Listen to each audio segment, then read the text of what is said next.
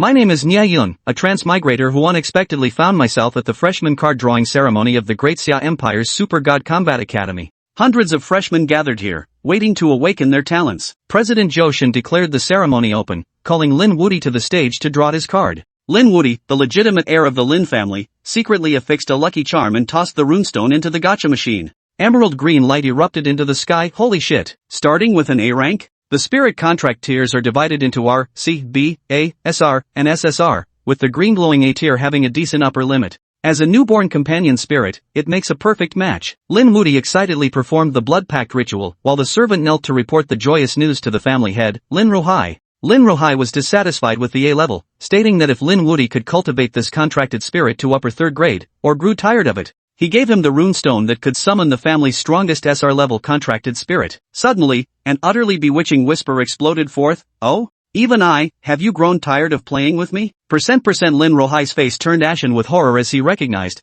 this is a succubus fox demon. He hurriedly instructed Lin Wudi never to make a contract. The light faded away, and 9 alluring foxtail illusions bloomed as a pink fragrance filled the air. A-rank pack spirit succubus fox demon. Oh no, Lin Wudi actually drew the legendary Queen of Cupping card. All the freshmen know her, she's universally acknowledged as the unparalleled Queen of Pitfalls. In the stands, Senior Chu gasped in shock. The 15 documented fox demon contractors were either insane, dead, or reduced to wrecks. Lin Wudi's hands trembled with nervousness. Oh no, the blood pact has already been sealed. What should I do now? Principal Zhou Shen shouted, Lin Wudi, hurry, I grant you permission not to sign the contract. The academy has an annual quota for contract termination. But Lin Wudi was so anxious that sweat beaded on his forehead. There's no time. The soul-binding array can't be stopped. He drew his sword and slashed at the phantom, yet the foxtail coiled around the blade. Principal Zhou Shen was furious. It turned out Lin Wudi had already performed the blood pact ritual before the phantom manifestation. As everyone knows, the blood covenant cannot be terminated once activated unless a scapegoat is found to transfer it. Principal Zhou Shen shouted, Lin Wudi, hurry.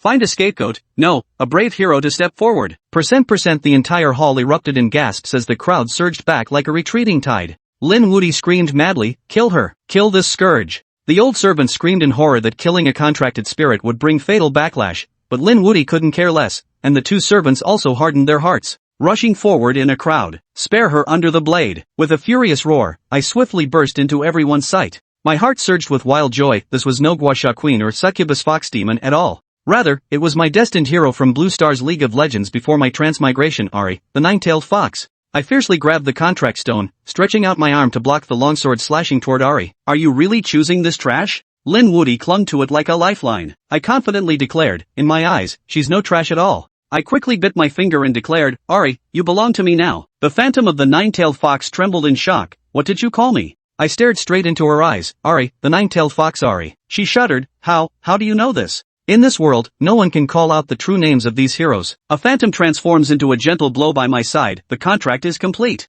The succubus fox demon transformed into a stunning maiden, obediently standing by my side. The entire room fell silent. The surrounding classmates were filled with disdain and scorn, convinced that a lowly student like me would be drained dry by the succubus. Principal Zhou Shen was both amused and exasperated, but Lin Wudi's predicament was resolved. He didn't care about my fate. Lin Wudi grasped my hand, overjoyed. Thank you so much, brother Nie Yun. We will properly express our gratitude to you. I smiled and shook my head. It's nothing, as long as you don't regret it. Lin Wudi laughed dismissively. You think I'd regret it? It's just the infamous succubus fox demon. That's the pit king. What's there for me to regret? Before the words could fade, a golden pillar of light suddenly shot up from Ahri's feet, enveloping the drawing platform as the earth trembled slightly. As the light faded, a golden diamond-shaped gem mark appeared on Ahri's forehead, the distinctive symbol of an SSR-rank contracted spirit. The nearest Lin Wudi froze instantly. The succubus fox demon, isn't that an A-rank contracted spirit? How is this possible? The divine favor chime, resonating across the heavens, echoed 10 times, while a colossal star chart projection appeared in the sky,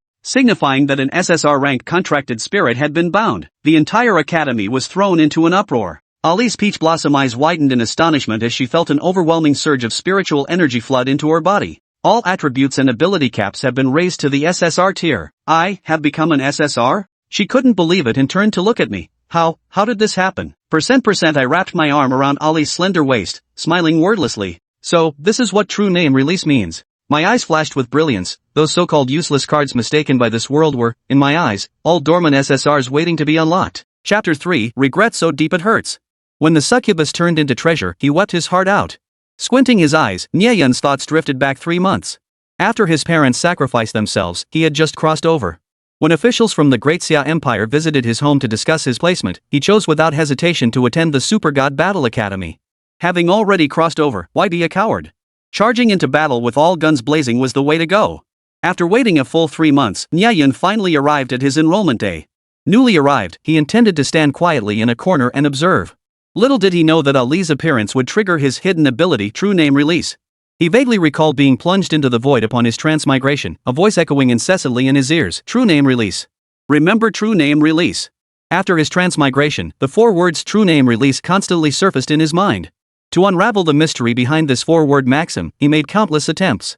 Like shouting the true name at a rare tree labeled with the wrong name. Shouting the true name at a young actor whose name was mislabeled on a movie poster. Even stray cats and dogs by the roadside, newspapers, bus stops, he tried them all, yet each attempt ended in failure. Nie Yun's bizarre behavior nearly led the Great Xia Empire's authorities to classify him as a mildly mentally challenged individual. It was utterly baffling. He tried everything, yet still couldn't fathom what the true name release he'd heard upon crossing over meant. Until the moment that nine-tailed fox spirit, Ahri, appeared, he suddenly understood. This was the true power of true name release. Merely calling out the name of a League of Legends champion could instantly elevate Ahri, who had previously been capped at a tier, to the pinnacle of SSR tier supremacy. As for what lay beyond SSR, Nie Yun wasn't entirely sure, but he sensed these champions' potential far exceeded the SSR threshold. Wow, mine. She's mine. Nie Yun, brother. Nie Yun's arm was suddenly grabbed. He turned to see Lin Wudi's face twitching as he clung to his arm, sobbing uncontrollably. Brother Nie, it was all a misunderstanding just now. Our Lin family is willing to pay 1,000,000 spirit stones. Please give my little fox back to me. Holy! The entire crowd erupted in an uproar. Everyone was stunned by Lin Wudi's shameless behavior. A twisted grin stretched across his face, revealing a childish inability to handle defeat. The once proud heir of the Lin family, Lin Wudi, had shed all traces of his aristocratic demeanor. His voice trembled with tears, and he was practically on his knees begging Nie Yun for mercy. Seeing this, 2 servants from the Lin household scrambled over, stumbling and crawling as they kowtowed. Please have mercy, young master. Our young master is still young and doesn't know any better. Please forgive him. Bastard. Nie Yun stepped forward, shielding Ahri behind him. That's not what you said just now. A playful smile played at the corners of his mouth as he fixed Lin Wudi with a teasing stare. Who was it standing there with hands on hips, declaring, it's just a seductress fox demon. What's there to regret? The words struck like a resounding slap, turning Lin Wudi's face ashen. At that very moment, Lin Wudi regretted his words so deeply he could have turned green. I was just. Seeing Nie Yun wouldn't budge, Lin Wudi continued his sophistry. I was joking. I actually like her. Put. What a jerk, a boy in a red plaid shirt shouted angrily. Just now you were calling her a menace. The boy's words ignited a powder keg, and the entire playground erupted in chaos. You've brought utter disgrace upon the Lin family. What the hell kind of person are you? You were the one who wanted to kill the contract spirit. You were the one who abandoned the contract. Don't you have any shame left? If I were you, I'd just go crash into a block of tofu and die. Damn you. Earlier, as Lin Wudi's contract spirit, she couldn't attack her master. But now she was bound to Nie Yun. Ahri trembled with rage as all 9 tails flashed into view. Spiritual energy surged through their tips. I will make you die. Ahri. Stop. Nie Yun didn't want to escalate the situation and reached out to restrain her. Her bristling fury instantly calmed under Nie Yun's touch. Yip. Under Nie Yun's contractual control, Ahri instantly became as docile as a little girl. She tilted her head in confusion. Why did my charm fail? This spirit contract master seems completely immune to my allure. The guests on stage all held their breath in suspense. Fortunately, no conflict erupted. They patted their chests in relief, still trembling with fear. If this SSR tier contract spirit were to go berserk on campus, even all of them combined might not be able to stop it. After regaining his composure, the Deputy Minister of Education regarded the principal with a knowing look. Support justice, not kinship. Some things shouldn't be taken too far, you know. The Deputy Minister's meaning was clear, and the principal immediately understood. Of course. As the principal of Super God Combat Academy, I will naturally act for the sake of the nation and the public good. His gaze sharpened slightly as he pounded his chest in assurance. I will never abuse my position for personal gain. But no sooner had Principal Zhou Shen finished speaking than Lin Wudi suddenly shouted at him, Principal. I refuse to accept this. I demand to rebind my spirit companion. Fuming with rage, Lin Wudi pointed at Ahri, his jaw clenched in fury. I want her. She's mine. Swish. All eyes in the hall instantly focused on Zhou Shen, making him feel like a monkey on display in a zoo. Ahem. Principal Zhou, hands clasped behind his back, strolled over to Nie Yun with a smile. Yeah. Before the principal could finish, Nie Yun cut him off sharply. Don't speak. Don't persuade. Don't threaten. I've contracted an SSR tier potential spirit. Don't bother scheming against me. Barring any surprises. Nie Yun's lips curled into a confident smile as he lifted his chin. The high-ranking officials of the Great Xia Empire will be here soon. If you're willing to let me continue activating my talents, I might even put in a good word for you. Otherwise, who knows what nonsense I might blurt out in front of the higher-ups. Seeing Principal Zhoushan still clinging to hope and itching to act, Nie Yun's lips curled into a cold smile as he thought to himself, good thing I came prepared. During these past 3 months since his arrival, he hadn't merely been preoccupied with mastering the true name release. When the officials came to place him, their looks of suspicion and pity made him realize a teenager orphaned and whose behavior seemed slightly out of place due to his transmigration was far too easy to manipulate. Thus, he proactively requested a more comprehensive psychological evaluation. During the process, he skillfully guided the psychiatrist, ultimately obtaining a report with ambiguous conclusions but terrifying keywords: suspected dual transition individual. Requires ongoing observation. Avoid provocation. This report was meant to be his protective charm against arbitrary bullying from other factions. Little did he expect that the first lightning bolt would strike the principal himself. Slap. The report, bearing the official red seal of the Imperial Mental Health Center, was instantly slammed onto the principal's desk. Imperial Priority Monitoring Report on Suspected Bipolar Individuals. Nie Yun's name stood out prominently on the cover. His expression was both arrogant and weary, as if he truly couldn't handle the shock. Don't push me, I could snap at any moment. The recommendation here is avoid provocation. You decide what to do. Holy psycho. And it's two-way. Are you out of your mind? Everyone was frozen in shock, shrinking back with their necks tucked in. Ah, this. Just as expected. The principal, who had been trying to smooth things over, was instantly stunned by Nie Yun's report. No. This can't be. Lin Wuti, oblivious to the situation, screamed hysterically at Nie Yun, the little fox is mine. Mine. The lottery order hasn't even reached Nie Yun yet. He's breaking the rules, breaking the rules. I'm going to report him. ZZZZT. Suddenly, the academy gates swung open and the dignified motorcades of the Great Xia Empire's high-ranking officials streamed in. The entire crowd froze in shock, erupting into a roar of astonishment. Nie Yun had guessed right. He had actually alerted the higher-ups. Principal, you must help me. How dare you? Seeing Lin Wuti still didn't know his place, Zhoushan raised his hand and delivered a sharp slap across his face. Disgraceful. Zhoushan instantly switched to an iron-faced expression. Student Nie just made history for the academy, how dare you slander him? His expression remained impassive as he addressed the guards, escort Mr. Lin out. Let him cool off. So what? Should I continue then? Nie Yun raised his head, staring at Zhoushan. The principal immediately plastered on a smile, showering Nie with flattery. Very well, Nie Yun. You may activate your talent immediately. Someone, bring the top-tier talent activation stone. A dark gleam flashed in Principal Zhoushan's eyes. Wait. Nie Yun suddenly remembered something and raised his hand to halt the principal. What is it? The higher-ups had already gotten out of the car to avoid complications. The principal lowered his voice and asked impatiently. Nie Yun smiled. I haven't drawn my card yet. Zhoushan frowned. Don't you already have a contract spirit? That was an act of bravery, it doesn't count toward the quota. Nie Yun's eyes flashed with intensity as he stood with his hands behind his back. Damn it! Damn it! Fine. Principal Zhoushan gritted his back teeth until they nearly shattered, gritting his teeth as he reluctantly agreed. You actually think you can get lucky every single time? This time you're definitely drawing an R. The principal's smile held a hidden blade as he stared at Nie Yun. Little guy, did you really think you could draw a hidden variant? Simultaneously, the principal turned to whisper instructions to his assistant, ordering him to fetch the talent stones. He specifically instructed that the lowest grade talent stone from the warehouse must be brought. Chapter 4, Defying Fate. Another hidden SSR? The principal quietly calculated in his mind, his abacus clacking away. With the lowest grade talent stone, Nie Yun would never be able to activate the high-tier spirit contract master talent. That way, this annoying guy who lucked out with an SSR tier spirit contract would lose control of it once the protection period expired. He'd willingly hand over Ali. Then, as a favor, he could pass Ali on to Lin Wuti. It was a win-win, soothing Lin Wuti's wounded pride while scoring points with the Lin family. As for countering the succubus fox demon's enchantment, he could seek aid from the Great Xia Empire's high command. Rumor has it they possess secret arts capable of resisting such enchantments. Everything was in place, all that was missing was the final push. The principal's gaze sharpened as he and the high-ranking officials who had rushed to the card drawing station watched Nie Yun pull the rune stone from his pocket, preparing to toss it into the machine. Ali, head to Spirit Island first. Before inserting the rune stone, Nie Yun retracted Ali into the spirit-packed island similar to a Pokemon Pokeball to prevent any mishaps. Whoa! This student drew an SSR tier spirit contract? The executives stared in astonishment, their expressions turning skeptical toward the plainly dressed youth before them. Good day, leaders.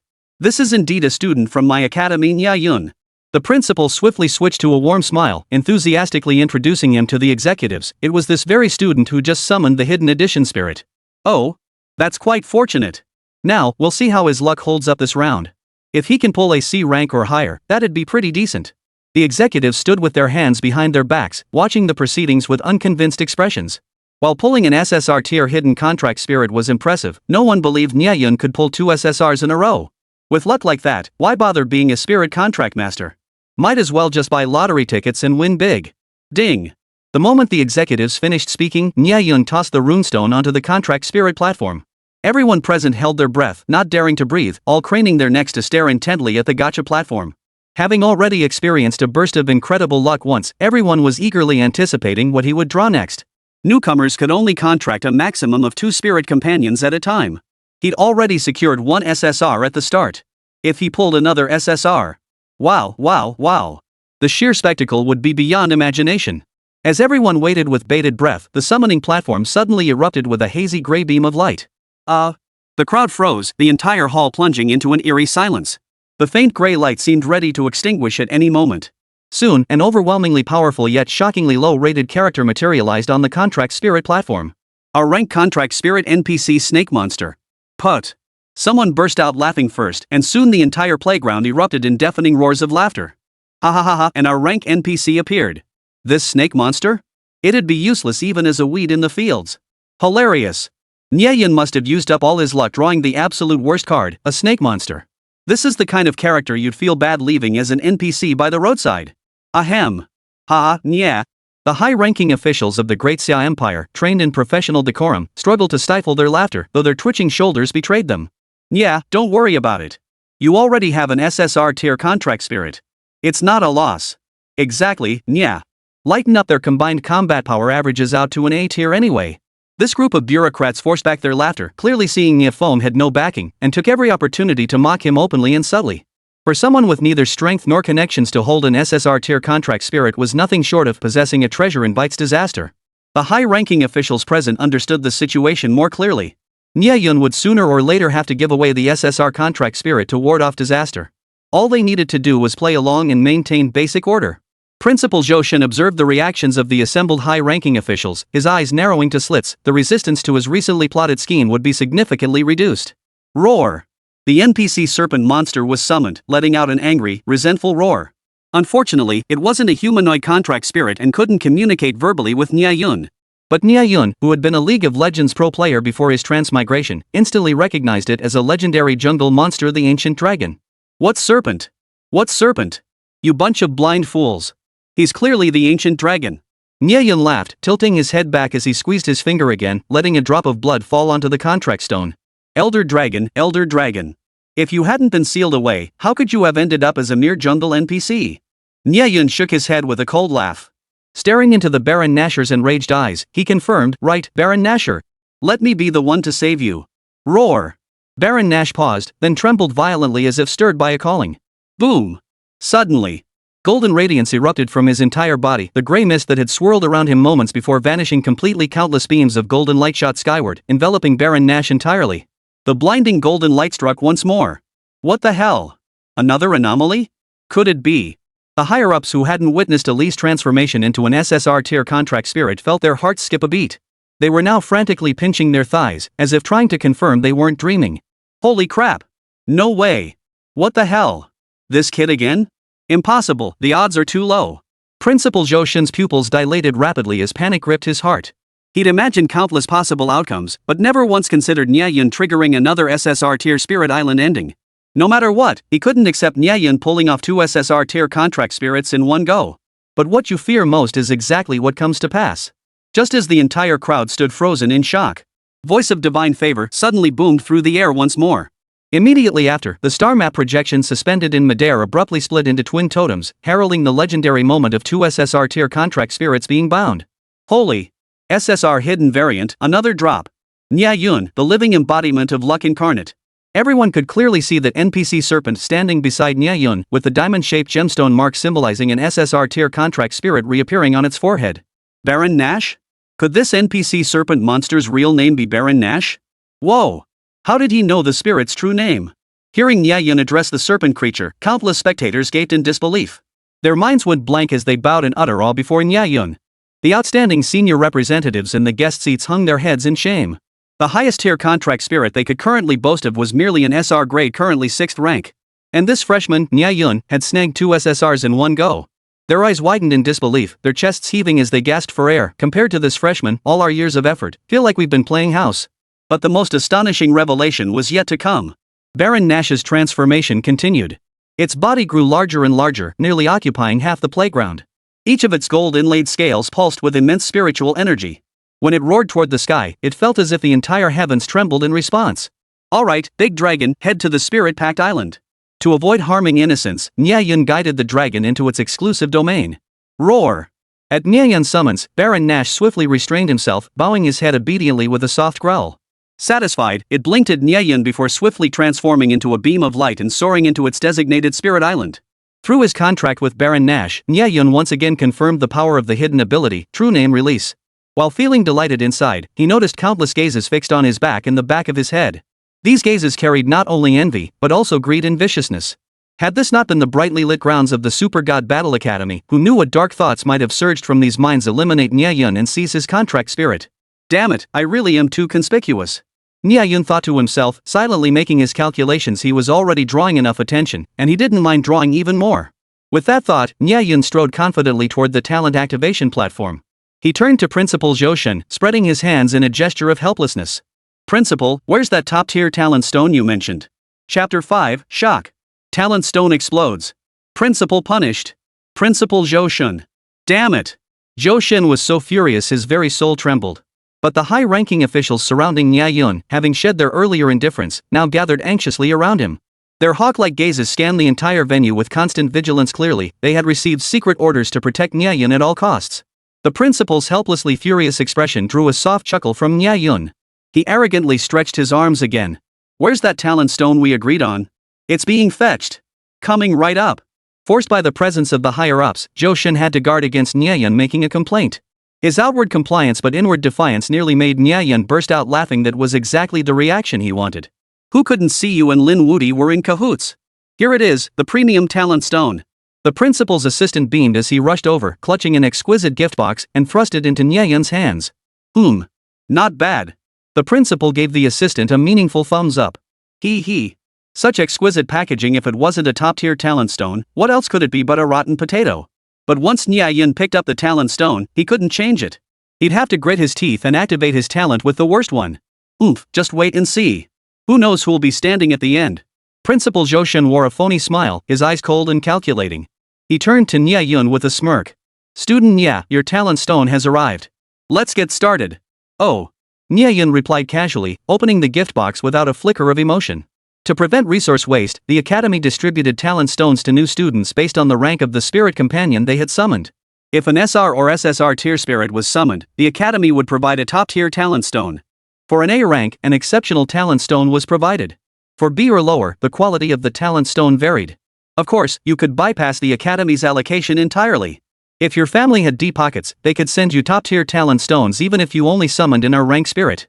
In short, being a contract spirit master is a profession that relies on luck early on and family wealth later. Someone like Nie Yun, from a lowly background and orphaned, clearly had little competitive edge. The moment he saw the talent stone, a trace of scorn flashed in Nie Yun's eyes. The principal truly has put a lot of thought into this, he remarked meaningfully, casually picking up the talent stone. Principal Zhou Shen's eyelid twitched. He forced himself to stay calm as he glanced around nervously. No! By the time others realized something was amiss and tried to intervene, it was already too late. No! Yeah, don't take it, a high-ranking official screamed. The high-ranking representative's face turned ashen as he pointed accusingly at the principal. Zhou Shen, what exactly did you give Nie Yun? You've destroyed a genius. The entire hall fell silent. This wasn't a top-tier talent stone at all, it was a dull, lifeless rabbit bean. This can't be. Principal Zhou Shen quickly suppressed the joy in his eyes, sighing feigned regret. Nie Yun, I'm truly sorry. The principal kicked his assistant hard. What kind of job are you doing? I told you to bring the top-tier talent stone. What did you bring? You could even get this wrong. A smug smile flashed in Zhou Shen's eyes. The assistant deftly dodged the flying kick. I am so sorry, Principal. I had to use the restroom at the last minute and must have grabbed the wrong one. The assistant feigned distress, turning to Nie Yun. My apologies, Nie Yun. I truly. Oh. Ouch, my stomach hurts again. I need to use the restroom.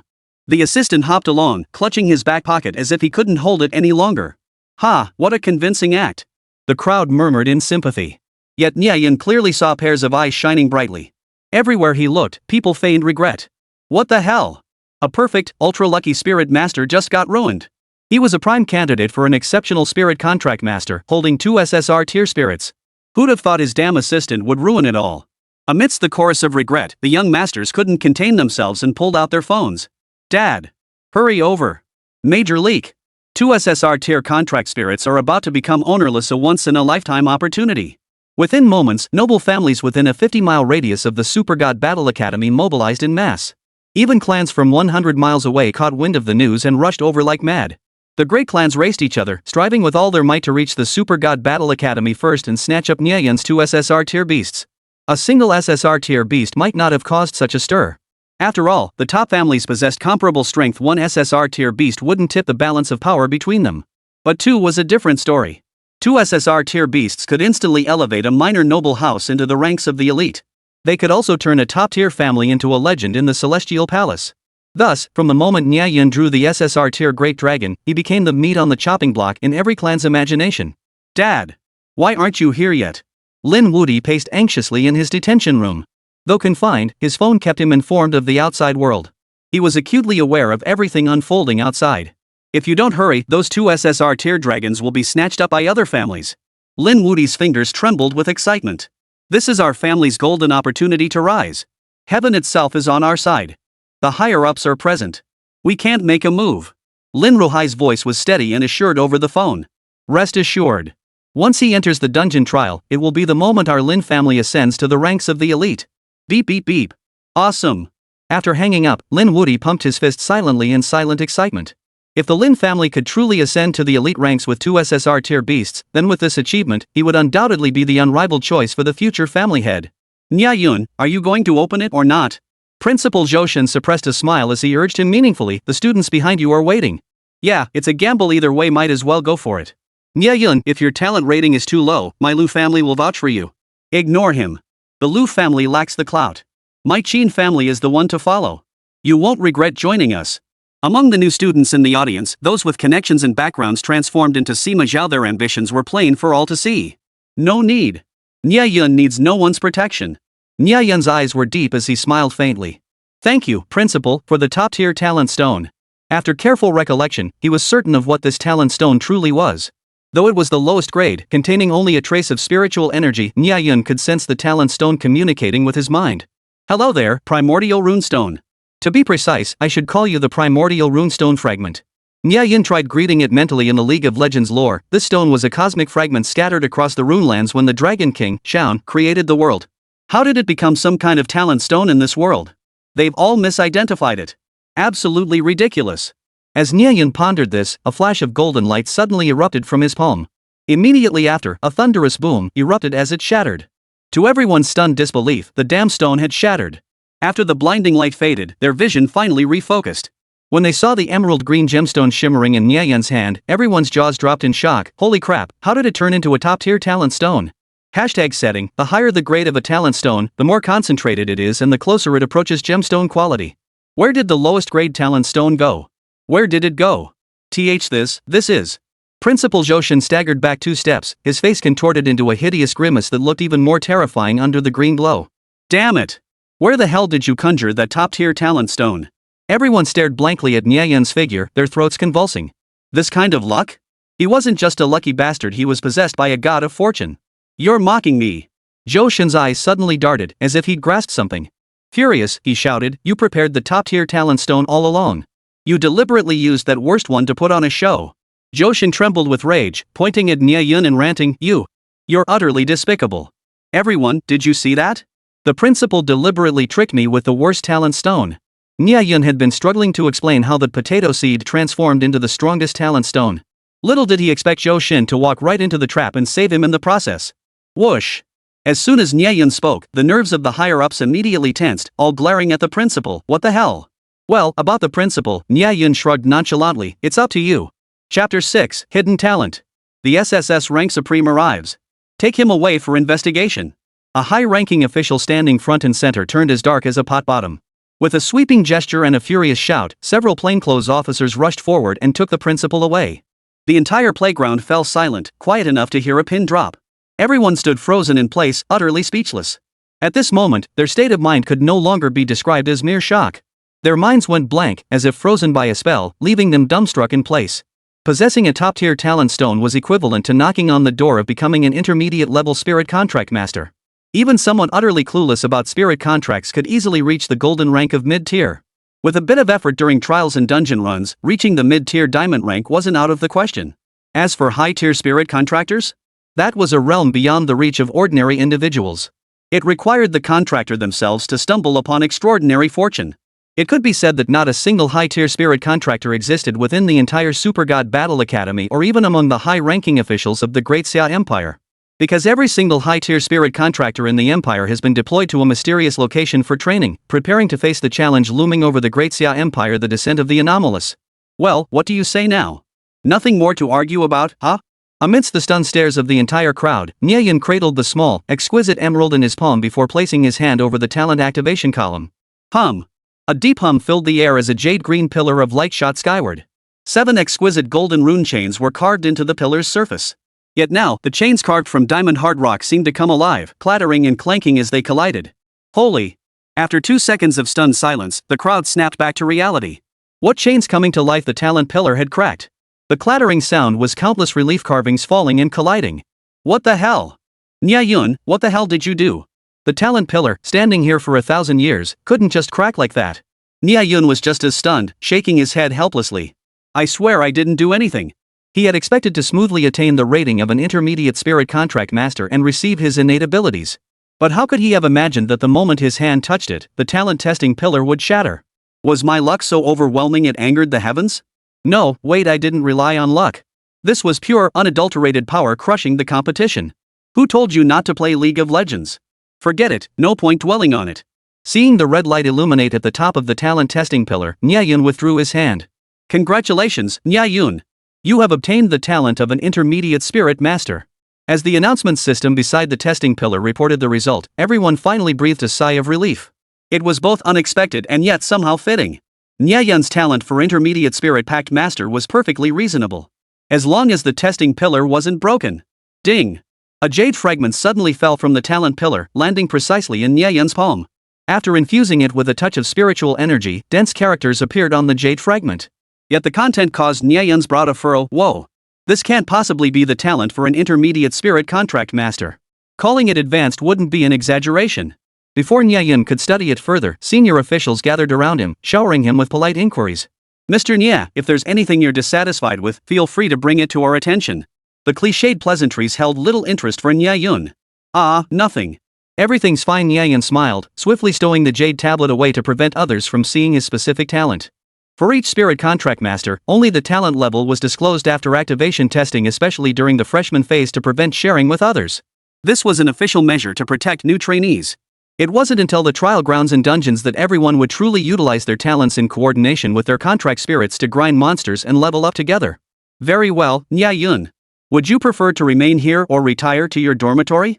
The senior official's eyes gleamed. Rest assured, the Great Xia Empire guarantees your absolute safety. Having activated intermediate contract spirit master talent upon enrollment and wielding 2 SSR tier ferocious beasts, Nie Yun was the prized jewel of the Great Xia Empire. How could they possibly allow him to face danger?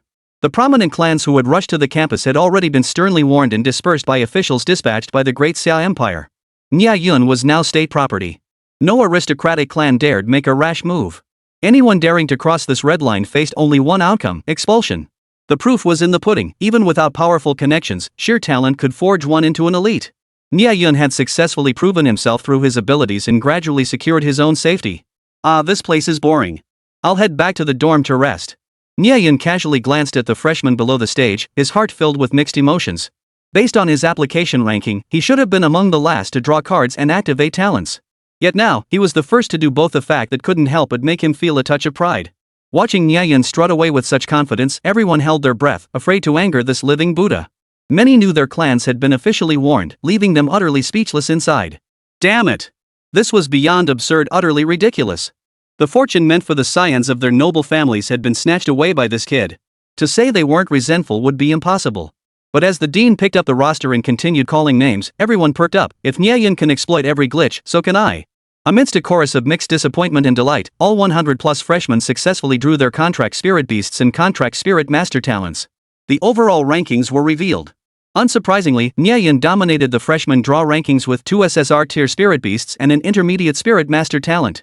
Second place, Su Wan-ning, 1 SR tier spirit beast and intermediate spirit master talent.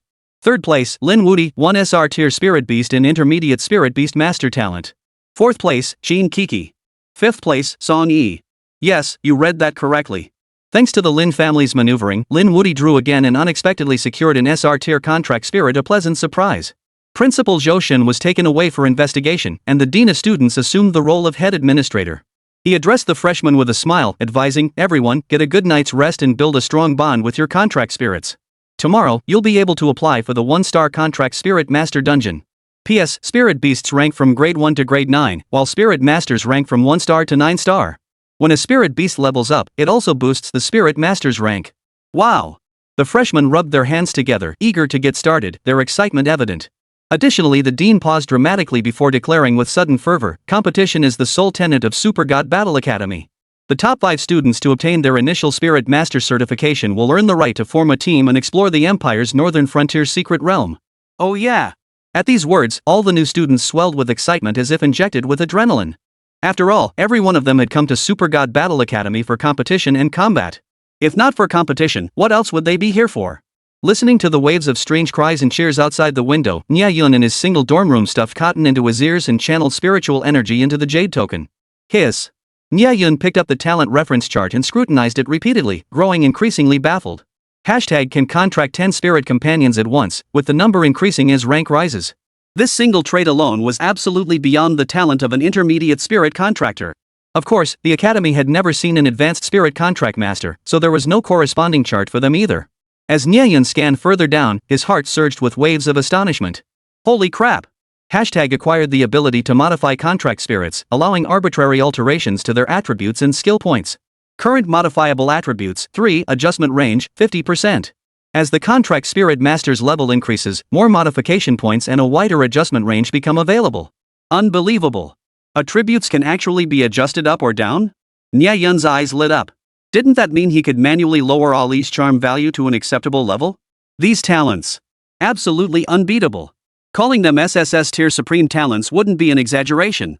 Nie Yun narrowed his eyes slightly and turned his gaze toward the window. It seemed a hidden master was helping him conceal his sharp edges. Nie Yun. You bastard, wait for me in the trial dungeon. I will reclaim everything that belongs to me. Suddenly, Lin Wudi's hoarse, resentful roar echoed through the entire dormitory building. Noisy. Nie Yun couldn't help but frown instinctively, letting out a cold laugh as he casually drew the curtains. Chapter 7, The Campus Beauty Makes the First Move. Hidden danger in the trial? Ugh. Ugh. Dalong's aggrieved telepathic voice, "Master, are you sure you want me to blink and pop like this? I'm a ferocious beast." Yay. Yay. Master, you're the best. How did you know I've always wanted tank-like defense and iron-blooded offense? Ali pumped her fists in delight, a gust of wind sweeping past and sending the chair flying through the air. In the freshman dorm, a morning spectacle unfolded, a comedy and a tragedy, each playing out in isolation. Nie Yun, nauseated by the great dragon's forced charm, couldn't help but raise his hand. He returned the charm attribute to Ali and the tank attribute back to its rightful owner. "Ah, Master, I want more." The newly enchanted Ali unleashed a series of tingly moves on Nie Yun, nearly making him surrender. If anyone outside the dorm had heard, they might have genuinely thought Nie Yun and the Enchantress Fox Demon were engaging in that activity first thing in the morning. Pervert. So perverted. The Academy in the Great Xia Empire had no explicit laws prohibiting relations with humanoid contract spirits. On the contrary, they encouraged contract masters to engage in intimate bonding with their humanoid spirits, as it enhanced the psychic connection between master and beast. But of course, there were still plenty of sour grapes among the freshmen. Damn it! Could you bring yourself to kiss that hideous face of snake woman Cassiopeia? Or what about the burly sea beast priestess, Orloi? Trying to force yourself on her might just backfire spectacularly. As for the succubus fox spirit, well, her looks and charm are no joke. She is a top-tier succubus after all. Who wouldn't be jealous? Alright, everyone head back to Spirit Pact Island. I'm off to the dungeon trials. Whoosh. Upon receiving the command, the great dragon transformed into a streak of light and fled back to the spirit-packed island, terrified that Nie Yun might force yet another irrelevant female trait upon him. New master, I want to stay with you. Human form contract spirits preferred interacting with the real world, and Ali was no exception. Right now, she was tugging at Nie Yun's arm, pouting. Fine. You can stay by my side then. Having Ali around was actually quite pleasant to look at, so Nie Yun nodded in agreement. But you'd better behave yourself. 10 a.m., Dungeon Entrance Hall. The place was bustling with noise and excitement. Stalls lined both sides of the stone path, with senior students hawking their wares to earn credits. Come see. Come look. Level 2 fiery war boots on sale. Wear them for a 5% boost to speed and strength. Powerful life-restoring potion Crimson Blood Nectar. 1 bottle restores 50% health. 3 bottles for 100 spirit stones. Canyon Speedrun Guide Guaranteed Mastery. Includes hidden treasure chest coordinates. Professional boosting service. Ask your senior any questions guaranteed to get you into the top 10. Price negotiable. Nie Yun strolled leisurely through the crowd, hand in hand with Ali, oblivious to the vendors' cries. Look! Isn't that Nie Yun, the god tier player who snagged 2 SSR tier contract spirits yesterday and even unlocked intermediate contract spirit master potential? Yeah. And he didn't get drained dry by that sassy fox? That's seriously awesome. Hey, classmate. Are you buying the speedrun manual or not? If not, stop flipping through it. The senior vendor frowned slightly. Forget it. Here, take it back. With God of Luck here, who needs the Canyon Speedrun Guide? Hanging with him guarantees you'll snag some sweet loot. Even if I can't crack the top 5, grabbing extra loot is still pretty sweet. Sell it off, and I can trade it for credits. Nie Yun had just stopped at the dungeon entrance when a crowd of freshmen swarmed him. Nie, can we party up? I've got a marksman. God Nie, please carry me. I need a team. Nie Yun wasn't considering joining a party. He calmly waved them off. Sorry, I'm used to going solo. Not really into parties. Ah, what a shame. Seeing their requests rejected, the students scattered to the senior student stalls, seeking solace in a shopping spree. Nie Yun, excuse me. Suddenly, a refreshingly sweet breeze swept by, carrying a voice as melodious as a nightingale into Nie Yun's ears. Out of the corner of his eye, he sensed the presence of a slender, stunningly beautiful woman beside him. He glanced back and found it to be true. To describe her as breathtakingly beautiful would be no exaggeration. If he wasn't mistaken, this must be Su Wanning, the eldest daughter of the Su family, who had stolen the spotlight among yesterday's freshmen and been crowned the new generation campus belle. Sorry, I don't form teams. Nie Yun instinctively refused, his habit causing him to assume Su Wanning had come to invite him. Ha! The moment that puzzled exclamation escaped her slightly parted lips, Nie Yun instantly realized his mistake. Oh my! He scratched his head repeatedly, his face flushing. I meant, what do you need from me? Holy crap! Nie Yun and Su Wanning's exchange instantly sent the dungeon entrance into an uproar. Isn't that Su Wanning, the new generation campus belle? Isn't she the aloof goddess who barely ever talks to guys? Why would she actively seek out that kid Nie Yun? How come she's laughing and chatting with Nie Yun? Holy crap! Nie Yun's face is red. Did Su Wanning confess to him? Unbelievable. Nie Yun's luck is off the charts. Even the campus beauty is throwing herself at him? Su Wanning heard the waves of whispers and her face flushed all the way to her neck. To avoid further attention, she quickly slipped a note into Nie Yun's hand and bolted away like a frightened deer. Burn it. After reading, she whispered urgently as she brushed past Nie Yun, her voice barely audible to him. Nie Yun understood perfectly. He walked to a corner, read the contents, then calmly swallowed the note. His gaze scanned the crowd for Lin Wudi. Sure enough, just as he'd suspected. Lin Wudi had regained his eligibility and would surely sabotage the dungeon run. Su Wanning had emphasized this point in her note. But, bring on whatever demons and monsters you have. Nie Yun fears none. In the computer lab of the Super God Combat Academy, the school's higher-ups gathered in the monitoring room, collectively analyzing the freshmen's performance in the dungeon. The magic instructor beamed. I'd bet Su Wanning makes the top 3. That girl's healing spirit is incredibly powerful. Speaking of Su Wanning, that Nie Yun kid is remarkably composed. He didn't even flinch when the school beauty confessed to him a promising prospect. Dean Lu Wenxiang stroked his stubble with an admiring expression. I've got my eye on that boy. Those dual SSRs in his hands aren't just for show. Old Lu, I'm not so sure about that. Principal Zhou Shen, reappearing after his punishment, sipped his tea leisurely, a fleeting shadow crossing his eyes. Synchronization requires time to hone. In that regard, Nie Yun, lacking any background or connections, faces a natural disadvantage. Zhou Shen took a slow sip of tea. You have no idea how competitive the aristocratic families are these days. Their kids start hiring tutors to pour all their knowledge into them from age 10. Those students' command over their spirit companions will undoubtedly be far superior to Nie Yun's. Noticing Lu Wenxiang's face flush with anger, Zhou delivered the final blow. According to the official Spirit Contract Guide white paper, a freshman who can unleash just 30% of their Spirit Contract's combat power is considered a prodigy. My dear Director Lu, don't place too much emphasis on luck as the primary factor for victory, now. Zhou words were laced with sarcasm, clearly carrying hidden meaning. Everyone in the teaching staff knew Lu Wenxiang came from humble origins. To rise to the position of Director of Education at the Empire's legendary Super God Combat Academy was, as the old saying went, a stroke of incredible luck. The principal's words were pointedly directed at him, causing anger to simmer in Lu Wenxiang's eyes.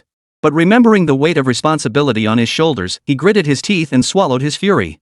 In an unnoticed corner, Lin Wudi whispered to the purple-clad girl beside him, Yao Yao, remember. You only get one chance. Though his contract spirits both possess the potential of SSR tier behemoths, they're only ranked at the first tier. You need only unleash a fraction of the power from our family's SR tier contract spirit to finish him off with barely a scratch. Once I successfully contract those two SSR spirit beasts, I'll make sure to speak highly of your branch family at the clan's victory banquet. Got it. Yao Yao understands.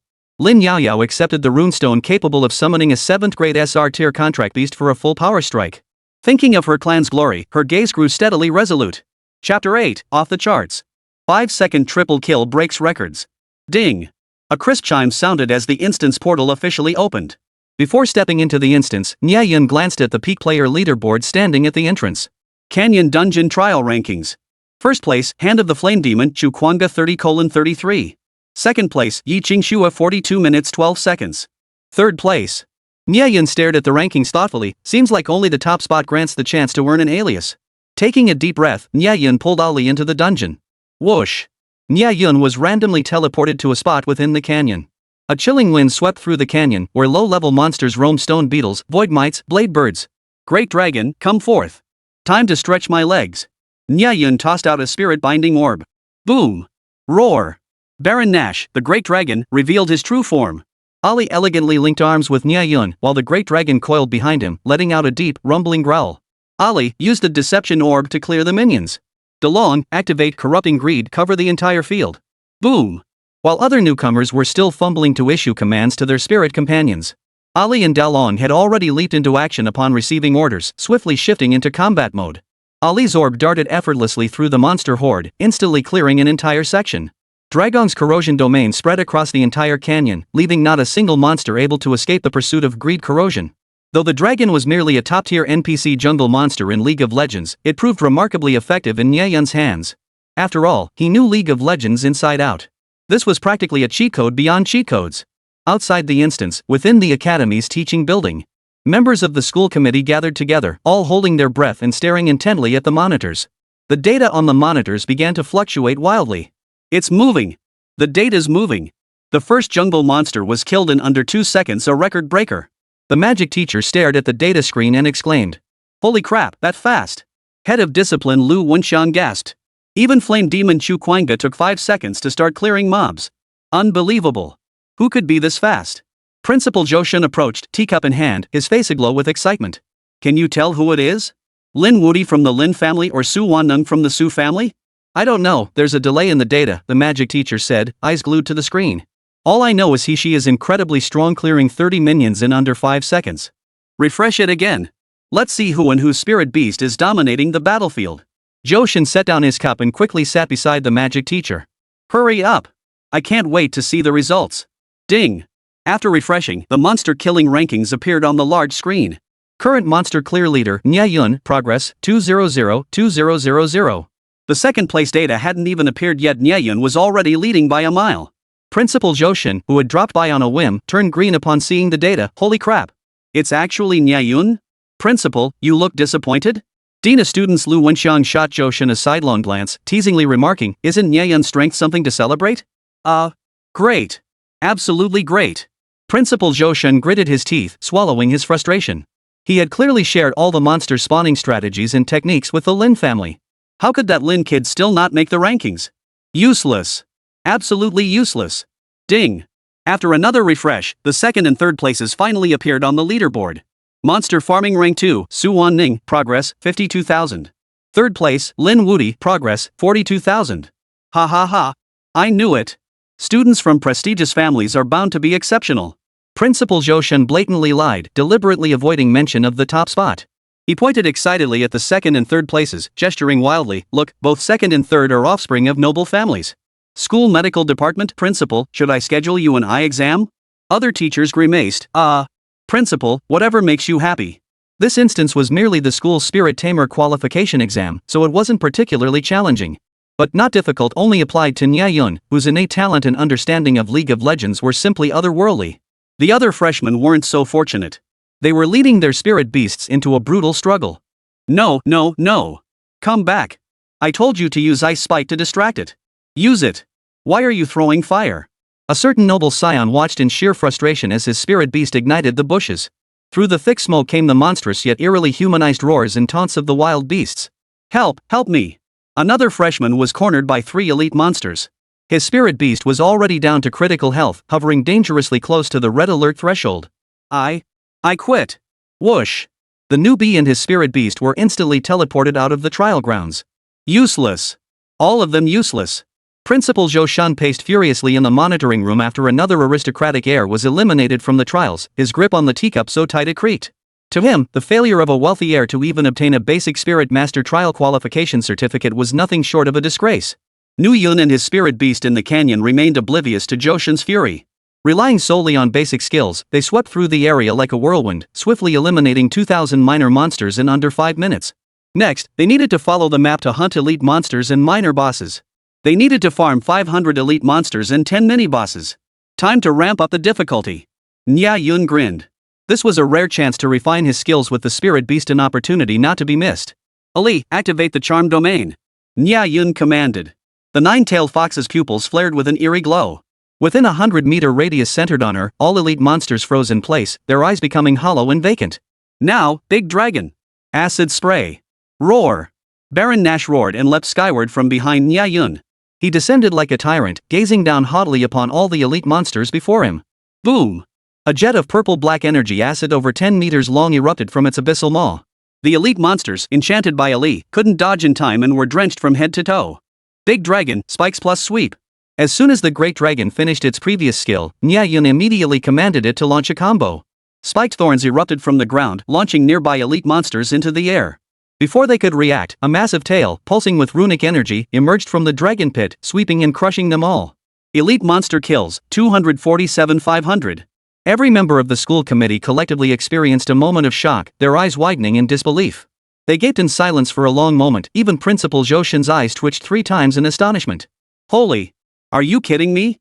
Principal Zhou Shan, standing at the very center of the teaching staff, watched the numbers update on the leaderboard screen, his heart pounding so hard it felt like it might leap out of his mouth. This freshman is insane. He clutched his chest, his voice trembling violently. Didn't he just kill 2,000 monsters a minute ago? Isn't that a good thing? Our new student is exceptionally talented. It gives the Great Xia Empire so much more hope. The Dean of Students stared at Nie Yun's top-ranked data on the screen, his eyes gleaming with fervor. Nie Yun, I have high hopes for you. But I'm getting more and more excited. Chapter 9, Breaking Records in a Quarter Hour. The principal goes mad. In just this one round, Nie Yun hadn't shed a single drop of blood, yet he'd cleared nearly half the elite monsters. Too fast, this won't do. Each trial opportunity was precious. A faint smile touched Nie Yun's lips as his finger tapped the air. Ali, Great Dragon, attribute conversion. Ali, try out your new form. Nie Yun pointed toward a group of monsters nearby that seemed utterly stunned. Ali, now imbued with the Great Dragon's defensive attributes, leapt gracefully into the air, leaving trails of afterimages. Her tail crashed down like a warhammer, instantly cracking the ground. The immense impact hurled dozens of elite monsters, mod and all, into the air, where they were skewered like candied haws by the pursuing pearl. Roar! Baron Nash, now shrunken in size, darted through the dense forest with astonishing speed. Wherever the Great Dragon passed, it became a carnival of spike bushes. The stunned monsters didn't even have time to open their mouths before being impaled through and through by the spiked bushes. One spike wasn't enough, 2 spikes would send you straight to the afterlife. Nie Yun watched his 2 spirit beasts revel in the chaos, but he wasn't merely spectating. He silently pulled out a small notebook, meticulously recording the performance and combat effectiveness of each spirit beast after their attribute transformations. It wasn't that he was particularly diligent. With his level of talent, what use was diligence? The main reason was that Nie Yun's activated talent was too godlike. He could contract up to 10 spirit beasts. He could even freely switch their talents and attribute values. If he didn't jot this down, wouldn't he get everything mixed up later? A poor pen is better than a good memory and eternal truth. Roar! A furious roar echoed nearby as Nie Yun fixed his gaze on the smoke-filled jungle. 500 elite monsters, all KO'd. Elite monster kills, 500. Impossible. This is absolutely. Principal Zhou Shen nearly lost his mind in the monitoring room. Before he could utter the word cheating, the surveillance screen suddenly erupted in blinding red light. Warning! Detected combat fluctuations exceeding established rules. Whoosh! Every single person present sucked in a sharp breath. For the first time ever, combat fluctuations this intense had been detected within the trial instance. Another large screen instantly displayed the battle process between Nie Yun and the two contracted spirit beasts in text format. All the teachers rushed over, and the moment they saw the battle scene, they were all stunned into silence. Holy crap! Could a freshman truly achieve this level of skill? To command a spirit beast with such fluidity, calling him a 6-star spirit master wouldn't be an exaggeration. A prodigy. An unparalleled prodigy. Principal the magic teacher struggled to stifle a laugh. Weren't you about to say Nie Yun is? No. I was saying he'll definitely be the first to break out. The principal broke out in a cold sweat, frantically waving his hands to explain. Put. Ha ha ha. In the monitoring room, a group of burly teachers clutched their mouths, laughing so hard they were doubled over. The principal's face turned a deep purple from sheer embarrassment. Simultaneously, a deafening notification blared across the valley. Hashtag congratulations to Nie Yun for clearing 2,000 minions and 500 elite monsters in 10 minutes. Holy crap! Are you kidding me? Did Nie Yun just get incredibly lucky? How strong is he? We haven't even cleared 2,000 regular mobs yet, and Nie Yun's already moving on to mini-bosses? Is he just naturally gifted, or does he have a god of luck riding his back? Why does it always seem like he gets insanely lucky? While the other newbies were utterly crushed, Nie Yun was propping his chin up, pondering how to adjust the attributes of his two spirit beasts. Only 5 minor bosses left now. Nie Yun tapped lightly, stacking a 50% defense boost on both Ali and Delone. As SSR tier contract beasts, they were already unstoppable in the profession certification dungeon. With one attribute slot left to tweak, he was thoroughly enjoying himself. While grinding minor bosses, he'd switch between transferring Dragon's tanking stats to Fox, letting her enjoy the thrill of power-rushing bosses. Then he'd have the Great Dragon unleash Spike Strike or Ground Spike Cluster, methodically crushing each minor boss one by one. The most frustrating part was facing the 5th minor boss. Nie Yun had no idea how to handle it. He simply raised a finger and commanded, "Dragon Lord, just smash it to death."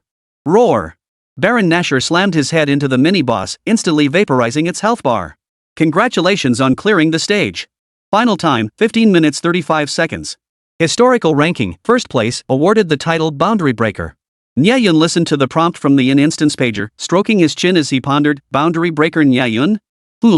This title isn't bad at all, it suits me perfectly. Just as Nie Yun was about to press the reply button on the pager, a figure suddenly appeared before him. Who are you? I'm Yao Yao. Lin Yao Yao dared not reveal her surname, lowering her head nervously. Ha? Oh well, goodbye then. Nie Yun dismissed her as just another girl trying to strike up a conversation and pressed the reply button without a second thought. Watching Nie Yun and his two SSR tier contract spirits enveloped in golden light vanish before her eyes, Lin Yao Yao jerked her head up, muttering to herself as her body trembled slightly. It's not my fault, not my fault. They were just too strong. Lin Yao Yao had strictly followed Lin Wudi's instructions, quietly trailing behind Nie Yun. She waited for the two contract spirits' health bars to drop to critical levels, needing mana and health potions, before unleashing her 7th grade SR ferocious beast for the finishing blow. But Nie Yun and the two contract spirits weren't playing by the rules. Their health bars just wouldn't drop. Other freshmen entered the dungeon stocked with stacks of blue and red potions, yet this guy Nie Yun hadn't bought a single one. How on earth did he maintain his contract spirit's health and combat effectiveness? Lin Yao Yao dug her fingertips deep into her flesh, knuckles turning white. She refused to accept this, yet felt utterly powerless.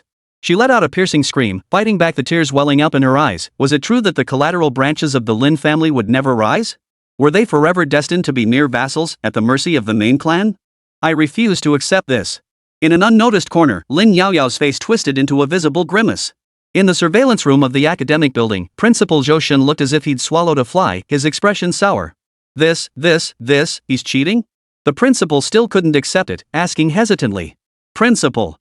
I'm going to have to reprimand you for this. Dean Lu Wenxiang forced himself to stifle a laugh. This simulation was meticulously crafted by the Ministry of Education of the Great Xia Empire, designed for fairness and impartiality.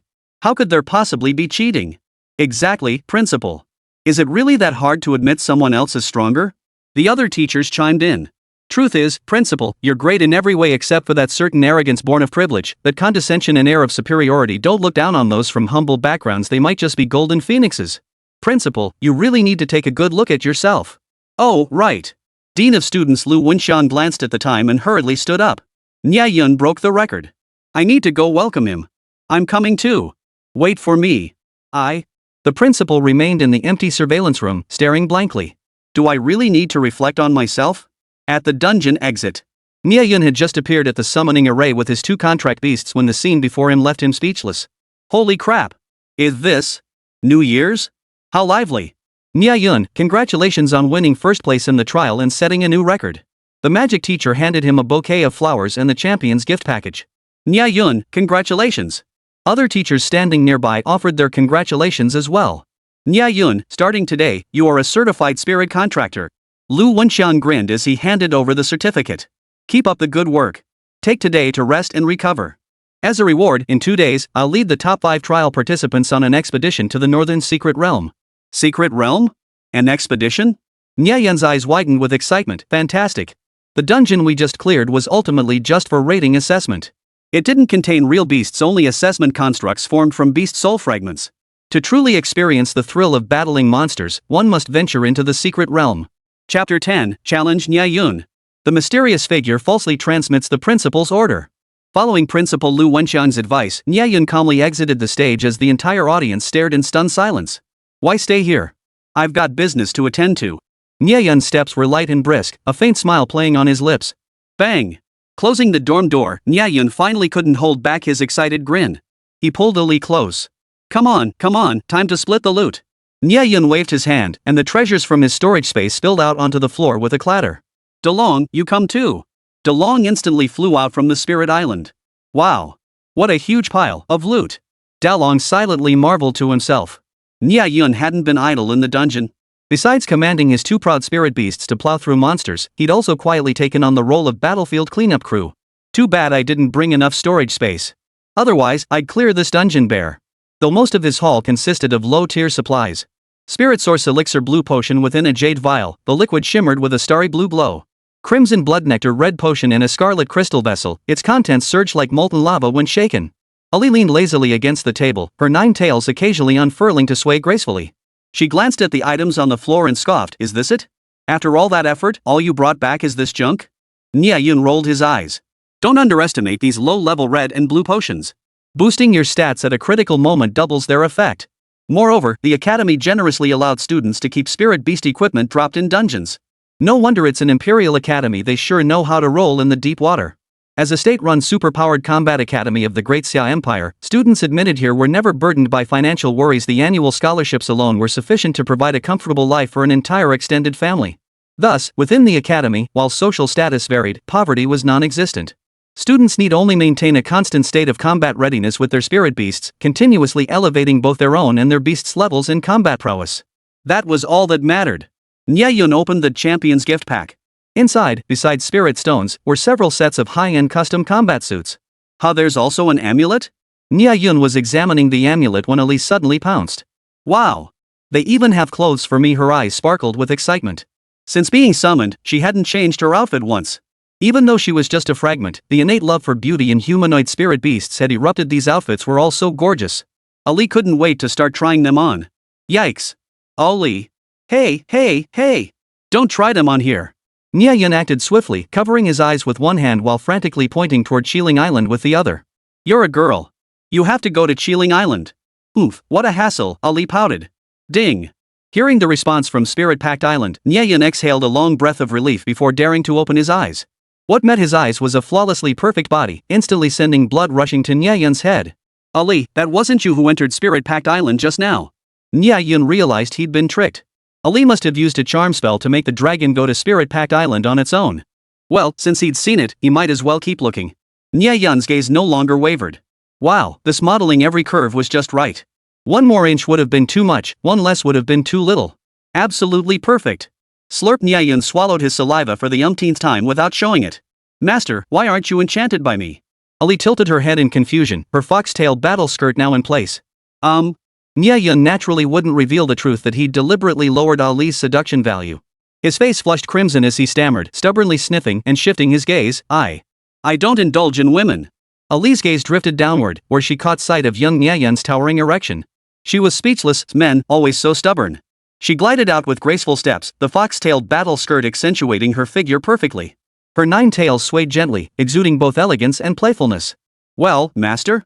Ali spun once, a mischievous glint dancing in her eyes. Nie Yun forced himself to remain composed, nodding solemnly. Not bad. Quite suitable for battle. Really? Ali suddenly leaned in close, her face almost touching Nie Yun's. Then, why did you cover your eyes just now? Ahem. Nie Yun leaned back tactically. That was to cultivate your sense of shame. Ali tilted her head, but spirit pets don't have a concept of shame. Nie Yun. Just as Nie Yun was flustered by Ali's teasing, a knock sounded at the dorm door. Nie Yun, the principal requests your presence. Nie Yun froze. The principal? What does he want with me? Ali narrowed her eyes, her tail gently wrapping around his wrist. Master, that old fart, the principal, isn't going to cause trouble for you, is he? DeLong, come out. At Ali's command, DeLong biomaterialized before Nie Yun. Let's go. Settle this for my master. Ali angrily rolled up her sleeves, followed closely by the fiercely imposing DeLong. Nie Yun. No wonder people here call Ali the king of scammers. There really is some truth to that. Sigh. Guess I'll just have to train her slowly over time. For now, I'll just have to lower her charm value and try to keep her from causing trouble. Back here, you two. Nie Yun grabbed one spirit beast from each side, stuffed the 2 arrogant creatures into his pockets, and headed out. Let you two forget who's boss. Go reflect on your actions. To get from the dorm to the principal's office, Nie Yun had to pass through the academy's largest training ground. He was puzzled. Didn't that old man despise him? Why was he suddenly summoning him? Could it be he wants those 2 SSR tier contract spirits back? No way. A surge of anger flared within Nie Yun. Though one was a mischievous troublemaker and the other a clumsy, dim-witted fool. But Nie Yun simply adored them both. Giving him more contract spirits was fine, but if the old man wanted them back, he'd have to prove he had the guts to take them. Lost in thought, Nie Yun suddenly felt his arm being tugged. He whipped his head around to find himself blocked by a youth he didn't recall well. Ah! The crowd on the playground gasped in shock at the sight of Nie Yun being stopped. Come quick! God tier Nie Yun's been blocked. In an instant, all eyes were fixed on Nie Yun and the youth. Hey! What the hell? Nie Yun snapped, his tone rough and unfriendly. I'm not, so why are you grabbing me? Let go. I need to find the school. No need to go. The principal isn't at the academy. The boy's youthful voice drifted eerily from beside Nie Yun. I sent someone to spread that false message. The one who truly seeks you. It's me. The youth's voice suddenly rose. He abruptly turned to face Nie Yun, lifting his chin haughtily. Hello, my name is Song Yi. I've come today to deep well ice. Nie Yun was furious. He shook off Song Yi's hand and started walking back. Damn it, you made me run all this way for nothing. I haven't even had lunch yet. Don't you dare leave. Seeing Nie Yun about to leave, Song Yi panicked. He flashed in front of Nie Yun, arms spread wide. In a firm and indignant tone, he roared loudly. Nie Yun, I challenge you. Chapter 11, Shock. At the brawl scene, the campus beauty comes to the rescue again. The crowd quickly gathered around, trapping Nie Yun in place. Nearby, several students in luxurious uniforms whispered among themselves. Isn't that the young master of the prestigious Song family? I hear he's their most prized heir, gifted with extraordinary talent since childhood. That's a given. The Song family controls 30% of the spirit beast trade in the Great Xia Empire. If Song Yi didn't have some serious skills, how could he rank in the top 5? They say he resonated with a spirit beast at 5 and tamed AB rank 1 solo by 10. Now, barely 15, he's already entered the Super God Academy. Listening to the whispers around him, Song Yi's lips curved upward involuntarily. He held the spirit island in his palm, his gaze fixed on the 2 pockets on either side of Nie Yun. Nie Yun was utterly speechless. He stared intently into Song Yi's eyes and shrugged helplessly. Don't you know I was first in the trials? Nie Yun's heart skipped a beat. This kid's got some nerve. Just making it into the top 5 in the trials, and he dares to challenge the all-time champion? I know. Song Yi suddenly swung his arm dramatically, declaring with boundless bravado, it's precisely because I know you're number 1 that I'm challenging you. Whoa. Not only was Nie Yun stunned by Song Yi's confidence, but the onlookers were also taken aback. Fearing they might get caught in the crossfire, they instinctively took a couple of steps back, distancing themselves from the center of the commotion. Nie Yun, we're both freshmen. I hereby formally challenge you. According to academy rules, you cannot refuse. Song Yi pointed toward the nearby arena. That's the combat platform. Do you dare face me in a final showdown? Nie Yun? What the hell is wrong with this guy? Why on earth would he want to fight to the death with her? Nie Yun was utterly baffled. He still had no clue why this Song Yi was challenging him. Just then, Lin Wudi suddenly poked his head in from the side. He feigned impartiality as he advised, hey, Song, just let it go. Nie Yun comes from a sparring master family after all. Why pick on him? We noble families don't have a habit of bullying sparring masters. Lin Wudi spoke with his head held high, deliberately emphasizing the word sparring partner. While it seemed like he was pleading for Nie Yun, it was actually a veiled insult. But Song Yi, being young and innocent, failed to detect the hidden meaning in Lin Wudi's words. After Lin Wudi's provocation, the normally tongue-tied Song Yi instantly bristled. I didn't bully him. Song Yi clenched his fists, his face flushed crimson as he snapped, I just can't stand seeing him replace my cousin as the all-time champion just because he's rolling in luck. Right now, I'll use my deep familiarity with my spirit beast and my advanced tactical skills to knock you, a fake scholar who can't handle real combat, off your pedestal. Oh, so you're that flame demon Hand Chu Kwanga's relative, huh? Nie Yun finally grasped the situation. This kid was out to redeem his kin's honor. That's right. Song Yi felt inexplicably proud. Nie Yun scratched his head in confusion. Didn't the academy release the battle records? They did. But not yours. Mentioning the battle records only made Song Yi angrier. Every time rankings were announced, the academy would publicly release written battle records as evidence of the rankings. But this time, only the battle record of the all-time greatest Nie Yun was blank. Song Yi pointed an accusing finger at Nie Yun's nose. I'm challenging you precisely to expose your true strength to everyone. Your rise to the top is nothing but luck and the academy's favoritism. Whoosh! Song Yi's words sent shockwaves through the crowd. Many pointed fingers at Nie Yun. The fact that the all-time champion's battle record wasn't displayed alongside the rest was indeed suspicious. Yeah, Nie Yun achieving the highest score in history during the trial, is it real skill or hard to say? Exactly. We never witnessed Nie Yun's beast writing process firsthand. Who knows if he had help from someone powerful? Song Yi, I'm with you. Nie Yun doesn't dare accept the challenge, she's scared. So that's how it is. Nie Yun rubbed his chin, finally piecing together the situation.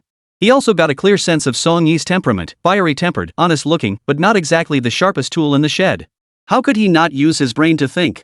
What right would a student like me, a sparring partner with no status or connections, have to expect the academy to cover for me?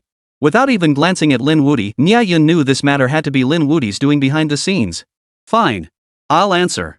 Just as he was about to speak, a silvery bell-like voice suddenly cut in. Hold on. Su Wanning pushed her way through the crowd from the other side. A wave of perfume wafted through the air as Su Wanning reached the front of Nie Yun and Song Yi.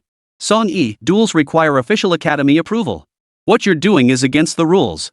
Rules? Song Yi waved dismissively. I promised not to kill his spirit beast. What rules are you talking about?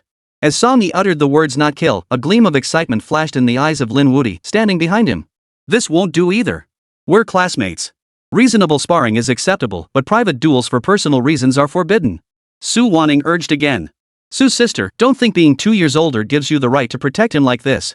Song Yi pouted, arms crossed, muttering under her breath, you wouldn't actually have feelings for him, would you? You. What nonsense are you spouting? Nie Yun raised his fist, as big as a sandbag, but Su Wanning gently pressed it down. Yeah, I'm truly sorry. Song Yi and I have known each other since childhood. Please don't be angry. Fine. I'm not angry. Nie Yun gritted his teeth, his expression softening slightly toward Su Wanning. She had warned him before the trial, and now he owed her a favor. The moment Nie Yun finished speaking, the surrounding students erupted into laughter. Some even began jeering and egging him on. Nie Yun, don't chicken out. Let him taste the might of the Song family's beast-taming arts. Why are you still letting the school beauty protect you? Exactly. Let us see the power of an SSR-tier spirit beast. Lin Wudi, sensing the moment was ripe, stood smugly before Nie Yun and escalated his taunts. What? Scared? Just as I thought. A worthless scum from a sparring master family. Even drawing an SSR can't change your true nature. In some people's eyes, if your family is a sparring master, you're destined to be one too. Even if you enter the Super God Battle Academy, you can't erase that identity. Nie Yun's eyes turned cold as he slowly turned to face Song Yi. Fine. Since you insist on humiliating yourselves, let's do this together. I'm in a hurry. The crowd erupted in shock at Nie Yun's words. Nie Yun, he's way too arrogant. TSK. Is this the power of an intermediate spirit contractor? With 2 SSR-tier contract spirits at his disposal, he certainly has the confidence. Amidst the murmurs and whispers, Lin Wudi's eyes lit up once more. Perfect. The opportunity had presented itself perfectly. After Lin Yaoyao's plan failed, she was taken back by her clan to face the wall in reflection. But the SR grade, 7th rank contract spirit beast remained in Lin Wudi's possession. All he had to do was stir up trouble on stage. Once Nie Yun's contract beast was whittled down to its last breath, he could simply pocket it. 2 SSR grade beasts, whichever one he claimed, would be a huge gain. Moreover, capturing a defeated opponent's dying spirit beast on the arena stage would be perfectly justified. And since Nie Yun had invited him to the duel in the first place, it made the whole scheme even more brilliant. Fine. Since you've invited me with such sincerity, I'll join the fight, a three-way brawl. Lin Wudi pulled his spirit beast out of his pocket and stood shoulder to shoulder with Song Yi. Both wielding SR-grade, first-class spirit beasts, they exchanged a glance and silently sneered at Nie Yun. Reading their expressions, Nie Yun knew that if he didn't teach them a lesson, more and more people would start pushing their luck. Let's go, gentlemen. I'm in a hurry to grab lunch. Nie Yun moved like the wind, leaping onto the combat platform in the blink of an eye. He raised an eyebrow, beckoning to Song Yi and Lin Wudi with a flick of his finger. Come on, bring it on. The crowd of students grew denser by the second, every pair of eyes gleaming with excitement and fervor. The first person in history to complete the dungeon trial and the two top-ranked students were about to fight. TSK. Uninformed senior students crowded around, stunned into gasps of disbelief. What? He's challenging both of them? This freshman is too arrogant. He doesn't know his place. Who can guarantee your luck will hold out forever? If luck fails and you lose, won't you be left crying? Chapter 12, Defying Heaven, One-Hit Kill, Battle God. Thud. Boom. Lin Wudi and Song Yi also stepped onto the combat platform, flanking Nie Yun on either side to form a pincer movement. Lin Wudi, this kid is mine, Song Yi declared arrogantly. You just stand by and watch. It's not your turn to fight. Fine. I'll let you go first. Lin Wudi pretended to be all business as he held the spirit-packed island. Haha, just what I needed, an excuse to watch the show. Perfect. Now he could reap the benefits without lifting a finger. He hadn't stepped onto the platform to fight anyway. His plan was to wait until Nie Yun and Song Yi exhausted each other, then seize the opportunity to capture an SSR tier spirit contract. As for Song Yi's arrogance, Lin Wudi was already accustomed to it. Although in the trial rankings, Song Yi was only ranked 5th, 2 places below 3rd place Lin Wudi. But among all spirit contractors, he was the youngest. In the spirit contractor profession, there was an unwritten rule: among peers of the same grade, the younger ones possessed greater potential. Thus, Song Yi could be considered the academy's second-ranked prospect after Nie Yun. Or perhaps, in Song Yi's mind, Nie Yun only snatched first place through sheer luck. He, Song Yi, was the academy's true star, its only true top contender. Nie Yun, listen up. Song Yi lifted his head haughtily. I, Song Yi, have been interacting with spirit packs since before I was born. I resonated with a spirit pact at 5, Tandabi rank spirit pact at 10, and now stand on this arena with you at 15 years old. Blah blah blah. Are we fighting or not? Nie Yun picked his ear, feeling somewhat exasperated. Does this guy have a chatterbox trait or something? Way too noisy. Alright. Straightforward. Song Yi gave him a thumbs up. Who knew this fake nerd had some backbone? Whatever spirit beast you have, bring it on. Nie Yun sneered inwardly. A fake nerd? Then you lot aren't even scraping the bottom of the barrel? When it comes to understanding the League of Legends lore, I'm the academic god who towers above all of you. Call me God Nie. Song Yi strode forward with pride, flicking his right hand forcefully. A burst of blue-purple light suddenly flared. Emerge, bald mage. I hereby proclaim you the Thunder King. Boom. Blinding blue runic light flared as a bald mage clad in robes and bearing scrolls appeared at the center of the arena formation. Holy crap. Nie Yun was somewhat surprised. He hadn't expected Song Yi to have any skill at all, yet by some twist of fate, he'd actually invoked the nickname Thunder King of the Rune Mage Rise. Still way better than the others. The Great Xia Empire's official designation of Rune Mage Rise as the Bald Mage was truly a disservice. He has a real name, for crying out loud. Seeing Nie Yun momentarily stunned, Song Yi beamed with satisfaction. To spare your feelings, I'll deploy the SR tier first-class general I drew yesterday. Nie Yun. To keep things fair, you should field a mage too. He folded his arms, gesturing at Nie Yun. Send out your succubus fox spirit. I'm going to blast your little fox with magic. Fine, you're hopeless. Nie Yun pulled out and tossed the spirit island. Boom! A burst of pink light blossomed, and Ali, seductively clad in a foxtail battle skirt, suddenly materialized beside Nie Yun. She wrapped her arms around Nie Yun's arm and nuzzled against him. Baby, did you miss me? Oh wow. This is way too enchanting. That beauty, that figure, every smile and frown, it's just too unfair. The moment Ali appeared, nearly every student's eyes widened in awe. Her 9 foxtails slowly unfurled, sending ripples of excitement through the crowd. Lin Wudi stood on the opposite side of Ali. He clenched his fists so tightly his knuckles turned white, his teeth grinding audibly. Damn it! Why did I give up on Ali back then? She's an SSR tier hidden gem. But with everyone watching, he couldn't show it too obviously. Lin Wudi quickly composed his expression and adopted the posture of a spectator, cheering Song Yi on. Little brother Song, fight well. Show the might of the Song family. You bet. Don't you know who I am? Song Yi wiped his nose with his thumb, his chatterbox mode kicking back in. To show off his skills, he grinned widely. Watch this, kid. My Thunder King has 3 ultimate skills. First, Overload stacks up to 3 layers of damage. Second, rune binded immobilizes enemies. Third, and his most powerful move, twisting path leap, enables large-scale teleportation. Song Yi looked at Nie Yun defiantly. What do you think? This is a skill I've known since childhood. After last night, this new contract spirit beast and I have already reached a 60% compatibility level. More than enough to handle you, you fake nerd. Holy crap. Song Yi's words sent shockwaves through the entire crowd. A mere 60% compatibility in just one night? Was this even achievable for a freshman? Is this real? Is he that good? I'd say it's legit. The Song family is one of the top aristocratic clans. They control 30% of the empire's spirit beasts. It's no surprise he has this kind of skill. Wow, that's incredible. We can't hold a candle to him. Many upperclassmen frantically wiped sweat from their brows. They'd studied a year or two longer than this kid, yet their own bond with their spirit beasts barely reached 50-60%. Oh? Only 60%? Is that impressive? Nie Yun pinched Ali's little cheek, saying nonchalantly, I thought I had 100% bond with my Ali. Put. The moment Nie Yun spoke, the entire crowd burst into laughter. Ha ha ha ha. He said he. Ha ha ha. 100% bond? Ah ha ha ha. Lin Wudi and Song Yi on the combat platform clutched their stomachs, laughing so hard they were gasping for breath. What the hell is Nie Yun talking about? 100% compatibility? Does he want to laugh me to death so he can inherit my meal card? Does he even know that even the strongest beastmaster today wouldn't dare claim a 100% bond with their spirit beast? Nie Yun, I know you're bursting with luck, you're the god of luck. But you can eat whatever you want, but you can't just say whatever you want. Are you saying you're the strongest beast tamer in the world? Criticism and ridicule rained down on Nie Yun like hailstones. Everyone stared at him with disbelief, convinced he was just putting on airs all talk and no substance. Nie Yun, best not to make such claims. Su Wanning appeared behind him at the base of the combat platform, whispering urgently. We spirit masters should stick to the facts. No, I'm being perfectly realistic. Nie Yun turned with an innocent expression. Feeling Su Wanning's worried gaze fixed on him, his heart skipped a beat. If someone like him, a former League of Legends pro gamer, couldn't match these game heroes 100%, who else could possibly be? Pfft, anyone can brag. Exactly. All talk and no action. You've been standing there forever, and the succubus fox spirit hasn't even dared to step onto the battle arena. Fight. Get on there. Let's see what you've got. Show us the true power of that SSR tier hidden champion. The crowd had laughed their fill. Now they raised their arms, cheering loudly, urging Nie Yun and Song Yi to settle the match quickly. The cafeteria food was getting cold, and their stomachs were growling. Song Yi raised an eyebrow and beckoned with her hand. Come on. Are you scared? With a flick of her wrist, Rune Mage Rise was poised to unleash her skill. Overload. A burst of blue-purple lightning flared around Rise, crackling and popping as arcs of electricity exploded through the air. Every spectator's heart leapt to their throats. With such a powerful skill, the seductive fox demon was bound to lose.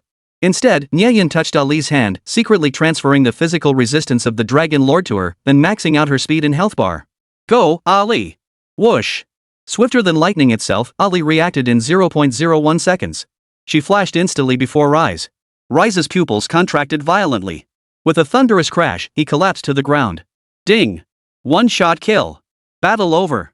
The entire arena fell silent. Everyone's Adam's apples bobbed frantically, too terrified to even breathe. Chapter 13, Face-to-Face Ultimate. SSR Tier Terror. Ali moved like lightning, delivering an instant kill. No one present could discern the sequence of her attack.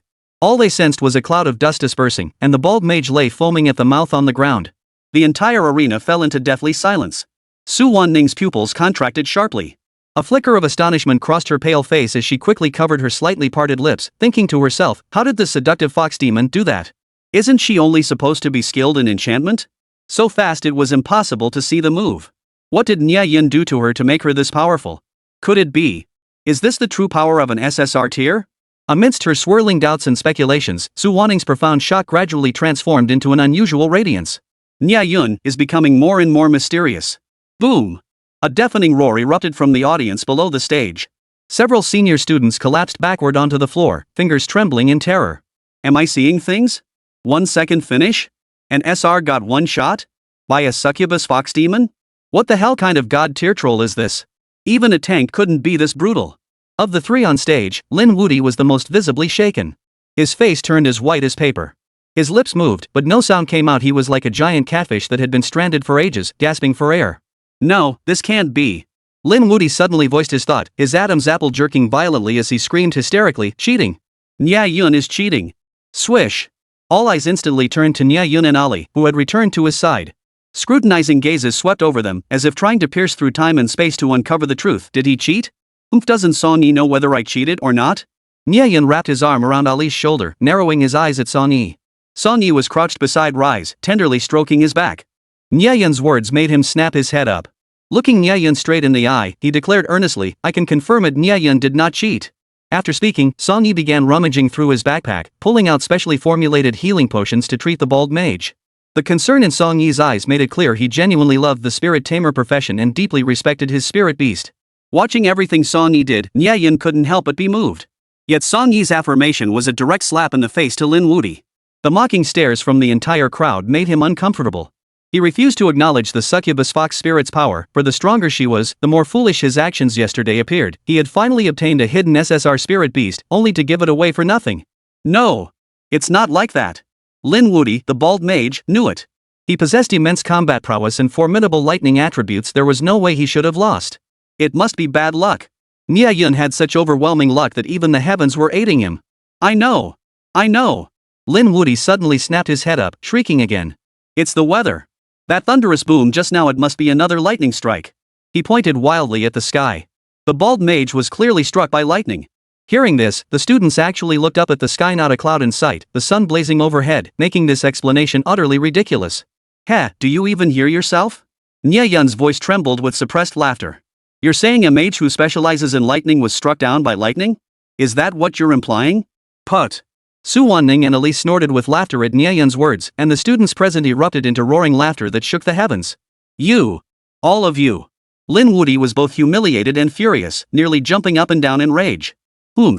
You're just lucky to have an SSR tier contract spirit beast.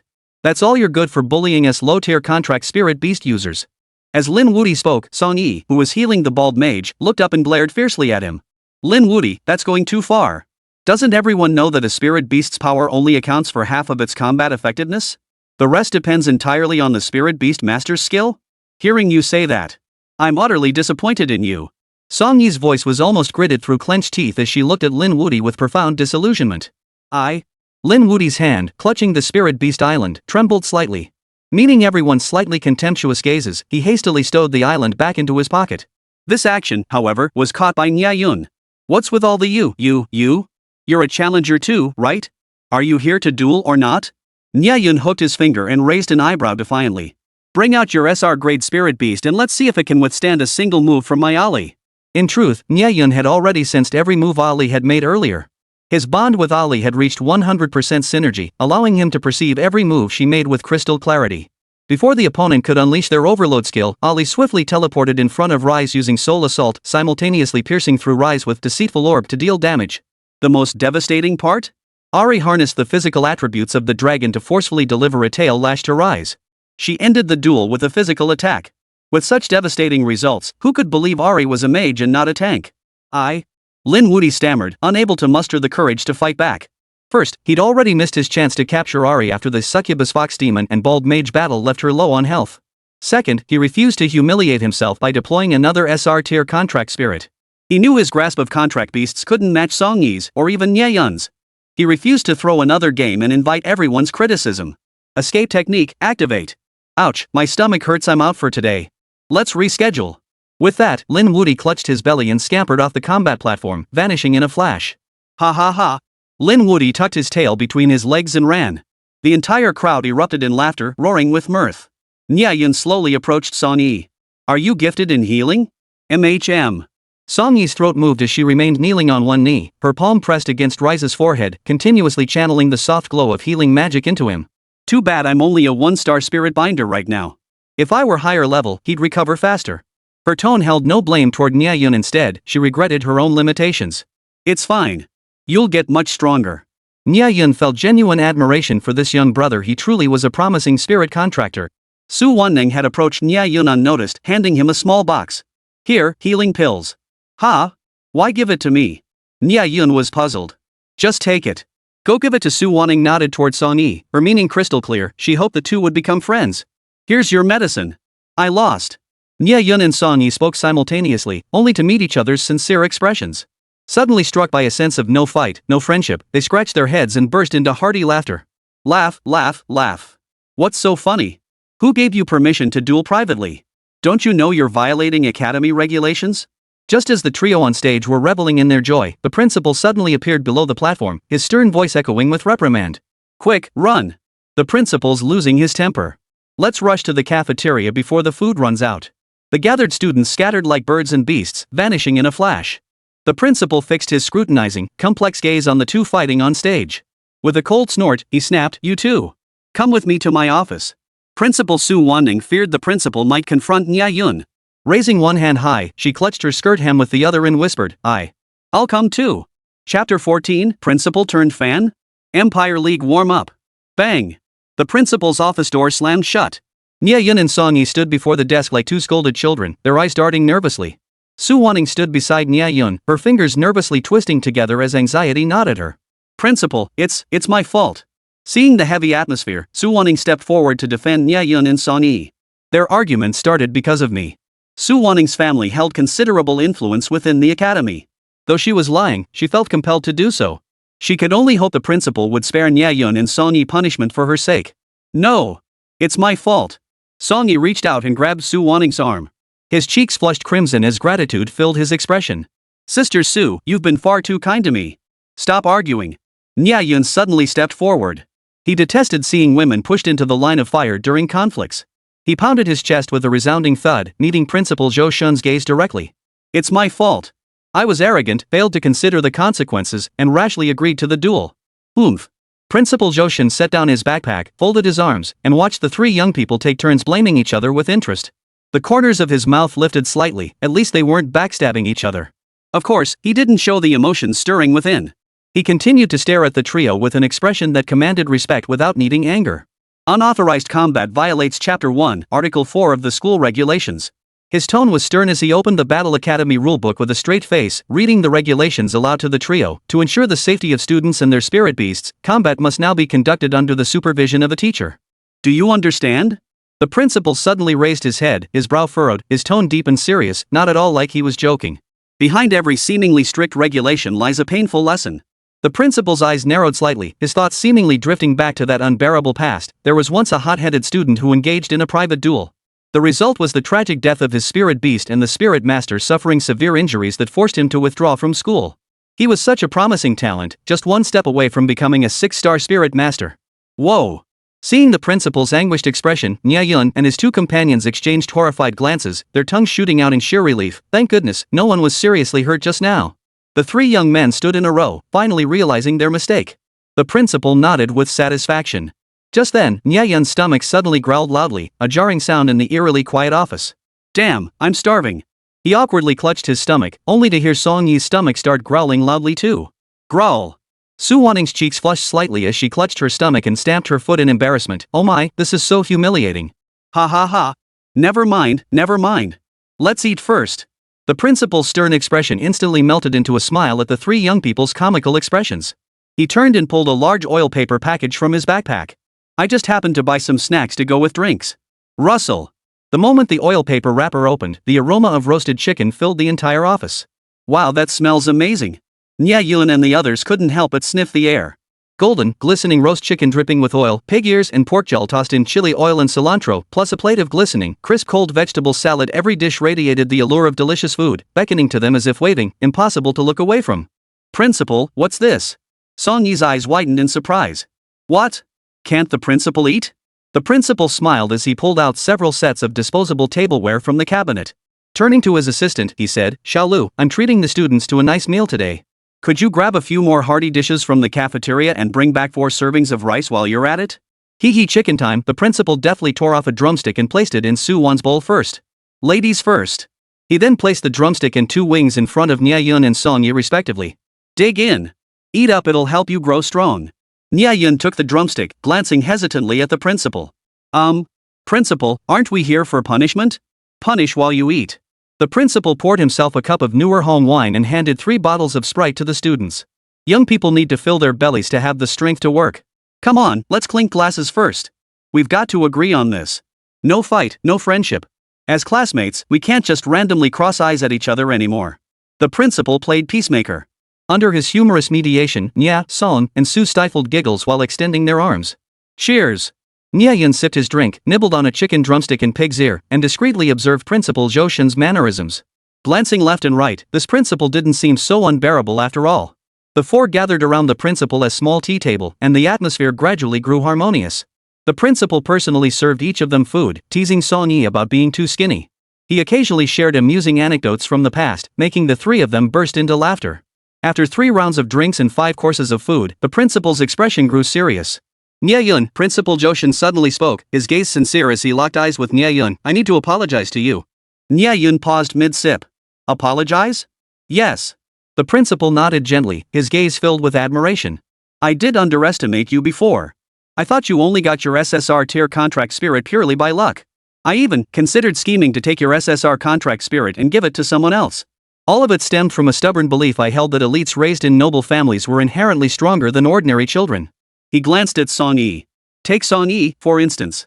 He understood spirit beasts profoundly at 5 and could independently tame B-rank spirit beasts by 10. That kind of starting point is unattainable for children from ordinary families.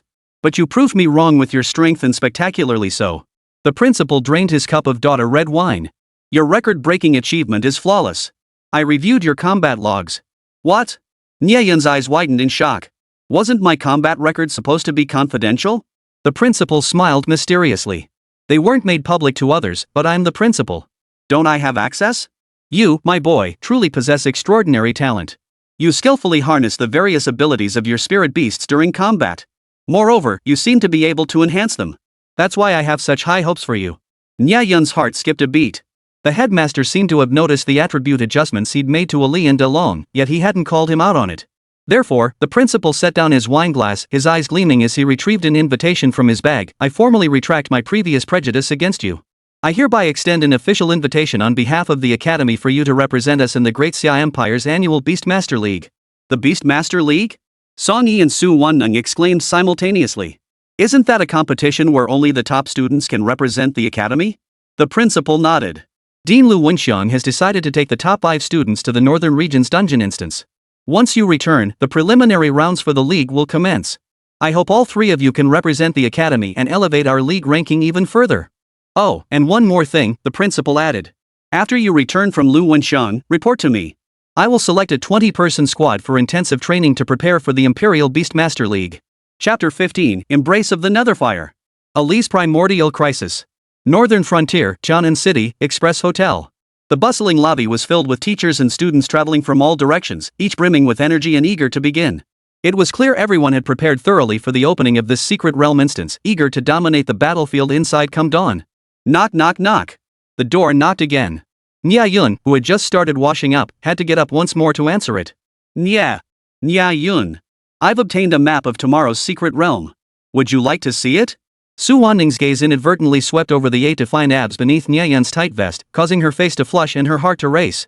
Nie Yun stared at Su Wanning standing in the doorway, clutching a scroll of parchment, feeling rather speechless. This was the 3rd time tonight she'd found various excuses to see him.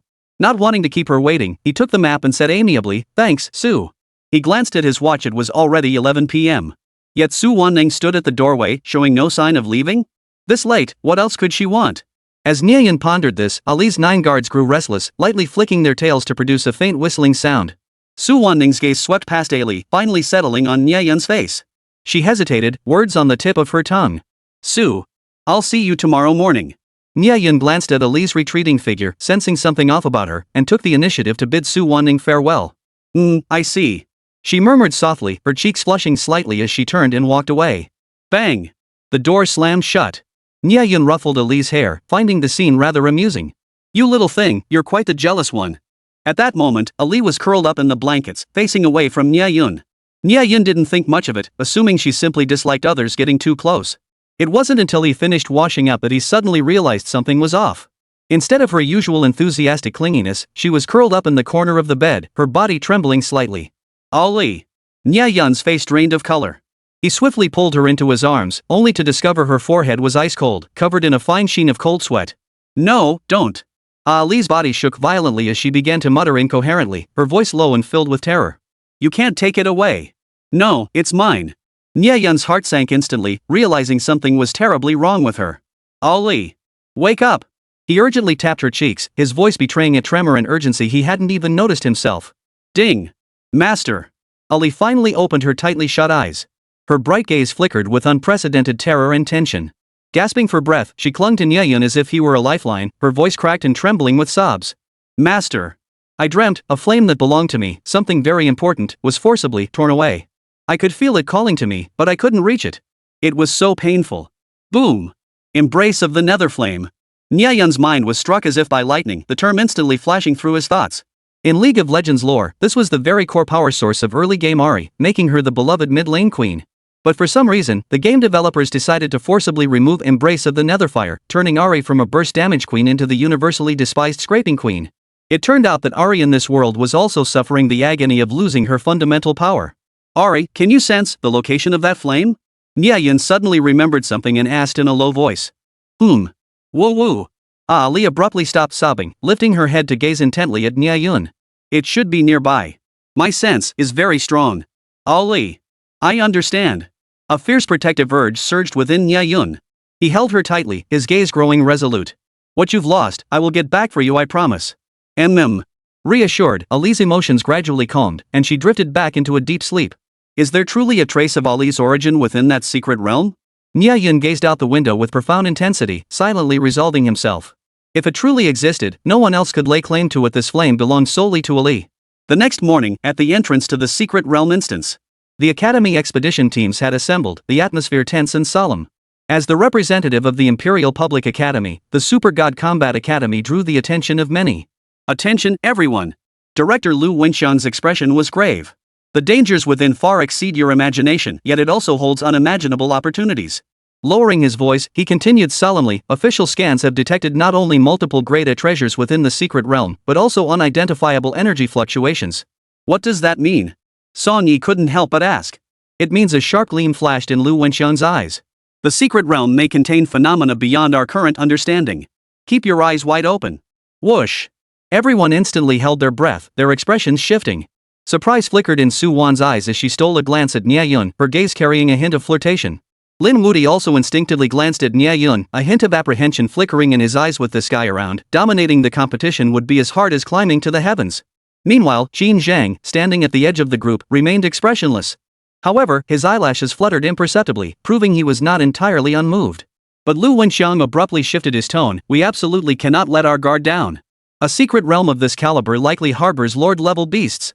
His tone grew stern as he reiterated, remember, unity is paramount. But if opportunity arises, have the courage to seize it. At that moment, Lin Wuti quietly slipped beside Qin Zhang and whispered, this secret realm is treacherous. Should we team up? Better than letting someone who got lucky steal the spotlight.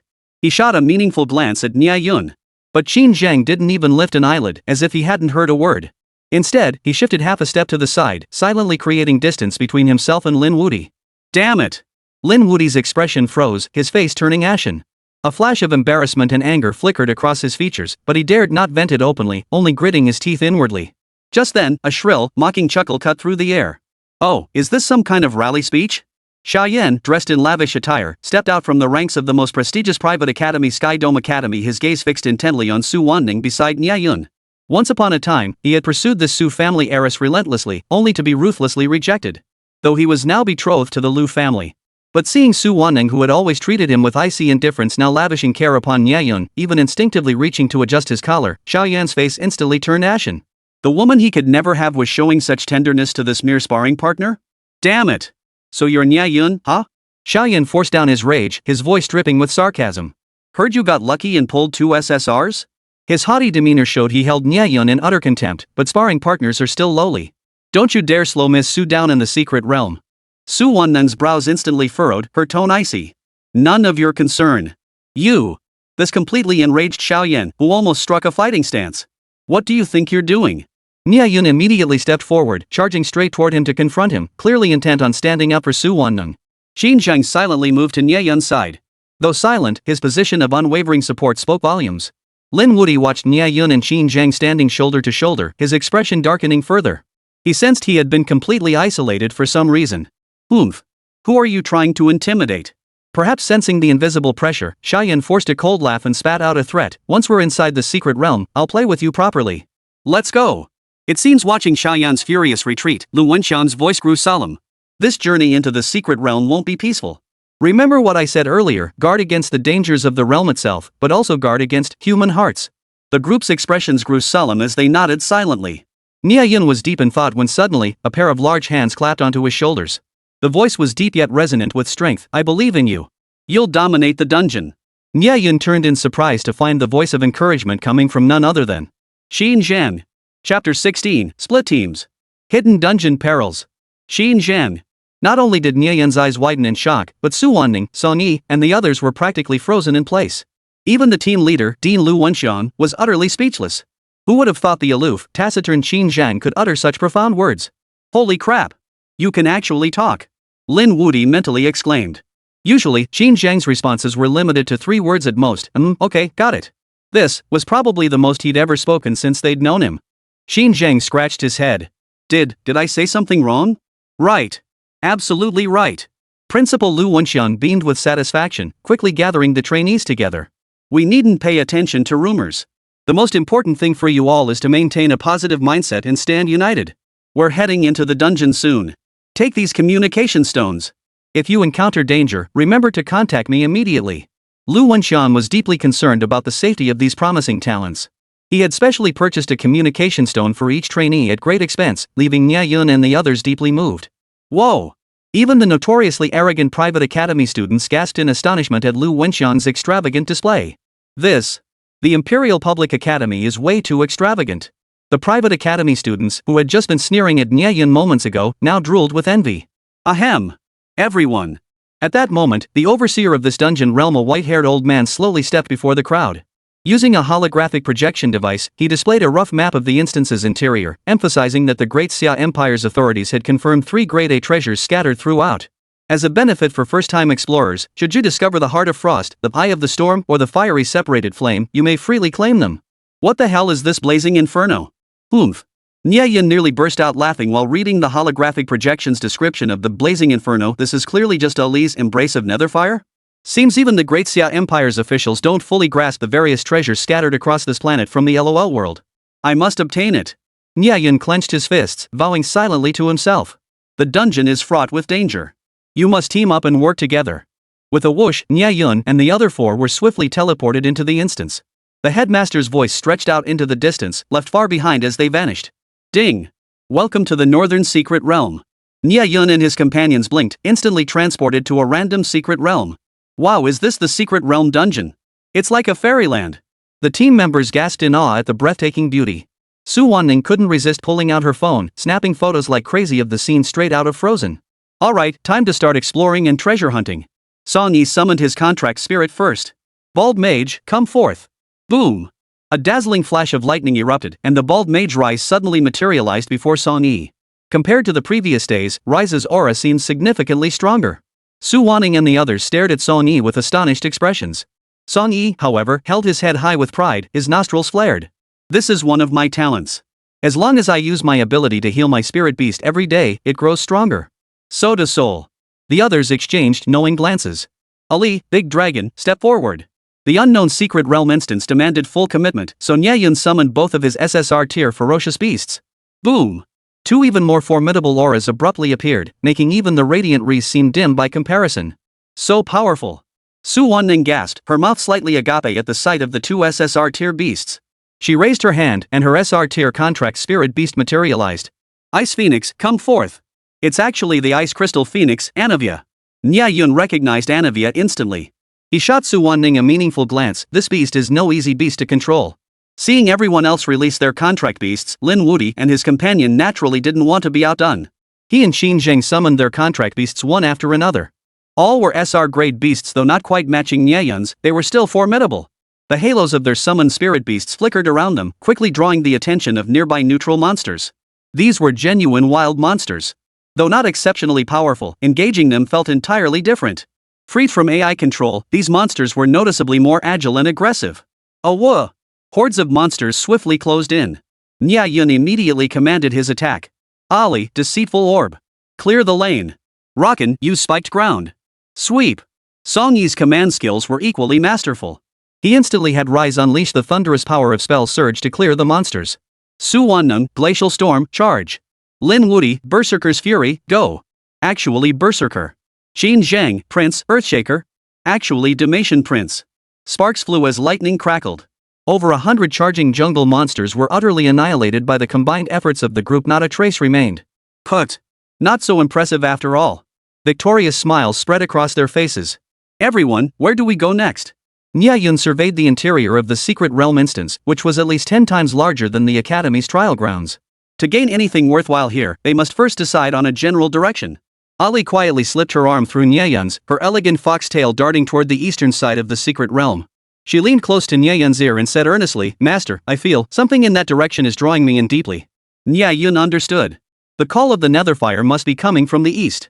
"I'm heading east to investigate," Nie Yun declared. Su Wanning suddenly pointed north. "I feel my ice phoenix has a stronger connection to the north." "Me too. I want to go north too." Song Yi and Lin Wudi chimed in simultaneously, sensing a stronger pull from the north. Swish! Nie Yun and the other four turned their gazes toward Qin Zhang in unison. I want to go east." Qin Zhang's gaze suddenly hardened as he fixed his eyes on the eastern horizon. He seemed convinced his spirit beast, Prince, would find opportunity there. Nie Yun hesitated for a second, but the memory of Ali crying in his arms all night made his resolve as solid as a rock. "Alright, I'll go with you to check out the east." Nie Yun nodded to Qin Zhang before turning to Su Wanning. "You two head north, but stay vigilant. If anything happens, remember to send word via the transmission stone." "Alright, we'll be fine. We can protect ourselves." Su Wanning waved goodbye. The 5-person squad officially split into 2 teams within the dungeon. Nie Yun and Qin Zhang set off together on their exploration journey toward the east. Meanwhile, in the frozen northern reaches of the secret realm, starlight seemed to flicker, drawing Su Wanning and her 2 companions to hasten northward. Faintly, unusual sounds seemed to emanate from the northern part of the secret realm. Countless thick and violent auras gathered there, growing ever more numerous. But Su Wanning and the others, driven by impatience for quick success, failed to notice these suspicious signs and the lurking danger. They raced forward, driven solely by the urgency to find the heart of frost in the eye of the storm they sought. A terrifying peril was about to descend. Chapter 17, Utter Humiliation. The Netherfire stolen by Xiao Yan. Just as I suspected. Nie Yun stared at the altar in the distance, his eyes blazing with fervor. The embrace of Netherfire truly exists here. Beside him, Ali's very soul trembled with excitement. She could feel every cell in her body being frantically summoned by that fiery mass. In her eyes, the flames resembled a giant tentacle, wildly waving its arms to welcome her arrival. "Ali, go!" "Yip!" The moment Nie Yun's words fell, Ali transformed into a pink bolt of lightning, charging forward at breakneck speed. "Dalong, use your spike charge to protect Ali's flank. Prince, Earthshaker charge and scatter the stragglers." Dalong and Huangzi formed a wedge formation, dispatched to clear the minion wave and sweep away all obstacles for Ali. Nie Yun noticed Qin Zhang's unwavering support, which proved his lack of depth. So he deliberately pointed out some flaws in the prince's moves.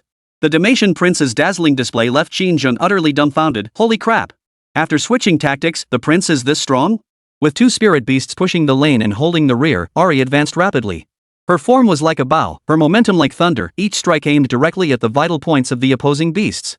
With unstoppable momentum, she was about to reach the altar. Ali's lips gradually curved upward. The closer she drew to the fiery orb, the more familiar the sensation of the embrace of Netherfire became. Just 2 meters left. Deceitful orb, shatter. Soul assault, charge. In close combat, spirit beasts possessed a degree of autonomous control. Especially after personally instructing them on certain combat techniques, these ferocious beasts often displayed astonishing maneuvers in critical moments, relying on their innate battle instincts. Defeat this high-grade guardian beast, and the flame is mine. Ali's eyes flashed with determination as she fully activated her combat stance. All 9 foxtails unfurled, their edges radiating dazzling golden light. Even facing a guardian beast nearing the 3rd-grade demon beast level, Ali, merely a 1st-grade spirit beast, held her own with unwavering presence. Her alluring eyes revealed surprising resolve. Even fighting above her rank, she was determined to slay her opponent. Roar! Knowing its treasure was coveted, the guardian beast instantly entered a frenzied state. Its protective spirit ignited in an instant, its aura erupting violently. Swinging its massive axe, it roared to the heavens, its thunderous cry shaking the very earth. Guardianship is my duty. Devoid of independent consciousness, safeguarding the treasure was its sole purpose. It charged at Ali with a frenzied roar, its gaping maws snapping viciously. Its ferocious visage seemed poised to devour Ali whole at any moment. Swish! Catching Ali off guard, the guardian beast swung its massive axe with devastating force. The blade, swift as lightning, crashed straight toward Ali. "Ali, watch out!" Nie Yun nearly broke out in a cold sweat. Fortunately, Ali's agile form narrowly evaded the axe's sneak attack. Power, speed, mana bar. Boost them! Nie Yun instantly surged all three of Ali's attributes by 50%. Yeah! Let's fight again! A surge of even greater energy erupted within her. Feeling her agility and spiritual energy surge, Ali unleashed astonishing combat power, fearlessly entangling herself in battle with the guardian beast. Holy crap! Is this still a grade 1 contract spirit beast? As Qin Zhang's bewilderment surged like a tidal wave, Ali had already unleashed several waves of ultimate attacks. Holy crap! How does she have such thick spiritual energy? She's spamming skills like they're free. Nie Yun really has some skill after all. What nonsense about being possessed by some god? He's clearly the most promising spirit beast contractor out there. After witnessing the frenzied exchange between Nie Yun and Ali, even the arrogant and self-assured Qin Zhang began to tip the scales in Nie Yun's favor. His gaze fixed intently on Nie Yun's command of the spirit beast, he silently resolved, I need to learn more from this guy. My growth will be massive. Now! Nie Yun spotted the guardian beast's opening as it lunged and missed, barking the command. Ali understood instantly. Foxfire and the jewel erupted simultaneously as she lunged forward like a phantom, her claws striking directly at the guardian beast's core. But at this decisive moment, an unexpected twist unfolded. TSK, what a lively fight. A flippant voice suddenly cut through the air. Simultaneously, the space atop the altar warped and a short, eerie figure materialized out of thin air, snatching the shimmering blue flame.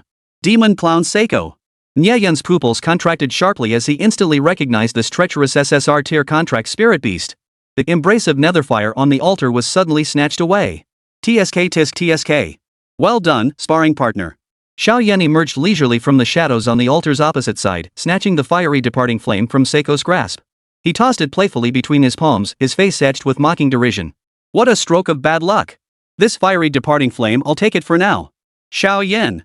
Nie Yun and Qin Zhang roared in unison. Bastard! Watching the primordial essence snatched from her grasp, her 9 tails bristled as her spiritual energy surged wildly out of control. Ali let out a heart-wrenching shriek, her attack rhythm suddenly accelerating again. In no time, she had slain the guardian beast. Give me back my fire. She glared at Xiao Yan, nearly charging forward to tear him apart. Nie Yun's face was dark enough to rain, grabbing hold of the nearly enraged Ali. Let me handle this. Beware of a trap. Xiao Yan. He cracked his knuckles loudly, each word squeezed through gritted teeth, brimming with murderous intent. Put it down. Put it down? Why should I? Xiao Yan eyed Nie Yun with the contempt one might reserve for a beggar. You're just a lowly sparring partner. Do you even deserve such a treasure? His gaze shifted defiantly toward Nie Yun, a sneer curling his lips. This flame? Perfect as a toy for my pet. You're asking for death. Nie Yun's spiritual energy erupted violently around him, leaving no room for further words. Ali, connected to him through telepathy, transformed into a pink afterimage and lunged straight at Xiao Yan.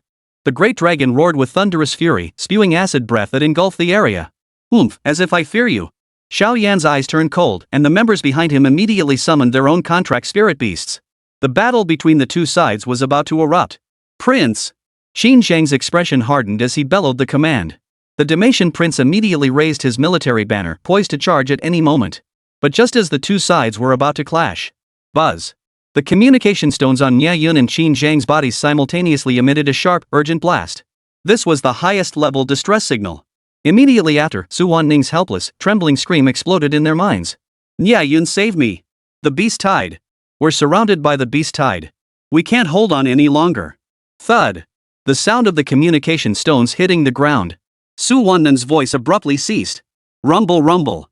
What followed was the earth-shaking roar of approaching beast hooves, along with the faint, desperate shrieks of Song Yi and Lin Wuti. What? Nie Yun's charging form froze abruptly. His fists clenched so tightly they cracked, veins bulging on his temples. On one side stood the archenemy who had stolen Ali's primordial essence. On the other, a desperate cry for help from those clinging to life by a thread. The choice was made in an instant. The life of a comrade outweighs the vengeance before him.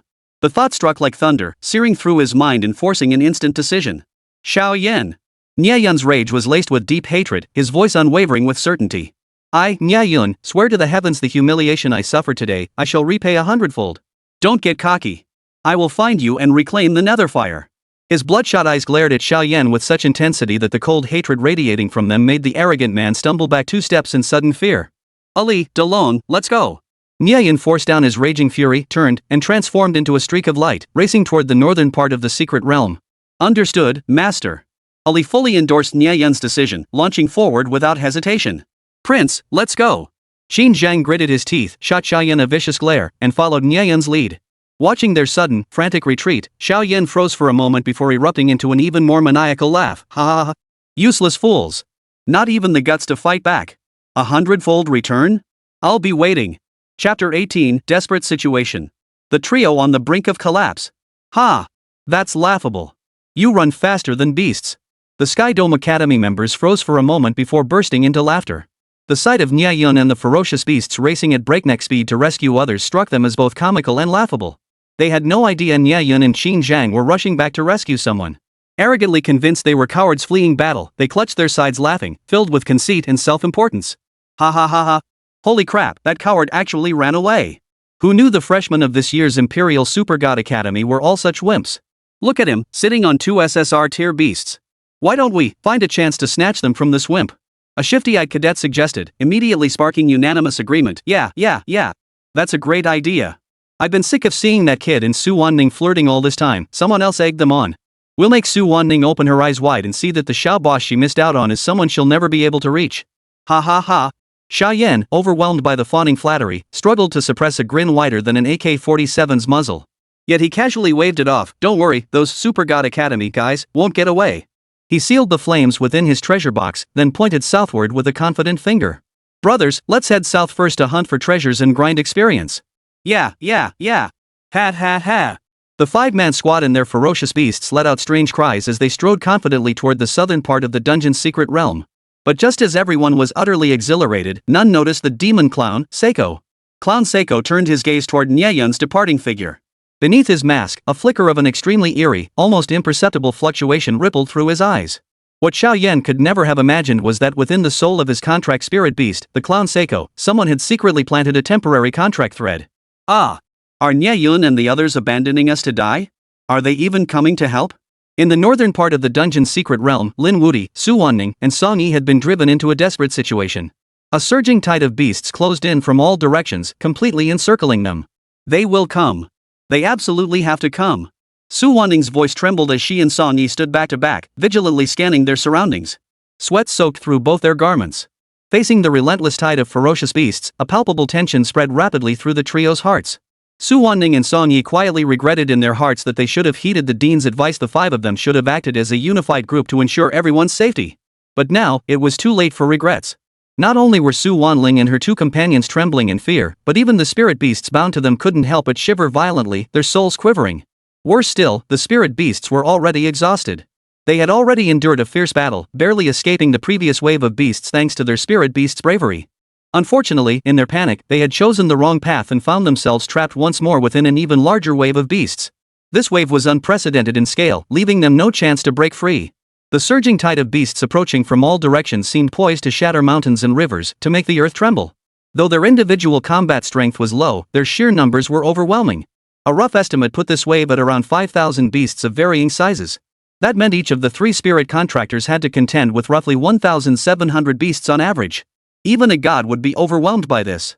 As the surging tide closed to within less than 2 li, the trio and their spirit beasts sucked in sharp breaths, unable to suppress despairing cries.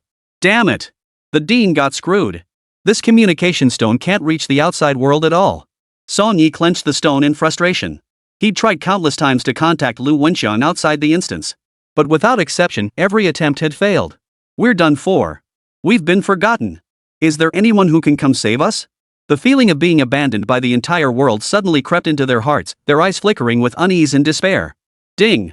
The communication stone responded. Su Wanning, hold on for just over 10 more minutes. We'll be there any second. You must hold on, wait for us. Phew. The heavy panting of Nie Yun and Qin Zhan was clearly audible through the communication stone. It was obvious they were running themselves to exhaustion. But hope instantly flashed in the eyes of the 3. Nie Yun hadn't abandoned them. There was still hope. Here. Take some of this crimson blood red potion. I've got some spirit source blue potions too, take them both. Song Yi pulled several large bags of supplies from his storage space and handed them to Su Wanning and Lin Wuti. His eyes blazed with renewed fighting spirit. Let's fight one more time. Hold out until Nie Yun arrives. Lin Wuti clenched his fists and roared, charge, berserker. Ice Phoenix, ice control technique. Disrupt their formation. Su Wanning summoned her full fighting spirit once more, commanding that ice crystal phoenix to circle overhead, continuously unleashing massive ice storms. They only needed to hold out for 15 minutes now. Then, if they could force an opening and link up with Nie Yun, escape would be possible. 1 minute later, the 3 humans and 3 beasts broke through a small gap. But barely 30 seconds later, the narrow opening still incomplete as an escape route was swiftly sealed again by the raging tide of beasts. The first attempt to break through had failed. 5 minutes later, the 3 humans and 3 beasts painstakingly carved another opening, only to see it filled in the blink of an eye. The second, third. 13 minutes later, they had already failed their 4th breakout attempt. Puff, puff. Su Wanning gasped for breath, her face smeared with blood. Gasping for breath, she stared at the remaining horde of roughly 4,000 beasts and sighed in despair. Damn it! Is this ever going to end? Bang! Squeak! Su Wanning's ice crystal phoenix was already exhausted and covered in wounds. While being attacked by 10 beasts, its wing was torn by sharp fangs. The gravely wounded phoenix, its self-preservation instinct kicking in, retracted itself into the spirit island to avoid sudden death. Bang! Bang! 2 thunderous crashes followed as the berserker and bald mage also reached their limits, automatically retracting into the spirit-packed island for self-preservation. Damn it! What are we going to do now? Su Wanning and Song Yi clung to each other, trembling violently, on the verge of tears. With their spirit beasts unable to fight, the spirit masters were utterly defenseless, like fish on a cutting board, ready to be torn apart by the ferocious beast tide at any moment. Lin Wudi, where are you going? Su Wanning and Song Yi watched in shock as Lin Wudi slipped on his tactical gloves, rubbing his hands together as he strode toward the menacing horde of beasts. Facing this desperate situation and recalling Nie Yun's unhesitating rush to their aid, something stubborn within Lin Wudi quietly shattered. 1 minute left.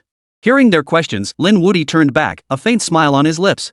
Even if it costs me my life, I, Lin Wudi, will hold them off until Nie Yun arrives to rescue you. Remember, he, Nie Yun, is a hero. I, Lin Wudi, am no coward either. Kill. Chapter 19, The Beast Horde's Frenzied Assault. Barely escaped one peril, only to face another. The inner universe ignites. Su Wanning and Song Yi's pupils suddenly contracted. They were infected by Lin Wudi's actions. Though this guy had a less than stellar reputation in everyday life. At this moment, his courageous charge against the spirit beasts ignited their own fighting spirit. Fear vanished as adrenaline surged through their veins, sending shivers of excitement coursing through their bodies. Boom! Boom! In the blink of an eye, several spirit beasts were knocked down by Lin Wudi, further igniting the combat desire within the 2 women. Kill! We must hold out until Nie Yun arrives. Gritting her teeth, Su Wanning drew the dagger concealed in her sleeve and closed the gap on Lin Wudi. Swish swish! Despite her limited professional training, Su Wanning swiftly dispatched a raging spirit beast with just a few swift strikes. Song Yi didn't carry weapons habitually, but he swiftly retrieved a sharp scalpel from his medical kit. His combat skills were rusty, yet he gripped the scalpel tightly, trailing behind Lin Wudi and Su Wanning while constantly watching for spirit beasts lurking behind them. Facing a beast tide thousands of times their number, the trio displayed extraordinary fighting spirit. Before long, Su Wanning and Lin Wudi charged ahead, clearing a path with frenzied ferocity. The trio found themselves completely engulfed by the swirling mass of beasts. This battle was exceptionally perilous, a matter of life or death. I hope you can make it through. Outside the secret realm instance, the head instructor gripped the communication stone, his palm trembling slightly with tension. The communication stones weren't incapable of connecting to the outside world, but Lu Wenxiang had deliberately severed two-way communication. He could monitor the situation inside the instance, yet Su Wanning and the others couldn't actively contact him. It wasn't that Lu Wenxiang was heartless. These 5 communication stones were designed with a death transmission function. As long as they weren't killed instantly, they could be teleported out before meeting their end. Kids, the closer you get to life or death peril, the greater the potential you'll unleash. This was the fundamental purpose behind Lu Wenxiang's enormous investment in these communication stones. Give it your all inside the instance. Your lives? I, Lu Wenxiang, have got you covered. Ah! Damn it! Facing the relentless waves of spirit beasts, Su Wanqing was fighting like a madwoman. The relentless combat drained her stamina. Barely a minute had passed before Su Wanning began gasping for breath. Her hands gripping the dagger began to tremble slightly, the powerful recoil making her palms ache intensely. Unnoticed, blood trickled down the blade, staining her pristine skirt crimson. Lin Wudi's hands were a bloody mess. His chest heaved violently as he swung his blade with mechanical rigidity. Ah! Gritting his teeth, he unleashed a powerful punch that struck the crown of a spirit beast's skull. Boom! Blood spattered everywhere, a gruesome sight. But Lin Wudi's punching motion was noticeably slower than at the start of the battle, and each blow lacked the force of his earlier strikes. The same punch that could have shattered a spirit beast's skull at the start could now barely kill it. And this was Lin Wudi, who had trained in martial arts since childhood. The frail figure of Song Yi faced even greater difficulty. His fingers clenched the blunt surgical blade nervously as he shouted, stabbing wildly but missing again and again. Whoa! Close call. Song Yi, whose sword swings were clumsy, nearly had his arm bitten by the spirit beast several times. Terrified, he immediately pulled his arm back, daring not to make another rash move. Nie Yun, why haven't you come yet? Knowing she was at her last gasp, Su Wanning plunged her blade into the spirit beast's heart before letting out a cry to the heavens. Ah! Lin Wuti roared, swinging his fist wildly. Though he didn't call out to Nie Yun like Su Wanning and Song Yi, his deathly pale, vacant expression clearly showed he'd fought himself into numbness. The earlier vigor and resolve had vanished from his eyes. He was now merely swinging his fists with pure, instinctive force. Facing the boundless horde of spirit beasts, impossible to exterminate or drive away, even a war god would feel despair. Clang! Chirp! Roar! As if sensing their master's dire predicament, the Ice Crystal Phoenix, Berserker, and Bald Mage suddenly materialized before Su Wanning and the others. Though their bodies hadn't fully recovered, the three spirit beasts forced themselves out of Spirit Island to join the battle. Ice Phoenix. Su Wanning's eyes glistened slightly as her lips trembled. You're amazing! Chirp! The Ice Crystal Phoenix chirped joyfully at its master's praise. It flapped its wings even harder, unleashing an ice storm to slow the advancing tide of beasts. Berserker! Bald Mage! Lin Wuti and Song Yi's eyes also flashed with excitement. Their contract spirit beasts risking their lives to protect their masters was truly rare. Responding to their master's summons, the two spirit beasts unleashed their respective abilities, forming a protective barrier around the trio. Given their current state, 3 humans and 3 beasts locked in combat, a forced breakthrough was impossible. Their only option was to focus entirely on self-preservation, avoiding fatal wounds from the beast tide's onslaught. Just as the trio was about to be swallowed by the beast tide. Boom! A searing column of blue light descended from the sky, instantly clearing the beasts within a 10-meter radius. Fall back. Leave this to us. Nie Yun stood atop the high ground, his expression calm. Ali's 9 tails shimmered with an unusual radiance. Whoosh! The deception orb shot forth like a ghostly specter, swiftly mowing down the scattered ranks of spirit beasts. Roar!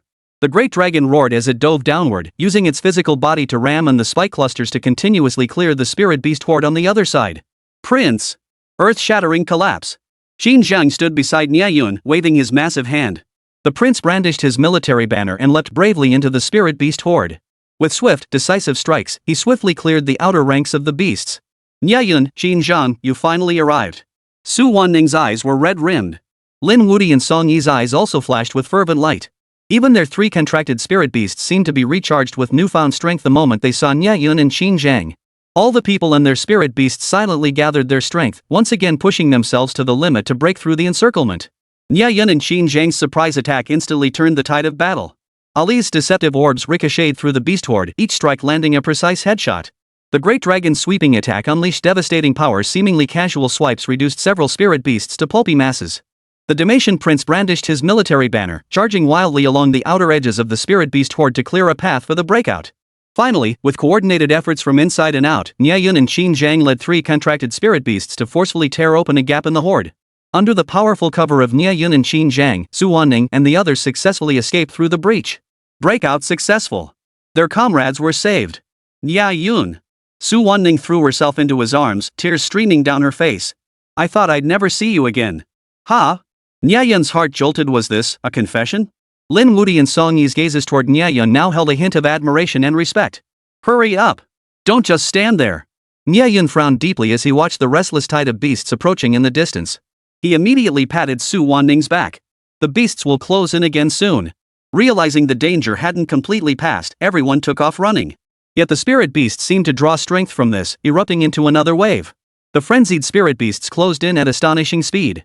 Having barely escaped the previous wave, Nie Yun and his companions hadn't gotten far before they found themselves once again surrounded on all sides by the hideous beasts.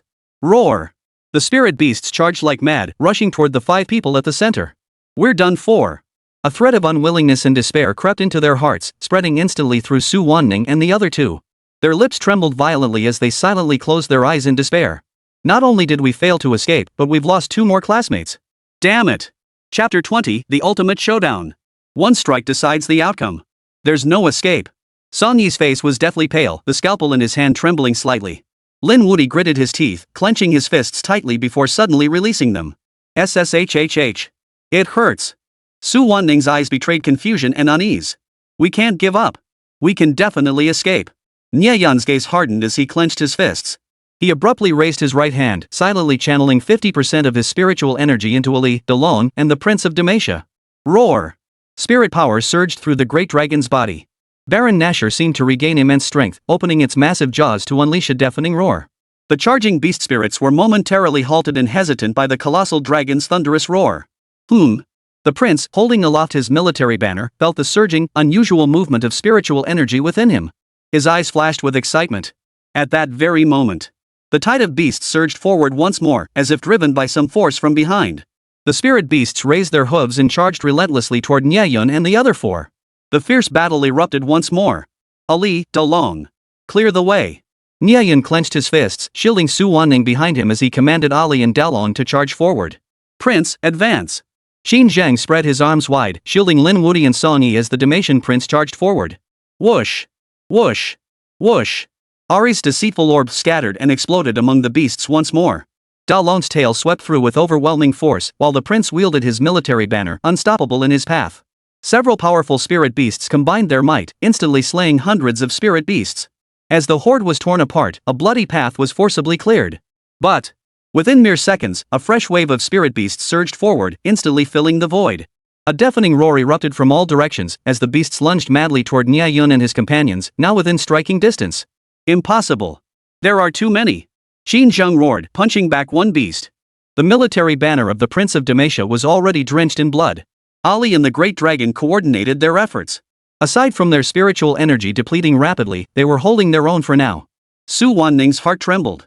She unconsciously gripped Nie Yun's sleeve, her voice quivering. Are we really trapped? Nie Yun, you break through. Don't worry about us. Her voice cracked with tears as she desperately urged him to abandon them. No. Stop talking. Nie Yun turned back, seeing Su Wan's pale, haggard, and dazed face. His gaze shifted to Lin Wuti and Song Yi beside her, and he nodded firmly. You're all my comrades. I can't abandon you. Arg. Two spirit beasts opened their gaping maws and lunged madly at Nie Yun. Oh no. Su Wanning gasped, covering her mouth as fear made her heart race wildly. Ha! Thud. Thud. Nie Yun spun swiftly, unleashing a double punch. In front of everyone, he instantly shattered the crowns of two spirit beasts. The youths from a sparring master family possessed terrifying combat prowess. Ali, demonic foxfire. Dalong, activate hunting baron form. Nie Yun no longer held back at the rear. Instead, while commanding Ali and Dalong, he clenched his sandbag-sized fists and charged forward with all his might. One punch, one spirit beast down. The thunderous boom. Boom. Boom echoed in everyone's ears, leaving them utterly speechless. Nie Yun had gone berserk. With Nie Yun personally joining the fray, Ali and Dalong's combat prowess surged once more. They moved through the battlefield with heightened fervor, instantly clearing another large swath of spirit beasts. In this alternate world, when a spirit contractor and their spirit contract beast fought together on the battlefield, their spiritual power was amplified. Ah!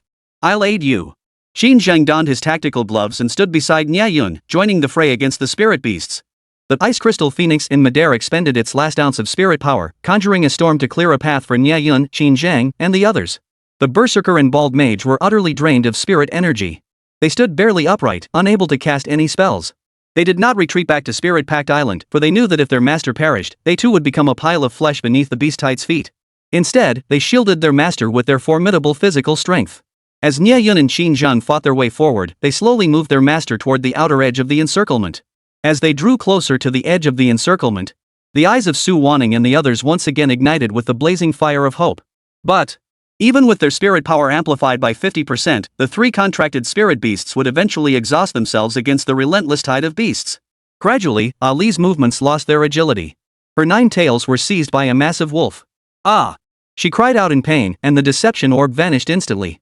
Dalong was surrounded by over a dozen unicorns, unable to protect himself from all sides. The prince was knocked flying by the horde, crashing heavily to the ground, his armor visibly dented. Damn it! This can't go on. Cold sweat beaded on Nie Yun's forehead as his mind raced. Suddenly, his gaze inadvertently locked onto the center of the beast tide, directly behind it. A giant ape, snow white and 2 meters tall, wore a human-like smile on its lips as it coldly surveyed the battlefield.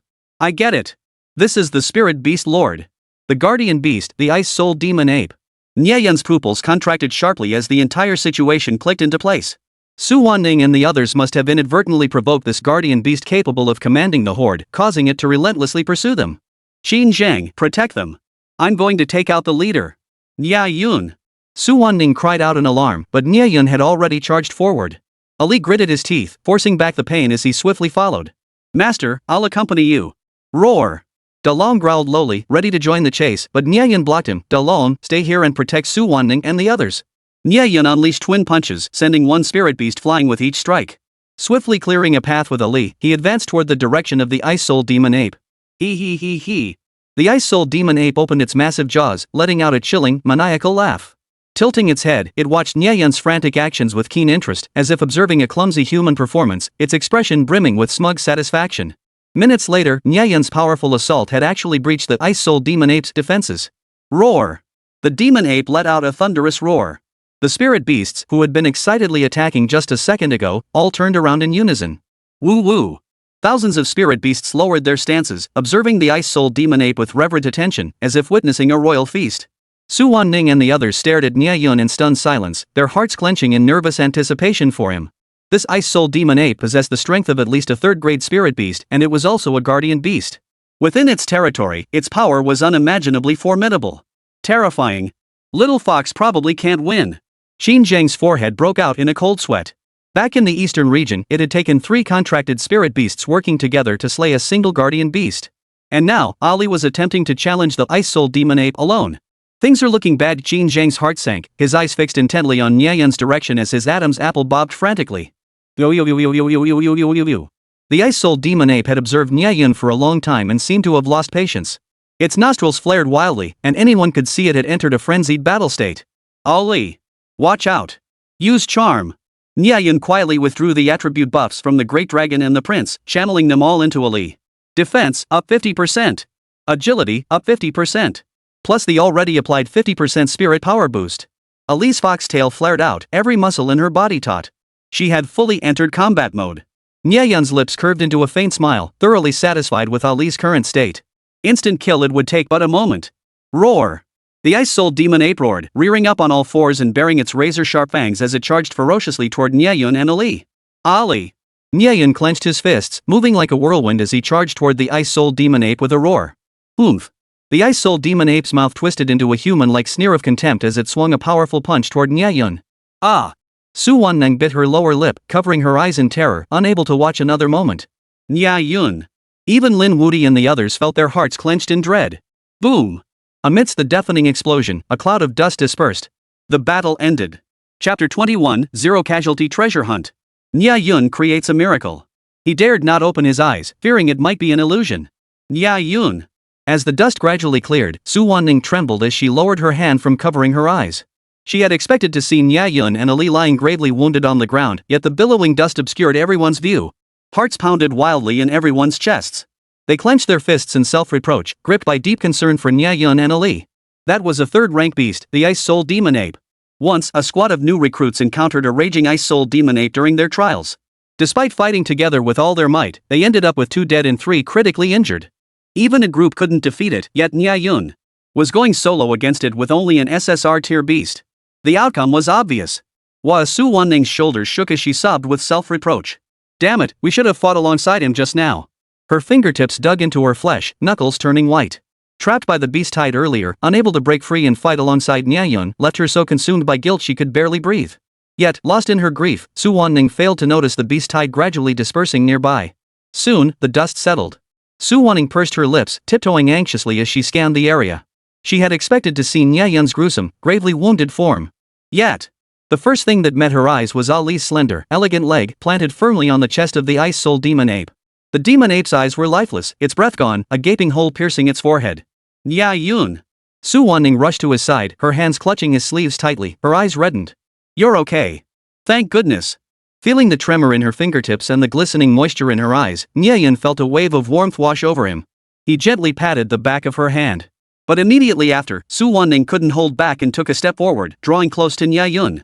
Her soft, fragrant breath washed evenly over his face, stirring his thoughts and making him blush involuntarily. Ah. This. He glanced awkwardly at the other 3, his hands frozen mid-air in indecision should he embrace the school's most beautiful girl or exercise restraint? Nie Yun's heart pounded 3 times faster than normal, adrenaline surging through him, jolting his racing mind. Forget it. Just go for it. Ah. Her wish granted, Su Wanning felt her waist suddenly tighten in a pair of strong arms. She blushed fiercely, burying her face in Nie Yun's embrace, too embarrassed to move. Whoa! How on earth did he manage that? Song Yi, Lin Wudi, and Xin Zhang exchanged bewildered glances, shaking their heads in disbelief. Holy crap, that's just insane. The 3 steel-straight men paid no attention whatsoever to Su Wanning and Nie Yun's affectionate little gestures. Huge question marks formed above their heads. How on earth did this unimaginable, level-jumping battle even happen? I get it. Song Yi's eyes widened as he scrutinized the scene's traces, his expression shifting to one of sudden realization. He slapped his thigh and exclaimed, Nie Yun must have used the sparring partner's superior combat skills to launch a sudden attack, deliberately drawing the demon ape's attention head-on so that Ahri could sneak around and ambush it from behind. But that's a third-grade guardian beast. It's probably more than that. Xin Zhang's face twisted with alarm as he narrowed his eyes, scrutinizing the ice soul demon ape. He couldn't shake the feeling that this matter wasn't as straightforward as it seemed. Actually, Song Yi's theory seems highly plausible. Removing his tactical gloves, Lin Wuti stared at Nie Yun with envious eyes. Who would have thought Nie Yun's combat prowess was truly this godlike? Wow, truly terrifying. Lin Wuti reflected inwardly. Compared to Nie Yun, his own combat prowess felt diminished by at least tenfold. He had trained in martial arts since childhood, confident he ranked among the strongest new spirit contractors. Yet Nie Yun's sudden emergence made him feel utterly inadequate and profoundly impressed. Martial prowess was the ability to save one's life in critical moments. Noble offspring often learned a few exquisite techniques for self-defense. Overhearing the murmurs around him, Nie Yun offered a non-committal smile. In truth, Song Yi and the others had only guessed about 70% correctly. He casually released his arm from around Su Wanning's waist and bent down to inspect the demon ape's body. His gaze swept over it briefly, and the corners of his mouth lifted slightly. His thoughts instantly flashed back to the swordplay and blade flashes of the battle just moments ago. The instant the demon ape launched its attack, the name Simeon suddenly flashed through his mind within the LOL story's grand backdrop. Take a gamble. To secure victory, he risked activating the true name release ability. See? Nie Yun. As the name shot through the air like lightning, piercing the demon ape's mind, its body froze for an instant. Seizing this fleeting opening, Nie Yun unleashed his fully charged fists, landing 2 thunderous blows to the demon ape's chest. Boom! Before the ice-soul demon ape could even utter a scream, Nie Yun sidestepped and swiftly commanded Ahri to unleash the combo of Deceptive Orb plus Soul Assault. With a 50% skill boost, the orb pierced clean through the demon ape's skull. Through Nie Yun and Ahri's seamless coordination, they faced the third-tier ice-soul demon ape. 0 casualties. A decisive victory against a higher-tier foe. Roar! At that very moment, as if sensing the ice-soul demon ape's complete demise, the lingering spirit beast horde suddenly let out terrified howls and scattered in all directions. The beast-hide, already half-fledged, vanished without a trace in an instant. It's finally over. Su Wanning still couldn't quite believe it. Lin Wuti's heart finally settled. He plopped down onto the ground, gasping for breath. Nie Yun, thank you. Lin Wuti bowed his fist in salute. After that simple 4-word thanks, the contempt that had once filled Lin Wuti's gaze toward Nie Yun vanished, replaced by an unmistakable hint of admiration. Wait, what's this? Nie Yun suddenly retrieved a crystal-clear, ice-blue crystal from the shattered skull of the demon ape. Frostheart? Staring at the icy blue crystal emitting waves of cold light, everyone's eyes lit up. Holy! After searching for so long, it was inside this beast's skull all along. Lin Wuti suddenly erupted in fury, kicking the demon ape viciously. No wonder it commanded the beasts the guardian beast kept the treasure for itself. Song Yi pondered thoughtfully, that explains why it hunted us down so ferociously. It feared the truth would be exposed. Whoa! The entire crowd sucked in a collective breath. This beast had developed human-like reasoning. Here. Nie Yun handed the Frostheart to Su Wanning. This suits your ice phoenix perfectly. Nie Yun, thank you. Su Wanning accepted the treasure, her eyes reddening once more. Suddenly, as if struck by a thought, she snapped her head up. Did you go east? Did you find the blazing separation fire? Nie Yun fell silent, his expression darkening instantly. What's wrong? Su Wangang asked, puzzled, a sense of foreboding rising within her. Damn it! Xin Zhang's face darkened, his chest heaving with rage as his fist whipped through the air with a sharp whistle. We were so close to getting it, but those bastards from Sky Academy stole it right from under us. Especially that Xiao Yan. What? Su Wanning stomped her foot in fury. That's despicable. Let's go take it back now. Lin Wuti leapt to his feet, fists clenched, ready to charge out. Hold on. Nie Yun quickly restrained the eager group, his sharp gaze sweeping over his exhausted teammates. Heal first. Don't risk lasting damage, he urged them to take their healing potions. Unbeknownst to them, a quiet bond of trust had begun to form within the team. Just then. Boom! A deafening roar erupted from the south, followed by a monstrous bolt of lightning that struck down, causing everyone's bodies to tense involuntarily. Ahri shuddered, instinctively wrapping her arm around Nie Yun's. Don't worry. Nie Yun clasped her hand, a flicker of tenderness in his eyes. I will avenge your enemies. Thank you, master. Just as she spoke, Ahri's fox ears suddenly pricked up alertly, pointing sharply toward the west. Master, there's a powerful energy fluctuation over there. And an unknown aura. Whoosh! The tension that had just eased among the group snapped back into place. Let's go! After a moment's thought, Nie Yun withdrew his gaze from the south and decisively waved toward the west. We're heading west first. What? We're not pursuing Xiao Yan? Su Wangung stamped her foot in frustration, her cheeks flushed crimson with anger. We're just letting them go like that? We're not letting them go. Nie Yun scanned the group, calmly analyzing, we've just endured a fierce battle and are in poor condition. Plus, that lightning strike in the south portends ill. In contrast, the energy fluctuations in the west are clear and detectable. I suspect the eye of the storm is highly likely to be in the west.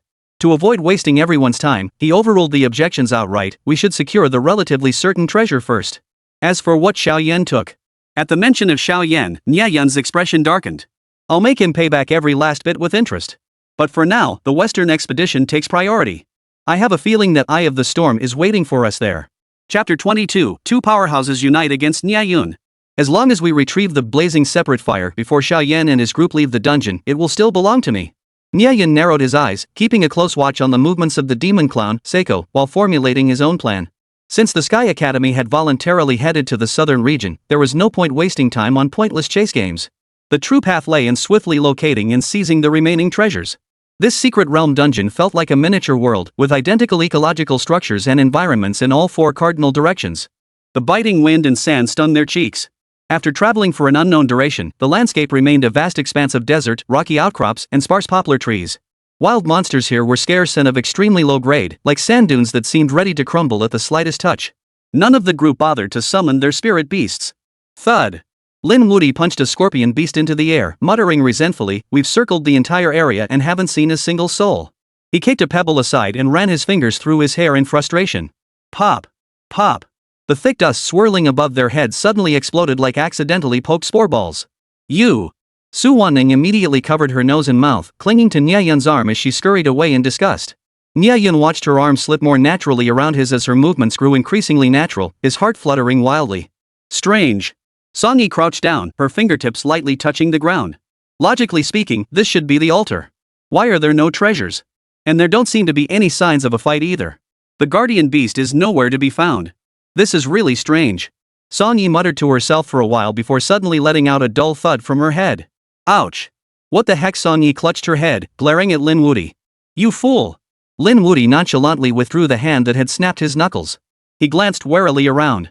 Did you forget the Frostheart was swallowed by the guardian beast? I suspect. Ha ha ha ha. Before Lin Wudi could finish his sentence, a sudden burst of maniacal laughter erupted. Immediately after, the 5 members of the Blazing Sun Academy emerged from behind the sand dunes. Leading the way with her arms crossed was a stunning beauty with a fiery figure and flawless features, Meng Fanfei. No doubt about it, she was the backbone of the Sunfire Academy Quintet. TSK Tisk. She fixed her arrogant gaze on Nie Yun and his companions, her head held high as a cold sneer curled her lips. What rotten luck! To run into a bunch of useless trash like you. What? Say that again if you dare. Song Yi clenched her fists, boiling with rage, but Nie Yun stepped in to restrain her. Song Yi immediately backed down, retreating 2 steps and losing her temper. It seemed Nie Yun had also become the backbone of their little group. He disdained verbal sparring, narrowing his eyes to scrutinize their expressions as he swiftly formed his judgment. When did you arrive? Nie Yun fixed his gaze on Meng Fanfei, speaking calmly. Oh ho! Meng Fanfei covered her mouth with a soft laugh, her phoenix eyes widening as she appraised Nie Yun with interest. Who'd have thought a guy like you, starting out as a sparring partner, would actually have such a sharp mind? Boss Fei, why waste words on him? What gives him the right to speak to you? A bald-headed man resembling AVJ Cho stepped forward from Meng Fanfei's team, pointing angrily at Nie Yun. Kid, you and your Super God Academy better get lost. This place. We reserved it. Right. We've reserved the entire place. Get lost, you lot. Understood. Nie Yun nodded indifferently, then turned to Su Wanning and the others, barking orders, get ready. The Eye of the Storm is about to appear. You bastard. Do you know who she is? Bald Jay-Z gritted his teeth so hard they creaked, hands on hips, nostrils flared in fury. She's the daughter of the Grand Secretary of the Great Xia Empire, Meng Fanfei. Who in the entire Great Xia Empire doesn't show her respect? And don't forget, Boss Fei isn't just from a prestigious family, she's exceptionally powerful. She not only possesses a grade 2 SSR tier contract spirit beast, but she herself is a 2-star contract spirit master. If you know what's good for you, get lost now. Don't make Fei beat you to a pulp. Bald Jalen thrust his finger forward again, nearly touching Nie Yun's nose. His arrogance was off the charts. Suddenly. Ow. Ow ow ow. It hurts. Let go. Let go now. Bald Jalen's finger shot with excruciating pain, making him grimace and sweat profusely. Nie Yun merely gripped his finger coldly, applying just enough pressure to cause excruciating agony without breaking the bone. I hate it when people point fingers at me. Nie Yun's voice was steady, yet chilling to the bone, especially someone like you. Crash. He yanked his hand away violently. Bald J staggered backward several steps, nearly collapsing to the ground. Useless. Nie Yun's thin lips moved, his voice barely audible, yet every person present heard it clearly. Those two words stabbed like knives into the hearts of the entire Blazing Sun Academy crowd. Damn it! Meng Fangfei's face darkened instantly. Nie Yun, you're asking for death. Heh, I'm not courting death, I'm claiming the Eye of the Storm. Nie Yun stood before Meng Fangfei with domineering presence, his face nearly touching hers. He looked down at her eyes with confidence. The Eye of the Storm, I'm taking it. Damn it! A lowly sparring partner dares to act so arrogantly before me. Meng Fangfei abruptly raised her slender arm, and the four figures behind her instantly assumed combat stances. Oomph! Meng Fangfei's beautiful features twisted into a fierce expression. She let out a sharp cry, ready to strike. Nie Yun, we're here. The four behind Nie Yun all drew their spirit-packed islands, eyes gleaming with intent as they prepared for battle. A fierce battle was about to erupt. Just as tensions reached a boiling point. Oh, quite the lively scene here? A mocking voice drifted from nearby. Everyone turned to see the five from Sky Academy standing with arms crossed, watching Nie Yun and Meng Fangfei like spectators at a show. Xiao Yan dangled the treasure box in his hand, deliberately waving it in front of Nie Yun. Seeing Nie Yun's icy expression, he taunted provocatively, "Don't scowl like that if you lack the strength, don't blame the weather." You despicable scoundrel. Su Wanning instantly summoned the ice crystal phoenix, filling the air with a sudden chill. Pointing angrily at Xiao Yan, she screamed, "How could your Xiao family produce such scum? Instead of competing fairly for the treasure, you resort to theft?" The rest of the team tensed, ready to spring into action at a moment's notice to defend Nie Yun. "Whoa, Miss Meng, she's so fierce," Xiao Yan feigned surprise, leaping back to stand shoulder to shoulder with Meng Fangfei. His eyes widened at the sight of Meng Fangfei's ample cleavage, almost spilling out. He couldn't help but squint, greedily taking in the glimpse of snow-white skin. "What are you doing here? Get lost." Meng Fangfei shifted away in disgust, dodging Xiao Yan's lecherous gaze. "I'm here to discuss our partnership." Of course, Xiao Yan's lips curled into a sly smile as he leaned in close to whisper something into Meng Fangfei's ear. Meng Fangfei's eyes suddenly lit up, her expression half believing, half doubting. You're serious?" Watching Meng Fangfei and Xiao Yan exchange suggestive glances, Nie Yun and the others behind him felt their hearts skip a beat. No way. They're teaming up? Chapter 23, The Emerald King Appears. The Iron Gate Defense of the Dragon Tortoise. Of course. Xiao Yan, seeing Meng Fangfei take the bait, let a barely perceptible, sinister smile curve his lips. He deliberately opened the treasure box a narrow crack, letting a fierce crimson flame illuminate his greedy face. "What's the relationship between our two families? What's mine can also be yours." Puff! The flames threatened to burst forth. In that instant, infinite rays of light erupted from Xiao Yan's hands, illuminating every face in the room. Bang! After that brief flash, Xiao Yan grinned and slammed the treasure box shut again. He stepped forward, lowering his voice. "But then, once this is settled, would you do me the honor of stopping by my place?" A flicker of disgust crossed Meng Fangfei's eyes, yet she couldn't tear her gaze away from Xiao Yan's hands. "We'll see."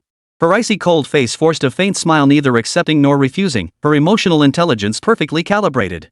Xiao Yan, being sharp, swiftly dropped the subject. He tucked away the treasure box and deliberately raised an eyebrow toward Nie Yun. "Better watch your back, someone's got their eye on it." Blazing inferno. Lin Wudi and the others gritted their teeth, their eyes bulging with fury at Xiao Yan's provocative actions. Giggled Meng Fangfei covered her mouth with a soft laugh, her bright peach blossom eyes flashing with a look of hesitation. "But this is a treasure your academy obtained. Are you really willing to give it to me?" "Of course. I call the shots at Sky Academy."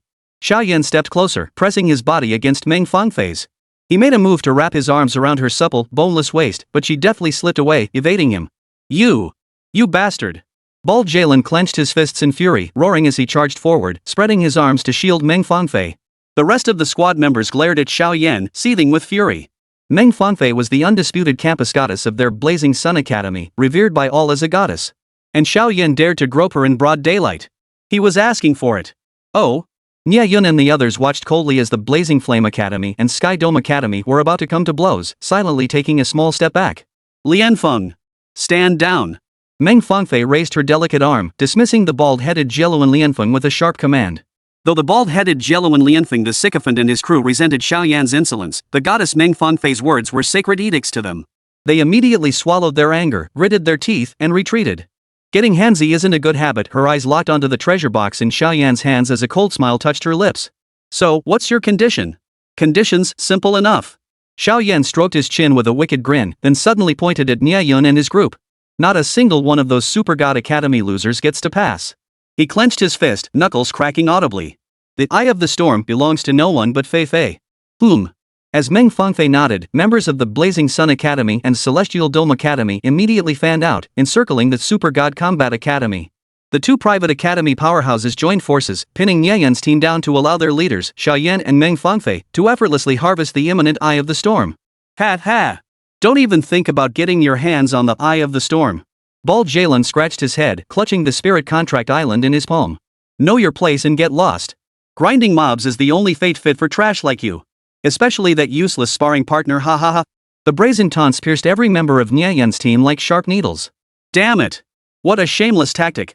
Not far away, Lin Wudi and his group were fuming mad. Even Qin Zhang, usually cold and composed, was so furious he wanted to stomp his feet. They're deliberately targeting us, aren't they? If Nie Yun hadn't held them back, they would have already charged forward to brawl with this despicable bunch. No need to be reckless. We just wait patiently.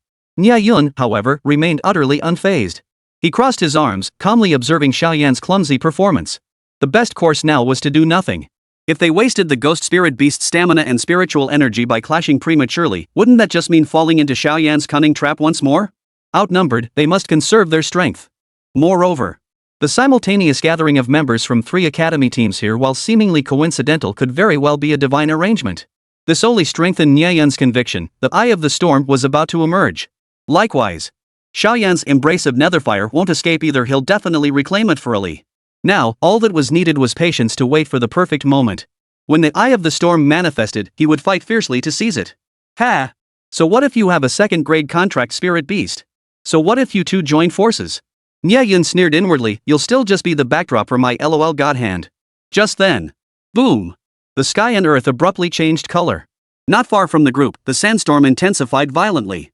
A ferocious tornado erupted from the ground, rapidly expanding into a 100-meter-wide vortex before anyone could cry out in alarm. Amidst the howling winds, a faint, bluish-gray energy core could be seen drifting and spinning within the vortex, radiating a heart-stopping aura of power. It's the Eye of the Storm. Son Yi exclaimed. Everyone's eyes widened, muscles tensing. In an instant, the entire spirit island was flung aside. Bang! Bang! Bang! Ali, Dragon, Prince, Ice Phoenix, Berserker, and the Bald Mage all materialized before Nie Yun and his companions. Of course, the 8 members from the Blazing Sun Academy and Sky Dome Academy tasked with tailing Nie Yun's team also unleashed their spirit beasts. Sis Fei, go grab the treasure. Leave this to me. Turtle, out. Bald Jalen Lianfeng roared, and a blinding green light surged before him. Bang! Armored Turtle Ramos materialized before everyone. He. Nie Yun looked up at Bald Jalen, whose head was glowing green, and suddenly found it amusing. Bald Jalen's green glowing head truly complemented the armored turtle perfectly. No doubt his innate talent and this tank-type spirit beast complemented each other perfectly. Swish, swish, swish. 7 more flashes of spirit light appeared as the spirit beasts of the remaining 7 players all took their positions. Useless sparring partner. Don't think having 2 spirit beasts will let you escape my turtle's iron gate. Bald Jalen declared, the green glow on his head growing even more dazzling. Greener, greener, greener still. Green King form. Turtle's massive claws bulged with muscle as the spikes on its armor sharpened to a razor's edge. The other students of the Blazing Sun Academy gasped in shock, their eyes wide with astonishment. Bald Jalen's innate talent directly amplified his contract spirit beast, Gue, boosting its defense and armor by a staggering 40%. The power of the Green King was terrifying indeed. Ha. My turtle's Iron Gate defense can withstand a 3rd-grade spirit beast. Even fighting at full strength for an hour, I won't be at a disadvantage. Bald J, the Green King, grinned wickedly with one hand in his pocket as he swung his right arm forcefully toward Nie Yun. He pointed furiously at every member of the Super God Combat Academy, bellowing at the top of his lungs, Turtle, charge. At that very moment. Arg! From the sand dunes near the tornado's eye, 2 colossal poisonous scorpions suddenly emerged, their carapaces glowing with a faint, venomous light. Meanwhile, 3 desert belly snakes as thick as water barrels reared their massive triangular heads, their tongues flickering as venom swirled around them. The Eye of the Storm truly lived up to its name. These guardian beasts weren't just terrifying in number and size, their power was truly spine-chilling. Ha ha ha ha. Xiaoyan burst into a maniacal laugh. Ha ha ha ha. Nie Yun, you bunch of useless trash, just keep playing around out here. With that, he and Meng Fangfei leapt forward, summoning their contract beasts as they charged toward the guardian beasts. Damn it! Lin Wudi roared in fury. At that moment, Nie Yun and his companions were being tightly restrained by the 8-member squad led by Armored Dragon Turtle Ramos. Chapter 24, 3 Beast Assault. The turtle's defense crumbles instantly. Boom! The Dalmatian prince struck with all his might, his military banner whipping through the air to strike sparks from Ramos the dragon turtle's shell. Yet the dragon turtle's shell bore only a faint white scratch. The great dragon's thorn clusters and claw strikes were effortlessly deflected as the turtle rolled to dissipate the force. Ha ha ha ha. Useless fools, don't waste your breath. Bald Jay stood atop a verdant grassland, hands on hips. Watching Nie Yun and his companions charge and get repelled time and again, Bald Jalen sneered triumphantly, 3 rounds of attacks already. Do you really think you can break through my turtle's defenses? That's laughable. Is that all? Our classmate Lianfeng's turtle possesses defenses capable of withstanding a full power strike from a 3rd-grade spirit beast. You trash. Just go home and sleep. You're not even worthy of scratching a Gui's back. Ha ha ha ha. The remaining 7 from Blazing Sun Academy and Sky Dome Academy stood with hands on hips, roaring with laughter after collectively repelling Nie Yun's team yet again. Ha ha ha. Even the spirit beasts before them joined in, trembling with their master's maniacal laughter. Bald-headed Jay Renfeng basked in the adulation, turning to his comrades with a knowing wink. Guys, is this the might of Super God Academy? They're not super god tier, more like super useless. Ha ha ha ha. Super useless academy. Students from both private academies roared with laughter, clutching their sides as they echoed. Bro, Lianfeng rocks. Brother Turtle rocks. That turtle shell could probably block them until their secret realm ends. Ah, super useless academy must be green with envy. The eye of the storm is destined to be ours. Boom. Swish swish swish. In the distance, Xiaoyan and Meng Fangfei had already entered combat mode, charging deep into the core area surrounding the outer edge of the tornado's eye. Demon Clown Seiko twisted his body eerily, his paint-smeared face twisted into a sinister grin. 2 poison-coated daggers in his hands sliced through monsters like sides. His seemingly casual arm swings mowed down entire swaths of scorpions and viper beasts, unleashing staggering destructive power. Meanwhile, Meng Fangfei's spirit beast, Storm's Fury Gana, seemed to have found her natural habitat amidst the desert and the swirling tornadoes. Like a mysterious and agile wind spirit, she danced around the storm's periphery, seemingly drawing power from the vortex itself. With a casual flick of her wrist, she unleashed miniature hurricanes that scattered entire groups of monsters to the winds. No wonder Meng Fangfei had chosen to guard this western desert region. It turns out that Storm Fury Gana's combat attributes are remarkably aligned with the artifact Eye of the Storm. If she were to truly possess and refine the Eye of the Storm, Gana's combat prowess would undoubtedly receive a massive boost. Even fighting opponents far above her level would become effortless. In mere seconds, Xiaoyan's SSR tier Joker and Meng Fangfei's tier 2 SSR tier Gianna had cleared out every last outer lane minion.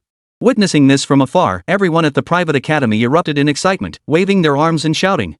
Did you see that? Did you see that? That's the power of our sister Fei. Bald Jay Renfeng turned to mock Nie Yun and his group with wild derision. Jealous, huh? Too bad you don't even have the right to get close. Students from Blazing Sun Academy joined in the jeering. Your lowly tier 1 contract beasts? How could they possibly match Sister Fei's tier 2 ferocious beast? You probably can't even clear minions. Our Ague is immune to attacks below grade 3. Ha ha ha, feeling ashamed and regretting not leaving sooner? The Sky Dome Academy crowd wasn't about to be outdone. They slapped their thighs and roared with laughter. So tough, huh? Why can't you break our defenses? Look at that sparring instructor, he's just jealous that our handsome Xiao can fight side by side with Sister Meng. Brother Xiao is so generous, even giving his blazing inferno to his sister-in-law. TSK, you bunch of losers, you're nothing. But what they failed to notice. A sneer suddenly erupted from Nie Yun's lips. Idiots. You really are idiots. Nie Yun couldn't help but sneer inwardly.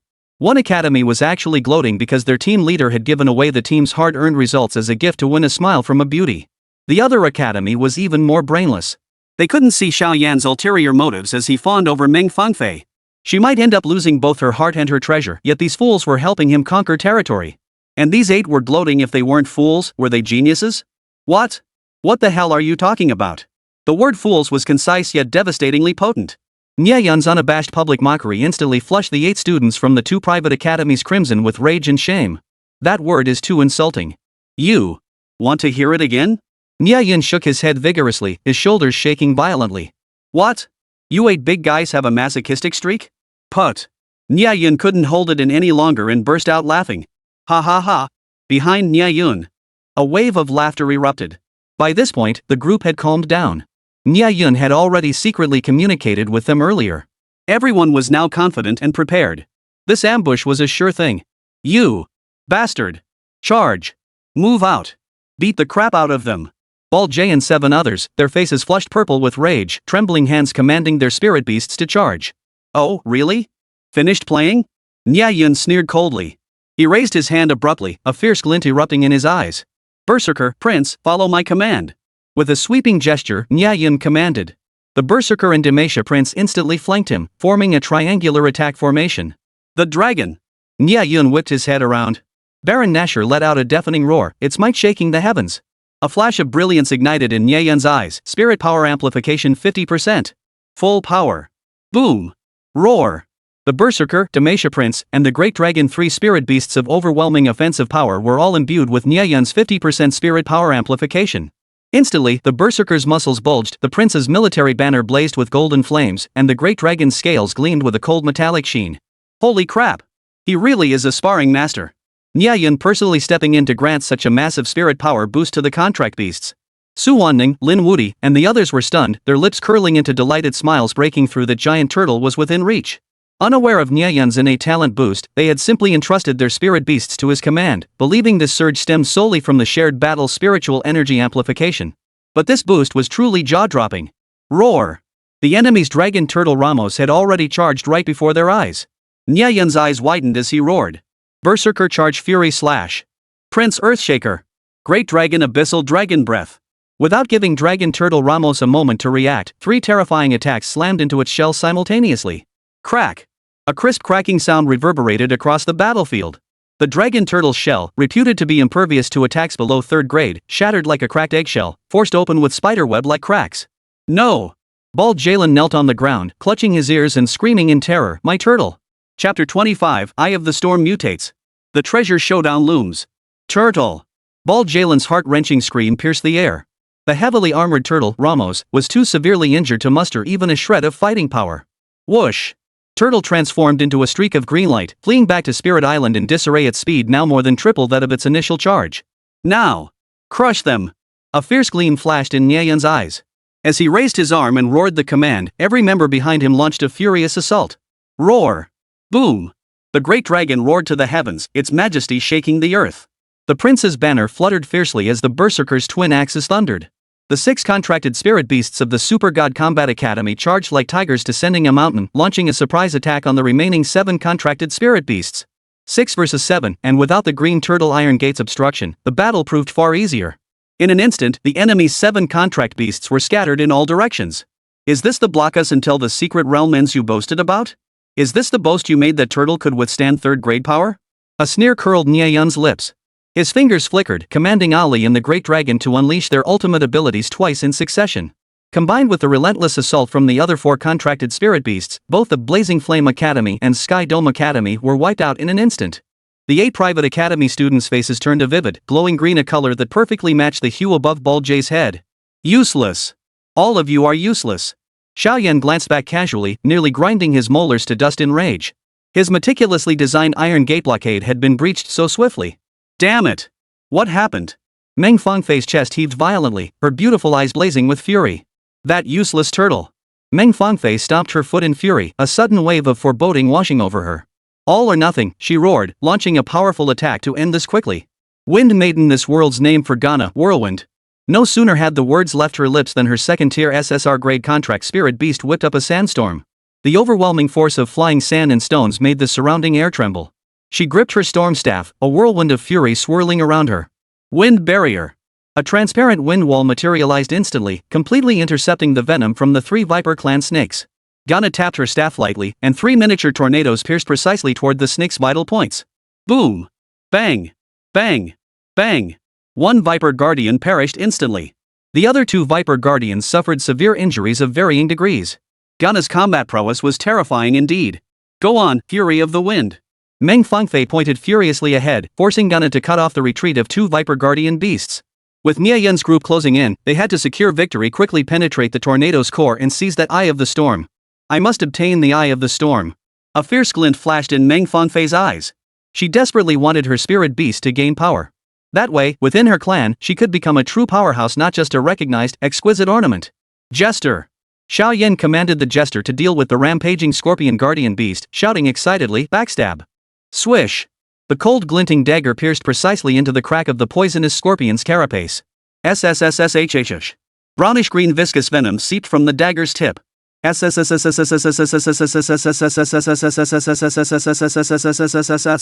The scorpion emitted a deafening hiss as its hard carapace visibly melted away.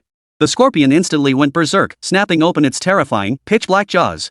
With a sharp crackling sound, its razor-sharp fangs were exposed as it lunged forward, aiming to bite into the clown Seiko's head. Ha ha ha! Clown Seiko had anticipated this move. He rolled and leaped to the scorpion's side. But that earlier attack was merely a feint by the scorpion guardian beast. Its true killing blow lay in its taut, venom-filled tail, coiled and ready. Swish! The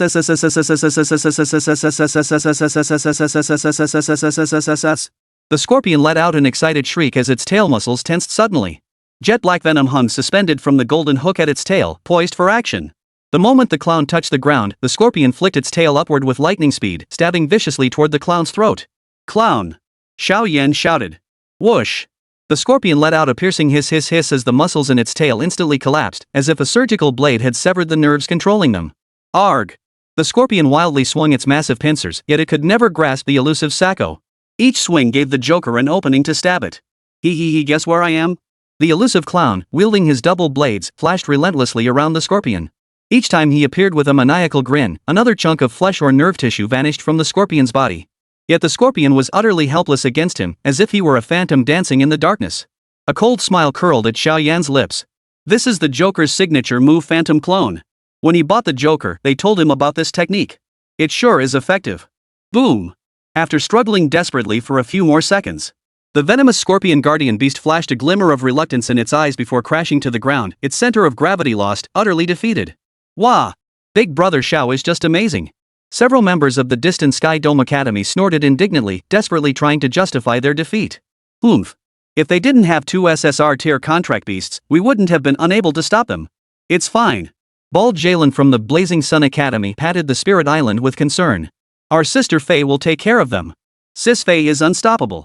She took down 3 Viper Guardian beasts in the blink of an eye. The Academy members cheered, pumping their fists. Of course. A second-grade SSR tier contract spirit beast? No first-grade contract spirit beasts could ever compare. Bald Jalen gazed at Meng Fangfei with admiration, lost in admiration. Oomph. If they dare show their faces, Sister Faye's contract spirit beast will blow them to smithereens. Ha ha ha ha. The students of Sky Dome Academy roared with laughter, their faces beaming with smug satisfaction. The speed these useless chumps are chasing it can't even match our boss's attack speed. By the time they get here, the Eye of the Storm will probably already be ours, haha. Clowns! Xiao Yan cried out in alarm as Nie Yun and the others closed in, mere tens of meters away. Speed up! Swish! The Joker's twin blade shot out, slicing directly toward the remaining poison scorpion guardian beast. Arg! The scorpion's eyes were pierced by the Joker's precise throws, causing it to writhe in agony on the ground. He. Just as the Joker lunged forward to repeat his tactic, a hurricane force gust erupted from behind him. Boom! A whirlwind of sand and stones tore through the air, shredding the blinded spirit beast into fragments by the second-tier SSR grade Storm Fury, Ghana. You lot are too slow.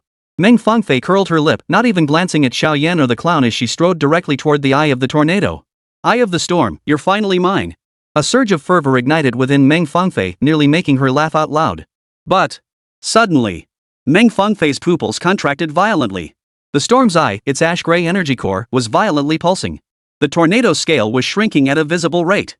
Damn it! Meng Fangfei's voice trembled as cold sweat beaded on her forehead. How could the Eye of the Storm vanish so quickly? Quick! Wind Maiden! Charge! Charge in! Meng Fangfei's face drained of color as she suddenly shouted. A resolute glint flashed in her beautiful eyes. If she couldn't seize the Eye of the Storm this time, who knew when the next opportunity would come? She must have it. Whoosh! Ghana received the command and was about to leap into the Eye of the Tornado. Swish! Hold on! A flash of pink light appeared before her eyes. Ali suddenly materialized before her, unfurling all 9 foxtails to block the path between Ghana and Meng Fangfei. No passage here. Chapter 26, The Joker's Betrayal? Kneeling to present treasures to Nie Yun. You all! Meng Fangfei spun around in fury, her gaze locking onto Nie Yun and his 4 companions who had teleported before them. Her teeth clenched, her beautiful eyes suddenly widened in realization. You did this on purpose. Heh, only now you realize? Nie Yun's lips curled into a cold smile. Nie Yun surveyed the panting Ghana and Joker, both drained of over half their spiritual energy. You two fought hard, didn't you? His lips curved slightly as De Long, the prince, the berserker, and the other spirit beasts surrounded Ghana and the Joker. The contracted spirit beasts glared at each other, the air thick with tension. Neither side would yield, locked in a tense standoff. Bastard! Xiao Yan's fingertips trembled slightly, his face flushed a deep purple. You're despicable. Meng Fangfei stomped her foot in fury. As the pale gray light within the tornado's eye grew weaker, she trembled with rage. Dishonorable? Nie Yun raised an eyebrow, sneering coldly. I'm no match for young Master Xiao. How dare you? Xiao Yan roared furiously. Don't get too cocky. Meng Fangfei's Wind Maiden is a second-grade SSR level. Second-grade SSR? Nie Yun cut him off, suddenly smiling. Then guess why I waited until you finished fighting before showing up? This soul-searching question instantly silenced the scene. Xiao Yan and Meng Fangfei's faces flushed crimson with rage. They had conspired against Nie Yun, only to be used as pawns themselves. You bastards! How dare you block our sister Fei? I'll fight you to the death. Just then, Bald Jay and his crew arrived, his scalp flushed crimson with rage. Lian Feng! Stand back! Meng Fangfei raised her slender arm, blocking Bald Jalen's advance. Her eyes lowered, her voice devoid of emotion. Step back. Watch out for friendly fire. Fine. You're quite something. Meng Fangfei's eyes blazed as she turned to glare at Nie Yun, Ali, and De Long before her. She lifted her chin with a cold sneer, her voice dripping with contempt. Do you really think the likes of you are worthy of blocking my second-rank SSR Wind Maiden? Whoosh! Meng Fangfei's fingertips flickered, and a surge of azure light erupted from Gana's storm staff. Amidst howling winds, sand swirled and stones tumbled, swiftly forming a small storm wall. Seeing this, Ali's fox ears twitched and her 9 tails unfurled. Pink waves of enchantment spread like ripples, surging directly toward Meng Fangfei and Gana. Oomph! Meng Fangfei sneered coldly. You dare show off your measly charm index in front of me? Her eyes flashed with sharp brilliance. Don't forget I'm a woman, and my contract spirit beast is female too. Your little tricks won't work on us. The equally stunning humanoid beast, Gana, stood tall before Ali, radiating the imposing aura of a second-rank cultivator. The pressure made Ali and the dragon's hearts tighten. Ah! Ali feigned struggle, stumbling back 2 steps. Master, what are we to do now? She clung to Nie Yun's arm with feigned vulnerability, a sly gleam flashing in her slender, fox-like eyes. Meng Fangfei frowned and roared, since you can't defeat me, get out of the way. If the Eye of the Storm vanishes, I'll never let you off the hook. Hold on. Let's discuss a partnership.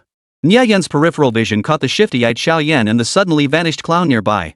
A meaningful smile curved his lips. Talk my ass. Seeing the tornado's power rapidly waning, Meng Fangfei suddenly roared, Wind Maiden, blast them away. Seize the Eye of the Storm. Ha! Gana let out a fierce cry, raising her staff high. A golden flash erupted as wind blades formed from sand and gravel abruptly coalesced, poised to unleash a devastating strike. Boom! Suddenly, the nearby tornado completely dissipated. The once raging power of the eye vanished instantly, dissolving into a wisp of white mist that drifted into the air. The surging sand and gravel instantly fell silent. No! Meng Fangfei's pupils dilated violently, her face turning deathly pale in an instant. The Eye of the Storm vanished? Her entire body trembled, rage nearly boiling over in her eyes. Damn it! Meng Fangfei whipped her head around, locking eyes with Nie Yun as her voice rose sharply. It's you! All of you! Because of you, I missed the Eye of the Storm. My fault? Nie Yun's lips curved into a smirk as he shrugged nonchalantly.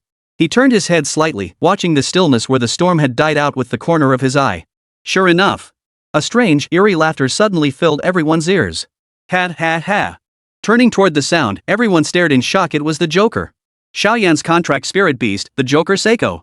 Clown Sako shuffled along with comically exaggerated steps, juggling a pale gray rhombic crystal like a circus performer. Eye of the Storm. Meng Fangfei's beautiful eyes flashed as she whirled around, staring at Xiao Yan with utter disbelief. It's you? Ha ha ha ha. It's me. A smug grin spread across Xiao Yan's face. He spread his arms wide and laughed wildly, his eyes filled with arrogance. Ho ho ho. Didn't see that coming, did you? After all your hard work, the Eye of the Storm still belongs to me. What? The bald-headed Jalen and others from the Blazing Sun Academy instantly bristled with fury. They roared, Xiao Yan, what do you think you're doing? Didn't you promise the Eye of the Storm to Sister Fei? Xiao Yan shot them a contemptuous glance, sneering, changed my mind. Is that a problem? You idiots couldn't get the treasure yourselves, so you can't let anyone else have it? But then again, Xiao Yan's lips curled upward as his gaze toward Meng Fangfei brimmed with desire. Goddess Fei Fei, if you agree to come play at my place, I might reconsider. Damn it! Stop talking. Meng Fangfei's face flushed crimson, as if it might bleed. Her hands clenched into fists so tightly her knuckles turned white. Even at the brink of losing control, she said nothing more. She merely bit her lower lip hard, her gaze darkening to a terrifying intensity. Then don't blame me. Xiao Yan smirked triumphantly, beckoning to the clown Seiko with a finger. Clown, bring it. However, a flicker of confusion and unease flashed in Clown Seiko's eyes. He halted his stride toward Xiao Yan. He turned toward Nie Yun. 1 step, 2 steps. Like the devil's own stride. Jester! Come back! Xiao Yan's pupils trembled violently. He shouted urgently, clenching his fists as he tried to rush forward to stop Seiko, but was blocked by the contract spirit beasts, the Great Dragon, the Prince, the Berserker, and the Ice Crystal Phoenix. Jester! Jester! I am your master. I am. Come back. Xiao Yan stamped his feet in frustration, utterly helpless. Meng Fangfei. Fei Fei. You must help stop Joker. I'm sorry. I'll make it up to you. Baldy brother, please hold him back for me. I'd be so grateful. Xiao Yan shouted frantically toward Meng Fangfei, but received no response from her or anyone else. At that moment, Meng Fangfei's own heart was already surging with emotion, beyond her control. Her beautiful eyes widened in disbelief as she stared at Nie Yun, her heart pounding wildly. Her large eyes blinked rapidly as excitement surged within her. Could Nie Yun be the genius father spoke of, the one capable of controlling a spirit tamer's soul? Suddenly, as if struck by a thought, she shook her head frantically. No, I can't rush to tell father. Ahri is still with him. I must figure out exactly what's going on first. Ha. Like a possessed being, the clown Seiko shuffled forward with an eerie, unnatural gait. Before the eyes of all, he respectfully knelt on one knee and solemnly presented the Eye of the Storm to Nie Yun. Whoosh! The entire hall fell silent. Chapter 27, Shock. Abandoning his teammates to flee alone? No! Xiao Yan knelt on the ground in agony, his hands digging deep into the sand, knuckles turning white from the force. His voice came through gritted teeth. This is what I schemed and plotted for. Impossible? Nie Yun's slender fingers traced the surface of the Eye of the Storm with deliberate care, as azure-gray energy swirled within the crystal. His cold gaze swept over Xiao Yan's contorted face as he slowly curved his lips into a smile. What? The taste of having your treasure snatched away, not pleasant, is it? Ha! Ha. His teammates behind him doubled over in laughter, all of them roaring with mirth. Giggle, even Ali's 9-fox tail swayed triumphantly as she covered her mouth to stifle her laughter. This sense of vindication, retaliating tooth for tooth, eye for eye, felt incredibly satisfying. Phew!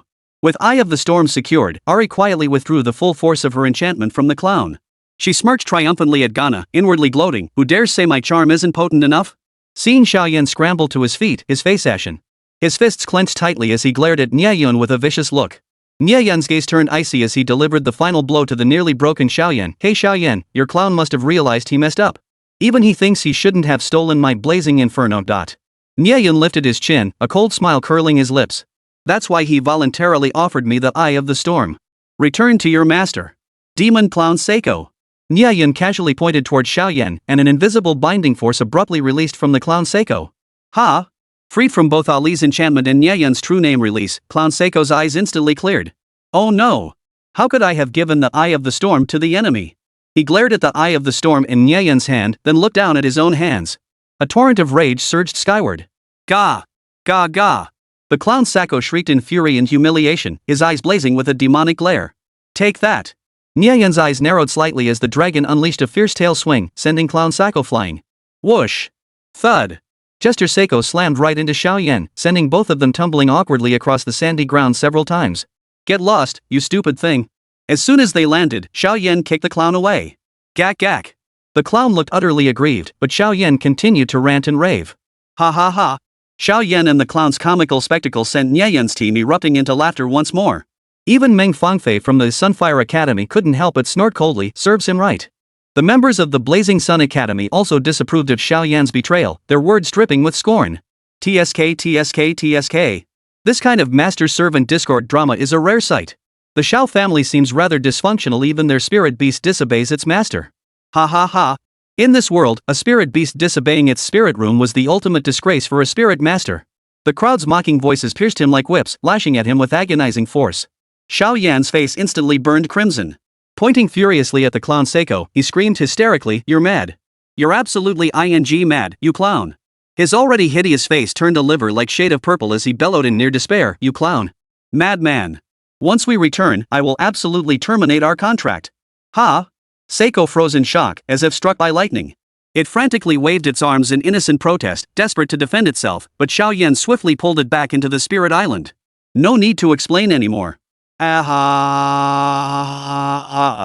Thud. He fell to his knees and howled to the heavens. Dad, what the hell did you bring me back? This idiot, what a total letdown.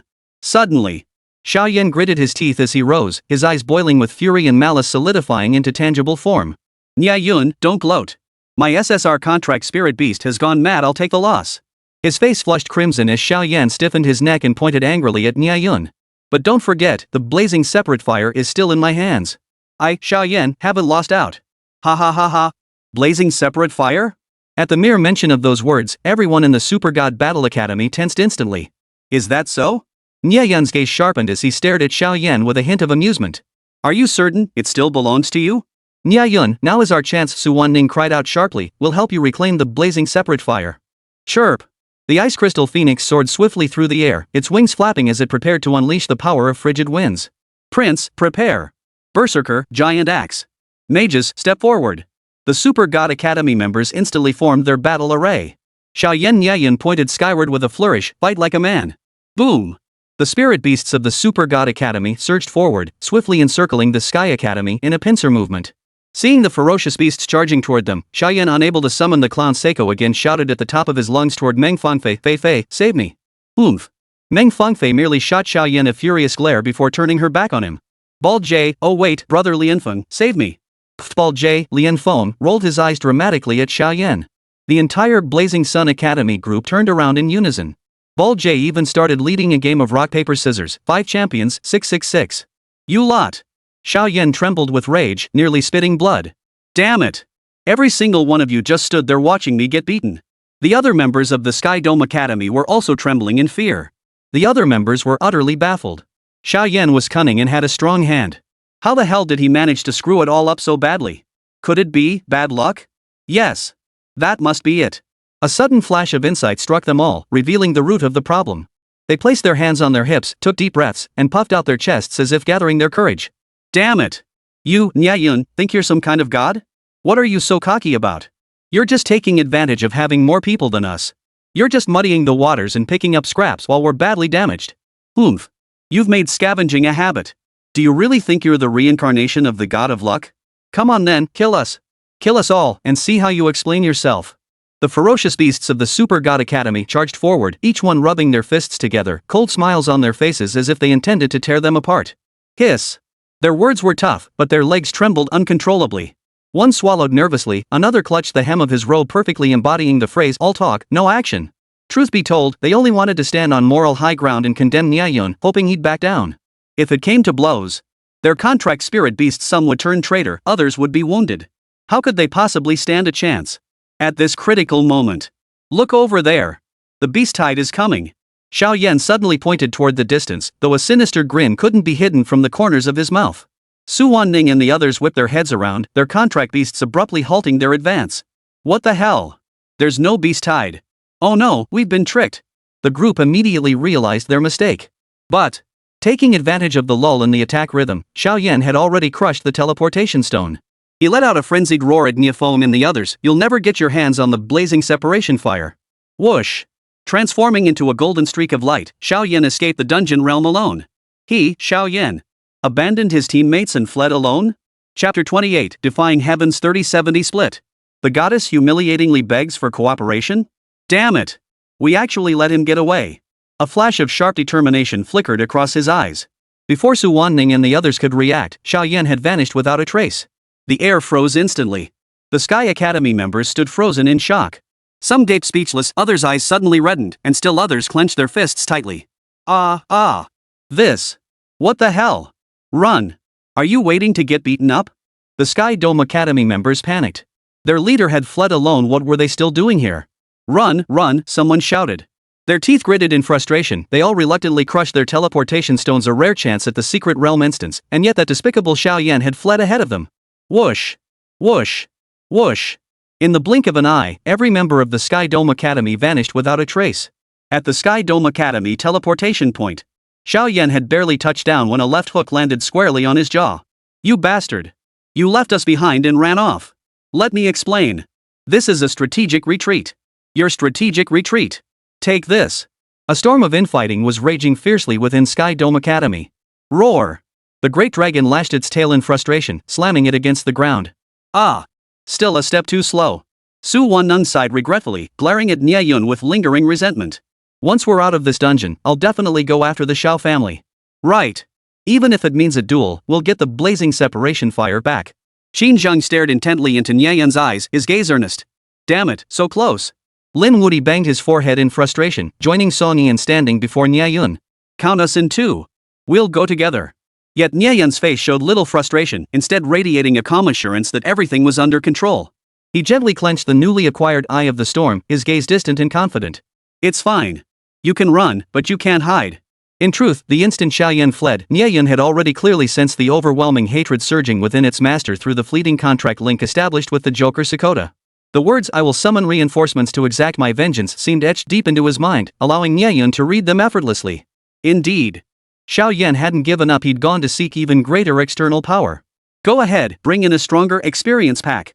Nie Yun sneered inwardly, for this would allow him to reap the rewards without lifting a finger. Settling the grudge within the secret realm was far preferable to facing the Xiao family's endless ambushes once outside. Ali, DeLong. Nie Yun tugged at Ali's arm, his tone sincere. Ali, I'm sorry to keep you waiting longer. I will definitely get the nether fire back for you.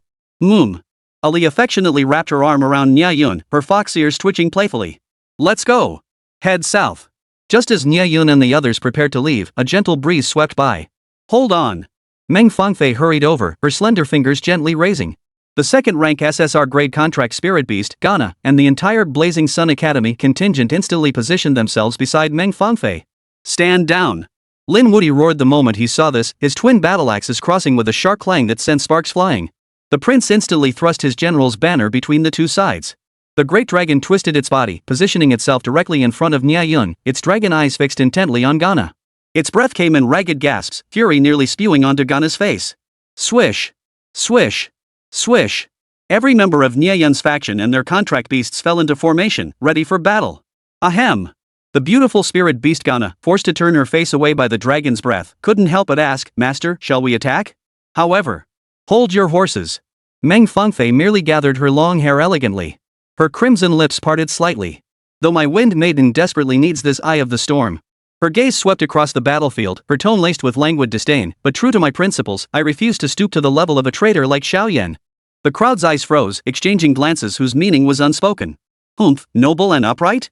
Nie Yun snorted derisively, his gaze sharp as a blade, piercing Meng Fangfei without mercy. Just minutes ago, who was teaming up with that scoundrel to block us out? Now you expect a light-hearted remark to wipe it all clean? His scathing sarcasm left the bald-headed Jalen and others from the Blazing Sun Academy flushed with embarrassment and fury. Rolling up their sleeves, they were ready to fight. You! What did you say? Say it again if you dare. A flicker of unease crossed Meng Fangfei's pretty face, but she quickly suppressed it. Taking a deep breath, she knew empty accusations held no weight. Earlier, there was indeed an error. She bowed her head slightly. This was the utmost concession the proud woman could offer. Therefore, I've come to discuss cooperation with sincerity. What? The sun, rising in the west? The goddess Meng, she, actually, apologized first.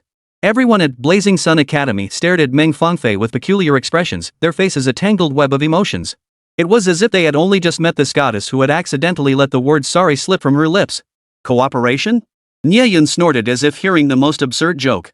Crossing his arms, his words dripped with venom. Do you seriously think cooperation is even an option between us? I know of a secret passage beneath certain sand dunes. Meng Fangfei's expression stiffened, yet she ignored his mockery and continued, the dangers within are unknown. Our Sunrise Academy alone may not be up to the task. Originally. She paused, a hint of regret flickering in her voice as she shot Nie Yun a meaningful look. I intended to partner with Sky Academy. But now it seems I chose the wrong person. Xiaoyan is a useless coward. A secret passage? Nie Yun's eyebrow arched, hinting at renewed interest, though his guard remained firmly up. Exactly. The opportunities within may far exceed our imagination. Meng Fangfei nodded earnestly. Oh? Nie Yun's lips curved into a meaningful smile. Cooperation is acceptable. However, since you're the one seeking me out, the split will be according to my terms. He spread his hands, forming the gestures 4, 7 and 3, declaring arrogantly, whatever treasures we find, it's all 7 for us and 3 for you. Holy! 70-30 split? You might as well rob us. This is outrageous. Meng Fangfei would never agree to this. Bald Jay and the others were furious, glaring at Nie Yun. If Meng Fangfei hadn't held them back, they would have lost it for sure. Whoosh! A wave of gasps rippled through their own camp. Even they felt Nie Yun's demand was a bit harsh after all, the opponent wasn't weak and possessed a grade 2 SSR contract spirit beast. Yet, to everyone's surprise. After a brief silence, Meng Fangfei lifted her gaze to meet Nie Yun's eyes and calmly nodded. Fine. 70-30 split. I accept your terms. Oh what? This time, even Nie Yun was momentarily stunned. He had proposed such harsh terms precisely to make her back down or at least become emotionally agitated, thereby gaining the upper hand in subsequent negotiations. But he never imagined Meng Fangfei would actually agree? And so readily, without even haggling? Something's fishy when things go too smoothly. A sharp gleam flashed in Nie Yun's eyes as suspicion began to grow within him. The more readily she agreed, the more valuable the contents of the secret passage must be, perhaps even surpassing the eye of the storm. Fine. Let me see what kind of tricks you're playing. TSK. Perhaps her ambitions extend far beyond mere treasures. Good heavens! Is this really the dream goddess we know? Bald J and the others couldn't help but exclaim in shock. To team up with Nie Yun, the aloof goddess had actually lowered herself and made such a huge concession to seek cooperation. This development utterly shattered Bald J and the others' worldview once again. Alright. Regardless of her motives, Nie Yun decided to give it a shot. Yay! Su Wanning, Lin Wudi, and the others exchanged knowing smiles, their eyes sparkling with excitement. Meng Fangfei's bright eyes darted around, discreetly scanning Nie Yun and Ali. She had clearly observed that the clown, Seiko, was indeed under some form of mental control and manipulation. This collaboration presented the perfect opportunity to probe Nie Yun's true capabilities. And then there was the one in the secret passage. She was determined to uncover that mystery as well. With this thought, Meng Fangfei turned gracefully and walked toward the center of a nearby sand dune. Wind Maiden! Gana's staff tapped lightly, summoning a whirlwind that swept up sand and stones. In the northeast corner, the dust and sand were swiftly cleared away, revealing a deep, dark opening before everyone's eyes. Meanwhile, outside the secret realm, Xiao Yan, his face bruised and swollen, had finally shaken off his teammates' clutches and retreated to a deserted corner, looking utterly wretched. His eyes were bloodshot, filled with humiliation and madness. Nie Yun, and that Meng Fangfei. You'll all pay for this. Trembling, he pulled out his phone and dialed the number, tears and snot streaming down his face. Dad! Fly back immediately. Help me settle this score. What? Someone dared bully my son? They don't want to live anymore. 100 miles away, the head of the Xiao family overturned the table and stormed toward the secret realm. Chapter 29, Crisis Escalates.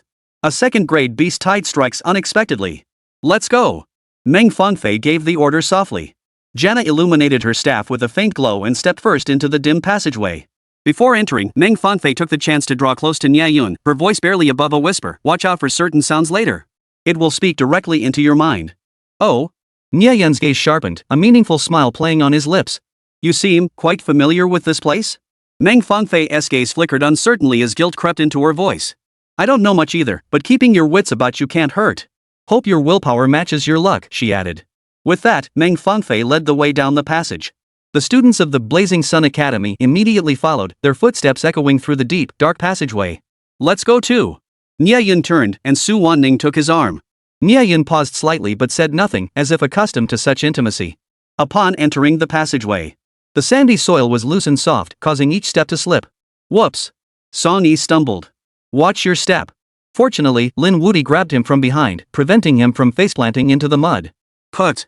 Not very steady on your feet, are you? Meng Fangfei shot him a cold glance, her tone icy, though her eyes darted warily around the surroundings. Oomph. I just tripped. Song Yi patted his arm indignantly, but quickly composed himself as he too noticed the unusual atmosphere. Suddenly, a strange sound erupted nearby. Clack clack clack. A sinister cackle, a mix of rage, curiosity, and mania exploded into everyone's minds without warning. New toys, so many new toys. Let's all play a game. Ha. Hiss. What the hell? Everyone frantically shook their heads, convinced they'd misheard. The sound seemed to pierce straight into their souls, sending an instant chill down everyone's spine. But it lasted only an instant. As they tapped their heads, hoping to hear it again, it vanished completely. Was it all in their heads? Let's go. Let's explore deeper. Resigned, the group made their way deeper into the smooth cavern. The silence was terrifying, broken only by the echoes of their breaths and footsteps. Nothing special here. Seems pretty ordinary. Song Yi muttered, glancing around aimlessly. Nie Yun's eyes narrowed sharply as he suddenly fixed his gaze on a white protrusion on the cave ceiling. Song Yi, don't move. What is that? Song Yi's curiosity instantly piqued, her hand instinctively reaching out. Squeak! The white stone abruptly opened its monstrous jaws, bristling with sharp teeth, erupting in a shrill, terrifying screech.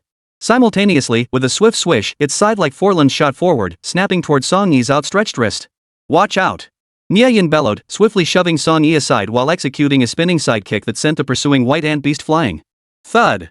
The hideous monster slammed violently into the cave wall, its mandibles emitting a heart-stopping squeak sound. Holy! Everyone's hair stood on end as they instantly assumed combat stances. Damn it! Song-yi quickly withdrew his hand, slumping to the ground, drenched in cold sweat. Bad boy, time for punishment. Ha ha ha! The eerie laughter echoed once more, its mocking malice stinging everyone's eardrums. Squeak!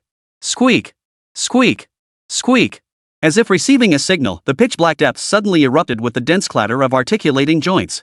Countless crimson compound eyes ignited in the darkness like a sudden burst of a red starry sea. Thin wisps of black mist, as if alive, coiled around these monsters. Prepare for battle. Nie Yun flung out the spirit contract island, summoning Ahri and the great dragon into existence. Ha! Frost spike! Su Wanning's shrill command unleashed the ice phoenix. Whoosh, whoosh. Football-sized white ant beasts surged like ghosts from all directions. Ah! Damn it! The two top-tier campus beauties completely lost it. With a flick of Su Wanning's finger, the ice phoenix lunged into the open space devoid of termite beasts, unleashing a hail of ice spikes that pierced the swarm from every angle. Swish! Swish! Swish! In an instant, dozens of white ants were frozen solid into ice sculptures, crushed into dust by the relentless waves of ants surging forward. Wind Maiden, disperse them! Meng Fangfei refused to be outdone, commanding Jianna to precisely coil toward the densest cluster of white ants. During a lull in the battle, she approached Nie Yun, speaking rapidly, "It revels in our fear. The greater our emotional turmoil, the more it thrives. Seems you've got experience with this?" Nie Yun parried an attacking white ant and countered. "Enough to stay alive," Meng Fangfei replied coolly, her hands never ceasing their commands. "Hope you can keep up." Under the leadership of the two main forces, the white ant beasts were swiftly eliminated. Only then did that unsettling, maniacal grin gradually fade. "What exactly is it?" Nie Yun frowned, watching the dark mist. Unlike ordinary energy, it didn't dissipate but drifted toward the depths of the cave as if possessed of life. "Ah. I'm not entirely sure either," Meng Fangfei sighed heavily, lifting her eyes with a grave expression. "I don't know if she's still the same person she was before. This time, I will find you." Meng Fangfei's eyes narrowed as she silently vowed, her gaze fixed on the cave's depths. Bang! Put! Amid the storm, the white ant beasts collided like water balloons in a tumbling drum, exploding into splatters of blood under extreme acceleration. Bang! Bang! Bang! Ganna's intervention made the battle considerably easier. Nie Yun and the other spirit beasts effortlessly swept through the swarm of termite beasts. Boom! Sizzle, sizzle. An entire row of ant beasts was struck by the frenzied lightning power, their bodies smoking as their fangs trembled and their bellies turned skyward. They all died instantly. As the final ant was sliced clean in two by Ganna's wind blade. What's this? Nie Yun scrutinized the dissipating black mist, which seemed even denser than before, his brows furrowing deeply. What's wrong? Su Wanning leaned closer, her hair brushing against Nie Yun's earlobe and cheek. Nothing. Nie Yun dismissed his confusion. With the swarm of termite beasts still advancing in force, he turned and plunged back into the fray. With everyone working together, the battle ended quickly, leaving the scene in utter chaos. Bald Jalen kicked aside a dead white ant beast, panting heavily. Damn, finally some peace and quiet. Peace? Nie Yun pointed grimly toward the shadowy distance. The slaughter has only just begun. He. Warm up over. Game officially begins. Ha. No sooner had Nie Yun spoken than that maniacal cackle echoed through everyone's minds once more clearer and more oppressive than before. Rumble. As if to prove his words, countless lizards surged forth from the rock crevices like a tidal wave. Swish, swish, swish. They swayed their tails, their bellies scraping the ground, producing an eerie squeak sound. Holy! These crocodiles. Song-yi turned pale with fright once more. The lizards before him resembled miniature crocodiles, their scales emitting an eerie misty glow. Hiss. Creepy sounds echoed from all directions. From crevices in the rock walls, cracks in the ground, and even the rough stones overhead, countless lizards poured out like a tidal wave. Each lizard frantically flickered its tongue-long, black, forked tongues darting through the air as if tracking Nie Yun and his companions by scent. At least 300. And nearly half are second-grade spirit beasts.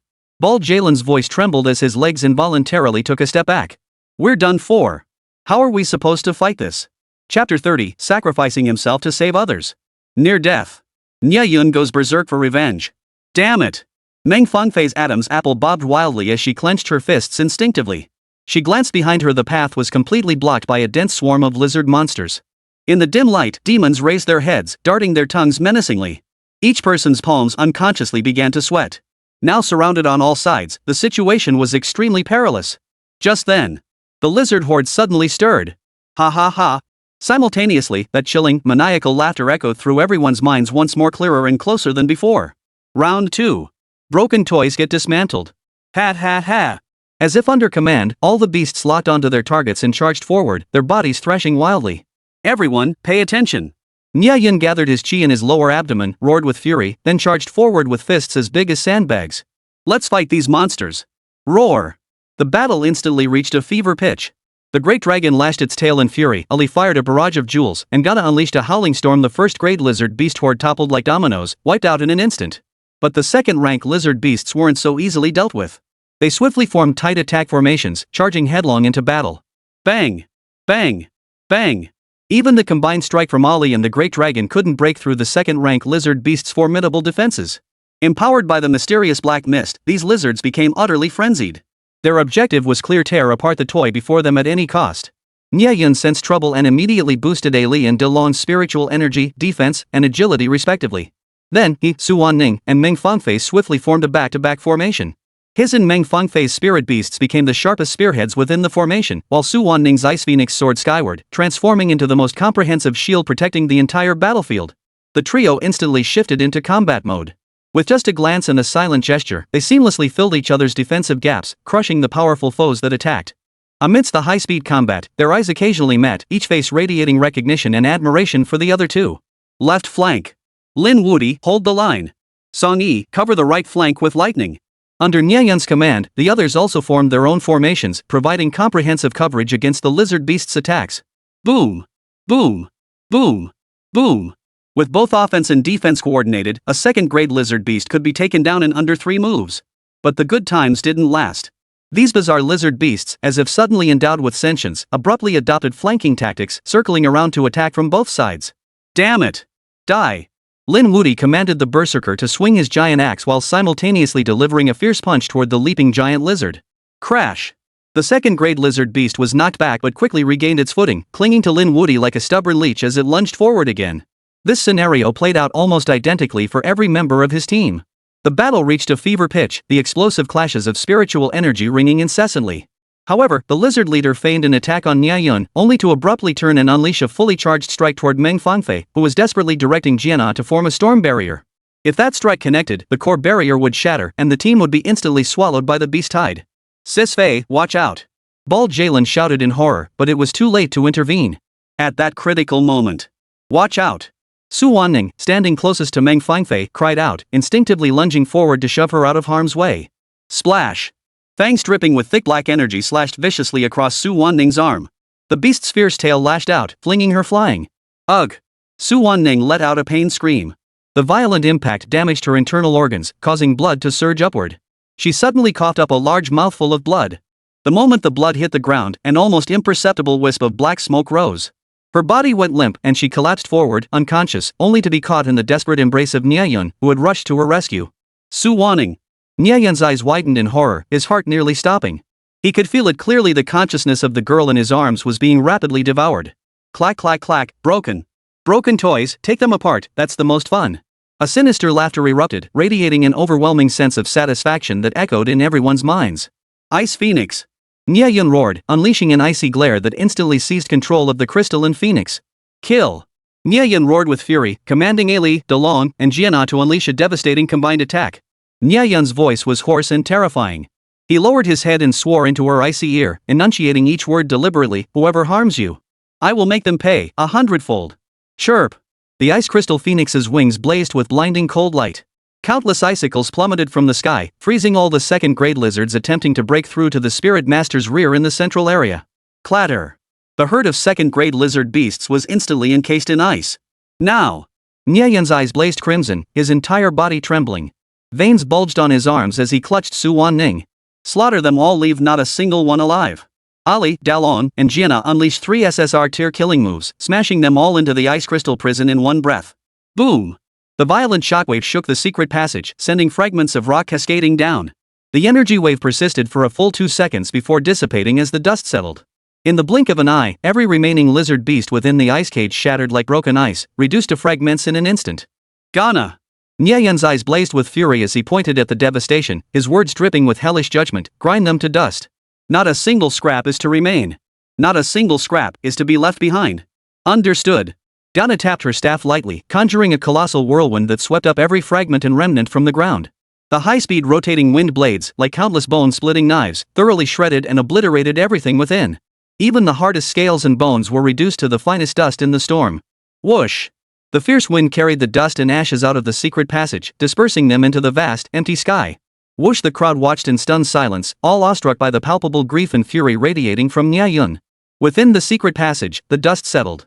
Nie Yun knelt on one knee, cradling Su Wanning tenderly in his arms. Her gruesome wounds had already scabbed over, yet the vivid crimson blood staining her sleeves sent shivers down their spines. Nie Yun's voice tightened as his trembling fingers traced her cheek. Su Wanning, how are you? Cough cough. Su Wanning leaned weakly against Nie Yun. Her eyelashes fluttered violently, and her bloodless, pale lips parted slightly, emitting a faint, indistinct sound.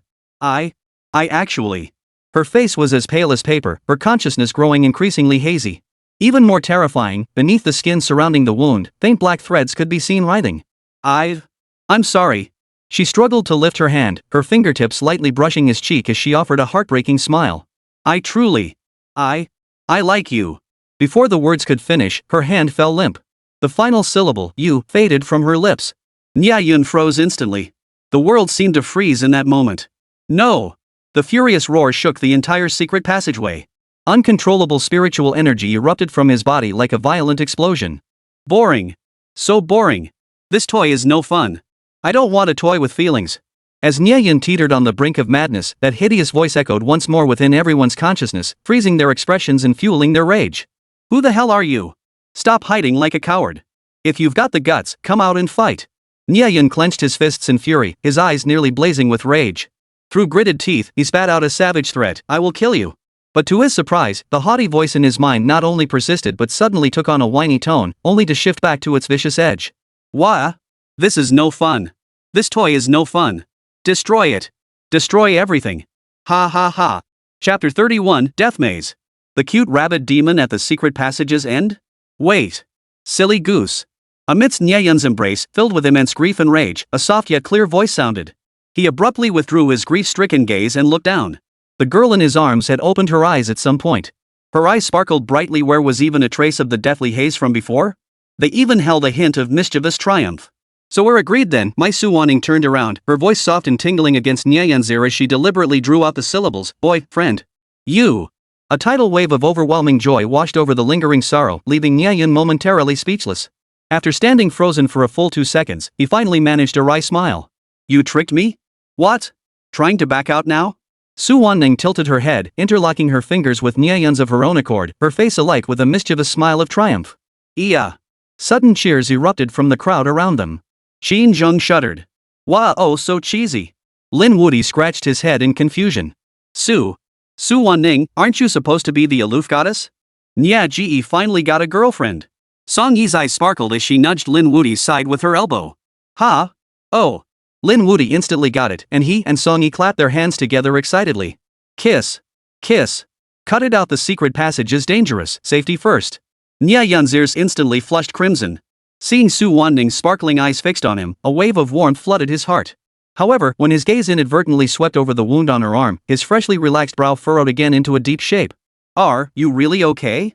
For some reason, Nie Yun couldn't shake a strange feeling. He was certain Su Wan's sudden awakening was closely tied to that menacing voice echoing in his mind. I'm fine. I'm all better. Su Wanning spun around lightly, then suddenly remembered something and excitedly hopped in front of Meng Fangfei. Sis Fei Fei. Thank you. Su Wanning affectionately grabbed Meng Fangfei's hand, batting her eyes playfully. Thanks for saving me with that pill just now. Not only are my injuries completely healed, but I feel full of energy all over. Well, I'm just glad you're okay. Meng Fangfei forced a faint smile, but a fleeting, barely perceptible worry flashed in her eyes. That pill could only temporarily suppress the situation, and Su Wanning's true condition, she understood it better than anyone. Her gaze darted to Nie Yun, catching the lingering worry and a hint of doubt in his eyes. Instantly, her resolve hardened. Absolutely cannot tell him. Must wait until we're out before figuring something out with Nie Yun. Meng Fangfei silently resolved within herself. Otherwise, if word got out about Su Wanning being infected by that strange force, neither she nor the entire Su family would fare well. Don't worry about me. Let's continue the expedition. To reassure everyone, Su Wanning produced a healing patch and stuck it over the wound with a satisfying snap. Unnoticed by anyone, a wisp of dark purple mist began to creep silently, as if alive, seeping deep into her skin. To Meng Fangfei, the seemingly ordinary action by the campus beauty was anything but. She was certain it was her body, driven by the strange force, uncontrollably attempting to conceal something. Alright, let's go. Nie Yun supported Suwon's arm, his fingertips inadvertently brushing the patch's edge. The wound was smooth beyond belief, healing at a speed far exceeding the norm. He instinctively glanced at Meng Fangfei. Meeting her meaningful gaze, he forced down his doubts and grew even more certain Meng Fangfei must know something. The path ahead was smooth, yet grew increasingly eerie and dim. What had been a straight, narrow passage suddenly branched into several diverging paths. Not only that. At the ends of these branches, more forks appeared, creating an uncanny illusion of being trapped within a labyrinth. Why do I feel? Nie Yun's footsteps halted abruptly. Have we been here before? What? Only then did the others instinctively switch on their flashlights. As light replaced shadow, the horrifying sight before them instantly drew a chorus of screams. Holy! Dead bodies! So many dead bodies! The faintly visible corpses in the distance made everyone's blood run cold, their faces turning deathly pale. The skeletons, fully clothed yet frozen in various poses, all bore the same frozen expressions of despair and terror. These are all. Song Yi's voice trembled, choked with tears. Not long ago, like a few months back, Lin Woody crouched down, carefully examining one. His throat convulsed violently. And no fatal wounds, like they were trapped alive until they suffocated, or scared to death. Just as everyone was overcome with terror and their scalps prickled. He. Welcome to my playground. The hideous voice rang out with unprecedented clarity, like a demon whispering in their ears. Lost? Scared? Ha. Come play with me. Find me. And you'll get a reward. If you can't find me, you'll stay here forever. Ha. No. I'm done exploring. I want out. I want to go home. A student from Sunlight Academy suddenly broke down, turning to run but was held back by Ball J. Calm down. Going solo now means certain death. Panic spread in an instant, turning every face grim. He. Scared? Runaway toys are the most fun. That wicked voice rang out abruptly, dripping with malicious intent to toy with them without restraint. We have no choice. Nie Yun's voice wasn't loud, but it jolted everyone into focus. Either we wait here to die, or we find that phantom thing and kill it. After speaking, he leaned close to Su Wanning's ear and whispered, I will get you and everyone else out of here. He then picked up a wooden stick and carved an N mark at the passageway entrance. Just mark every intersection like this. Ha? What's this symbol? Su Wanning scrutinized the N with a look of surprise. Ha? Everyone else crowded around, their expressions a mix of confusion and curiosity. It's the initial letter of the Chinese pinyin. Nie Yun couldn't help but give a wry smile. In this desperate situation, only knowledge from Blue Star could solve the immediate problem. Whoa! It's truly the god of luck incarnate. This must be Nie Yun's lucky symbol. Follow the lucky symbol, and we'll definitely find our way out of the maze. With a focal point, everyone's hearts settled back into place. They began animatedly discussing the N shape. It's definitely a lucky symbol. Look, even when rotated 180 degrees, it retains the same shape. Holy crap! No wonder he's the god of luck. He even discovered such a classic lucky symbol. He's freaking awesome. Half an hour passed. The group felt they'd covered considerable distance, yet still hadn't found their way out of the maze. We're back where we started. Song Yi kicked the wall in frustration. Everyone started feeling inexplicably irritable. What the hell? Are we stuck in this damn place? Something's off. The smart Nie Yun suddenly stopped in his tracks. His finger traced the fresh carving on the secret passage wall, vaguely discerning the letter N. The mark was deliberately erased. Whoa! The group sucked in sharp breaths, a chill creeping up their spines. Could it be? Lin Woody lowered his voice, scanning the surroundings. Something's following us? Just then, Su Wanning let out a muffled groan. The sharp pain in her wound made her stumble backward, nearly slamming her back against the wall. After the pain subsided, a look of bewilderment flashed across her face. Careful! Nie Yun grabbed her waist. Su Wanning lowered her head shyly, silently concealing the panic stirring within her. Meng Fangfei's gaze shot over like a sharp arrow, as if she had seen through something. Su Wanning abruptly lifted her head, a flicker of tension in her eyes. Meng Fangfei hesitated, her red lips pressing tightly together before settling on silence. But Bald J walked up to Nie Yun. How are we supposed to get out of here? Calm down, everyone. We'll figure something out. Nie Yun rested his chin in his hand, deep in thought. Suddenly, inspiration struck. Got it. Since the markings can be destroyed, using my aura is the way to go. Da Long. Roar. Baron Nash teleported. Use the dragon breath mark. Roar. The great dragon let out a low growl, leaving a unique mark of scorching dragon breath at every intersection. Move. Let's go. Following the markings, the group finally reached a stone door engraved with eerie runes. This is the place. As soon as Nie Yun touched the stone door, it slid open silently.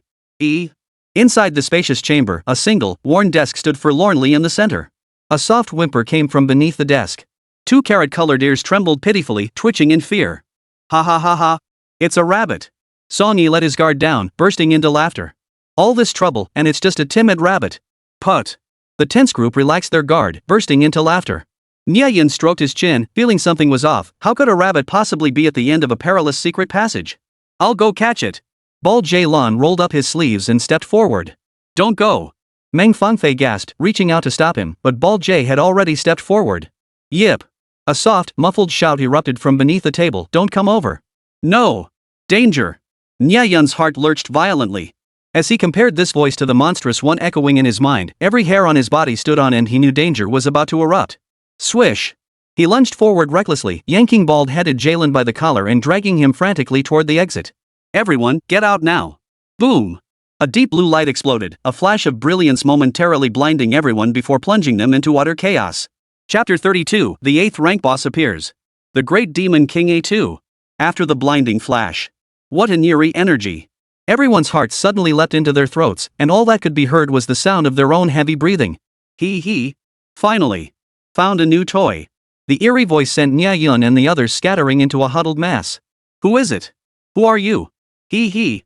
The dust slowly dispersed, revealing the rabbit beneath the table slowly rising to its feet. It was a girl with carrot-colored rabbit ears, her auburn hair disheveled and falling wildly around her face, round-framed glasses askew on her nose. Her left eye brimmed with tears, while her right eye glowed with excited bloodshot intensity. Her mouth stretched into a wide grin, revealing 2 rows of sharp fangs. Toys. The rabbit-eared girl grinned savagely, her mouth stretched to her ears. Let's play hide and seek? Her voice fluctuated wildly, sometimes trembling like a frightened little girl, other times hoarse like a deranged asylum doctor. Boom! The rabbit-eared girl suddenly sprang forward, landing before Nie Yun and the others. The moment she touched down, a blue-purple aura exploded, causing the entire chamber to violently tremble. A suffocating pressure of spiritual energy swept over them like a mountain roaring and a sea raging. The runes on the walls seemed to activate instantly, one after another glowing with a crimson light. So powerful. The ferocious beasts beside the group instinctively took a small step back. Some contracted spirit beasts even let out frightened whimpers. This. Bal Jae-z's legs buckled, and he collapsed to his knees. Lin Wudi's lips trembled violently, his voice cracking. Eighth grade aura. Nie Yun's pupils contracted violently. Spiritual energy fluctuations of this caliber far exceeded the comprehension of everyone present. Da Long and Ali growled fearfully at his side. Even Meng Fangfei's Gianna, the pinnacle of combat power, clutched her staff so tightly her hands shook violently. It's over.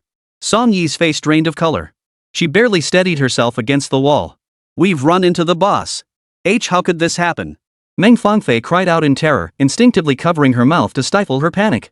She bit down hard on her lower lip, a flicker of regret flashing in her eyes. Damn it. This is all my fault. I miscalculated. Gulp. Everyone's Adam's apples bobbed frantically. Their hair stood on end as if they'd seen death itself. Unconsciously, they shifted their feet, slowly and cautiously backing toward the doorway. Bang! The stone door behind them slammed shut, cutting off their retreat completely. Bang bang bang! Open the door! Holy! We're trapped! We're done for! There's no escape! The stone door seemed to bear the weight of 10,000 tons. No matter how hard the trainees and their contract beasts strained, they couldn't budge it an inch. All were plunged into utter despair. Naughty humans! The rabbit-eared girl tilted her head, her left eye still dripping tears while her right eye twinkled with excitement. Hide and seek, or taking apart toys? She nervously cracked her knuckles, producing sharp, crisp snaps like the countdown of the Grim Reaper, fear echoing in everyone's hearts. Lin Wudi suddenly erupted. Damn it! I'll fight her to the death. Stop!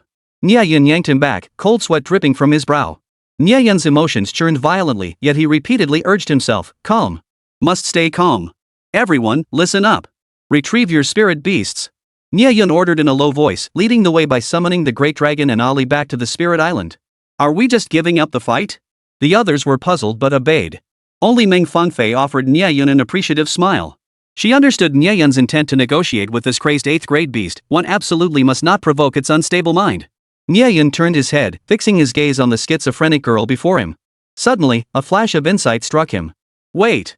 This trait! Could it be the new League of Legends champion, dual-realm spirit rabbit, Allura? A storm of shock surged through Nie Yun's mind. In Runeterra, Alola was already an autistic character. Could it be that in this alternate world where game characters randomly appeared, she had been infected by the strangeness, causing her personality to completely shatter? Even more terrifying. The energy fluctuations radiating from her body carried the full force of runic power. This wasn't a clone at all, it was Allura herself. And no wonder I didn't recognize her at first. Turns out it's a brand new character. Whoa. Nie Yun swiftly pieced together the basic facts in his mind before stepping forward to address Allura. Esteemed, senior, how should I address you? Call me Great Demon King A2. At the mention of this title, she astonishingly conjured a smile. Alright. Great Demon King A Tuesday. Facing the overwhelming pressure of an 8th-rank ferocious beast, Nie Yun forced himself to stay calm. He tentatively offered, "We can play games with you." Aruto the Great Demon Lord's ears suddenly twitched. The chamber fell into a deathly silence. Then, really? Her left eye flashed with childlike innocence, while her right eye turned an even deeper crimson. Ha.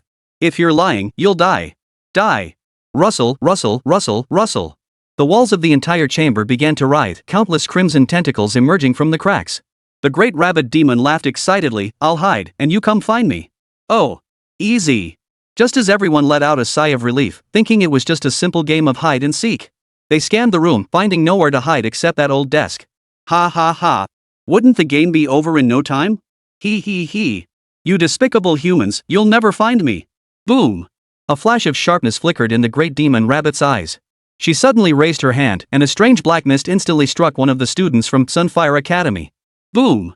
Before the student could even scream, they exploded into a cloud of blood mist. This. The entire crowd fell silent. Su Wanqing covered her mouth, struggling to stifle a scream. Song Yi's legs gave way, and she collapsed to the ground. Even the usually aloof Meng Fangfei turned as pale as a sheet. This is a warning and a lesson for you. The great rabbit demon slowly approached Meng Fangfei, fixing her with an indescribably complex gaze for a long moment. Suddenly, the great rabbit demon king turned, his 2 rabbit ears quivering with excitement. Hook. The game begins in 3 minutes. Whoosh. Before anyone could react, the demon king A2 vanished in an instant. Holy crap. What do we do now? She vanished into thin air. Everyone felt as if their hearts had been violently clenched, making even breathing an agonizing struggle. Panic, helplessness, despair, and anguish swiftly spread through the entire team. They stood frozen in place, utterly helpless, as death seemed to have begun its countdown. As Meng Fangfei stood frozen in shock, Nie Yun strode quickly to her side and whispered, "Come with me." Soon, Nie Yun led her to a corner. Meng Fangfei looked puzzled. Tell me everything you know. I don't want you to hold anything back anymore." Nie Yun fixed his gaze intently on Meng Fangfei's eyes. At his words, Meng Fangfei's body trembled slightly, beyond her control. She abruptly lifted her head, meeting Nie Yun's stern gaze. Chapter 33, Shocking. Nie Yun plays his final card. The 10 Contracted Beasts. I'm sorry. Meng Fangfei's fingertips dug deep into her flesh, blood seeping faintly between her knuckles. Her body shook violently as her voice cracked, hoarse and helpless. I should have seen this coming. Nie Yun keenly sensed her unusual state. "You know her?" Whoa. I'm sorry, I'm the one who ruined everything for you. Meng Fangfei suddenly choked back sobs, tears streaming down her cheeks. I didn't know she'd become so powerful all of a sudden, and developed schizophrenia, and got infected by that weird force. Cut it out. Time is tight. Nie Yun frowned, handing her a tissue. Get to the point. Meng Fangfei dabbed her eyes with the tissue and immediately stopped sobbing. Her name is A2. Flashback to a year ago. Back then, when I encountered her in the snowy mountains of the north, she was just a young spirit beast suffering from autism. In the blizzard, young A2 was chained inside a cage by thick iron shackles, her body covered in wounds. Several spirit hunters brandished red-hot iron rods, grinning savagely as they closed in. Scream, little thing. Why aren't you screaming now? Stop it. 17-year-old Meng Fangfei burst forward. Gana's powerful storm instantly knocked the hunters to the ground. This little rabbit, I'm buying her. Note, only the Super God Battle Academy offers free spirit beast draws. Other academies require students to pay for their own spirit beasts. Tossing down a bag of spirit stones, Meng Fangfei carefully opened the cage. Roar. But A2 cowered terrified in the corner. Her rabbit ears were stained with blood, her round glasses half shattered, and a small, monster-like whimper escaped her throat. Don't be afraid. Meng Fangfei slipped off her cloak and gently wrapped it around her. I won't hurt you. That winter, A2 silently followed Meng Fangfei everywhere, using her keen sense of smell to help her find the most precious snow lotus. At night, huddled together in the small wooden hut, A2 would always quietly slip the sweetest berries into Meng Fangfei's pockets. Alas. Flashback ends. Father said, a spirit beast with autism is an ill omen. He wouldn't let me bring A2 back. Meng Fangfei's tears hit the floor as her voice trembled. I should have insisted on bringing her back. If only I had stood my ground back then. Meng Fangfei clung to an intuition. If she had managed to leave with the two back then, Atu's autism would surely have improved. Damn it! It's hopeless. At that very moment, all the team members fell into panic. Because there were less than 2 minutes left. 8th grade beast, one hit kill, blood mist dispersing. Bald Jay slumped to the ground, his face deathly pale. Jez dead. We're all dead too. Shut up. Lin Wudi yanked him by the collar. You bastard. Are you trying to demoralize the troops? Do you want to get us all killed? The moment Lin Wudi spoke, the fear festering within each of them erupted, spreading like a plague. Even the hand gripping Lin Wudi's collar began to tremble uncontrollably. Calm down, everyone. Nie Yun suddenly roared, pointing at the Spirit Contract Island abandoned in the corner. Haven't you noticed? That erased trainee, the Spirit Contract Island never released it. Huh? The crowd froze. Meng Fangfei snapped her head up. You mean? Exactly. Nie Yun's gaze sharpened. Drawing on his analysis of League of Legends characters, he nodded firmly. This proves two things. First, we're likely trapped within the mental realm constructed by the great demon king A Tuesday. Our deaths just now were merely illusions that student might have been nearly transported by the demon king. Second, Nie Yun locked eyes with Meng Fangfei. She might not have truly intended to kill us. If I'm not mistaken, she's still fighting against the Yuri. So what if she is? She's an 8th rank monstrous beast. If she wants to trap us here forever, we'll be. The group at the Blazing Sun Academy, horrified by the gruesome sight of their classmate being obliterated before their eyes, closed their eyes in despair. Don't give up. Nie Yun roared furiously. There's still hope. We absolutely cannot give up. He scanned the scene and asked sharply, who possesses the ability to control the spiritual power of a spirit beast? Meng Fangfei raised her hand first. Me. This is my contract spirit master talent. Xin Zhang also stepped forward. Me too. Good. Nie Yun suddenly lowered his voice and swiftly issued orders.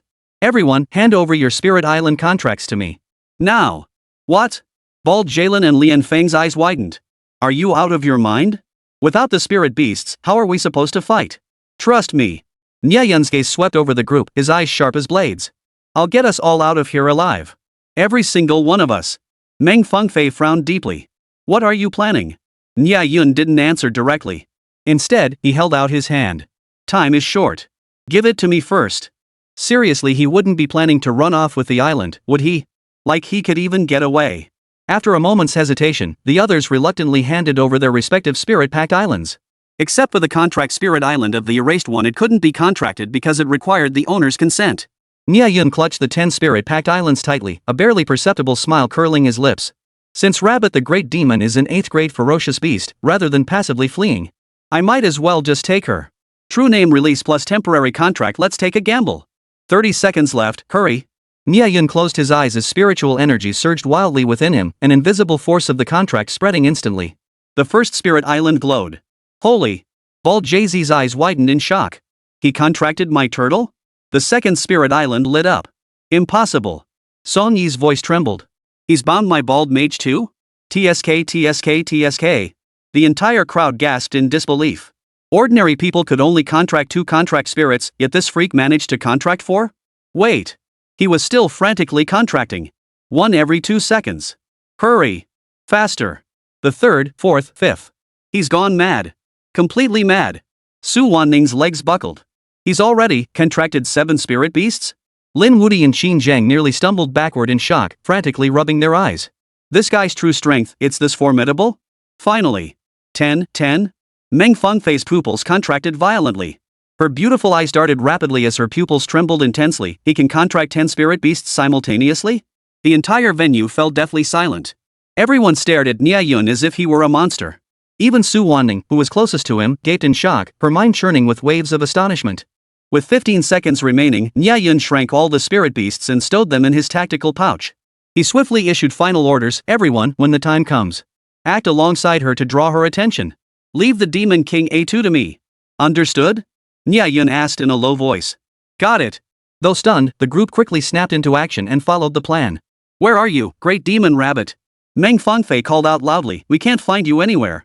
He. The Great Demon King A2 suddenly emerged from beneath a dilapidated desk. Tears streamed from her left eye while her right eye grinned maliciously. Can't find me, then, accept your punishment. Her eyes instantly turned blood red, poised to unleash world-shattering energy. Chapter 34, A2, the game has only just begun. Wait. Meng Fangfei waved her hands urgently to halt the situation. The crimson glow vanished from the Demon King A2's eyes as he tilted his head toward Meng Fangfei. What do you want? Meng Fangfei and the others feigned reluctance. No way, no way. A2 the Great Demon Lord, you're just too powerful. Could you, maybe, lower the difficulty just a little bit? Meng Fangfei diverted the Demon King's attention while secretly pinching her fingertips, initiating a mental control over her. On the other side, Xin Zhang, shielded by the others, stared intently at the Demon King A2. Hiss. It seemed as though silent currents were converging in the air. A momentary blankness flickered in the Great Demon King A2's eyes. In that very instant. Now!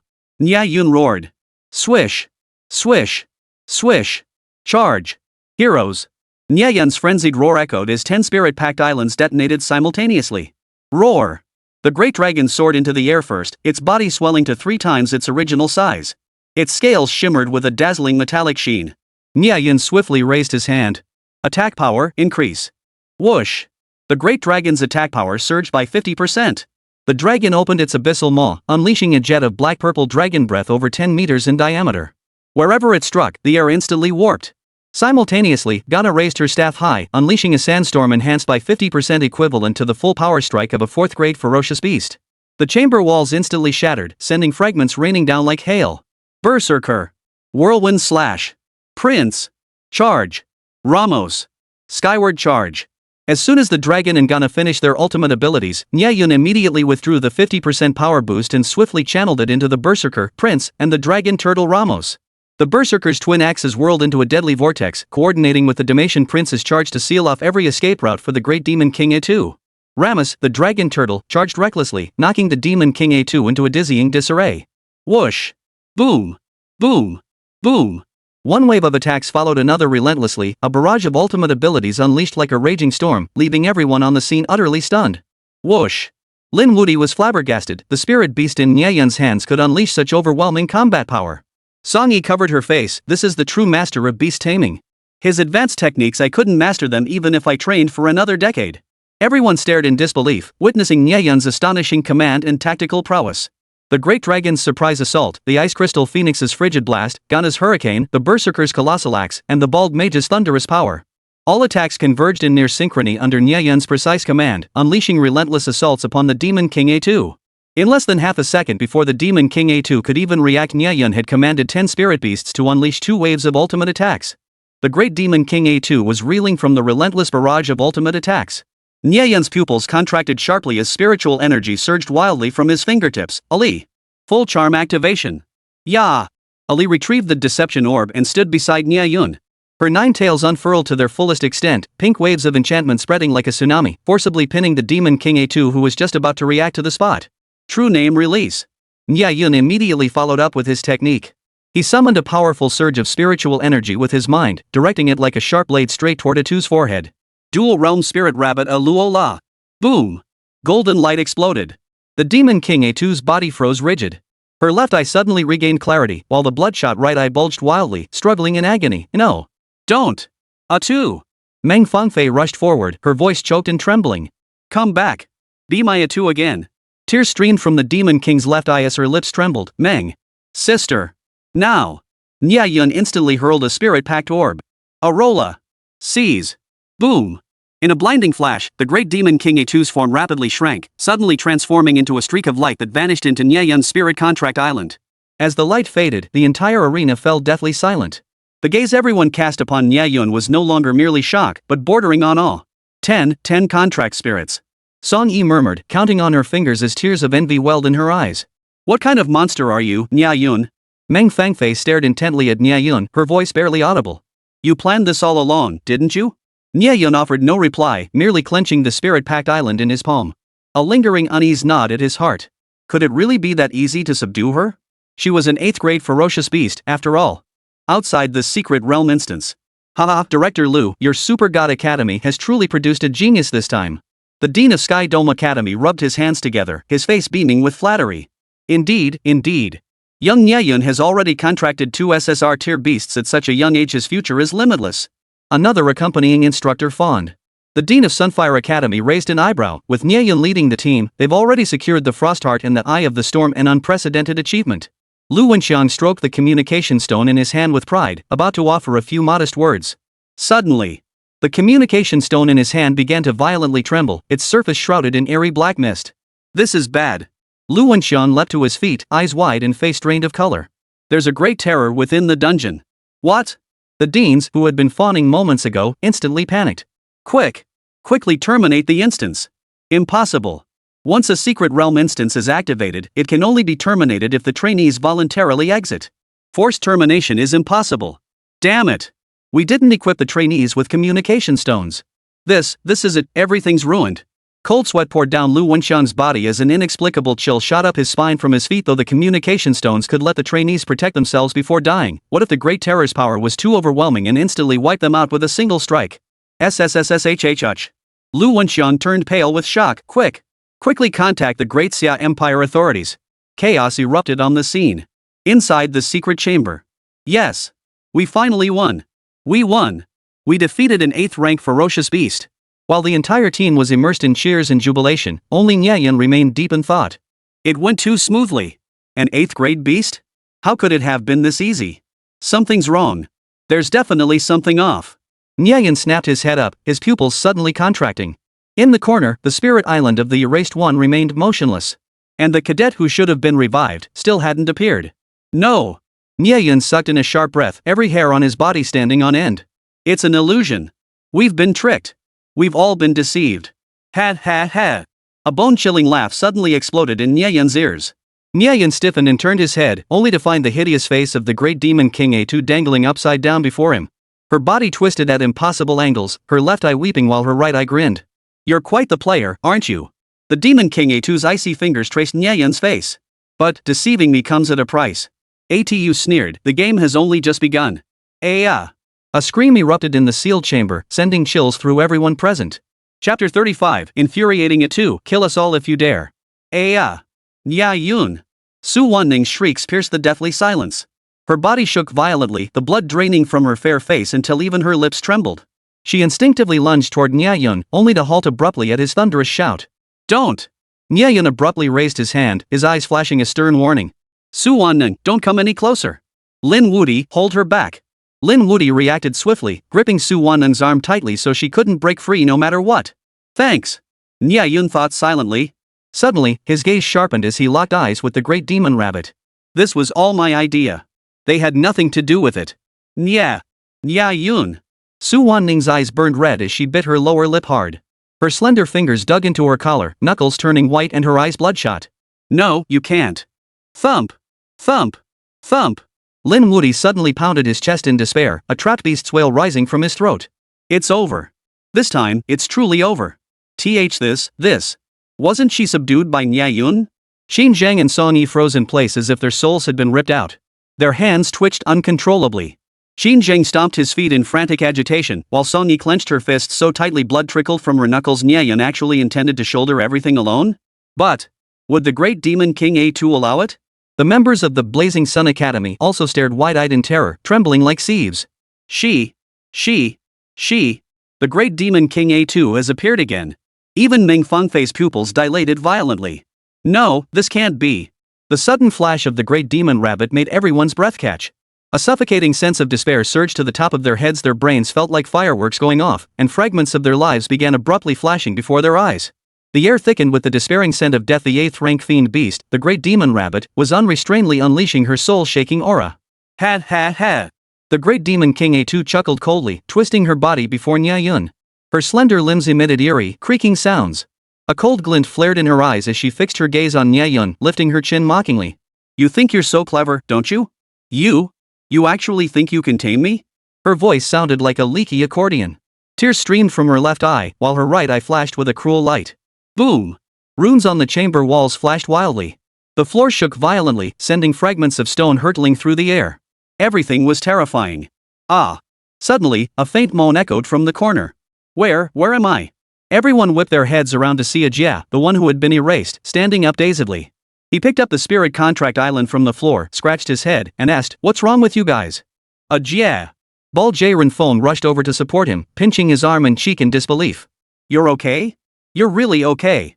Everyone gasped sharply, their gazes turning to Nie Yun in unison. He was right. The great demon rabbit hadn't killed Jia at all. They were indeed trapped within her mental realm. But now, no one could feel happy because the aura rising from the Demon King A2 was thick with murderous intent and hatred. Had enough fun, everyone? The great Demon King A2 tilted her head, her lips stretched into a grin that reached her ears. Then now, it's my turn. The Demon King A2 slowly raised her hand, and the entire chamber instantly began to warp and distort. Ah! A blood-curdling scream echoed through the chamber. Too powerful. The young spirit contractors felt their blood churning violently within them, like boiling water ready to erupt at any moment. The spirit beasts covered their ears, their expressions growing increasingly feral. Whoosh, whoosh, whoosh. Unable to withstand the overwhelming spatial force, many spirit beasts were forced to flee back to Spirit Island for temporary refuge. Master, let me protect you. Ali rushed forward to shield Nie Yun, but he stopped her. Put. The sudden surge of spiritual energy caused Nie Yun's insides to churn violently, a trickle of blood quickly spilling from the corner of his mouth. Oh, still so devoted to your master, huh? The great demon rabbit AMU intensified the spatial distortion once more, nearly forcing Nie Yun to kneel in agony. Ha. Scared? Feeling hopeless? She looked down on everyone from above, her eyes filled with mockery. Hiss. Every face turned ashen, even the will to resist vanished. Yet in this moment of utter despair, Nie Yun suddenly smiled. Ha! His contemptuous laughter rang out piercingly in the deathly quiet chamber of Dead Island. The great demon King A2 whipped his head around. What are you laughing at? Nie Yun wiped the blood from the corner of his mouth, his gaze sharp as he locked eyes with the Demon King. I laugh at you, for being so powerful, yet resorting to such petty tricks to toy with us. He pointed at Ajia, wiping him out in one move would be effortless for you. Yet, because of your twisted psyche, you choose to toy with your prey. What did you say? The Demon King abruptly halted the spatial distortion. She yanked Nie Yun by the collar, her eyes bloodshot as she lifted him into the air. I'll kill you. Then do it. Kill me now. Nie Yun spat a mouthful of blood onto the great Demon King A2's face, making her already twisted, hideous features even more terrifying. Before the Demon King could erupt, Nie Yun continued his verbal assault. Kill us. Kill us all. Let everyone see how an 8th grade beast bullies a bunch of 1st and 2nd grade spirit masters and their spirit beasts. Everyone froze in shock, even the great Demon King A2 was stunned. A faint smile touched Nie Yun's lips. I truly despise you. You don't deserve the title of an 8th grade ferocious beast. You're nothing but a delusional, schizophrenic waste of space. A fool so pathetic even the supernatural would abandon you. What the hell? Ah. No, it's not. As if struck by the truth, Demon King A2 abruptly released her grip. Cradling her head, she crouched on the ground in agony, tears streaming uncontrollably from her left eye. No, I'm not like this. Her right eye pulsed wildly, its iris turning deeper crimson. Kill. Kill them all. Two personalities clashed violently within her, her body convulsing uncontrollably. Holy. What the hell? Nie Yun had shattered the defenses of the 8th grade beast, the Demon King A2, with just a few cutting insults? The entire crowd froze in terror. Hurry. Keep going. Nie Yun quickly signaled to Su Wanning, Meng Fangfei, and the others. Hurry. Keep insulting her. Or she'll recover. So that's how it is. Meng Fangfei shot Nie Yun an admiring glance. He was a master at exploiting his opponent's weaknesses. Facing such a well-rounded spirit tamer like Nie Yun was utterly hopeless. So does Li. The others immediately caught on, plucking up their courage as they planted their hands on their hips and hurled vicious insults at the great rabbit Demon King. Exactly. Bullying us low-tier spirit masters, what kind of skill is that? If you're so tough, go challenge a grade 9 ferocious beast. Kill us. Killing us will make you happy. Though this tactic was shameless and cruel, everyone resorted to every trick in the book to provoke the Demon King A2 for their very survival. Sure enough, seconds later. Demon Lord A2 screamed, clutching her head. Go away. All of you, go away. Her body shook violently before she suddenly sprang up. With a whoosh, before anyone could react, A2 had already leaped back under the old desk in the center of the secret room. Curled up beneath the desk, she trembled violently, her carrot-colored rabbit ears quivering faintly. Don't bully me. I'm not like that. Ah. Nie Yun felt a heavy weight in his heart. He looked at Meng Fangfei, conveying his sympathy for A2 with a glance only the two of them could understand. Let's go. He took Su Wanning's hand, ready to lead everyone out of the secret room. But unexpectedly. Boom. A deafening crash. Nie Yun slammed headfirst into a transparent barrier wall. Damn it. Nie Yun instantly understood. The great Demon King A2's taboo wasn't over yet. Chapter 36, Restoring the Primary Personality, A2 grows stronger. Nie Yun, are you okay? Su Wanning tenderly rubbed Nie Yun's nose, panic flashing in her eyes. Meng Fangfei nervously touched the transparent barrier wall, her hair standing on end in shock. So what do we do now? There's no way out unless we find a way to break the barrier. Otherwise. Nie Yun pressed his forehead in exasperation. The situation was far more complicated than he'd anticipated. We'll be trapped inside forever by the Great Rabbit Demon King's forbidden seal. Is there a third possibility? Bald Jalen panted, scanning the spacious chamber. There is. Look at her. Nie Yun nodded toward the Demon King A2 with a mischievous grin. Once she regains her primary personality, we'll hold hands and go to heaven together. Whoa. The group sucked in sharp breaths. Nie Yun, are you telling a hellish joke? But, seeing the Great Rabbit Demon King struggling desperately under the desk, damn it, maybe the third possibility is actually the real answer. No. There's one more move. Ajia, who had returned from the dead, flashed a brilliant idea on his forehead and grinned, baring his teeth. I've thought of a brilliant plan. Everyone stared in shock. Hee. I'm so clever. He pulled out the return stone and crushed it in front of everyone. See? That's how it's done. Nie Yun and his group exchanged exasperated glances, all staring at Ajia with expressions reserved for caring for mentally challenged children, their jaws dropping in disbelief. TSK. Whatever floats your boat. Put. Ajia, you don't know the whole story. Bald Jalen stifled a laugh, slinging an arm around Ajia's shoulder as he pulled him aside. We tried this ages ago when you weren't around. Are you kidding me? An 8th grade ferocious beast with exclusive mental control abilities? You think she'd let you escape using a return stone while she's restraining you? If you could have slipped away with the teleportation stone, where would that leave her reputation as an 8th rank powerhouse? Stuff it in her shoe as a height-boosting insole? Forget it, we've got nothing to lose. Nie Yun rallied the group. Everyone, think of ways to break through the Demon King's barrier. Got it. Right. Nie Yun's leadership shone through. Seizing the critical moment when the Demon King's left and right brains clashed, leaving her no time to spare for them, everyone poured their entire being into finding a way to escape the forbidden cage. I'll go first. Lin Woody rolled up his sleeves and summoned the Berserker. Whirlwind slash. Split this damn barrier for me. Whoosh. The Berserker swung his twin axes in a wide arc, charging fiercely toward the transparent barrier. Bang. The axes struck the barrier, sparks flying violently. The barrier remained intact, while the Berserker was sent flying backward by the immense recoil, crashing into the wall with a thunderous thud. Stone fragments rained down as stars danced before his eyes. Put. Song Yi couldn't help but snort with derision. That was a suicide attack, wasn't it? Lin Woody gritted his teeth. You try it then. But inwardly, he was secretly relieved he'd resisted the urge to counter with a fist. Song Yi refused to be outdone, raising her hand to command the bald mage, lightning beam. Blast it. Boom. Boom. The thick lightning bolt struck the barrier, which didn't budge an inch, not even a flicker. Instead, the lightning's force bounced off the impenetrable barrier and ricocheted, blasting Song Yi nearby. His hair stood on end, his face black as charcoal, looking like an exploding hedgehog. Ha ha. The crowd erupted in laughter, a rare moment of lightheartedness. Meng Fengfei sighed. I'll handle this. Bald J led the applause. Yes. The goddess's 2nd grade ferocious beast will definitely do it. Suddenly, Gana's staff swung, hurling a hurricane of shattering rocks toward the barrier. Whoosh! Boom! The 2nd grade beast's fierce impact slammed into the barrier, unleashing a deafening roar. Shockingly, the wind pierced through the barrier, while the rocks bounced back, scattering with a clatter across the ground. Holy! This might just work. I told you so. The goddess's wind maiden is seriously badass. Bald Jalen crossed his arms, grinning so wide his mouth was practically crooked. Intense light flashed in everyone's eyes as they all focused their gaze on Gana. That look, well, it was like a weasel eyeing a chicken, gleaming with pure greed. Again! Meng Fengfei sensed hope. Wind Maiden blasted hard.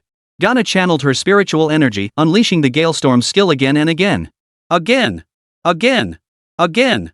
But no matter how many times they tried, even after Gana's spiritual energy was completely depleted, only her winds could pierce the barrier. No other physical substance could escape the sealed prison. Damn it! Let me try! Bald Jalen, furious and flustered, slammed his chest. Turtle! Charge! The armored turtle mustered every ounce of its spiritual energy, charging diagonally at full speed, attempting to shatter the barrier with the sheer kinetic force of its shell. Clang! The barrier didn't budge an inch. Ague spun like a top on the ground, landing flat on his back with a thud. Su Wanning stifled her laughter, her shoulders shaking violently. Got it! Qin Zhang suddenly had a wild idea. He pointed at the dome. What if we try stacking like human pyramids? Maybe it's hollow up there. Whoa! Great idea! The group began building a human ladder with skeptical hope, but it was doomed to fail no matter how high they climbed. They could always touch the solid barrier wall. Achoo! Ouch! The base, Ramos the dragon turtle, couldn't help but sneeze, his entire body shaking violently. Crash! The human ladder crashed down, crushing everyone beneath it until stars danced before their eyes and their pupils rolled back. Phew! After an hour of chaos, everyone collapsed onto the ground, panting like mad. Damn it! Damn this broken barrier! I don't care anymore. Bald Jay-Z slammed his forehead in frustration, seething alone. Ah! Sonny felt lightheaded and dizzy from exhaustion. Breaking the taboo of an 8th grade ferocious beast is really tough. Yeah. Meng Fanfei looked up helplessly, staring blankly at the sealed chamber just inches away. And she's a psychic-type beast, this is totally her specialty. Tisk tisk. What a twisted ability. The group murmured quietly, then immediately covered their mouths, afraid the struggling great demon rabbit might hear them. Suddenly. Oh? Did you say? I'm twisted? A sinister voice boomed behind them, startling everyone. The reflection with 2 rabbit ears instantly merged into the shadows of the entire group. Everybody stiffened, turning their heads in stunned silence. The great rabbit demon had materialized behind them without warning. Her left eye wept while her right eye grinned, and the long, soft rabbit ears atop her head twitched without a breeze, an eerie and unsettling sight. Someone's eyes rolled back in terror. The room fell deathly silent. Cold sweat beaded on everyone's foreheads as their hearts skipped a beat. Oh my god. The worst-case scenario had finally materialized. A wave of despair and helplessness washed over them once more. Nie Yun's Adam's apple bobbed painfully as he forced himself to stand, his voice strained, hello there. Bunny. Everyone's hearts trembled violently, their legs shaking uncontrollably. It's over. She's reverted to her primary personality. The demon rabbit tilted her head, her ears drooping naturally, glaring at Nie Yun with a look that screamed, you're dead meat. SSSSHHH. One more shot, go all out. With no other options, Nie Yun resorted to his old trick. He took a deep breath, hands on his hips, and unleashed a torrent of words. You 8th grade beast, have you no shame? What kind of skill is it to bully honest folks like us? What a stroke of bad luck to get caught by you, you jinx.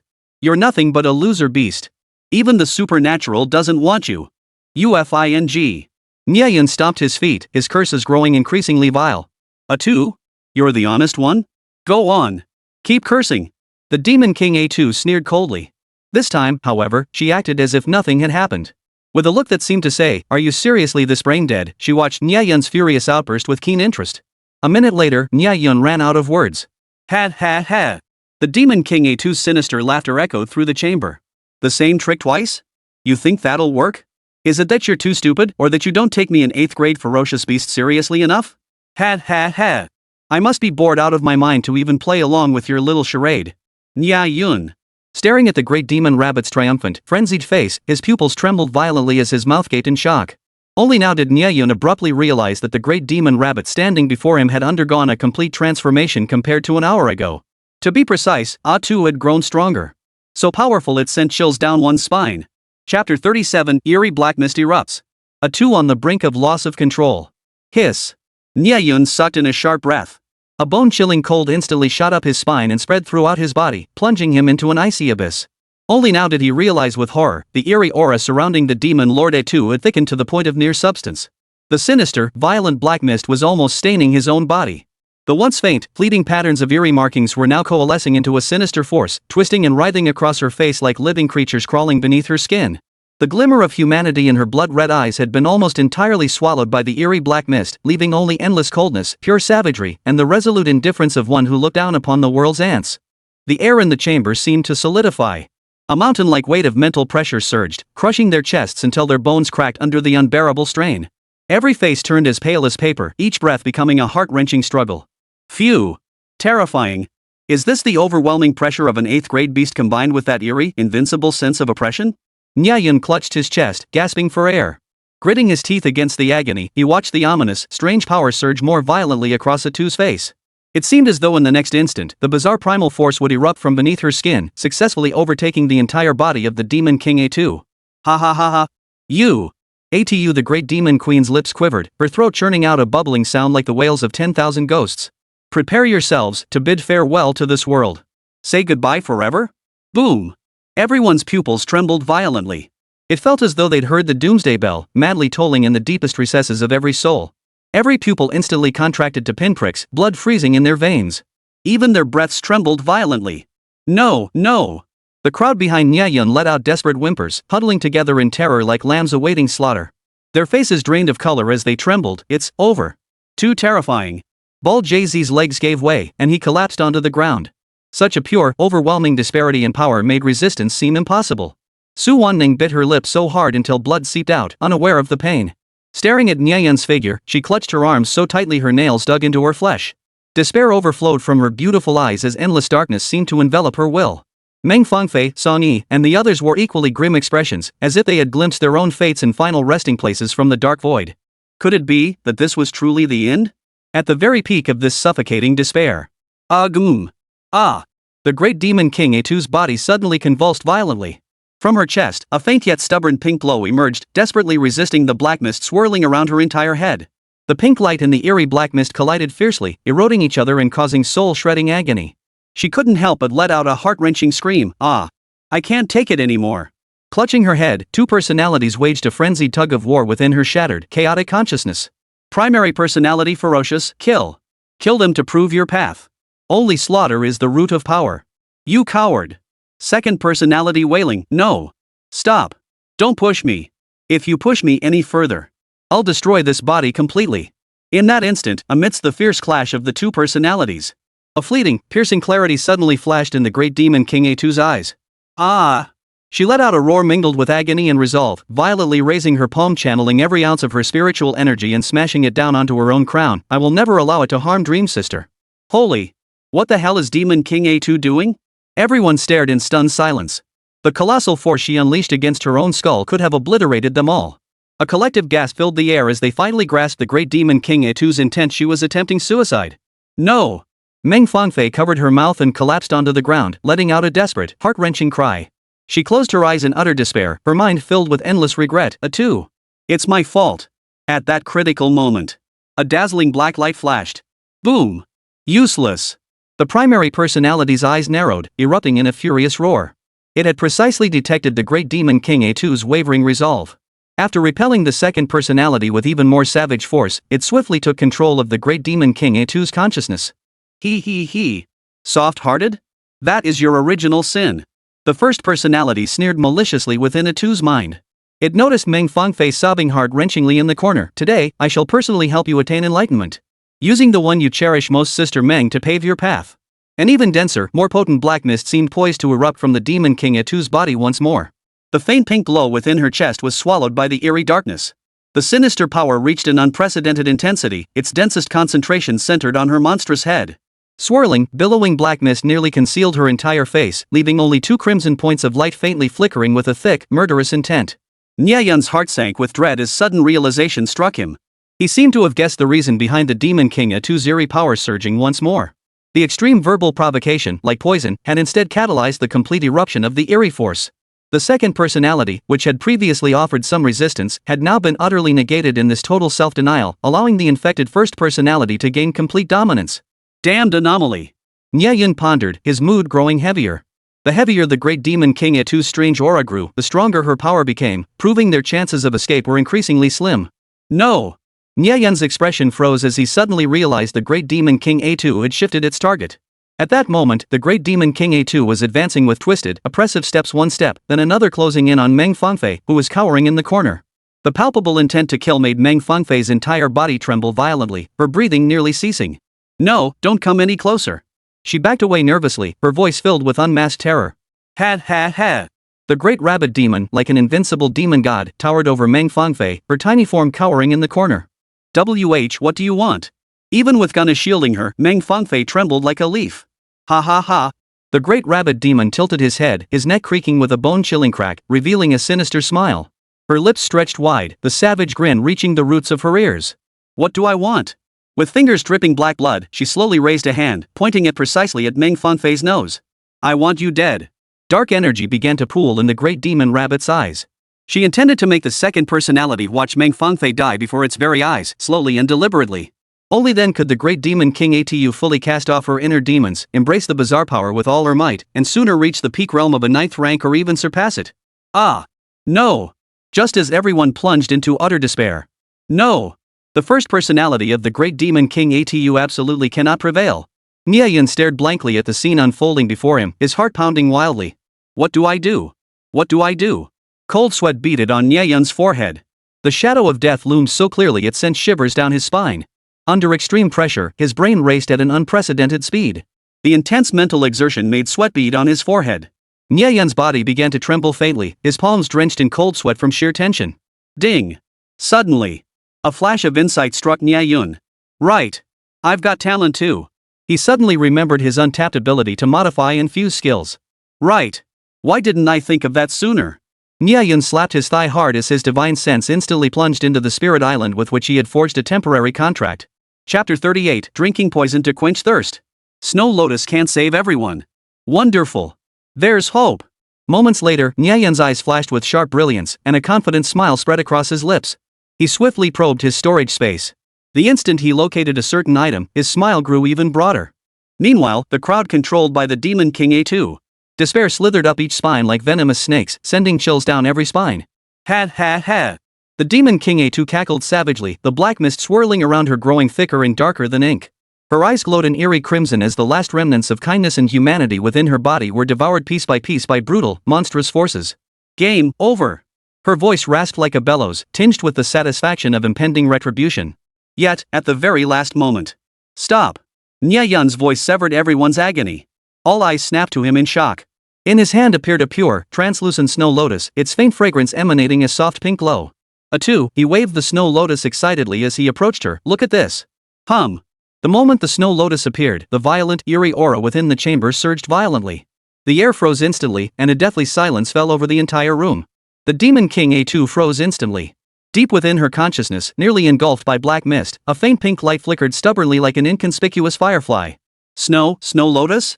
Her parched lips struggled to form the trembling words. It works. Nie Yun's pupils contracted sharply, his heart surging with elation. But the next second, his heart clenched violently, and his smile vanished abruptly. He could clearly see Shuelian fading and withering at a visible pace. The faintly radiating pure white energy was instantly enveloped by a thick, eerie force, rapidly eroded and corrupted. Meng Fanfei. Catch. Nie Yun hesitated no longer, hurling the snow lotus toward her. Quickly, engage her in conversation. Talk about beautiful things. Got it. Meng Fanfei understood instantly. The moment she caught the snow lotus, she dashed to A2's side. Her voice trembled slightly. A2. Look, it's the snow lotus. Do you remember? In the northern snowfields, when we first encountered it, you said it resembled Dream Sister's eyes. The great demon rabbit stared blankly at the snow lotus, extending a trembling hand. When her icy fingertips touched the petals, the surging black mist around her visibly faltered. The faint, tender light flickering within her consciousness seemed to grow ever so slightly. Yet at the same moment, the eerie patterns etched across her face writhed like a nest of enraged venomous snakes, writhing with even greater fury. The first personality's ferocious voice roared within her with all its might. Useless. You think a mere snow lotus can awaken you? Kill it. A2 clutched her head in agony, a wail of pain escaping her lips. Tears streamed from her left eye, while her right eye blazed with an even deeper, more murderous intent. Damn it! This isn't right! Nie Yun instantly understood everything. The snow lotus could awaken her kind's second personality, but it also provoked the frenzied first personality. This was nothing but drinking poison to quench thirst. But it had to be done, or death would come faster. Everyone! Nie Yun acted decisively, distributing all 9 remaining snow lotus plants from his storage pouch.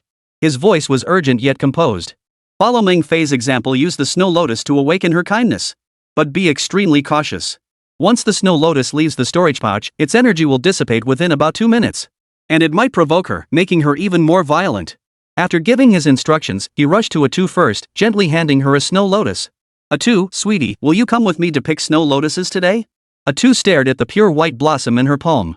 The savagery that had nearly burst forth moments ago was forced back inside her body once more, and a fleeting look of confusion returned to her eyes. That's it. Quick. Take turns. Don't stop. Nie Yun growled. Su Wanning, Lin Wudi, and Song Yi exchanged grim smiles, but soon everyone summoned their courage. One after another, they grabbed the snow lotus that had begun its wilting countdown the moment it left the storage space and charged forward without regard for their own safety. The chamber witnessed an eerie and absurd spectacle. A group of young spirit contractors, trembling with fear, encircled a demon god poised to erupt at any moment. One after another, their voices quivering, they desperately summoned her second personality, one incapable of harboring killing intent. 20, no, maybe only 20 minutes at most. Songi counted the rapidly dwindling snow lotuses, his tongue tangled with tension, his voice laced with despair. Damn it, are we doomed after all? Bald Jalen's face drained of color as he let out a long, hollow sigh. No. It won't happen. Nie Yun swiftly found a corner to sit down, urgently briefing everyone before entering meditation. I found a way to break this stalemate, but it needs time. Hold on for 20 minutes, I'll get us all out of here alive. Really? All eyes instantly focused on him, faces lighting up with hope after witnessing his previous miracles. No one doubted Nie Yun anymore. It's true. But I must focus all my energy on calculating that method. Nie Yun's gaze met Su Wanning and Meng Fangfei's, offering them a resolute look. This place. I'm leaving it to you. After the hurried instructions, he closed his eyes and entered meditation as if racing against time. His divine consciousness plunged into his body, simultaneously connecting with 10 spirit-packed beasts from Spirit-Packed Island. 10 spirit beasts hovered in his consciousness sea, encircling him like stars. Ahri's enchanting sorcery, dragons, abyssal impact, Gana's hurricane roar, ice crystal phoenixes, frost glow. Each skill's phantom image streaked past like shooting stars, colliding and combining. No, energy structures are conflicting. Elemental incompatibility forced fusion will only lead to annihilation. Damn it! Still missing a stable core, a core powerful enough to unify them all. SSSSHHH. Nie Yun's mind raced at breakneck speed, beads of sweat forming on his temples as his body swayed like a pendulum's pointer. Each failed fusion attempt unleashed a fierce backlash, searing his mind with excruciating pain. Outside, snow lotus blossoms turned to ash one after another. 19 minutes. 18 minutes. 6 minutes. As the cry of only 3 snow lotuses left rang out, a wave of despair nearly swallowed Nie Yun's consciousness. No! Even as sweat poured from his temples, Nie Yun frantically cycled through every possible combination. He couldn't give up until the very last second. The highest tier spirit beasts among all trainees present were no better than second-grade Gana. Even using Gana's ultimate move, Hurricane Roar, as the foundation, optimizing every ultimate move's combination and pushing them to their absolute limit, could not budge the Demon King A2 by so much as an inch. An unbridgeable chasm existed in the scale of their energies. Damn it! Is there truly no way at all? Nie Yun's brows knitted into a deep frown once more. His heart felt like it was being torn apart as helplessness and despair washed over him again. If we can't stop her from fully transforming into that monstrous state, no one here will survive. I can't give up. There must be another way. He frantically explored every possibility, his fingers unconsciously skimming through his storage space. Suddenly, he touched that cold, restless sphere, the spirit island that sealed the consciousness of the great Demon King A2. A flash of insight struck his chaotic mind like lightning. Wasn't this the very fusion vessel that rivaled an 8th-grade beast, the great Demon King A2? Aurora, is that you? Nie Yun attempted to communicate with the spirit island. As if sensing his presence, the spirit-packed island trembled violently. Heaven is on my side. True name release actually worked. Nie Yun's eyes narrowed as he swiftly slit his fingertip. Bang! As the blood dripped in, the temporary contract was instantly successful. It was the consciousness of the dual-realm spirit rabbit Alola. Yes. I bet right. Let's get to work. Nie Yun raced against time, painstakingly reconstructing the fusion ultimate.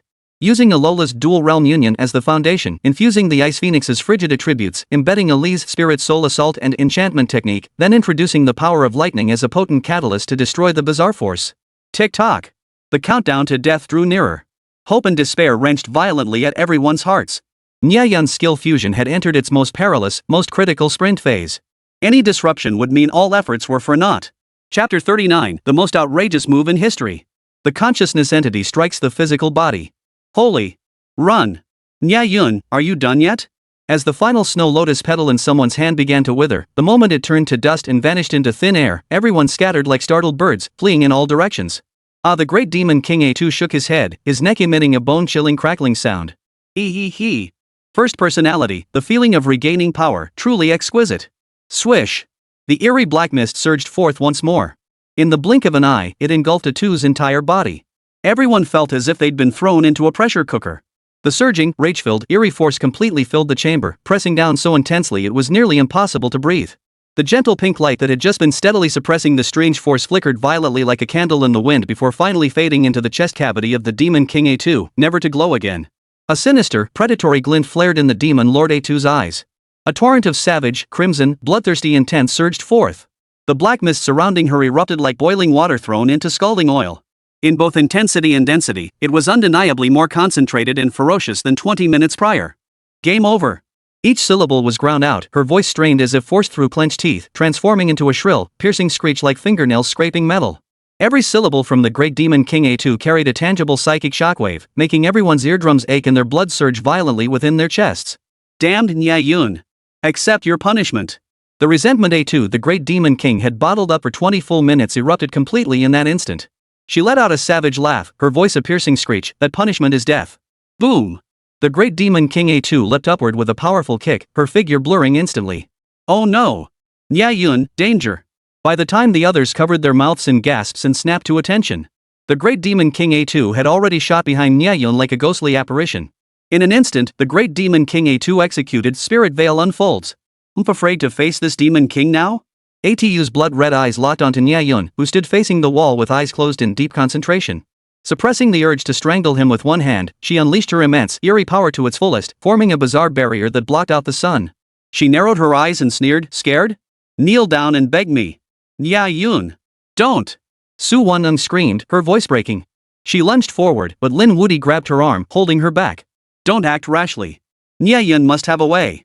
Lin Wudi held Su Won-ung tightly, refusing to let go. His gaze fixed on Nie Yun's retreating figure, he prayed frantically within, "Please be okay. You can do this." "Wah? I'm so useless." Su Won-ung covered her face as tears streamed down uncontrollably.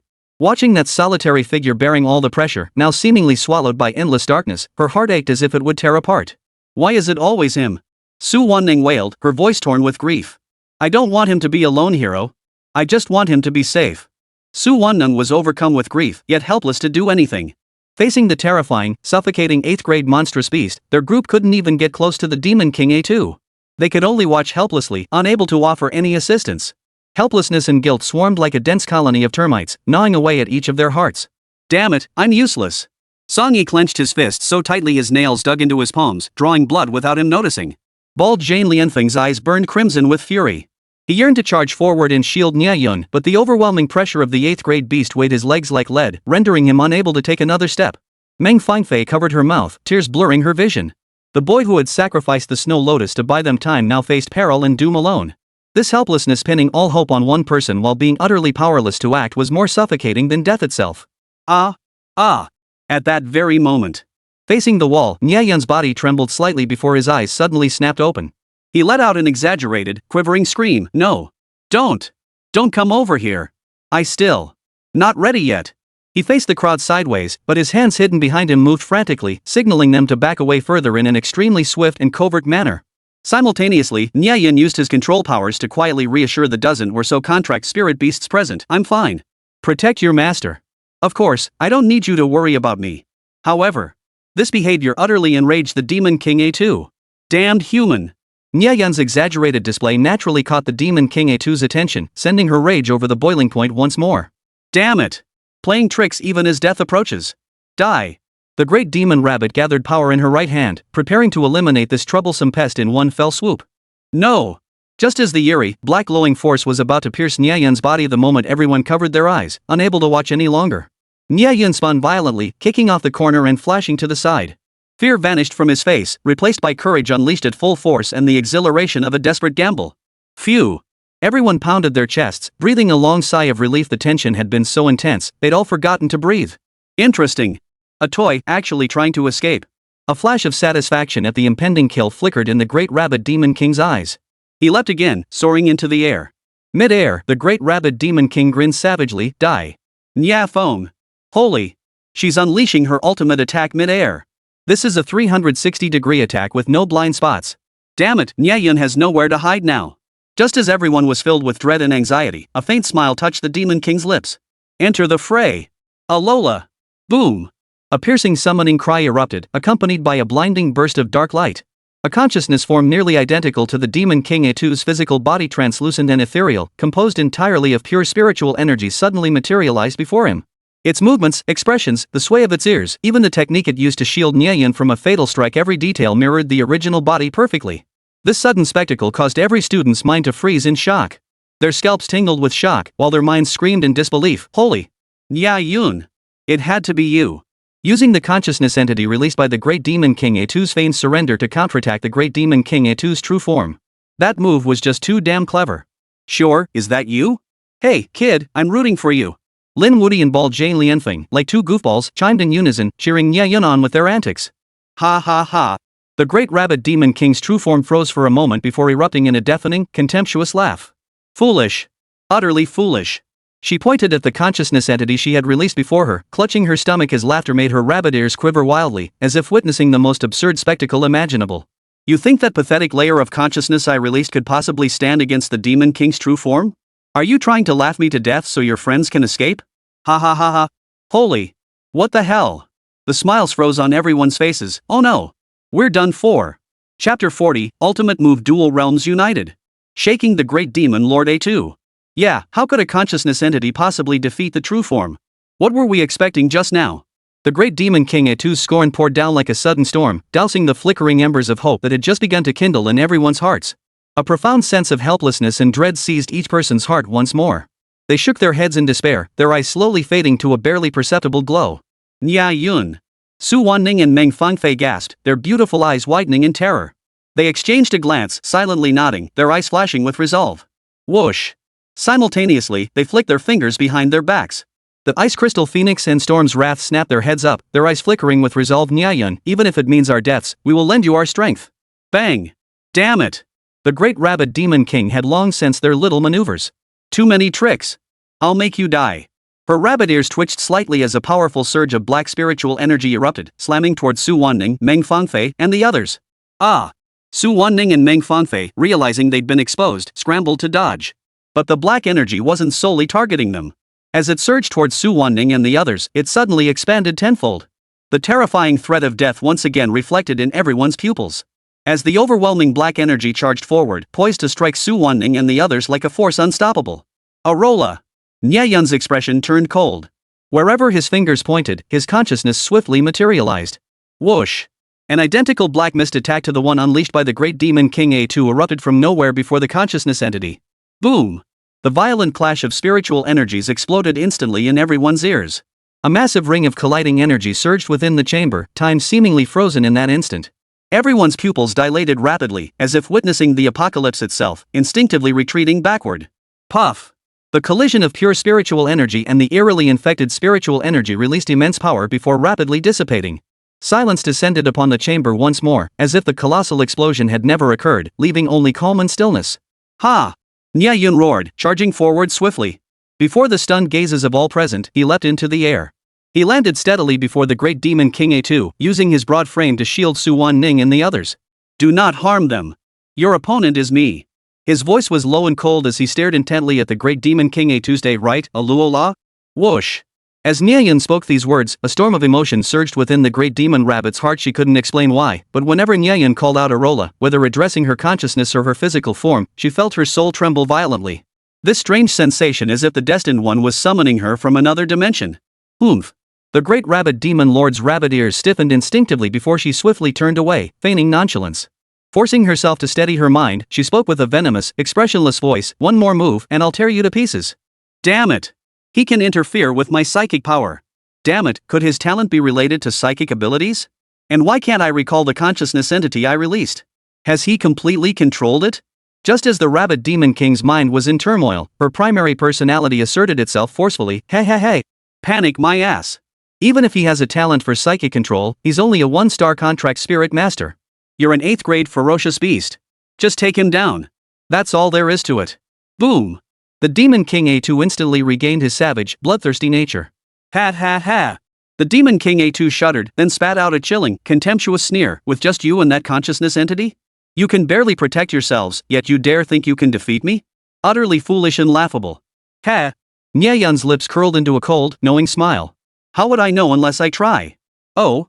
The Great Demon King's mouth stretched into an inhuman, terrifying grin that nearly tore to his ears. Her fingertip lifted lightly, tracing a casual gesture toward the void. Then let your soul repent in eternal torment. Boom! A blue-purple, demonic pillar of magic shot skyward, sending a soul-shocking wave rippling through space. The entire chamber groaned and cracked under the unbearable strain, its creaking echoes sending shivers down spines. The horrified crowd looked up to see everything within their field of vision begin to warp horrifically, centered on the tiny point where the Demon King A2's fingertip touched the air. Frenzied energy currents tore at their hair and clothing, while their minds endured alternating waves of searing pain and bone-chilling cold. Their consciousnesses teetered on the brink of shattering under this apocalyptic mental assault. Not a single soul could escape the Great Demon King A2's indiscriminate mental assault. Soon, the hallucinatory effects of mental collapse took hold. Su Wanning's pupils contracted to pinpricks. Her body grew ice cold, her blood seemed to freeze. It's over. This isn't a skill. This is nothing short of a natural disaster. Meng Fangfei collapsed to the ground, muttering in a daze, is this the true power of an 8th grade monstrous beast? And we actually thought we could resist. How laughable. How hopeless. Bal Jie and Ajie clung to each other, pale-faced and shaking their heads. Damn it. How do we fight this? What the hell are we supposed to do? 360-degree annihilation with no escape. Run now. But, where could they possibly run? Both were utterly submerged in boundless despair. Trainees clutched their heads, screaming in terror. We're done for. This time we're really done for. Not even the will to struggle remains. Is this the gap of absolute power? Your performance pleases this Demon King. Demon King A2 lowered his gaze, cackling like one mocking ants. Hehehe. Now empowered by the ultimate technique Dual Realms Convergence, Great Demon King A2's voice seemed to vanish into the void, fading in and out. As if amplified through countless overlapping dimensions, a million echoes of the Demon King A2 roared deafeningly, I won't give you another chance. Accept your fate, ignorant human ants. This call, as if summoned from hell itself, shook the very core of one's spirit to the brink of collapse. Nie Yun endured the soul assault, his gaze flickering with shock. He silently rejoiced within, for his gamble had paid off. ATU the Great Demon King had unleashed his ultimate move, none other than the skill from the League of Legends universe, Dual Realm Fusion. And he, coincidentally, had fused this very skill into his own ultimate move Unity of Dual Realms Plus, Blizzard, Thunder, and Lightning Edition. Arola, now. In the very instant when the Great Demon King A2 laughed most maniacally, his spirit most lax, his guard lowest, Nie Yun's eyes flashed with intense light. Through the soul contract, he issued the ultimate command to his consciousness entity.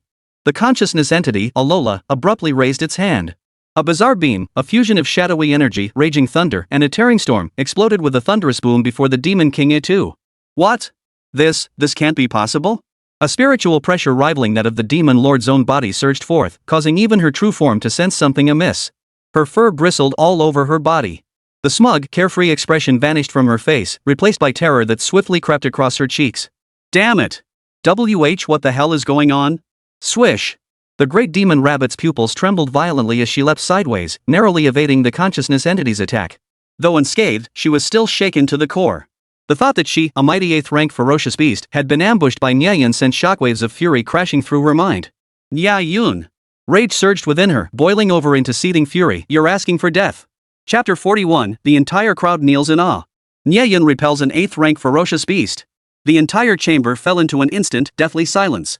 So quiet that even the sound of heartbeats seemed feverish. Just as the Demon King A2 was momentarily stunned by Nie Yun's fierce assault. Holy! Bald Jay-Z's legs buckled beneath him. With a thud, he collapsed to his knees. Holy! His eyes widened, his mouth gaped wide enough to swallow an egg, his face contorted with disbelieving ecstasy. It worked? Nie Yun, he blocked it. And pushed him back. Su Wanning and Meng Fangfei screamed in unison, their voices nearly simultaneous. Overwhelmed with emotion, they clung tightly to each other. Their pupils trembled violently, and their fingertips quivered slightly from the sheer intensity of their excitement. They could even feel each other's hearts pounding wildly in unison, as if they might leap out of their throats at any moment. Nie Yun! You're incredible! Su Wanning's cheeks flushed crimson with excitement as she could no longer contain herself, jumping up and down in joyful celebration. He's incredible! Meng Fangfei joined in the jubilant dance, her beautiful eyes blazing with the radiant glow of someone who'd narrowly escaped disaster and an indescribable look of reverence. He actually did it? Lin Wudi stared dumbstruck at Nie Yun's dashing retreating figure, an unprecedented sense of admiration welling up within him. Yeah! Nie Yun is awesome. So awesome! Song Yi pumped his fist excitedly, jumping up and down. Even Qin Zhang, whose face was usually a mask of world-weary indifference, couldn't help but let a faint, subtle curve touch the corners of his mouth. Master, you're so amazing, Li's 9 tails wagged excitedly as she fluttered her eyelashes wildly at Nie Yun, her gaze melting. I adore you. After a moment of stunned silence, the adrenaline surged through the survivors. Someone started the chorus, and mocking voices soon echoed in unison. Ha, what kind of 8th grade ferocious beast is this? It can't even beat us 1-star spirit contractors. Exactly. All that loud boasting, and then you got beaten into a corner by your own consciousness. Great Demon King A2, did you buy that Demon King title? Ha. Their taunts pierced like sharp needles, stabbing fiercely at the Great Demon King A2's shattered pride. Fury made her tremble, black energy churning violently within her. An even more sinister, twisted power erupted with a crackling roar. Damned humans! Shut up! She shrieked, her gaze fixed intently on Nie Yun, who stood before her, calm and composed. Forcing down her shock, the Demon King ATU roared with feigned ferocity. Boy! Just now, this Demon King only used 70% of my power. I haven't even unleashed my full strength yet. Don't get too cocky. Oh? Nie Yun's lips curled into a supremely infuriating smirk. Mimicking her earlier tone, he sneered nonchalantly, how convenient. My Arola only used 60% of its power just now. What?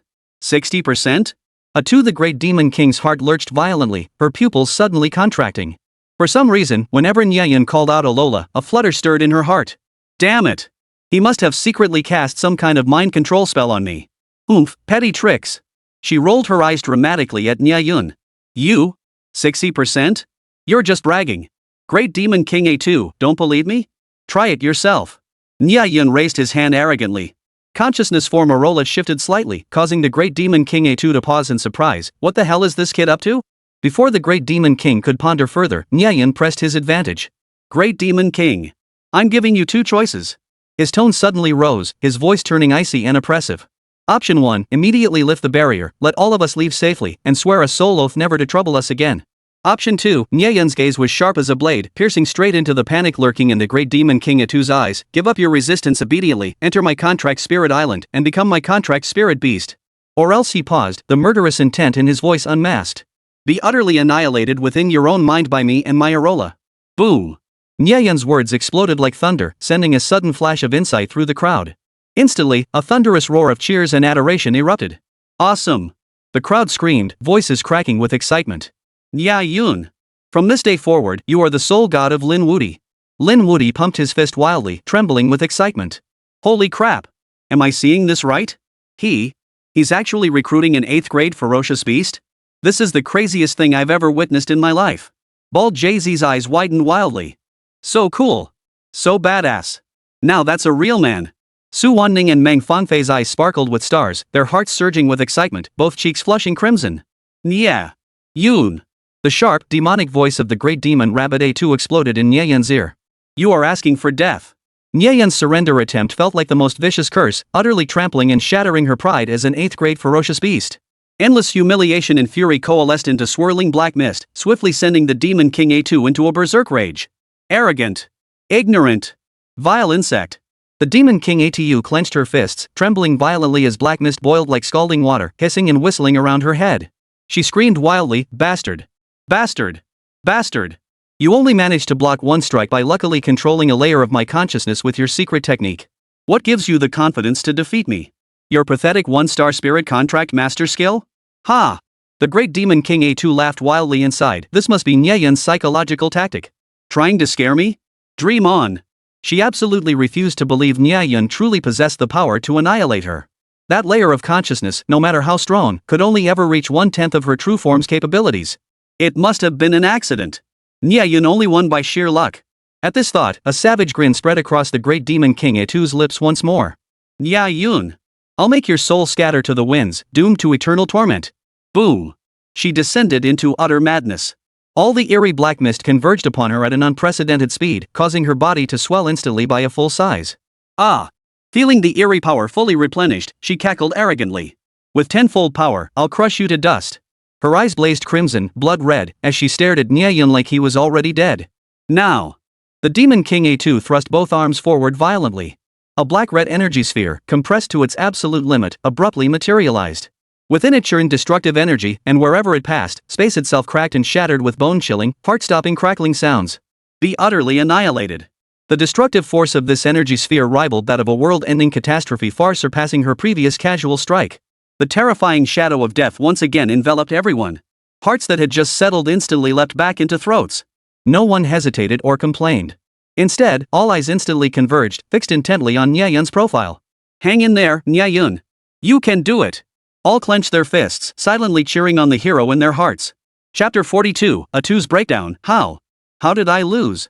However, facing this earth-shattering blow, Nie Yun remained utterly composed. A sly smile even played at the corners of his mouth. So you've been provoked. Your full power strike, huh? Perfect. I'm done dragging this out. Nie Yun's fingers shot upward, channeling a surge of spiritual energy into his consciousness. Swish. 50% spirit energy stack activated. Whoosh. 50% attack power boost. Whoosh. 50% speed enhancement. In short, attack power maxed out. Ding. The target conscious entity Alola experienced a massive surge in overall attack power, nearly reaching the combat level of a grade 9 ferocious beast. Boom. An immense, intangible force surged through the soul contract, instantly infusing consciousness entity Alola. As if a nuclear explosion detonated within the consciousness entity's body, a blinding flash erupted.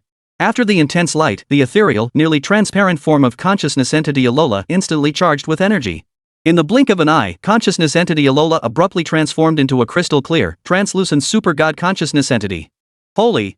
The stunned shouts of her teammates echoed behind her. What kind of battle form is that? Damn, that's insane. Damn it! How did she get stronger again? The Demon King A2's true form paled in shock, immediately channeling the eerie energy around him to accelerate his attack speed. As everyone knows, R's ultimate ability has a relatively long wind-up time. The crimson-black energy sphere surged forward, carrying a crushing terror that threatened to obliterate everything in its path. Breath caught in throats once more as souls screamed in agony. But unlike the pure despair before, this time, though their bodies instinctively trembled with fear, every member of the team fixed their gaze on Nie Yun with unwavering resolve. Su Wanning clenched her fists tightly. "We believe in you." Meng Fangfei's eyes burned with resolve. "You can make a miracle happen." Silent cries echoed in every heart. "Nie Yun, we're counting on you." Gritting their teeth, they clung to hope, placing all their trust in that towering figure. Arola! Nie Yun's gaze blazed like a torch as he swiftly pointed forward. "Unleash your ultimate move. Let her see what true dual-realm union truly is." "Insolent! Cease your arrogance!" The eerie voice of the great demon King A2 boomed through the chamber. However, seeing her ultimate strike about to unleash, a cold smile curled her lips. "Nie Yun, prepare to die. It's too late for you to strike." The great demon King A2 declared triumphantly, her face beaming with confidence. "Oh?" Nie Yun shrugged nonchalantly, pointing at the attack wave already forming before consciousness entity Arola. "Too late? Then what's this?" Holy! Everyone was utterly stunned by Nie Yun and the consciousness entity's flawless execution. "What the hell did you do, Nie Yun? How did you unleash that skill so fast?" "Ah! How could it be this fast? Damn it! Too late!" The great demon King A2's pupils trembled violently. In an instant, her ultimate skill erupted. It collided violently with the consciousness entity's unleashed dual-realm fusion plus enhanced wind, snow, lightning, thunder. "Fast is right. Not only is my Alola faster than you," Nie Yun bared his teeth, mocking the great demon rabbit with reckless abandon, "she's also stronger than you. You bastard! How dare you mock me?" The great demon rabbit was so enraged by Nie Yun she nearly spat blood. Flames seemed to shoot from her eyes as she snarled at him with a ferocious glare. "Do you even know I'm an 8th grade? Enough! I know you're an 8th rank beast." Nie Yun waved dismissively with arrogant arrogance, then swiftly ducked behind his consciousness form. "Alola! Protect me! You! Damn you!" Facing such a troublesome opponent as Nie Yun, the great demon King A2 felt like grinding her molars to dust. Suddenly, within the collision space, bizarre beams, a chaotic blend of shadowy energy, raging thunder, and tearing storms scattered in all directions. "No!" Realizing the clash of ultimate attacks was too intense, Nie Yun whipped his head around and barked orders. "Ice Phoenix, Turtle, Dragon, and Ghana. Activate protective stances. Ensure everyone's safety at all costs." It must be said, Nie Yun's consideration was remarkably thorough. He swiftly deployed defensive measures, positioning his defensive type contract beasts to shield the rear and prevent the group from being caught in the crossfire. "Master, let me protect you." Ali's eyes sparkled with determination as she lunged forward, but Nie Yun waved her back decisively. His gaze was confident and resolute. "Ali, stand down. Leave me be. She can't hurt me." Boom!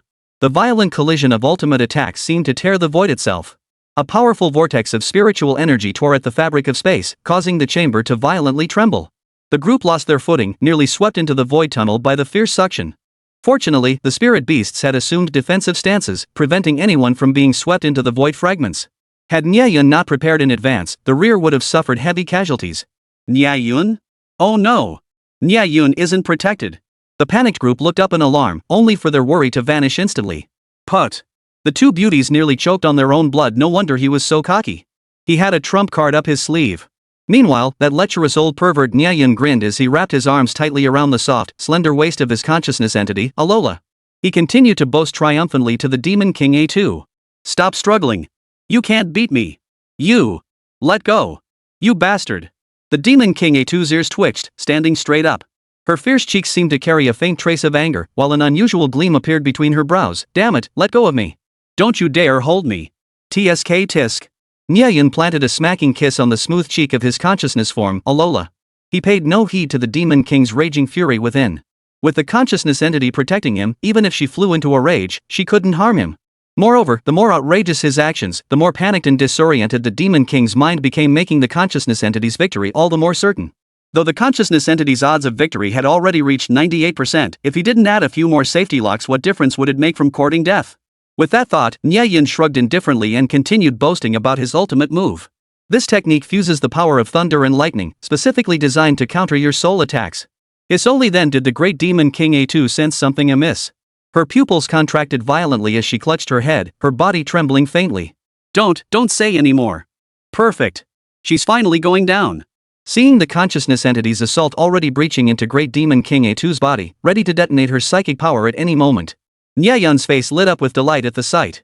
He ignored the Demon King's pleas to stop, knowing that the more he spoke, the weaker her psychological defenses would become. No, you must listen. This ultimate move of mine fuses the attributes of the whirlwind storm, the power of ice and snow, and Ali's enchanting allure.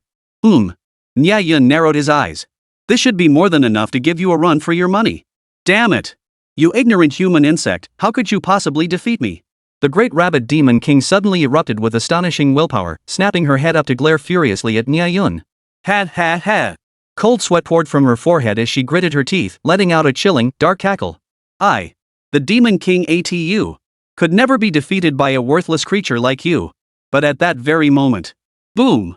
A silent explosion erupted within the great demon king Atu's mind. An indescribable sensation of soul-shattering agony surged through her, like billions of terrifying red-hot steel needles simultaneously piercing her brain and detonating nuclear bombs within. This can't be. How is this possible? How did I lose? The demon king Atu's maniacal laughter abruptly ceased, replaced by a heart-wrenching, twisted, and distorted wail of agony. Chapter 43, Even in death, this demon king shall never bow to you. The light faded.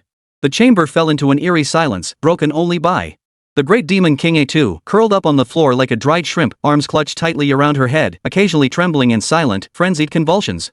Her mouth gasped open and shut violently, like a catfish deprived of water for too long, gasping for air.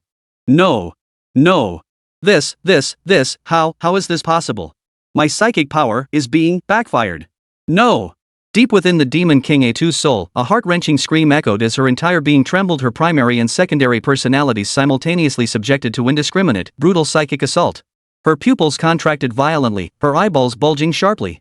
The demon king Atu's eyes widened in fury, staring fixedly at Nie Yun standing before her with a look of utter disbelief. What technique did you use? The icy glare Atu the great demon king directed at Nie Yun carried bone-chilling coldness and murderous intent. This violent emotion raged within her, coupling with the psychic assault, threatening to overwhelm her. Her body began to shake violently once more, cold sweat trickling down her pallid cheeks. A piercing, despairing wail, laced with endless agony, erupted from the depths of the great demon king Atu's soul.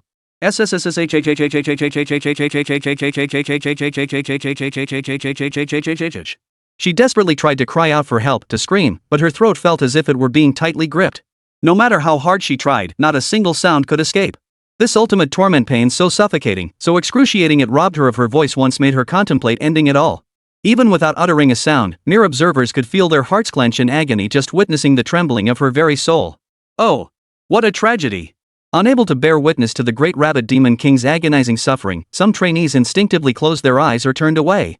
You lost. Nie Yun crouched gently before the great rabbit demon king, reaching out to softly stroke her limp rabbit ears so weakened by agony they hung limply.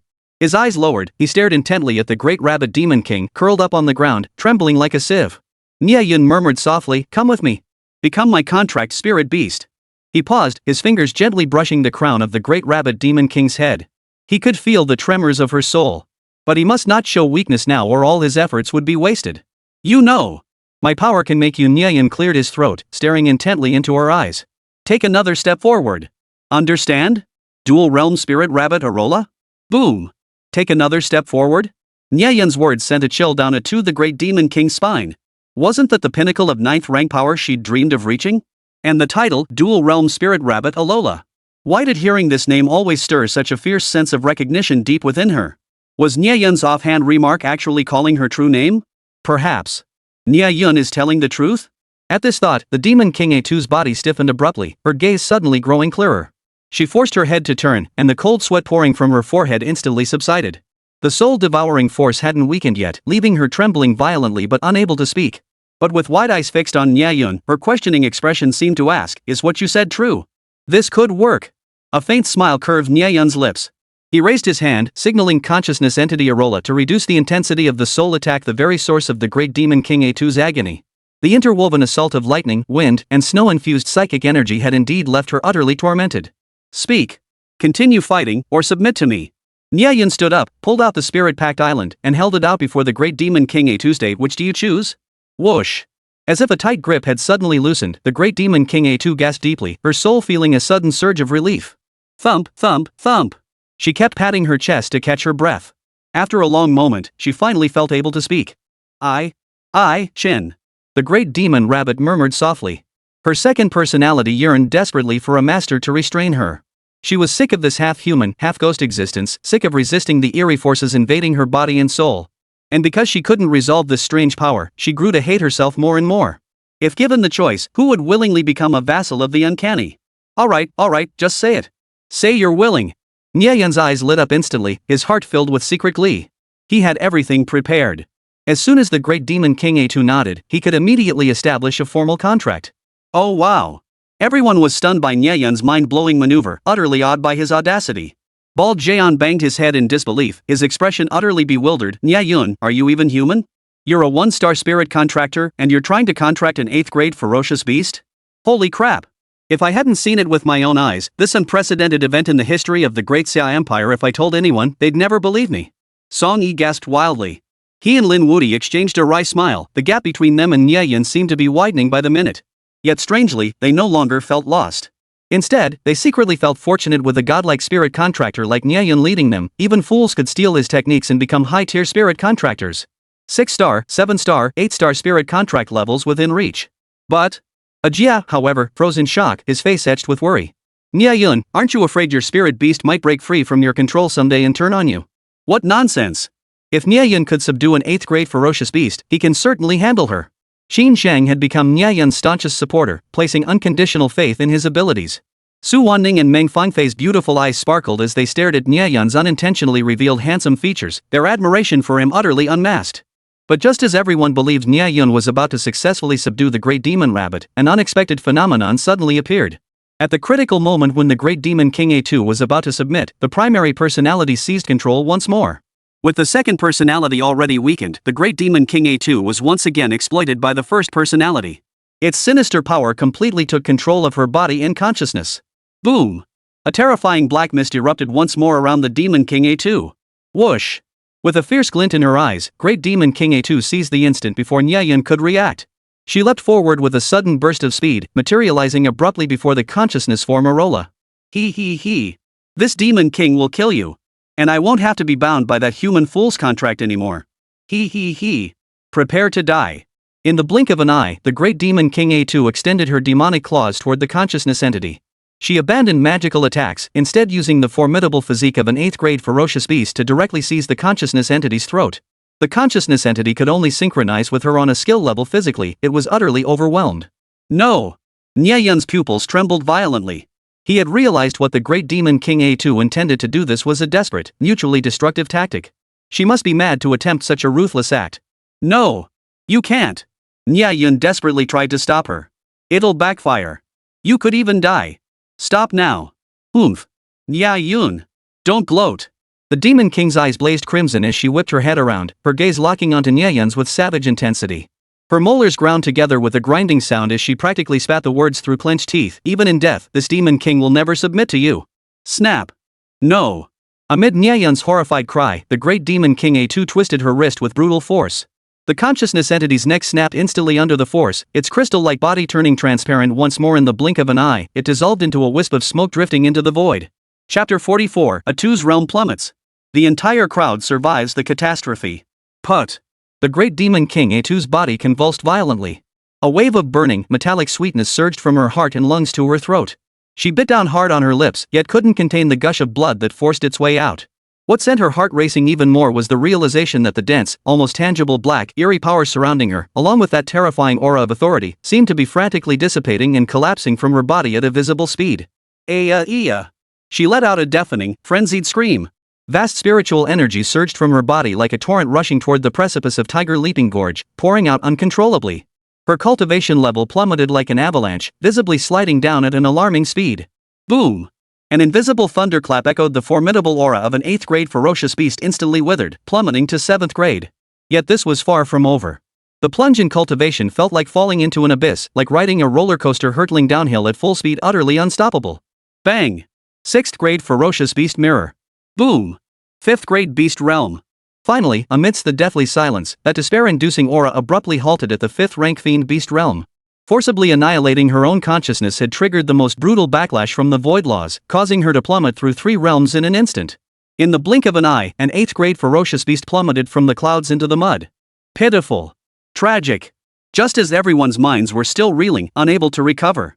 A gaze of extreme coldness and venomous hatred, chilling enough to freeze the blood in one's veins, struck like the scythe of death from the underworld, slashing invisibly toward Nie Yun. No! Alarm bells rang in Nie Yun's mind as a chill shot from his feet straight to the crown of his head. He whipped his head around, locking eyes with the great demon King A2's gaze, eyes blazing with bone-chilling madness and a rage that threatened to devour all existence. Ha ha ha ha! Damn it! The demon King A2's crimson pupils suddenly contracted violently. Boundless, eerie power coalesced once more upon her frail frame, morphing into a ravenous, demonic specter. Her icy, piercing gaze locked onto Nie Yun. It seemed poised to rip his soul from his body, tearing it apart and obliterating it countless times with sheer mental force. Nie Yun!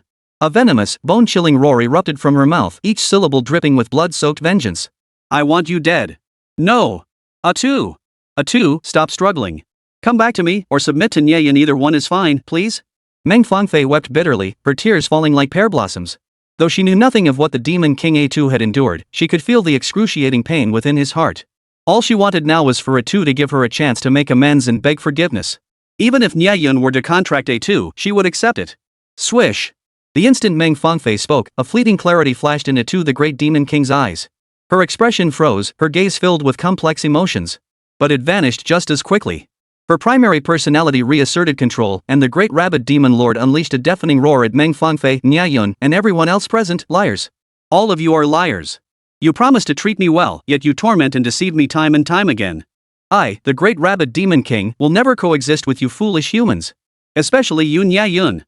The demon king's ears suddenly pricked up, her expression contorting into a twisted grimace.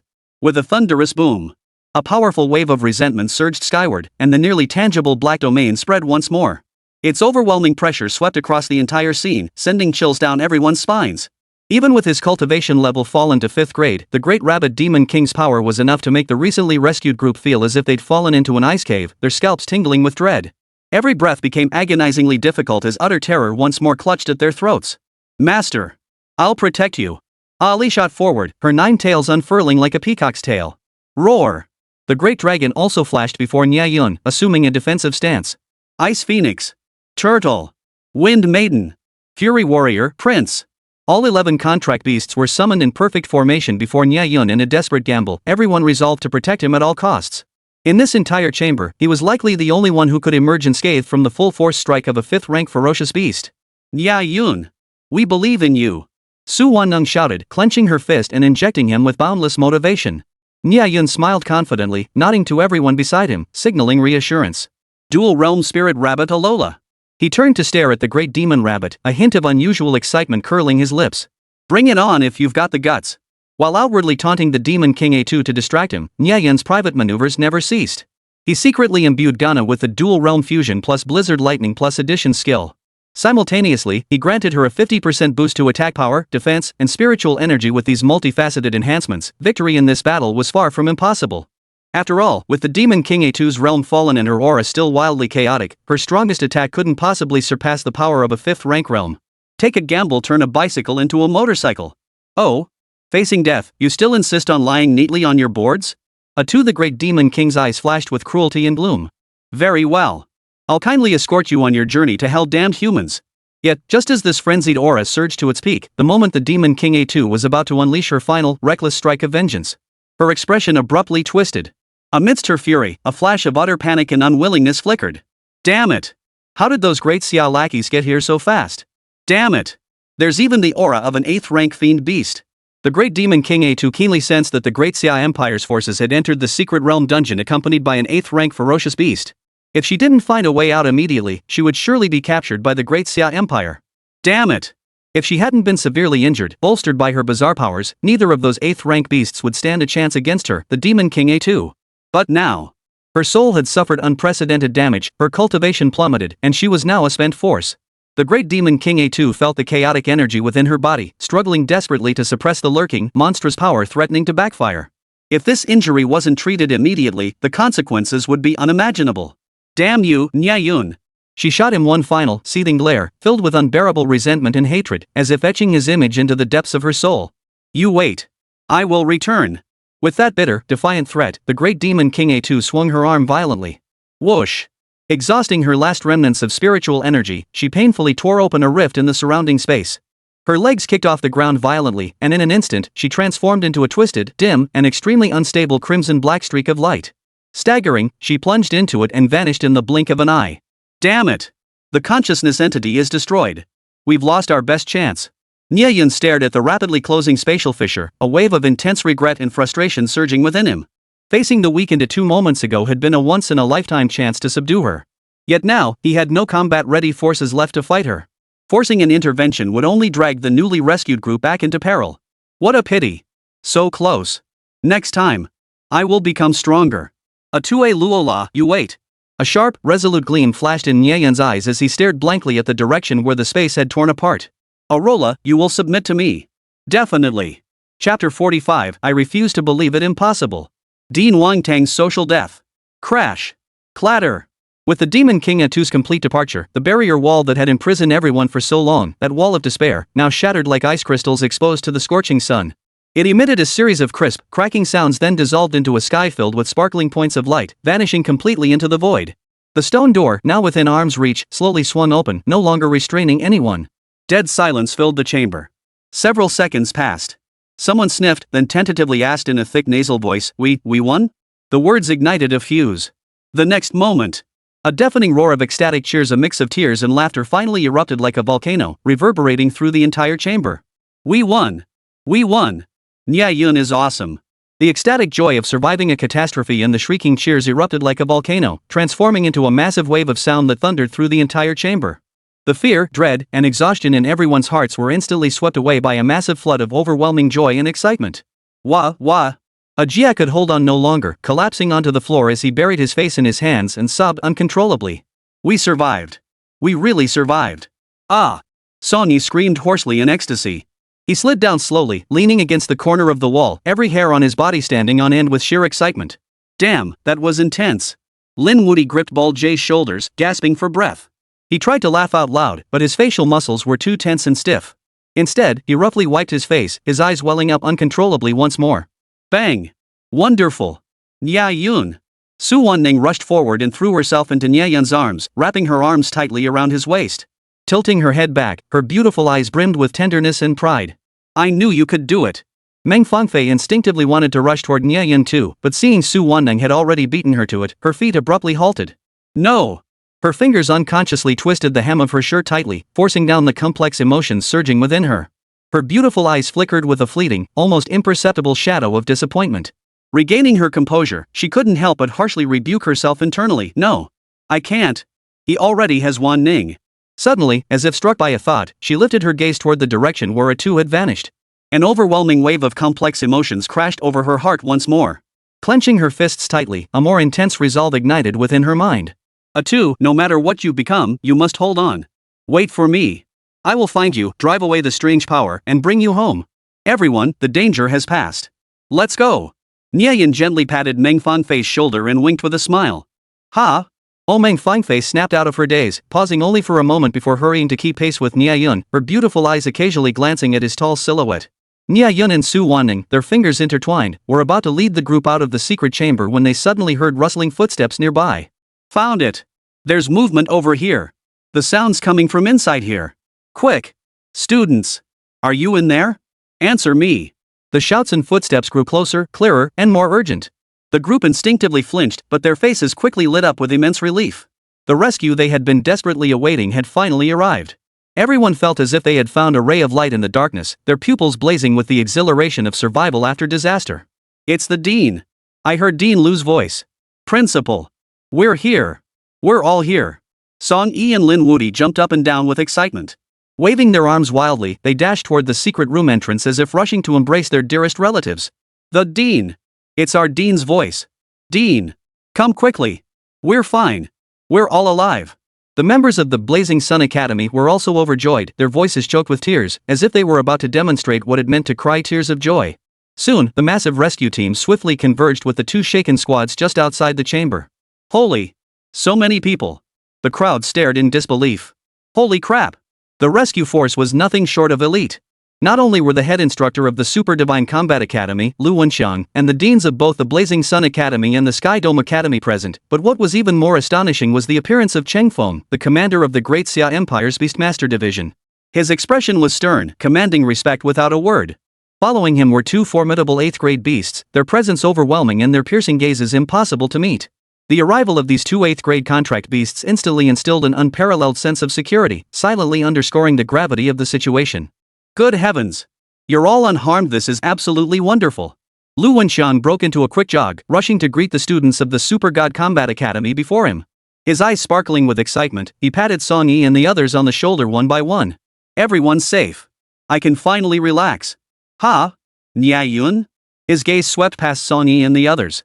Spotting Nie Yun and Su Wanneng strolling leisurely hand in hand behind them, his lips instantly stretched into a grin. Ha! You two sure are fast. Lu Wenxian's mouth twitched uncontrollably, an unstoppable anti-smile micro-expression nearly spilling off the screen. He practically took 3 steps at a time, rushing over to Nie Yun and Su Wanneng. His hands gripped Nie Yun's arms tightly. Stars flashed in Lu Wenxian's eyes. Overwhelmed with emotion, he could find no words beyond nodding repeatedly. Good. Good. Absolutely fantastic. Meanwhile, the dean of the Sunfire Academy met Meng Fangfei and the others. His voice trembled as he asked, Fangfei, are you all right? I'm fine, Dean Meng Fangfei nodded gently, her gaze drifting involuntarily toward Nie Yun. Her eyes softened as she said, we're all fine. But it's all thanks to Nie Yun. If he hadn't driven off that 8th grade ferocious beast, we'd have been dead already. Ah, as long as you're safe, that's what matters. Seeing Meng Fangfei unharmed, he finally exhaled a long sigh of relief. Suddenly, the principal of the Blazing Sun Academy froze, his brow furrowing tightly as an expression of utter disbelief spread across his face. Wait. The dean's tongue trembled violently, his face etched with disbelief. Why what did you say? You said Nie Yun, a 1-star spirit contractor. His fingertips trembled violently as his voice shot up 8 octaves, erupting in a thunderous cry of utter shock. The dean suddenly pointed at Nie Yun and his companions. His eyes widened as he stared at the trainees behind Meng Fangfei, the corners of his eyes twitching uncontrollably. You're saying he led you to drive off a suspected grade 8 monstrous beast infected by the Eerie Force? And you came out practically unscathed? Dean. Bald Jalen scratched his head, shrugging helplessly as he spread his hands wide. It really was Nie Yun who drove it away. Whoosh! A wave of laughter erupted behind Wang Tong, the dean of the Blazing Sun Academy. Many rescue personnel whispered among themselves in the rear. Holy crap! Dean Wang Tang just made a huge fool of himself. He was just swearing up and down, pounding his chest in guarantee. You bet. All the way here, he kept saying if the students managed to rescue themselves, it would be all thanks to their academy's 2-star contract spiritist, Meng Fangfei. Who'd have thought? TSK. Talk about getting slapped in the face. Swish. I don't believe it. Impossible.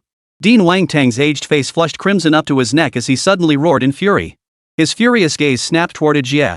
Wang Tang gritted his back teeth, the words practically grinding out between them. Jie, you're the most honest one here. Tell me straight who drove off that 8th grade ferocious beast? Jie was utterly bewildered by Wang Tang's appearance. His voice trembled as he hesitantly spoke, his tone almost tearful. It was Nie Yun. Nie Yun drove it away. Dean Wang, did he offend you somehow? Put. No sooner had Jie finished speaking. The entire crowd burst into laughter. Dean Wang Tang was utterly humiliated. Ha. Chapter 46, Enemies Meet. Xiao Yan causes chaos. Damn it. Dean Wang, Nie Yun, did he offend you? The words echoed like a hollow valley's reverberation, ringing clearly in the mind of Wang Tang, dean of the Blazing Sun Academy. The question made Dean Wang's blood boil with rage. But with so many spectators present, he couldn't very well lose his temper. Instead, he scratched his head awkwardly, letting out a forced chuckle. His face, already deathly pale from Jie's excessive candor, now flushed a deep crimson almost purplish at a visible pace. The color spread rapidly from his forehead down to his neck, threatening to spill beneath his collar. Every hair on his body stood on end. His eyes widened to saucers, pupils shrinking violently from sheer shock and embarrassment. Wang Tang's mouth hung slightly open, as if he wanted to protest, yet no sound emerged. His expression resembled someone who swallowed a whole egg whole, choking him into rolling his eyes. Oh my god, I can't take it. Ha. Did I offend you? Jie, you sure know how to deliver the final blow. Song Yi was the first to pound the floor in laughter, tears streaming from his eyes. He raised a thumbs up toward Jie. When it comes to talent, you're the real deal. Ha. Didn't you see how Jie made Dean Wang's face go ashen? Dean Wang, does your face hurt? Your bluff's busted. Holy crap. I just realized Jie is a total goofball. He and Bald J could debut together. Call them the Bald Duo. They'd be a smash hit. Lin Wudi slapped his thigh like he discovered a new continent, pointing at the bewildered, innocent-looking Jie and the Bald Jalen beside him, who was scratching his head and grinning like an idiot. He shouted excitedly. This suggestion instantly ignited the already boisterous and lively atmosphere. Ha ha ha. The bald duo. Perfect name. One's a natural-born goofball, the other's a bald hunk perfect match. I've already thought of their debut song. It'll be called Dean. Did Nie Yun offend you? They have to debut as the center position. I vote for the bald duo. Only then did Jia belatedly realize what was happening. His face flushed bright red as he stammered and waved his hands. No, I can't. I'm not. But the more he blushed and denied it, the harder everyone laughed. Even Dean Wangtong, who stood with his back to the group, still struggling to process the awkwardness, couldn't help but let his shoulders twitch suspiciously, whether from anger or suppressed laughter, no one could tell. A rare, suppressed smile even flickered across Captain Cheng Feng's usually stern face. But soon his sword-like brows furrowed tightly. His steady gaze swept over the group with a scrutinizing intent, finally settling on Nie Yun. Nothing special about it. Captain Cheng Feng didn't take Nie Yun seriously at all, dismissing the students' testimonies as mere jokes. He merely glanced at Nie Yun from the corner of his eye and cleared his throat lightly. Ahem. The crowd instantly fell silent, their eyes fixed on Cheng Feng's sharply defined, stern face. Enough with the jokes. I now represent the Great Xia Empire to conduct an inquiry and record this incident. His voice was stern, carrying an authority that brooked no argument. Emotional reactions after facing grave danger are understandable, but official records demand absolute truth. Swish. Under the gaze of the entire crowd, Cheng Feng moved with the swiftness of the wind, appearing before Meng Fangfei and the others in the blink of an eye. Are you certain your descriptions contain no exaggeration? Or no collective hallucination born of fear? Or let me ask again, was it truly Nie Yun who repelled that 8th-rank ferocious beast? Representing the official authority of the Great Xia Empire, Cheng Feng radiated an aura of righteous indignation. He stared intently into the eyes of the trainees, his expression demanding, think carefully before you speak. Do not utter falsehoods. Whoa. The group finally calmed down, carefully recalling the joke the students from the Sunfire Academy had played. They finally understood that Cheng Feng's suspicion was not unreasonable. This feat was simply too shocking to be believed by any normal person. Though still pale, Jie's eyes were clear and resolute. Stepping forward, he answered calmly, Captain Chang, we weren't bragging. The process was difficult, but that's the truth. That's right. Exactly. Meng Fangfei clenched her fists in agreement, her voice trembling with intensity. Jie is telling the truth. He saved all of us. The others nodded in unison, their voices brimming with conviction. Whoa. Captain Chang Feng sucked in a sharp breath. He turned his head in a daze, his gaze toward Nie Yun brimming with complex emotions. If this were true, Nie Yun would be the rising star of the Great Xia. Ha? Wait, Nie Yun? Holy. That name sounds familiar. Suddenly, Cheng Feng's pupils contracted sharply. He took 3 steps in 2 strides and rushed to Nie Yun's side. He stared intently at Nie Yun, a sharp gleam flashing in his eyes. Holy crap. Could you be the god of luck Nie Yun who recently sent shockwaves through the entire Great Xia official circles by pulling 2 SSR contract beasts in a single roll? Oh, yes. The real deal. It's me. Nie Yun nodded indifferently, his expression calm and composed. Though he disliked being called the god of luck or the lucky emperor, the image of exploding with luck had already been deeply ingrained in him. Perhaps because his strength was simply too overwhelming, onlookers often attributed it all to one thing: his incredible luck. Hee Nie Yun suddenly chuckled, turning to meet the adoring, almost fanatical gazes of Meng Fangfei and the others. Only those who had witnessed his explosive power firsthand could be utterly captivated by him. If it were you, I wouldn't say defeating an 8th-grade beast is impossible. Team leader Cheng Feng stared at Nie Yun's excessively handsome face, once again overlooking his persistent and passionate inner self because of appearances. After all, you're the legendary god of luck incarnate. Everything unreasonable that happens to you seems perfectly reasonable. The crowd nodded in agreement. If you're possessed by the god of luck, what's impossible? At the end of science lies mysticism, right? Fine. Nie Yun sighed, pursing his lips in resignation. Cheng Feng bit the cap off a pen and began scribbling furiously on the incident report form. Moments later, he handed the paper and pen to Nie Yun. Mr. Nie Yun, please sign here so I can submit my report. Additionally, given that you defeated an 8th-grade ferocious beast with only a 1-star power level, I will definitely recommend commendation for you to the Great Xia Empire.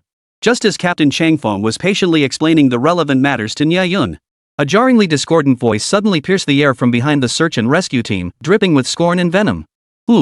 Captain Cheng Feng, don't let him fool you.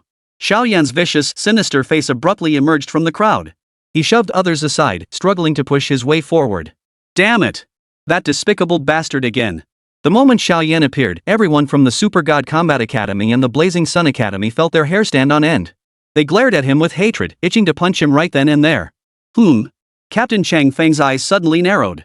He instinctively withdrew the incident record book he'd been about to place in Nie Yun's palm, his expression turning stern as he scrutinized Xiao Yan from head to toe. And who are you? Ha? You're asking me? Xiao Clan, Xiao Yan. Xiao Yan declared his lineage with an air of utter arrogance, his head practically held high enough to touch the sky. Oomph. I'm not some scrub from that sparring instructor clan, he snorted coldly through his nose, winking repeatedly at Nie Yun with a sarcastic tone. There's only one Xiao family in the Great Xia Empire. Captain, you should know that, right? MHM. Squad leader Chang Feng gave a faint nod. He held no interest in Xiao Yan's lineage, but the youth's insolent attitude grated on him, his tone growing icy. You? Chang Feng's brow furrowed slightly as his voice abruptly rose. What do you want? Of course I have business. I'm filing charges against Nie Yun. Amidst the stunned gazes of everyone present, Xiao Yan retorted with an air of arrogance, pointing an accusing finger at Nie Yun. Nie Yun, stop pretending. You're nothing but a braggart who makes things up as he goes. How could you possibly defeat an 8th grade ferocious beast? Whoa! What the hell is going on? Just as everyone was puzzled, Xiao Yan's eyes flashed with malice, his face suddenly contorting with rage and arrogance. You all probably don't know this. A despicable scoundrel like Nie Yun. If I didn't resort to underhanded tactics, even I might not be able to beat him. Chapter 47, The Slander Escalates. Chang Feng teaches you to shut up. Whoosh! Xiao Yan's baseless accusations plunged the scene into an instant deathly silence, as if the very air had frozen solid. This wasn't mere questioning, it was borderline insane nitpicking. Shut up! What the hell are you talking about? Su Wanning and Meng Fangfei stomped their feet in fury, ready to storm forward and confront Xiao Yan, but Nie Yun stepped in front of them, blocking their path. The innocent need not fear, let him speak, Nie Yun remarked, tilting his head slightly with a calm, confident smile. He stood with his hands behind his back, expression serene, as if observing Xiao Yan's clumsy monologue from a god's eye view. Nie Yun's calm gaze settled on Xiao Yan's face, twisted by jealousy. Continue your performance. Nie Yun's nonchalant demeanor, as if watching a mere clown, completely shattered Xiao Yan's last shred of reason. Nie Yun! You bastard! All you know how to do is put on a show. Xiao Yan stomped his feet in fury, his fingertips trembling violently from sheer rage. Pointing an accusing finger at Nie Yun, he launched into a rave devoid of logic. Captain Chang Feng. I'm reporting him. His strength doesn't match his achievements, it's all petty tricks and luck. Whoosh! The entire crowd fell silent in shock. It wasn't that no one suspected Nie Yun had gotten lucky, how else could he have led everyone to safety amidst such immense danger? As for whether it was an 8th grade ferocious beast, that was open to interpretation. But since even Chang Feng, the captain of the beast taming division, had no objections, why was Xiao Yan stirring up trouble? Tisk, the sour grapes are practically oozing off the screen. Those without talent can't stand seeing others succeed. In treasure hunts, everyone relies on their own skills. If you can't handle losing, don't play. Who are you trying to impress with this tantrum? Who says luck isn't part of strength? If I had endless good fortune, I could climb to the top too. Xiao Yan's deliberate provocation drew scornful snorts from the crowd. Mockery erupted from all corners, punctuated by occasional bursts of unrestrained laughter. Oomph! Squad leader Chang Feng fixed Xiao Yan with a cold stare, his gaze sharp as ice blades. His tone dripped with impatience. If you have no concrete evidence, shut your mouth. No! That's not it. Xiao Yan's emotions completely boiled over. Veins bulged on his temples as he bellowed hoarsely, a 1-star spirit beast like Nie Feng defeating an 8th grade ferocious beast? You actually believe this fairy tale nonsense? Faced with Xiao Yan's furious outburst, the crowd exchanged knowing glances and remained silent. Of course we believe it. Why wouldn't we? Head instructor Lu Wenxiang stepped forward, standing imposingly before the trainees. The Great Xia Empire has produced a prodigy. Why deny it? Even if it was luck, it's still a feat. Is this the caliber of your Xiao family too narrow-minded to embrace a new generation of heroes? You. All you do is protect your own. He just got lucky, that's not real strength. By shielding him against all conscience, you're ruining him and betraying the Great Xia Empire. Xiao Yan trembled with rage, his voice cracking as he bellowed, the veins on his forehead bulging from the strain. Oh? Protecting our own? Then this old man will defend his own as well. Wang Tong, the headmaster of the Blazing Sun Academy, now firmly sided with Nie Yun. Xiao Yan. He stepped forward, his voice booming in defiance. The Great Xia Empire values the actual contributions of spirit contractors. When did luck cease to be a part of strength? If every spirit contractor in our empire possessed Nie Yun's good fortune to save comrades in peril and repel formidable foes, would our empire's borders ever know unrest? This is the fortune of the empire, the fortune of Great Xia. Your narrow-mindedness is utterly laughable. Dean Wang's words rang out with conviction, drawing nods of agreement from the crowd. TSK. Dean Wang is absolutely right. Exactly. Those who solve problems are heroes. Squad leader Chang Feng is pretty impressive too, he really thinks long-term. The Empire demands results, not nitpicking over the process. Cultivating God of Ouyang Nie Yun is a surefire win for the Great Xia Empire. The barrage of criticism pelted Xiao Yan like a hailstorm of fury, each word landing like a heavy punch, leaving him dizzy and drenched in cold sweat. Shut up. All of you, shut the hell up. Xiao Yan erupted in a hysterical roar. Bloodshot eyes bulged, cold sweat dripped from his forehead in steady drops, and his teeth clenched with a grinding sound. He resembled nothing less than a sick, crazed lion cast aside by its pride. Huff, huff. Cold sweat clung to his temples as he gasped for breath, his teeth chattering wildly. You're twisting the truth. Hiss. The entire crowd gasped. Everyone stared at Xiao Yan, his face flushed crimson like a boiled crab, with expressions that screamed, "Mom won't let me play with this fool." Oomph. Even the dean of Sky Dome Academy felt utterly humiliated. He silently led his students backward, terrified Xiao Yan might claim to know him. But Xiao Yan cared only about his own feelings. Deep within his soul, the mocking laughter and scorn from the crowd felt like poison-tipped barbs piercing his nerves, leaving him dizzy and furious. You've all been brainwashed by him. Xiao Yan's eyes suddenly widened. As if seized by madness, he frantically pointed at the students surrounding Nie Yun and shouted. Yes. That must be it. Nie Yun possesses the ability of mental interference. He must have manipulated your mental powers, causing you to hallucinate. What 8th grade ferocious beast? It probably doesn't even exist. He's altered your memories. Yes. That's exactly it. Nie Yun tampered with your consciousness. And you're all so happy about it. As Xiao Yan spoke, Meng Fangfei's body trembled violently. Her beautiful eyes widened as she scrutinized Nie Yun, seemingly searching for the ultimate answer to her doubts. And you? Cheng Feng. Xiao Yan, now utterly mad, suddenly turned his fury toward Cheng Feng. His chest heaved violently with rage as he pointed a finger at Cheng Feng's nose, roaring hoarsely with every ounce of strength. Did you even inspect the scene after you arrived? Oomph. You clearly did nothing. Based on their nonsense alone, you want to award Nie Yun credit and close the case? Then report it to the Great Xia Empire? Does this even follow proper procedure? Xiao Yan's face contorted with fury as his finger jabbed at team leader Cheng Feng's nose. He resembled a lion stripped of reason, roaring madly at Cheng Feng. Captain. You're clearly covering for him, fabricating achievements to pave your own path upward. This is outright fraud. SSSSHHH. Xiao Yan unleashed his fury like beans spilling from a bamboo tube. His words struck like a thunderclap, sending a collective gasp through the crowd, openly accusing the Imperial Beastmaster Division's captain of dereliction of duty and cover-up. He was utterly mad. Smack! A sharp, resounding slap echoed through the air. Retribution for his wild accusations arrived instantly. Captain Cheng Feng moved like lightning, landing a resounding slap across Xiao Yan's face. The blow sent Xiao Yan flying backward through the air, spinning like a kite whose string had snapped. Thud! He crashed heavily to the ground. One cheek visibly swelled and reddened, a trickle of blood seeping from the corner of his mouth. Cheng Feng slowly withdrew his hand, his expression as cold as ice. His gaze was as sharp as a blade, his voice low yet carrying an authority that brooked no argument. This slap is to teach you respect and to shut your mouth. I, Cheng Feng, act as I see fit. It's not your place, you greenhorn, to point fingers and criticize, much less slander me with impunity. His gaze swept across the room like a burning torch, finally settling on Xiao Yan, who was struggling to his feet. You wanted proof? Fine. I'll show you proof right now. Chapter 48, No Way Out. Xiao Yan is beyond redemption. With that, Cheng Feng swiftly removed the intricately designed, metallic glinting beast monitor from his chest. With 2 swift swipes of his fingertips across its surface, the monitoring data instantly appeared. Beep beep beep. Emergency alert. Detecting high-intensity energy boundary. Suspected 8th grade beast domain barrier. Beep beep beep. Energy level surging. Warning. Detecting brief 9th grade energy fluctuation characteristics. Currently undergoing intense counter-collision with 8th grade energy source. Beep beep beep. Energy levels plummeting. Warning. Both parties' energy sources experiencing abnormal drops. The instant the beast recorder activated. A series of clear, cold, and utterly emotionless electronic alarm tones abruptly sounded, like the most authoritative beast tamer confirming the information on the spot, instantly shattering all doubts and commotion. The entire venue fell deathly silent. Every head craned forward, straining to listen to the recorder's broadcast as if discovering a new continent. Eyes widened in astonishment as whispers erupted. The depth of the Empire's official beast taming expertise is truly breathtaking.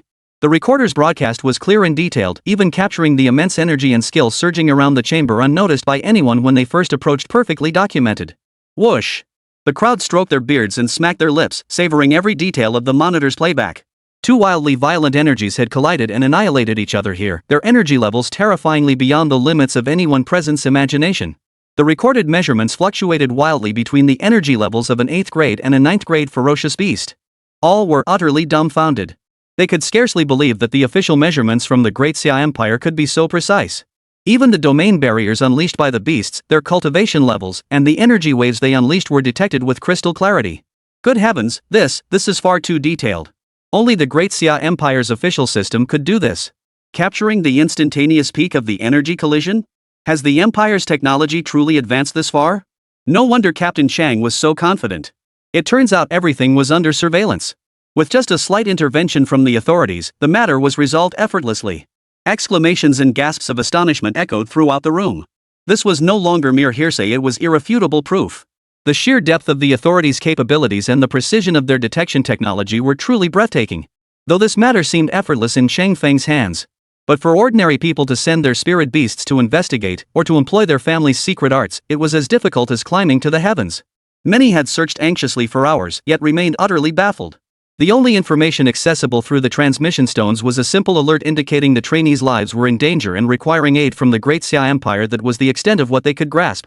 Every word spoken by the others felt like sharp thorns piercing Xiao Yan's heart. His face flushed alternately pale and crimson, and he felt so embarrassed he wished the ground would swallow him whole. It's actually true. Xiao Yan's eyes betrayed utter disbelief. The ironclad data before him sent a chill through his legs, nearly causing him to collapse. He couldn't help but mutter under his breath, repeating over and over, "This is insane. How could this be? It's unreasonable, it's unscientific." Poof. Chung Feng surveyed the room, taking in the stunned expressions. A confident curve lifted his lips as his voice rang out steady and powerful, arrogant yet refined. Think 8th or 9th grade beasts are unattainable? That's for ordinary folk. Even noble clans can't fathom the might of top-tier beasts. But for the Beastmaster Division, guardians of the entire Great Xia Empire, monitoring and analyzing energy at this level, he paused, his tone carrying a self-assured, almost reckless arrogance, is merely routine. Investigating them is no difficult task. Whoosh. Chang Feng's words, though audacious, left no room for rebuttal. The stark reality was laid bare before them. Such official monitoring capabilities were nothing short of a dimension-lowering strike against them. So that's how it is. Su Wanning and Meng Fangfei exchanged glances, their beautiful eyes brimming with sudden understanding and admiration. Only now did they fully grasp that Captain Chung Feng had never doubted the existence of the 8th-ranked fiend beast. His sole concern in the matter he absolutely had to verify for the authorities was the process of who drove it away and how it was driven away. His persistent questioning earlier had been a display of both responsibility and professionalism. Well then, Xiao Yan. Cheng Feng's gaze, like two icy blades, once again fixed firmly on the deathly pale Xiao Yan. Now, with the ironclad evidence from the Imperial Recorder here, do you still insist on arguing that the 8th-rank fiend beast doesn't exist? That it's a lie they collectively fabricated to deceive me? The overwhelming pressure forced Xiao Yan to instinctively stumble back 2 steps. Clutching his swollen face, his brows knitted into a deep frown. Heck, Captain Cheng Feng's voice was eerily calm as he spoke. And you dare accuse me of fabricating evidence, of shielding him to inflate my own achievements? It was like a judge looking down from on high, observing a suspect sentenced to death desperately putting on a clumsy performance to plead his innocence. Xiao Yan's lips trembled, stammering incoherently, I. Seeing Xiao Yan's deathly pallor, Captain Chang Feng fought to steady his own emotions. He suppressed the urge to hand Xiao Yan over to the prosecution bureau and instead tried to give him one more chance. After all, the young man was hot-blooded and inexperienced. Some matters could be overlooked, granting the Xiao family a favor in the process. But Xiao Yan seemed oblivious to Chung Feng's benevolent intentions. The extreme humiliation, the embarrassment of being publicly humiliated by Chung Feng, and the despair of his plan completely collapsing, all these emotions finally coalesced into a hysterical frenzy. I refuse to accept this. He suddenly jerked his head up, like a drowning man clutching at straws, screaming with reckless abandon. His voice, raw as if scorched by charcoal, was low and nearly cracked. I, Xiao Yan, will still press charges against Nie Yun. Hiss. The crowd recoiled in shock at Xiao Yan's ungrateful display, gasping and scrambling backward. They thought, better stay clear of this fool before we get caught in the crossfire. Humph. Chang Feng's stern expression abruptly shifted. He snorted coldly, his face instantly clouding with displeasure. Ugh, this kid is beyond saving. Cheng Feng thought bitterly. He hadn't expected this spoiled brat to lack even the most basic emotional intelligence. He'd given him such a generous way out, yet this fool still insisted on stirring trouble. Absolutely infuriating. Captain Chang Feng. Xiao Yan's voice suddenly rose several octaves as he shouted hoarsely, so what if there are ferocious beasts? I'm still pressing charges against Nie Yun. He used unfair competitive tactics to forcibly snatch the eye of the storm that rightfully belonged to me. Xiao Yan knelt down suddenly, his voice breaking as he clung to Captain Chang Feng's leg, sobbing, Captain Chang Feng, you must stand up for me. Chang Feng was utterly bewildered. Huh? Chapter 49, Shocking Accusations. Mental interference forbidden technique? You can't beat him, so you resort to dirty tricks? A muscle twitched violently at the corner of Chang Feng's eye. He forced down the urge to kick Xiaoyan flying and pulled his leg away with disgust. You! Get up and talk to me. As he spoke, Chang Feng's fists clenched violently, his knuckles cracking with a bone-chilling sound. Veins bulged on his temples and his jaw clenched so tightly it carved a sharp angle into his jawline. At that moment, Chang Feng resembled a volcano on the verge of eruption, radiating a terrifying low pressure all around him. If you don't get up. His voice was squeezed through clenched teeth, carrying a bitter chill. I'll make sure you never stand again in this lifetime. Up, up, up.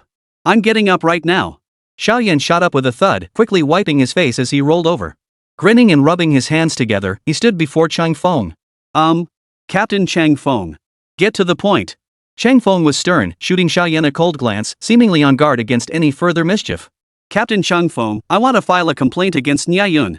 He used improper mental interference techniques to confuse my SSR contract spirit beast and snatch the eye of the storm that should have been mine. Whoa! Holy! Psychic interference? Those words hit like ice water splashed into boiling oil, instantly setting the entire crowd ablaze. Only then did everyone realize Xiaoyan was playing his trump card. Who didn't know this was a strictly forbidden technique, explicitly banned by the Great Xia Empire and permitted only against enemies? Using it in student competition was malicious and a severe violation. The moment Xiaoyan spoke, the entire arena erupted. The crowd that had been preparing to mock Xiaoyan fell instantly silent, every face shifting in expression. The sympathy and admiration they'd held for Nie Yun were instantly replaced by shock, scrutiny, and even a hint of fear. It's over. If this is true, Nie Yun is utterly ruined. Using that tactic in the secret realm instance? That violates the ironclad rules. No wonder Xiaoyan's SSR tier joker acted so strangely back then. Whispers erupted, the atmosphere growing heavy and tense. Many silently vowed not to break the rules, rushing to appeal to squad leader Chang Feng. Captain Chang Feng, this is no trivial matter. If Nie Yun really did something like this, it's utterly despicable. If everyone followed his example, wouldn't spirit masters with psychic control talents be able to do whatever they pleased in dungeons? Thorough investigation. Captain Chang Feng, we must investigate thoroughly. We absolutely cannot set such a dangerous precedent for malicious competition. Humph. Captain Chang Feng's brow knotted into a tight knot, his expression grave. He stared intently at Xiaoyan and demanded in a deep voice, "You make such serious accusations. Do you have evidence?" "Yes. Of course I do." Xiaoyan, who had been pale and dazed moments ago, suddenly sprang forward before Captain Chang Feng as if injected with adrenaline. Oozing smugness and schadenfreude, he publicly produced a document. The bright red seal of the Great Xia Empire Beastmaster Department Injury Assessment Office and its anti-counterfeiting spirit patterns were strikingly conspicuous. Look closely. Official authoritative assessment. Xiaoyan smirked triumphantly, his voice sharp with excitement. He pointed at the seal, flaunting it wildly at Nie Yun and everyone present. Nie Yun. It was you. You used underhanded methods to forcibly twist my spirit beast's will. How dare you deny it? Oomph. If my father hadn't been certain the clown was innocent and sought an official appraisal, I'd still be blinded by your lies. Nie Yun, you're nothing but a despicable scoundrel. Give me back my eye of the storm. Holy. The entire crowd erupted in uproar. Everyone was stunned speechless by this sudden, irrefutable proof. They never imagined Xiaoyan would actually produce an official appraisal report. Everyone stared at Nie Yun, who stood out like a sore thumb in the crowd, with complex expressions. After all, anyone caught by the Great Xia Empire engaging in such activities would have their spirit contractor qualifications permanently revoked, their innate talents forcibly stripped away, and be utterly reduced to commoners. Nie Yun, you've utterly ruined your promising future. Impossible. Su Wanning still tried to fight back, but her voice had lost its earlier conviction, trembling as she insisted the certificate of proof must be forged. You're slandering me. Yeah. It's definitely fake. You're just jealous that Nie Yun got the eye of the storm. Lin Wudi, Song Yi, and the others clenched their fists, glaring furiously at Xiaoyan, though panic raged within them. Dream goddess, we. Bald Jalen's eyes flickered with hesitation. As eyewitnesses to the incident, they had always found the clown's defection highly suspicious. Now, with evidence before them, disbelief was impossible. Only a spirit beast with a hole in its head would feel guilty enough to hand over the spoils to the enemy. That made no logical sense whatsoever. Shoo! Meng Fangfei raised her arms slightly, responding softly to the others behind her. Stay quiet for now. Let's observe how things unfold. Though she spoke calmly, Meng Fangfei's heart had already sunk to the depths. Her worst fears had come true. She had long suspected Nie Yun possessed such talent, but never imagined Xiaoyan would turn the tables on him first. If Nie Yun's reputation was utterly ruined, he would undoubtedly become a discarded pawn of the Great Xia Empire. No matter how exceptional his talents, no one would dare to employ him. No. I can't just stand by and watch Nie Yun be destroyed like this. Meng Fangfei took a deep breath, forcing herself to remain calm as she stepped forward. She retrieved a dazzling treasure box from her storage space, attempting a final plea. Xiao Yan. It's just a storm's eye. I'll trade you this 9-turn resurrection herb for it. This item far surpasses the storm's eye in value. Let's call it even. How about it? Get lost. Xiao Yan shoved Meng Fangfei's hand away, nearly sending the treasure box crashing to the ground. The vicious grin on his face twisted further. Meng Fangfei, trying to smooth things over now? Too late. I want justice. Justice. And I want Nie Yun's name dragged through the mud forever. Xiao Yan abruptly turned to Nie Yun, who had remained silent, his voice dripping with scorn. Nie Yun. Aren't you usually so arrogant? So eloquent? Why have you turned into a coward now? Hiding behind a woman? Ha ha ha. All the pressure, all eyes, converged on Nie Yun in that moment. Yet Nie Yun merely frowned faintly, his expression unruffled and serene as a still pond. He even wore a hint of disdain and languor, as if this were a trivial, insignificant matter before him. Oh, he murmured, his voice calm and unruffled. Have you finished? Xiao Yan's face twisted into a ferocious grimace, his pupils contracting violently as his face twitched uncontrollably from the force of his expression. He spun around abruptly, thrusting the certificate of authenticity forward. Captain Chang Feng, they say this is fake. Don't you have to verify its authenticity? Xiao Yan glared at Chang Feng with gritted teeth, his eyes filled with such malice it seemed he might kill him in the next instant. Chang Feng, wrestling internally, shuddered violently. But the attention of everyone present instantly converged on him like a swish swish swish of whispers. He felt as though he were being repeatedly roasted over a fire. No matter how much he resisted inwardly, there was no turning back now. Ah! Chang Feng sighed heavily, casting a deeply complex, even regretful glance at Nie Yun, as if silently saying, "You're on your own now." His hand reached out, hesitating in midair for a moment. He gritted his teeth, then finally clenched the certificate of authenticity in his palm. Chang Feng examined it meticulously, even infusing a thread of spiritual energy into the intricate anti-counterfeiting patterns. Moments later, he froze abruptly. His face darkened as he lifted his head and let out a long, heavy sigh. Ah! Upon verification, this certificate of proof and its spirit pattern markings are indeed authentic and valid, originating from the Imperial Beastmaster Department's Injury Assessment Bureau. Chapter 50, Shock. Imperial Ironclad Law vs. The Chief's Daughter. Holy! When Chang Feng uttered the words authentic and valid, it felt like thunderclaps reverberating through the room, instantly plunging the entire space into dead silence. Everyone was struck dumb by this ironclad truth, as if struck by 5 bolts of lightning. Swish! Swish! Swish! Countless hostile glances shot at Nie Yun like sharp arrows, silently screaming accusations. We were wrong about you. The trainees who had just been passionately defending Nie Yun now felt their faces burn under the intense scrutiny of the crowd, overcome with embarrassment and panic. Yet they did not retreat. Instead, they stood even more resolutely by Nie Yun's side, their eyes alert and wary of Chang Feng and anyone near him, fearing Nie Yun might be taken away at any moment. Yet Nie Yun, at the eye of the storm, remained eerily composed. He even patted his companion's shoulder reassuringly, then took Su Wanlung's slightly trembling hand in his own, offering her a warm and steadfast smile. It's okay. Don't worry. Just then. Ahem. Chang Feng broke the suffocating silence with 2 heavy, dry coughs. His face was ashen as he continued in his dry, strained voice to read the findings of the certificate of verification. Each subsequent word felt like a 1,000-pound hammer striking everyone's hearts. The report indicates Xiao Yan's contract spirit beast did indeed suffer non-owner-initiated, forced mental interference at the specified time and location. Whoosh! As the conclusion rolled off Chang Feng's tongue, a collective gasp of shock rippled through the room. The last shred of hope in their hearts shattered completely. A new wave of commotion erupted, but this time, the voices were filled with shock, condemnation, and utter despair. It's actually true. A prodigy of heaven's grace, why walk the path of darkness? Ah! What a waste! How on earth does the Super God Academy educate its students? Disgraceful. An utter shame upon all spirit masters. He must be severely punished to deter others. At that moment, Xiao Yan reached the peak of his twisted emotions. He strode forward with exaggerated steps, his face contorted into a savage grin like a demon's, his voice hoarse and trembling with frenzied excitement. Nie Yun. Hear me? You're finished. Completely finished. Ha ha ha ha. Wait for your trial at the Beastmaster Tribunal. Everything you have, your talent, your glory, your future, even your destiny, will be reduced to nothing. You are as good as dead. Ah! Dean Wang Tang, who moments ago had passionately defended Nie Yun, now couldn't help but turn his head. He stared at Nie Yun with heart-wrenching regret, sighing with deep concern. Nie Yun, you were such a promising young talent. How could you be so foolish? Dean Wang Tang's face turned ashen, his fingertips trembling. The admiration that had just begun to rise in his heart moments ago was completely extinguished by Xiao Yan's cold, harsh words. His expression grew increasingly cold as he sighed repeatedly with the tone of someone deeply disappointed in someone with great potential, as if witnessing the fall of a genius.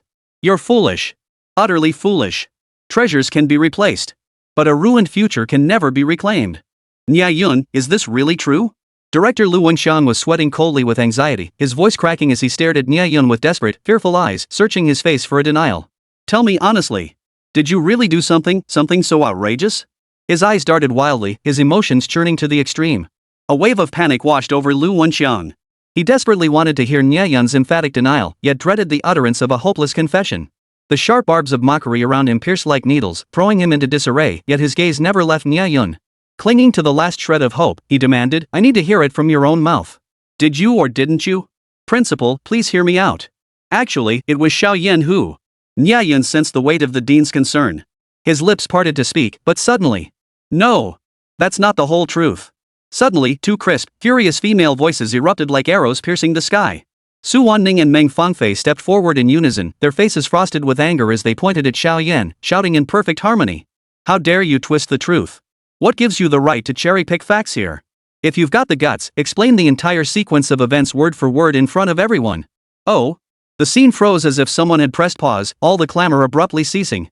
Faces froze as everyone abruptly processed their words, plunging into deep thought. Could it be there was more to this story than met the eye? Ha! Everyone, including squad leader Chun Feng, craned their necks. Curious gazes converged on Su Wanling and Meng Fangfei, eagerly awaiting their next words. You! What nonsense are you spouting? What cutting off the beginning and end? What cause and effect? Xiao Yan looked like a cat whose tail had been stepped on. Frantic and furious, his lips trembled slightly. Just as he was about to show weakness, he suddenly twisted his thigh hard. The sharp pain instantly suppressed all signs of panic. Poof! Xiao Yan forced a look of righteous indignation. It was Nie Yun who harbored ill intent, trying to snatch the eye of the storm right out of my grasp. You're the one lying. Su Wanning stomped her foot in fury. If you hadn't stolen the blazing inferno right as Nie Yun was about to seize it, how could he possibly retaliate against you using the same method? Meng Fangfei joined in. She and Su Wanning had quickly reached an understanding at the Wood Expo they would pin the blame on Xiao Yan to make him back down and drop his accusations against Nie Yun. Xiao Yan! Won't you admit it? She pointed angrily at Xiao Yan, passionately defending Nie Yun. If you, Xiao Yan, could do it, why couldn't he, Nie Yun? You're just a big man who can't handle losing. As Meng Fangfei spoke with mounting passion, her chest heaved violently. This scene stunned everyone from the Blazing Sun Academy. When had the goddess Meng ever argued so fiercely with anyone over a man? TSK. Unbelievable. Meng Fangfei, you're twisting the meaning. You're twisting logic. Xiao Yan roared furiously, sparks flying from his eyes. These are two entirely different matters. How can you conflate them? Xiao Yan's hysterical retort struck like a bolt of lightning, leaving Chun Feng and every clear-eyed observer present utterly dumbfounded. Meng Fangfei? Whoa! Could she be? Meng Fangfei, daughter of the Grand Secretary General of the Great Xia Empire. Holy! Even Chang Feng, known for his upright character and impartial enforcement of the law, couldn't help but feel a chill run down his spine as he recalled the chief secretary's imposing, sternly dignified square face. It was like pouring a bucket of cold water into a boiling oil pot. The entire room erupted instantly. Arguments and discussions erupted once more, cries of astonishment ringing out. Holy crap! She's the daughter of the Grand Secretary General of the Great Xia Empire. Who knew the Chief Secretary's daughter was so young? She's clearly here to protect Nie Yun. What are you thinking? The law knows no mercy. It's an ironclad rule of the empire. Even the Chief Secretary's daughter can't pull strings. I'm not so sure. The only possibility now is Xiao Yan voluntarily withdrawing the charges. Exactly. The secret realm treasure hunt has rules too. Lying low and reaping rewards without contributing during the competition is strictly forbidden. It's a major taboo for spirit contractors as well. Chapter 51, Nie Yun's counterattack. Video explodes across the arena. A cacophony of murmurs and scornful taunts slithered into Xiao Yan's mind like slimy, icy snakes, seeping into every crevice and gnawing at his sanity. His already pale face turned an alarming shade of iron gray, facial muscles twitching violently with fury and frustration. Yet, when his gaze fell once more upon Nie Yun's serene, unfazed expression, a bone-chilling hatred instantly swept away all traces of wavering within him. I'll clap down on you so hard you'll never rise again. Swish! A cunning gleam flashed in his eyes as a counter-strategy suddenly struck him. Ha ha ha ha! Nie Yun! Xiao Yan let out a loud, maniacal laugh, turning to stare into Nie Yun's eyes with a gaze as poisonous as a dagger. Even if Meng Fangfei protects you, what difference does it make? You still won't escape. You violated the Empire's ironclad laws. Ha! My accusations against you bear the tamper-proof steel seal of the Beastmaster Department. His vicious gaze paired with that shrill tone made one physically uncomfortable. But your teammates' accusations? Nothing but empty, one-sided claims. Where's the evidence? Bring it out and show me. Do you really think a few people's one-sided claims will make me back down? Make me drop the charges? Ha, don't dream on. Xiao Yan suddenly flipped Nie Yun the middle finger, snarling each word with deliberate emphasis. That is not going to happen. The air in the entire room seemed to freeze solid under Xiao Yan's arrogance. Yet, in the face of Xiao Yan's hysterical interrogation, Nie Yun's reaction made everyone's eyes twitch violently. Without a trace of panic, he calmly returned the phone to Qin Zhang. His fingertips glided lightly across the screen, tapping casually on his own device. Evidence? You mean, this? Swish. The next second, a crystal-clear video suddenly played out on Nie Yun's phone screen. Holy! We've got footage! Everyone's necks stretched like they were being pulled by invisible hands as they strained forward. Those in the front rows had eyes wide as saucers, while those in the back rows were jumping up and down. Some even pulled out high-powered cameras, pointing them directly at Nie Yun's phone screen. Holy crap! It's recording! Wow! Come see! Come see! This is a huge twist! The person filming seemed to have discovered a new continent, his voice cracking with excitement. After a shout, a crowd of heads pushed forward from the back rows, necks craned and mouths agape, looking like a flock of hungry baby birds. Wow, wow, wow! Holy crap! This is just too. A chorus of gasps, shrieks, and indistinct murmurs instantly drowned out the earlier clamor. The video feed was crystal clear, leaving no room for doubt. Nie Yun and Qin Zhang's spirit beasts Li, DeLong, and Huang Zi were engaged in a fierce battle against the Guardian Beast Squad. Their coordination was flawless, their tactics brilliant. Just as Li's power erupted, poised to unleash the devastating, blazing inferno. A sneaky figure, Xiao Yan's SSR Joker Sako, suddenly darted into the corner of the screen. His face twisted into that signature, mocking grin filled with gleeful satisfaction. Like a wolf lurking in the shadows, he struck from an awkward, devious angle, snatching the victory that had been within reach. Holy! Everyone's eyes widened in disbelief. This scene, this plot twist, was 100 times more thrilling than any drama they'd ever witnessed. Who'd have thought Xiao Yan is a thief himself, yet he has the nerve to cry thief. He looks like a thief with those shifty eyes. Look at that cheap, gleeful expression on his spirit beast after stealing chickens and dogs. It's exactly like him. So lifelike. Asked for it and got it. Ha ha ha ha. Xiao Yan, is this hammer hard enough? Feeling it? This was textbook instant revenge, on the spot counterattack. Ugh. The maniacal grin on Xiao Yan's face froze instantly. Cold sweat instantly covered his forehead, and his fingers began to tremble violently beyond his control. It's over, it's over. Xiao Yan. Cheng Feng's lips curled into a cold smile as he swiftly tore off a blank case filing form. With a sharp slap, he slammed it down in front of Xiao Yan. The evidence is irrefutable. Do you have anything to say for yourself? Holy! Holy! Xiao Yan felt darkness swirl before his eyes as blood rushed to his head, his face turning a livid purple. He'd planned to send Nie Yun straight to the Beastmaster Tribunal in one fell swoop. And what happened? Nie Yun turned around and gifted him an identical ticket right back. A VIP package delivered right to his doorstep. Did I need this buy one, get one free horror package? Ha! Nie Yun! He snatched the case filing form, his eyes bloodshot with fury. Veins bulged across his eyeballs as he glared at Nie Yun. You bastard, feeling pretty smug now, huh? What? You had this prepared all along, didn't you? You set me up. You kept quiet the whole time just plotting how to screw me over, didn't you? Xiao Yan trembled with rage, stomping his feet frantically. The dark cloud gathering in his eyes grew thicker and thicker, as if it were about to break free from the shackles of his soul and burst through the boundaries. Ha! To deal with you, I don't need to resort to this method. Nie Yun stuffed his hands into his pockets and sneered, his tone dripping with contempt. I just happened to get my hands on it and decided to let it out to play with you. Bull. You're full of it. Nothing this coincidental happens in the world. You've been scheming all along. You're a treacherous, despicable scoundrel. Xiao Yan's hysterical roar cracked his voice, his rage nearly solidifying into tangible form. Bastard. Watch your mouth. A voice, long suppressed and now boiling with fury, thundered like a crack of lightning. I've tolerated you for far too long, he roared. It was because I found Nie Yun's tactical execution so masterful that I wanted to film it for analysis. Qin Zhang clenched his fists, glaring at Xiao Yan. His sandbag-sized hands ground together with a bone-chilling crack. Don't you dare insult my idol again, or else. My fists will teach you a lesson. Whoosh! Qin Zhang's words exploded like a bomb dropped into deep water, instantly unleashing a tidal wave of shock. Everyone snapped out of their daze, slapping their foreheads in realization, holy crap! We were so caught up in the drama that we didn't even pay attention to the actual content of the video. What kind of god-tier tactical play could make teammates deem it art, even going so far as to secretly record it to worship and study later? Damn it! We almost missed the most important part. With that thought, everyone almost simultaneously and impatiently dug up that video again. This time, they didn't skim the surface. Like attending a combat tactics analysis session, every pair of eyes was glued to Nie Yun and his spirit beast, scrutinizing every micro-maneuver, every positional shift, every skill timing and coordination. The first detailed viewing left them utterly stunned. In the footage, Ahri's seduction and deceit, orb of deception, the dragon savage charged the prince's Dahuan banner, coordinating with the dragon's collision. Each action was as precise as laser-cut steel, timed with such mastery it sent shivers down the spine. The guardian beast's seemingly frenzied attacks were deflected one by one with an almost artistic grace, seamlessly redirected to their advantage through perfect coordination.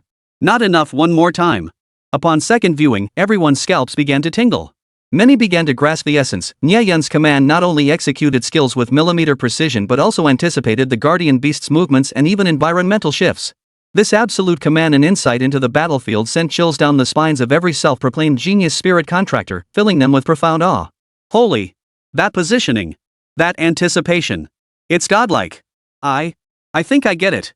So that's how skills can be chained like this? So that's it. That's it. The bottleneck that's been stumping me for 2.5 years, it was all here. Suddenly, a spirit-packed master who had been stuck at the peak of 2-star for 2.5 years spread his arms wide. His eyes closed tightly as spiritual energy surged violently around him, beyond his control. Boom! A powerful aura erupted violently from within him. 3-star spirit contract master. Chapter 52, Breakthrough like popping corn. Nie Yun ascends to godhood. Holy! Watching a video actually allowed someone to break through their cultivation level on the spot? An incredulous exclamation erupted from someone in the crowd, instantly igniting the entire venue. What kind of monster is Nie Yun? Someone stammered, their voice thick with awe and shock. Gulp! Su Wanning and Meng Fangfei swallowed simultaneously, their beautiful eyes widening in disbelief. Their exquisite faces were etched with utter bewilderment. WHWHWH, what on earth is going on? Dean Lu Wenxiang and the Sunfire Academy principal Wang Tang beside him were utterly dumbfounded.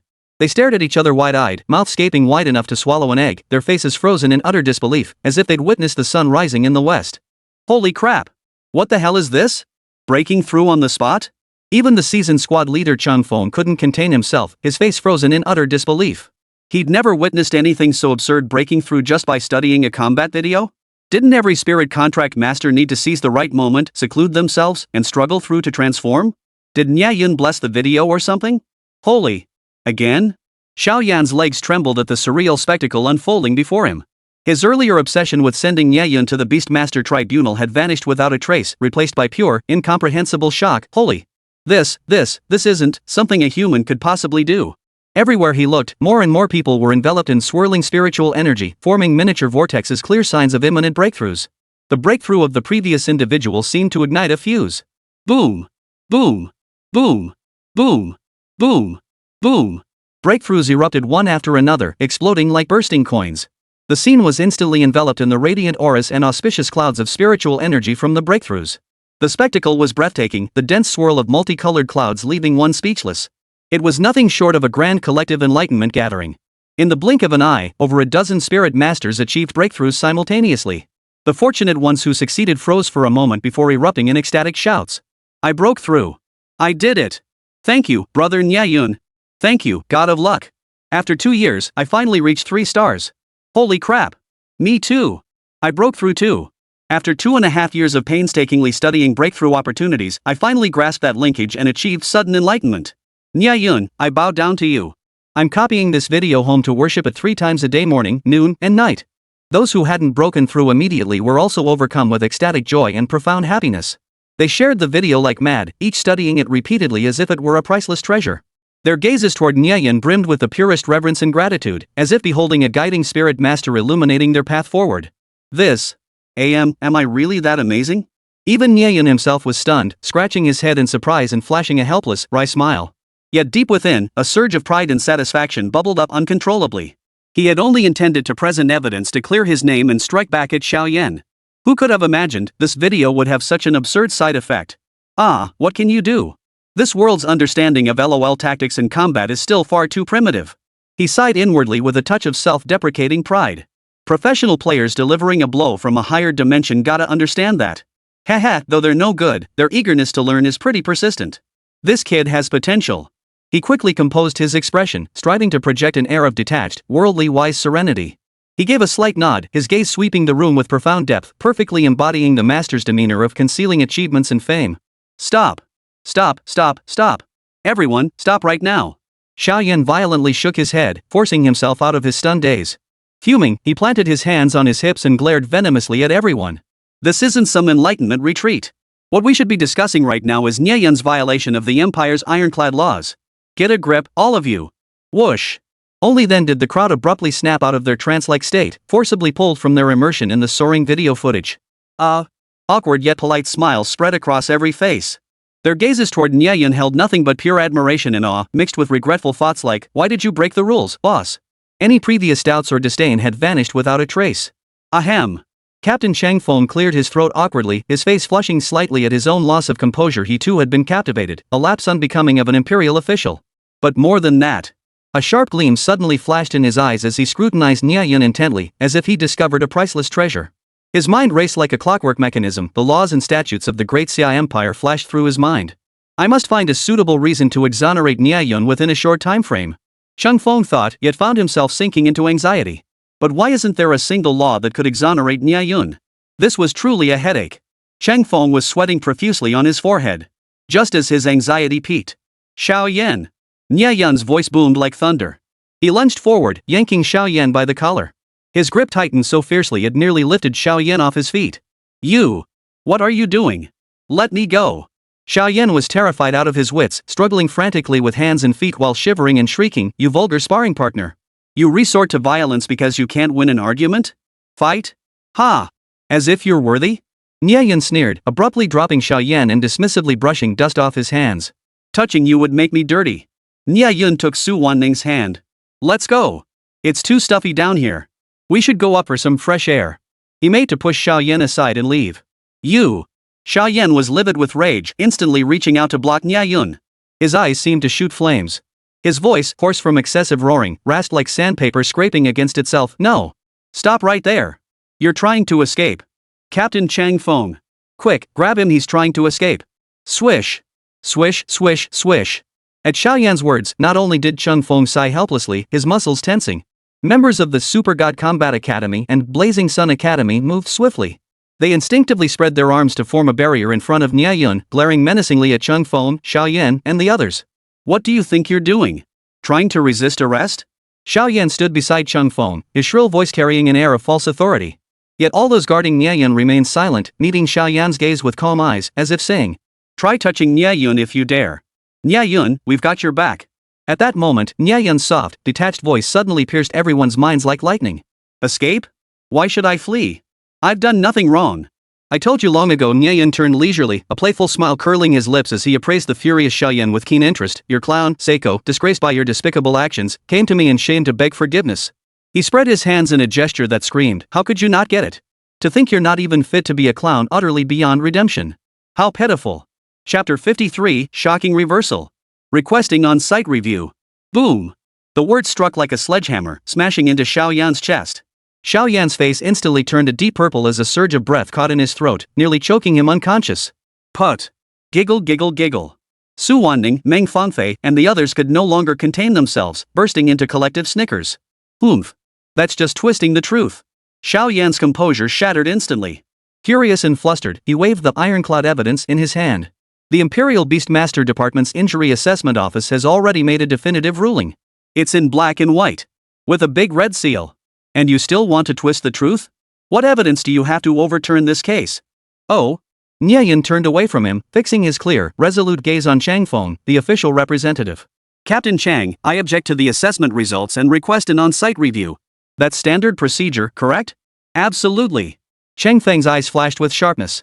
Without hesitation, he nodded decisively. It's your legal right. Good. Xiaoyan, cut the nonsense. Release your clown. I'll prove it right here, in front of everyone. Nie Yun's gaze blazed like torches, his voice suddenly growing deep and resolute. Each word he uttered seemed to carry the weight of 1,000 pounds, crashing heavily upon everyone's hearts.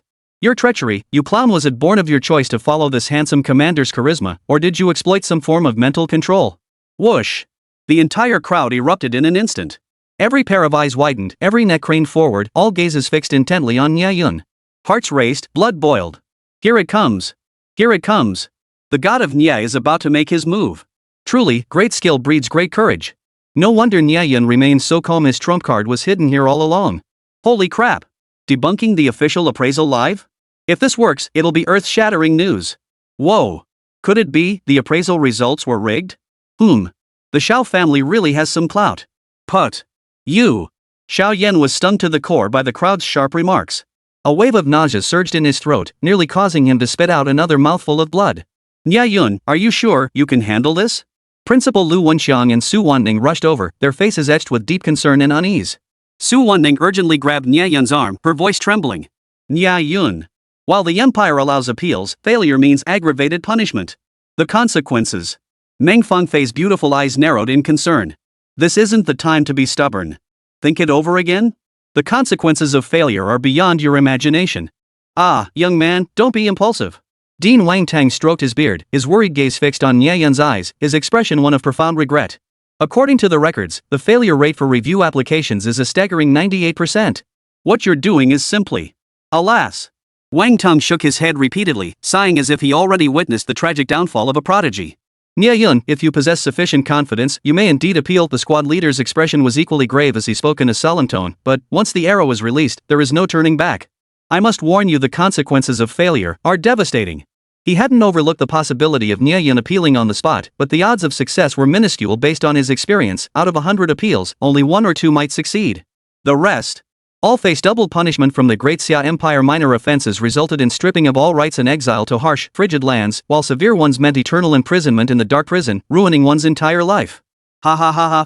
Xiao Yan burst into derisive laughter as if hearing the most absurd joke, his face radiating smug satisfaction. Did you hear that, Nie Yun? Still talking tough when death is upon you. Do you think the Imperial Beastmaster Department's appraisal is a mere formality? Stop your futile struggles.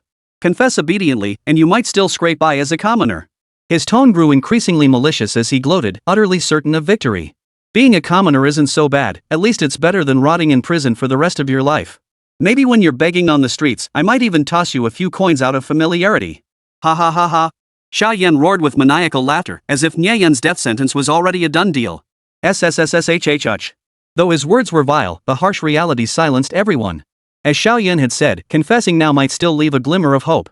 With Nie Yun's physical prowess as a sparring partner, scraping by for food would be no problem at all. But if Nie Yun insisted on going his own way.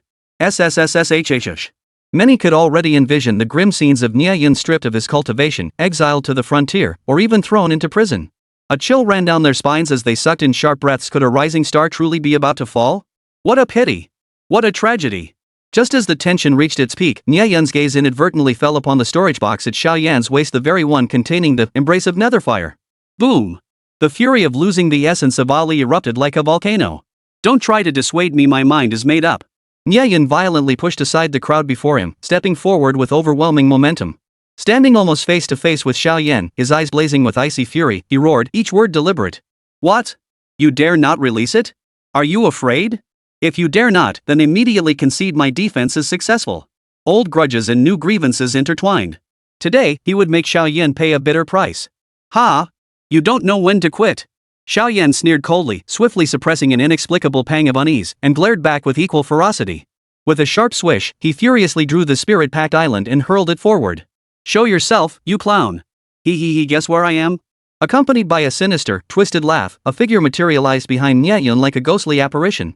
His face and body were covered in hideous scars, and those eyes, evil and seemingly connected to the underworld, stared at Nie Yun with the intensity of a sworn enemy. This chilling scene sent shivers down the spines of many nearby, causing them to instinctively take a half-step back. Yet Nie Yun remained utterly composed, his breathing steady as ever. He turned with unruffled composure, looking at Squad Leader Cheng Feng, and calmly stated, Squad Leader Cheng, I request to increase the stakes. Cheng Feng paused, his pupils narrowing slightly as understanding dawned. He nodded with a smile. Approved. Whoa. Holy. The entire crowd erupted. Appeals for review were already rare enough. Didn't everyone approach them with trembling trepidation, as if walking on thin ice? To actively request a higher stake before the review? Nie Yun was absolutely one of a kind in the Great Xia Empire. Whoa! Admiration, shock, and disbelief, all eyes instantly fixated on Nie Yun. Everyone held their breath, fists clenched, eagerly anticipating what he would propose. As the appellant, you cannot refuse my counteroffer. Nie Yun smiled faintly, a cold curve lifting the corners of his mouth. Oomph. You're courting death. Xiao Yan sneered coldly, utterly unconcerned. The higher your bid, the more miserable your death will be when you lose. Ha! I pity your foolishness. Very well. Nie Yun chuckled softly, his voice suddenly rising. I stake the eye of the storm in my hand against the blazing inferno in yours. Winner takes all. Dare you accept? Of course I'm in. This is practically a free gift. Xiao Yan's heart leapt with delight at this unexpected windfall. He nodded eagerly, I have no objections. Captain Chang Feng, witness. Nie Yun turned to Chang Feng. Chang Feng nodded firmly. The wager is on. And Xiao Yan? Nie Yun abruptly shifted his tone, his brows furrowing sharply as his gaze sharpened like a blade. His voice carried an unwavering resolve, for your theft of the blazing separate fire, I Nie Yun will show no mercy.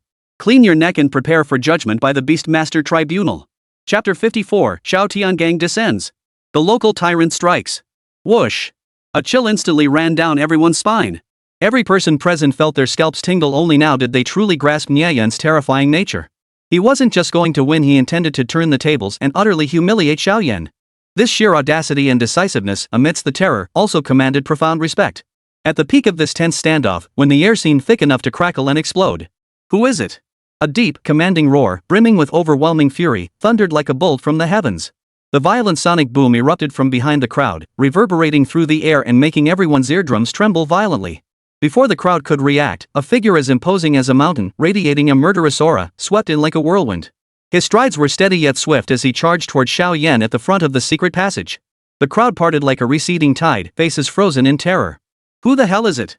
The figure roared with uncontrollable fury, his voice booming like a temple bell, each word dripping with extreme rage, daring to threaten my son. To the Beast Tribunal for judgment? Holy! It was none other than the head of the Xiao family, Xiao Tiangang. Under everyone's stunned gaze, Xiao Yan froze for a moment before finding his anchor. His voice trembled with emotion. Dad. How did you get here? Xiao Tiangong's face, dark enough to drip water, radiating boundless pressure and fury, suddenly appeared before everyone's eyes. Shut your mouth. Get out of the way. Xiao Tiangang didn't even glance at Xiao Yan, merely waving him away impatiently. His gaze seemed to say, useless fool, I had to come myself. Xiao Yan and the clown Seiko immediately shuddered in fright, cowering like quails to the side. Whoa! Xiao Tiangang had actually come in person. Everyone present instantly fell silent, ducking their heads and exchanging nervous glances. Who didn't know Xiao Tiangang was notorious for his brutal protection of his own? His appearance meant this matter would never be resolved easily. TSK TSK. Whispers spread through the deathly silence. Oh no, oh no. Xiao Tiangang is here. Nie Yun is in big trouble. Not necessarily. No matter how powerful Xiao Tiangong's faction is, it's ultimately just a local private power. Compared to the official authorities of the Great Xia Empire, it's completely insignificant. Yeah, I agree. One Xiao Tiangang alone can't change the established facts. After all, we have the video as supporting evidence. As long as Nie Yun doesn't back down, Xiao Yan won't get away with it. You're mistaken. He's a local powerhouse. Even a mighty dragon can't overpower a local snake. You there? Xiao Tiangang strode forward, his gaze sweeping upward. He stared down at Nie Yun with an air of superiority, his tone dripping with contempt and intimidation. You dare oppose my son? Swish. Halt. Not another step. Lu Wenshan, Wang Tong, and the others tensed, muscles taut. They glared at Xiao Tiangang in unison. One more step, and don't blame us for being rude. Oomph. No mercy? With you lot? Xiao Tiangong's bulging muscles tensed as a sneer curled his lips. Ha ha ha ha. What a laughable joke. Xiao Tiangang.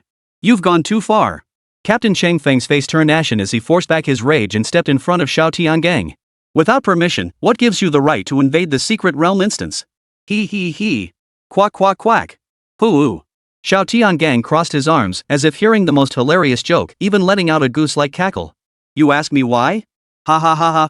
Xiao Yan immediately stepped forward, boasting triumphantly, who in Tianan City doesn't know my dad? This very dungeon beneath your feet was first discovered and funded by him. What right do you have to stop us? Exactly. Xiao Tiangang let out a triumphant, reckless laugh before abruptly shifting his tone, a sinister glint appearing at the corner of his mouth. I hear there's been a little trouble in the secret realm. As the host family, the Xiao clan should step in to show our concern and conduct an inspection. His gaze toward Cheng Feng held no respect, his eyebrows raised in blatant defiance. Captain Cheng Feng, this isn't too much, is it? Ha ha ha ha. With that, Xiao Tiangang and his son Xiao Yan erupted in deafening, maniacal laughter. Even the clown-like Seiko joined in, his face darkening as he emitted a sinister, ha chuckle. Whoosh! The entire crowd erupted in uproar. No wonder the Xiao family father and son had been so brazen in the secret realm. It turned out this place was sponsored by the Xiao clan. It's over. Nie Yun has truly fallen into a den of tigers and dragons. Yeah, he probably won't even get a chance to defend himself. He's been completely set up by the Xiao family father and son. Who knows if Cheng Feng, that mighty dragon, can overpower the Xiao family, the local snake. Cheng Feng's face turned pale, his jaw clenched tightly, and the veins on his temples throbbed visibly as he struggled to contain his rage. Very well. Then abide by the rules. We are now conducting an official review. Step back immediately. Hey! Xiao Tiangang not only refused to step back but took another step forward, his smile hiding a knife. Captain Chang, that's not quite right. As the aggrieved parties and the venue providers, both my son and I have every right to witness the entire process, don't we? Why should we step back? His tone shifted abruptly, revealing his true intent as he pointed a finger at Nie Yun, his voice turning icy and firm. Moreover, I have one small request. A cold gleam flashed in Xiao Tiangong's eyes as he pointed sharply at Nie Yun. After the review concludes, if this kid fails, he must first go to my Xiao residence. Bear the thorns of shame. After my Xiao family enforces our house rules and teaches him what discipline means, he will be handed over to your imperial authorities for punishment. Boom! Xiao Tiangong's words exploded like a depth charge on the water's surface, instantly causing an uproar. The Xiao family was openly threatening to administer private punishment. What did you say? Lin Wudi's eyes widened in fury, his chest heaving violently with rage. This is outrageous. Song Yi trembled with fury, roaring, why should we bear the thorns and beg for forgiveness? Who the hell do you think you are, Xiao family? Shameful. We absolutely refuse. Su Wanning and Meng Fangfei were equally enraged, their faces flushed crimson then drained pale as they protested vehemently. What gives the Xiao family the right? Xiao Tiangong's brows knitted together as his fierce gaze swept over the crowd. Threatening, his eyes blazed with malice. In Tianan City, the Xiao family's word is law. No matter how powerful your families are, they can't reach us here. His eyes darted sideways at Meng Fangfei as he sneered coldly, even if you are the daughter of the chief secretary, what can you do to stop us? We're merely punishing a criminal. If you refuse to comply, I'll tear ties with the authorities and risk mutual destruction. I'll have him arrested on the spot, dragged back to the Xiao residence, flogged publicly, all to vent my son's hatred. Whoosh! Everyone gasped in shock at his lawless arrogance and blatant threat. This was nothing short of openly defying the law. Xiao Tiangang, don't push your luck. Cheng Feng finally lost his temper. Xiao Tiangong's actions weren't just humiliating Nie Yun, they were slapping him in the face, slapping the entire Great Xia government in the face. How could he tolerate this? Just then. Hold on. A steady hand pressed down on Cheng Feng's arm. Nie Yun? Cheng Feng froze instantly, staring at Nie Yun thoughtfully. Xiao Tiangang. His voice was eerily calm, yet carried an undeniable air of authority. Before the others could gasp in shock, he abruptly shifted his tone, his gaze sharp as a blade, piercing straight through Xiao Tiangang. But rest assured. As for your Xiao family, we'll never get that chance. With that, he averted his gaze from Xiao Tiangong's face, which had turned ashen in an instant. Nie Yun turned away smoothly, nodding to Cheng Feng. His tone was steady, his gaze unwavering. I'm ready. Let's begin the verification now. Chapter 55, Nie Yun's words left the SSR spirit kneeling. Understood. Cheng Feng nodded solemnly, swiftly retrieving the multifunctional integrated enforcement device from his backpack. The moment the device appeared, a collective gasp filled the room. Sparkles flashed before everyone's eyes as Adam's apples bobbed frantically. Whispers erupted in hushed tones. Whoa, it's the enforcement device. Holy crap, never thought I'd see this thing in person. They say it can detect every energy flow, no trick can escape its gaze. They call it the lie detector. Equipment from the Empire's core, truly extraordinary. Dad. A sharp gleam flashed in Xiaoyan's eyes as he tugged at Xiao Tiangong's sleeve. This thing's pretty powerful. We gotta get one for our family to play with. Xiao Tiangong's expression abruptly darkened. A sudden chill gripped his heart as he violently slapped Xiaoyan's hand away. Shut your mouth, you fool. His gaze sharpened like a blade as he warned in a low, harsh voice, mention this outside again, and you'll face the family discipline. Got it. Whatever. Xiaoyan nodded nonchalantly, pouting in defiance, father's just a coward. We already have so many of these at home. Just then. Esteemed Mr. Xiaofeng Yuan, the smiling dean of Sky Dome Academy, approached and bowed to Xiao Tiangang. All the students who attacked your son earlier have been disciplined by the academy. Is there anything else the academy can assist you with? We do. Xiao Tiangang replied coldly without lifting his eyelids. A flicker of anticipation crossed Feng Yuan's eyes as he nodded eagerly.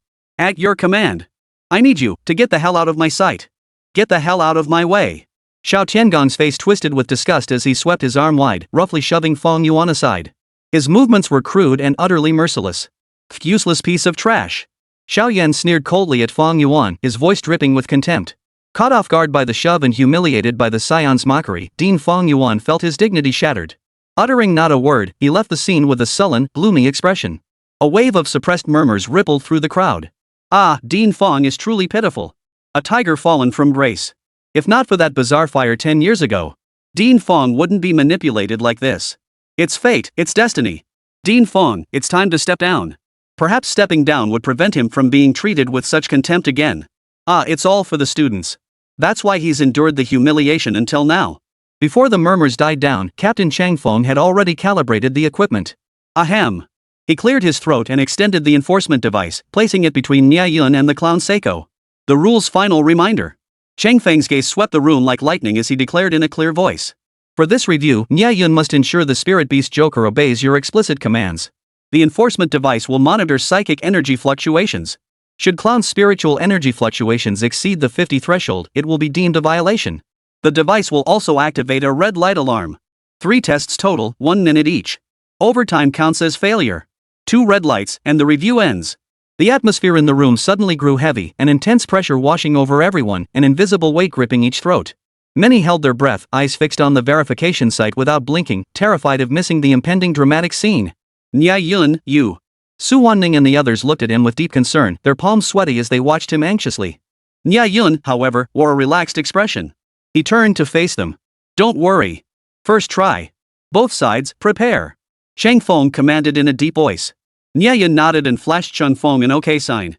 I'm ready anytime. Pfft, acting all cocky when you're about to die. I have no idea what you're thinking. The officials have already ruled, and you're still being stubborn.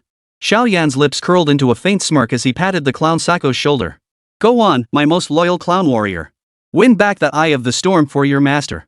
Ha ha ha ha. Xiao Yan was utterly confident, his laughter echoing wildly. It seemed as though the Eye of the Storm was destined to fall into his hands. Ruling? An unverified ruling is nothing but a worthless piece of paper. My power will terrify you to your very soul. As Nie Yun's words fell, his eyes narrowed, fixing a piercing stare on Joker Seiko's demon. Joker Seiko, come to me. Boom! Though no energy fluctuations rippled through the air, an invisible force surged outward. Seiko's form abruptly halted. Moreover, the red light on the enforcement device didn't activate. What? Xiao Yan and Xiao Tiangang were stunned speechless. The father and son's maniacal laughter froze instantly. Their pupils contracted violently as cold sweat broke out on their bodies. Had they not seen Seiko standing there as if nothing had happened, they might have collapsed in terror, legs giving way beneath them. Holy!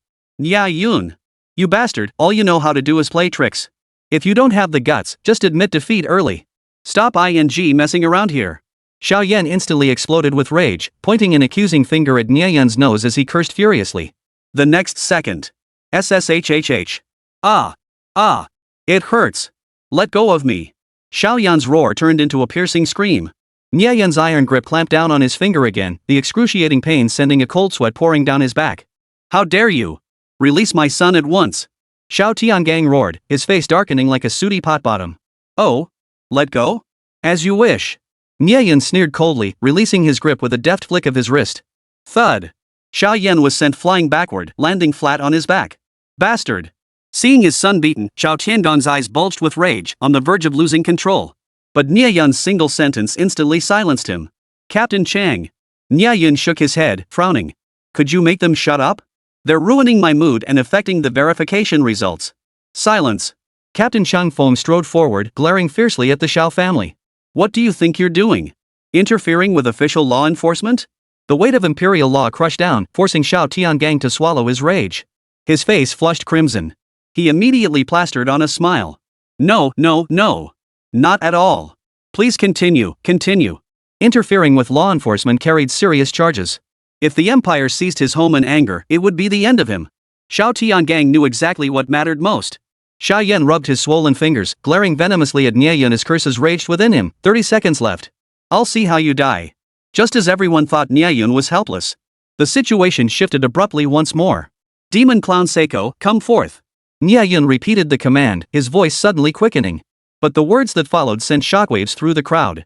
Demon Clown Seiko. Have you forgotten the agony of being a marionette, a mindless shell? Demon Clown Seiko.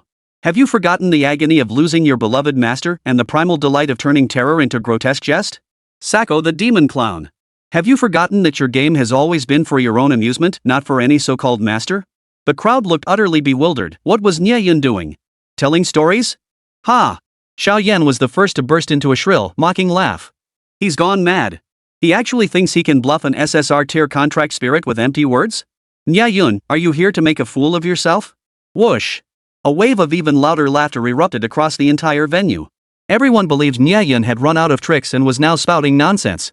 But in the shadows, unnoticed by all, the fingertips of the clown's Sako twitched ever so slightly. Demon Clown Sako. Are you content to remain forever a puppet driven by base desires, stripped of your own will? No sooner had Nie Yun finished speaking. The stiff body of the clown Sako began to shake violently, not in resistance, but in a kind of resonance. Slowly, painfully slowly, it turned its neck. Demon Clown Sako took a step forward. It moved. It was actually advancing toward Nie Yun. Then, it performed an action that sent shivers down everyone's spine. Before Nie Yun, the clown Sako bent its knee, slowly kneeling down on one knee. Meanwhile, the readings on the enforcement device remained firmly in the single digits. First test passed. Peak spiritual energy fluctuation 2. Validated. Chapter 56, The Decisive Move. Nie Yun applies silent pressure.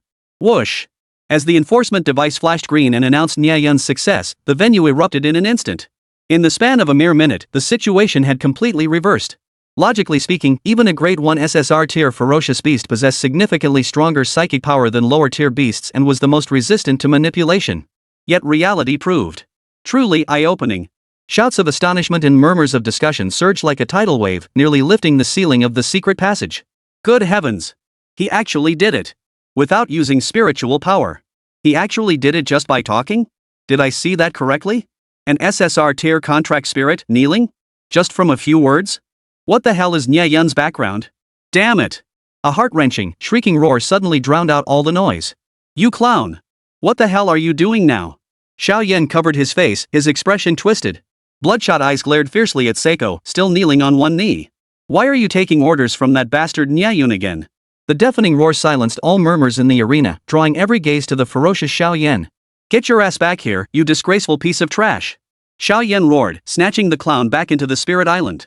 The instant he did, he secretly channeled his spiritual energy with frenzied intensity. Through the contract link, he relentlessly inflicted the agonizing punishment lash upon the clown Sako within the island.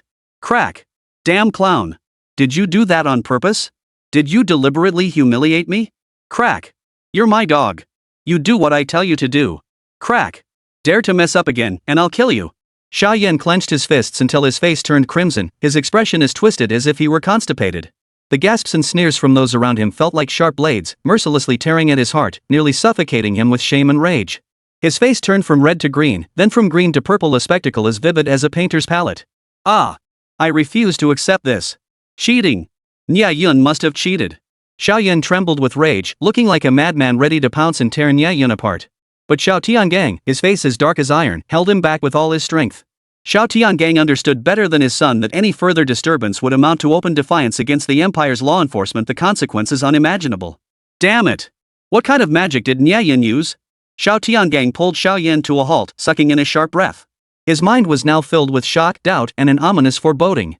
Holy! Nie Yun! You're awesome! Lin Wudi was the first to jump up, pumping his fists in celebration. Nie Yun! I'm so in awe of you. From this day forward, Song Yi's eyes gleamed wildly, stars dancing before them like she was seeing her idol. You are my one and only idol, the Beastmaster God. Little did anyone know that just 2 days prior, Song Yi had dismissed Nie Yun as a lucky but utterly useless sparring partner, constantly seeking to challenge him. Now, he was nothing but a devoted worshipper. Nie Yun, you're incredible. One word: awesome. Bald Jane Lianfeng slapped his forehead and let out a long sigh of relief. Meanwhile, the members of the Blazing Sun Academy were filled with regret for not coming to Nie Yun's aid earlier. If they'd known he was this formidable, they would have stood up for him immediately. He clearly had no issues at all, okay? The students from the Super God Combat Academy and Sunfire Academy, who had been nervous before the test, were now completely swept up in a frenzy. They cheered wildly, jumping for joy as if they themselves had won the victory. Even the usually aloof campus queens, Su Wanning and Meng Fangfei, couldn't help but each link an arm through Nie Yun's, their flushed cheeks betraying their excitement. The joy radiating from everyone was palpable. Meng Fangfei, in particular, possessed the ability to control the mental energy of spirit beasts. Her own talent, which she took great pride in, paled in comparison to Nie Yun's. The difference was like heaven and earth. Unconsciously, Meng Fangfei's gaze toward Nie Yun brimmed with ardent admiration. Whoosh! Dean Lu Wenxiang and Blazing Sun Academy Principal Wang Tung both sucked in sharp breaths, their eyes wide in stunned silence. Hearing about defeating an 8th-grade ferocious beast was one thing, but witnessing firsthand how Nie Yun had made an enemy SSR kneel with mere words was soul-shaking. Wang Tang's eyes burned with intensity as he stared at Nie Yun, practically drooling. He pulled Lu Wingxiang aside and whispered tentatively, "Director Lu, let's talk business. With all the talent at your Super God Academy, why not lend Nie Yun to our academy? Look how well he and Meng Fangfei get along, they're even arm in arm. They're such a perfect match. Holy! Trying to poach talent right in front of me?" Lu Wenxiang instantly exploded. Put. Put. Put. Old Wang, you shameless bastard. Daring to poach from our Super God Academy. You, dream on. He dragged Dean Wang Tang aside, clutching him like a mother hen protecting her chicks, and unleashed a torrent of criticism. How dare you covet the talent our Super God Academy has cultivated? And by the way, Nie Yun and our campus beauty Su Wanning are the perfect match. Your Meng Fangfei? She's too late. Oomph. By the end of his rant, the Dean of Discipline even crossed his arms in a haughty, smug expression, letting out a cold snort. In the center of the arena, Nie Yun brushed aside Xiaoyan's murderous glare, a mocking curve lifting the corners of his mouth. Still want to test? He murmured with a light smile, staring defiantly at Xiaoyan, who was puffed up like a pufferfish. For the sake of your pride, I advise you to concede defeat right now. Bull. I'll never admit defeat. Xiaoyan's face drained of color. Hearing Nie Yun's mockery, he screeched like a cat whose tail had been stepped on. Best of 3. I haven't lost yet. That loser must have been suffering from, after effects from when you controlled him earlier. Yeah, that's it, after effects. You just got lucky, that's all. Xiaoyan desperately tried to justify himself, flinging the Spirit Island again like a madman. Come on. Joker. Get out here. A flash of light, and the Joker's Sacco appeared once more. Only this time, several fresh, glaring wounds marred its body. Its body trembled imperceptibly. Those hollow eyes were cast downward, not daring to meet Nie Yun's gaze, filled with fear and guilt. Xiaoyan's vicious threats and punishment had clearly taken effect. Xiaoyan's teeth ground together with a sharp creak, his eyes blazing with intense murderous intent. Useless. This is your final chance. Lose again, and I'll make sure you're completely scrapped. Captain Chang Feng reset the enforcement device with a blank expression. Round 2, start the timer. Everyone's hearts leapt once more. They all understood this second round was the decisive match. If Nie Yun won, he could go all in for victory. If he lost, the score would be tied, and the psychological pressure surged instantly. As the entire arena's gaze converged on Nie Yun and the Joker, Nie Yun spoke. Devil Clown Seiko. Then, he paused. 1 second, 2 seconds, 10 seconds, 20 seconds. He simply stared silently at Sacco, saying nothing. Nie Yun's gaze was piercing, as if he could see through the bizarre mask on the clown's face and directly into its twisted, tormented soul. Everyone? What is he doing? Chapter 57, The End of the Beastmaster's Career. Xiaoyan is finished. Fearing they might disrupt Nie Yun's concentration, everyone held their breath, breathing with utmost caution. Yet even so, Nie Yun remained utterly silent, not uttering a single word. Under Nie Yun's gaze, the clown Seiko grew increasingly uneasy. Its body stiffened, fingers curled, head perpetually bowed. Since entering the arena, it dared not meet Nie Yun's gaze again. For behind it, a piercing, vicious stare was fixed venomously on its back, paralyzing it with fear. Tick-tock, tick-tock. The electronic display on the enforcement device ticked away the time relentlessly. The hearts of everyone present beat in rhythm with the ticking, thumping steadily. Time ticked away, second by second. 30 seconds, 40 seconds. Dead silence filled the room. You could hear a pin drop. Everyone was utterly dumbfounded. What's going on? Why isn't Nie Yun speaking? Did Nie Yun change his strategy? Or, has he run out of ideas? Could Xiaoyan have been right? Was Nie Yun's first round victory just a fluke? Suddenly. Ha ha ha ha. Nie Yun. You're out of tricks now. Your charade is over. Xiaoyan erupted in a maniacal, triumphant laugh. An intense wave of joy surged through him, instantly dispelling the gloom that had weighed on his heart. Hands on his hips, he grew arrogant once more, pointing at Nie Yun and sneering, 20 seconds left. You're finished. Ha ha ha ha. The eye of the storm is mine. Even if you kneel before me and beg for mercy, no one can save you now. He laughed until he was breathless, frantically winking at Xiao Tiangang. Dad. I heard there's a bitterly cold place in the northwest. It should be perfect for Nie Yun. Tomorrow, you should suggest it to the Empire's high command. We'll call it our old friend's favor for him. Xiao Tiangang frowned, his face impassive. Seeing Nie Yun's calm composure only made him feel uneasy. For some reason, a bad feeling kept rising in his chest. He had this nagging sense Nie Yun would strike them down with a final blow when they least expected it. But he couldn't fathom Nie Yun's true intentions, leaving him frantically pacing like an ant on a hot skillet. SSSSH. Meanwhile, Nie Yun's small group was sweating profusely with anxiety. Nie Yun. Say something. Su Wanning's palms were drenched in sweat as she cried out in desperation.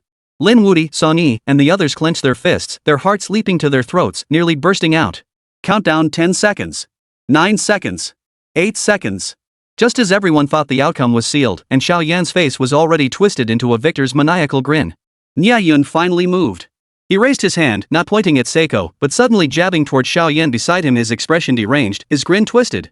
Nie Yun's voice wasn't loud, but it thundered like a clap of lightning in Seiko's and everyone else's ears. Seiko, the devil clown. See that? This is your so-called master. This is the one you obey in fear. A vulgar, pathetic fool who controls you only through whips and threats. Don't you get it yet? Your spiritual world and your pursuits in his eyes, they're nothing but tools for show and for grabbing benefits. He doesn't deserve to rule over you. Boom! 2 simple sentences carried more power than any intricate incantation. The words that burst forth were like a sharp dagger, ruthlessly slicing open the deepest, most sensitive scar within Seiko's heart, the humiliation of being enslaved, misunderstood, and having his true nature suppressed. Combined with the power of true name release, these bloody, irrefutable accusations driven by his master Xiao Yan became the final straw that crushed the Joker Seiko. Though merely a fragment, it possessed a soul and dignity of its own. The trembling ceased from the Joker Seiko's body, replaced by an extreme, bone-chilling calm. Then, it erupted into a low, gradually escalating maniacal laugh. Ha ha ha ha. It jerked its head up, the gaze beneath the mask meeting Nie Yun's for the first time without a shred of fear. No! Don't! Xiao Yan's pupils dilated instantly as he instinctively reached out to block her, his voice filled with disbelief. You fool! What are you doing? Xiao Yan's curses pierced like sharp thorns, driving deep into the already blood-soaked depths of the clown Seiko's soul. The demonic clown, Seiko, shot Xiao Yan a complex glare before turning away with unwavering resolve. Hiss! Xiao Yan couldn't help but gasp sharply. He clearly saw in the clown's eyes a sense of liberation, mockery, and cold, murderous intent. With only 3 seconds left, Xiao Yan could endure no longer. He gritted his teeth and stamped his foot. Damn it! This is madness. You dare! Take 1 step and I'll erase you. Xiao Yan channeled his spiritual energy, preparing to use the master's control to counter-manipulate the clown, Seiko. Suddenly, the alarm blared. Beep! Beep! Beep! The enforcement device's screen flashed violently with blue-purple light, while a mechanical voice boomed like thunder, warning everyone. Emergency alert! External interference detected. Test suspended. 2 seconds remaining. Humph! Captain Chang Feng, commanding authority without needing to raise his voice, shot Xiao Tiangang a fierce glare that sent the young man shivering. He snapped into action, his massive hand lashing out to slap Xiao Yan across the face. You ungrateful son! If you don't stop this, do you want to destroy the Xiao family? Then, as Xiao Yan's face flushed crimson and swelled, and the entire audience stared in utter shock, their eyelashes trembling wildly. The enforcement device activated once more. Devil Clown Seiko strode resolutely toward Nie Yun. Like a pilgrim, he knelt once more with a thud, 1 knee to the ground. Before the countdown ended, Clown Seiko bowed his head, a symbol of chaos and defiance, toward Nie Yun once more. At that very moment, on the law enforcement device, the green light shone brilliantly like a star. Spiritual power fluctuation peak 1. Second test passed. Verification successful. Captain Chang Feng's voice, trembling yet crystal clear, delivered the final verdict. No, impossible, this can't be. Ah! Holy! Someone tell me why. Why the hell? Xiao Yan's facial muscles twitched violently. His eyes were vacant and unfocused as he muttered to himself. He staggered backward, then suddenly collapsed as his legs gave way. Thud! He collapsed onto the ground, his face ashen. This. How could this be possible? Beside him, Xiao Tiangang felt a surge of blood rush to his head. Suddenly, darkness clouded his vision, and his body swayed violently. Master! Fortunately, his men behind him caught him in time, preventing him from collapsing just as pitifully. It's over. Everything was ruined. Face, the eye of the storm, the family's reputation. In this moment, with the clown Seiko's 2 prostrations, it all collapsed completely, shattering into pieces on the ground. Not only that, but the plan to leverage Nie Yun's failed verification as leverage to force him to drop the charges against Xiao Yan had also gone up in smoke with Nie Yun's immediate reversal of the verdict. This meant Xiao Yan would inevitably be escorted to the Beastmaster Tribunal for punishment, his career as a Beastmaster utterly ended. Whoosh! The entire scene fell silent, broken only by the cold beeps of the enforcement device and the thunderous, uncontrollable gasps of the crowd. Nie Yun had won 2 consecutive victories, achieving a complete triumph. Chapter 58, Official Intervention. Forced contract termination. No! Impossible. I lost?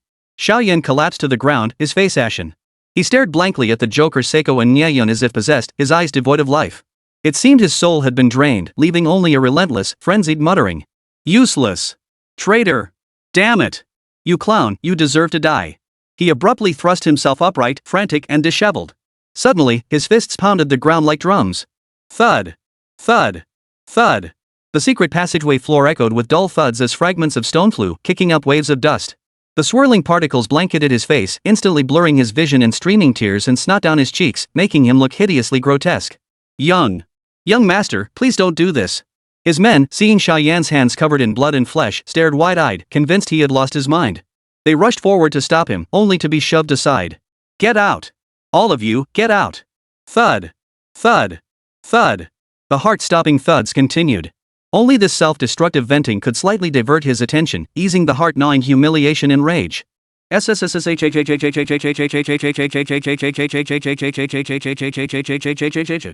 The entire scene finally snapped out of its deathly silence, erupting in a wave of stunned gasps. Everyone shook their heads in disbelief, their faces etched with shock as if witnessing a miracle. Today's been quite the eye-opener. Nie Yun is truly formidable. Holy crap! He won! He actually won! Twice! An SSR tier contract spirit has knelt before him twice. This Nie Yun, he's practically a god.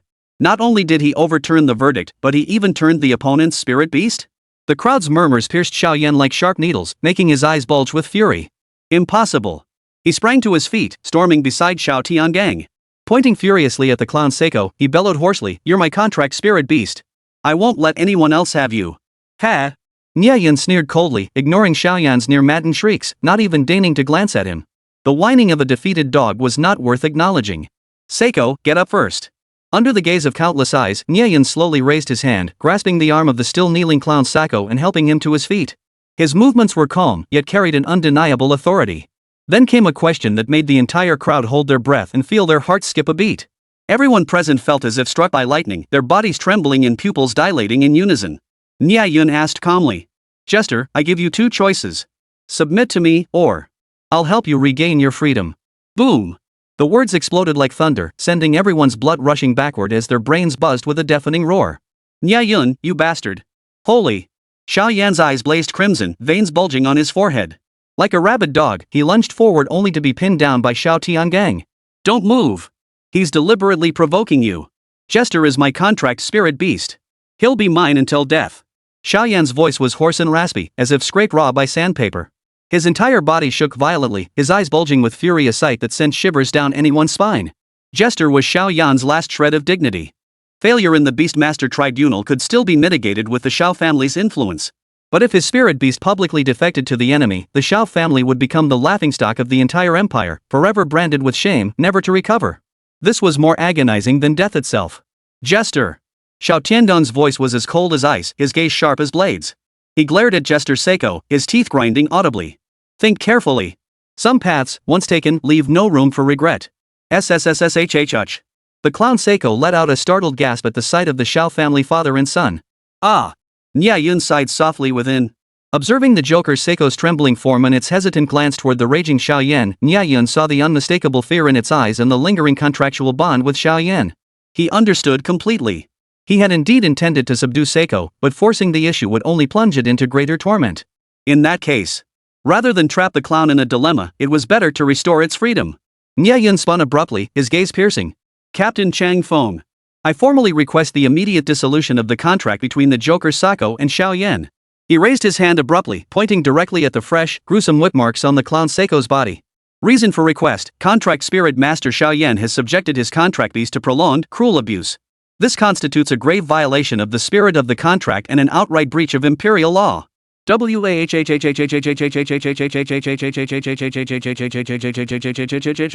The entire chamber erupted in an instant. The roar of voices nearly shook the ceiling of the secret passage. Did I hear that correctly? Nie Yun is filing a lawsuit on behalf of the Joker? Everyone was stunned by Nie Yun's earth-shattering move. Nie Yun was petitioning for the freedom of an enemy's spirit beast, one that had just been fighting against him? But the very next second, everyone's gaze involuntarily fixated on the battered body of the clown, Seiko, before erupting into a collective gasp. Those gaping whip marks, the unmistakable tremors that couldn't be faked, and Xiao Yan's earlier hysterical outburst. All the evidence lay starkly before them. Boom! Shock swiftly transformed into overwhelming fury. The flames of rage ignited within each person, fists clenched as they turned their fury toward Xiao Yan. Beast! Xiao Yan is a beast. Such a powerful spirit beast, yet abused like this. Look at those wounds, they're nearly raw and exposed. Too cruel. He's not human. Support Nie Yun. Support the clown's freedom. Justice for the clown. Punish Xiao Yan severely. The crowd's fury boiled over. Shouts of anger and condemnation crashed like a tsunami over the ashen-faced Xiao family father and son. Xiao Yan was instantly engulfed in a storm of public outrage, cowering like a frightened rabbit, no longer daring to speak recklessly. Xiao Yan. Cheng Feng's gaze was piercing as he flung a contract termination document into Xiao Yan's hands. Pursuant to Article 17 of the Imperial Spirit Contract Protection Ordinance, your contractual relationship with the clown Seiko is hereby terminated immediately. Effective on the spot. Snap. A crisp, faint sound echoed, like the snapping of some invisible shackle. The invisible bond between them snapped cleanly. Clown Seiko's body seemed to radiate a serene golden light. It stared blankly at its own hands for a long moment before hot tears suddenly welled up in its eyes. He lifted his head, his gaze complex as he looked at Nie Yun. That look held gratitude, relief, and an indescribable sense of connection as if it had found a kindred spirit. It opened its mouth to speak, but in the end, it merely gave a slight nod. He turned and faded into the shadows, his heart filled with contented ease as he departed. However, think you can just leave? Not so fast. A roar filled with venom and murderous intent erupted suddenly. The instant the Joker Seiko turned, Xiao Tiangang moved. You bastard! You actually dared! His movements were ghostly swift, his face stripped of all previous hypocrisy and restraint, leaving only savage murderous intent. You've only broken the contract between my son and it. But don't forget you were bought back with the Xiao family's hard-earned gold and silver. Perfect. Now you're ownerless. I'll destroy you myself, cleanse our Xiao family's name, and avenge my son. Before the words faded, Xiao Tiangang abruptly drew a dark green jade pendant from his robe. Engraved upon it was the ferocious, roaring totem of a savage beast, now radiating terrifying energy fluctuations that sent shivers down the spine. Destroy it. Xiao Tiangong's face twisted into a savage grimace, madness flashing in his eyes as he activated this precious, life-saving trump card at any cost. Roar! A thunderous roar erupted from nowhere. The overwhelming pressure of the ninth-grade fierce beast's residual soul instantly shook the entire arena. Chapter 59, One-Hit Kill, Ninth-Grade Remnant Soul. Roar! The ninth-grade remnant soul emitted a continuous, soul-shaking roar, its immense sound reverberating through the entire secret passage. A terrifying, almost tangible shadow erupted from the jade pendant, accompanied by a soul-shaking aura of destruction. Though merely a remnant soul, the ninth-grade pressure it unleashed crashed down like a towering mountain, sending shockwaves through every heart present. It felt as if an invisible giant hand had seized their throats. This. Retreat. The crowd gasped in terror, their breath catching in their throats. Those with weaker cultivation felt their legs grow weak, their hearts clutched by an iron fist, forcing them to stumble backward in panic. After the deathly silence, a cacophony of gasps erupted. Ninth grade, a ninth-grade fragmented soul. The Xiao family father and son have completely lost their minds. All for killing a newly liberated contract spirit beast? How utterly petty. It's over. Nie Yun has won this round. The clown is about to be obliterated. Roar! A terrifying, heart-stopping growl erupted from the soul fragment's throat. It snapped its head up, swiftly locking onto the clown Seiko. Then, with a furious roar carrying world-shattering might, it abruptly transformed into a pitch-black shadow of death, crashing toward the clown. This strike was swift, vicious, and precise. Clearly, it aimed to obliterate the clown Seiko's soul completely, ending the threat forever.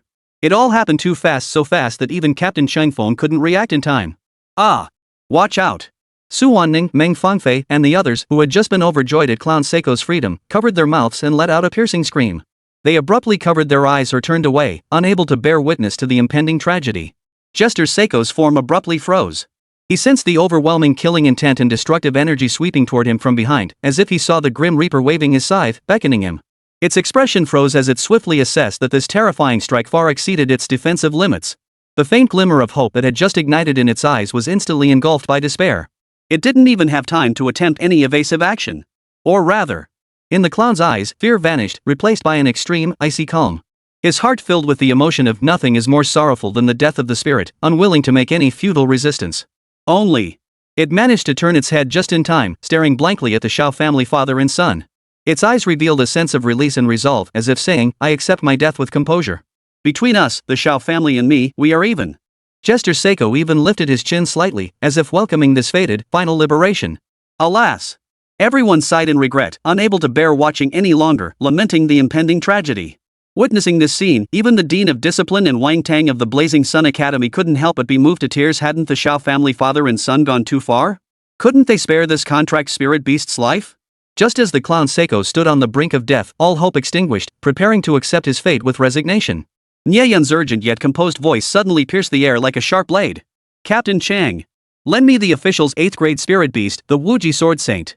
Nie Yun's voice was eerily calm. Quick! There's no time! Almost the instant Xiao Tiangang drew his jade pendant, Nie Yun had anticipated his sinister intent. He had already channeled his spiritual energy and established communication with the 8th grade contract spirit beast assigned to the enforcement squad for rescue operations. Seeing Nie Yun's urgency and sincerity, Chung Feng hesitated not a moment, immediately granting the temporary contract permission, approved. Ha ha ha ha. A dying struggle. Useless. You won't even have time to unleash your skills before the clown goes boom and explodes. Xiao Tiangang and Xiao Yan crossed their arms smugly, grinning wickedly as cruel curves formed at their lips. Their gazes locked in unison, darting swiftly toward the clown. As the 9th grade fragmented souls attack neared the clown, their smugness deepened, radiating pure schadenfreude. Go ahead, save him. Save him with a hammer. Father and son looked as if they'd finally gained the upper hand, their noses, mouths, and eyes crinkling together into 2 bundles of laughter. Too late, too late. How could you possibly block it now? Yeah, his skill activation is too slow, and normal attacks are useless against a 9th grade fragmented soul's full power strike. It's completely unstoppable. Who says it's too late? With Cheng Feng's permission, Nie Yun's deep, commanding voice boomed instantly, Wuji Sword Saint, Alpha Strike. Now! As Nie Yun spoke, an unimaginably colossal surge of energy enhanced by 50% attack power, speed, and spiritual energy surged through the temporary contract, instantly flooding the body of the Wuji Sword Saint. Clang! A piercing, ear-splitting sword cry tore through the secret passageway, accompanied by a flash of emerald green cold light that exploded before everyone's eyes. Not fast. He vanished. Eyes widened in stunned disbelief. The figure of the Wuji Sword Saint instantly transformed into a streak of green lightning, moving beyond the visual limits of everyone present. He moved so fast he left afterimages, striking first despite attacking last, unleashing a thunderous blow. Whoosh! What? How is that possible? Everyone froze in shock. Eyes nearly popped out of their sockets, though it's said, in martial arts, speed alone cannot be broken. But the Supreme Sword Saint's speed is simply absurd. Even for an 8th grade ferocious beast, its attack speed couldn't possibly be this fast. A collective gasp erupted across the arena, like a series of whistling kettles boiling over. Everyone felt a flash before their eyes, as if they'd encountered a ghost. In the blink of an eye, the Wuji Sword Saint had flashed before the 9th grade remnant soul and unleashed a strike at lightning speed. Holy! How fast is that? Captain Chang Feng stared in utter bewilderment, his mind churning with terror. That speed far exceeds any recorded data. What the hell did Nie Yun do? Pretending to be some kind of god. What good is speed if it's just a normal attack? It can't block. Xiao Yan's mocking expression froze abruptly. Because the next second. Boom! A deafening, terrifying explosion erupted, accompanied by a shockwave powerful enough to knock everyone off their feet. The violently colliding shockwaves spread outward like a mountain roaring and a sea raging, causing everyone's clothes to flutter wildly and nearly knocking them off their feet. The dazzling swordlight, radiant as 1,000 suns, collided fiercely with that pitch-black shadow of death. Every heart skipped a beat as eyes widened instantly. There, suspended mid-air, was the hideous, terrifying remnant soul of the 9th grade demonic beast, its menacing aura frozen in mid-air. A scene that shattered everyone's worldview unfolded before their eyes. The 9th grade beast soul's full power strike was utterly shattered by the Wuji Sword Saint's ordinary attack. The surging energy abruptly ceased with a popping sound. But that wasn't the most astonishing part. Next, everyone gaped in shock, their faces frozen in horror as if they'd seen a ghost. The dazzling sword light of the Wuji Sword Saint continued its relentless charge, striking precisely at the core of the 9th grade remnant soul. With a sharp swish, the nearly solidified soul fragment was pierced clean through by the green lightning bolt without the slightest resistance. With a crack, it split clean in two. The twisted expression on the soul's face froze, instantly morphing into endless shock and disbelief. Then, a silent, wretched howl of resentment erupted. Immediately after, both halves rapidly became transparent and ethereal, finally vanishing with a puff completely obliterated, dissipating into the air. This ing thing is just a standard attack from an 8th grade ferocious beast? Xiao Tiangang roared in frustration, unaware that the jade pendant in his hand, one of the Xiao family's greatest trump cards, had also shattered into 2 pieces, never to be seen again. Nie Yun's lips curved into a faint smile as he murmured calmly, "Who said it was an ordinary attack? Couldn't defeat your worthless, half-baked soul?" SSSSHH. Dead silence filled the secret passageway. Only the faint hiss of dissipating energy remained. Chapter 60, The Primordial Flame of Ahri secured. The captain's scream shatters the air. No, no! This can't be! Xiao Tiangong's roar was laced with despair, collapse, and an incredulous shriek. Intense terror welled up, erupting from the depths of his being and spreading through every fiber of his being in an instant. Suddenly, he faintly heard a crack, snap, sound emanating from his palm. Xiao Tiangang snapped his head down. The moment his gaze met his palm, his pupils contracted to pinpricks. Put! Cough cough! Blood surged violently within Xiao Tiangong's body. His chest tightened, and in an instant, a torrent of heat erupted from his mouth, spraying blood 3 feet high. Shattered? The ancestral jade pendant, a life-saving talisman imbued with the residual soul power of a ninth-grade fiendish beast, seemed to emit a reluctant hiss after splitting in two, then faded completely into darkness. Xiao Yan's expression froze. All traces of arrogance and bravado vanished from his face, along with his vital energy. Now, his face bore only utter bewilderment and terror, a lifeless pallor devoid of any color. Shattered, gone, all lost. Xiao Yan was utterly petrified. His legs buckled once more, and he collapsed onto the ground. A faint, foul odor wafted from his crotch, yet he remained completely oblivious. Oh! Only then did the entire crowd snap out of their daze, erupting in a deafening roar. Eyes wide, everyone stared fixedly at the scene before them, utterly defying their understanding, their expressions frozen in disbelief. Instant kill. Holy! An 8th rank surpassing a 9th rank? Is this even possible? It was clearly just a basic attack from an 8th rank sword saint. How could it be so fast and instantly slay a 9th rank residual soul? What kind of monster is Nie Yun? This isn't beast control, it's a miracle. While defeating higher ranked foes isn't unheard of, using a basic attack to instantly counter an opponent's ultimate move. Whoa! The light and shadow gradually contracted, settling into stillness. The clown's figure reappeared before everyone. Its expression was dazed, as if it had just returned from the brink of death, still unable to comprehend what had just transpired. Clown! You can leave now. Nie Yun spoke slowly and confidently, his voice calm and assured. No one dares to stop you now. His gaze swept over the ashen-faced Xiao family father and son. Their expressions, frozen in shock to the point of near paralysis, elicited a cold, ominous chuckle from him. To prevent any sudden retaliation, Nie Yun's eyes sharpened abruptly. Sword Saint, protect the path. Boom! The Wuji Sword Saint responded instantly, unleashing his full aura. Sword energy surged forth, radiating a pressure nearly equivalent to that of a 9th rank fiendish beast. It crushed down upon everyone present, causing their hearts to tremble violently. That pressure. It's definitely 9th grade. Good heavens! Can a temporary contract actually elevate a spirit beast's rank? It feels like it, but what about his ability to control other spirit beasts? Dual talents. He must be the legendary dual talent beast tamer. Shouts of astonishment echoed through the crowd. Every pair of eyes fixed on Nie Yun now brimmed with awe and fervor, bodies trembling faintly. Holy crap, someone fainted. The sheer shock was so overwhelming that several rescuers with weaker nerves rolled their eyes back, their brains momentarily deprived of oxygen, causing them to faint instantly. Only then did the Joker snap out of his state of utter shock and daze. It stared intently at Nie Yun. For the first time, its eerie eyes revealed such complex and clear emotions, gratitude, awe, and a hint of indescribable reverence. Bowing solemnly to Nie Yun in profound gratitude, it emitted a faint whimper from its throat, as if murmuring farewell forever. With its resolve to depart set, it lingered no longer. Clown Seiko cast one final glance at the place that had ultimately granted it liberation. Its form flickered, merging completely into the depths of the maze until it vanished without a trace. Come back. Nie Yun raised his hand and tapped lightly, releasing the temporary contract. The surging aura surrounding the Wuji Sword Saint instantly retracted, reverting to its original 8th grade state as it quietly returned to Captain Chengfeng's side. Ha-iya! Captain Chengfeng slowly exhaled a breath of stale air. His expression was as still as water as he surveyed the entire scene, speaking slowly and heavily, this farce must end. At Captain Chengfeng's words, the crowd abruptly fell silent, all eyes turning toward him. First, following on-site verification, Nie Yun's defense has been upheld. I hereby formally declare Nie Yun is innocent. Seizing the moment while Xiao Yan was stunned, Chengfeng snatched the certificate of proof from his hand, tore it to shreds before everyone, and scattered the fragments into the air. Furthermore, his icy gaze swept over the utterly shattered Xiao family father and son, his voice rising sharply. The echo of judgment reverberated, striking each heart. Xiao Yan, in the name of the Great Xia Empire's Beastmaster Inspection Squad, I formally arrest you.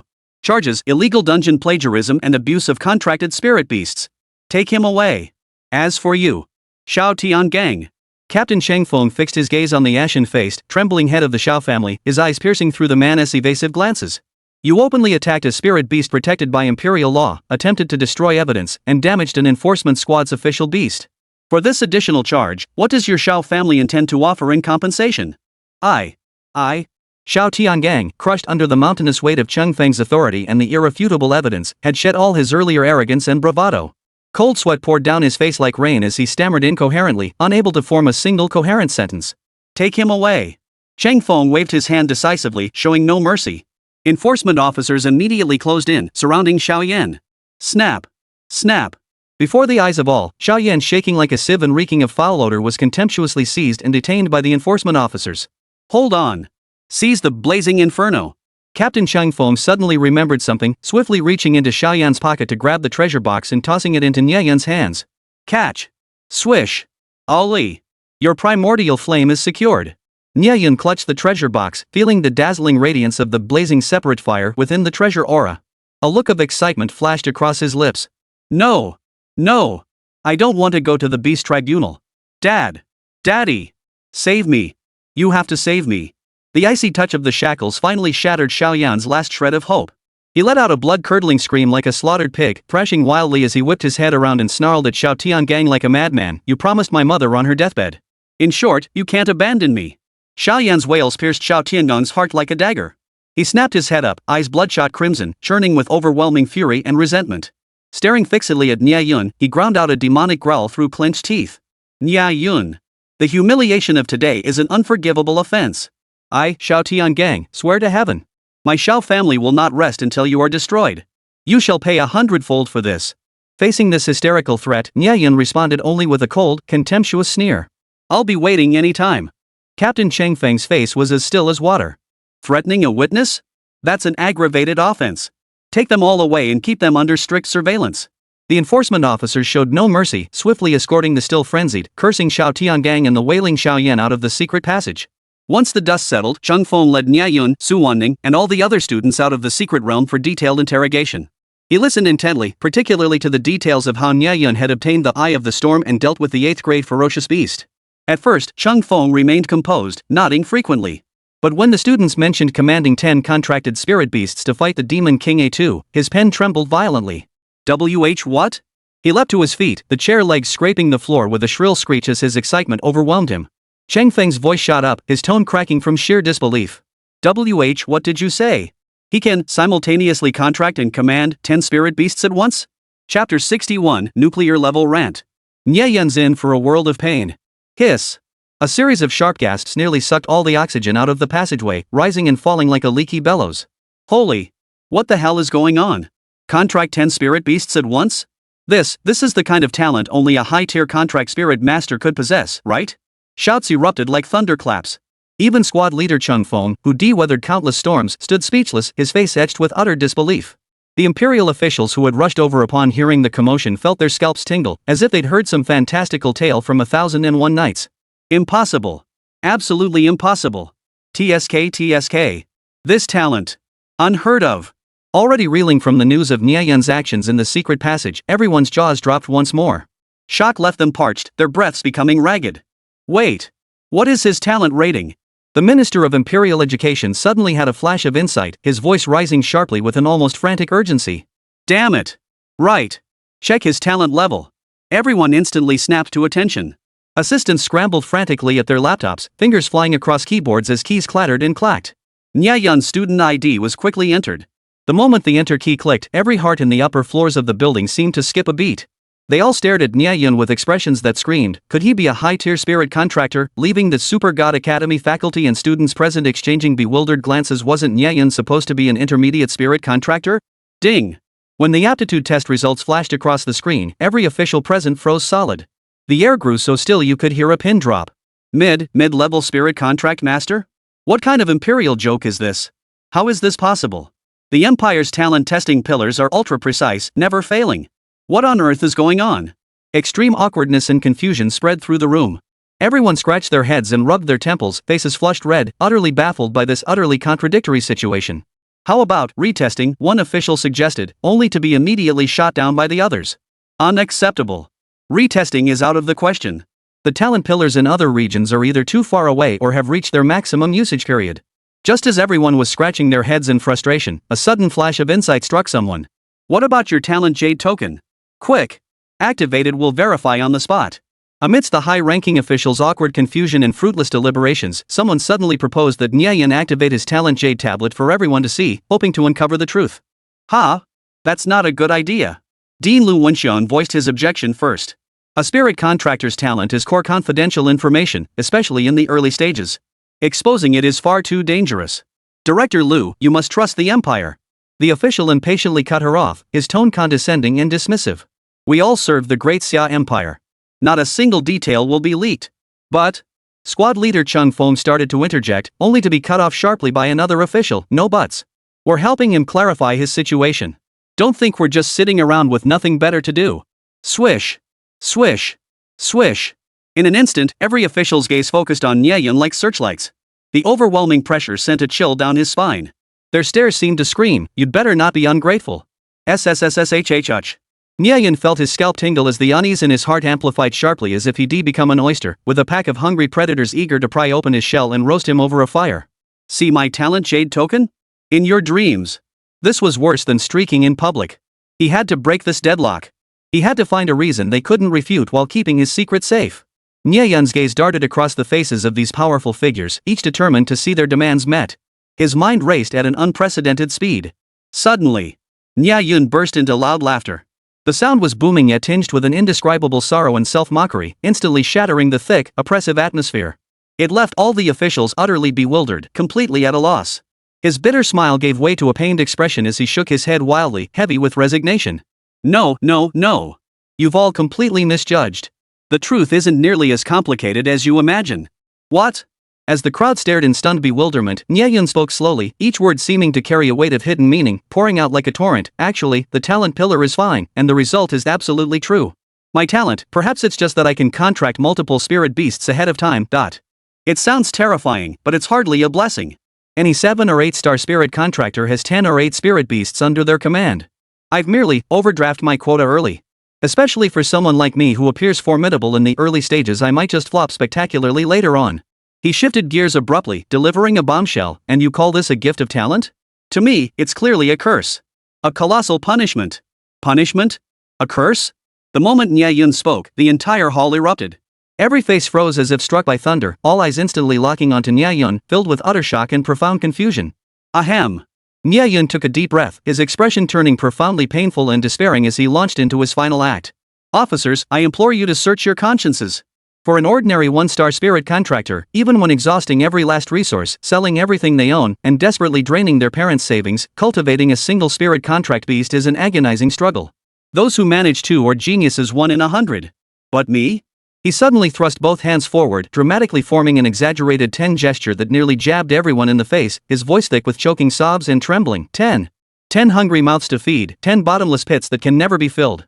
10 mountains crushing my wallet. His tone was so sincere and moving, it could break hearts and bring tears to eyes. What does this mean? It means while others can live comfortably on 100 spirit stones, I need 1,000 just to scrape by. When others find 1 treasure and rejoice, I have to find 10 just to catch a glimmer of hope. Why? My life is so miserable. This isn't talent, it's 10 shackles around my neck. A resource noose and poverty buff forcing me into being a divinely chosen ox and horse. His words were 7 parts genuine, 3 parts performance. Truthfully, he was genuinely losing sleep over the massive resource drain. Both Ahri and the dragon were heavy consumers, and the thought of filling the other 8 slots was utterly despairing. The act lay in how he perfectly concealed the god-tier combat power and limitless potential granted by his multiple contract spirits, deliberately exaggerating the agony and despair to the extreme. The effect was immediate, nothing short of nuclear level. How about the Empire helping me fill this resource abyss? No. You should handle it yourself. We appreciate your hard work. The officials hastily waved him off. The very same faces that moments ago had been probing, eager to dissect him for study, underwent a seismic shift in expression.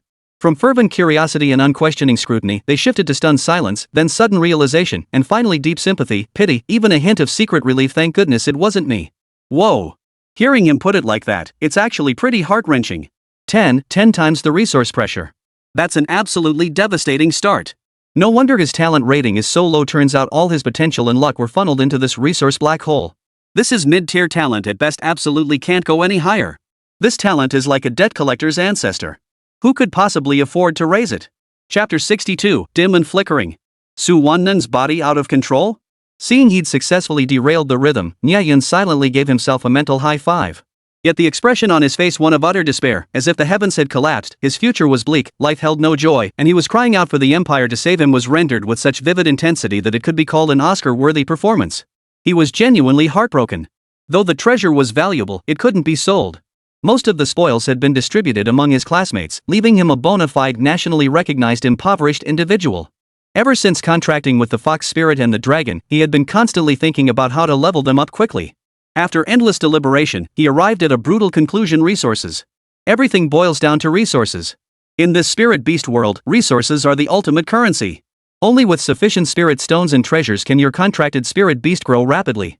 No wonder they said upon enrollment that in the end, what determines a spirit beast tamer's success is who has the deepest pockets. Sigh. Nie Yun suddenly realized a fatal problem: all his classmates were rich in every bizarre way imaginable, while he alone remained consistently penniless. So everyone else was a resource-rich type, while he had no parents to rely on and had to fight with his life. His only chance lay in relentlessly grinding dungeons where opportunities to amass gold and treasures abounded.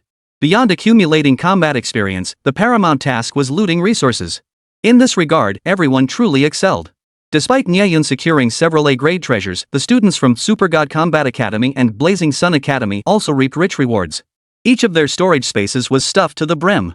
It was no exaggeration to say that after clearing out the monsters, they swept through like locusts, meticulously looting every scrap of spoils. From the smallest beast cores to the largest items like that dilapidated desk in the secret chamber belonging to the Demon King A2, everything was kindly divided among the students. Young man, you, keep up the good work. The Minister of Education gave Nie Yun a meaningful, heartfelt pat on the shoulder, interrupting his thoughts. Damn it! Out of nowhere. Nie Yun's heart pounded wildly as the sudden contact sent a jolt through him. Wha? He quickly dropped his deep in thought act, instantly switching to a trembling, wronged expression, his voice thick with feigned tears. Honorable officials, consider this: if cultivating spirit beasts were truly so simple, why can't the scions of noble families and wealthy clans cultivate even a single outstanding spirit beast? And here I am, just an ordinary kid from a sparring master family. Yet I'm facing the daunting task of training 10 spirit beasts at once. He held up 10 fingers, as if they were 10 mountains. Sigh, shouldn't the Empire lend a helping hand to its children? Nie Yun's eyes glistened with tears. His silver tongue pierced hearts, leaving listeners choked with emotion. Instantly, he silenced the entire room, even stirring a hint of guilt in them. Alright then. Squad leader Chung Fong shot Nie Yun an annoying glance, breaking the silence first. Given your outstanding combat performance, I'll apply for special commendation and a bonus on behalf of the Imperial Beastmaster Department. Approval should come through swiftly. Rest assured, the Empire never overlooks talent. As he spoke, Cheng Feng's gaze darted toward the Education Minister and other high-ranking officials, as if to say, I've laid the groundwork, now it's your turn to step up. Well. The Minister of Education looked slightly awkward. After all this talk, not offering some money, wouldn't that make the Empire seem stingy? Ahem. He cleared his throat. With such an outstanding student, the Ministry of Education certainly won't stand idly by. Rest assured, after our deliberations, we will apply for some resources to be allocated to you. Seeing officials from various departments take the floor one after another, Nie Yun felt a surge of secret delight. He was almost impressed by his own cleverness. But in reality, Nie Yun hadn't exaggerated. The resource issue weighed on him like a mountain, leaving him breathless. Though he'd secured many treasures, the Frost Heart, the Eye of the Storm, and the Blazing Fire each seemed indispensable. He'd have to modestly share the smaller spoils with his fellow students.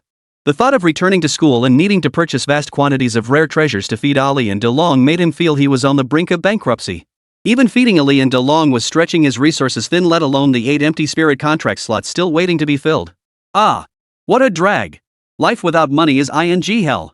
Watching the money pile up, sitting on mountains of gold and silver, yet starving, that's even more damn unbearable. With no wealthy father to rely on, he could only count on his meager scholarship and financial aid, a mere drop in the ocean for 10 money-guzzling beasts. So he'd resolved to scrimp and save, tighten his belt, and pour every last penny of his scholarships and grants into supporting Ali and De Long's growth. Holy! He suddenly felt utterly screwed by his own talent. He'd joined the Super God Combat Academy to experience the carefree life of an upper-class person, never expecting to end up working like a dog. TSK. As the misery hit him, Nie Yun's expression, tearless yet filled with grief and indignation, as if he'd go bankrupt and end up homeless any second, was utterly convincing. His eyes reddened slightly, his nose stung, and the genuine outburst made him look pitifully weak and helpless. Cough. Ouch. Seeing him look so utterly abandoned by the universe, the tense, intimidating atmosphere in the room instantly melted away like ice. An old-timer official who'd just lifted his teacup to calm his nerves couldn't hold back upon seeing Nie Yun's exhausted and heartbroken expression. He let out a loud pft, and his mouth erupted like an artificial fountain. Even as he desperately covered his mouth, turning bright red from choking, the fountain kept gushing. By the end, the whole group was pounding their chests in frustration, and the room erupted in thunderous laughter. Many were laughing so hard they were snorting snot bubbles. Ha. That kid, he's got it rough. Getting stuck with this precious talent, he must have cursed luck for 8 lifetimes. Before long, the Great Xia Empire's exclusive interview finally concluded. Nie Yun hadn't come away empty-handed. By playing the victim to the extreme, he'd successfully secured a stack of checks ready to be cashed. Not a wasted trip. Since the 2 academies were in neighboring cities sharing the same airport, they arranged to fly back together. Airport waiting hall. Nie Yun. Meng Fangfei came running over, her cheeks flushed, eager to link arms with him. but Su Wanning silently stepped in, deftly blocking her by a body's length. Meng Fangfei's movement froze. Realizing what had happened, a pang of disappointment washed over her. She couldn't help but reminisce about their secret passage adventures back then. She could have made such intimate gestures without a care. Nie Yun, come here for a moment. I need to talk to you.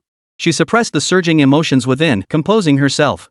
Yet when she looked at Nie Yun, an involuntary blush crept back onto her cheeks. My father, he, would like to invite you to our home. Ha? Nie Yun looked utterly bewildered. He never imagined the esteemed Secretary General of the Great Xia Empire would extend such an invitation to him. Don't make a scene. You absolutely must come. There's something very important I need to tell you. Meng Fangfei glanced unintentionally at Su Wanning, only to find her staring at her warily across the table. Her gaze drifted downward, landing precisely on Su Wanning's injured arm, now adorned with a cute little flower-patterned healing patch. Her eyes grew thoughtful. All right. I'll be there. Nie Yun steeled himself, reasoning that the chief secretary probably wouldn't harm him, and nodded in agreement.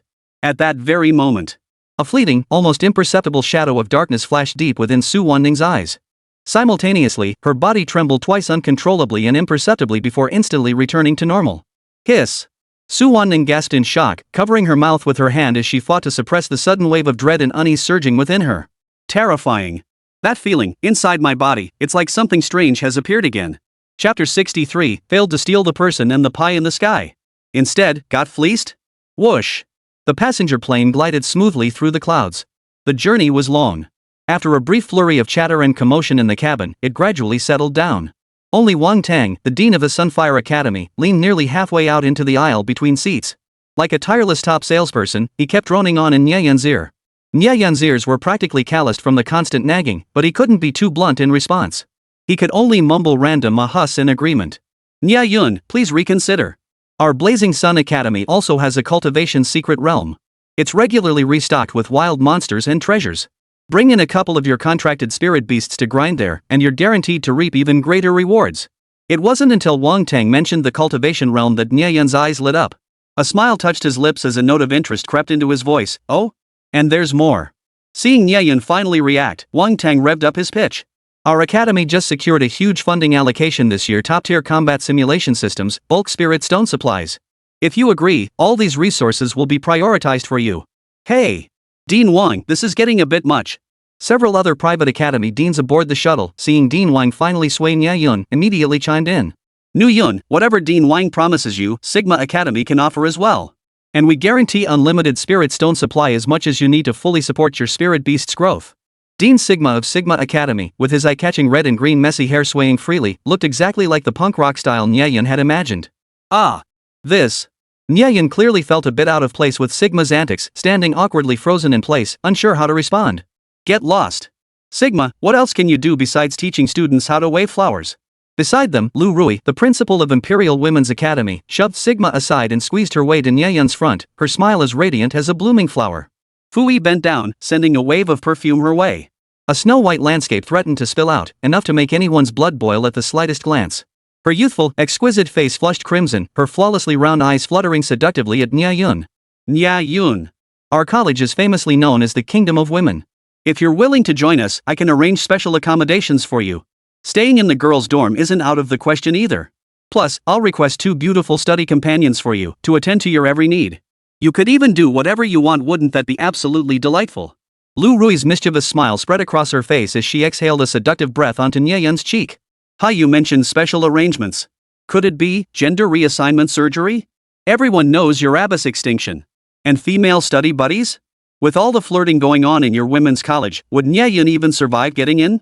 You're probably planning to turn him into a human furnace. Dean Wang Tang's face darkened as he shooed Lu Rui, Sigma, and everyone else away. Placing his hands on his hips, he delivered a forceful victory declaration. Everyone, stop arguing with this old man. Nie Yun belongs to our Sunfire Academy. We're determined to get him. Anyone who dares tempt him in front of me again will find me unforgiving. Besides, before the secret realm instance started, weren't you lot the ones mocking him the loudest? What? Now you realize how valuable Nie Yun is? Wang Tang narrowed his eyes, staring at the crowd of competitors before him, finding it rather amusing. These fellows had somehow caught wind of the opportunity even though they weren't on the same path and were now scrambling to board the same plane. TSK. Such wolfish ambitions. Well. Ha. Wang Tang's words left Lu Rui, Sigma, and the others speechless. Finally, they could only scratch their heads and return to their seats with sullen expressions. Hee, isn't that right, Nie Yun? Wang Tang felt secretly pleased with himself for dismissing everyone with just a few words. He suddenly turned to Nie Yun, his face stretched into a wide grin. Our academy's Meng Fangfei, you know her well, right? You two should exchange some beast-taming insights. Dean, you don't have to be so direct. Meng Fangfei suddenly called out, avoided eye contact, her gaze darting nervously as she blushed, unable to meet Nie Yun's eyes. Yo old Wang, don't be such a jerk. While I was in the bathroom, you actually tried to take advantage.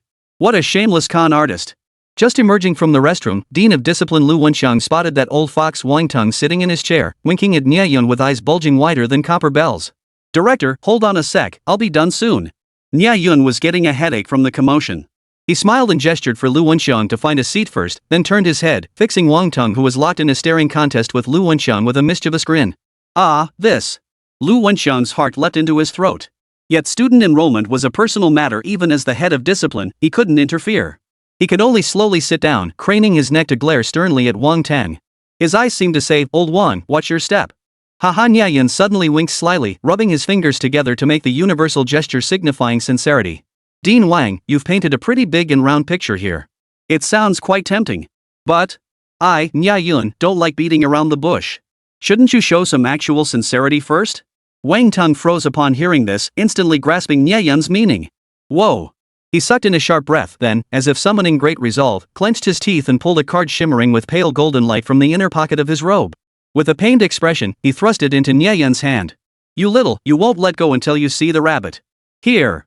This is our Sunfire Academy's internally limited edition Beastmaster Combat Virtual Space Card. It connects directly to the Empire's highest tier virtual combat platform. Not only can you simulate extreme training against opponents in various environments, but you can also exchange points for rare resources. It's incredibly valuable. Consider it a welcome gift. Holy. Everyone at the Blazing Sun Academy froze, their expressions blank as if struck by lightning. Instantly, their eyes went wide as they stared at the Dean and Nie Yun. Good heavens. There are only 2 of these gold cards in the entire academy. One was given to Meng Fangfei, and the other was originally reserved for the Dean himself, who would have thought he'd give it to Nie Yun. The Dean really went all out to recruit Nie Yun. Holy crap. Wang Tang is serious. Even Lu Wenxiang was so shocked his scalp tingled, cold sweat pouring down his body. Such a golden card, even their Super God Academy hadn't managed to get one yet, and Wang Tang had already given it to Nie Yun.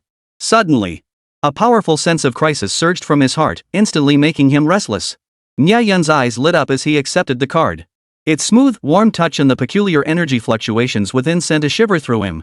Seeing the astonished expressions of the other students and Lu Wenxiang confirmed this was indeed something special. His smile grew even brighter. Oh my, thank you, Dean Wang. How could I possibly accept this? Though he feigned modesty, his hands swiftly tucked the card into his pocket. He then turned to Wang Tang with a cheerful grin. Rest assured, Dean Wang. I'll definitely visit the Blazing Sun Academy for study and exchange when the opportunity arises. Should your academy ever need assistance with exchange programs or require a helping hand, just give me a shout. I'll be more than happy to lend a hand. It was a masterful line. He'd accepted the gift without explicitly agreeing to switch allegiances, while leaving ample room to cash in on future favors. Phew. Lu Wenxiang, the head of student affairs, who had been craning his neck, ears perked up, and heart in his throat for the past half hour, finally let out a long sigh of relief upon hearing those words. He slumped back into his chair, frantically wiping the cold sweat pouring from his forehead with his sleeve. Inside, he cursed under his breath, that old fox Wang really knows how to play the game. Thank goodness Nie Yun stayed firm. Chapter 64, Shock. Nie Yun's art book becomes an empire-wide sensation. Phew. Thank goodness. Su Wanneng, Song Yi, and Lin Wudi all exhaled simultaneously. Their taut nerves finally relaxed, and the hearts that had been lodged in their throats settled back into their chests. They exchanged smiles, their eyes sparkling with joy. TSK. Old Wang, you stubborn old codger, come over here. Lu Wenxiang's face darkened when he saw Wang Tang still hadn't moved. Hey.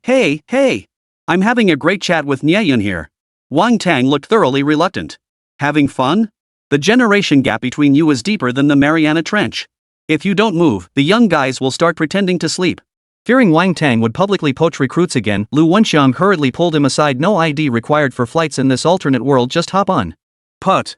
The two men's comical display of bickering over a girl drew a roar of laughter throughout the cabin. With the old geezers out of the way, the rest of the flight became relaxed and pleasant. Hey! Nie Yun, spill the beans. Lin Wudi was the first to lose his composure, his eyes pleading. How the hell did you manage to make that clown switch sides at the last minute? Yeah, Nie Yun. My brain's been spinning, but I just can't wrap my head around it. How could the sword saint move faster than lightning? Song Yi's hands fluttered dramatically, his eyebrows shot up high, his face a picture of utter bewilderment. Su Wannun leaned closer, her delicate face brimming with curiosity. And his basic attacks? They're ridiculously powerful. One hit to take down a 9th grade residual soul? The trainees finally seized their chance, instantly transforming into curious little ones. They surrounded Nie Yun, bombarding him with questions in a flurry of chatter. Well, Nie Yun smiled. With the atmosphere building, he didn't hold back much longer, beginning to share some meat apart from the details of true name release and his own innate talents. He spoke openly and thoroughly about combat techniques and the intricacies of communicating with his spirit beast. Actually, there might be some misunderstandings about beast taming. Nie Yun chose his words carefully. After all, spirit beasts are sentient beings with souls and intelligence. Addressing them in ways they recognize might better connect with their inner world, potentially doubling the effectiveness of their growth. He then pulled out a stack of pre-copied art books from his backpack. Opening to the first page, he pointed at the illustration of a 9-tailed fox. Take my spirit beast, for instance. Officially, she's registered as the seductive fox demon, but I feel 9-tailed fox spirit Ali suits her far better. Her skill, Magic Burst Orb, isn't quite accurate or imposing enough. Deceptive Orb is actually a much more fitting name. Ali? 9-tailed fox? Meng Fengfei murmured instinctively. Her hand holding the art book stumbled upon the page featuring Gwen. She froze abruptly, her eyes suddenly blazing with astonishment. Then my Wind Maiden should actually be called Storm Fury Gwen? Holy cow! Storm Fury! Meng Fengfei covered her mouth, her beautiful eyes widening as she stared unblinkingly at the illustration of Ghana.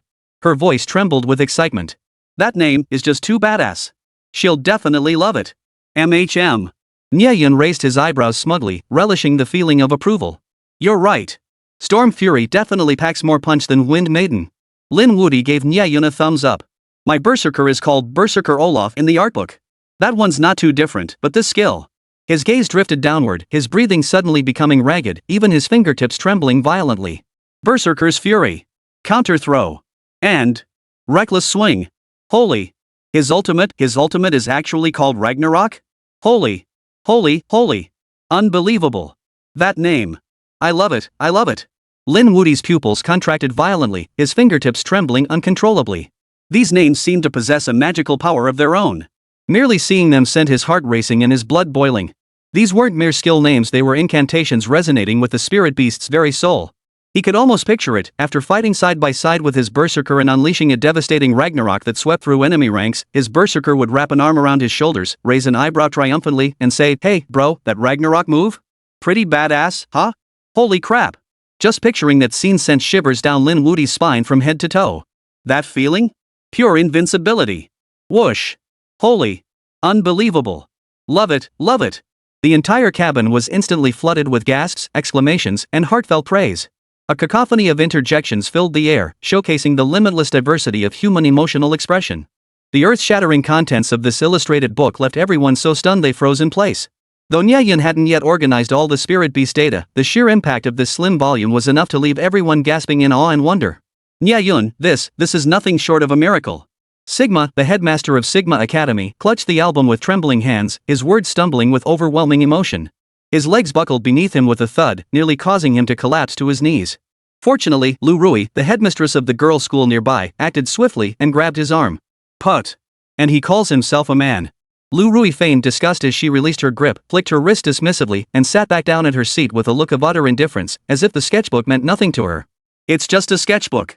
Is it really worth getting so worked up over? However, in an unnoticed corner, Lu Rui quietly slipped her hand under the table, pressing down hard on her own legs trembling so violently from overwhelming excitement that she could barely keep her laptop steady.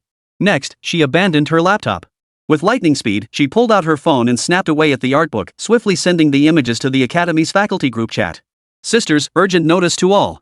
Immediately distribute this material to every class and organize collective study sessions. This is our secret weapon for the women's college's rise. Treat this seriously. Anyone who slacks off won't get any mercy from this dean. What the heck? It's just a picture book. How powerful could it be? Reluctantly bowing to the dean's authority, the female teachers in the group clicked open the images. Whoa! Holy crap! What is this?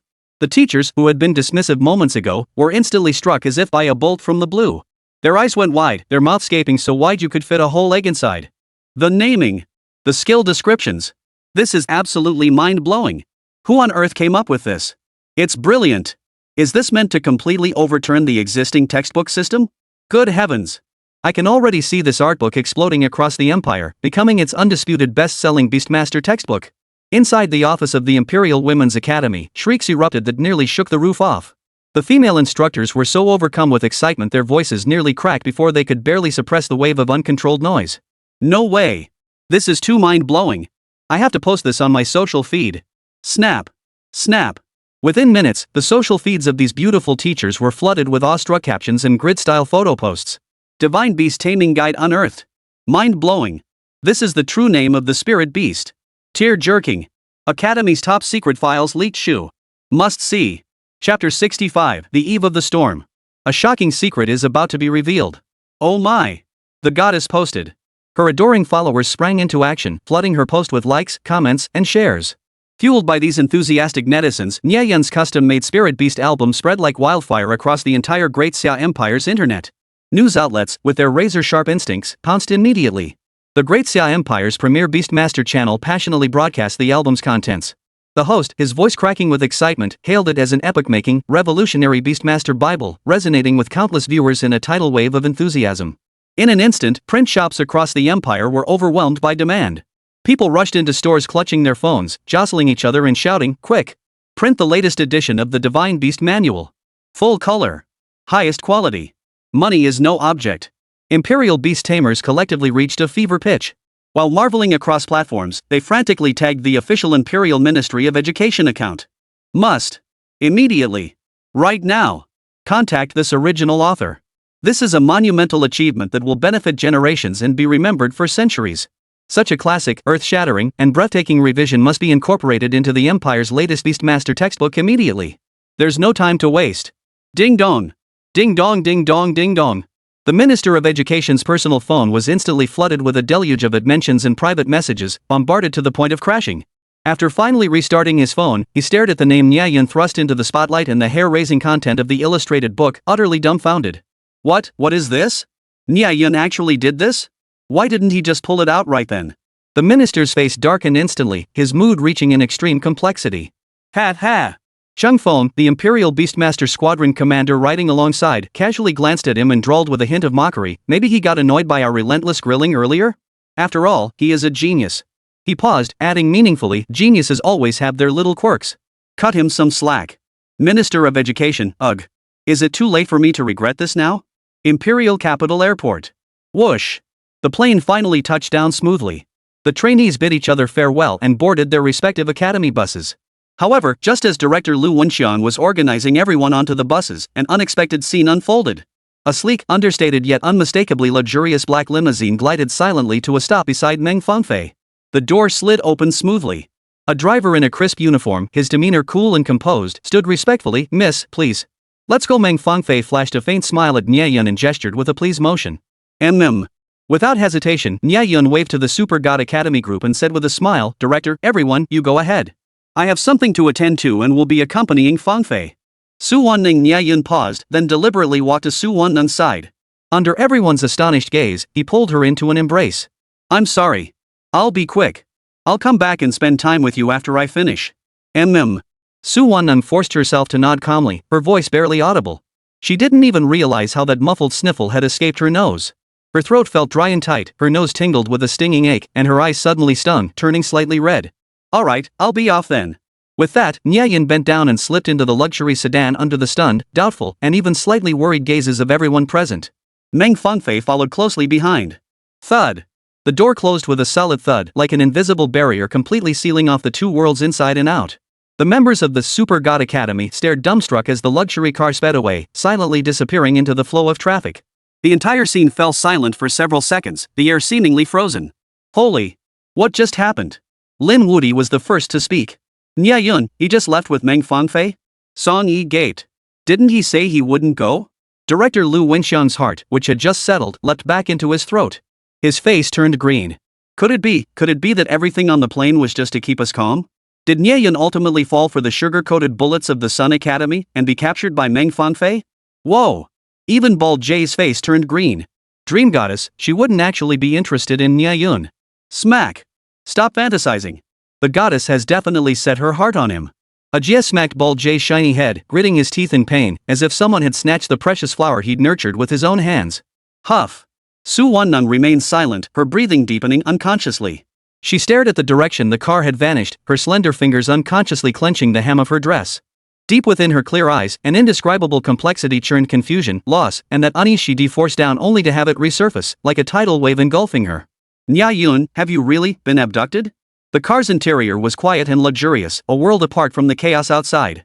Nie Yun's brow furrowed slightly, breaking the silence. What exactly is going on that requires me to come along?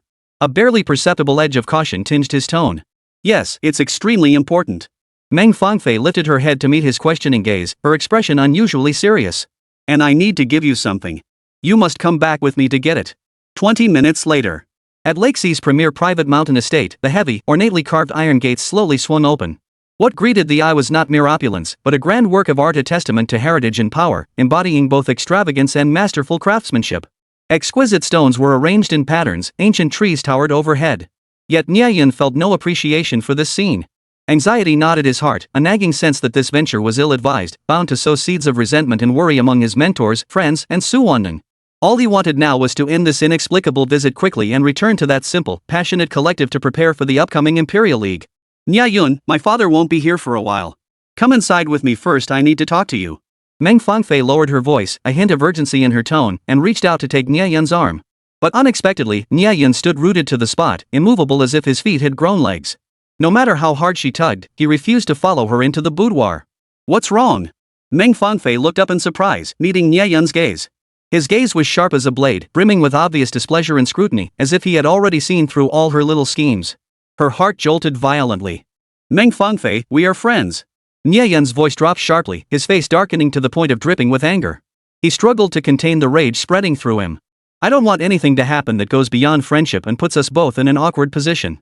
Do you understand? Yes. Meng Fangfei suddenly lifted her head. Her flawless, pretty face was etched with innocence and urgency, even a hint of grievance. It's precisely because we're friends that I have to help you. This matter absolutely must not be known by anyone else. Do you understand? Her tone was earnest and anxious, sounding genuine. This is important. You have to trust me. Really? The sharpness in Nie Yun's eyes softened slightly, though doubt still lingered.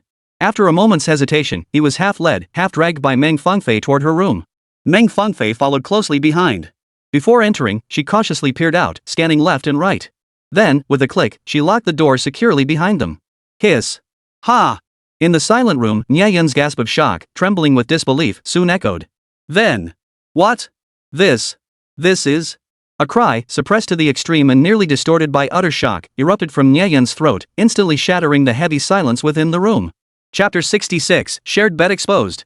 Meng Filong, the cabbage got eaten by the pig. Shoo! Meng Fangfei abruptly lowered her voice, swiftly shutting down the video footage related to the eerily infected individual while cautiously peering outside. That's the situation. I can confirm 100% that Su Wannung's wounds are far from ordinary. She's definitely been infected by something strange. So? Nie Yun's heart sank. His voice was dry. What are you implying? When humans contract the strange infection, if it isn't purged during the incubation period, they become neither human nor ghost. Worse still, their brains can be consumed by it, leaving them utterly deranged. SSSSHHH. He dared not imagine the consequences of this. I'll be blunt. Meng Fangfei turned, her pretty face etched with solemnity. The special serum? Its stockpile is extremely scarce. It's classified as the Empire's highest level restricted material. Even the most prestigious noble families find it incredibly difficult to obtain. But... Her tone shifted as she tilted her chin up, a subtle hint of pride and confidence flickering across her face. But for my family, it's hardly an issue. That's wonderful. Nie Yun's emotions surged instantly. His hands instinctively gripped Meng Fangfei's shoulders, as if clutching the only lifeline left. Yet his elation lasted but a moment before reason crashed down like an icy waterfall. If even the most prestigious families couldn't obtain it, what possible reason could a newcomer like him with no background whatsoever possess to make the Meng family willingly hand it over? How could he ever repay such a favor? Nie Yun slowly released his grip and sighed softly. He gazed deeply into Meng Fangfei's bright, expectant eyes, his tone tinged with melancholy. How could I possibly obtain such a precious serum? What would the cost be? Oh, that's no problem at all. Don't sell yourself short. Meng Fangfei tried to lighten the mood, stepping closer as her gaze locked with his. Don't forget your inherent worth rivals that of any aristocratic family. All you need to do is demonstrate your abilities and worth to my father if you can satisfy him and prove your potential. I'm certain I can persuade him to provide you with a vial of serum. Whoa. I get it. A sharp gleam flashed in Nie Yun's eyes. You want me to submit a pledge of loyalty to your father? It's not that utilitarian. Meng Fangfei shook her head with a troubled expression, waving her hands to explain, it's just that my dad, he's incredibly stubborn and has extremely high standards. He has his own set of criteria for judging people, and it's hard for most to impress him. But I believe you absolutely can. And she emphasized again, her eyes brimming with trust and encouragement, for Su Wanning's sake, you have to give it your all, don't you? The mention of Su Wanning. Meng Fangfei couldn't help but sigh softly, her eyes betraying an uncontrollable look of envy. If only she had met Nie Yun a few days earlier. Just then. Thump! Thump! Thump! A series of steady, oppressively heavy footsteps echoed down the hallway outside the door. Oh no! It's my dad! Meng Fangfei's face paled instantly, panic spreading across her features. Why didn't he go to the reception hall? Why is he coming straight to my room? Outside the door. Alright, you wait here. Meng Failong waved to his deputy, signaling him to stand guard at the distant pavilion. He strode purposefully toward his daughter's boudoir, a hint of guilt etched on his face, guilt born of neglecting her due to his busy schedule.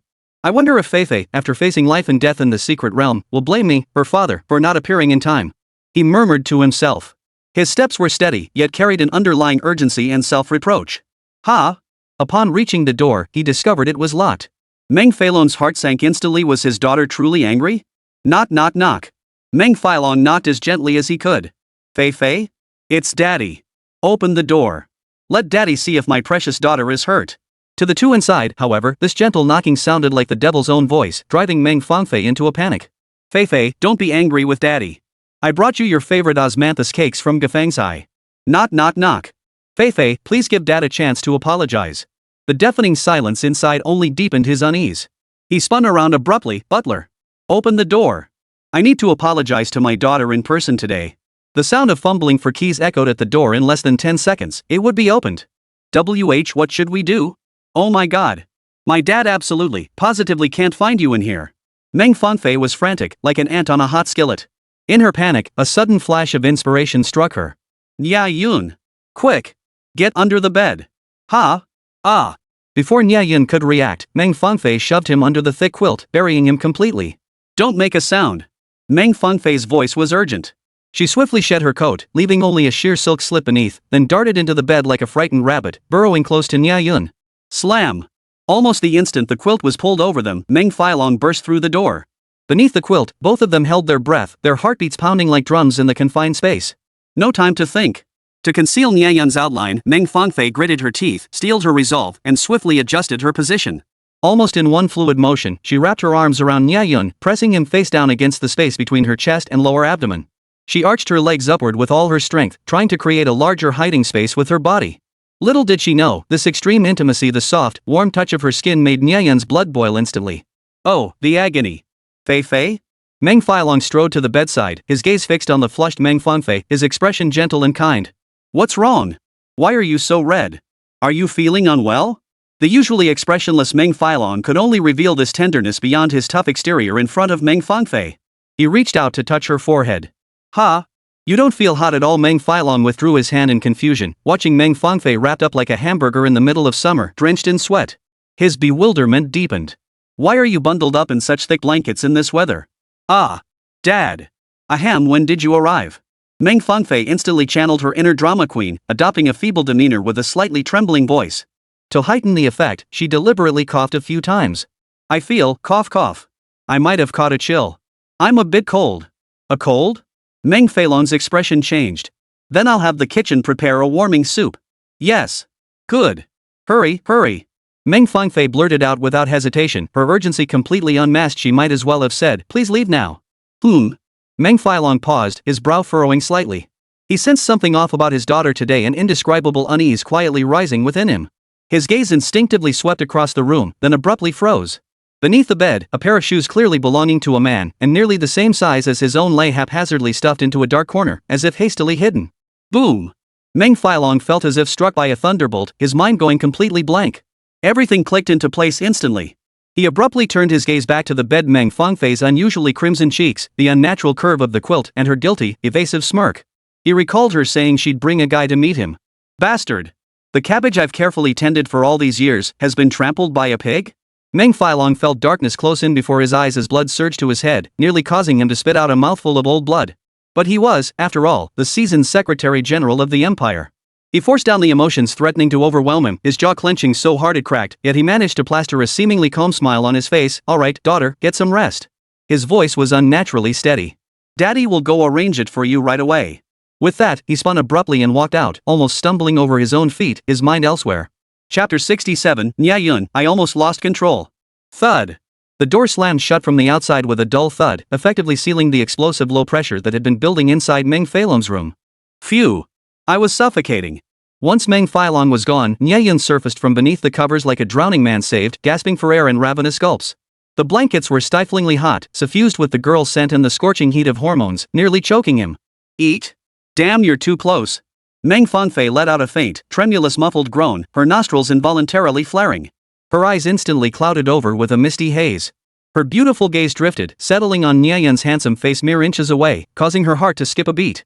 His sharply defined jawline, his slightly parted sensual lips, and the warm breath carrying his masculine scent that inadvertently brushed her lips.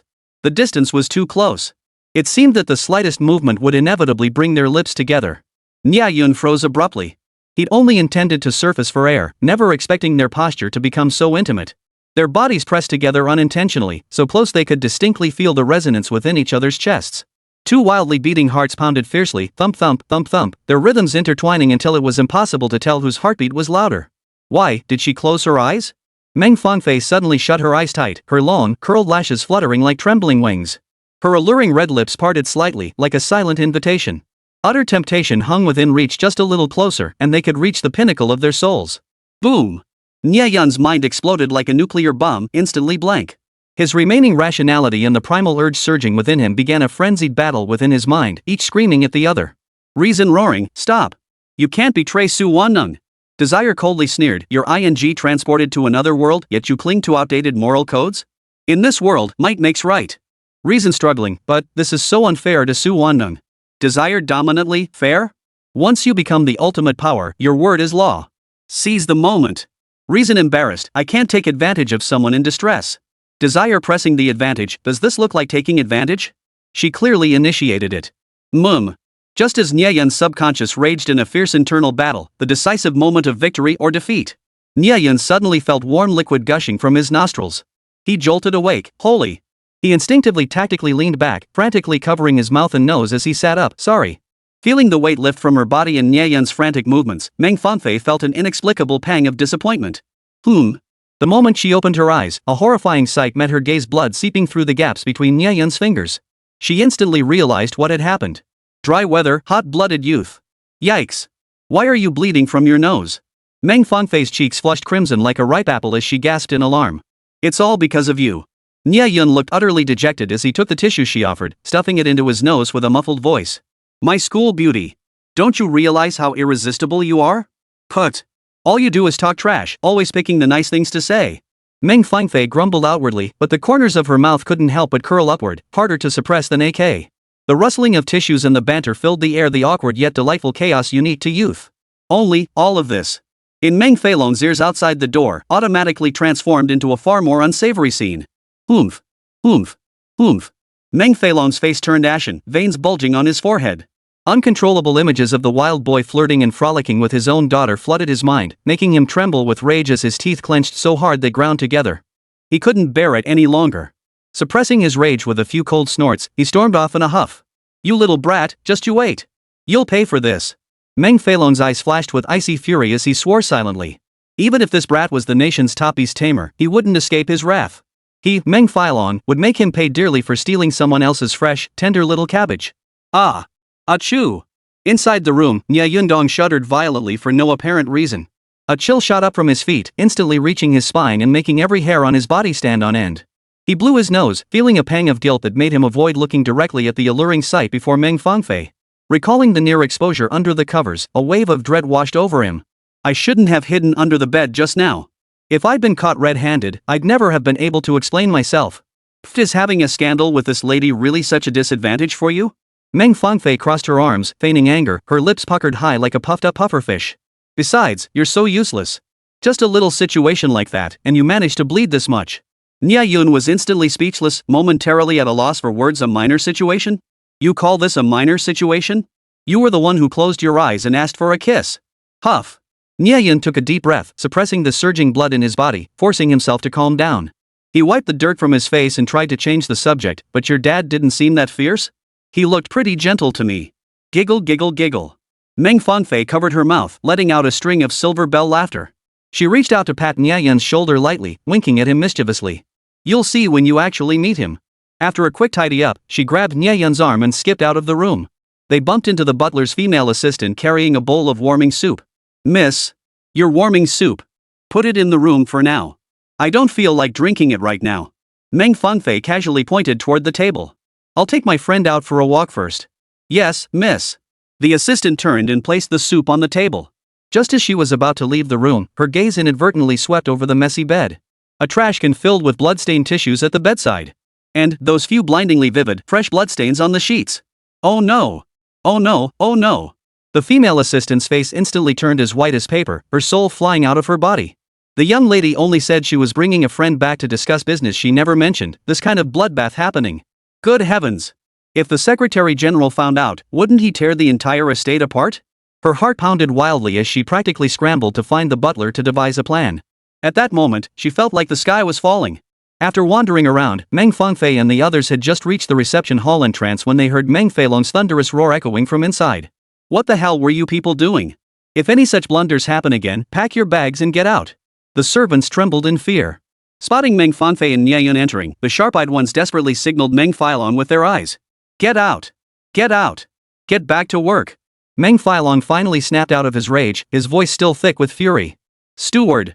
Seal off all information. Not a single word is to leak out. If a single word gets out, you'll answer for it. The servants breathed sighs of relief, bowed their heads, and scurried away. Nie Yun, Meng Fanfei? What news?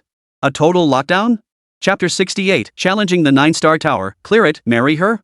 Oomph. Meng Feilong spun around abruptly. In the blink of an eye, he performed a textbook-level Fast Furious-style Sichuan opera face-changing act. As his gaze swept over Nie Yun, the naturally imposing face darkened to the point of dripping menace. His eyes blazed with icy fury, his teeth bared, his brows furrowed. Every subtle movement radiated a palpable hostility, screaming, I can't stand the sight of you, I want to slice you up. It made hearts skip beats and hairs stand on end.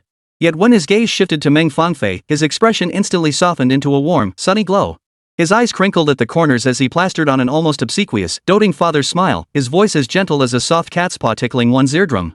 Oh my dear daughter, is your cold better? Why didn't you rest a little longer? Come here, come to daddy. Tell daddy all about what you learned on this journey. His words flowed as his movements grew swift and commanding. He casually slipped his arm around Meng Fanfei's shoulder, deftly separating his daughter from Nie Yun's embrace. The entire maneuver flowed seamlessly, treating Nie Yun as if he were invisible, completely ignored. Whoosh! Nie Yun inwardly gasped in shock. As he brushed past Meng Feilong, a powerful, icy hostility washed over him, sending a chill down his spine that made the hairs on the back of his neck stand on end. This guy, he's probably already put me on his enemy list. I didn't even do anything. This is so frustrating. Dad. Seeing Nie Yun treated so differently, subjected to her father's coldness and outright disregard, Meng Fanfei immediately stamped her foot in feigned indignation. She shot a withering glance at her jealous old man and declared, Allow me to formally introduce you. This is my good friend Nie Yun. Oh? Where is he? Meng Feilong deliberately exaggerated his search, looking left and right, scanning the ceiling and floor, but deliberately avoiding even a glance at Nie Yun. His acting was so over the top it was almost laughable. Finally unable to keep up the act, he reluctantly shot Nie Yun a quick glare before instantly shifting his expression. He sheepishly apologized to Meng Fanfei, Oh dear, dad's getting old. Didn't see you, sorry, my dear daughter. Hello? Uncle. My name is Nie Yun. Seeing Meng Feilong finally notice him, Nie Yun forced an awkward yet polite smile and took the initiative to greet him. Yet a strange illusion rose within him. Whoa, this scene feels so much like a son-in-law meeting his father-in-law for the first time? This is way off the rails. Got it. Meng Feilong responded with a dismissive grunt, utterly exasperated. Seeing Nie Yun's impossibly handsome face, he was speechless. He'd warned her time and again that overly attractive men were unreliable, yet his daughter had still fallen for it. Recalling the scenes inside the room, Meng Feilong's beard practically twisted with rage. He couldn't resist sniping sarcastically, What? Should I give you an award or something? Ha? No need. Nie Yun waved his hands frantically, cold sweat breaking out on his back. He finally understood what Meng Fanfei meant when she said her father was difficult to approach. This wasn't just difficult to deal with, he practically radiated thorns. With a foul temper and stubborn as hell, his difficulty level was off the charts. Oh, Dad. He's my friend. Can't you be polite? Oomph. Friend? Meng Failong snorted coldly through his nostrils, muttering under his breath in a voice only Meng Fangfei could hear. His face wore a look of resentment, as if he wanted to kick Nie Yun out immediately. What kind of friend would be so close that they show up hand in hand in front of their old man? Ha? Dad. If you keep throwing these jealous tantrums and making things difficult, I'll just ignore you. Meng Fangfei feigned anger, lowering her voice to deploy her ultimate trump card on her elderly father. And it worked like a charm. Meng Failong's provocative expression softened slightly. Reluctantly, he cleared his throat. Ahem. Fine. Whatever my good daughter says goes. Now then, what brings you here? Meng Failong forced himself to calm the surging irritation within, blinking as his aura abruptly shifted. The dignity and composure befitting the Imperial Chief Secretary instantly enveloped him. An invisible, dazzling aura radiated outward, momentarily startling Nie Yun. Was this the majesty of the Empire's highest authority? Meng Failong, this was likely the highest-ranking official he had ever personally encountered in his 2 lifetimes. Across the entire Great Xia Empire, those whose rank and power surpassed his could be counted on one hand. Meng Fangfei's family background was indeed staggering in its depth. Quickly regaining his composure, Nie Yun followed the script he and Meng Fangfei had discussed earlier in bed, in the boudoir.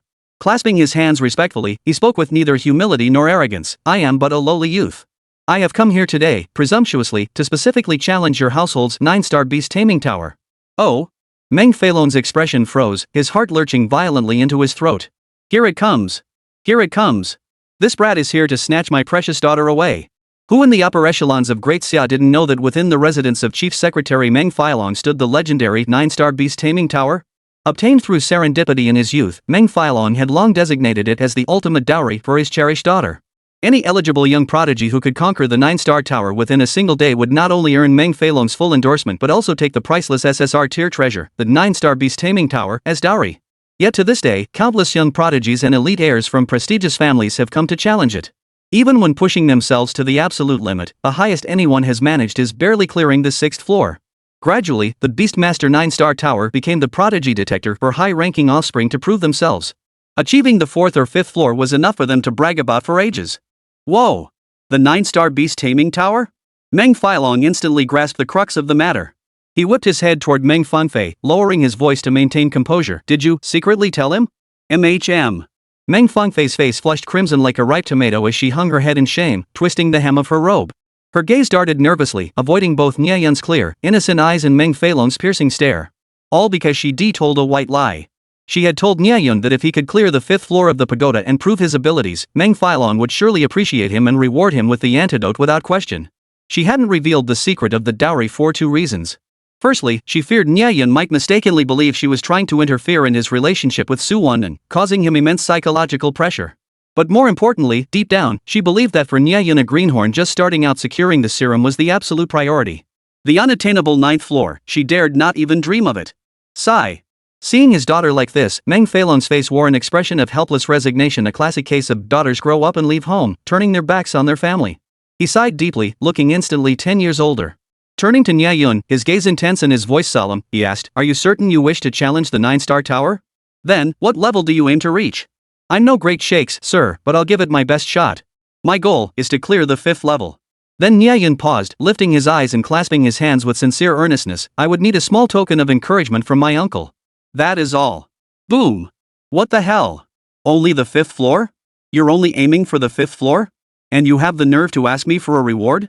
Meng Failong felt darkness cloud his vision. He nearly spat out a mouthful of blood, his eyes bulging as fury threatened to burst his lungs. How dare he? How dare he? This brat intends to use his 5th floor achievement to snatch away my precious daughter and the entire pagoda? Does he think I, Meng Failong, am too old to swing my sword?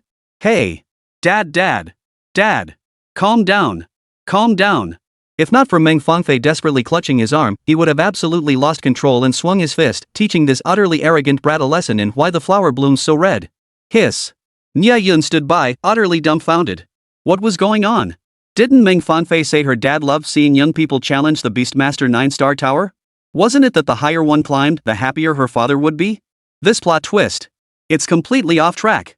Chapter 69, Imperial Urgent Dispatch. The slap in the face may be late, but it's here.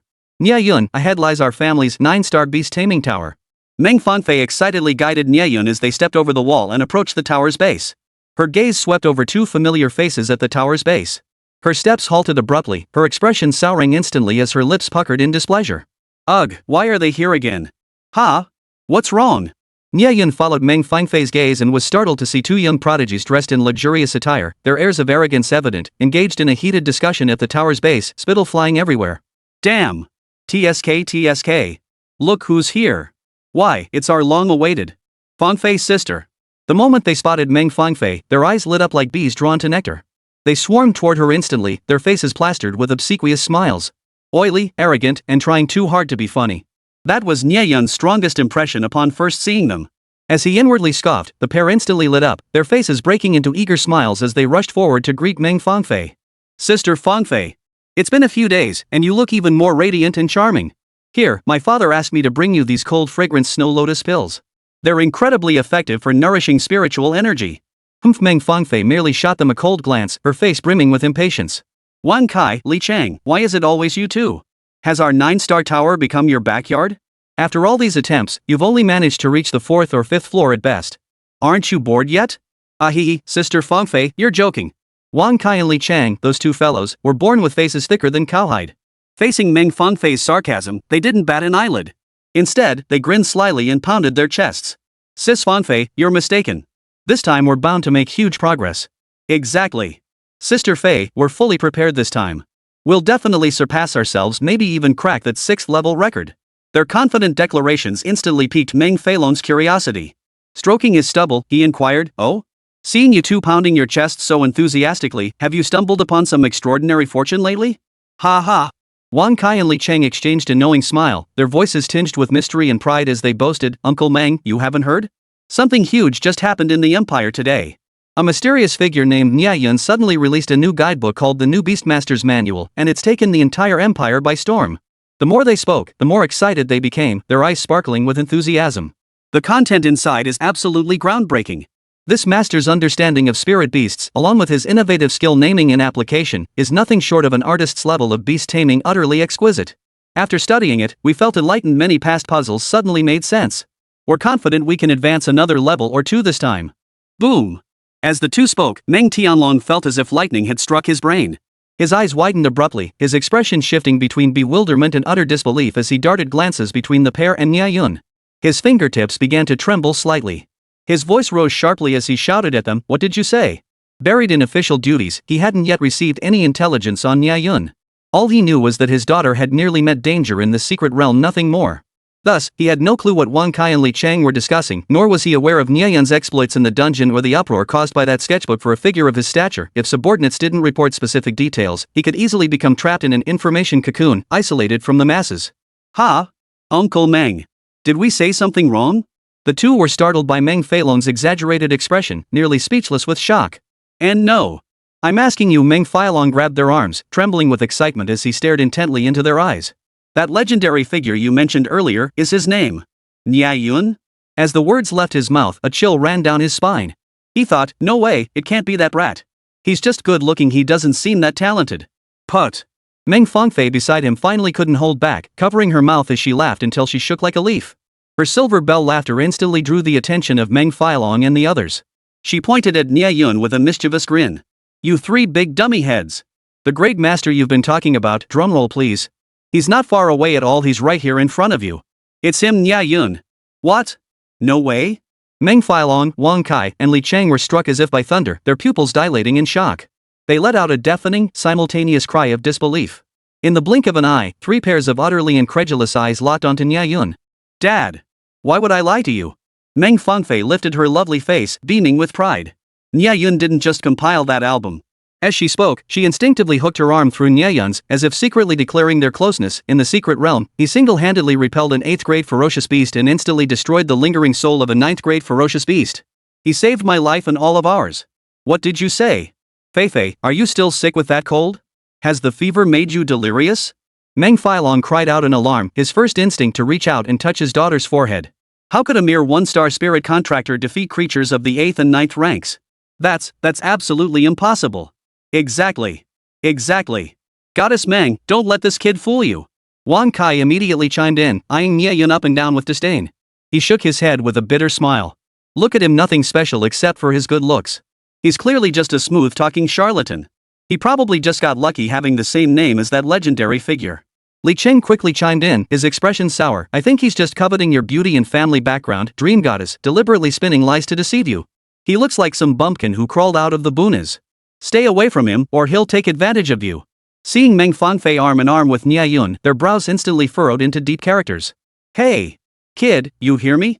Stay away from our dream goddess. Wang Kai barked directly at Nie Yun. Get your arm off her now. Our goddess Meng is a noble celestial maiden from the heavens, not some lowly country bumpkin like you. Li Cheng's tone grew even harsher. The two vied to diss Nie Yun, only making Meng Fangfei despise them more. Enough, she roared, instinctively tightening her arms around him, pulling Nie Yun closer. The two of you combined aren't worth 1/100th of Nie Yun. No wonder I despise you both.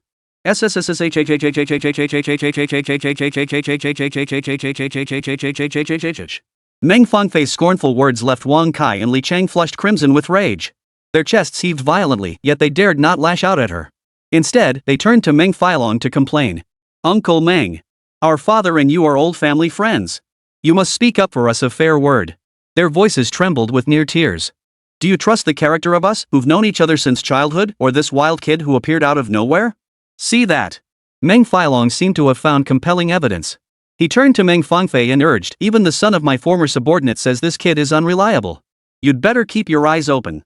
If he truly pulled off such earth-shattering deeds, I, Meng Failong, will bite off a brick from this 9-star tower right here in public today. No sooner had he made this exaggerated vow. Master! Master!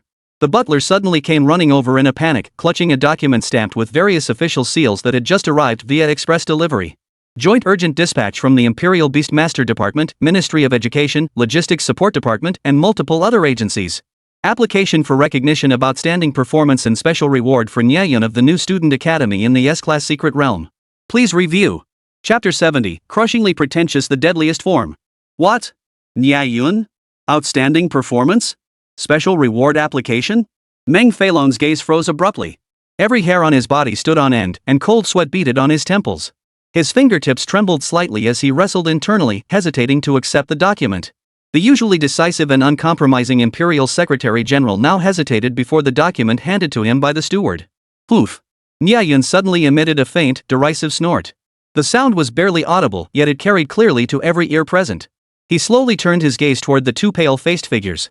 Seeing the bewildered, helpless looks in their eyes, his own eyes flashed with a condescending mockery. See that? When power reaches a certain level, you don't even need to prove your innocence. Authority will vouch for you. Dad! What are you waiting for? Meng Fangfei stepped forward, confidently taking the documents from her father and thrusting them into Meng Failong's hands. Meng Failong took a deep breath, opened the file, and began scanning it rapidly. Whoa! At a mere glance, Nie Yun's enrollment photo instantly seized his gaze. The shocking sight made Meng Failong gasp sharply, his eyes widening like copper bells. The longer he stared, the wider his pupils grew. His expression shifted from confusion to shock, then disbelief.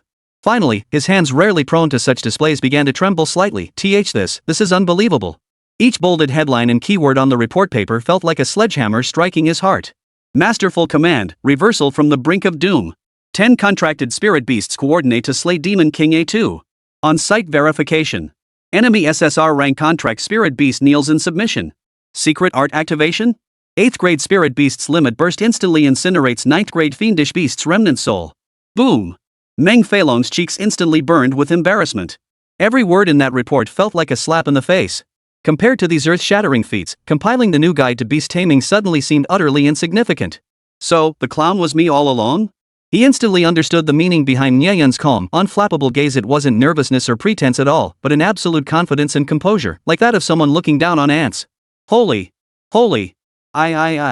Is this even human? Wang Kai and Li Chang, standing nearby, curiously peered over. Just catching glimpses of keywords like single-handedly defeated an 8th rank opponent, annihilated a 9th rank residual soul, and SSR tier contract spirit beast was enough to turn their faces ashen, their legs weakening until they nearly wet themselves on the spot. The two competed to gasp in horror, quickly ducking their heads like frightened quails as they scurried to the side, their eyes darting nervously, unable to meet Meng Failong's gaze. Then, timidly, they turned their gaze toward Nie Yun, their eyes brimming with fear and curiosity. Li Cheng cautiously asked, Who exactly are you? Could you be some peerless prodigy from a hidden ancient clan? Even Meng Filon dropped all trace of contempt. His gaze burned like fire as he scrutinized Nie Yun from head to toe, eyes brimming with anticipation for his answer. Under the focused gaze of everyone's curiosity, shock, and fear, Nie Yun nearly scratched his nose and stated flatly with a touch of arrogance. Me? Nothing special. Just an ordinary kid from a sparring master family. His tone shifted, a hint of mockery and amusement flickering as he swept his gaze over Wang Kai and Li Chang. Though, beating the crap out of the likes of you two? That should be more than enough. Boom! His words struck like another thunderclap, leaving Meng Filon, Wang Kai, and Li Chang once again stunned to the core, their scalps tingling with numbness. After an awkward, deathly silence, Wang Kai and Li Chang refused to admit their inadequacy, desperately seeking a way out. With stubborn defiance, they retorted. Oomph. It's nothing more than well-crafted albums. As for the other incidents, pure luck. Exactly. As for repelling an 8th-rank soul or instantly slaying a 9th-rank remnant soul, who knows if the records were inaccurate or if there were special circumstances. Maybe he just got lucky. Li Chang seized upon Nie Yun's purpose in coming to the 9-star tower, smugly telling Meng Fengfei, Goddess Meng, Uncle Meng said this 9-star tower is where true skill is tested. If you want him, that pretty boy who only knows how to wield a pen and spout empty talk, to challenge him, it'd be a disgrace to your father. You're talking nonsense. Meng Fengfei stomped her foot in fury at their obstinate nonsense.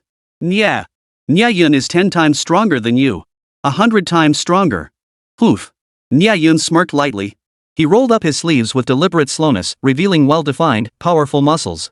Seems talking alone won't cut it. I'm no genius, but besides decent writing skills, I know a thing or two about martial arts. How about you two try it yourselves? His biceps bulged like small mountains, instantly forcing Wang Kai and Li Chang to stumble back half a step. Meng Filong and the others were once again speechless. Whoa, this guy looks seriously strong. Meng Filong silently rejoiced that he hadn't resorted to violence against Nie Yun earlier, otherwise, he would have been soundly beaten. Oomph. You're just from a sparring master family, nothing but brute strength. Wang Kai stubbornly refused to admit defeat. Are you two going to challenge him or not? Seeing the two still dragging their feet, Meng Fengfei lost all patience. She snapped, if you're not challenging him, then get out of here. Don't ruin this lady's mood. Challenge. Of course we challenge. We've studied the new guide to beast taming thoroughly. Wang Kai and Li Chang immediately shouted. They had intended to boast that reading the new guide to beast taming would guarantee rapid progress. Alas, the words were on the tip of their tongues when they suddenly felt ashamed. Both quickly corrected themselves. We've been diligently practicing for days. Today is the day to test our progress. Nie Yun's brow furrowed slightly. His mind preoccupied with Su Wan's condition, his tension was palpable. He certainly didn't want these two idiots going in first. How much time would that waste? Move aside. With that thought, he lost all politeness, forcefully shoving the two blocking the tower aside. He strode straight toward the 9-star tower, its brilliant light swirling, and said urgently, I'm in a hurry. Let me go first. Uncle Meng. Look at him. He's so arrogant. Wang Kai and Li Chang were purple with rage as they rushed to complain to Meng Filong. Everyone. Just as Meng Filong opened his mouth to restore order, Meng Fengfei shot him a warning glance. His doting father instincts kicked in instantly, forcing him to swallow the reprimand that had formed on his lips. Meng Filong forced himself to change his tone. Ahem. My dear nephews, he really is in a hurry. Just let him go ahead. It's fine. He definitely won't make it up. Put. We'll see him fail. He'll barely make it past the 2nd floor. Wang Kai chimed in immediately. I bet he can't even break through the 1st floor. What kind of decent spirit beast could someone from a sparring master family possibly have? Probably just a B grade at best, or worse, and a grade piece of junk. Li Chang sneered, his eyes narrowing with malice. If he clears this tower, I'll lick every single step clean. Just then, Nie Yun came to a stop before the tower, summoning his spirit contract island with a flick of his wrist. Turning his head, he said nonchalantly, then remember to lick it. No backing out. Buzz. A flash of light erupted, and the unique aura and spiritual radiance of an SSR grade contract spirit beast instantly filled the air, piercing through the entire crowd. Holy. This. SSR tier? A disciple from a sparring master family actually contracted an SSR tier contract spirit beast. My world is ending. Holy. Wang Kai and Li Chang's eyes nearly popped out of their sockets. Their faces burned fiercely, as if they'd been slapped hard across the face once more. Chapter 71, Nie Yun, Clear Objective. Charge for love. Master, Ali misses you. Ah, Ali, you're hugging me too tight, I can't breathe. When Nie Yun's SSR tier contract spirit beast, Ali, flicked her nimble fox ears and spread her 9 tails to their fullest extent, radiating a pink, enchanting aura, she actively and clingingly demanded cuddles from Nie Yun. SSSSHHH. SSR tier. 9-tailed fox spirit Ali. Wang Kai and Li Chang's hearts raced wildly. The color drained from their faces instantly. Their mouths gaped open as they gasped for air, like ducks with their necks squeezed shut, unable to utter a sound. Put.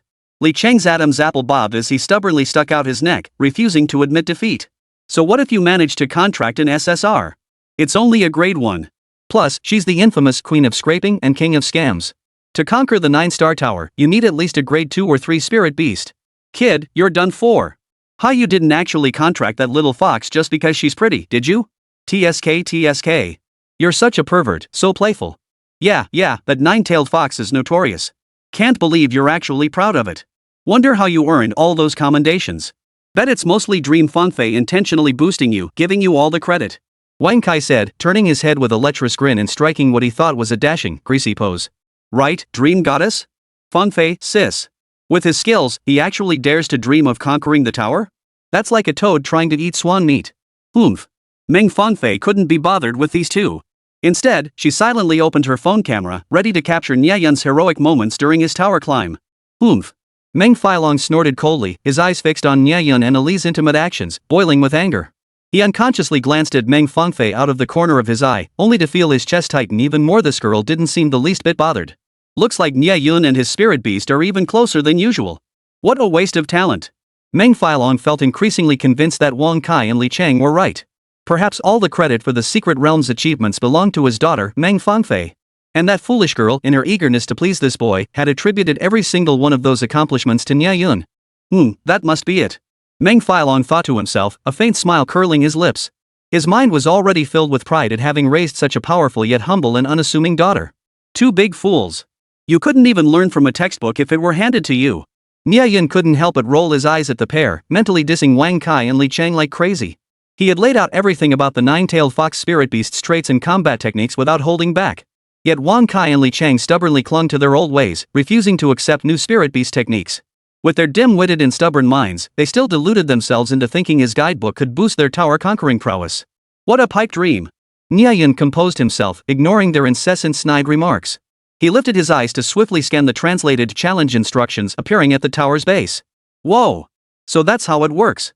Nie Yun finally grasped the basic mechanics of the 9-star beast taming tower and the challenges awaiting on each level.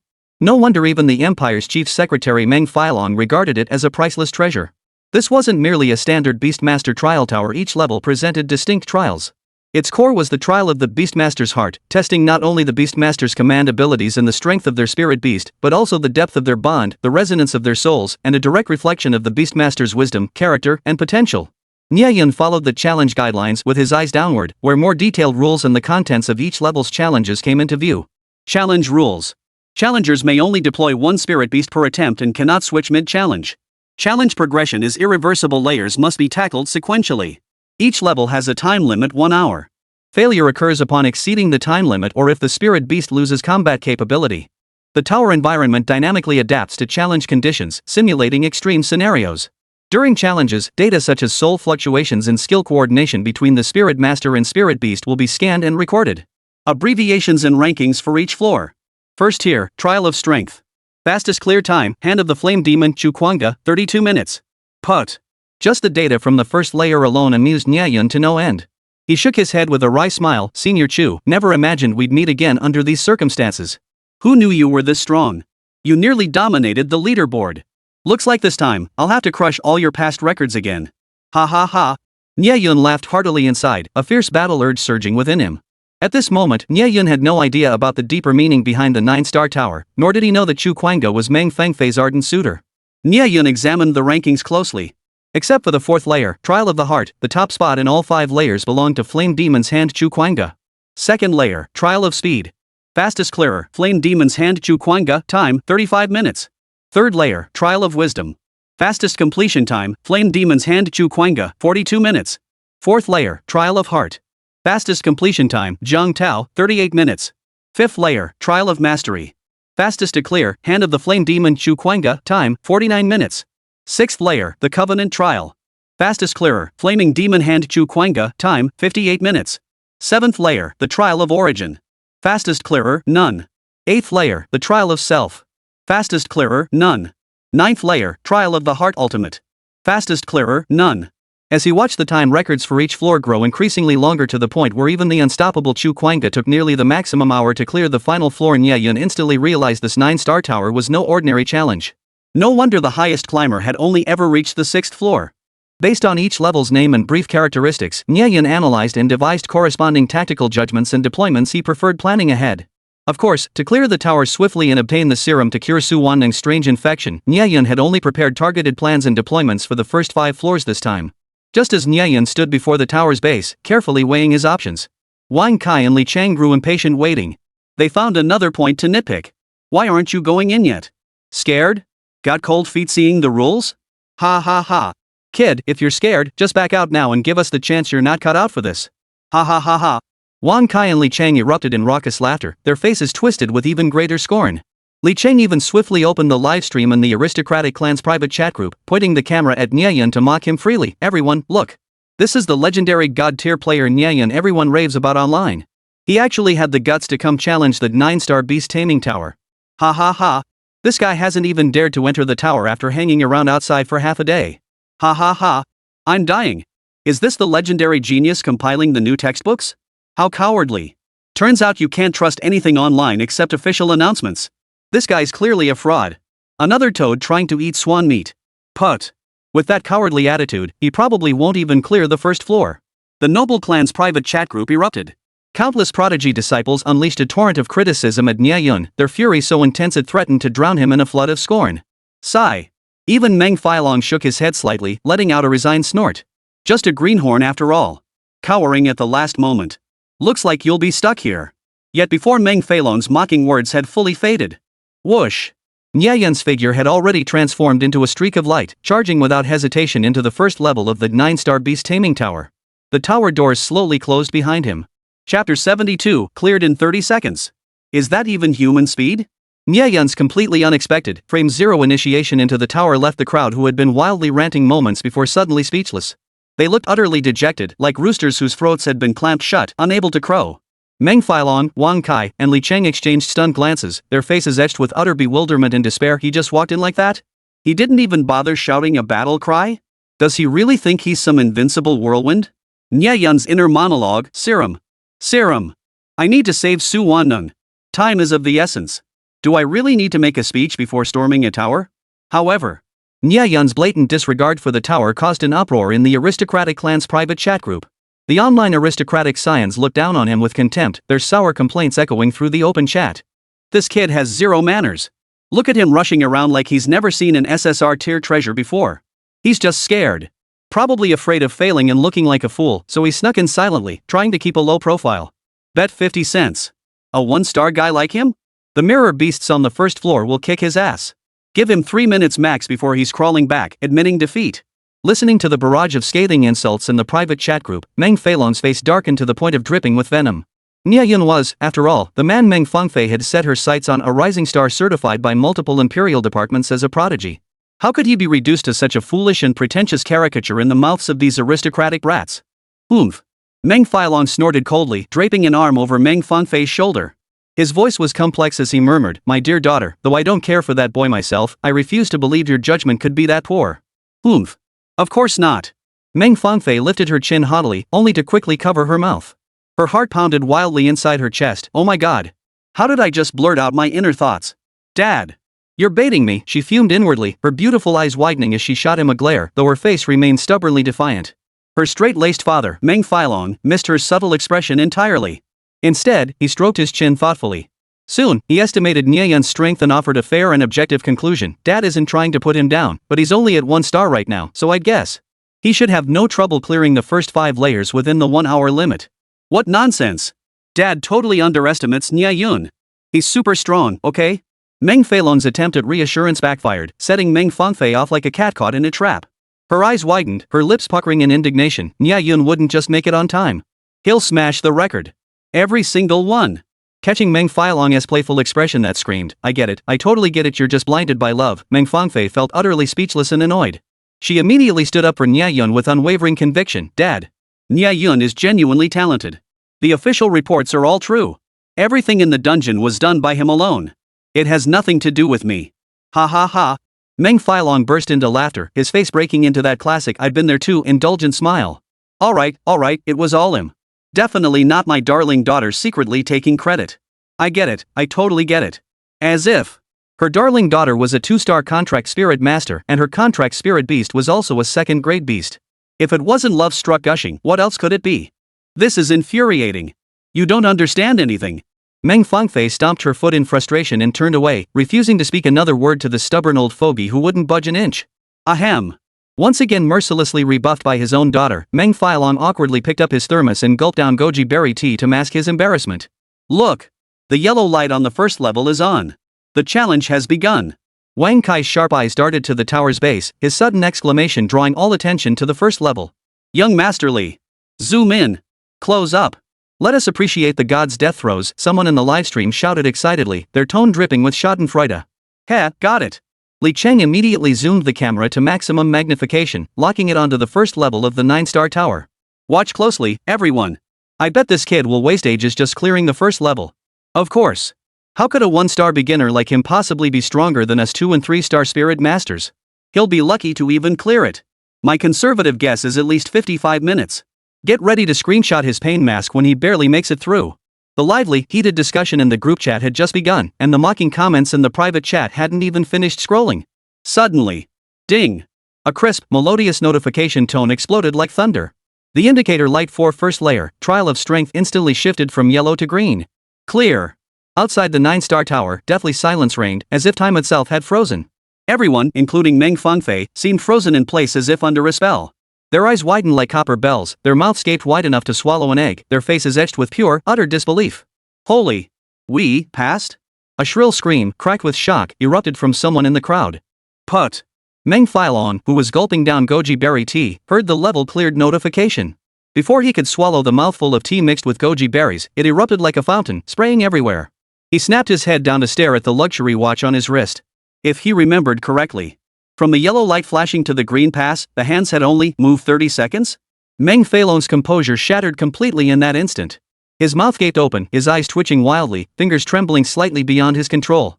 His gaze unfocused, he slowly turned his head toward Meng Fangfei, who was equally frozen in shock. His voice trembled as he stammered, You knew all along he was this insane?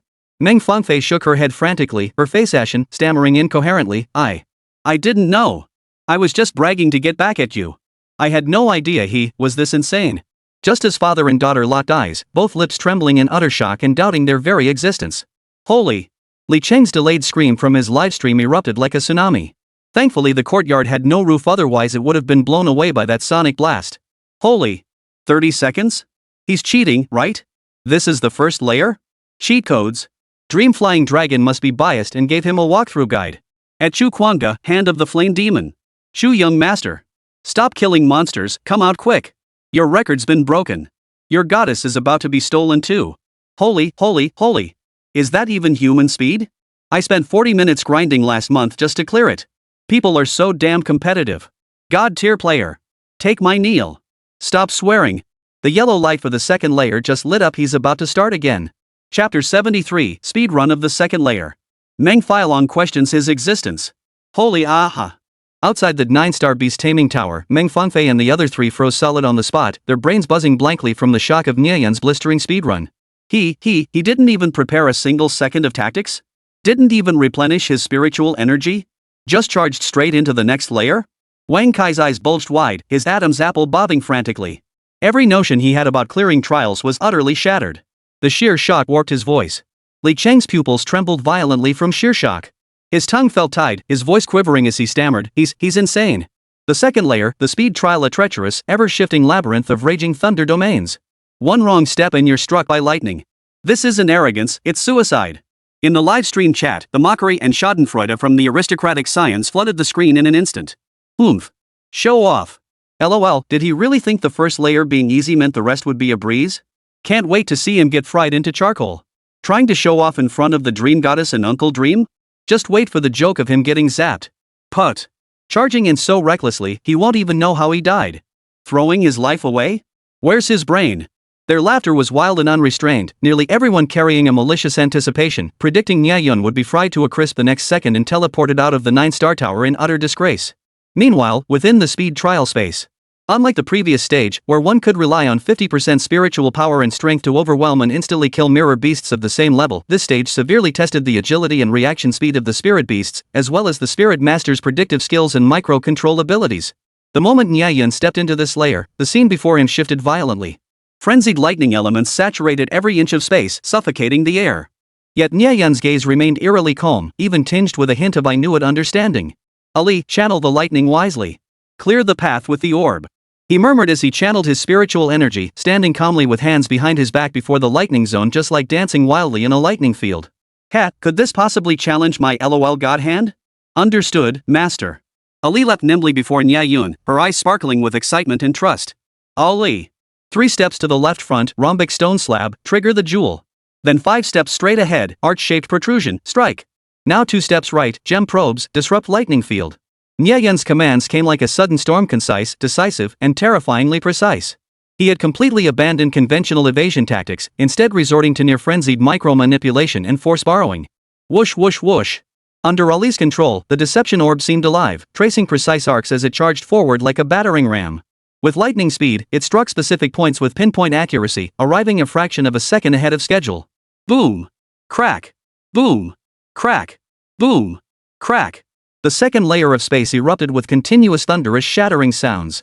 Waves of peculiar muffled explosions reverberated, transmitting dense, eerie sounds and faint glimmers through the tower's structure. This sent a chill down the spines of everyone outside the tower who had ever attempted the challenge. The hairs on the back of their necks stood on end, and involuntary gasps of horror escaped their lips. What was that sound? Wang Kai's face drained of color, his fingertips trembling. When I was struck by lightning, it didn't make a sound like that. What the hell is going on in there? Li Chang was stunned, his face flushing crimson. This sounds like thunder being toyed with? Nie Yun. Meng Fangfei gripped the hem of her robe so tightly her nails dug into her palms. Her gaze fixed intently on the dense, flickering crimson glow seeping from the second layer of space. Her heart leapt into her throat, overwhelmed by dread yet haunted by an inexplicable premonition. Just as everyone held their breath, convinced Nie Yun was enduring inhuman torment within the tower, some even beginning to mock him with gleeful laughter at his impending failure. Ding!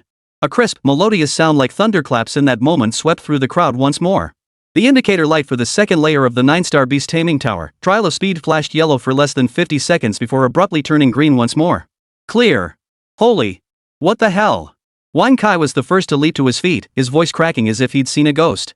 The second floor is also cleared? 50 seconds? How is that even possible?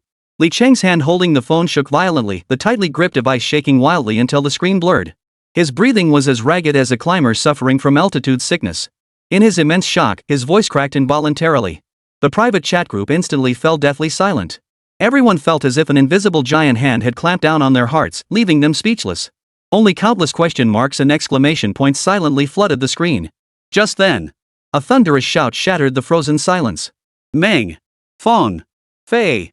Wang Kai and Li Chang whipped around to find Meng Feilong's face twisted into a furious grimace, his chest heaving violently with pent-up rage. He whipped his head around, his gaze piercing like arrows as it locked onto his daughter. His voice carried an unprecedented severity as he raised it, his teeth clenched. Did you secretly tell him the 9-star tower's secret passage guide? How else could he have mastered it so quickly? Answer me. Meng Feilong's voice trembled, his eyes blazing with fury. Since Meng Fangfei was a child, he had instilled in her that under no circumstances was she to reveal the secrets of the 9-star tower to anyone. But now, she had broken that promise for a boy she had only just met. Whoosh! This thunderous accusation jolted everyone out of their daze. The live stream erupted once more. A flood of accusations and curses filled the screen, all marked with "Oh, I see. Oh, so that's how it is. No wonder. She pulled some backdoor deal with Miss Meng. Shameful. Cheating. I knew it was ridiculously fast. Uncle Meng is brilliant. Well exposed. The goddess Meng should treat everyone equally." Among them, a user named Dukong Dushao shouted the loudest. "Meng Fangfei. How dare you show such blatant favoritism? Back when I begged you for even a hint of your secrets, you wouldn't budge. Yet now you pour everything into this pretty boy? How can you justify this to Uncle Meng's guidance? What about us who grind through challenges with real skill? What? No. I didn't." Faced with the sudden, sharp accusation and the ensuing uproar in the livestream chat, Meng Fangfei froze for a moment. Then, a wave of immense hurt and rage surged through her. "I, Meng Fangfei, swear on my honor that I have never given Nie Yun any secrets about the 9-star tower." She snapped her gaze up at the livestream feed, her eyes brimming with contempt and scorn. "But you, Du Kong. How dare you stand here shouting? Back then, you fawned like a lapdog, begging for scraps. My father took pity and gave you the lightning avoidance techniques for the first 2 floors. And what did you do? You stumbled and fumbled with that guide, nearly running out of time, ending up dead last. You're the biggest failure here. What right do you have to question others? You. On the live stream, Du Kong was struck right in the heart by the words. His eyes widened, and he choked on his words, unable to speak. His ears rang, and all he could hear was his own heavy breathing. Meng Filong was also stunned by his daughter's fierce reaction. His face flushed alternately pale and crimson. Looking into her eyes, filled with hurt and stubbornness, he silently began questioning his life. Could it be that kid Nie Yun actually has the real deal? Hiss. Meng Filong rubbed his chin, his resolve wavering. His gaze drifted uncertainly as he stared blankly toward the 9-star tower. Chapter 74, 5 floors in 2 minutes and 40 seconds. Did he break the tower? Every pair of eyes was magnetically drawn to the flickering yellow light on the 3rd floor, leaving them speechless for a long moment. That guy, the 3rd floor, he's gotta slow down, right? The trials in there are insanely hard. At least a minute, right? Wan Kai's Adam's apple bobbed frantically as he tried to swallow, only to find his throat parched and dry. He impatiently yanked off his tie, his eyes fixed on the 3rd level of the tower as if trying to pierce through it with his gaze to see what was inside. The live stream fell into dead silence. Every noble heir seemed to have had their souls sucked out, staring blankly at the unfolding scene. I guarantee it. The 3rd layer, the trial of wisdom, he won't be quick at all. Perhaps stung by the collective ridicule, or perhaps desperate to salvage his pride, Du Kong suddenly erupted with impassioned, audacious boasts, desperately clinging to his dignity. This trial tests ancient rune wisdom. Not brute strength. I tested my skills and finished in just 43 minutes, only slightly behind senior Chu Kuangda. When it comes to insight, I don't believe anyone can surpass us too. As Du Kong boasted at length, a dazzling green light flashed across the screen like a precise slap, nearly blinding everyone staring at it. Holy! What was that? What kind of green blob just flashed across? Before anyone could recover from the sheer shock. Ding! The jaw-dropping scene repeated itself. The 9-star tower structure once again erupted in brilliant green light. Wisdom trial cleared. Time, 15 seconds. Third floor? 15 seconds? The trial of wisdom? That's a freaking rune puzzle. The blood drained completely from Wang Kai's face. If not for Li Cheng holding him up, he would have collapsed to his knees. This wasn't shock anymore, it was sheer horror. Nie Yun's inner monologue, huh? That's it? Is it really that hard? It's just basic Ionia rune arrangement. I could solve it with my eyes closed. Gulp gulp. The entire crowd erupted in a chorus of frantic gulps, eyes bulging wider than copper bells. Even the cleaning lady nearby, witnessing this unbelievable scene, dropped her rag in fright and shrieked, "Holy crap! Good heavens! The 9-star tower's been messed up." The noble clan's private chat exploded like a mushroom bomb, erupting into utter chaos. 15 seconds? He's insane. Does he even need to think? Or is the answer just imprinted in his brain? Monster. Nie Yun is absolutely a monster. At all members, whoever dares call him a 1-star loser again, I'll be the first to punch their face. At Chu Kuangga Chu Young Master, if you don't show up now, your place in history is at stake. This. Meng Filong had never witnessed such a terrifying challenge run in his entire life. His legs went weak and he stumbled backward, nearly falling flat on his back. If not for Meng Fangfei holding him up, he would have crashed to the ground in front of everyone. At that moment, Meng Filong's eyes held not a trace of contempt.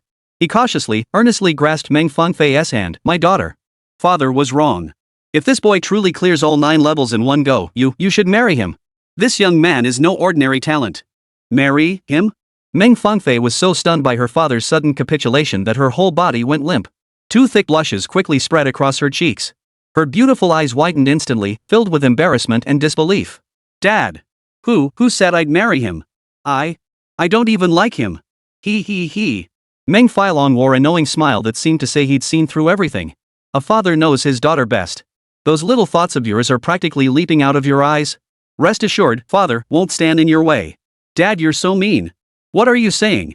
Meng Fangfei lowered her head, her pouty voice trailing off in a long, drawn-out note tinged with a sticky sweetness of embarrassment. But before her pouty tone could fully fade, the sound of clearing the 4th level arrived right on schedule, and the green light lit up without a doubt. Ding! Beastmaster 9-star tower, 4th floor, trial of the heart clear. Time, 25 seconds. Everyone present was once again stunned speechless by the blinding emerald glow. The illusionary realm of inner demons, 25 seconds? Meng Feilong's thermos clattered to the floor, spilling goji berries and tea everywhere. But he couldn't care less about the damage now. His lips trembled as ecstasy blazed in his eyes. This kid has no heart demons. None at all. He possesses a pure heart. Excellent. Absolutely brilliant. Heaven blesses the Meng family. My daughter, your discernment is truly sharp. Had Nie Yun heard this, he would surely have scratched his head in speechlessness, innocent heart? Uncle, have you misunderstood something? What if I develop a heart demon later? But some thoughts are best left unspoken lest they become self-fulfilling prophecies. Nie Yun's inner demons would soon arrive. Outside the tower and in the livestream chat, the expressions of the noble offspring had turned utterly numb. The relentless barrage of extreme thrills had pushed their sensory thresholds to unprecedented heights. Some even began letting out self-deprecating, resigned shrieks. Ah! Only 25 seconds. Nie God's clearly lost his edge. Dog head emoji for safety. Ha! The fourth layer has been smashed through with overwhelming force. Chu Kwanga's record has been crushed into dust. This isn't just breaking records. It's like throwing the record into a shredder and stomping on it twice. Wah? Fine. I'll stop chasing the dream goddess. Please, just leave Senior Chu with his underwear intact. However, the aristocratic youths soon snapped out of their shock. Nie Yun's godlike performance made them realize the gravity of the situation and the immense opportunity it presented. They sprang into action. Quick! Alert the clan leader. A catastrophe has struck. A prodigy has emerged from the Dream Clan's 9-star tower. Investigate every detail about Nie Yun immediately. Befriend him at any cost. Now. The video feed suddenly filled with the figures of numerous elders. The background of the livestream instantly grew chaotic, every noble scion's nerves stretched taut. Many elders with steady, naturally imposing auras hurriedly appeared behind their respective heirs. Their eyes burned as they stared at the 9-star tower on the screen, their voices trembling with disbelief. Are you certain he broke through 4 layers in under 2 minutes? Just then, the 9-star tower's alert sound once again captured everyone's attention. Ding! 5th layer, the trial of command multi-line operation, directing unfamiliar contract beasts to fight in coordination. This was universally acknowledged by the examinees as the stage that most rigorously tested their foundational comprehensive abilities. The yellow light illuminated. This time seemed to freeze, lasting a full 40 seconds. Just as some gloomily thought finally got him stuck, their joy turning to tears. The green light arrived as promised, its radiance even more dazzling than before. Passed. 5, all 5 levels, cleared. Meng Filong murmured, his body swaying slightly as he leaned on the stone railing beside him to steady himself. The expression on his face was no longer shock, but a numb, blank stare reserved for encountering something inhuman. How long did it take? He asked instinctively, mechanically. The butler beside him, who had been holding a stopwatch, reported with a trembling voice, Master. From entering the 1st level to clearing the 5th level. The total time taken was 2 minutes and 40 seconds. Dead silence. A silence deeper and more terrifying than any before engulfed the entire courtyard and everyone watching the livestream in Li Cheng's hands. Chapter 75, The Ultimate Vern. Expectations skyrocketed, then crashed. This time seemed to freeze. Everyone present couldn't help but gasp in disbelief. 2 minutes and 40 seconds to clear the first 5 floors of the 9-star beast taming tower? Such earth-shattering, soul-stirring feats transcended the realm of mere genius. It was mythical. Legendary. A feat worthy of being etched into the annals of the Empire. Whoa! Ha! The venue was filled only with waves of gasps. Every mouth hung open, faces frozen in expressions of utter disbelief. In that short span, anyone else would barely have finished warming up. Beep beep beep. Buzz buzz buzz. Suddenly, Li Cheng and Wang Kai's phones began to vibrate and shriek like kettles boiling over. Holy crap! Clan Chief Elder. Li Cheng and Wang Kai's phones began vibrating frantically almost simultaneously. Stunned, they hesitated not a moment before answering. Jolted awake, they fumbled to answer before even raising the phones to their ears. A roar erupted from the devices, a mix of urgency, excitement, and a hint of disbelief. Li Cheng! Who is that youth who breached the tower? Immediately. Right now. I want every detail about him. The clan chief's voice, nearly a shrieking scream, boomed first, brimming with undeniable urgency and unwavering determination. Boom! Almost simultaneously, the Wang family elder's voice, trembling with excitement, thundered like a clap of lightning. Wang Kai, listen. Immediately befriend this person at any cost. Grant him full access to your authority and mobilize all family resources at your disposal. You must win him over. This boy possesses extraordinary talent. The 9-star tower. The 9-star tower will likely be shattered completely by him today. Even through the screen, the tremors in the 2 elders' voices were palpable. Their excitement was palpable, their eyes blazing with a wild, star-like light. Almost in unison, they roared, do whatever it takes. Get Nie Yun for me. Holy! Wang Kai and Li Cheng were utterly terrified by this unprecedented frenzy from their clan's high command.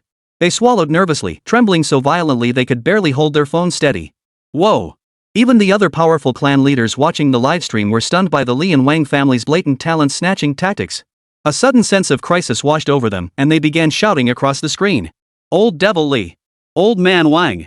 Don't even think about hogging the spotlight. This genius is reserved for my Gu family. Bull. Nie Yun belongs as an honored guest of the Xie family.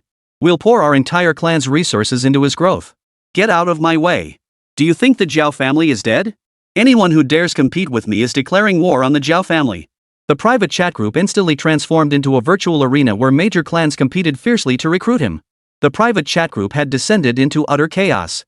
Every online scion of a powerful clan was frantically tagging their elders, messages flooding the screen like a waterfall. Grandfather. Ancestor. Watch the livestream.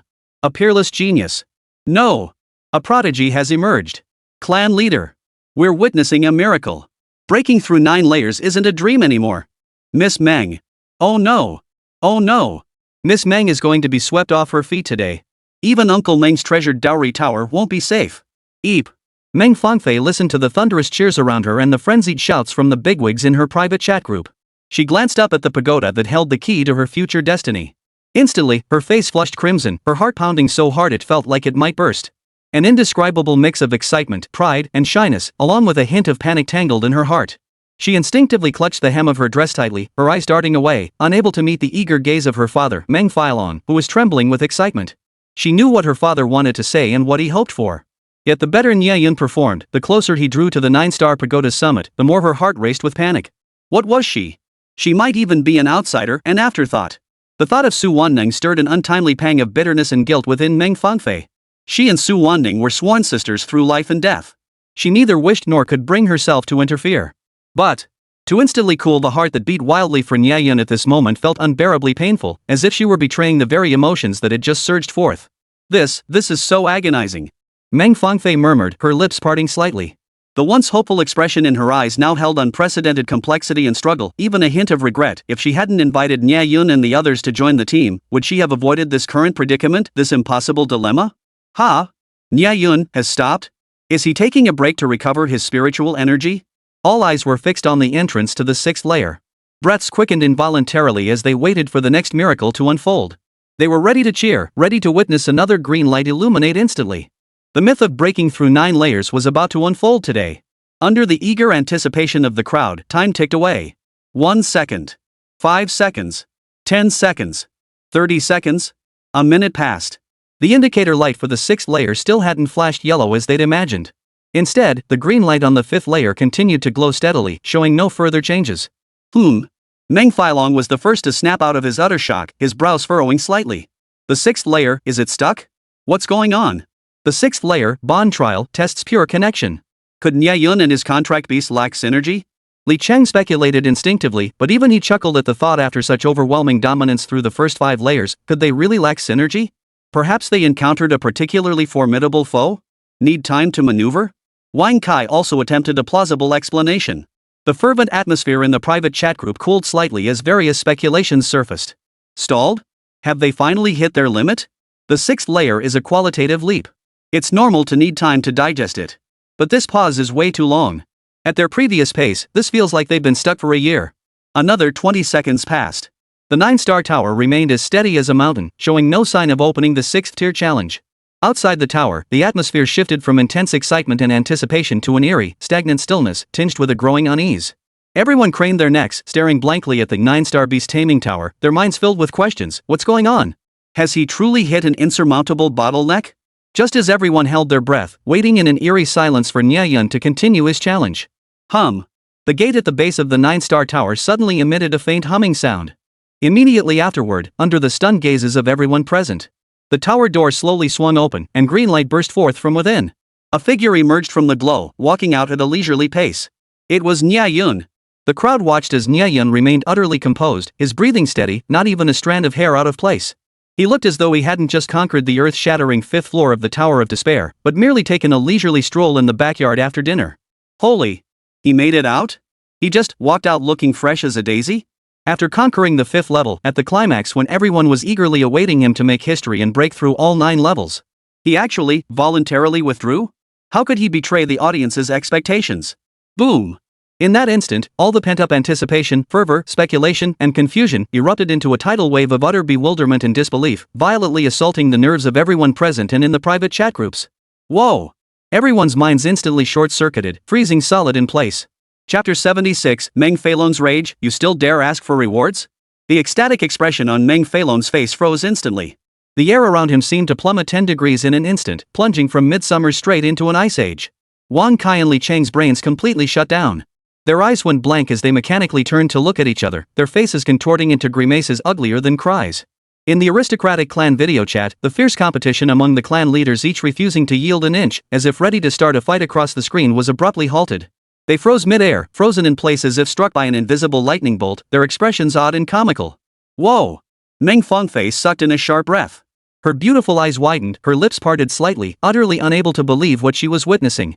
But then, her tightly clenched fists slowly relaxed. A faint, complex yet deeply relieved bitter smile slipped onto her lips. What the hell is he doing? The 6th level challenge hadn't even begun yet. Why on earth did he come out? Amidst the frozen silence that gripped the entire arena, Nie Yun strolled toward them from the direction of the beast-taming 9-star tower, his stride light and carefree. The crowd stared at his expression, gasps rising from the crowd. Not only was his complexion rosy, but his face even bore a hint of lingering satisfaction. Everyone's minds raced, filling with wild speculation and internal monologues. Did he just get bored? Will he come back next time? Wang Kai scratched his head, utterly perplexed. Nie Yun's direct ascent to the 5th floor, only to retreat like a warrior pulling back from the brink, made Wang Kai feel his intelligence had suffered an unprecedented insult, because for a split second, Nie Yun's terrifying display had nearly knocked him to his knees in shock. Li Cheng was equally bewildered, stroking his chin and muttering, the world of the elite truly isn't something us common folk can fathom. That level of showboating? I'd give it full marks. On the phone screen, the expressions of the powerful figures from various noble families froze. Each face twisted like they'd swallowed a sour jujube, their expressions a veritable gallery of the bizarre. Some desperately tried to save face, forcing awkward smiles as they attempted to smooth things over. Ahem, I see. This young man possesses remarkable composure, neither arrogant nor impatient. He likely feels his youth is best preserved, unwilling to be prematurely shackled by marriage. Such awareness in a youth is rare, truly rare. After smoothing things over, the Gu family patriarch turned to Gu Yuchen with a sharp glint in his eyes. He whispered urgently, go to the Meng family immediately. Right now. With the tower so accessible these days, you must try it. You might just make a breakthrough. Instantly, someone with a fiery temper erupted, passionately rebutting the Gu family head's words. Bull. I bet he just doesn't have the guts to go up. He's run out of ideas. Afraid of losing face on the 6th floor, so he deliberately quit midway. A massive explosion reverberated, making everyone's ears ring. What genius! He's nothing but a pretty face. Meng Feilong. Did you give him the strategy guide all along? Making him put on this show with us? Boom! The live chat exploded with accusations and ridicule. The miracle Nie Yun had just created was instantly branded with labels like cheating, guilty conscience, and hypocrisy. Swish! These raucous taunts felt like ice-hardened blades stabbing Meng Feilong in the face. The smug satisfaction and wild elation that had filled him moments ago were instantly replaced by seething fury and utter embarrassment. His face turned ashen as he glared at Nie Yun, who was about to step before him, his eyes practically shooting flames. You insolent brat! Do you think the Meng clan's 9-star tower is some vegetable patch? That you can come and go as you please? How dare you treat my daughter Meng Fangfei this way? Where does that leave her dignity? Where does that leave the prestige of the Meng family? Meng Feilong's eyes widened, his fists clenching so tightly his knuckles dug into his flesh. Only the searing pain managed to suppress his rage, preventing him from exploding on the spot. Nie Yun merely noticed Meng Feilong's expression darken further, though it had never been pleasant to begin with, so he remained oblivious or perhaps simply indifferent.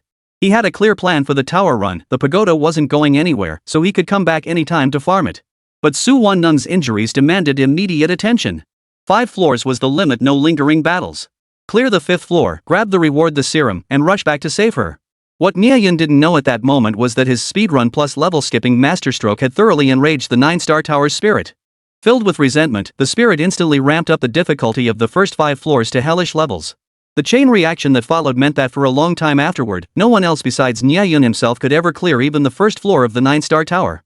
Completely ignoring the horrified, puzzled, and even angry stares filling the room, Nie Yun stood grinning before Meng Feilong and extended his hand with perfect ease. Uncle, I kept my word, I made it to the 5th floor. As promised. Can I collect my reward now? Boom! Nie Yun's words ignited the powder keg, sending the entire crowd into an uproar. Reward? What reward? Where did this reward come from? Damn it! Clearing the 5th floor gets a reward? When did this rule get made? Holy! Nie Yun totally pulled some strings. What a bold god-tier player, just a connected bastard. Asshole! Wang Kai and Li Cheng exploded instantly. Frustration and jealousy made them want to explode on the spot. They whipped their heads around, glaring at Nie Yun with pure hostility, their teeth grinding in rage. The barrage of insults in the livestream exploded exponentially. Nie Yun. You're a total piece of. You're a ing disgrace to martial ethics. What kind of hero are you? Damn it. You caused this mess and still dare ask for a reward? I'll beat you senseless first. Meng Feilong's old face was utterly flushed with rage, veins bulging as he was on the verge of exploding. This is my father's decision, made today. At that moment, Meng Fangfei stepped forward abruptly. Her voice was clear yet carried an undeniable authority, instantly drowning out all the clamor. My father said that to encourage more young people to dare to challenge themselves. From now on, anyone who clears the 5th level will receive a special reward provided by the Meng family. As she spoke, Meng Fangfei raised her slender arm, pointing confidently at Nie Yun. Nie Yun, you are the very first to benefit from this policy. When did I? Meng Feilong whipped his head around, his face frozen in a stunned expression that screamed, when did I ever say that? Just as he opened his mouth to protest, Meng Fangfei shot him a lightning-fast glare that screamed, dare to contradict me, and he was instantly silenced. Ahem. The word stuck in Meng Feilong's throat, forced back down his throat. The facial muscles of the Imperial Secretary-General twitched violently several times before finally squeezing out a forced smile uglier than crying. He hurriedly nodded to the crowd. Right. That's correct. I said it. Since my daughter says it exists, then it exists. Ha. Inside, he was bleeding profusely. This girl, not even supporting her old father. I see. Secretary Meng is truly magnanimous and righteous. To inspire future generations, he spares no expense. We are deeply impressed. The tide in the livestream instantly turned back, with flattery praising Meng Feilong's foresight flying thick and fast. Nie Yun frowned. He felt this new policy had come too suddenly and conveniently, but he didn't dwell on it. Instead, he immediately seized the opportunity, reaching out again with urgency. Then uncle, please give me my reward, a vial of anti-anomaly serum. Serum? Meng Feilong's fake smile froze instantly. His eyes sharpened to a piercing glare, and a sharp, explosive snarl erupted from his throat. Almost instinctively, he yanked Meng Fangfei behind him for protection, fixing Nie Yun with an intensely wary and scrutinizing stare. His voice shot up an octave, dripping with caution. What do you want the serum for? Have you been infected by the anomaly? Stay away from my daughter. Chapter 77, Raging Fury. You redeemed rewards to save another woman? Whoosh. Nie Yun and Meng Feilong's exchange felt like pouring a bucket of ice water into boiling oil, instantly igniting the entire room. What? Infected by the anomaly? Holy. Nie Yun, you're ing playing with fire, messing with the weirdness? Wan Kai and Li Chang looked as if they'd heard the most terrifying news imaginable. Their faces drained of color in an instant, turning deathly pale. They leaped backward several meters, as if fleeing a plague. Their lips turned purple, fingers trembling violently as they pointed at Nie Yun. You bastard. Stay away from us. Nie Yun's face darkened, utterly speechless. I was so far away from you too, I didn't even notice you. You guys are such drama queens. Boom. The Hao Plan group instantly erupted into chaos. Panic and accusations swept through everyone like a tsunami. Weird infection? Holy crap. He's demanding the serum right off the bat, could it be? Nie Yun. He was so aggressive in the tower. Could it be? Could he already be possessed by the anomaly? Whoa. No wonder he's so strong. He's not some genius at all. He's a monster possessed by the anomaly. Still reeling from the shock, panic spread rapidly among the group. Trembling hands fumbled for phones as they immediately began alerting authorities to eliminate the anomaly. Call the police. Notify the Imperial Quarantine Unit immediately. Arrest him and quarantine him. Is Meng Fangfei in danger too? She was right next to him the whole time. Disaster. Absolute disaster. Infected and still won't stay put, running around like this, trying to drag everyone down with him? At Imperial Beast Control Security Department. Send reinforcements. Highly suspected infected individual detected here. No.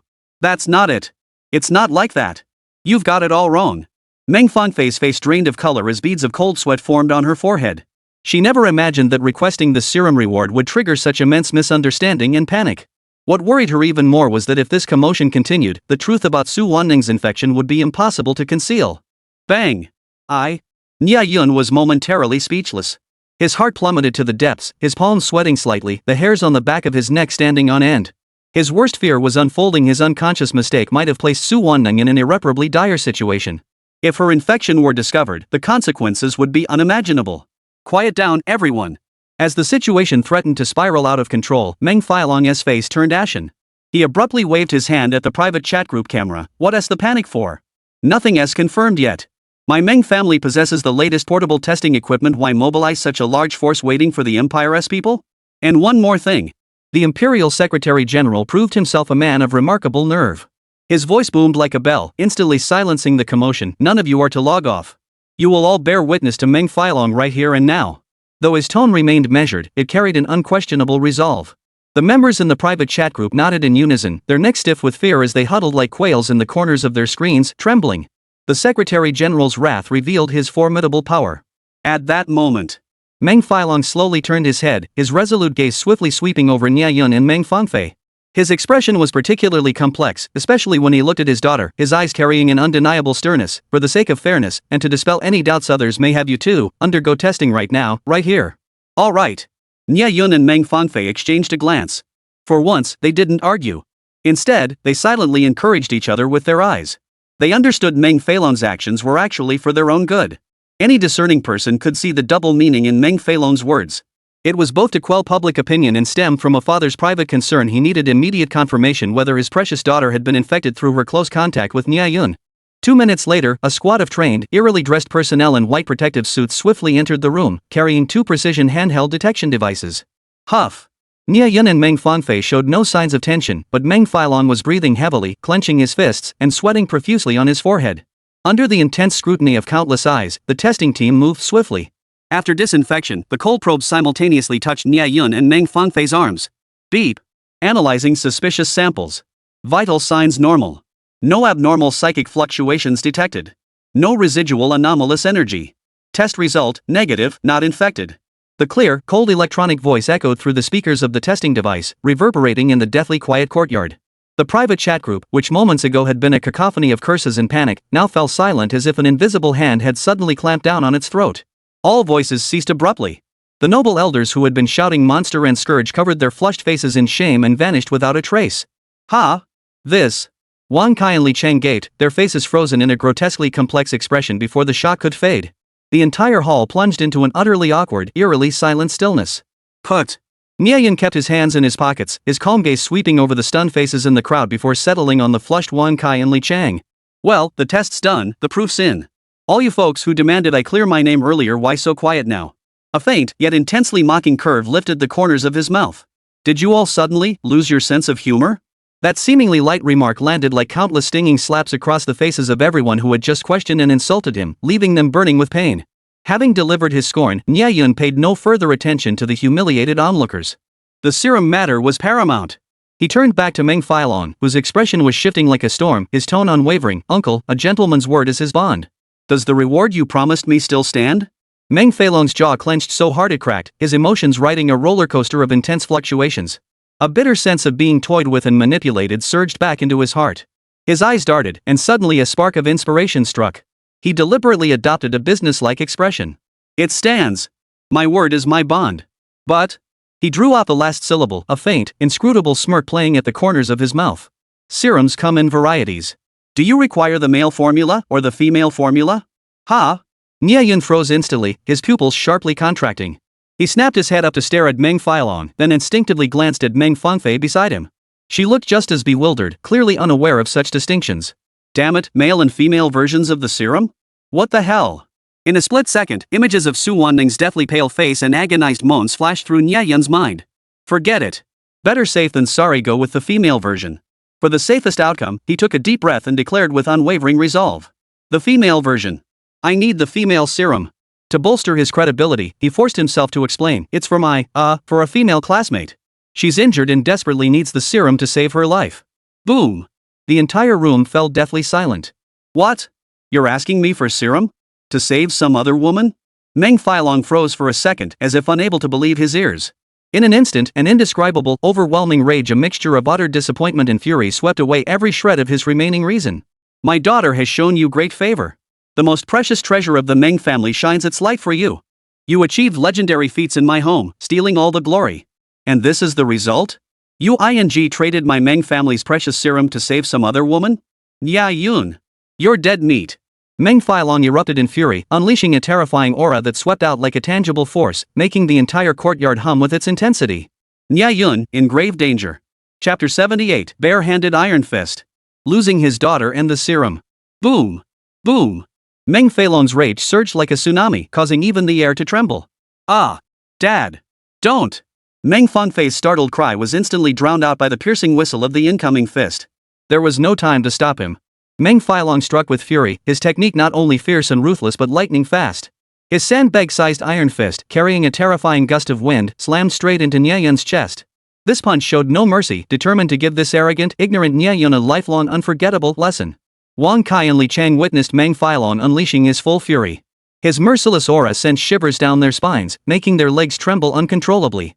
Meng Feilong's reputation preceded him. They had been repeatedly warned, never provoke this master of both martial and literary arts among the Empire's elite. At this moment, Meng Feilong was nothing less than a furious dragon, utterly enraged. Kid, pray for your own salvation. You've gotten yourself into serious trouble. When Uncle Meng gets physical, it's no joke. He's the Empire's most formidable scholar official. TSK, just wait to get beaten flat. Don't cry when you get beaten to a pulp. The mobile chat group was instantly flooded with terror. Everyone gasped in shock, covering their mouths with wide eyes, their faces frozen in horror and disbelief. All of them were utterly cowed by Meng Feilong's frenzied aura, cowering like frightened quails, not daring to breathe a word. Boom! In the blink of an eye. Just as that powerful fist was about to connect, Nie Yun reacted with lightning speed, instinctively snapping his arm up to seize Meng Feilong's iron fist with pinpoint precision. His massive palm wrapped around it like an octopus's tentacles, his fingers tightening like iron clamps. Uncle Meng, can't we talk this out calmly? Nie Yun abruptly pulled his arm back, skillfully deflecting 90% of the force. His massive hand clamped down on the charging fist, pinning it in place. Unbelievable. What immense strength. Meng Feilong's heart lurched with shock, yet his expression remained stubbornly defiant. What could I possibly discuss with a brat like you? Let go of me.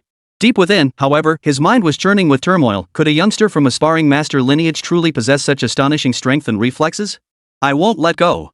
Unless you tell me why you attack me. Nie Yun spoke slowly, his tone unwavering as he demanded loudly.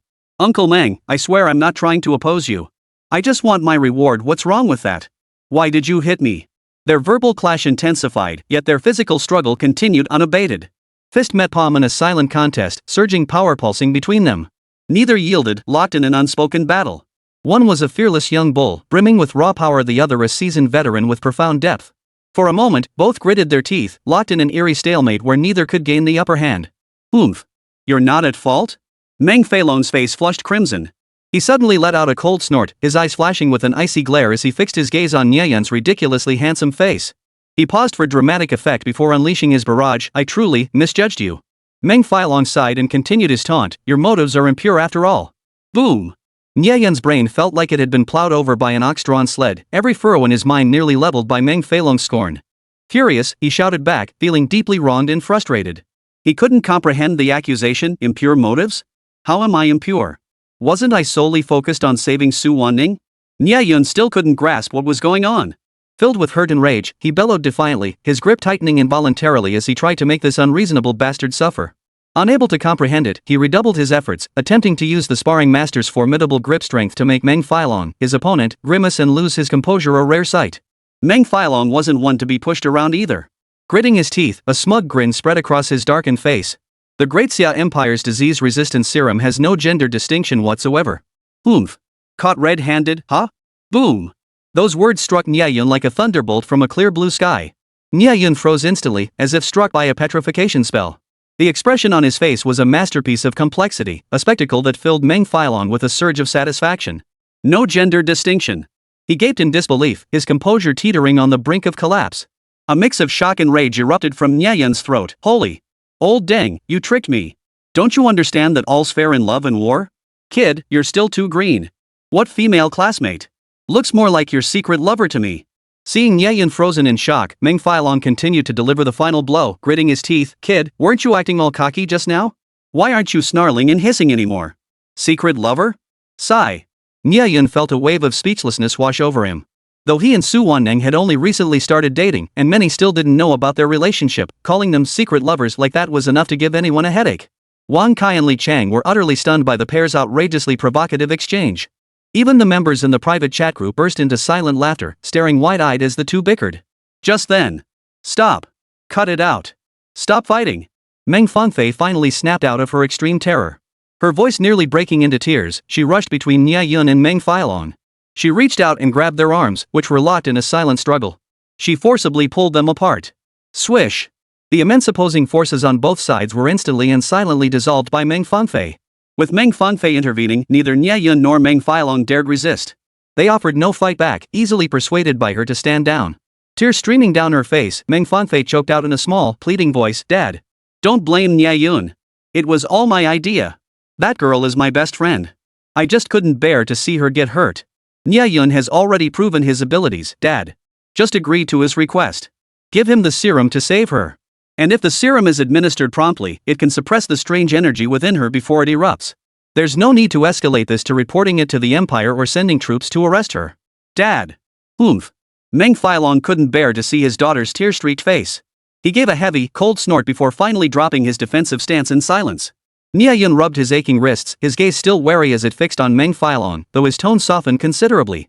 "Uncle Meng, whatever happens, please honor your promise and give me the reward." "Fine. Fine.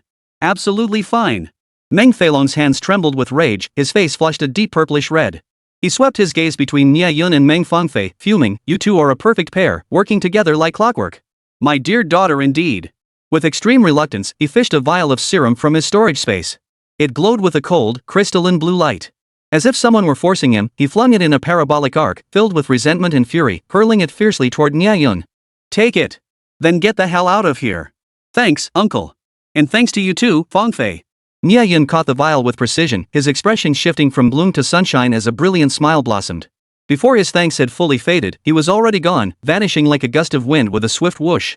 His speed was so swift, it seemed he feared Meng Failong might change his mind. Watching Nie Yun's hastily disappearing figure, devoid of any lingering sentiment, Meng Failong trembled with rage. He slowly turned his head, his gaze complex as he looked at his daughter, whose eyes still held tears. It was as if he suddenly understood all the causes and consequences. He sighed softly, his voice brimming with indescribable heartache and resignation. He wrapped his arm around Meng Fangfei's shoulder and asked gently, "My daughter, you've gone this far for him, even helping him save another girl. Is it really worth it?" Chapter 79, Nie Yun's Rage. What was she doing in the Lover's Grove? When Nie Yun rushed back to the Super God Battle Academy, the dazzling sunset had already painted the sky a magnificent crimson. Yet he had no heart to admire it, his mind consumed solely by the urgent need to find Su Wanning.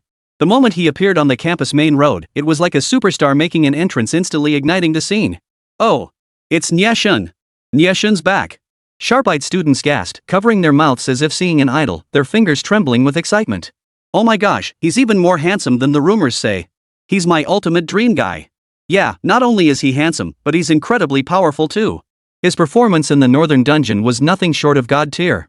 Clearly, Nie Yun's battle record had already reached the Super God Combat Academy.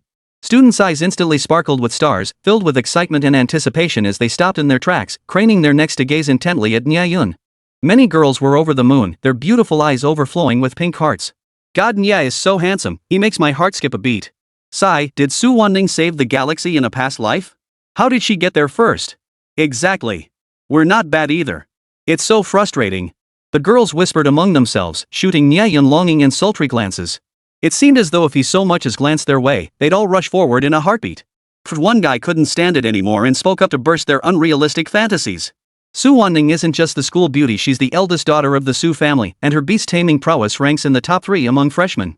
She crushes us in talent, background, and looks. You guys, TSK, get real."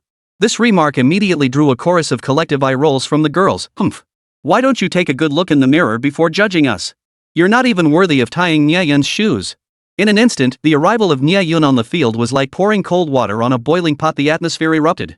By now, Nie Yun had become a household name throughout the academy, a figure everyone knew and sought out, showering him with admiration and favor. "This is so boring." Nie Yun paid no heed to the surrounding flattery and whispers. All he wanted now was to see Su Wanning immediately and treat her with the serum. He quickened his pace, heading toward the girls' dormitory. Beep beep beep. He dialed Su Wanning's number again, but the cold, persistent busy tone answered him once more. This unusual situation sent a chill through Nie Yun's heart, his brows furrowing deeply. Could it be, because I abruptly left with Meng Fangfei, Su Wanning, is she really angry? No, I must find her immediately and explain everything in person. She should understand. After a moment's thought, Nie Yun quickened his pace toward the girls' dormitory once more. However, the closer he got to the girls' dormitory area considered a no-go zone for boys, the greater the resistance and attention he faced. The moment he appeared beneath the girls' dormitory building, it was like dropping a depth charge into a tranquil lake, instantly causing a massive stir. The girls spotted Nie Yun like hunters encountering rare prey. Their eyes flashed with excitement as they simultaneously covered their mouths to stifle giggles, not only nudging each other playfully but also boldly scanning Nie Yun from head to toe. Oh my! It's Nie Yun! It really is him! He actually came to the girls' dorm. Is he here to see Su Wanning? Wow!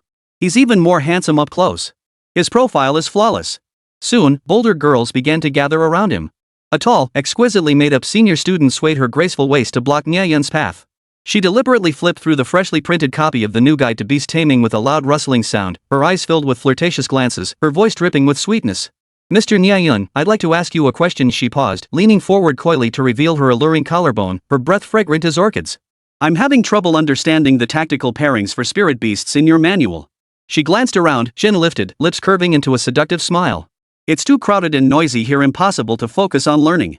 Why don't we go to my dorm room? You could teach me personally, slowly, step by step?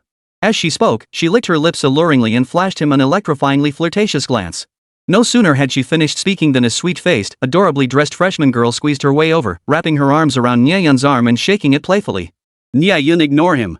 Come help me first. I just can't seem to master controlling my spirit beast's energy. I feel like I need your special hands-on guidance. Her big, watery eyes fluttered innocently yet expectantly, while her body pressed closer. Yeah, God. Look at me. I have a problem too. How can I make the contract rules last longer? Nie Yun, about the specifics of multiple contract spirits fighting together. In an instant, Nie Yun found himself surrounded by a sea of soft, fragrant beauty. Under the guise of seeking guidance on the new guide to beast taming, the girl sought nothing more than close proximity to the Academy's newly crowned genius heartthrob. Bold yet subtle teasing and suggestive physical contact abounded, the air thick with a potent, dangerous hormonal charge. This stunningly sensual spectacle left the earnest young men nearby, who were escorting their girlfriends back to the dorms, utterly dumbfounded and green with envy. Wasn't this the very scene they'd laughed themselves awake from in their dreams? But the protagonist wasn't them. Ugh. Some guys watched helplessly as their goddesses, or the girls they'd been hopelessly chasing, now showered another man with affection and threw themselves into his arms. They dared not breathe a word. Any hint of complaint would surely provoke a collective attack from the girls. Ah, forget it. All they can do is stand by, eyes red with envy, their hearts drowning in bitter lemon juice. Holy, what kind of hell is this? I've been bringing her breakfast and bubble tea every single day, chasing her for a year, and I haven't even held her hand. Then Nie Yun shows up and she's already holding his hand, begging for personal instruction? Damn it, does being handsome and powerful really let you do whatever you want? Bro, stop talking, I'm about to cry. Nie Yun was flustered by this sudden outpouring of enthusiasm. He forced a polite smile and awkwardly explained, sorry, everyone, I really have urgent business. We can discuss academic questions in class later. It took him a long while to finally extricate himself from the sea of admirers, his forehead drenched in sweat from the ordeal. His aloof demeanor, simultaneously triumphant yet overwhelmed, only amplified his soaring popularity and prestige to the extreme, drawing even more shrieks from the girls. Knock, knock, knock. Following his memory, Nie Yun found the door to Su Wanning's dorm room and knocked a few times, but there was no response. Just then, the girl next door emerged after washing her hair. Nie Yun saw Hopame was famously innocent among the freshmen. He immediately stopped her and leaned in urgently. Ah, Mei. Have you seen Su Wanning? Su Wanning? No idea. The innocent Ame shook her head, her large eyes filled with a foolish clarity. She pointed eastward, tilting her head as if recalling something. About 10 minutes ago, she seemed to get a phone call and ran out like crazy. Probably headed to the little grove over east. Boom. That direction. Nie Yun instinctively looked eastward. Suddenly, his pupils twitched violently, his mind freezing in an instant. He clenched his fists so tightly his knuckles dug into his flesh. His heart leapt into his throat, and his breathing instantly became ragged. A wave of dread washed over him, turning his previously calm heart into a raging storm. The small grove to the east. Wasn't that the legendary Lover's Grove? What the hell was Su Wanning doing there? Chapter 80, Cutting Ties with Ruthless Resolve.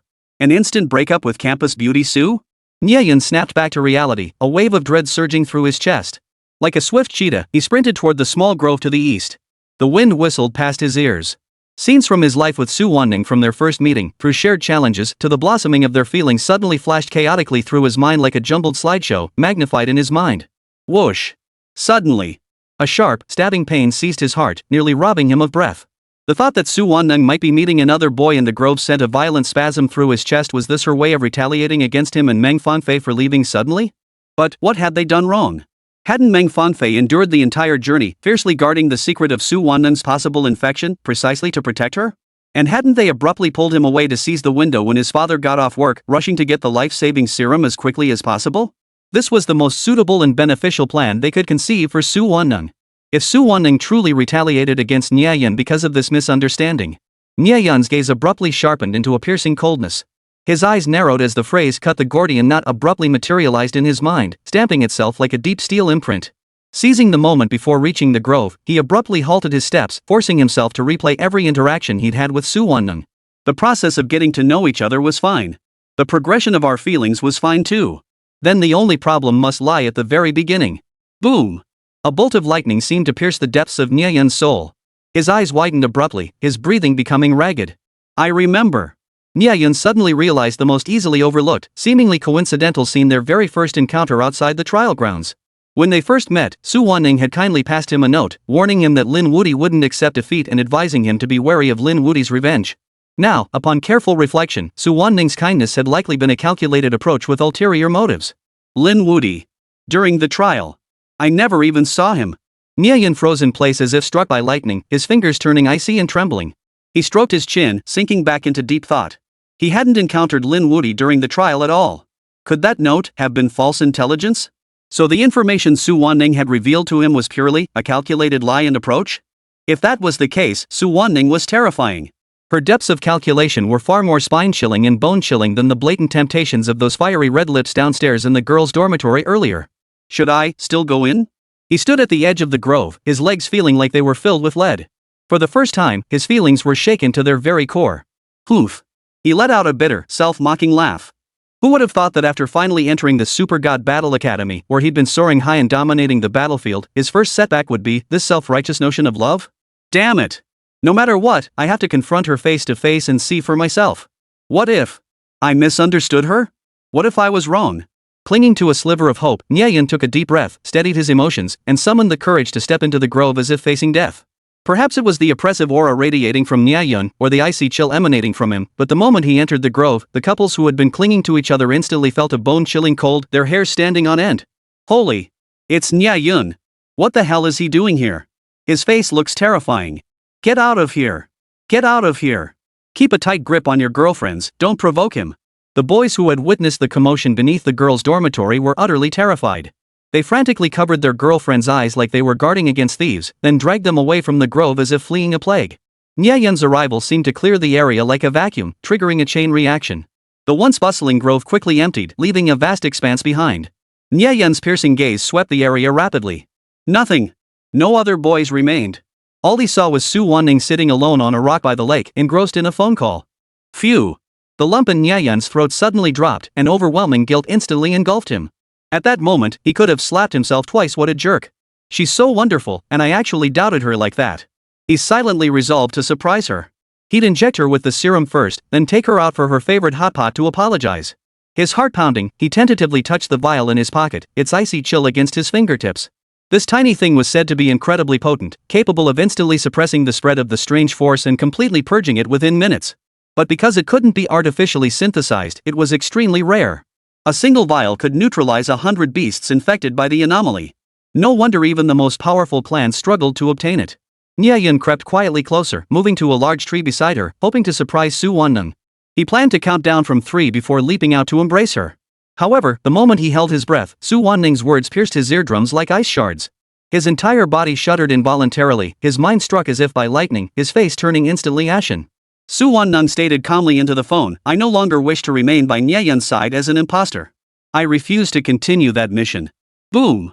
Those words struck like a thunderbolt from the heavens, devastatingly destructive. The color drained completely from his face. Nie Yun's hard-won confidence in this relationship was shattered into pieces in an instant. Pretender, mission. So, all his suspicions were true. Worse still, the truth was far more unbearable than he could have imagined. A tidal wave of agony and despair crashed over his mind. Fighting back the stinging tears welling in his nose, he spun on his heel and fled. His steps were almost stumbling as he fled the place at top speed. His steps were unsteady as he walked, his trembling fingers rapidly typing a line on his phone, as if channeling all of Yanzhang's fury and despair into it. Seconds later, a resolute text message was sent with a firm press of the button. I don't love you anymore. Let's break up. Clean and decisive, leaving no room for compromise. Just as Nie Yun's figure vanished beyond the trees, Su Wanning finished her call with her father. A sweet smile of relief and hope lifted the corners of her mouth as she whispered softly into the phone. Dad, I think I've truly fallen for him. I want to be with Nie Yun as his girlfriend. You'll support me, right? The weather was unpredictable. Just moments ago, the sky had been ablaze with sunset hues, yet now it was overcast with dark clouds. A sudden, drizzling rain fell without warning, soaking the ground and the newly lit screen of her phone.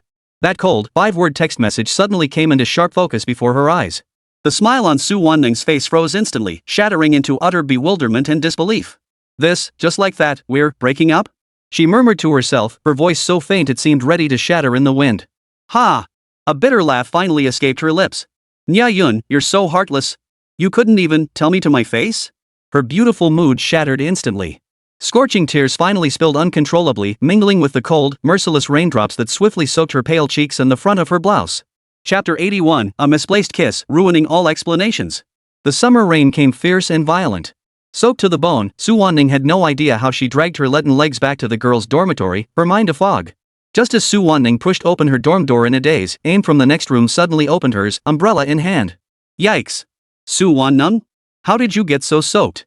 A flash of concern crossed Ame's eyes as she hurriedly pulled Su Wanning into her room. Fumbling frantically, she found a clean towel and tenderly wiped away the tears mingled with rainwater from Su Wanning's face and hair. Goodness, why didn't you bring an umbrella? Where's Nie Yun? Why didn't he bring one for you? Or didn't run into you? Ame was utterly puzzled, yet her hands never stopped moving. She swiftly grabbed a hairdryer to blow dry Su Wanning's hair. That's strange. He was rushing around looking for you earlier, like it was the most urgent matter in the world. How could he not have run into you? Nie Yun, he came looking for me? A faint glimmer of light seemed to suddenly pierce Su Wanning's vacant, dazed eyes. A sudden warmth surged in her heart, as if cradled by a pair of warm hands. But then, the cold, decisive words from the text message "I don't love you anymore. Let us break up" flashed through her mind. The faint warmth that had just begun to stir in her heart was instantly doused, as if by a bucket of ice water. She felt a chill run through her body, her hair standing on end. Su Wanning's eyes dimmed once more, her voice trembling with a faint hoarseness. I didn't see him. Oh, that's too bad. I guess since he couldn't find you, he must have gone back to the dorm. I was so worried. Thought you two were having a falling out. Innocent Ame didn't read too much into it. Straightforward and outspoken, she chatted with Su Wanning as if sharing everyday gossip. Today, Dean Lu Wenxian had led the group back with so much good news. What excited Aim most was the romance between Su Wanning and Nie Yun. Well, of course not. Su Wanning's face flushed, her voice thin as a mosquito's buzz. She instinctively avoided mentioning the breakup, lowering her head in silent shame. As the school's new queen bee, she certainly didn't want this to become a scandal. Besides, what if that text was just someone else's prank? Thanks, Aim. Under Aim's counseling, Su Wanning suddenly brightened. Her voice shot up. I'm going to find him right now. Hey! Your hair isn't dry yet. Ignoring Ame's calls, Su Wanning rose with unwavering resolve. Her long hair, half dry and disheveled, clung to her head like a tragic, messy crown as she sprinted back to her dorm. After swiftly changing out of her soaked clothes, Su Wanning grabbed an umbrella and dashed out of the dorm building. The umbrella snapped open with a swish as she resolutely stepped back into the torrential downpour. Her heart raced wildly, yet her resolve was ironclad. Even if we break up, I'll demand a clear explanation face to face. I refuse to accept this kind of breakup without reason or clarity. At the window, Ame stared blankly as Su Wanning's figure vanished into the rain. She opened her mouth, but in the end, only a worried sigh escaped her lips. Umbrella in hand, Su Wanning walked step by step toward the boys' dormitory building. The closer she got, the more uneasy she felt. Her heart pounded violently, as if gripped by a giant hand, making her breath catch in her throat. She lowered her gaze, trying to calm her mounting unease. Just as she neared the dormitory, a fierce gust of wind suddenly swept past.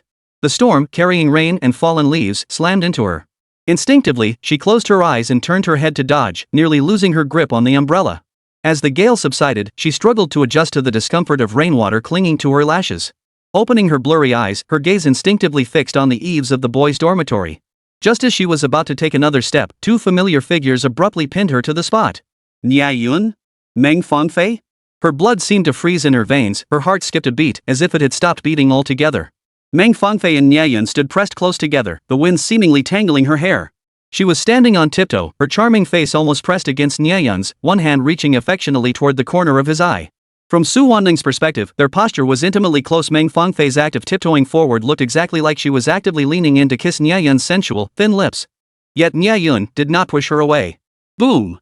The blood that had frozen moments ago surged back into her brain, blurring her vision and causing her to briefly lose consciousness. The faint glimmer of hope she clung to was shattered into pieces by this undeniable, irrefutable scene before her. So that's how it was. So that cold breakup text wasn't a misunderstanding, wasn't spoken in anger, it was because he truly fell for someone else. Just as I thought. Men. Not a single one of you is any good. I was too naive, too trusting of you all. Everything suddenly became crystal clear. If that's the case, then it's better to let go. Pursuing it further would only bring humiliation, making me look even more pitiful and pathetic. Su Wanning silently turned away. Scorching tears surged forth the moment she turned, mingling with the icy rain as they slid down her pale cheeks. The night, drenched in torrential rain and swept by fierce winds, seemed to echo the shattering sound of her burning heart. With heavy, numb steps, she silently left this place of sorrow. And just as Su Wanning turned to leave, under the eaves, Meng Fangfei gently used her fingertip to remove a tiny speck of sand that had flown into Nie Yun's eye. She took a half step back, nervously withdrawing her hand and pressing the back of it against her flushed cheek to cool it. Right. The serum, did you give it to Su Wanning? Meng Fangfei suddenly remembered the urgent matter at hand, her tone growing anxious. I emphasized this repeatedly to my father. He absolutely won't pursue or expose Su Wanning's suspected infection, but only on the condition that you must inject her with the serum immediately. Nie Yun's eyes darkened at the words. Not yet. He lowered his gaze slightly, a shadow of unexplainable emotion flickering in his eyes, his expression visibly darkening with sorrow. But he didn't reveal the breakup, he planned to let it simmer.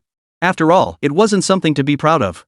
Given his and Su Wanning's prominence at the academy, making it public would stir up a storm, inevitably distracting him from his focus on beast taming.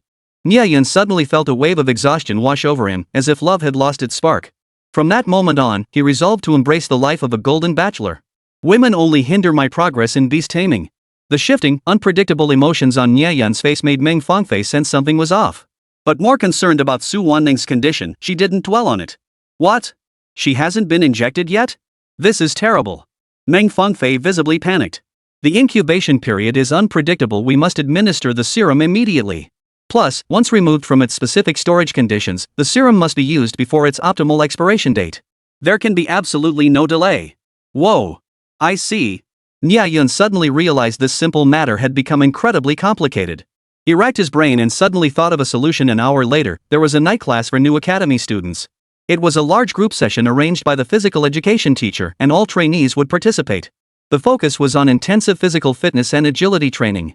Since they were now separated and their relationship had broken down, she would definitely refuse if he offered it to her directly. The only viable option left was to create an accident during training, knock her unconscious, and then secretly inject her with the serum. Alright, I understand. Meeting Meng Fangfei's anxious gaze, Nie Yun finally let out a relieved smile. That's good. Meng Fangfei gave a playful wink, then suddenly seemed to remember something, her cheeks flushing crimson. She lowered her head slightly, her voice tinged with barely perceptible nervousness as she absent-mindedly twirled the hem of her robe. In a soft, sweet voice, she said, "My dad said, the 9-star beast taming tower is always open for you to challenge again. He said, he has high hopes for you." Chapter 82, Busting the Flirtation? X's face social death on the spot. Nie Yun was utterly baffled. He almost thought he'd misheard, his brow furrowing deeply. Your dad holds high hopes for me? His tone dripped with disbelief. Then why would he beat me up and try to kill me? Put. Meng Fangfei couldn't hold back and burst out laughing, her cheeks flushing crimson like peach blossoms. You really are dense. Beating you up is how he protects you, okay? In that situation, if he hadn't beaten you, wouldn't my father, the esteemed Secretary General, have lost all face? Huh? Well. Nie Yun still looked utterly bewildered. Meng Fangfei playfully smacked him lightly, her tone unwavering. Don't worry. He's my dad, how could I not know? If he truly wanted to destroy you, he has countless ways to do it. Beating you with his fists is the mildest form of punishment. No wonder. Nie Yun froze, a flash of their fistfight with Meng Feilong crossing his mind.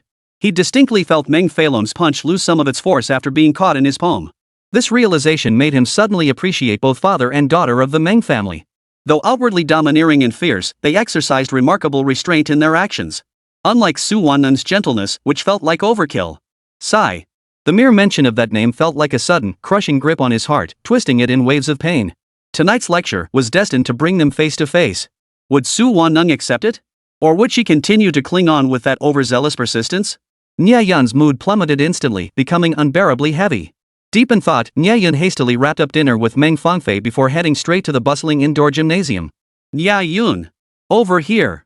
The moment he entered the gym, Lin Wudi's booming voice cut through the crowd. He and Song Yi, Qin Zhang, and a few others stared wide-eyed, waving frantically. With pointed sarcasm, they teased, "You're back! We thought Meng Fangfei had kidnapped you." Nie Yun's heart skipped a beat. Steeling himself, he walked over, forcing a wry smile as he tugged at the corners of his mouth. What nonsense! I just went to take care of some business. I'm almost an adult, not some kid like Song-yi. How could I possibly get kidnapped? But you went all the way to the 9-star tower.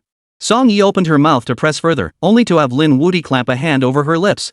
Lin Wudi signaled him to keep quiet with a look. News of Nie Yun's tower assault had already spread throughout the noble clans. Song-yi and Lin Wudi were naturally aware of Nie Yun's glorious achievements. But because of Nie Yun's relationship with Su Wanning, they couldn't say too much right now. Ha! Lin Wudi, more perceptive than Song-yi, casually glanced around in feigned surprise. Why didn't Su Wanning come with you? Boom! That name struck like a thunderbolt, freezing Nie Yun's movements.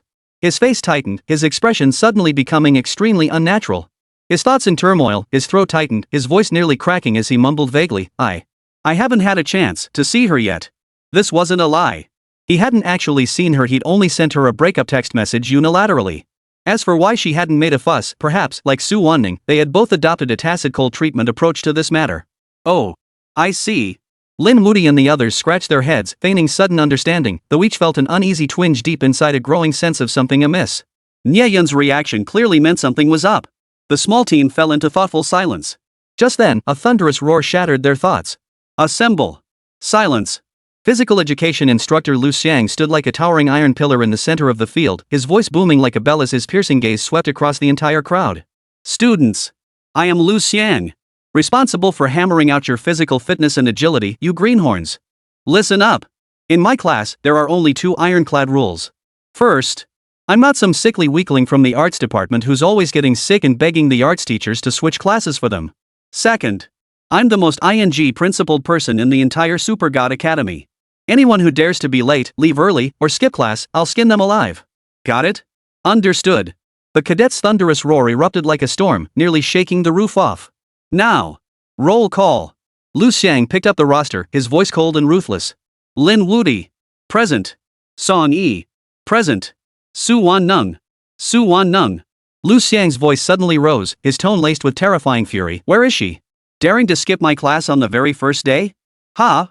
He crumpled the attendance sheet in his furious grip until it cracked, his gaze slicing through the room like a razor. I don't care if she's some genius or the school beauty. Or if she earned some merit in the north. None of that matters in my class. The room fell deathly silent. Swish. Swish. Swish. Every pair of eyes in the room turned to Nie Yun in unison. Nie Yun's expression was even more terrifying than Lu Xiang's rage, dark and brooding enough to drip with menace. Damn it, she's avoiding me. If I don't see her, what about the serum? Does that mean I have to go to her dorm and inject her myself? Boom! A grotesque image violently invaded his mind. In a dimly lit dorm room, Su Wanning, tears streaming down her face like pear blossoms, cowered in the corner, repeatedly screaming, "Don't come near me!" And he, syringe in hand, crept closer with a sinister chuckle. Su Wanning, you don't want everyone to find out about your infection, do you? Ha! Stop! Cut it out! Nie Yun broke out in a cold sweat at his own absurd imagination, shaking his head frantically to dispel the eerie vision. He had to find her. Everyone was in class now, and the dorm area was deserted. This was his chance. Right. That's it. Nie Yun's eyes sharpened. Just as the PE teacher was about to cross off Su Wanning's name as absent, he impulsively raised his hand. Teacher Lu Xiang. Hold on. I'll go find her. Oh. The classroom erupted in a chorus of gasps, turning Nie Yun's face as red as a rye crab in an instant. Phew. The anxious little group collectively exhaled in relief. They could finally relax. Nie Yun volunteering to find Su Wanning meant their relationship was probably fine. No way. The PE teacher roared angrily without even looking up. Who do you think you are? I can see right through you, you're just trying to skip class. But the moment he looked up and saw it was Nie Yun raising his hand, his expression changed completely. The stern look vanished instantly, replaced by a broad smile. Oh. It's Nie Yun. Why didn't you say so earlier? No problem. Absolutely no problem. Go and come back quickly. I trust you. This isn't skipping class at all. It's helping others. Go ahead. I won't count this as an absence. Everyone. Teacher, where are your principals? Did the dogs eat them?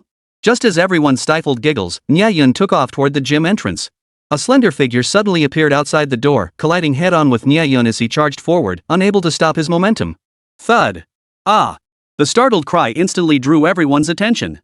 Nie Yun nearly knocked the person in front of him over. In his panic, he grabbed the person tightly, spun a few times to dissipate the force, and only then did they come to a halt. Holy crap! The entire gymnasium fell deathly silent. Nie Yun. and Su Wan-nung. They actually, in such a dramatic way, right before everyone's eyes. They're holding each other. Wow. So sweet. Let's ship this. Chapter 83, Settling Personal Scores? Team training turns into a battlefield. Su Wanning, who had been sprinting all the way due to being late, suddenly pushed open the gym doors. She never expected someone to burst out. Who grabbed her solidly and tightly into his arms. A strong, familiar masculine scent flooded her nostrils, making her heart skip a beat. Her first instinct after regaining her balance was to push him away. But when she looked up in panic and their eyes met, those familiar, deep eyes flashing before her, she felt as if struck by lightning. It was Nie Yun. The face she least wanted to see right now, yet couldn't stop thinking about, was mere inches away. The force of the collision pressed their bodies together closer than ever before. She could even feel the chaotic, frantic thudding of his heartbeat echoing from his chest. The instant she locked eyes with Nie Yun, Su Wanning felt her knees buckle. Her body, which had been struggling to resist, froze abruptly, suddenly drained of all strength as she sank downward involuntarily. What was even more terrifying was that she found herself strangely drawn to the warmth of his embrace, as if only this way could she deceive herself into pretending nothing had changed. She really has been crying, her eyes are terribly red. Nie Yun's heart felt as though it had been violently wrenched, as if countless needles had pierced his chest, sending waves of sharp, stabbing pain radiating outward. And as she teetered on the brink of falling, he instinctively tightened his arms, wrapping them around her slender waist and pulling her forcefully back into his embrace, shielding her with all his strength. Sigh. Holy. Did it have to be this intense? This melodramatic idol drama scene nearly blinded everyone. After a second of dead silence, the entire crowd gasped in stunned disbelief. Even Lin Woody and the others from the small team were so shaken their pupils dilated wildly, their eyes staring blankly. This lovey-dovey stuff is sickeningly sweet. Are they publicly executing us? Nie Yun and Su Wanning, such a perfect match, made for each other. Wow, Nie Yun is impressive, the cool exterior, warm heart type. So composed on the surface, yet so decisive. He protects Su Wanning so fiercely. PE teacher Lu Xiang felt like an arrow had pierced his knee. He'd been single for 30 years and had been pursuing the magic teacher for 2 years without even getting close enough to hold her hand. And now he had to witness his students flaunting their affection? Damn it! Is there no mercy for an older, single teacher? You okay?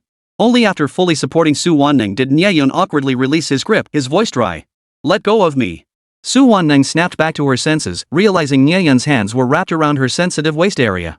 Or perhaps sensing the many admiring gazes, Su Wanning's face flushed crimson up to her neck. Like a startled rabbit, she frantically struggled free. Tap tap tap. Her heart pounding wildly, Su Wan's frantic gaze swept the room before locking onto Ame in the corner. She scurried over to her side. Whoosh! The crowd erupted in a collective gasp. They never imagined that Su, the campus beauty, wouldn't stand beside Nie Yun during the lecture. No doubt to avoid suspicion and keep things low-key. Alright, Nie Yun, you may return now. Physical education teacher Lu Xiang saw Nie Yun still standing there in a daze and couldn't help but shake his head. After beckoning Nie Yun back, he silently checked off Su Wanning's attendance on the roster and marked it with a bright red check. Ha! Why isn't Sister Su coming over to us? Song Yi muttered to herself, waving frantically at Su Wanning. To her surprise, Su Wanning acted as if she hadn't seen her, completely ignoring Song Yi's summons and running straight to a corner far away from them. You're so clueless. Doesn't Su Wanning care about her reputation? If she stood with us, wouldn't that be too conspicuous? How could she concentrate on class? Like she'd be the third wheel for the whole class? Thud. Lin Woody smacked Song Yi on the head, then quickly winked at Nie Yun as he rejoined their little group, giving him a thumbs up. Nie Yun, you rock. Teach me that spin and dodge move sometime. I'll try it on some gorgeous girl. MHM. Nie Yun gave a distracted nod, his gaze drifting involuntarily towards Su Wanning. SSSSH. Su Wanning caught the glint in Nie Yun's eyes out of the corner of her vision. Wanting nothing more to do with him, she turned away without hesitation, leaving him only her cold, upright silhouette. You! A surge of inexplicable anger flared within Nie Yun. Just then, teacher Lu Xiang blew her whistle. Attention, everyone! Today marks our first large-scale physical education class. We will divide into pairs. Moving forward, each session will involve group competitions, training, and overall scoring. You have 2 minutes to form your own groups. Those without a partner will be assigned teammates by me. Swish! The moment Lu Xiang finished speaking, everyone sprang into action. Lin Woody immediately grabbed Song Yi's arm. Let's be partners. As he spoke, he winked at Qin Zhang, who immediately sprinted faster than a cheetah and darted over to stand beside Ame. Ame, I want to team up with you. Don't worry, I'm very gentle. Chest puffed out as if summoning all his courage, Qin Zhang's face flushed as he reached out his hand. Aim's eyes lit up as she nodded vigorously. At the same time, she didn't forget to wave at Su Wanning, winking repeatedly at her to signal that she should go team up with Nie Yun. Whoosh! Which meant, Just as Nie Yun and Su Waneng were about to team up with those nearby, their teammates had already formed groups at lightning speed, perfectly coordinating to isolate the two of them. Damn it! Are you kidding me? Nie Yun and Su Waneng's gazes briefly locked mid-air, sparks flying. Instantly, they both crossed their arms and turned away in indignation. Neither made any effort to invite others, instead standing there stubbornly, as if sulking. 2 minutes passed in the blink of an eye. Alright. Time's up. Students who found teammates, please step back. Let me see who hasn't found a partner yet. Whoa! PE teacher Lu Xiang's gaze swept across the field, suddenly locking onto Nie Yun and Su Waneng, who still stood alone. Shock made every muscle in his body tremble. No way? He rubbed his eyes in disbelief, only to confirm he hadn't missed seen. In that instant, Lu Xiang felt his scalp tingle with shock. What the hell is going on? How could these two be single? It wasn't just him, every trainee in the field was stunned, their brains frozen in disbelief. That couple hadn't teamed up? They were both alone? However, there were others left alone as well, a thick-spectacled nerd and a fangirl with gleaming eyes. Nie Yun and Su Waneng simultaneously turned their heads toward the pair, as if they'd spotted saviors, their eyes flashing with hope. The gaze from these two big shots sent a chill down the otaku and fujoshi spines. They frantically pointed at each other, their voices nearly cracking with excitement. I pick him, her. The pair instantly formed a team, leaving Nie Yun and Su Waneng standing awkwardly, unable to tell whether to laugh or cry. How about, you two lovebirds, just make do with each other? Otherwise, our training session can't proceed. Lu Xiang was caught between a rock and a hard place. He couldn't make heads or tails of it. The couple who had been embracing at the door moments ago now acted as coldly as strangers. Swish! All eyes in the room refocused on Nie Yun and Su Waneng. Everyone craned their necks, watching like spectators at a show. Teacher Lu, I could actually. Nie Yun tried to protest, hoping to request solo training. Fine. It's settled. Su Waneng's icy voice cut him off abruptly. After speaking, Su Waneng abruptly turned her face toward Nie Yun. Her knuckles cracked audibly as she curled the corners of her lips into a cold, mocking smile. Nie Yun, you wouldn't happen to be scared, would you? Seeing Su Waneng's hostile, menacing expression, Nie Yun's heart skipped a beat. He thought to himself, oh no. This girl is definitely holding a grudge and out for revenge. Chapter 84, Death Stare. School beauty beats up scumbag live? Ha! Su Waneng's unmasked, near-explosive death stare at Nie Yun sent shockwaves through the crowd. The crowd's curiosity was instantly piqued. The students couldn't help but nod their heads and whisper to each other, their murmurs spreading like a tidal wave. Holy crap! That look could kill. What did Nie Yun do to her? Maybe Nie Yun got handsy earlier. Otherwise, why would campus beauty Su be so furious? Bull. Is Nie Yun that kind of guy? He's ignored countless beauties throwing themselves at him. Didn't you see how many girls just now were practically throwing themselves into his arms? Ahem. PE teacher Lu Xiang cleared his throat solemnly, his stern gaze sweeping across the entire field. All murmurs abruptly ceased. All teams assemble. Line up in pairs, stand at attention. Clatter. At Lu Xiang's sharp command, the scattered trainees snapped to attention as if drawn by a magnet. Like well-trained soldiers, they swiftly formed a long line before him. Swish, swish, swish. In the blink of an eye, everyone except Nie Yun and Su Waneng stood shoulder to shoulder. Physical education teacher Lu Xiang fixed her gaze on Nie Yun and Su Waneng, who stood worlds apart, their faces clearly saying, we don't know each other. Her back teeth ground together with a grinding sound. Oh no! These two are definitely in big trouble. Lin Wudi inwardly panicked, exchanging a glance with Son Yi and the others. Before Lu Xiang could erupt, he grabbed Nie Yun and dragged him to the front row. He frantically signaled to Su Waneng. Su Waneng finally snorted coldly, arms crossed haughtily, striding toward Nie Yun with a triumphant expression. Oomph. Good for you lot for having some sense. Nie Yun, you're finished. Sneaking off to the 9-star tower behind my back, then publicly kissing Meng Fanfei. You two-timing scumbag, why should I be the one to back down first? Think a text message will let you break up painlessly? Ha! Dream on. I'll beat you until you're crawling on the floor begging. Then I'll announce to everyone that I dumped you. The little devil inside Su Waneng's heart was screaming wildly, gloating triumphantly. Little did she know, the man beside her, Nie Yun, was equally torn inside, raging silently. Oomph. Still putting on a show. The pretender, let's see how long you can keep up the act. You clearly have ulterior motives, yet you act like nothing's wrong. Su Waneng, your acting is absolutely top-notch. Damn it. I'm stuck with her. A whole semester of teamwork and rivalry. No way. After class, I'm going straight to Lu Xiang. This team needs to change. Their eyes occasionally met, and the air seemed to crackle with sparks, radiating an aura of keep out. They believed they concealed their emotions and expressions perfectly, unaware their little schemes were written all over their faces. Their stiff expressions and awkward body language played out like a live-action soap opera for the crowd of classmates craning their necks for a better view. Everyone was utterly baffled, completely clueless about what was happening. Many covered their mouths and began whispering among themselves. What's going on? Something's definitely off with those two. Did they just get into a fight? Or break up? No way. If they broke up, how could they have been acting like that at the door just now? They were practically about to kiss. As the buzz grew louder, the PE teacher stepped forward with hands behind his back, his expression stern as he announced the rules for the first training exercise. First exercise for evening training, sparring in pairs. Both sides will engage in physical confrontation and strength training. Attention! Stop at the first sign of injury. You're all classmates, future close comrades in arms. If anyone gets too heated, don't blame me. Yeah! Before Lu Xiang could finish speaking, Su Wanning impatiently let out a fierce cry and threw a punch. To the stunned expressions of everyone present, a straight jab slammed toward Nie Yun's chest. Whoosh! Nie Yun reacted swiftly, sidestepping the blow. Yeah! Su Wanning clenched her fist, gritted her teeth, and charged forward again. Stop! Stop! Su Wanning, let's try another approach. We can talk this out calmly. Nie Yun lowered his voice, unwilling to escalate the situation. After dodging several punches with swift movements, he suddenly grabbed Su Wanning's arm. Talk it out? Too late. Su Wanning gritted her teeth, swinging her arm to shake off Nie Yun's grip as her attacks grew fiercer. You think a measly text message can dismiss me? This is your payback. Thud. Su Wanning's clenched fist slammed into Nie Yun's chest. A complex wave of emotion surged through him as the impact reverberated in his ribcage. Su Wanning, you're serious about this? Of course. I'm hitting you, you scumbag. Su Wanning muttered angrily under her breath. Nie Yun scratched his head in confusion. Me? How did I become a scumbag? Just because I sent a breakup text? But Su Wanning couldn't care less. Under everyone's stunned stares, she swung her arms wide, unleashing a torrent of punches and kicks toward Nie Yun like a downpour. Thud. Thud. Thud.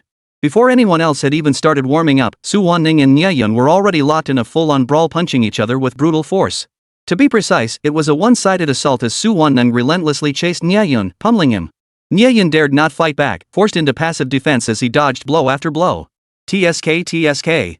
Nie Yun, who had achieved legendary feats and dominated opponents mere days after enrollment, was now being relentlessly beaten by his girlfriend Su Wanning. Spectators stared in stunned silence.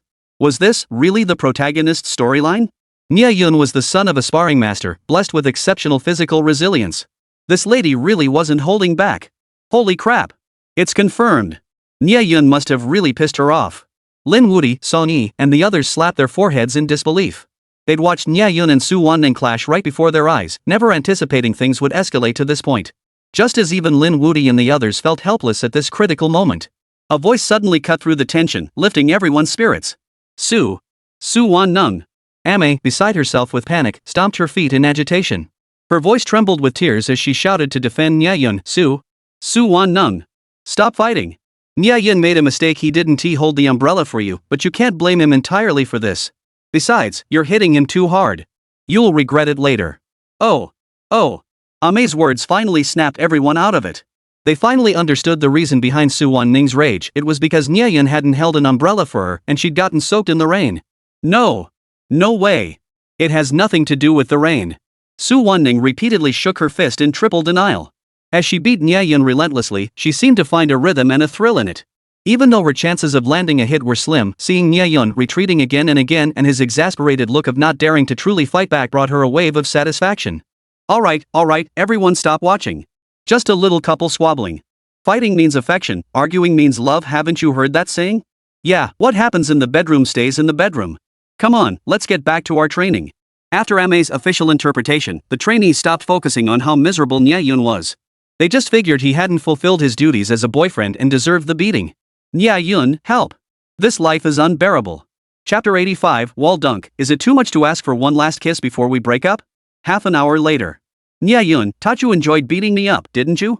Su Wanning, amazed face. That felt so satisfying. The entire class had grown accustomed to the explosive Chang Wei beats Lifu scene, best not to interfere with the young couple's little fun. Su Wanning. You win! Nie Yun was utterly speechless at Su Wanning's antics. He'd been planning to secretly knock her out during class and inject her with the serum. But who knew Su Wanning would suddenly go berserk and cause such a huge scene? How could he possibly sneakily knock her out and inject her now? Just as Nie Yun stood frozen in defiant resistance, PE teacher Lu Xiang finally called a halt to the physical combat and strength training. Everyone, rest in place for 5 minutes. After that, we'll move on to spirit beast offense and defense. As she spoke, Lu Xiang deliberately or inadvertently glanced at Nie Yun. Her eyes betrayed an expression of helplessness, as if saying, "Poor kid, I want to help you, but I just can't." Though Nie Yun hadn't suffered serious injuries, Su Wanning had left him thoroughly disheveled. Even his stylish haircut now resembled a bird's nest.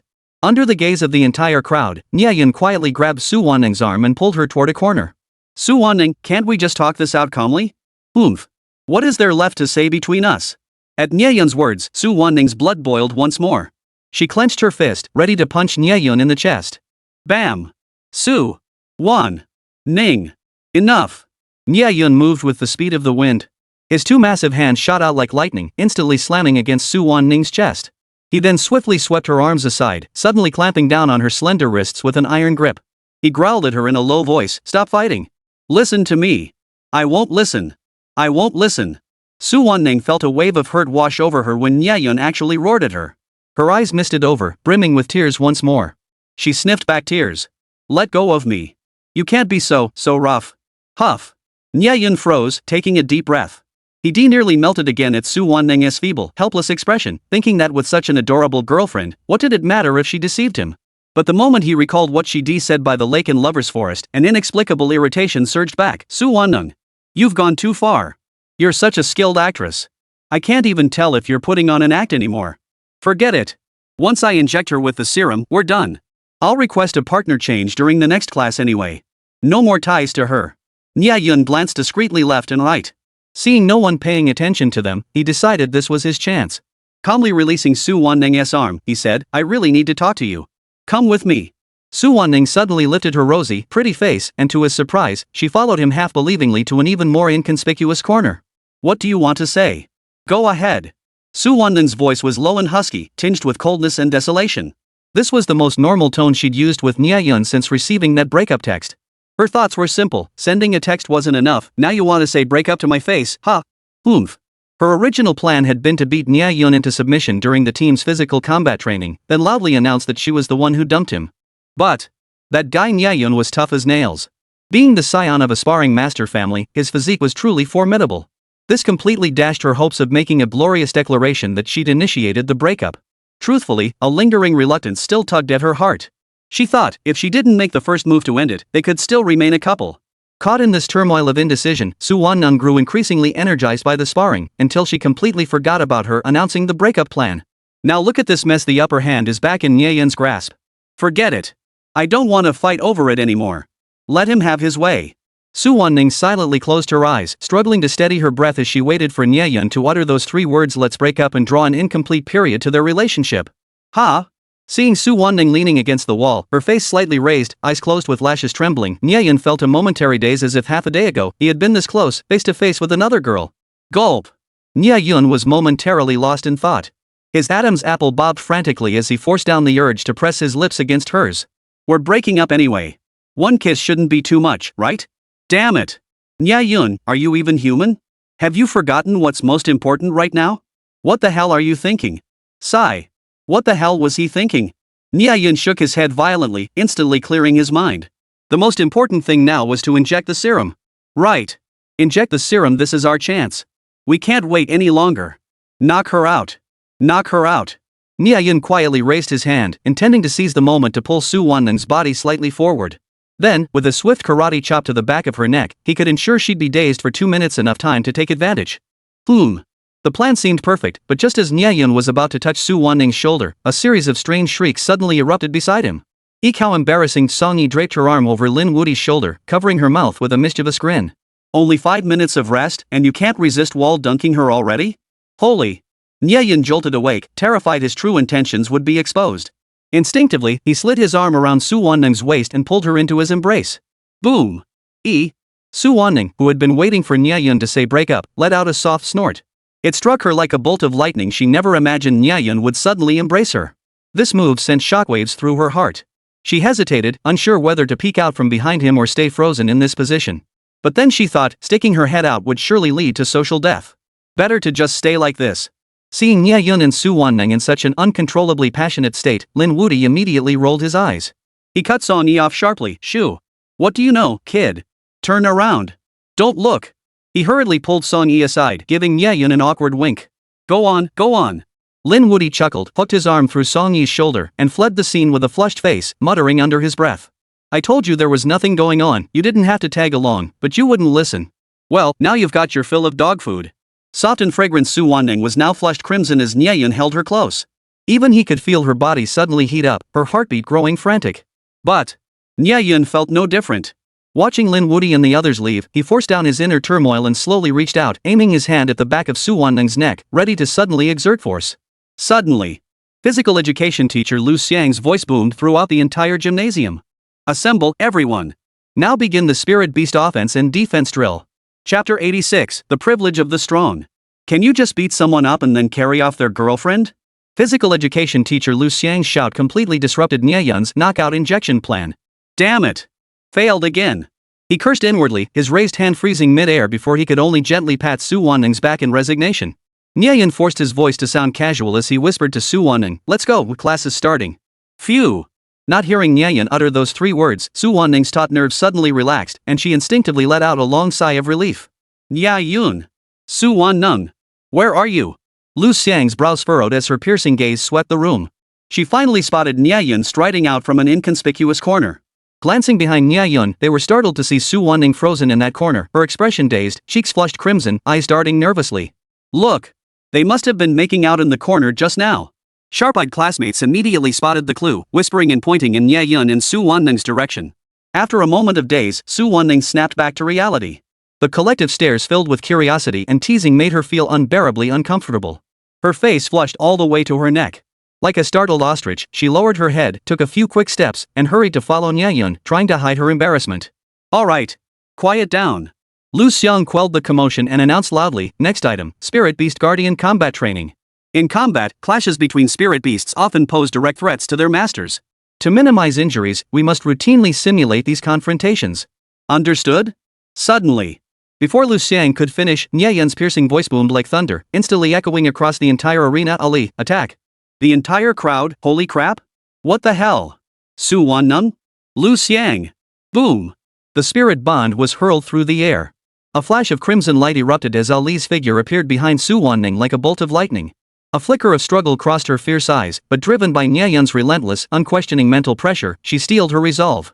With a sudden twist of her wrist, her blade struck a precise hand blade slashed viciously across Su Wanning's nape before she could react. Su Wanning managed only a brief muffled groan before darkness engulfed her vision. She slumped backward, unconscious. The scene left everyone present utterly speechless. Oh. Sorry, I hit her too hard. Ali's face instantly filled with panic. Blushing, she feigned a mistake, wrapped her arms around Su Wanning's waist, and pushed her toward Nie Yun. Oh. Master, I'm so sorry. I lost control. Quickly take her to the medical room. Right away. Teacher Lu Xiang, I need to take a leave of absence. I'll be right back. Nie Yun swiftly caught Su Wanning, hoisted her onto his shoulder, and took off running. His stride was steady, his breathing calm, not the least bit flustered. Clearly, this was planned. Oomph. The more you try to hide it, the more obvious it becomes. Master, wait for me. Ali followed closely behind. With a whoosh, a red light shot back toward Spirit Island. The entire sequence unfolded in less than 3 seconds, a seamless, fluid motion so swift it left onlookers dazzled. Whoosh! By the time the crowd reacted, Nie Yun had already hoisted Su Wanning onto his back and sprinted out of the stadium like the wind. The entire stadium fell silent, frozen in shock. This. Nie Yun, could his intentions be any more obvious? TSK. What a beast. Didn't he get enough kissing just now? Now he's kidnapping her to keep going? Sigh, is this what they call stronger privilege? I'm jealous to tears. We're weak, so let's train harder. We'll get wives someday. The gasps filling the room did nothing to soothe teacher Lu Xiang's shattered single heart. He clenched his fists, roaring inwardly. Lu Xiang decided to confess to the magic teacher tonight. He couldn't stomach this dog food for another day. Ahem. Lu Xiang feigned composure, desperately salvaging his dignity. Nie Yun is exceptionally gifted, and as a former sparring partner, skipping one physical training session won't hurt. You lot. Get training. Realizing his backdoor excuse was too obvious, he immediately stiffened his expression and bellowed at everyone, when you train to be like Nie Yun, I'll give you time off too so you can, enjoy romance. Yay! Yay! After this adrenaline-pumping pep talk, everyone was bursting with energy, as if injected with adrenaline. They summoned their spirit beasts and began sparring. They seemed to have found a new life goal, surpass Nie Yun, marry a rich and beautiful woman, and reach the pinnacle of life. In an instant, the indoor gymnasium erupted with deafening shouts and overwhelming momentum, as if they were trying to punch a hole through the ceiling. Lu Xiang couldn't help but sweat a little. Thankfully, the gymnasium was specially reinforced to withstand the attacks of 7th-grade ferocious beasts. The only one truly worried about Su Wanning was Aim. She couldn't help but feel anxious for her. Would Nie Yun possibly take her back to the dormitory? Here I come. What are you thinking about, Aim? Xin Zhang seemed to notice the worry in Amei's eyes. Patting his chest, he assured her, don't worry, Su Wanning will be fine. Nie Yun wouldn't take advantage of her. I swear on my manhood. Boom! A deafening thunderclap suddenly erupted outside the gymnasium. Lightning ripped through the gloomy sky. Amei? Man's honor? Crackle! Nie Yun, who had already sprinted outside the gymnasium, abruptly halted in his tracks. He watched the torrential rain pouring down outside, then glanced back at Su Wanning on his shoulder. This position felt rather awkward and too conspicuous. So, he carefully shifted Su Wanning's position into a proper princess carry. This freed up the hand supporting her waist and back, allowing him to hold an umbrella. Whoosh! The speed was terrifying. His figure moved like a ghostly apparition, leaving a trail of afterimages in the rain curtain. His target was clear. Nie Yun headed straight for his dorm. Take her to the infirmary? Only a fool would do that. His true purpose was to administer the serum. The moment he had pinned Su Wanning against the wall, he had sensed something amiss. Perhaps her overwhelming emotional turmoil had stirred the strange power lurking within her body. Of course, had Meng Fangfei not taught him how to detect it, he wouldn't have even noticed. This had to be dealt with immediately. There was no time to delay. Fortunately, the raging storm provided cover, allowing Nie Yun to dash across campus unnoticed while carrying Su Wanning. Phew! Finally made it. Looks skinny, but she's surprisingly heavy. Standing beneath the dormitory building, Nie Yun folded his umbrella and hurried upstairs, Su Wanning still in his arms. However, consumed by anxiety over Su Wanning's condition, he failed to notice that in the shadowy corner of a distant building, a pair of cold, calculating, yet beautiful eyes were piercing through the heavy rain, fixated on him and the unconscious girl in his arms. Chapter 87. The neighbor doesn't smoke cigarettes, but what about spring poison? Phew! Nie Yun wiped the sweat from his forehead, fumbling frantically until he finally laid Su Wanning flat on the bed. No! The strange power inside her seems to be about to erupt. We need to inject her with the serum immediately. Nie Yun watched Su Wanning's fair face, now faintly shrouded in dark aura, with burning anxiety. What? Is that the aura of the strange force? The cloaked woman who had scaled the neighboring balcony under cover of night peered through the narrow gap beside the windowsill to observe Su Wanning's condition. Her expression first froze, then suddenly betrayed uncontrollable elation. Who would have thought such an unexpected windfall? Perfect. This is an opportunity tailor-made for me. Nie Yun. Your time has come. Seeing Nie Yun turn Su Wanning over and slowly peel off her pants, Lin Yaoyao's heart tightened. This guy really is a pervert. Her eyes darted around as a brilliant idea struck her. She rummaged through her pocket and finally pulled out a packet of spring blossom powder. Heh, the charge of harboring an infected person isn't exactly clear. Nie Yun, don't blame me for being ruthless. Consider this a mercy from this lady, letting you enjoy one last thrill before you're locked up. With this thought, Lin Yaoyao carefully lit the endless spring powder. Colorless, odorless, transparent smoke drifted through the crack in the window that hadn't been closed properly, instantly filling Nie Yun's room. This drug was exceptionally potent. A single cigarette-sized stick could send an elephant reeling. Cough cough. Don't inhale. Lin Yaoyao nearly forgot to cover her nose and mouth, startling herself. That was close. If I'd inhaled even a puff, tonight's efforts would have been ruined. Oomph. That despicable Nie Yun. He got me expelled from the academy for nothing. And made me serve all that detention time. I was only released today. Lin Yaoyao puffed out her cheeks in anger, her face twisted with resentment. Today, I'm stealing both your SSR tier contract spirit beasts. Then I'll make sure your reputation is ruined. That way, my family can rightfully claim your 2 SSR tier contract beasts. My branch family will finally hold their heads high. Nie Yun's inner monologue. Classmate, did confinement make you lose your mind? Don't you know my current battle record? How dare you come provoke me? Just then, Lin Yaoyao felt a tight grip around her neck. She spun around instantly, turning her back to the window and shrinking back. Nie Yun had walked right up to the window. You can't see me, you can't see me. Lin Yaoyao silently repeated the words, her eyes tightly shut. Yet she still heard the most dreaded voice she could imagine. Classmate? What are you doing here? Nie Yun's voice was cold and deep. His gaze was piercing as he stared intently at Lin Yaoyao's slightly trembling silhouette, as if trying to see right through her. Ha? Oh. Bro, you don't know the story. Lin Yaoyao deliberately lowered her voice, pretending to be a man. She tilted her head back at a 45-degree angle, gazing at the sky with a look of melancholy loneliness. The moonlight is desolate, the night is long. I'm having a smoke to chase away the loneliness. To mask her panic, Lin Yaoyao slipped the spring's gentle whisper cigarette between her index and middle fingers.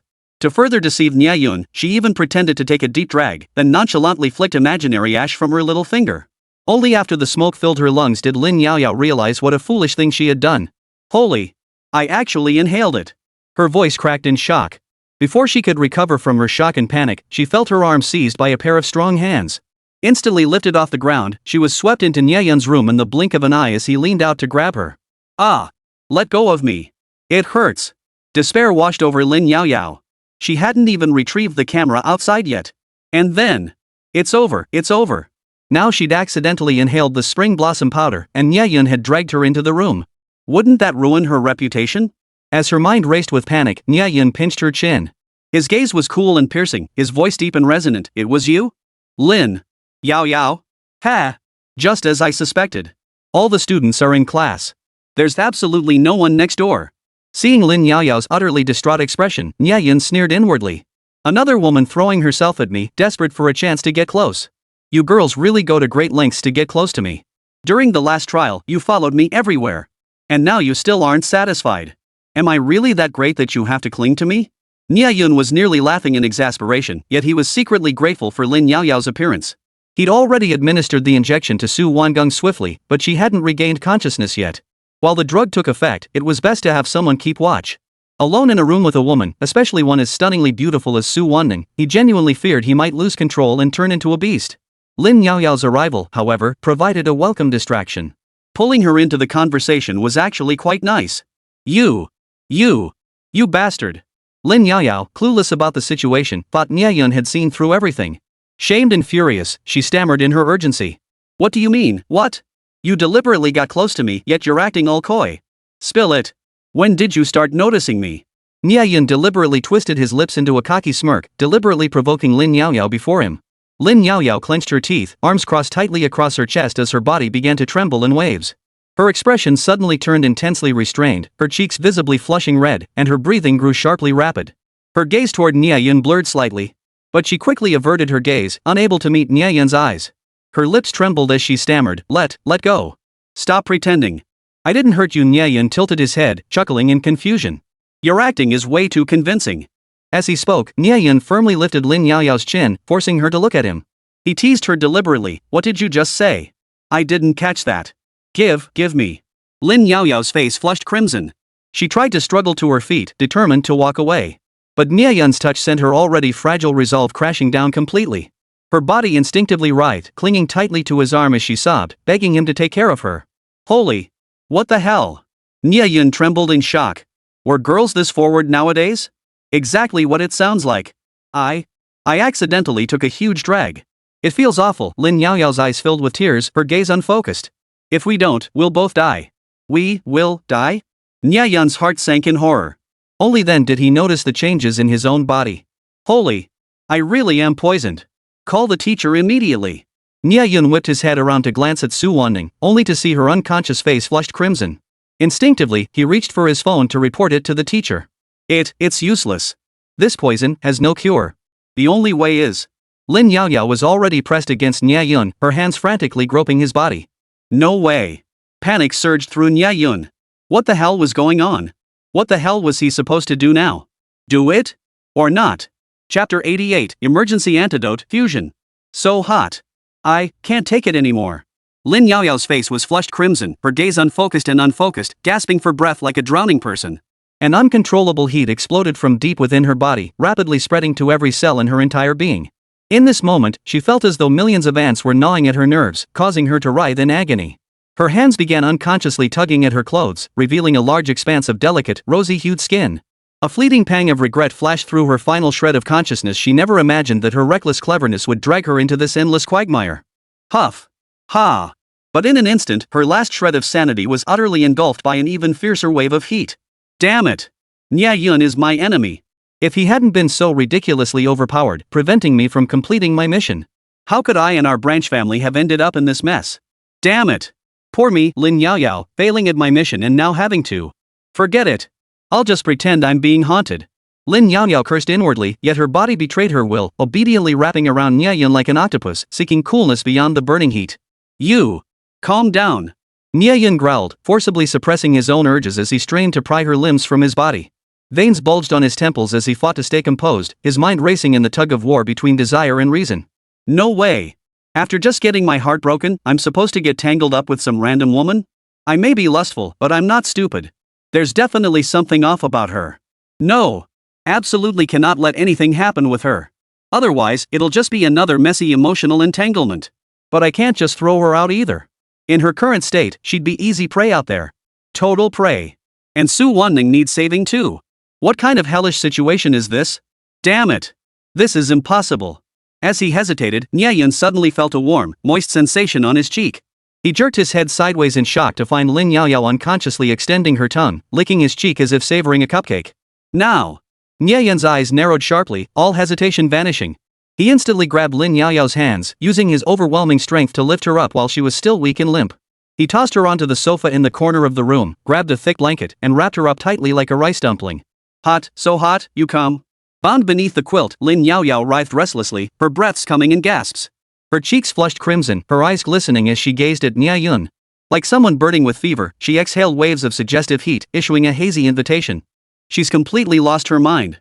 Nie Yun whipped his head around to look at Su Wanning on the bed, his heart instantly sinking to the bottom of a pit. Su Wanning wasn't any better off than Lin Yaoyao. Though unconscious, her hands were already wandering uncontrollably over her body. Her long legs clamped impatiently against the sheets, while her nostrils involuntarily released small, pained moans. Lin Yaoyao had ingested a large dose, but Su Wanning's dose was smaller. However, considering she was unconscious and had just received the serum, her body's resistance was at its weakest, making Su Wanning's situation seemingly more critical than Lin Yaoyao's. Nie Yun's heart pounded wildly, as if it might burst. He himself was teetering on the edge of losing control. What should he do? What should he do now? Who knew if this so-called spring poison would trigger a rejection reaction with the serum, reducing its effectiveness? If it were only Su Wanning, he could have quickly carried her away and sought help from the school leadership. If you ruin the serum I risked my life to get from the tower, you'll pay dearly. He glared fiercely at Lin Yaoyao, the culprit sprawled on the sofa. Rage boiling, Nie Yun gritted his teeth, staring at her as if he wanted to punch her right then and there. But when he saw her face, a mix of confusion, pain, and longing, his raised fist froze mid-air. Finally, it dropped limply. In that instant, he felt utterly at a loss again. It hurts. Su Wanning emitted another series of muffled, broken moans, like needles piercing Nie Yun's heart. Her eyes remained tightly shut, yet her delicate hands unconsciously caressed her body as it writhed. His nerves were stretched to the breaking point. Bursts of scorching breath escaped him as the dam of his reason threatened to collapse entirely. There was no time left for hesitation. His gaze darted between the two figures. Finally, he resolutely chose Su Wanning. Yet he couldn't stand by and watch Lin Yaoyao come to harm. Take this. Nie Yun's voice trembled, hoarse and strained. Cold sweat poured down his forehead like rain. Fighting off his own discomfort, he practically gritted his teeth as he pulled a jade-like pillar from his storage space, thrusting it under the covers and shoving it into Lin Yaoyao's hands. Lin Yaoyao's drenched, sweat-soaked, burning body sent a sharp tremor through Nie Yun's heart. Whether you make it or not is up to you. I don't have time to look after you. But he suppressed the surging desire within him, his voice low and stern as he emphasized, and don't look here. Without another word, he swiftly covered her dazed eyes with an eye mask, plunging her wide, round eyes into complete darkness. Huff, huff. Nie Yun dragged his legs, heavy as if filled with lead, each step an agonizing effort as he approached the large bed. Taking a deep breath, as if sealing his final resolve, he slowly peeled off his shirt, already soaked through with sweat. In the darkness, he leaned close, embracing Su Wanning, who was equally tormented by passion until she was in agony. A low, resolute voice more like a declaration to himself echoed softly in her ear. Su Wanning, even though I sent you that breakup text.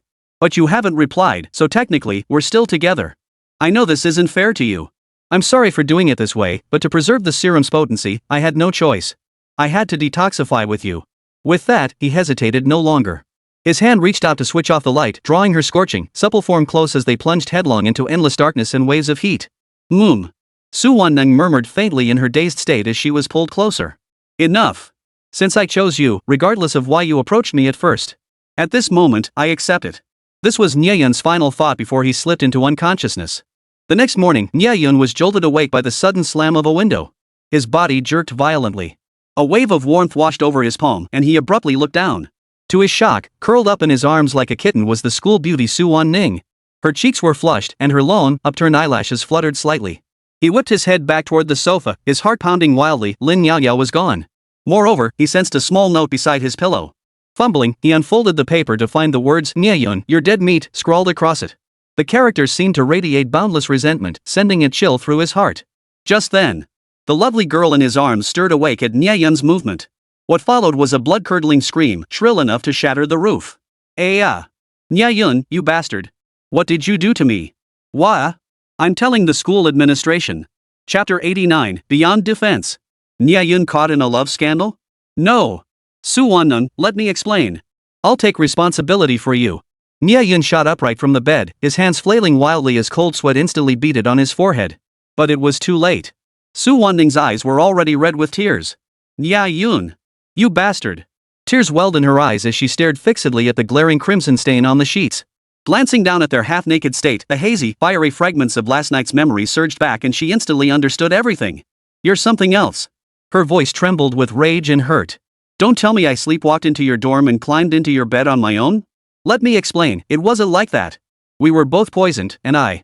Nie Yun was at a loss for words, cursing inwardly. Damn Lin Yaoyao, the key witness got away. He should have tied her up in the room yesterday. I don't care what your excuse is. Su Won-nun stormed out of bed, forcing herself to dress despite her discomfort. She was about to burst through the door.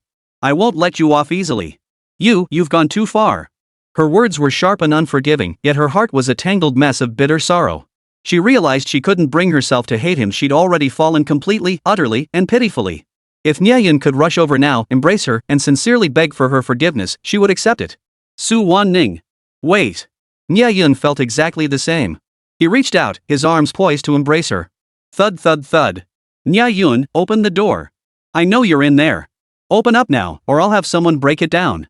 Principal Joshin's furious roar thundered through the door, reverberating throughout the entire dormitory building. Nie Yun, Su Won-nung.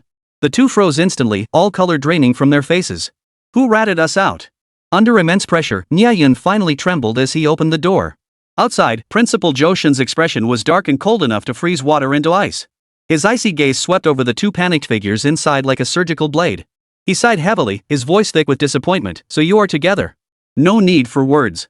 Come with me to my office immediately. 10 minutes later, Principal's office. The atmosphere was suffocatingly oppressive. Principal. Let me explain.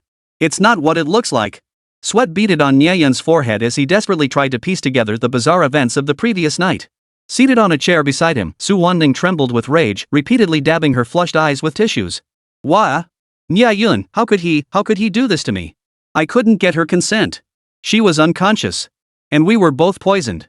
Nie Yun felt like crying but had no tears left, on the verge of breaking down. He had explained himself incoherently countless times, but the chaos of his memories from last night and the absence of the key witness Lin Yaoyao left his account riddled with holes. Whoosh! Every senior faculty member in the office sucked in a sharp breath, their gazes fixed on Nie Yun with suspicion and scrutiny. Mr. Nie, do you seriously expect us to believe this? Physical education teacher Lu Xiangjing sat slumped in a corner, silently dejected, frantically tugging at his hair. He sighed repeatedly and muttered to himself, it's all my fault. I failed in my duty as a teacher to supervise. Your responsibility will be addressed later. Principal Joshin's face was as cold as ice. His tone was stern, his eyes flashing with a piercing glare that bore down on Nie Yun, his voice terrifyingly sharp. Nie Yun, are you saying you accidentally knocked Su unconscious during class? Because it was raining, you chose the longer route back to your own dorm instead of the closer infirmary? Then, you two mysteriously both fell victim to some sort of love potion? Finally, while Su was completely unconscious, you had no choice but to have relations with her to help her counteract the poison? Principal Joshin's brow furrowed into a deeply creased character, his face etched with absurdity and disappointment. Even he couldn't believe this story. His skeptical gaze clearly screamed, Nie Yun, you've let me down. Yes. Nie Yun nodded stiffly, his mind churning violently. Damn it. There was no time to confirm if the strange power had been completely purged. The serum must not be exposed. Fine. Joshin slammed his hand on the table. The poison can linger in your system for 24 hours. If you have nothing to hide, I'll send someone to draw your blood for testing right now. Alright. Su Won-ning and Nie Yun blurted out almost simultaneously. But immediately, Nie Yun realized something. He leapt to his feet, frantically waving his hands. No. No way. Take my blood, fine. But Su Won-ning absolutely cannot be tested. What? In an instant, the air in the entire office froze. The school administrators all stared wide-eyed. Nie Yun's desperate attempt to cover his tracks backfired spectacularly, effectively confessing his guilt. It confirmed beyond doubt that he was guilty as charged. It's over. There's no way out of this now. Nie Yun felt a wave of despair wash over him. The circumstances surrounding his abandonment of crucial evidence truly made it seem like he was plotting something sinister and acting with deliberate intent. Tormented by the barrage of suspicious, disappointed, and angry stares, Nie Yun desperately pleaded with his eyes toward Su Wanning. "Little darling. Please. Say something. Have some conscience." "Oomph." Su Wanning pouted, saying nothing, but her mind raced. She seethed inwardly, yet was equally baffled as to who had leaked the information she'd intended to handle this privately, only to have it exposed. How infuriating. As a young lady from a prestigious aristocratic family, she found herself in an utterly untenable situation, caught between a rock and a hard place. At least it's only the school committee who knows about this. She now desperately hoped someone would offer her a way out, to let this matter pass quickly. Nie Yun. Joshin's voice was as cold as ice, his words squeezed through clenched teeth as he sternly reprimanded, "Even if you're a couple, you mustn't pressure Su Wanning. Understand this, if this accusation sticks, no matter how gifted or promising you are, your future will be utterly destroyed. There will be no place for you within the empire. You must carefully consider the consequences." He emphasized the last few words with such intensity that both Nie Yun and Su Wanning felt their hearts skip a beat. Immediately after, Joshin softened his tone, adopting a guiding manner as he gently coaxed Su Wanning. "Miss Su, would you like to have your family come?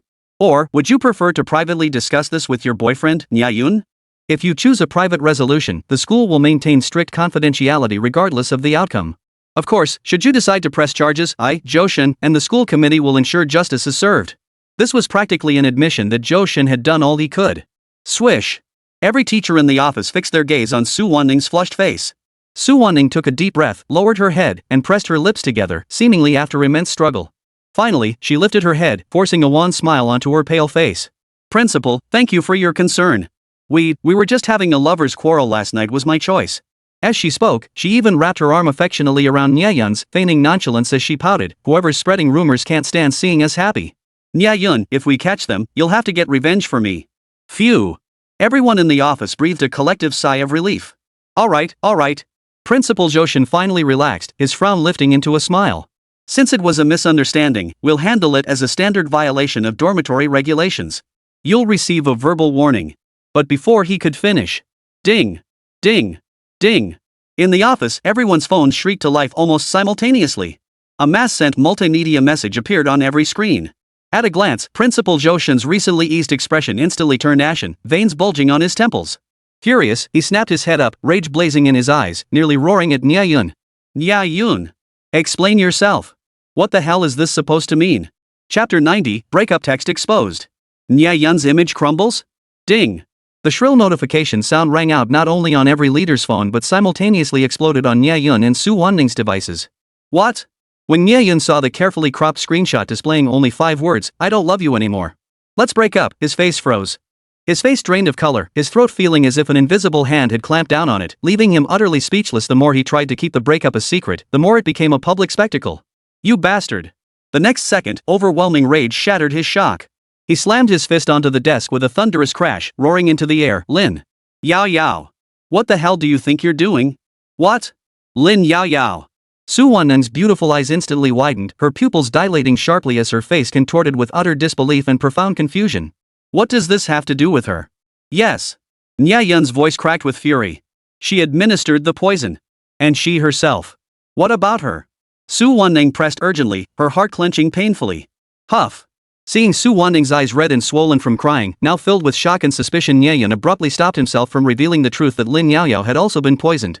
He couldn't say she'd been present, much less that she'd been poisoned too.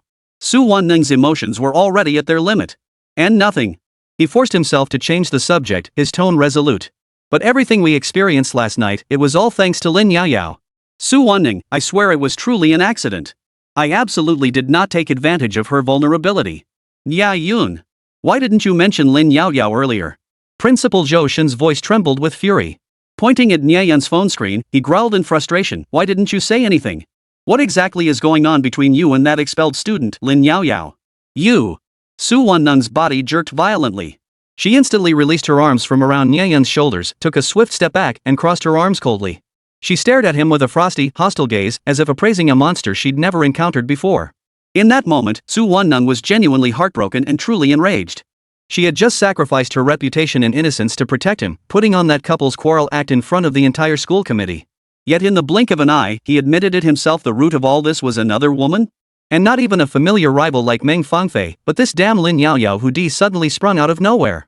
Nie Yun, what do you take me for? Nie Yun's silence was deafening. He felt like crying, utterly speechless. He hadn't been flirting with Lin Yaoyao at all. Besides, isn't she just a distant relative of the Lin family? Why would the Lin family want to harm you? Someone. Go fetch Lin Wudi immediately. Nie Yun. You'd better explain this entire incident to me again from start to finish, word for word. The slightest omission or concealment, and the school committee will absolutely not protect you anymore. Bang! In a fit of rage, Joshin slammed his fist down on the table. The solid wood surface groaned under the force, the thunderous impact reverberating through the office. A terrifying aura erupted from him, a powerful presence that instantly engulfed the entire room. Even Nie Yun, under the crushing weight of this overwhelming aura, felt his breath catch in his throat, his heart clenched as if by an invisible giant's fist. So this was the principal's true strength, it was this formidable?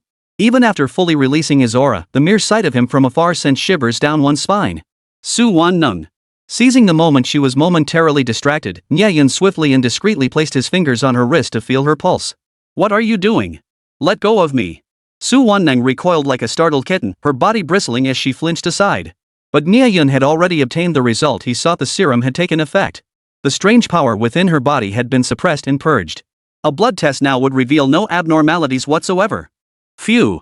He exhaled deeply, his gaze hardening as he faced Zhou Shen and Su Wan-ning. Principal, I agree to the blood test. I mean, both Su Wan-ning and I can undergo testing now. He clenched his fists, still keeping the secret of this strange infection buried deep within his heart. He felt guilty and didn't want Su Wan-ning to be caught up in endless scrutiny and trouble because of this. If I have to shoulder this alone, so be it. Ha! Su Wan-nung's cold laughter echoed through the office. Don't you think it's a bit too late for you to agree to my blood test now? And Nie Yun. I, Su Wan-ning, am not your possession. How dare you decide whether I get tested or not? Su Wan-ning glared at Nie Yun, her entire body trembling. Her voice cracked with emotion, unintentionally shifting in tone. I'm sorry. I truly had my reasons earlier. I'll explain everything to you privately. Nie Yun clenched his jaw, forcing himself to suppress the urge to argue. He completely understood Su Wan-ning's anger. It was entirely his fault for mishandling the situation. You! Su Wan-ning was about to scold him further when the sound of urgent knocking interrupted her. Knock knock knock. Come in.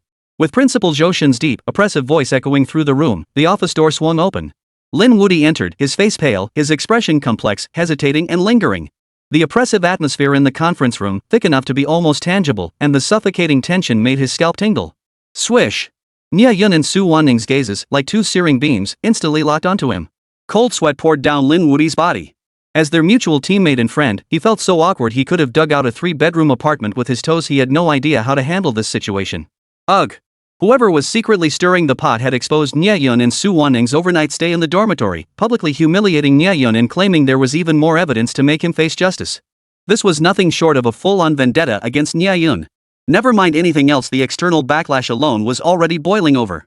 He'd been listening with dread all the way here, and the verbal assault was nearly drowning Nie Yun in a flood of spit. Everywhere he went, people discussed Nie Yun's sinister motives and lustful provocation. Even Ame stormed off to confront Qin Zhang, hurling vile insults. Not a single one of you men is any good. You're all animals thinking with your lower halves. Who says Nie Yun is innocent? Come out here and prove it. Damn it. If I find out who's stirring this, I'll beat the crap out of them. Lin Wudi was so furious he could barely contain himself, silently vowing revenge. Unnoticed, he had walked right up to the principal. His heart filled with fury, he spoke tremulously. Principal Zhou, distinguished leaders, you sought me out? Chapter 91, Heartbroken Breakup, Inevitable. Ah. Nie Yun, you explain yourself. Principal Zhou Shen glared at Nie Yun, his face ashen. Compared to before receiving the text, his tone was bone-chillingly cold. After shooting Nie Yun a warning glance, he turned away, unwilling to look at him any longer. His expression held an unmistakable hint of disappointment, as if even one more glance at Nie Yun was unbearable. Lin Wudi, Nie Yun took a deep breath and pointed at his phone screen. Last night, Lin Yaoyao snuck into my dorm and poisoned me and Su Wan-nung with a love potion. Lin Yaoyao. Lin Wudi was utterly horrified. His pupils contracted sharply, the color draining from his face as disbelief spread across his features. He whipped his head toward Su Wan-ning, murmuring in shock, his voice cracking, She's still under confinement, isn't she? How could she? Su Wan-nung shook her head blankly. Last night's memories were fragmented. During her unconsciousness, she only remembered the agonizing clash of 3 dark currents raging within her core consciousness, the bizarre force, and lust. The 3 collided violently inside her, pushing her subconscious to the brink of collapse. Though she didn't know what the strange power battling her core consciousness truly was, her subconscious sensed it was a terrifying entity. And deep down, she felt Had Nie Yun not burst in to rescue her, forcibly severing the last clinging tendrils of lust, she might truly have perished. At this thought, Su Wanneng's expression softened slightly, and her anger toward Nie Yun lessened. Already infatuated and in awe of him, after unexpectedly becoming his woman last night, she found herself genuinely willing to cling to this powerful man. Unconsciously, she had already prepared herself mentally. However, glaring at Lin Woody before her, her anger flared anew. To spite Nie Yun, she deliberately feigned rage, her words practically hissing through clenched teeth. You lot. Did you just stand by and watch as Nie Yun took me away last night?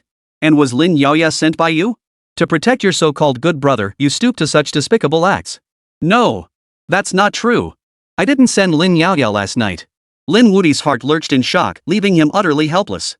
He frantically waved his hands, stammering out an explanation. I admit it.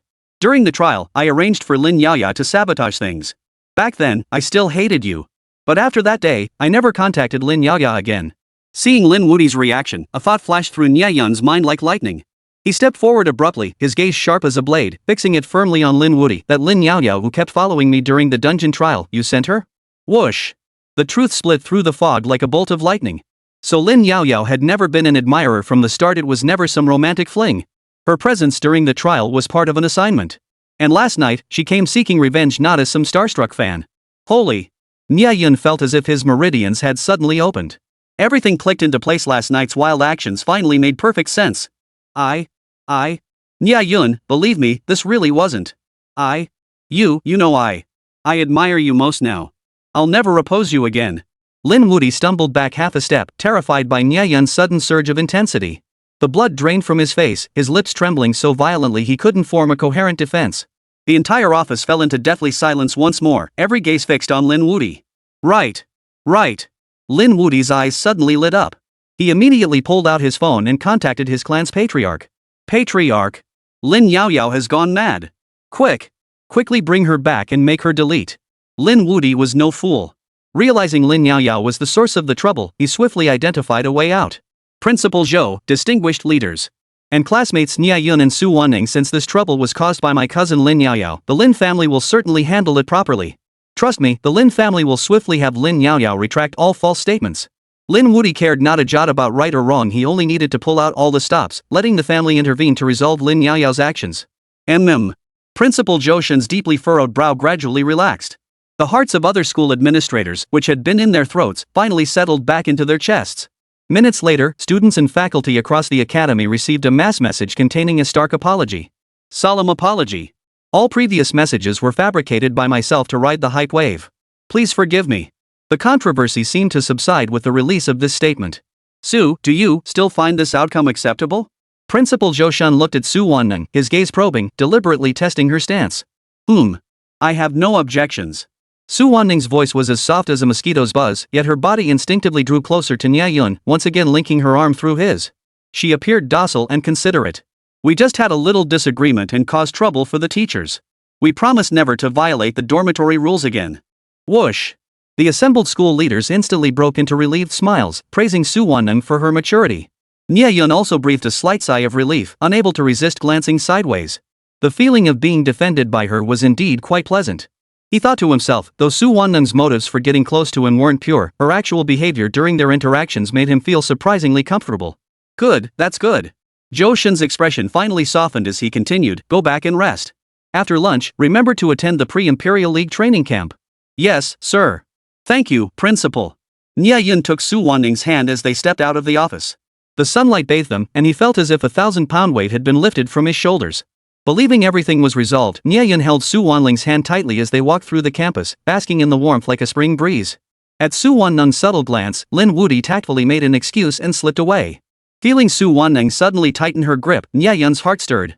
He let her take the lead, allowing her to pull him toward the secluded lovers' grove. His heartbeat accelerated wildly. What was she going to say? Forgiveness? Or? Yet Su Wanneng's first words struck like a cold dagger, instantly piercing through all the false calm. What else have you been hiding from me? Her gaze was clear and unflinching, offering him one final chance to confess. No, nothing else. Nie Yun instinctively chose evasion. The secret of the serum, he still refused to reveal it. Good. Su Wanneng nodded. Thud. The next second, without warning, her fist slammed hard into Nie Yun's chest. If you won't say it, I will. We're breaking up. Her voice was clear and calm, yet carried an unquestionable resolve. Last night's loss of her virginity, she could have easily let it go. Because she loved Nie Yun deeply enough to believe any reason, no matter how absurd. But she couldn't tolerate Nie Yun keeping secrets from her, even after becoming one with her. After much deliberation, Su Won-nung made her decision. If he couldn't be honest, if he didn't see her as a partner worthy of sharing secrets, then this relationship built on concealment and accident had no reason to continue. Better to part ways amicably. Boom! Nie Yun's mind went blank, as if struck by lightning. He froze completely in place, his mind going blank, as if all the crises he'd just resolved had vanished into thin air. What? Break up? Chapter 92, Imperial League, Special Training begins. I'm leaving. Nie Yun. Su Won-nung gave him one last lingering look, forcing herself to stay composed before turning away decisively. Her graceful figure swiftly vanished from Nie Yun's sight, leaving behind only a seemingly carefree yet heartbroken silhouette. Nie Yun's mouth opened, words of plea churning frantically in his throat. Yet no matter how hard he tried, they refused to pass his parched lips. The thought of the hurt he'd caused Su Won-nung last night made him realize that no amount of explanation could mask the stark helplessness of the truth, even if his intentions had been good. From Su Won-nung's perspective, this was an irreparable wound. Nie Yun could only swallow his words of entreaty back down, resigned and silent. Like an abandoned statue, he stood motionless in the lover's grove. Sunlight filtered through the dense foliage, casting mottled patterns across his form, yet it could not dispel the thick veil of loneliness and reluctance. After a long while, he abruptly snapped out of his daze, a belated, sharp pang of pain and hollow helplessness rising in his chest. Is this really over? Nie Yun couldn't comprehend it. Just moments ago, they had faced danger together. How could she so decisively draw a line between them now? Consumed by complex emotions, Nie Yun felt his mind spinning violently. A storm raged within his chest, its waves crashing relentlessly, refusing to subside. He skipped lunch, returning to the dormitory in a daze. Opening the door, the air seemed to carry a faint, lingering trace of intimacy. The disheveled bed and that jarring crimson stain silently narrated the madness and absurdity of the previous night. A bitter smile touched his lips. This day felt like riding a roller coaster through the clouds, his emotions plunging and soaring wildly. He had intended to break up with Su Won-nung, yet now she had beaten him to it, cleanly and decisively ending things. This sudden role reversal left him momentarily unsure whether he was right or wrong, or what part he was supposed to play. Forget it. So we broke up. Big deal. Romantic entanglements only slow my sword strike. Better to focus on cultivating Ali and Delon. A surge of inexplicable stubbornness and resolve flooded his heart. Nie Yun instantly resolved, if emotions couldn't be controlled, then he'd abandon them. Why not treat her as a classmate, a comrade in arms? If she could remain so composed, what was he, a grown man, holding back for? With clarity, Nie Yun sprang to his feet, as if discovering a new pillar of strength. As if bidding farewell to the past, he meticulously cleaned the dorm room, scrubbing even the bloodstains from the sheets and blankets until they were spotless. His swift movements carried a hint of cathartic focus. An hour later, the room was transformed. Every trace of last night's passion had been forcibly physically erased by Nie Yun. Only when he stopped did a wave of intense exhaustion and hunger wash over him. Phew! That was quite the workload. Nie Yun roughly wiped the sweat from his brow and rushed into the bathroom for a shower. Changing into clean clothes and hastily shoving down a few bites of bread, he raced toward the training site as the assembly time approached. Battle! That's the only way. Strength! That's the only truth worth pursuing. As Nie Yun sprinted, he silently pumped himself up with these words. But just around the corner near the assembly point, he unexpectedly collided with the one person he most wanted to see yet feared encountering the most. Su Won-nung? Seeing the icy, unflinching gaze of Su Won-nung subtly soften, Nie Yun shuddered violently. His eyes darted away instinctively as he frantically sniffed and wiped sweat from his brow, utterly flustered.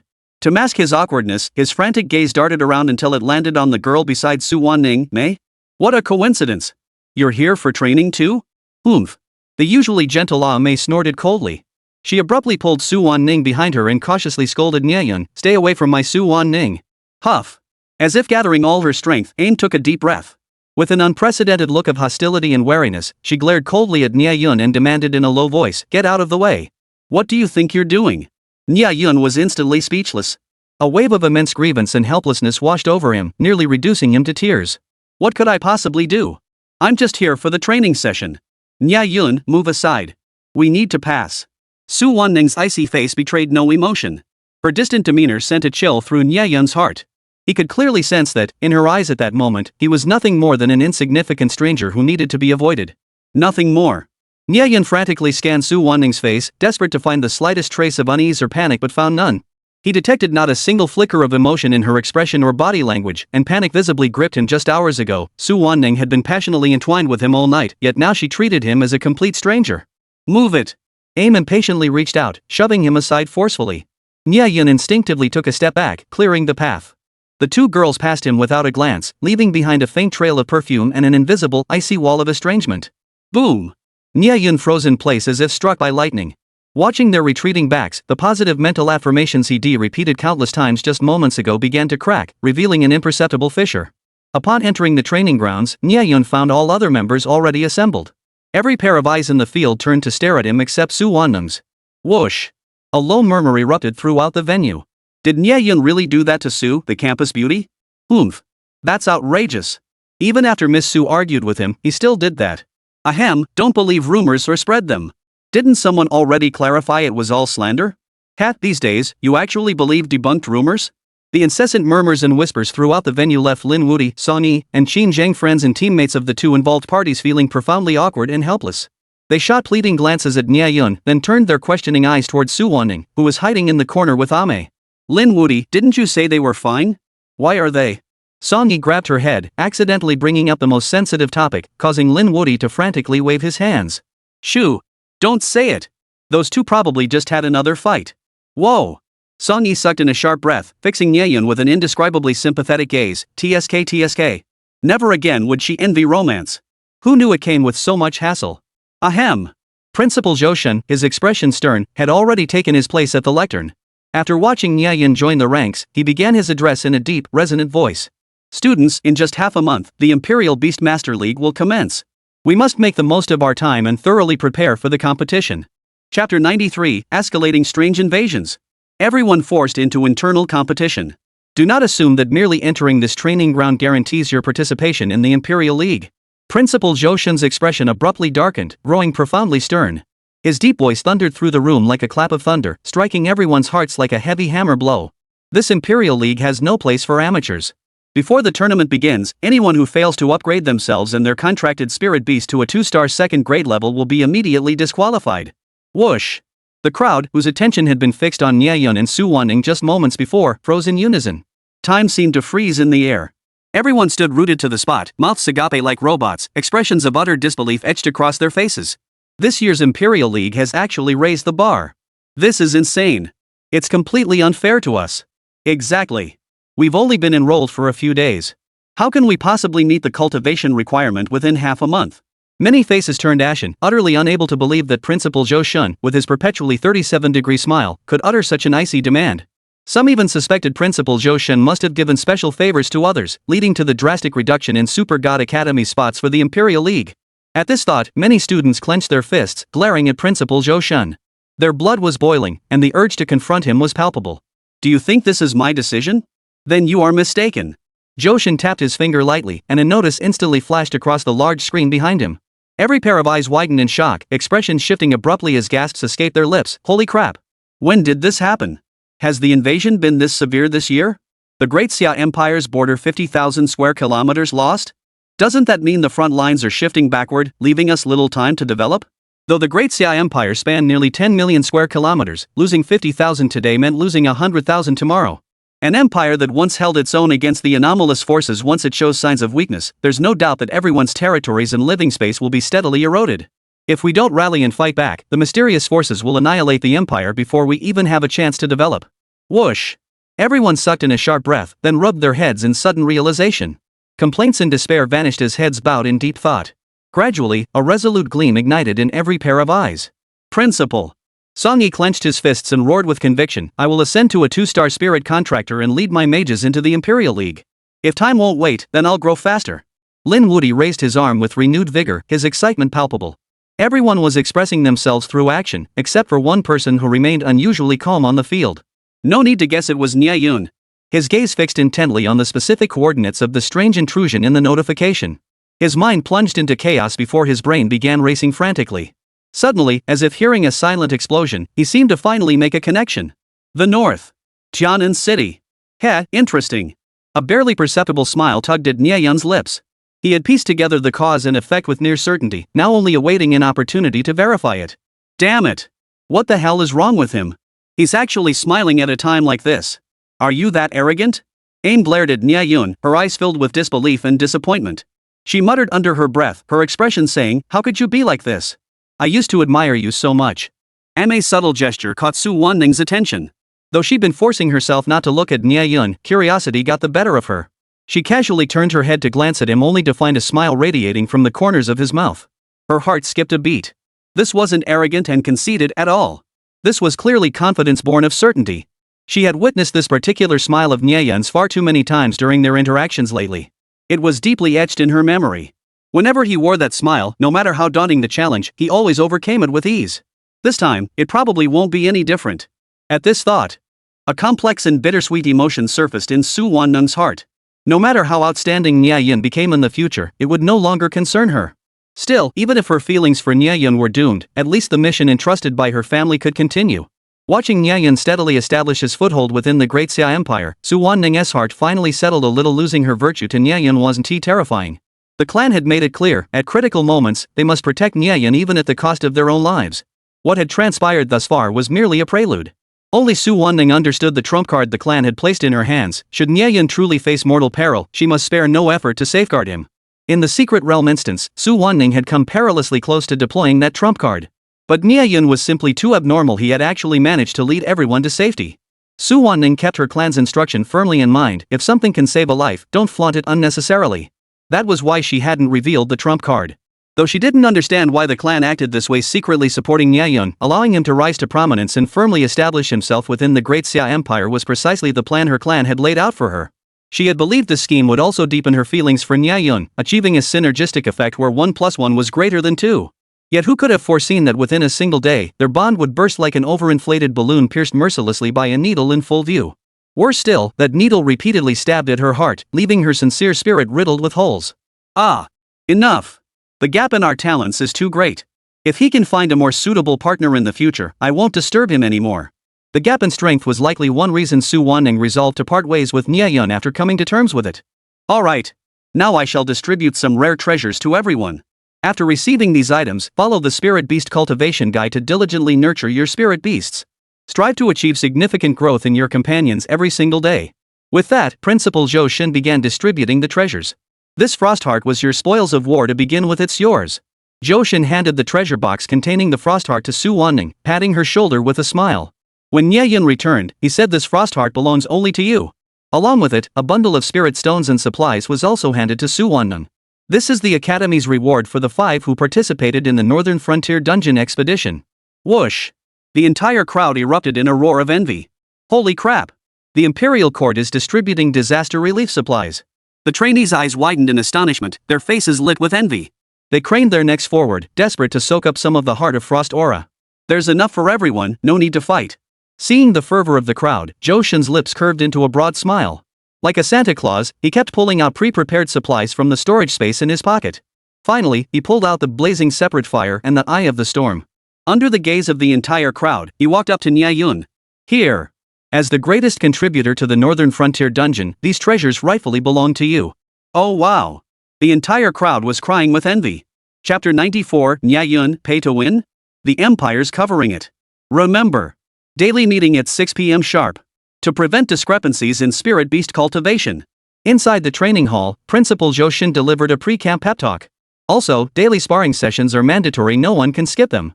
He distributed prizes while explaining the requirements for the pre-Imperial League training camp. Thanks, Principal. Nie Yun's gaze was unwavering as he calmly retrieved his own blazing inferno and Eye of the Storm from the principal's hands, all under the envious stares of his classmates. Swish! Swish! Every pair of eyes, brimming with envy, fixed on the supreme treasures in Nie Yun's hands. Yet, while envy filled their eyes, no one harbored anger toward Nie Yun for obtaining 2 great treasures. This reward was rightfully his. These treasures had only been secured because of Nie Yun's decisive intervention. Even Lin Wuti and the others accepted it without complaint. Everyone else also received their respective rewards, their faces glowing with joy. Yet many secretly calculated within themselves. These resources are already a tight stretch for someone like me backed by a clan. For Nie Yun, who has no background whatsoever, especially those 2 SSR-grade gold devouring beasts, they're probably just a drop in the bucket, right? He didn't seem the least bit anxious. What was he thinking? Did he really believe cultivating a spirit beast was this simple? Never mind. Better focus on how to approach my clan for support. Ha, Nie Yun. Do you have enough of these treasures? After all, you have 2 SSR tier. Lin Wuti, Song Yi, and Qin Zheng crowded around, enthusiastically slinging their arms around Nie Yun's shoulders. They beamed at Nie Yun, speaking from the heart. If it's not enough, we can ask the family to help you out. Seeing Lin Wudi and the others' warmth, Nie Yun felt a slight warmth in his heart. However, though they were all trusted teammates who'd shared life and death experiences, having just weathered emotional turmoil and a crisis of trust, he didn't want to owe too many favors. He simply smiled and waved them off. No need. What I have should be enough. Alright then. Just let us know if you need anything. Lin Wudi and the others exchanged glances, their expressions tinged with regret and understanding, yet they said no more. They understood clearly that Nie Yun simply couldn't bring himself to accept help now. Though gifted with extraordinary talent, he stood utterly alone. In this pay-to-win world of spirit contractors, his family background couldn't compare to most present without clan backing. Rapid ascent was as difficult as climbing to the heavens. They still had powerful clans backing them, but Nie Yun could only rely on himself to seize greater opportunities. Talent was one thing, but properly cultivating a spirit beast? That was a bloody money pit. Alright. Don't worry, I've got it covered. Nie Yun grinned, slinging his arms around the three. Let's go. Find a place to grab a bite.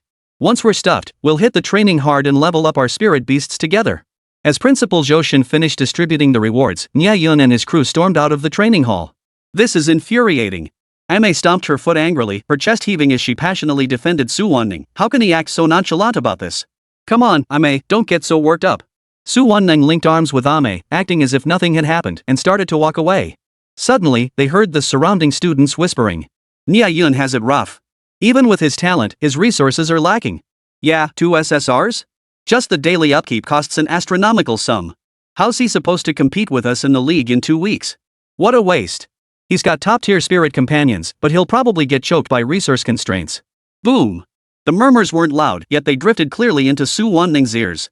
The composure she'd been forcing instantly shattered, her mind struck as if by lightning. Her mind went blank as she suddenly remembered Nie Yun would inevitably face a resource shortage. She instantly regretted her rash decision to break up. How could I have forgotten this? He definitely lacks resources.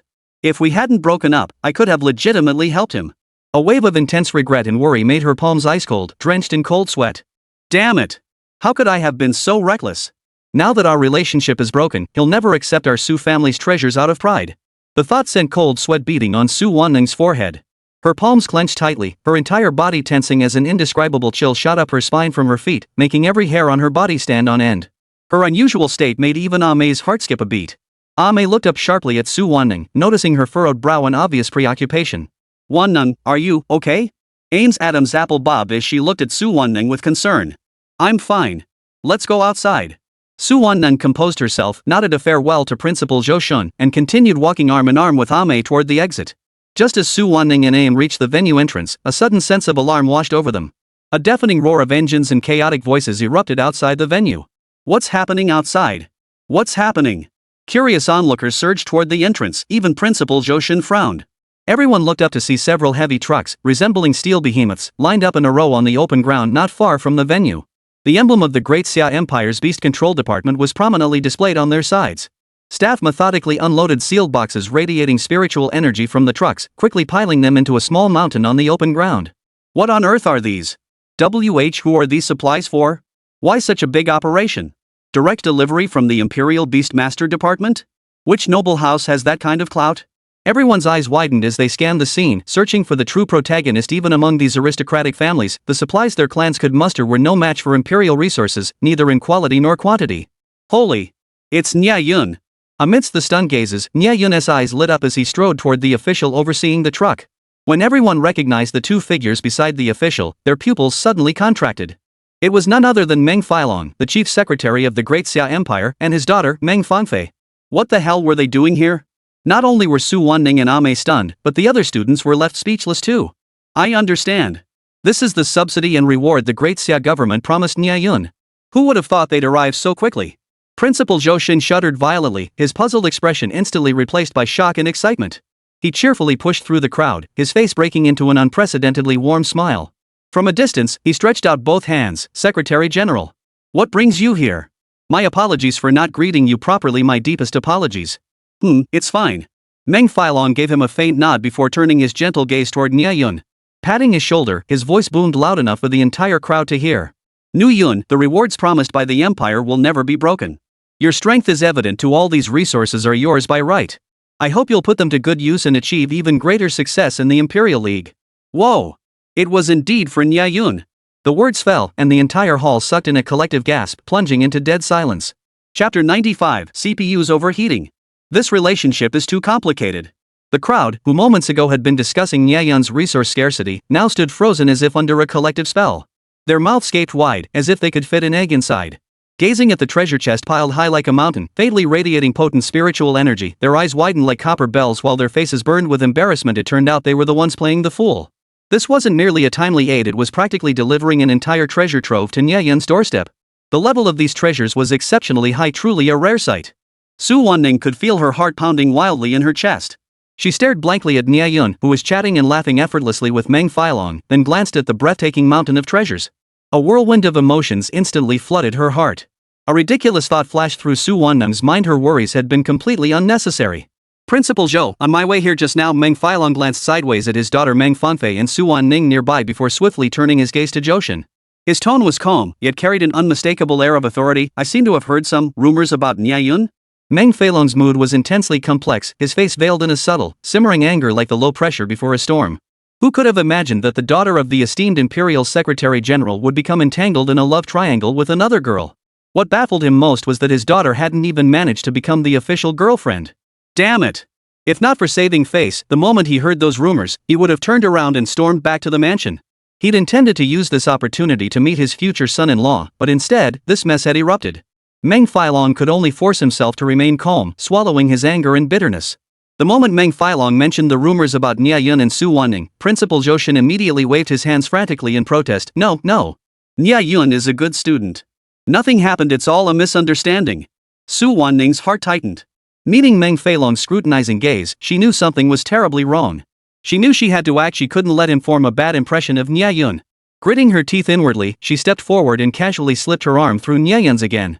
Though a blush quickly spread across her cheeks, her voice remained clear. Uncle Meng, don't listen to rumors. Nie Yun and we're doing just fine. Nie Yun stiffened, glancing down to see Su Wanning standing beside him, her face flushed and eyes darting away, unable to meet his gaze. His mind went blank in confusion. Why is she holding my arm again? What kind of plot twist is this? Sigh. The entire crowd gasped in shock, their mental processors overheating from this rivalry gone wrong scenario. Their minds went completely blank. What the hell was going on?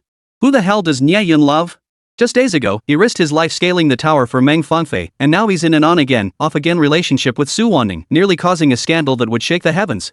This relationship is way too messy. Even Lin Wudi and Song Yi were left speechless, frozen in an eerie stupor.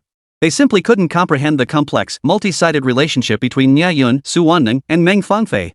Following the soap opera logic, they'd rather believe Su Wanning was engaging in female rivalry out of jealousy than accept she was deliberately bailing Nie Yun out.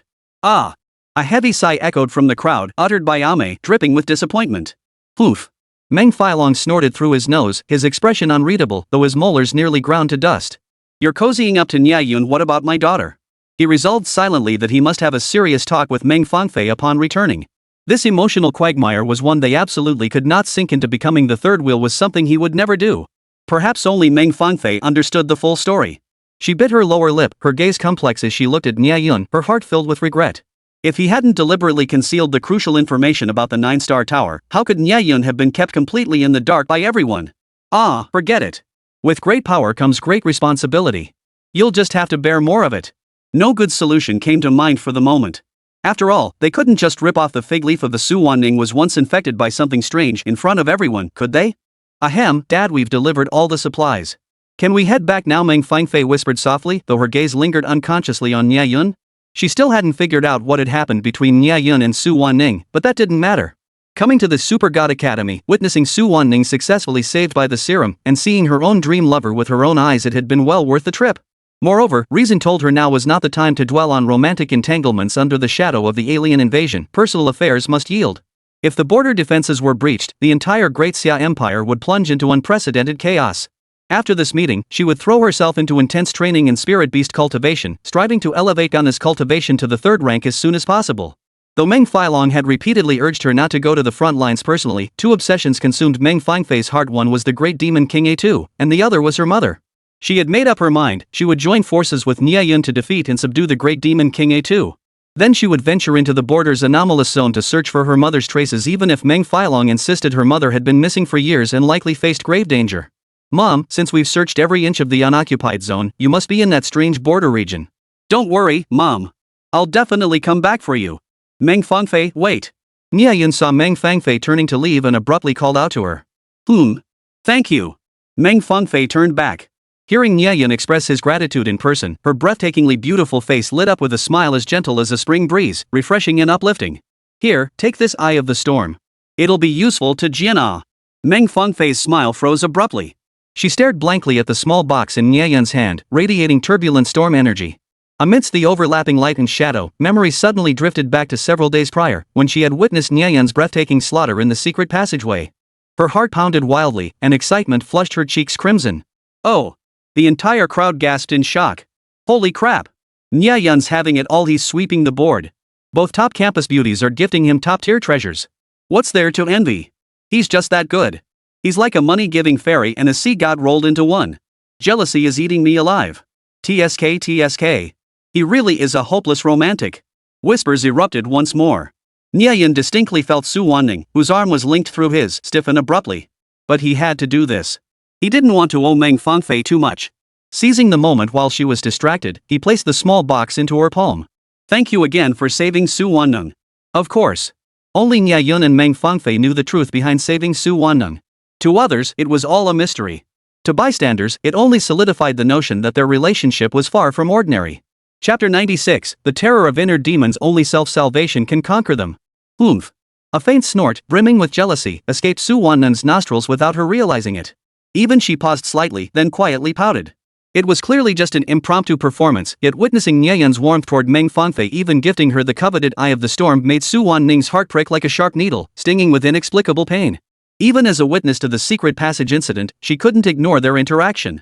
Is he thanking her father for sending all these extra supplies? How touching.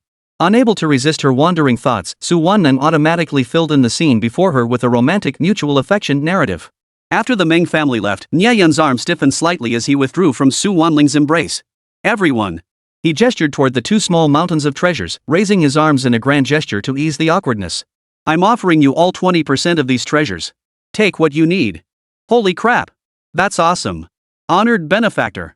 Allow me to pay my respects. The trainees erupted in shouts, pouncing on the treasure piles like wild beasts. Exclamations of awe and gratitude filled the air. Only Su Wanning hesitated, frozen in place like a bewildered kitten. Her fingers absent-mindedly twisted at her skirt hem, betraying her unease and fluster. Ame, hurry. She urged softly, though even she failed to notice the embarrassment and unease leaking into her voice. All of this was observed by Nie Yun. Silently, he turned and began searching through the dazzling mountain of treasures, his movements swift and precise. Soon, Nie Yun selected a large pile of treasures marked with the ice element attribute, almost forcefully shoving them into Su Wanning's arms. Here, these, you and Aim should find them useful. Nie Yun's gaze drifted, his words betraying his true feelings as he pinched his nose. Thanks for saving me. And. As he trailed off, Nie Yun's eyes grew increasingly guilty, unable to meet Su Wanning's gaze directly. Then, as if summoning every ounce of courage he possessed, Nie Yun finally uttered the words in a voice barely audible to her alone. I'm truly sorry about last night. It's fine. Su Wanning's expression tightened as she responded instinctively. The heavy weight in her arms was entirely composed of treasures perfectly suited to her ice crystal phoenix essence. The thoughtfulness behind it warmed her heart uncontrollably. Lowering her eyelids, Su Wanning's delicate profile softened, revealing an unguarded hint of relief. She bowed her head slightly, yet her voice rang out with unusual clarity and resolve. It's not your fault. I'm fine. Truthfully, she didn't blame Nie Yun for what he'd done to her last night. The only thing she found unacceptable was that he must be hiding something from her. Even when pushed to the brink of ruin, he refused to tell her. But now. Su Wanning seemed to harbor a faint hope. Since he had spoken, surely he intended to lay everything bare? Suddenly, she lifted her head, her beautiful eyes widening. They blinked as if speaking, silently fixed on Nie Yun as she waited for his next words. Nie Yun felt a wave of panic wash over him, his throat tightening. His hands felt like useless appendages, dangling awkwardly at his sides. The heart that had once faced an 8th-grade beast now pounded like a drum, fine beads of sweat forming on his palms and forehead. He almost opened his mouth to explain everything, but the words rolling to the tip of his tongue were forcibly swallowed back. Speak up. Tell her about the serum. Just say it was all to save her. No. What would that make me look like? Taking advantage of her kindness? Would she think I'm using this to blackmail her into forgiving me? Absolutely not. That's too stupid. Nie Yun, usually decisive and ruthless, was as naive as a rookie soldier on the battlefield of emotions. After a fierce battle between his rational and emotional halves, he managed to transform a simple, straightforward explanation into an unspeakable, century-old conundrum through his uniquely twisted logic. This golden opportunity to reconcile was utterly buried beneath his chaotic thoughts. Years later, he'd have loved to travel back in time and punch himself twice. And nothing. Nie Yun spun around, shifting his body sideways towards Su Wanning. Su Wanning, classmate, let's help each other out from now on. Before the words had fully left his mouth, he practically bolted, abandoning the remaining treasures behind him. All he wanted was to escape this agonizingly awkward situation. Ah! Principal Zhou Shen watched his hasty retreat with a heavy sigh, instructing staff to inventory the supplies. His eyes grew deep as he murmured to himself, the terror of inner demons. This trial, no one else can help with. Only self-salvation matters. Afternoon, paid training ground. Nie Yun. Lin Wudi and the others grabbed Nie Yun, who was about to slip away with a complicated expression. Where are you running off to? Wudi. What are they doing here? Nie Yun lowered his voice, his face a mask of utter despair. Wasn't it supposed to be just us guys? Exactly. That's right. Lin Wudi feigned innocence, his expression utterly matter-of-fact. We're the five-man squad ironclad brothers in arms who live and die together. Not a single one can be missing. Nie Yun was rendered speechless by this overwhelming logic. Let's get this straight. I'm not being bought off by your treasure. Aim stepped forward, her cheeks puffed out in indignation. But before she could finish, Su Wanning gently tugged her arm, instantly deflating her resolve. I just want to improve. Is that so wrong? Phew. Nie Yun instantly grasped his companion's intentions. He took a deep breath, forcing down the tumult of thoughts churning within him. Indeed, with such eerie events unfolding and the empire teetering on the brink, if we can't even handle these petty romantic entanglements, how can we possibly defend it? If we let ourselves be led by the nose by emotions, we might as well go home and farm the land. We wouldn't even meet the basic standards for combat readiness. Alright, I understand. Nie Yun instantly composed himself, his expression turning serious. He deliberately turned to tease Ame. You and Qin Zhang are flirting openly. Do you really think I haven't noticed? Ame instantly bristled, baring her teeth in a snarl. You. Meanwhile, Qin Zhang beside her had already flushed bright red. Welcome Aim to our special training squad officially. Nie Yun extended his hand, his gaze sweeping over everyone present before lingering briefly on Su Wanning's face. Time is tight. If you trust me, open your storage spaces. We'll start with the optimal resource allocation. Swish. Without a moment's hesitation, everyone complied immediately. Absolute trust coalesced silently in that instant. Nie Yun swiftly assessed each person's inventory, offering precise recommendations. Lin Wudi, you have an 80% match with Berserker. Your foundation is solid. Song Yi, your mage needs this. He handed over several gems shimmering with electric light. Song Yi's eyes welled up with emotion. The final moment. His gaze settled on Su Wanning's storage space, various ice element treasures arranged in perfect order, their attributes and energy gradients nearly flawless. Su Wanning, your supplies. Nie Yun's voice trembled, his admiration unmasked. Perfect. At the word perfect, Su Wanning's eyelashes fluttered imperceptibly before instantly returning to stillness. At that very moment, Nie Yun's heart was suddenly swept by a storm of emotion. Outside the venue, constrained by time, he had only prepared treasures matching about 90% of the requirements for Su Wanning. Yet the preparations before him now, achieved purely through her own understanding, had reached a near-perfect level of 100%. Such insight far surpassed ordinary people. Clearly, she had put in the effort.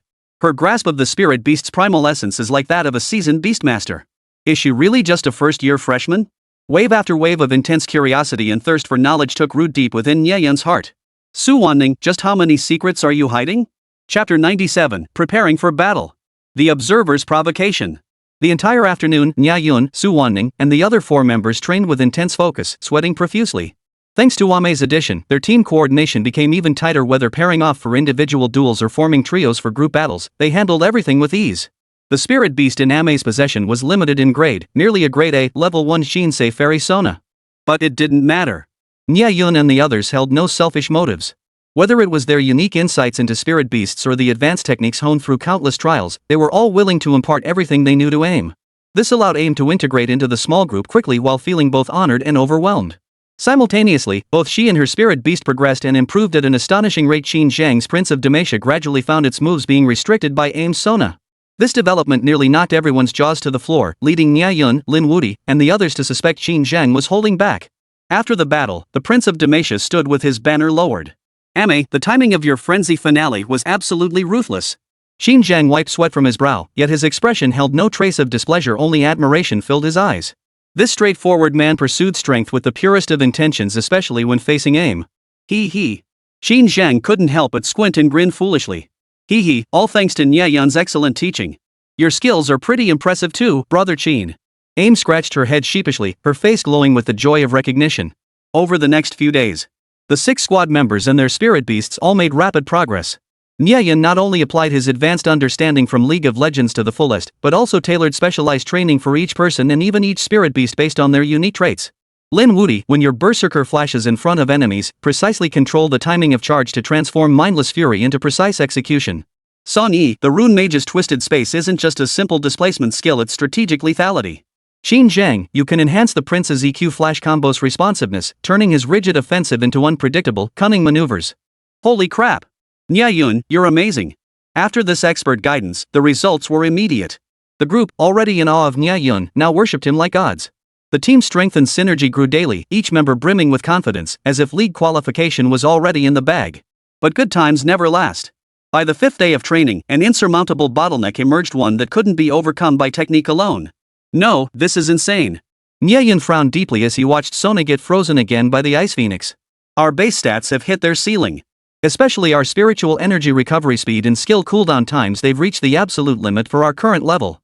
And most critically, we've been feeding the spirit beasts too many spirit treasures lately. They can't absorb that much at once, they'll burst. It was like a hero in a game. Physical strength and skill were maxed out, but without proper gear to support them, attributes like attack power and cooldown reduction couldn't keep up. When facing truly high-intensity combat, they'd run out of steam. We've made rapid progress already. Given this situation, while this spirit beast is in its bottleneck period before digestion breaks through, why not craft a skin instead? Nie Yun pondered for a moment before suddenly exclaiming in surprise, startling everyone. Skin? What on earth is that? Lin Wudi and the others scratched their heads in confusion, wondering what this newfangled thing could be. Oh, it's like enhancement gear. I liken it to a skin. For example, if we crafted several skins for the spirit beast, allowing it to gain bonuses in agility, physical strength, or even spiritual power, wouldn't that be twice the result with half the effort? Oh, I get it. Su Wanning's eyes suddenly lit up. After spending a few days with Nie Yun, she had gradually slipped back into the dynamic they shared before their breakup. Except for the absence of intimate gestures, everything else proceeded as it normally would between classmates. Perhaps no one but the two of them knew they had already broken up. A faint smile touched Su Wanning's lips as she eagerly raised her hand to answer. Nie Yun, did you find records of battle forms in ancient texts? You mean those external soul-binding artifacts crafted by spirit-forging masters that bind to a spirit beast's soul, drastically enhancing specific attributes? Nie Yun nodded slightly, following Su Wanning's lead. That's exactly what I meant, the battle form. But where on earth would we find and buy a battle form? That thing is ridiculously expensive. There are barely any in the entire Great Xia Empire. Song Yi stroked his chin thoughtfully, staring at the ground beneath his feet. Ha! No need to buy it, we'll craft our own. Nie Yun winked mysteriously. He'd long wanted to use rune principles to create various skins for Ali and the Great Dragon. And now, the opportunity had presented itself. What? Craft them ourselves? Everyone's pupils suddenly contracted. Their minds went blank as they stared at Nie Yun in utter shock. Is that even possible? Of course it is. There's nothing I can't do. Nie Yun waved his hand grandly. Come on, let's head to the black market and see what luck we can find. Just as Nie Yun led his group quietly out of the training hall, preparing to venture to the off-campus black market for a shot at luck, an unexpected inspection shattered the group's high spirits. On the main campus road not far from the training hall, a tall, stunningly beautiful young woman with an icy expression strode toward Nie Yun and his group, accompanied by Principal Zhou Xin and other school administrators. Her impeccably tailored haute couture ensemble accentuated her elegant bearing, while oversized sunglasses obscured her bright eyes, amplifying her formidable presence. Even through the thick lenses, one could sense the sharp intensity radiating from her wide-open almond-shaped eyes. Her gaze seemed to instinctively lock onto Nie Yun, who stood nearby. As she passed by Nie Yun, she overheard their enthusiastic discussion about plans to procure supplies from the black market. Oomph! Finally unable to contain herself, a cold sneer curled her lips as she turned with a dismissive snort. Principal Zhou. The atmosphere of preparation at your esteemed academy, the stunningly beautiful woman began, her voice clear yet dripping with undisguised scorn, is truly unique. With the great battle imminent, instead of seizing the time to prepare and train rigorously, you collectively plan to go loitering in the black market? Is this how Super God Academy cultivates its elites? The words fell like a thunderclap, plunging the entire hall into sudden, deafening silence. The school leaders abruptly halted in their tracks, their faces clouded with embarrassment as they shook their heads helplessly. They then frantically winked at Nie Yun and the others as if silently pleading, "You guys have terrible luck. Why did you have to cross her at this critical moment?" Yet Nie Yun remained as calm as still water. He slowly turned around, his gaze fixed on the woman with icy composure. He could sense she was deliberately targeting him. Nie Yun couldn't figure it out. Did she have a grudge against him? Nie Yun, Principal Joshin said, a flicker of awkwardness crossing his face as he hurriedly introduced, "This is Miss Lu Qingyan, a specially assigned observer from the Imperial Beastmaster Youth Committee." Lu Qingyan? Nie Yun's expression froze as his mind raced. That name seemed familiar, yet he couldn't quite place it. As he pondered, Lu Qingyan glided toward him with graceful steps. Her piercing gaze swept swiftly over Su Wanning and the others. "You are Nie Yun?" Her gaze, tinged with a hint of gloom, settled on him. A cold curve immediately formed at the corners of her lips. "I've heard of you, god of luck, but luck always runs out eventually.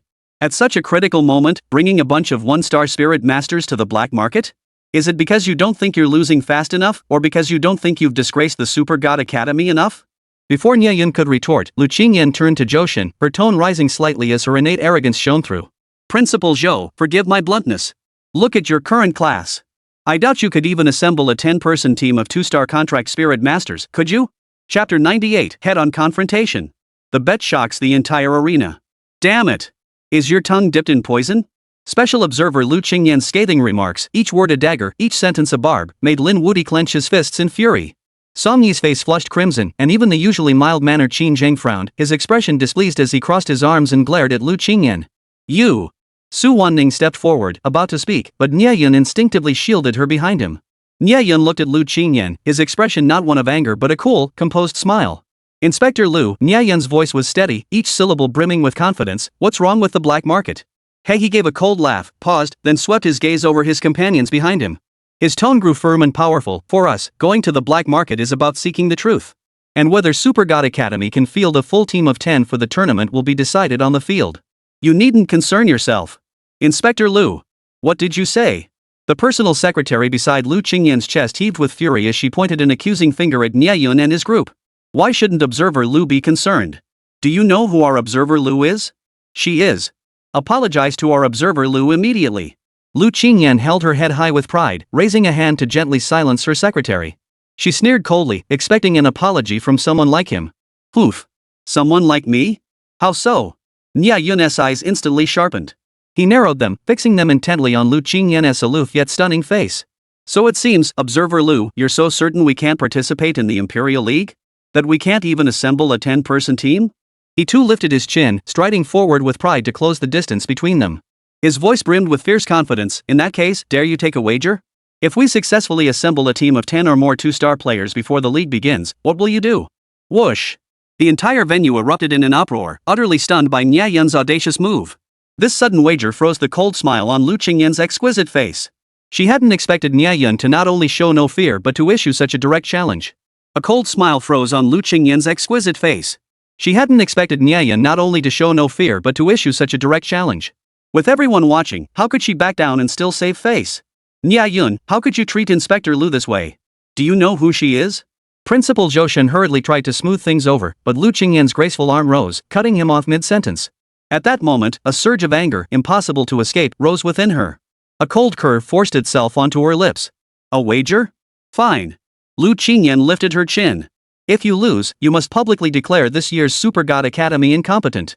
From now on, whenever you see me, Lu Qingyan, you must retreat 3 steps. Whoosh! The words sent a wave of gasps rippling through the crowd. The expressions of the surrounding school leaders darkened instantly. This wager was poisonous, practically designed to utterly destroy Nie Yun and this entire class's reputation. Lin Wuti gritted his teeth in fury, while Song Yi tugged frantically at Nie Yun's sleeve, signaling him to reconsider. "Agreed." Nie Yun stood calmly with his hands behind his back, nodding readily as if the other had merely made a harmless joke. Before anyone could catch their breath, he shifted the focus with a counter-question that stunned the entire room. "And what if you lose?" The entire room fell silent. Was Nie Yun about to raise the stakes? Sure enough. Nie Yun deliberately paused, his gaze sweeping over Lu Qingyan's haughty face before he let out a slow, derisive snort. "I won't ask you to retreat 3 miles either." Phew! Thank goodness. Just as everyone thought Nie Yun was showing mercy, he suddenly uttered the second half of his sentence, clear and resolute. "I only need you to personally cheer for our Super God Academy at the Imperial League venue. How about this wager? Holy! Cheer us on?" Those 4 words exploded like a thunderclap, stunning everyone present. Lin Wuti and Song Yi instantly widened their eyes, their mouths gaping wide enough to fit an egg. Even the usually composed Qin Zheng sucked in a sharp breath. Su Wanning and Aim hurriedly covered their mouths, their beautiful eyes filled with disbelief. It seemed Nie Yun truly didn't know Lu Qingyan's identity. He'd placed an incredibly heavy wager. Having the Lu family's heiress, Xiaoyan's fiancé, cheer for his opponent under the spotlight? This was nothing short of psychological torture. It was trampling Lu Qingyun's pride into the dirt. Suwan's eyelashes fluttered slightly as she instantly made up her mind to spare Nie Yun the humiliation of public embarrassment. She would withhold the revelation of Lu Qingyun's true identity for now. The school administrators exchanged glances, feeling both vindicated and helpless, while simultaneously sweating bullets for Nie Yun. This bet was far too risky. You! Lu Qingyun's face instantly turned from icy to ashen, her fingertips trembling slightly. The humiliation of this wager far exceeded her imagination. She almost wanted to refuse immediately, but Nie Yun's unwavering gaze and the stares of everyone around her pinned her down. Oof. Fine.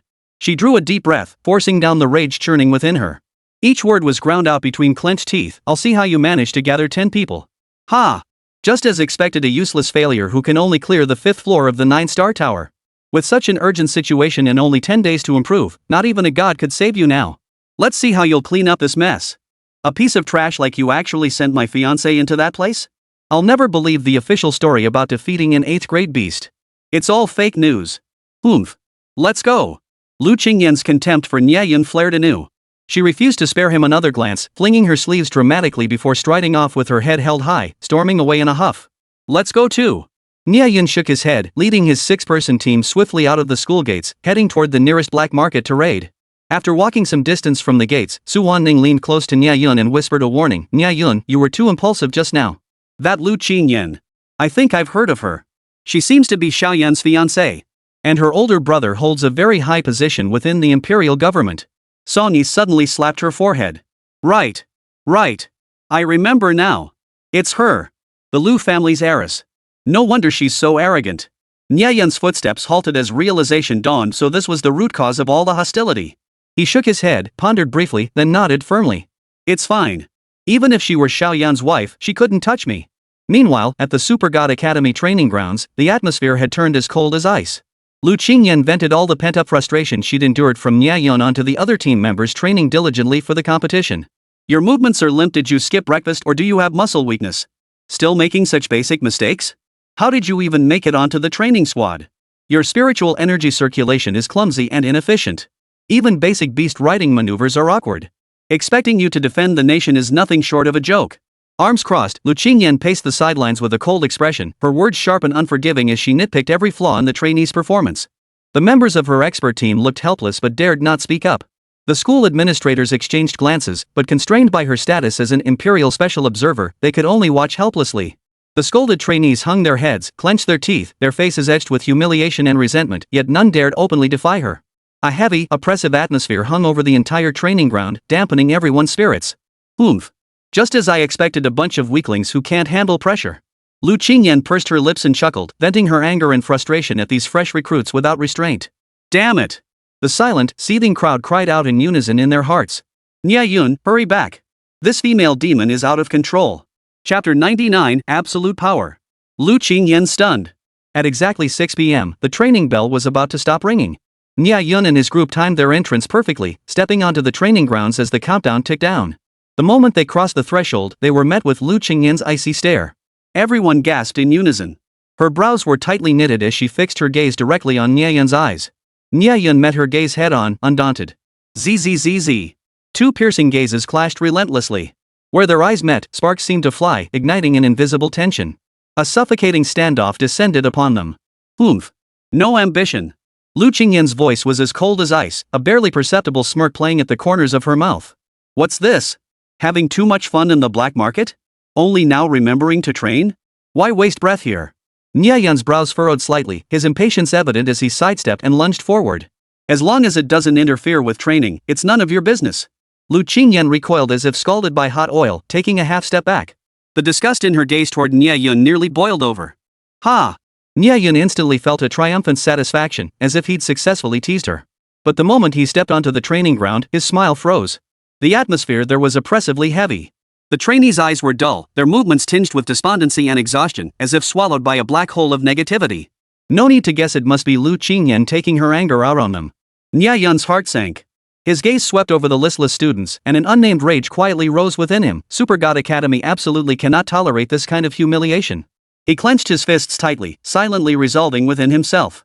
Principal Zhou Shun, meanwhile, watched Nie Yun's movements with tense vigilance before finally fixing his gaze back on Lu Qingyan. The position of special observer, though not high in rank, holds absolute authority on the stage of the Imperial League. Moreover, Lu Qingyan's family background is no ordinary affair. It's best not to provoke her. As usual, the next training session involved high-intensity physical conditioning focused on the Spirit Binder's physical conditioning. Lu Qingyan stood arms crossed, coldly observing, ready to pounce at any moment. Next exercise, extreme weight evasion. Principal Zhou Shun announced loudly. Huff. Sun Hao, the first to step forward, took a deep breath, struggling to steady his nerves. But the memory of Lu Qingyan's relentless pressure only intensified his nerves, and an unfamiliar sense of despair began to creep into his heart. Perhaps due to his state of mind, his movements became noticeably sluggish after strapping on the weight blocks. Begin! Principal Zhou Shun bellowed. The moment the words left his mouth, the energy spheres shot forward at lightning speed. Thud! Thud! Sun Hao barely dodged the first few, but his footing was already unsteady. Don't look at me! Don't look at me! Just as he faced the critical moment of accelerated rapid fire, Sun Hao suddenly felt Lu Qingyan's piercing gaze shooting straight at him. Panic seized him, his palms began sweating, his heart pounded wildly, and the movements he'd memorized instantly distorted. Boom! Boom! Boom! 3 consecutive energy spheres slammed solidly into his body, producing dull thuds. The final score was indeed dismal, falling far short of even the passing threshold. The entire arena fell silent.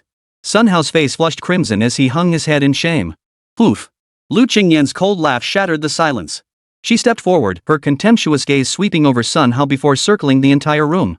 Her tone carried undisguised disdain. These are the carefully selected members of the academy? They can't even execute the most basic weight-bearing dodge properly? With such poor mental fortitude, how will they ever command beasts and defeat enemies?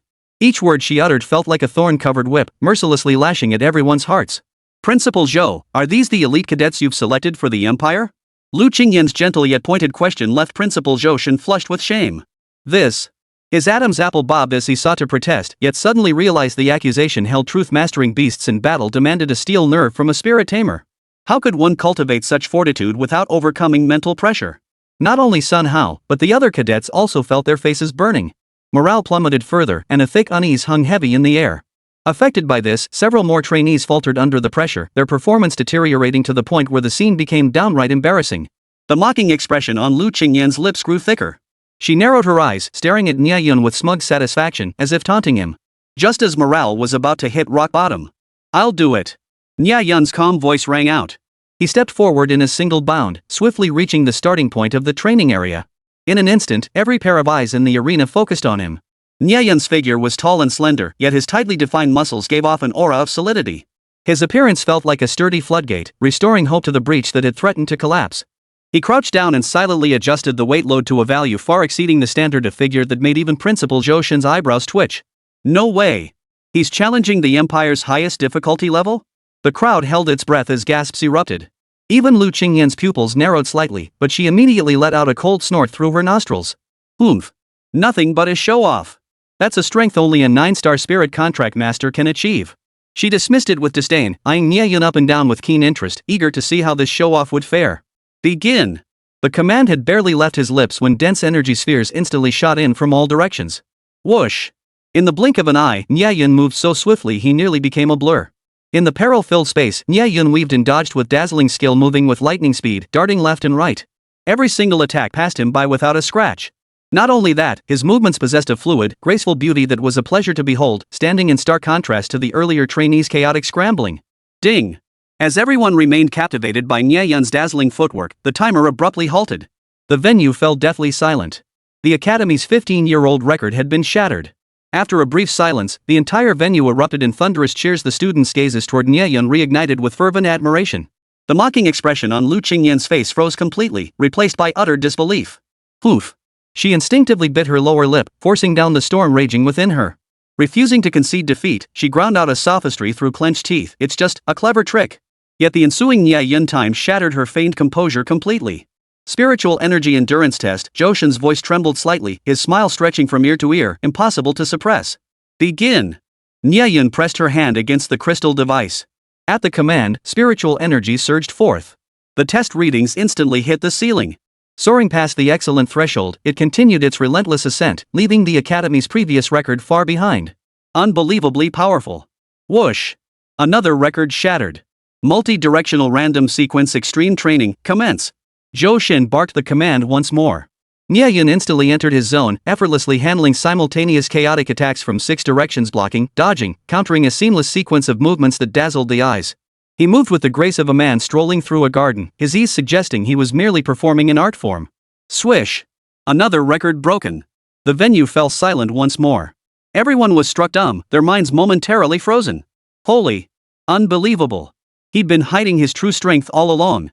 The smile on Lu Qingyan's face had long vanished, replaced by indescribable shock and utter disbelief.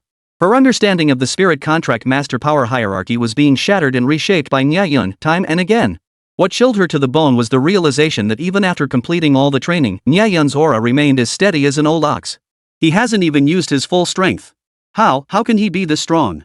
Lu Qingyan suddenly froze in place, her expression clearly dazed, her face etched with utter disbelief. Even a sparring partner shouldn't be this formidable. Chapter 100, Shocking Move. The observer is pissed. Holy damn! The entire arena erupted into frenzy, cheers nearly tearing the roof off the training ground. Amidst the deafening roar, Nie Yun calmly walked off the training area, not a single bead of sweat visible on his forehead. The reason was simple. To ensure he utterly humiliated Lu Qingyan, Nie Yun had secretly arranged to temporarily contract himself. Unbelievable.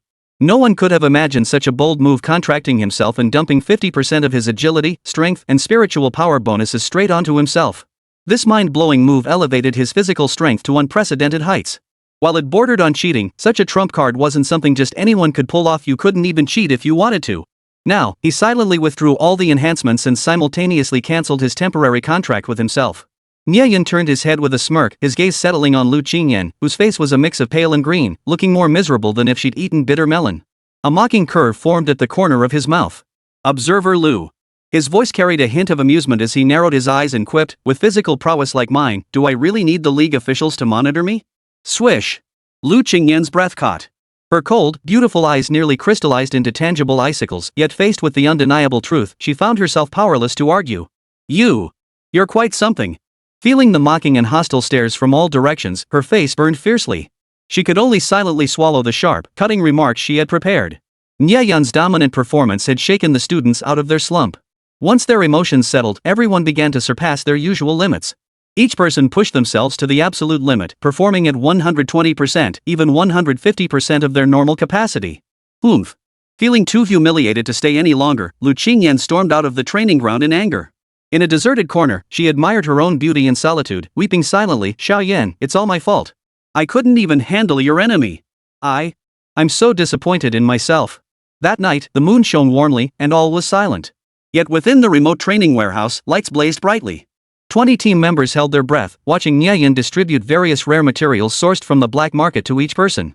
These materials, each with its own unique form, some glowed faintly, others pulsed with subtle energy fluctuations. What is this?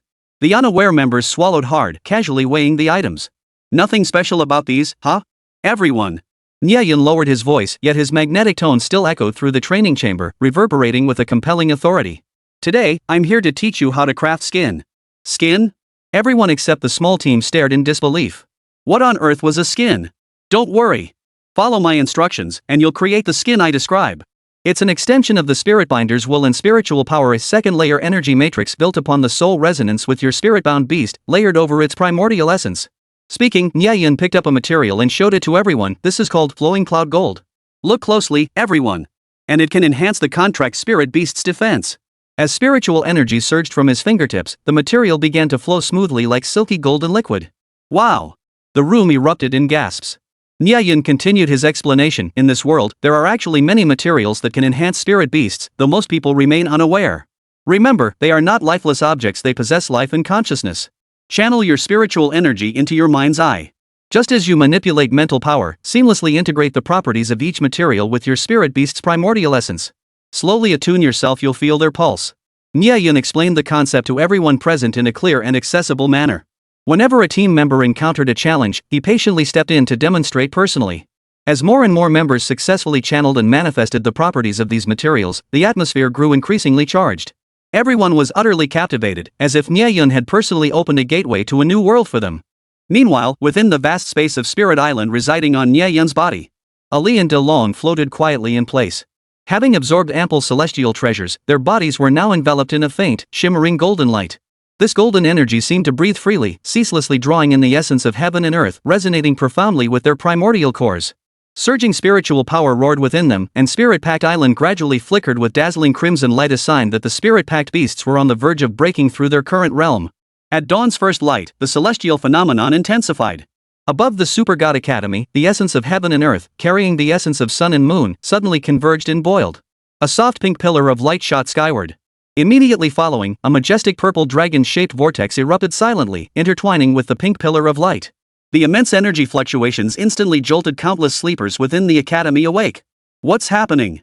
Lu Qingyan, who had cried all night and finally fallen asleep, was jolted awake. Too exhausted to get up and look out the window, she curled up under the covers as tears began streaming down her face once more. Not bad at all. The moment Nie Yun probed his divine sense into the Spirit-Pact Island, the corners of his mouth couldn't help but curl upward. Ali and the Great Dragon had both broken through to the second-grade realm. As if it were meant to be, spiritual energy surged from Nie Yun's chest, causing ripples in his spiritual sea. In an instant, his aura surged dramatically, marking his official entry into the realm of a 2-star spirit contract master. Nie Yun immediately began meditating to consolidate his new level. With his eyes closed, he couldn't help but recall the face of a certain Miss Lu, soon to be consumed by impotent rage. He couldn't help but chuckle to himself, some people won't be laughing soon. An hour later, the morning sun began to rise. Delicious. Ali nestled close to Nie Yun, taking small bites of a meat bun as they sat arm in arm on a bench beside the morning exercise field. Her 9-fox tail spread out smoothly, their sheen shifting as she gazed at Nie Yun with eyes brimming with laughter, growing ever more enchanting and captivating. What should have been a harmonious, warm moment between master and beast was abruptly shattered by a high-pitched, mocking voice. Lu Qingyan, as if she'd finally found something to hold over Nie Yun, unleashed her pent-up resentment and frustration. Oh my, her lips curled into her signature haughty smirk as she crossed her arms, her imposing presence radiating as she accused, "What's this? No hope of advancing your cultivation? So you've given up and started flirting with a fox demon instead? TSK. You're corrupting the entire atmosphere of Super God Academy." Lu Qingyan's words instantly drew the attention of a crowd of onlookers. Many students craned their necks, staring intently at Nie Yun and Ali. Some, unaware of the situation, whispered among themselves. Breaking through to the second rank in such a short time is nearly impossible. Could Nie Yun really have given up? Looks like it. The way he and Ali are acting, they might as well be a couple. Yeah, I just saw Ali feeding Nie Yun by hand. TSK, they're really going all out. Meanwhile, the protagonist Nie Yun, adhering to the principle of not wasting food, slowly swallowed the last bite of his bun. He calmly clapped his hands before finally lifting his gaze to meet Lu Qingyan's. His gaze was as still as an ancient well. "Observer Lu, did you sleep in this morning? Or can you only see the surface?" With that, Nie Yun stood up, taking hold of Ali's delicate arm. He no longer held back his aura. "Open your eyes wide and see clearly what realm I truly possess now." Boom! The spiritual energy fluctuations unique to a 2-star contract spirit master crashed down upon everyone. Ali showed no weakness either, unleashing the imposing aura of a second-grade contract spirit beast right before Lu Qingyan's eyes. Whoosh! Their overwhelming presence surged like a tidal wave, engulfing the surroundings. What? Overnight? Upgraded to a second-grade spirit beast? How is that possible? The mocking sneer on Lu Qingyan's face froze instantly, her pupils trembling violently. She covered her mouth in horror, instinctively taking half a step back, her face etched with utter dread and disbelief. Chapter 101, Breaking Through the Meteor Shower. The entire crowd was stunned. Holy! Everyone present rubbed their eyes in disbelief, staring up and down at Nie Yun and the fox beside him. Once they clearly saw the energy fluctuations surging around the man and the beast, the entire crowd erupted in a deafening roar of astonishment. 2 stars. Not even half a month since enrollment, and Nie Yun has already broken through? Wow, Nie Yun just shattered Senior Chu's record of breaking through to 2 stars in 2 months. Good heavens! So it wasn't my eyes playing tricks. That pillar of light at dawn was truly a breakthrough phenomenon. Is this a miracle? The crowd erupted in a cacophony of voices, cries of astonishment rising and falling. Some trainees with weaker nerves were so startled they fell backward onto the ground, mouths agape, gasping for breath but unable to utter a sound. You! The color drained from Lu Qingyan's face in an instant. Her pupils dilated violently, and a deafening buzzing seemed to fill her ears. Her almond-shaped eyes widened as she shrieked, her voice sharp yet trembling with fear. This is nothing but luck. Don't forget, you have 2 contract beasts. You must have sacrificed the growth potential of the other one. But before Lu Qingyan could finish her sentence. Oh? Nie Yun's lips curved upward as he snapped his fingers. You mean the Great Dragon? Boom! Another powerful aura surged skyward. Even among the onlookers, many of whom were already 2nd or 3rd star spirit masters, the sheer force of the spiritual energy shockwave sent shivers down their spines. Baron Nash de Long materialized abruptly, shrouded in dark golden runes. Roar! The second-grade contract spirit beast, the great dragon, raised its neck and let out a thunderous roar, unleashing the pent-up emotions that had long been suppressed. Silence! The scene fell deathly silent, so quiet that the sound of each person's Adam's apple moving could be heard clearly. Overnight, 2 spirit beasts had simultaneously ascended to grade 2. This left everyone utterly speechless, staring at Nie Yun in disbelief. Whispers began to spread. Wow! Even the NPC dragon broke through. Nie Yun is incredible. 2 SSR tier breakthroughs in one night. How did Nie Yun pull this off? Even if he drained the Academy's resources dry, it wouldn't be possible. The entire crowd erupted, voices rising to a deafening roar that seemed to pierce the heavens. Lu Qingyan bit her lower lip hard, her body frozen in place as if struck by lightning, instantly turning ice cold. In that moment, she felt like a clown, the target of everyone's scorn, or perhaps, it wasn't an illusion. It seems I'd become the very type of person I once despised most. Lu Qingyan instinctively pressed her red lips together, a fleeting trace of sorrow flickering in her eyes. Could it be that Xiaoyan's situation had transformed her into someone even she no longer recognized? No! I can't let this happen. There must be another way to avenge Xiaoyan. I shouldn't have lashed out at Nie Yun in public like that. She couldn't help but scrutinize Nie Yun from head to toe. This was the first time she'd ever truly looked at this young man, 2 years her junior, with genuine attention. Once she came to this realization, she found herself liking Nie Yun a lot more in truth. These past 2 days, she'd been the one nitpicking. Nie Yun and the Super God Academy hadn't done anything wrong in their training. Everyone had worked incredibly hard, yet instead of offering encouragement, she had relentlessly nitpicked. At this realization, she sighed deeply, her fair face flushing crimson once more. This time, however, it wasn't from anger or irritation, but from shame and disappointment at her own actions. Nie Yun, I'm sorry. After a long silence, Lu Qingyan's red lips parted slightly as she bowed her proud head. I shouldn't have underestimated you. That bet, I'll see it through. What? You're conceding defeat before the results are even in? Nie Yun took a deep breath, his gaze fixed on Lu Qingyan's stunningly beautiful face as he spoke slowly. Or do you genuinely believe we can't pull it off? No, that's not what I meant. Seeing her explanation only made things worse, Lu Qingyan frantically waved her hands, shaking her head like a rattledrum. I just think some standards are too harsh. It's normal if you can't meet them.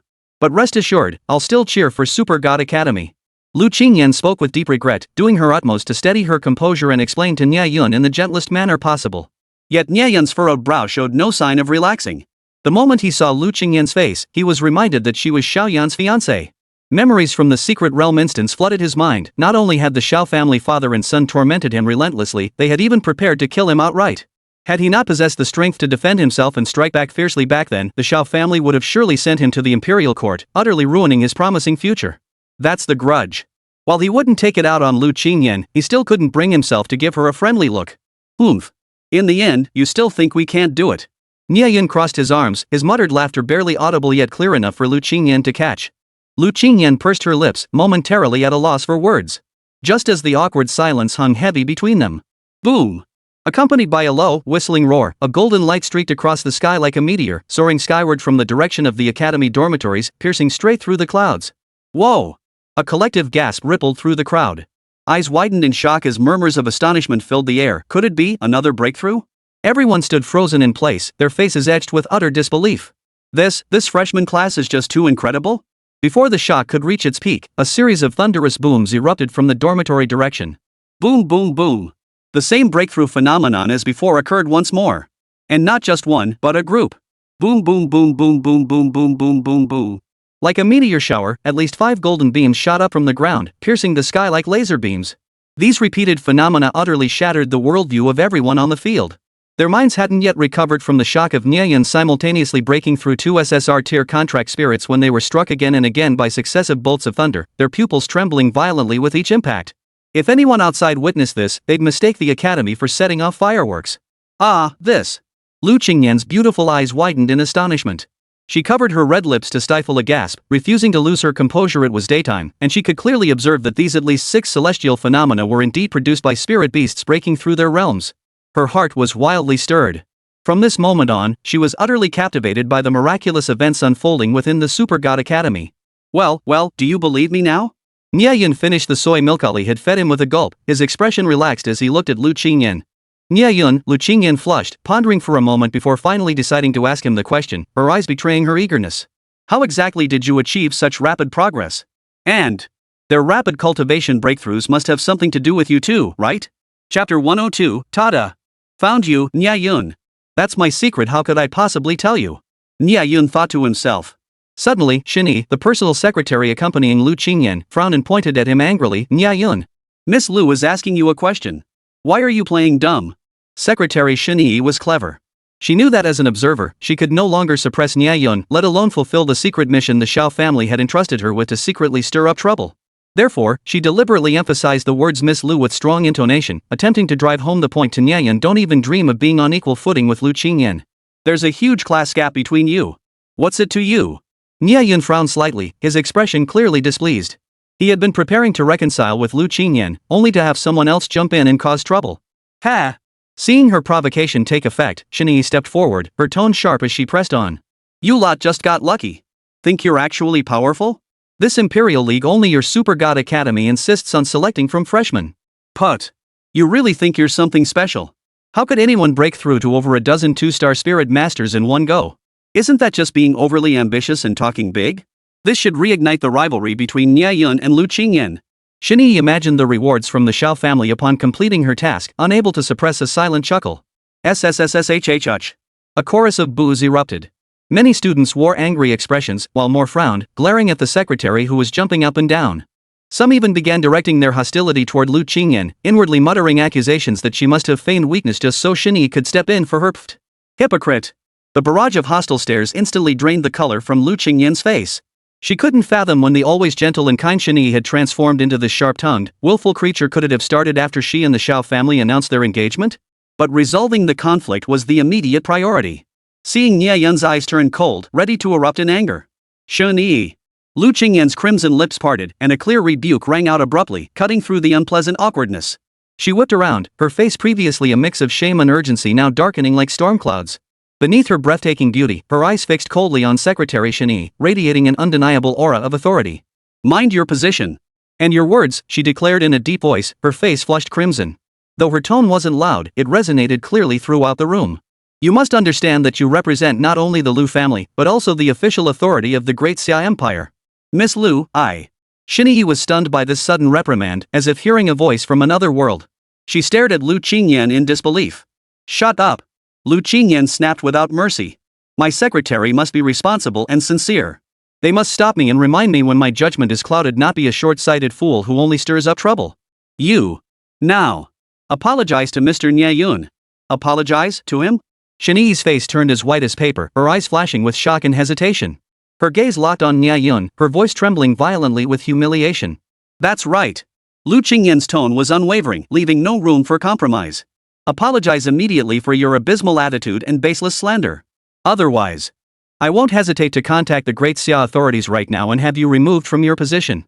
Boom. Lu Qingyan's words struck Shinee's heart like a sledgehammer. Removal from office meant she would lose her chance to get close to the center of power. More crucially, she would never fulfill the Xiao family's entrusted mission, let alone receive the promised reward. Poof. She let out a soft snort, biting her lower lip hard. Lu Qingyan's icy gaze made her heart clench. To avoid fully provoking Lu Qingyan, she turned to Nie Yun with immense difficulty, humiliating tears threatening to spill. After a deep breath, she ground out the words through clenched teeth. I'm sorry. Nie Yun gave her a faint glance, offering no response. This indifference was more humiliating to Shinee than any mockery. Ironically, Lu Qingyan's earlier rebuke had already stirred something in Nie Yun. He lifted his eyes to scrutinize her. She didn't seem as brainless as he'd thought yesterday. Perhaps replacing her secretary would be best for her, someone to rein her in when her brain short-circuited. Sigh. Lu Qingyan took a deep breath. When she turned back to Nie Yun, her face had regained its earlier sincerity, now thick with apology. Classmate Nie Yun, my failure to manage her properly has caused you embarrassment. I respect your privacy and will not press further. I will fulfill my duties as an observer with the utmost impartiality. This statement, delivered with genuine sincerity, preserved her dignity while conveying respect. The gazes of the surrounding trainees toward her now held less hostility and more satisfaction and approval. I hope so, Nie Yun nodded, saying no more. He turned and led Ali and De Long into the training grounds to join the morning drills. Of course it is. Pushing new recruits to reach 2 stars so quickly is nothing but forcing growth. Without solid foundations, how can they face the enemy? Shinee stubbornly muttered under her breath, still unwilling to concede. Enough. Principal Zhou must have his reasons for this. Lu Qingyan's almond-shaped eyes widened as she glared at Shinee, who immediately fell silent, as still as a frozen frog. Nie Yun. Lu Qingyan watched his retreating figure, her heart filled with mixed emotions. After the Imperial League concludes, I will issue you a challenge in my own name, a fair and honorable one, to vindicate my fiancé. In an obscure town of the Great Xia Empire, a frail figure wandered aimlessly along the city's outskirts. Her expression was somber, her hair disheveled, her small frame struggling under the weight of a suitcase nearly as tall as she was, all the possessions she possessed after being cast out from her family home. Get out! You've brought utter disgrace upon our family. Even as a branch family of the Lin clan, the rules were ironclad. Lin Yaoyao had committed one grave offense after another, and the family had utterly disowned her. But what did I do wrong? That night, I was a victim too. I was poisoned by love too. Otherwise, I would have nailed Nie Yun to the pillar of shame. The memory of that night when Nie Yun had left her alone under the covers, forcing her to use a jade pillar to cure the poison, filled her with such hatred she wished to tear him limb from limb. It's all Nie Yun's fault. Damned Nie Yun. You've ruined me so badly, I'll never rest until you're destroyed. Lin Yaoyao lifted her head, swearing to the distant sky, her eyes flashing with mad hatred. Ha ha ha. How amusing. What Lin Yaoyao didn't know was that not far away, another petite figure watched her every move with eyes that were crimson yet tinged with an eerie black aura. The great demon king Etu's eyes flickered with excitement in the darkness, a mocking curve forming at the corners of his mouth. Nie Yun. Finding you was no easy feat. But now that I've found your enemy, you won't escape my grasp either. Chapter 103, Despair's Hour. Salvation in the Abyss. Seeing Lin Yaoyao's deathly pale face, the demon king Etu did not immediately advance to execute her plan. She remained hidden in the shadows, silently observing every move Lin Yaoyao made, waiting for the perfect moment to intervene. Ha ha ha. Alone and adrift in this world, you must be nearing your breaking point. A sinister curve formed at the corner of Demon King Etu's mouth, her eyes glinting with cunning. She was no longer the same as before. Unlike her state in the secret realm not long ago, over 70% of the great Demon King Etu had now been invaded by the bizarre power.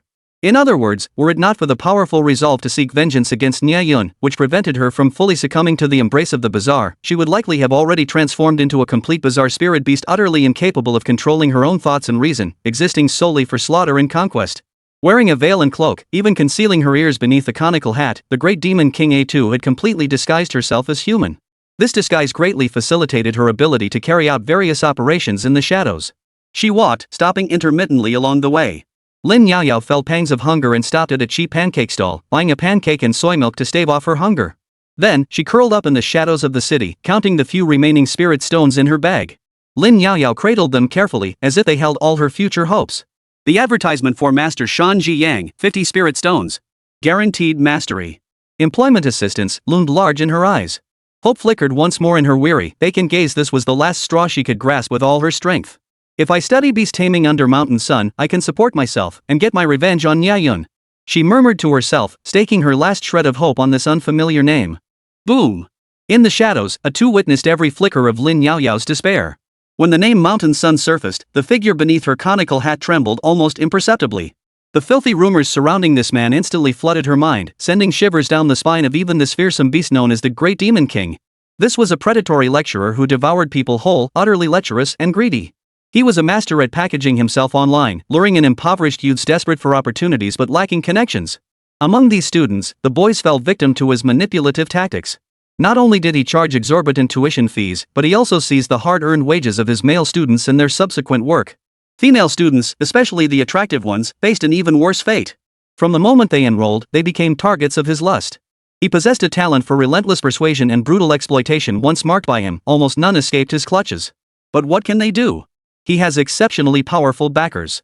In this remote little town, victims can only swallow their anger and endure the abuse. Not a single student dares to publicly confront him. Out of shame, they even help cover up his misdeeds. Over time, this seemingly modest academy building had completely degenerated into his playground, where he indulged in a vast harem of slaves and concubines. Yet, thanks to Yang Shan's exceptional marketing skills, despite his reputation being thoroughly tarnished locally, every month saw a steady stream of eager students from elsewhere drawn by his notoriety, becoming an inexhaustible supply of new consumables for his pleasure. Damn it! Am I supposed to just stand by and watch her walk straight into the trap, sinking deeper into the mire? The second personality, desperately clinging to sanity, roared furiously. Ha! Do you really think someone this desperate would believe some random stranger like you? The long-dormant primary personality finally couldn't hold back, unleashing a torrent of criticism. She'll only see you as jealous, blocking her path to a happy life. The first personality ranted relentlessly. The quagmire is perfect. Only when she's betrayed by the entire world will the knife you offer become her sole salvation. Think about Nie Yun. Don't you want to see him torn apart by his own people? Nie Yun's calm, composed face flashed briefly through her mind. Atu's clenched fists slowly relaxed. She ultimately fell silent, watching Lin Yaoyao depart from the shadows. Ignoring the pointed fingers and malicious stares of passers-by, she walked with a faint smile on her lips, her heart filled with hope for the future. Head held high, she stepped boldly into the notoriously infamous private academy. As expected, during the introductory meeting, Shan Jiyang hinted that Lin Yaoyao would need to undergo a comprehensive examination. Alright, Lin Yaoyao lowered her head, bewildered, as she was inexplicably led into a secluded room. Remove all your clothes. I need to verify your physical qualifications. Shan Jiyang couldn't suppress the leering sounds escaping his lips as he ogled Lin Yaoyao with a sleazy, greasy gaze, seemingly intent on seeing every inch of her. No. I can't. I attended the Imperial Beast Academy. My qualifications are definitely suitable. Lin Yaoyao's face flushed crimson as she hesitated to speak. But she simply couldn't bring herself to reveal that she'd been expelled from the Imperial Super God Academy. It's fine. This is our academy's procedure, it's for your own good. All your seniors underwent this check. Shan Jiyang, despite his sleazy demeanor, now wore an air of righteous indignation that momentarily left Lin Yaoyao speechless. Is this really for my own good? This is my only chance to turn things around. Under Shan Jiyang's intense hints and pressure, she hesitantly bit her red lips and slowly shed all her clothes. Within the room, Shan Jiyang's hypocritical righteousness vanished the instant Lin Yaoyao shed her clothes. What a pity, such a beautiful face, yet she's a defective product. Fuming with rage, he stared at Lin Yaoyao's stunningly beautiful face, sighing and shaking his head repeatedly. Having seen countless women, he could discern authenticity at a glance. Defective? The word struck her like a slap, like a poisoned needle piercing her heart. The immense humiliation ignited a raging inferno within her. She screamed, cursing him, "You piece of trash. Scum?" Shan Jiyang laughed coldly, clapping his hands. "I'll show you what real scum looks like." Several students, their faces twisted with sycophantic flattery and greed, entered at his command. "This is your reward. Give her a proper welcome." Shan Haiyang commanded. Bestowing female students he couldn't touch duties upon male students he deemed capable. This was a common tactic Shan Jiyang employed to cultivate loyal followers. Before his words faded, a vicious glint flashed in his eyes, tinged with cruel contempt as if Lin Yaoyao were a flawed piece of merchandise. He turned and walked away without a second glance. Bang! The door slammed shut, sending Lin Yaoyao's heart plummeting to the depths of despair. As several imposing men closed in on her, the despair in her eyes spilled over uncontrollably. "Let me go." Soon, someone seized Lin Yaoyao's arm. "Don't touch me. Help!" Lin Yaoyao screamed for help, but no one paid her any mind. Soon, her limbs were all restrained. Lin Yaoyao understood that the moment had come for her to make a decision. Even if it means death. I will never submit to humiliation. With no escape left, Lin Yaoyao's gaze swept across the snarling faces before her. The panic in her eyes receded like a tide, replaced by a cold, resolute hatred. "If I don't die today, I will repay you 100-fold someday." She closed her eyes, clenched her teeth with all her might, preparing to bite down. Crash! A deafening crash echoed as splinters flew everywhere. After the powerful force dissipated, a mysterious figure cloaked in a bamboo hat and veil appeared suddenly, like a ghost. "Ha ha ha!" A series of chilling laughs, seemingly from the depths of hell, echoed from beneath the bamboo hat. "A toy I've set my sights on, is it something you can touch?" Every person in the room froze instantly, their hair standing on end as a chill ran down their spines. Chapter 104, The Pursuit. The Great Demon King and Lin Yaoyao. Damn it! Where the hell did you come from? What the hell are you doing? At that moment, the student gripping Lin Yaoyao's wrist turned and saw the stunningly attractive woman behind him. His emotions erupted. His suppressed tone shot up, a sneer curling his lips. "Didn't teacher Yangshan say? It's your honor he's interested in you. You need to learn to make peace with yourself." No sooner had the student finished speaking than a wave of sharp, mocking laughter erupted from the others, crashing like waves. "Ha ha ha! Which year is this beauty from? Pull down your veil so we can get a good look. Look how shy she is, still wearing that hat. Probably a new recruit who hasn't loosened up yet. He he he.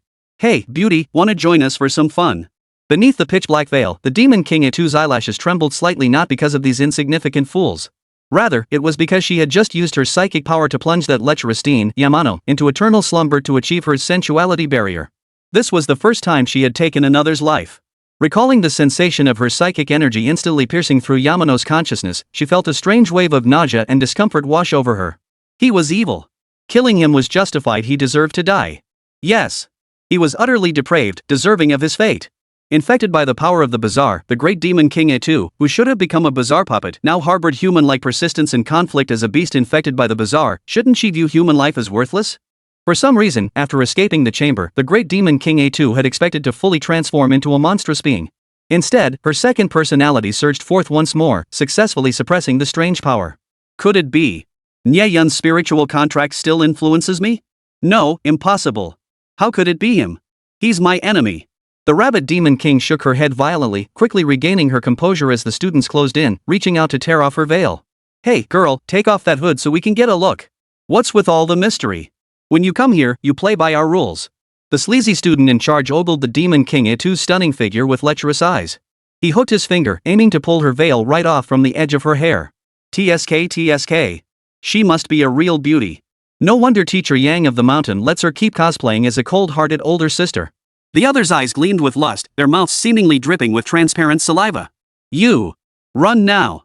Lin Yaoyao, fully dressed, rushed forward, grabbing Itu the demon king's arm and pulling her toward the exit. Where? The lecherous student, abruptly pulled away and denied the chance to appreciate that peerless beauty, suddenly grew furious. Trying to run? Several students immediately spread out, blocking every escape route.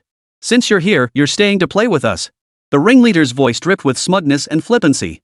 The demon king Itu's brows furrowed slightly. She read the filthy desires burning in their eyes. Fueled by raging fury, her pupils instantly transformed into crimson oceans. Since you insist on courting death, I shall grant your wish. No sooner had the great demon king Itu finished speaking than a series of dull thuds echoed within each of their skulls. Except for the student leading them, the others' eyes instantly glazed over.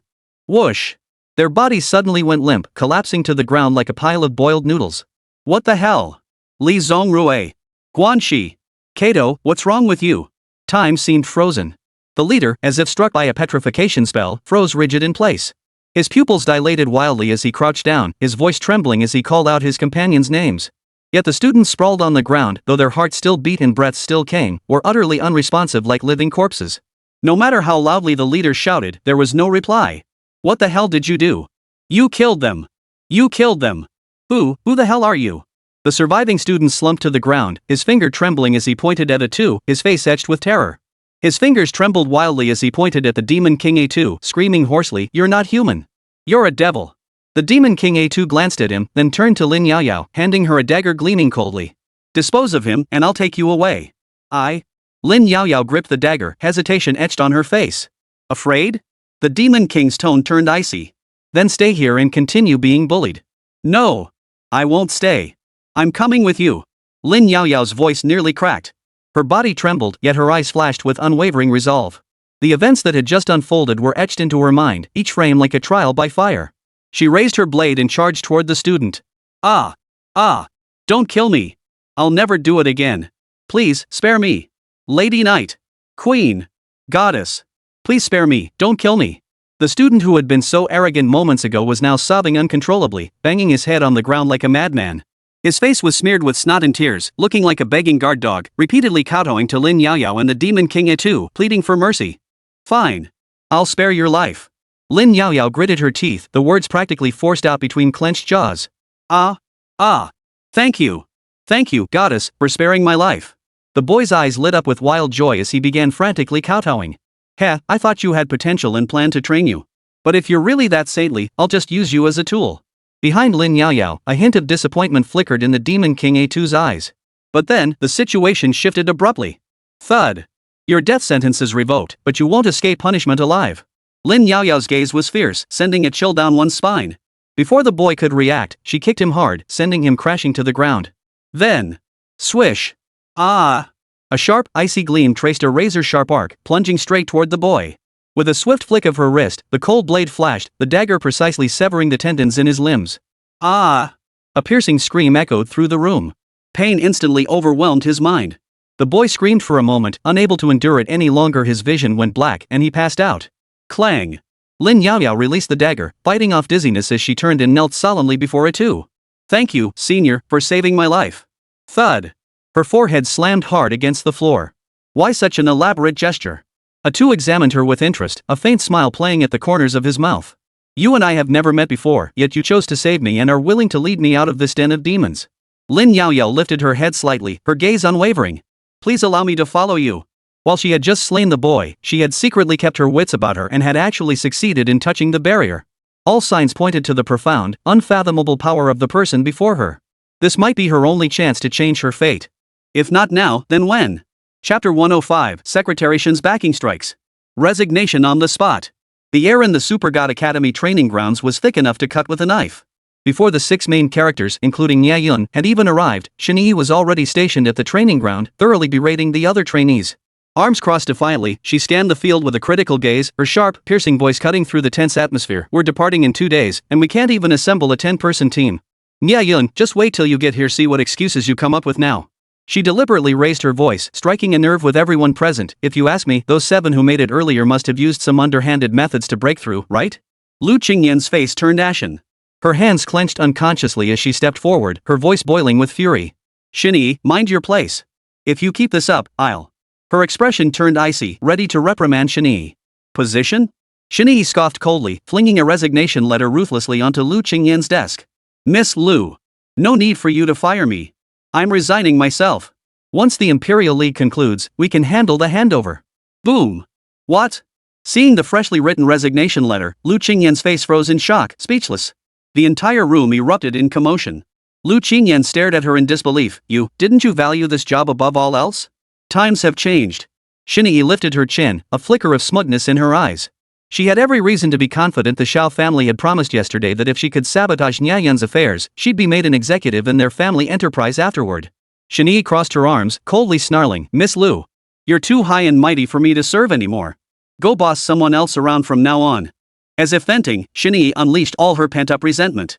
This not only stunned Lu Qingyan but also caused the trainees present, along with the newly arrived principal and Nie Yun, to freeze in their tracks. He merely gave Nie a dismissive glance, as if she were nothing more than a noisy insect, while he had more pressing matters to attend to. Nie Yun walked straight to the students, pulling out a stack of carefully prepared manuals from his backpack. Focus your attention and feel it with your heart, he said as he distributed them, pausing beside several trainees stuck at a bottleneck. His fingertips lightly tapped the notes on the handbook. Remember to sense the resonance frequency within Spirit Island, not just concentrate on harnessing its power. Pretending to be some kind of mystic. Nie spat. After securing the powerful patron's promise, she now couldn't stand the sight of Nie Yun or the Super God Academy anywhere. Secretary Shin, your words are too harsh. Principal Zhou finally erupted in fury. If you continue this harshness, then please leave. Zhou face turned ashen as he glared at Nie. Don't overstep your bounds. You're the secretary for the event organizing committee, you're here to serve us. I'll resign immediately. Who needs to serve you lot anyway? Nie continued her furious rant, TSK. Keep talking tough. Less than 2 days left. Do you really think breaking through to a 2-star contract spirit master is as easy as picking cabbages? Nie. Lu Qingyan's expression darkened as she snapped, watch your language. What did I do? Nie defiantly lifted her chin, growing even more unrestrained. I'm just stating the facts. Observer Lu, you represent the imperial government. Surely you can't silence the truth just to favor someone? If we can't gather enough participants, it'll be the entire Great Xia Empire's disgrace. With that, Nie stomped off, pouting and frowning as she walked away. Chapter 106, The Ultimate Humiliation. Nie kneels. My apologies, everyone. Everyone, steady your nerves. Don't panic. Lu Qingyan took a deep breath, bowed slightly in apology, and scanned the room with the kindest gaze she could muster. I trust Principal Zhou's arrangements, and I trust the hard work you've put in these past days. We're only 3 short. We still have time. Yet, though her words were warm, they couldn't dispel the gloom lingering in most trainees' eyes. The relentless high-intensity training and the pressing pressure of cultivating spirit beasts had stretched many to their mental breaking point. Nie's harsh attitude had been the final straw on their already frayed nerves. Were it not for the constant encouragement from the school leadership and Nie Yun, many trainees might have shattered their resolve and abandoned the Imperial League. At that moment, Nie Yun merely shot Nie a cold glance, refusing to engage in a verbal spat. Seizing the moment, he continued discussing something with the trainees before immediately instructing them to use their spiritual energy to connect with the Spirit Island, making a final push before the breakthrough. Flipping through the manuals and listening to Nie Yun's meticulous explanations, the trainees suddenly seemed to grasp something, their eyes lighting up. They swiftly gathered their focus and devoted themselves to guiding their respective spirit beasts. At that moment, students concerned about the Imperial League, hearing the commotion, began to gather around. The low spirits in the air spread like a contagion, suspicion and worry rampant. Whispers began among the students. Sigh. That arrogant Secretary Shin may speak harshly, but he does have a point. Breaking through 7 in such a short time is already a miracle. Reaching 10? I can't even imagine. This year is too tough. Why hasn't the principal recalled the seniors to compete yet? Is there some hidden reason? Time ticked away, the oppressive atmosphere thickening. Every face in the room was etched with tension. At the very last moment before the day ended. Boom! Boom! Two colossal bursts of energy erupted from the ranks of trainees, sending twin pillars of light, each a distinct hue, soaring skyward, instantly stirring the celestial and terrestrial energies. They've broken through. Two more have broken through. Wonderful. Just one more. Only the last one remains. The drowsy crowd erupted into a frenzy, the flame of hope reigniting. The gloom on the trainees' faces visibly lifted, replaced by eyes brimming with delight and hope. Phew. Other academy leaders, including Lu Qingyan, couldn't help but exhale deeply. Their faces all revealed a look of joyful relief. Amidst the collective jubilation, all eyes turned to Nie Yun, fixed upon him with looks of affirmation and admiration. No wonder Nie Yun showed no concern when asked this morning. So he really did have a secret weapon. Even Principal Zhou Shun, whose face had been clouded with worry, finally relaxed. With 9 out of 10 members now secured, the Academy's hopes for the Imperial League had significantly improved. Nie Yun, this year's hopes for the Super God Academy rest on your shoulders. It's not that I, the principal, deliberately want to make things difficult for you, but your seniors, well, their current state is far from ideal. Thinking of the students from previous years, Principal Zhou Shun couldn't help but feel a pang of sorrow. Late at night, when all was quiet, the memory of their tragic fates often kept him awake. Yet he could reveal none of this to the outside world. He could only conceal their news as best he could and pour all his efforts into supporting the growth of the new students. Only by doing so could he honor the sacrifices of his seniors. Of course, none of the others were privy to Principal Zhou Shun's inner turmoil. Seeing that only one more person was needed to secure their competition qualification, everyone's hearts surged with excitement, including Lu Qingyan, who had been exaggerating the situation just 2 days prior. Who would have thought he actually had a way? Lu Qingyan's beautiful eyes widened in astonishment as she stared blankly at Nie Yun's confident yet composed face. A complex emotion stirred within her. Ah, fate truly plays cruel tricks. If only Nie Yun weren't my fiancé's sworn enemy. If he hadn't sent my fiancé to the imperial court, perhaps we could have been friends. Shani's state of mind was entirely different from Lu Qingyan's. Her gaze was vacant, her face ashen. If everyone hadn't been too preoccupied to notice her, she would have been so ashamed she'd have wanted to crawl into a hole. Damn it! Just one more to go, what the hell am I gonna do? Shani's face paled as beads of sweat rolled down her forehead. Damn it! They absolutely cannot gather 10 people. In that case, I'll just have to keep manipulating them. She took a deep breath and forced herself to calm down. Got lucky breaking through 2 more useless ones and you're already gloating? Shani's sharp voice cut through the air, shattering the fleeting joy. She sneered at Nie Yun. 1 short or 10 short makes no difference. Don't let it all come crashing down at the last moment and become the laughingstock of the entire empire. Swish.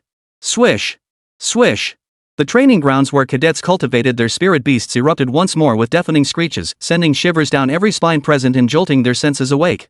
The sound was all too familiar to those present, the unmistakable sign of a spirit beast breaking through to the 2nd grade. Lifting their eyes, they witnessed an extraordinary spectacle unfolding. Not 1 spirit beast had broken through, but 3 simultaneously. As if answering Shani's doubt, 3 even more dazzling pillars of light erupted like long-suppressed volcanic magma. A colossal web of spiritual pressure instantly enveloped the entire arena. No way! How could this happen so fast? Shani instinctively jerked her head up, a flicker of panic flashing in her eyes. She could no longer maintain her composure, her knees buckling as she nearly collapsed to the ground. Holy crap! Are these students cheating? Could it be that every single one of them had Nie Yun's spirit possessing them? After witnessing this utterly unbelievable scene, the entire hall fell silent. Many gaped in shock, plunged into deep self-doubt. This means all 12 are gathered? Shani's face turned deathly pale, her lips trembling. Every muscle in her face froze instantly. The smug expression that had dominated her face just a minute ago was now completely drained of color. Her lowered fingers shook violently as her eyes locked onto Nie Yun, yet not a single word escaped her lips.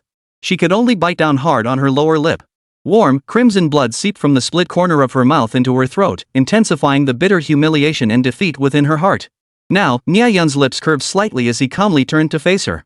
His voice wasn't loud, yet it carried clearly throughout the entire venue. Is the number sufficient? Thud. Shani's heart shattered. Her knees buckled, and she collapsed helplessly to her knees on the floor. At the same moment, in the Xiao family of the northern frontier. 10, 12? Xiao Tiangang listened to the report on his phone, his facial muscles contorting with extreme fury. Crash. He violently smashed the precious teacup to pieces, the fury in his eyes nearly solidifying into tangible form. Nie Yun. His frenzied roar echoed through the hall. I will make you pay with your blood.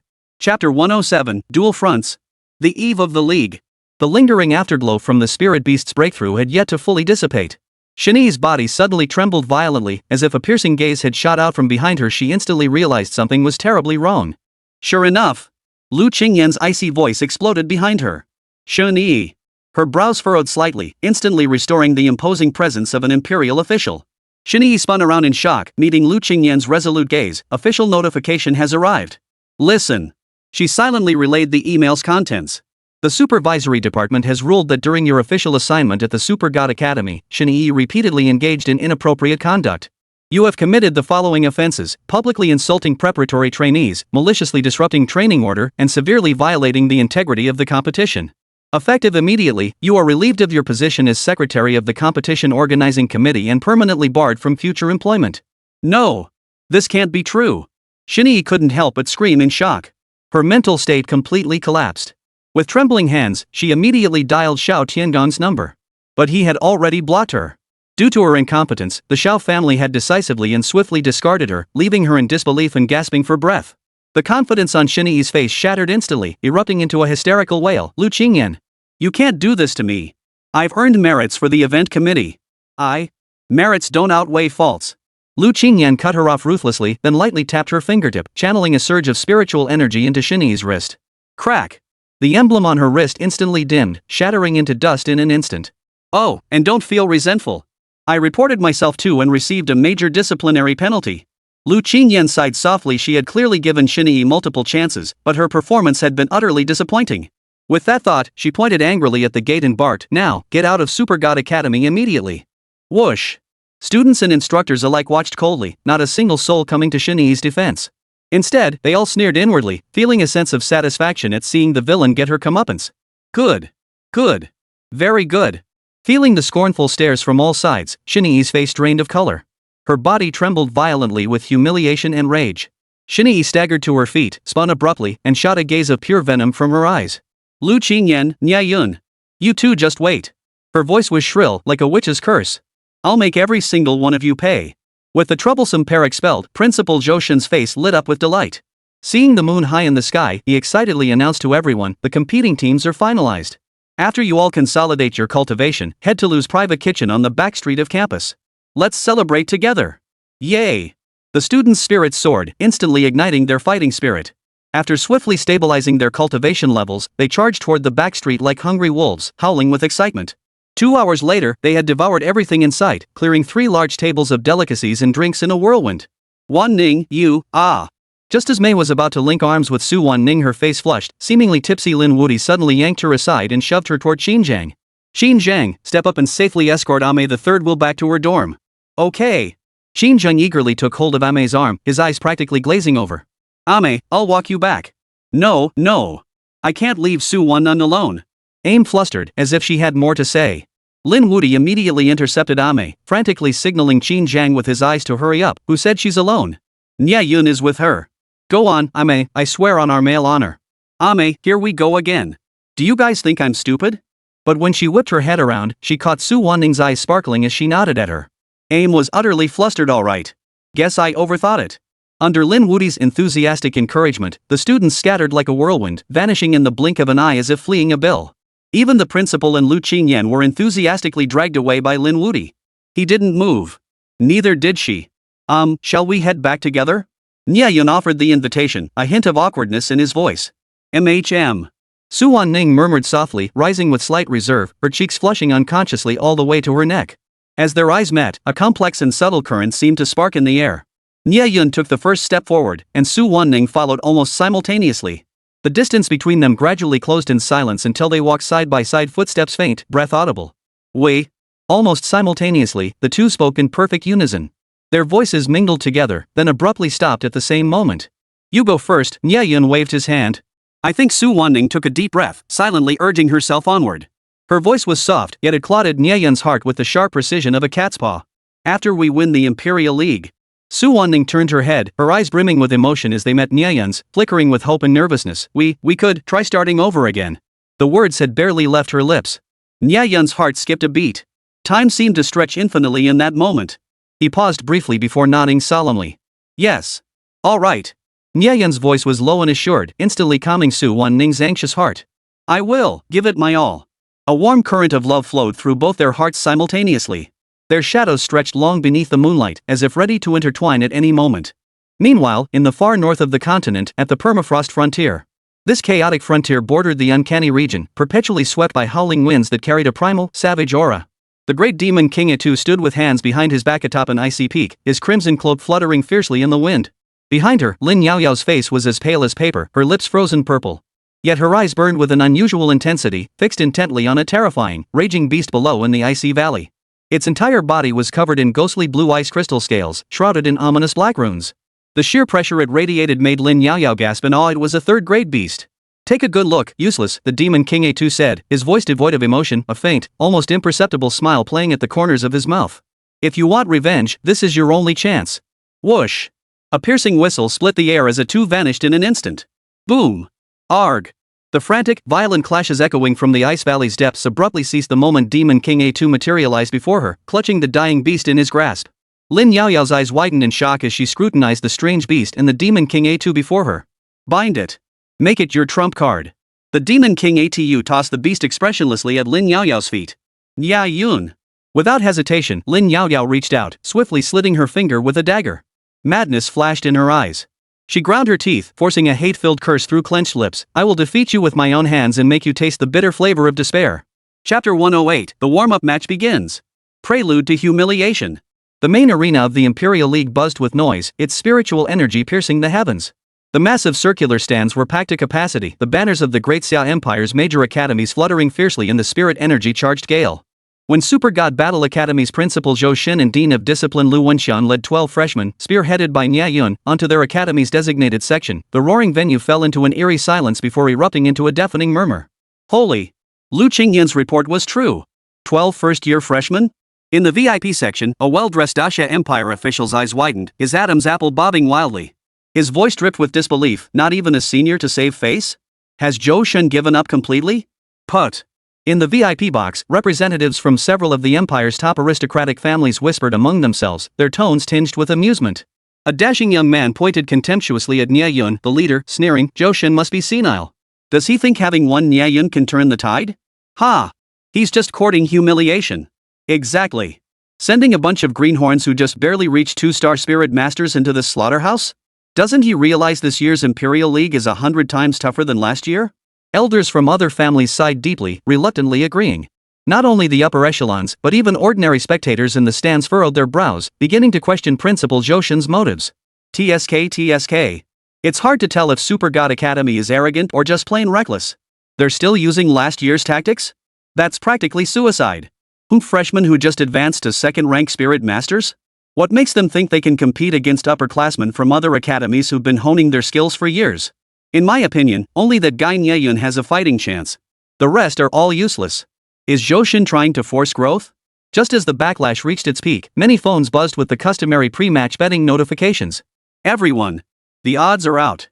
Hot off the press bet on defending champions Super God Academy losing every match in the first round of individual battles. 100:1 odds. Anyone placing bets? Don't miss this chance. Put.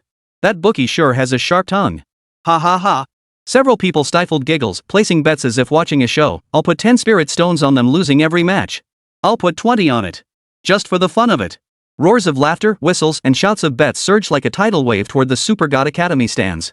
This blatant humiliation and provocation felt like a series of resounding slaps, stinging every spectator. Su Wanning, Qin Zhang, and the others were so enraged their chests heaved violently. Their eyes burned with suppressed fury as they unconsciously clenched their fists, their fingertips digging deep into their palms. In the VIP section, Lu Qingyan kept telling herself not to focus too much on Nie Yun. Yet she couldn't help glancing at him repeatedly out of the corner of her eye. Eventually, she stopped pretending and turned her head openly, her gaze fixed intently on him. Nie Yun remained utterly unfazed, his expression serene yet haughty as he leisurely observed every competing team on the field. Why? Why on earth? Why didn't you recall the seniors? From the stands, Dean Lu Wenxiang's face was ashen. His furious gaze locked onto Zhou Xin's face as he gasped in anger. "Principal! Did you hear that? We become the laughingstock of the entire venue. Are you that stubborn and arrogant?" Principal Zhou Xin crossed his arms, leaning back in his chair with eyes closed, feigning relaxation. Had he not closed his eyes, but when he closed them, the harrowing scenes from the border battlefield played like a slideshow, relentlessly flashing through his mind there. His most prized alumni were trapped in a sea of the anomalous legion, utterly helpless. They were sacrificing their lives, suffering countless casualties, desperately resisting the invasion of the anomalous legion. This was the Academy's unspeakable agony. To prevent panic and the covetous eyes of hostile forces if word leaked out, he could only swallow this excruciating news alone. Yet even with his eyes tightly shut, Joshin's trembling eyelashes and short, rapid breaths betrayed him. The principal, who never revealed his inner world, now embodied anxiety and anguish. Even Lu Wenxiang, the usually easygoing head of studies, couldn't help but hold his breath. He seemed to grasp something from the principal's reaction. Principal. Lu Wenxiang hesitated, words caught in his throat. Wenxiang. Say no more. Trust the empire. Principal Zhou took a deep breath, forcing the rising bitterness back down his throat. His gaze fixed on Lu Wenxiang, growing steadier, as if comforting himself, he spoke slowly. Our primary goal now is to believe in these children, just as we believed in their seniors. Yes. I understand. Lu Wenxiang sighed heavily, turning his head away in anguish, unable to bear the sight of Joshin's face, suddenly worn and haggard. If his guess was correct, Principal Joshin must have received the news half a month ago. Even though he often clashed with Principal Joshin, knowing that Joshin had been bearing this pain alone all this time made Lu Wenxiang's heart ache in waves. Who knew how he had forced himself to convince others that everything was normal at Super God Academy? Just then, the preview for the individual warm-up matches suddenly lit up on the giant screen.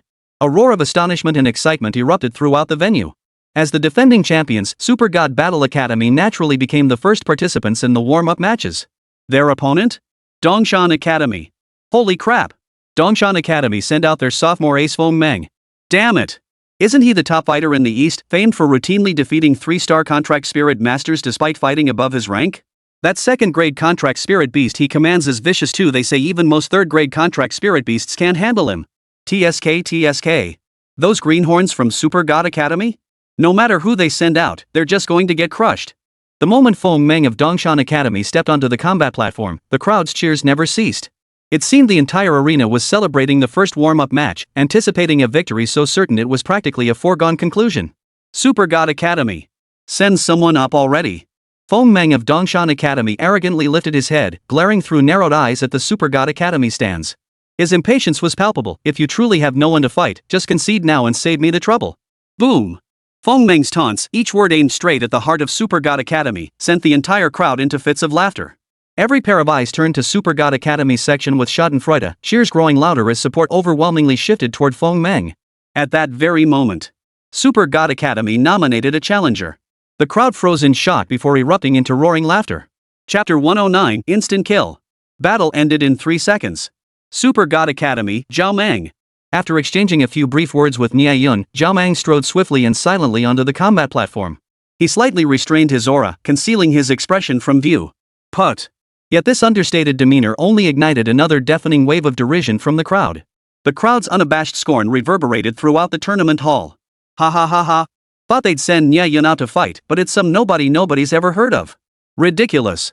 Starting the warm-up match with a low-grade horse versus high-grade horse gambit? Losing right from the start will really crush morale. Observer Lu, this. The observing Disya official wore an expression of disbelief. Are they serious? Probably not. They must have their reasons. Lu Qingyan shook her head gently, tilting her head slightly toward Nie Yun as if deep in thought. She too found it baffling, but didn't readily show it. With Nie Yun anchoring the team to build momentum in the warm-up matches, why on earth would they send Zhao Mang out?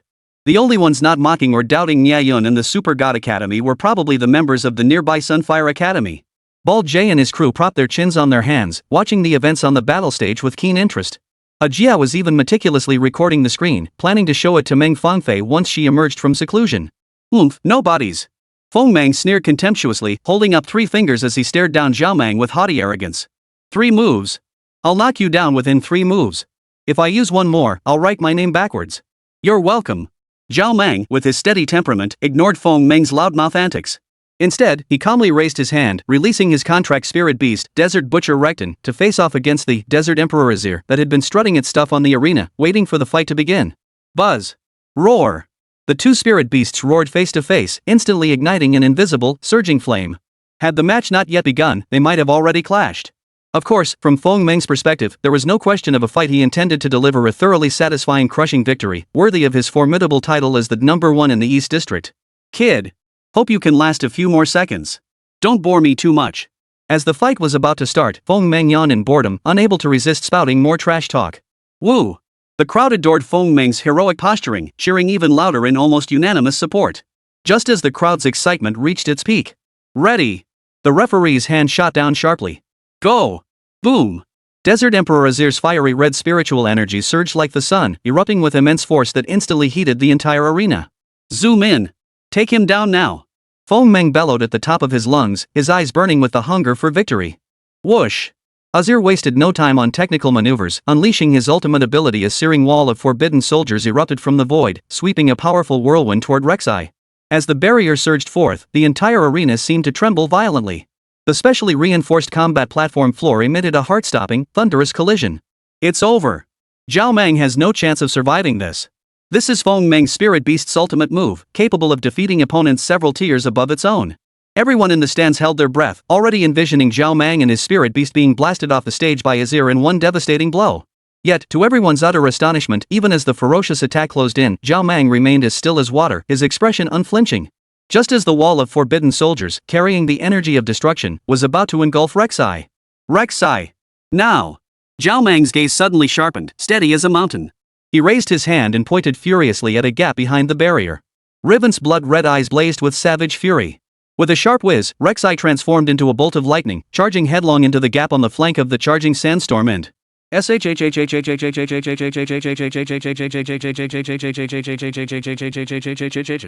before anyone could react, a sharp, heart-stopping tearing sound echoed.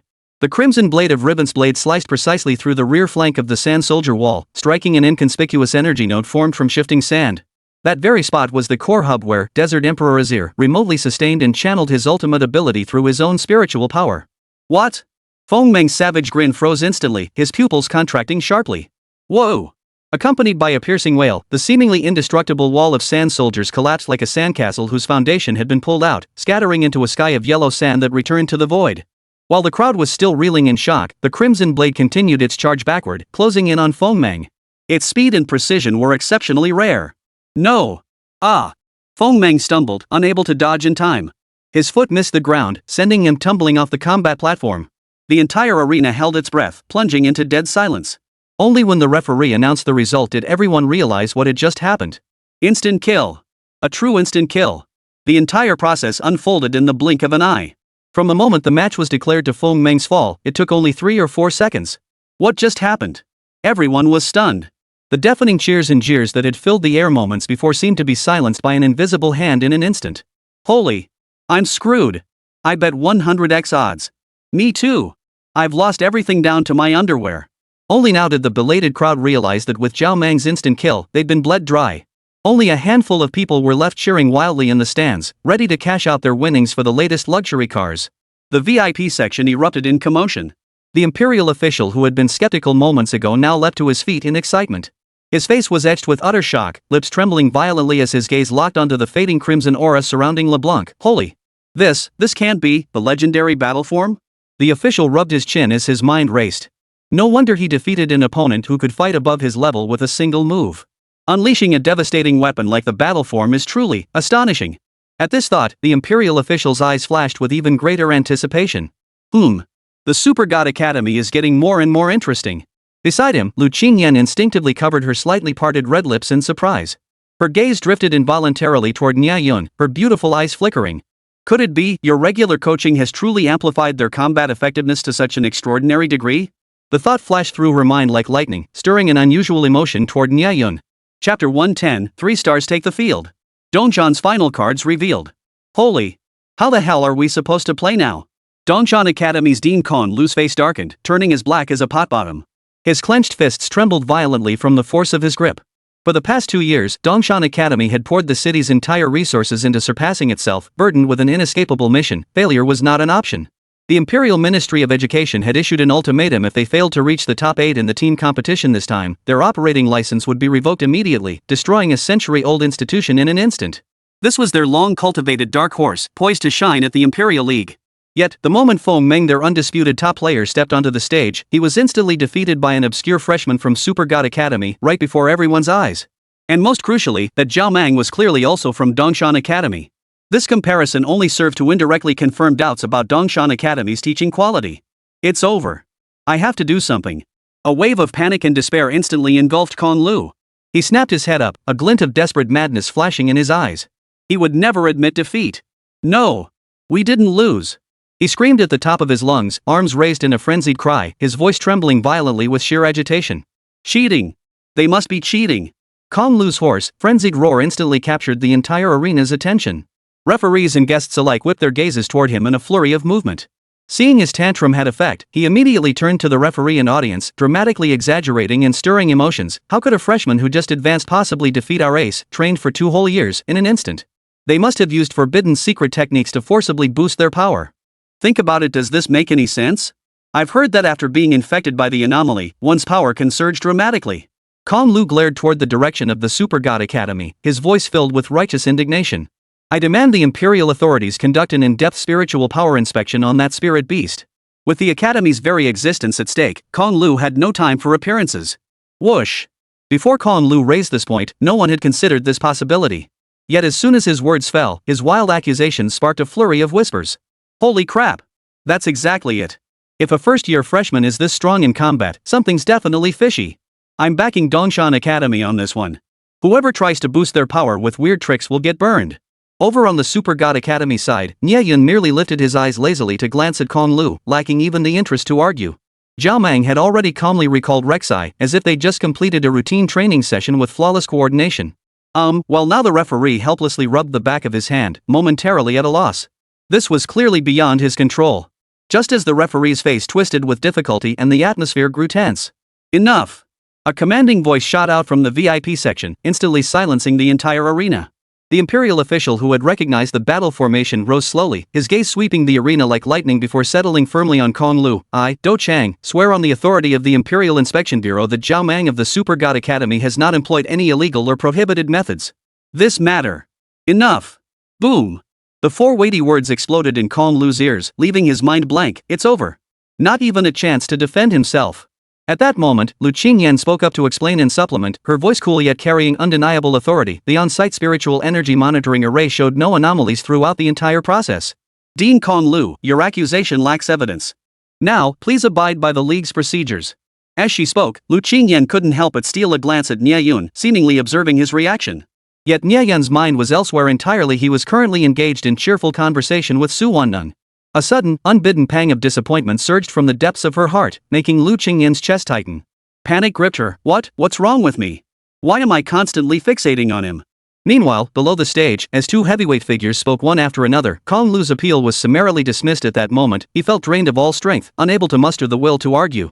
You better not give me any grounds to hold you accountable. Kong Lu's face stiffened as his heart sank. Resentment simmered within him. Since you officials dared make public promises, everyone has the right to monitor your actions. If you truly shield or condone wrongdoing, you won't escape the law's punishment. Oomph. Kong Lu forced himself upright, clinging to the last shred of dignity.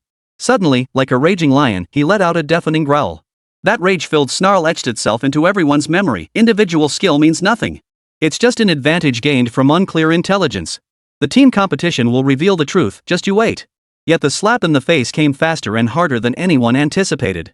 Half an hour later, one of the main events of the Imperial League, the team competition, officially commenced. Each academy was required to field at least 2 5-member teams. Super God Academy selected 2 teams led by Nie Yun and Su Wanneng respectively. Each commanded 4 members, forming the Cloud and Ning teams for battle. As if fate were playing a cruel joke, in the first round of the points tournament, Dongshan Academy's main team was once again drawn against Su Wanneng's Ning team. This time, with Dongshan Academy teetering on the brink, Kong Lu, driven by desperation, deployed the Academy's most elite lineup. To prevent Feng Meng's morale from collapsing after a crushing defeat, he even pulled up third-year 3-star spirit contractor Wang Gang to serve as the team's dual core alongside Feng Meng. Holy crap! Dongshan Academy has no sense of martial ethics. They're pitting a 3-star spirit contractor against a freshman from Super God Academy. The crowd erupted in uproar, many sneering at Kong Lu and Dongshan Academy. Resorting to such blatant level suppression for victory was utterly unbecoming. But Kong Lu no longer cared about such superficial appearances. His eyes blazing crimson, he fixed his gaze on the arena, consumed by a single, frenzied thought: win. Win at any cost. Only by breaking into the top 8 of the team tournament could they preserve the Academy's accreditation. Ding! The referee struck the timer, and the match officially began. Team Ning faced the pressure intensely against Dongshan's team, which boasted a 3-star contract spirit master. But Su Wanneng had weathered countless battles alongside Nie Yun and seen it all. As captain, she remained unflappable, swiftly and effortlessly adjusting their strategy. Charge! Attack their flanks! At Su Wanneng's command, the arena erupted with bursts of spirit light and deafening beast roars. Feng Meng, desperate to redeem himself, launched a ferocious assault, only to be locked down by one of Team Ning's defensive spirit beasts. Meanwhile, the 3-star spirit contract master, Wang Gang, emerged as Dongshan Academy's absolute core. His spirit contract beast unleashed colossal power, each hammer strike making the arena tremble as he sought to tear through Team Ning's formation with sheer force. Chapter 111, Lu Qingyan's heart flutters. The truth unveiled. Holy crap! That's a beauty over there. Why is Dongshan Academy fighting so fiercely? TSK. Bro, that mindset won't do. On the battlefield, the more beautiful the opponent, the more dangerous they are. Too bad. Dongshan's lineup is too strong. Super God Academy probably can't hold out. Watching Dongshan Academy's ferocious assault, spectators couldn't help but silently root for Su Wannen's Ning team. Yet, to everyone's surprise, Team Ning displayed extraordinary resilience. Not only did they show no signs of faltering, but they were trading blows with Dongshan Academy blow for blow. Holy crap! With each fierce wave of Dongshan Academy's assault deflected by Super God Academy's Ning team, the crowd erupted in gasps of astonishment. This time, they were truly awed by Super God Academy's depth and strength. No wonder Principal Zhou Shen didn't send the upperclassmen to compete. Wow!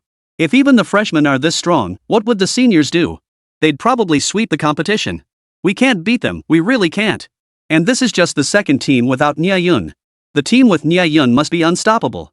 Stealing another glance at Nie Yun's breathtaking profile, Lu Qingyan's beautiful eyes flickered as a storm of emotion surged within her. 2 days prior, doubts had suddenly stirred in her heart, prompting her to secretly entrust her clan to thoroughly investigate the truth behind Xiaoyan's arrest. What she discovered shattered every meticulously crafted lie that had been presented to her. If not for old affection, she would have wanted to break off her engagement with Xiaoyan on the spot.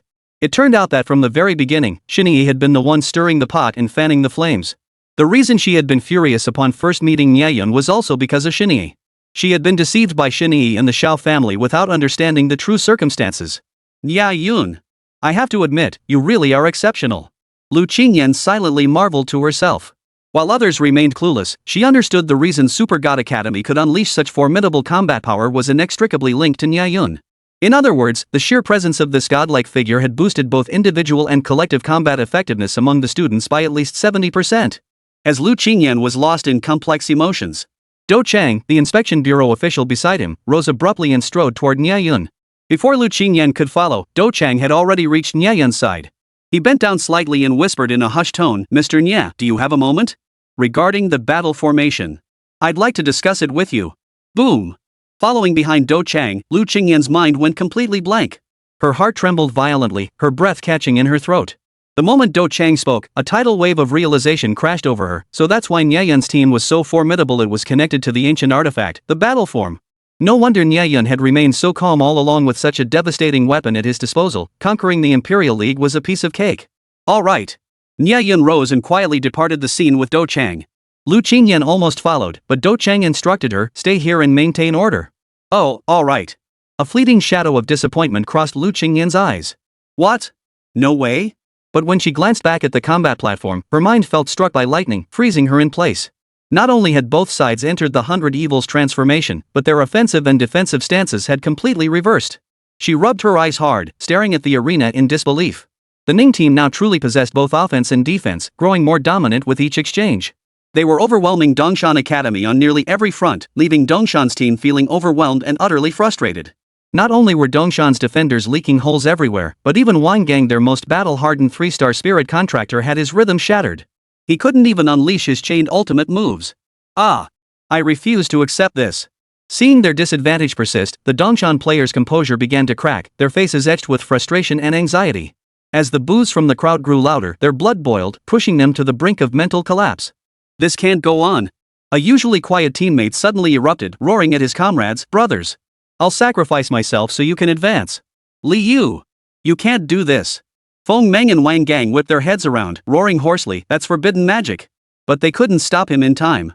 "You forced my hand." Li Yu growled, his hands snapping into a bizarre seal.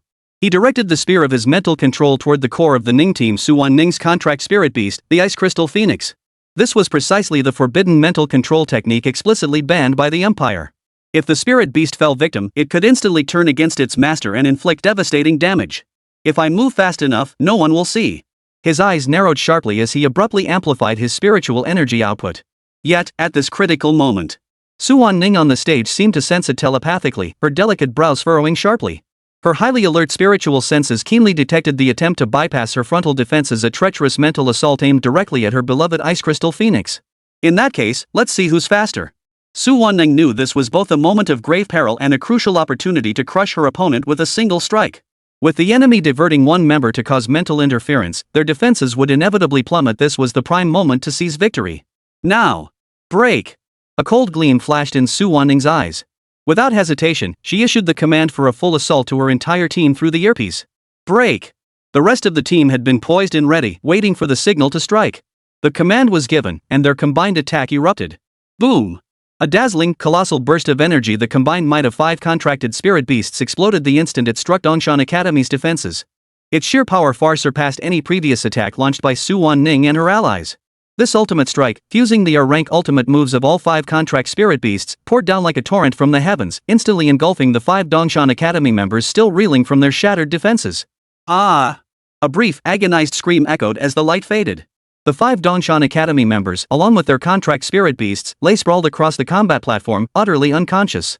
Only Li Yu remained, blood trickling from his 7 orifices due to the backlash of forbidden magic. His pitiful state was too gruesome to behold. A complete victory! The gathering team of Super God Academy wins. The referee's declaration fell, plunging the arena into a brief, deathly silence before erupting into a thunderous roar of astonishment. Exclamations of astonishment and praise erupted in an instant. Holy crap! They actually held off a 3-star spirit contractor and counter-killed him.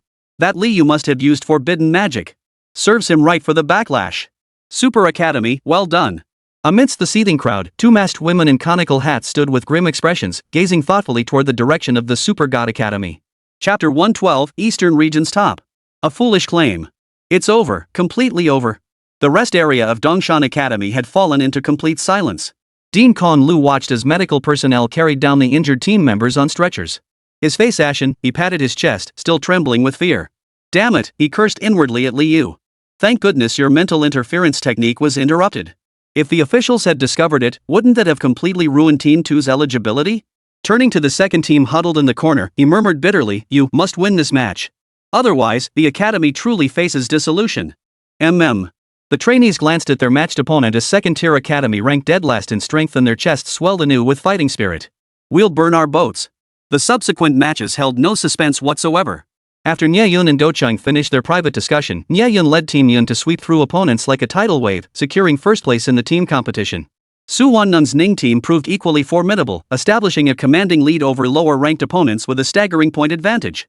It could be said that Super God Academy, fielding only 2 teams composed entirely of freshmen, had crushed every other academy in the Great Xia Empire, achieving what everyone had deemed an impossible feat. When Super God Academy ascended the podium, the entire arena erupted once more. From that moment on, no individual or team dared to underestimate the might of Super God Academy. The disdain and contempt in their eyes instantly transformed into profound respect and silence the instant Nie Yun and Su Wanning revealed their sharp edges. Yet astonishingly, Dongshan Academy also defeated opponent after opponent, breaking through with formidable strength to ultimately secure the last spot in the quarterfinals. This outcome left many sighing with mixed emotions. Living up to expectations, truly living up to expectations? Dean Kong Lu let out a triumphant roar in the rest area, his lips curling into a broad smile.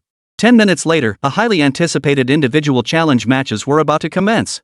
Principal Zhoushan smiled as he looked at the 2 reserve players who had been watching from the bench without getting a chance to play. During the individual challenge match, go ahead and show off your skills. A gleam instantly flashed in both their eyes. Wang Ming raised his hand first. "Principal Zhou, I'll go first." In the blink of an eye, Wang Ming sprinted like lightning onto the individual challenge stage. "I, Wang Ming of Super God Academy, stand here awaiting your challenges." Whoosh! The entire crowd sucked in a collective breath. Super God Academy had become a nightmare no other academy dared to face. 5 full minutes passed without a single challenger stepping forward. Just as the referee was about to declare Wang Ming victorious, the bald-headed Jay from Sunfire Academy suddenly appeared on the stage. "Greetings, Wang Ming. I am Lianfeng of the Sunfire Academy. Please instruct me." Whoosh! The entire arena erupted in commotion. Everyone was stunned by Lianfeng's audacity. After all, the Sunfire Academy had just achieved its worst ever result, placing 6th this time. How could he possibly have the courage to challenge the overwhelmingly powerful Super God Academy? Even if he was just a reserve member, given the overall strength of Super God Academy, they would surely beat him to a pulp. Little did they know, what they saw was merely an illusion. Sunfire Academy was actually the top contender for the championship. Their 6th place finish this time was largely due to Meng Fengfei's seclusion. She was racing against time to break through to a 3-star spirit contractor, forcing her to withdraw from leading the team. Even without their absolute mainstay, the Sunfire Academy still relied on their own strength to advance to the top 8. How could that not be considered a testament to their depth? Moreover, the Sunfire Academy and the Super God Academy have maintained friendly relations for a long time. Nie Yun had secretly provided them with much guidance. Ball J's challenge was the perfect opportunity to test the strength of their shared lineage combat skills. On the arena stage, the battle was about to erupt. Turtle, go! Ball Jalen's armored dragon Turtle Ramos charged forward at the command, launching a brutal collision straight at Wang Ming's contract spirit beast. Holy crap! That's insane! A defensive-type dragon turtle? Its charge attack is this powerful? The entire arena was stunned by Turtle's whirlwind momentum. Even the spiritual energy ripples stirred up as it sliced through the air left them awestruck and speechless. But Wang Ming's contract spirit beast moved with extreme speed. It traced countless lightning-like trails through the air, swiftly scanning for the turtle's opening amidst its rapid movement. Roar! Chirp! The two spirit beasts traded blows relentlessly, their tactics shifting in an endless dance. Ball J not only had a Goe take the offensive, but even his defense remained true to his signature Iron Gate ferocity, rock solid and impenetrable. Wow! I never expected Yang Academy to have such a skilled fighter besides Meng Fangfei. All spectators stared wide-eyed, their expressions filled with disbelief as they looked at Ball Jalen. This battle had completely shattered the misconception that Turtle was incapable of offense. Many spirit masters wielding armored turtle spirit beasts furrowed their brows in deep reflection. Where exactly had they gone wrong? During 10 minutes of intense combat, both demonstrated astonishing fighting prowess. Ultimately, Wang Ming, leveraging superior endurance and his spirit beast's exquisite thunderwing slash, shattered Gui's defenses to narrowly defeat Lian Feng. Though defeated, Lian Feng's smile was genuine. Nie Yun's guidance truly lives up to its reputation. You've been gracious, Wang Ming replied, catching his breath with a satisfied smile. After witnessing this duel, the other academies seemed to glimpse a glimmer of hope. So the Super God Academy isn't invincible after all. Wang Ming is already severely drained. Now is our chance. Challengers eagerly signed up one after another. Wang Ming lived up to expectations, defeating 4 opponents in succession.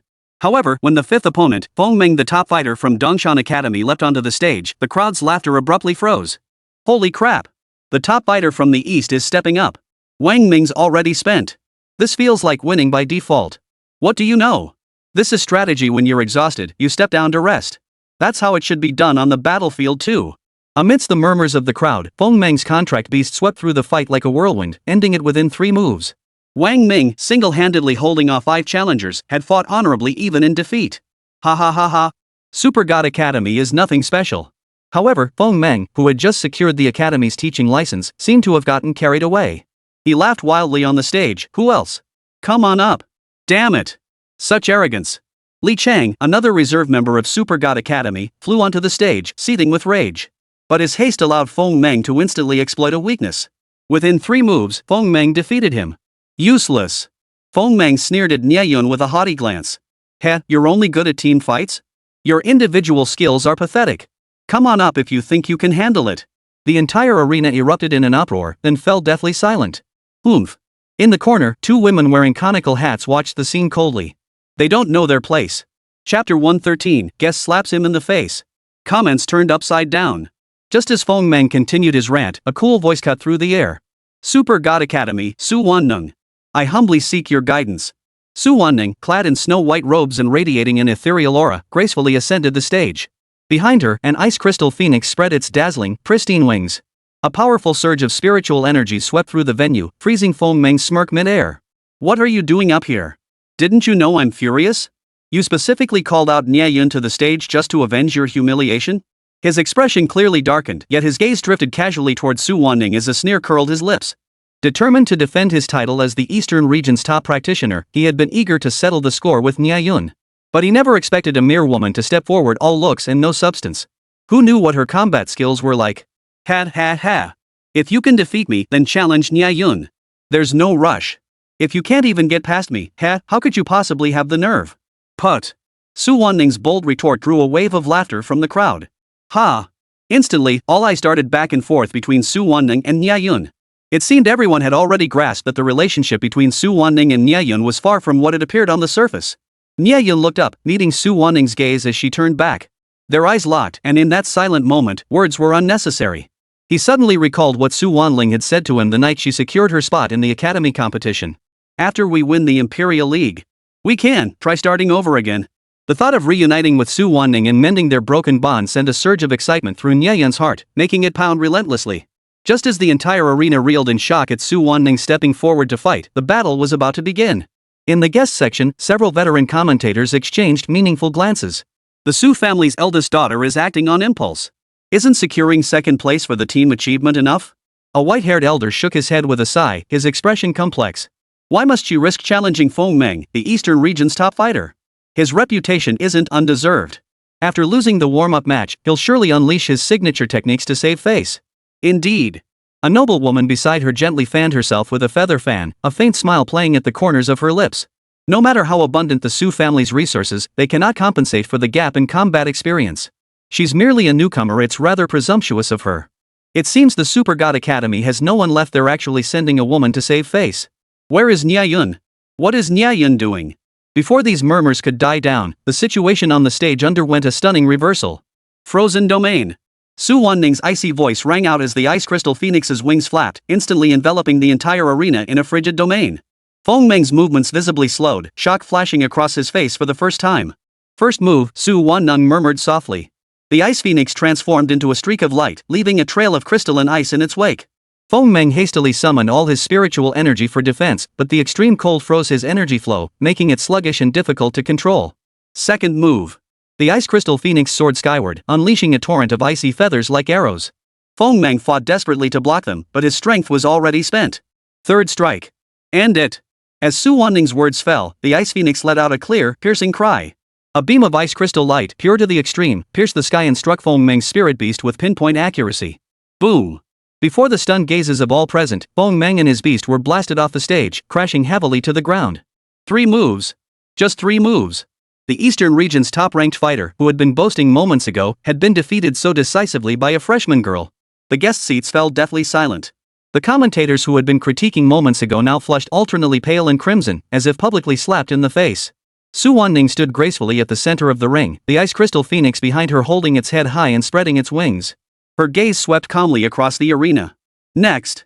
At that moment, no one dared to underestimate this woman of heavenly beauty. The ensuing matches were nothing short of jaw-dropping. Su Wanning's astonishing prowess was displayed in full force. She defeated 5 challengers in succession, each victory clean and decisive, each strike sending shivers down the spines of spectators. Is this really a freshman? What on earth has Super God Academy done? How are they all powerhouses?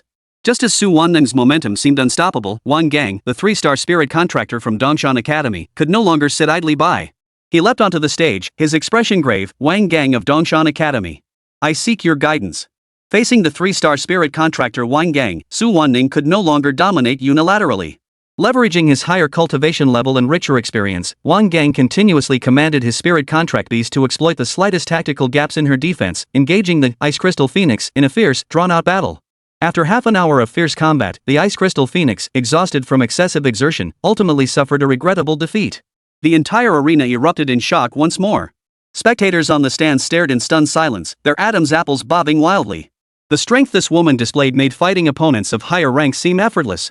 Had it not been for his earlier massive expenditure of spiritual energy, the 3-star spirit master Wang Gang might not have secured victory at all. In the VIP section, Inspector Do Chang gripped his water cup tightly, his excitement palpable. Holy crap! This is the 3rd student with a battle form. That kid Nie Yun didn't tell me the whole truth. What if every single contestant from the Super God Academy possesses a battle form? Lu Qingyan, why didn't you report something this crucial to me sooner? Do Chang looked at the stunned Lu Qingyan with a complex expression, his face full of confusion. Senior Do, to be honest. I didn't notice the battle form at first. Lu Qingyan's face flushed slightly as she lowered her head.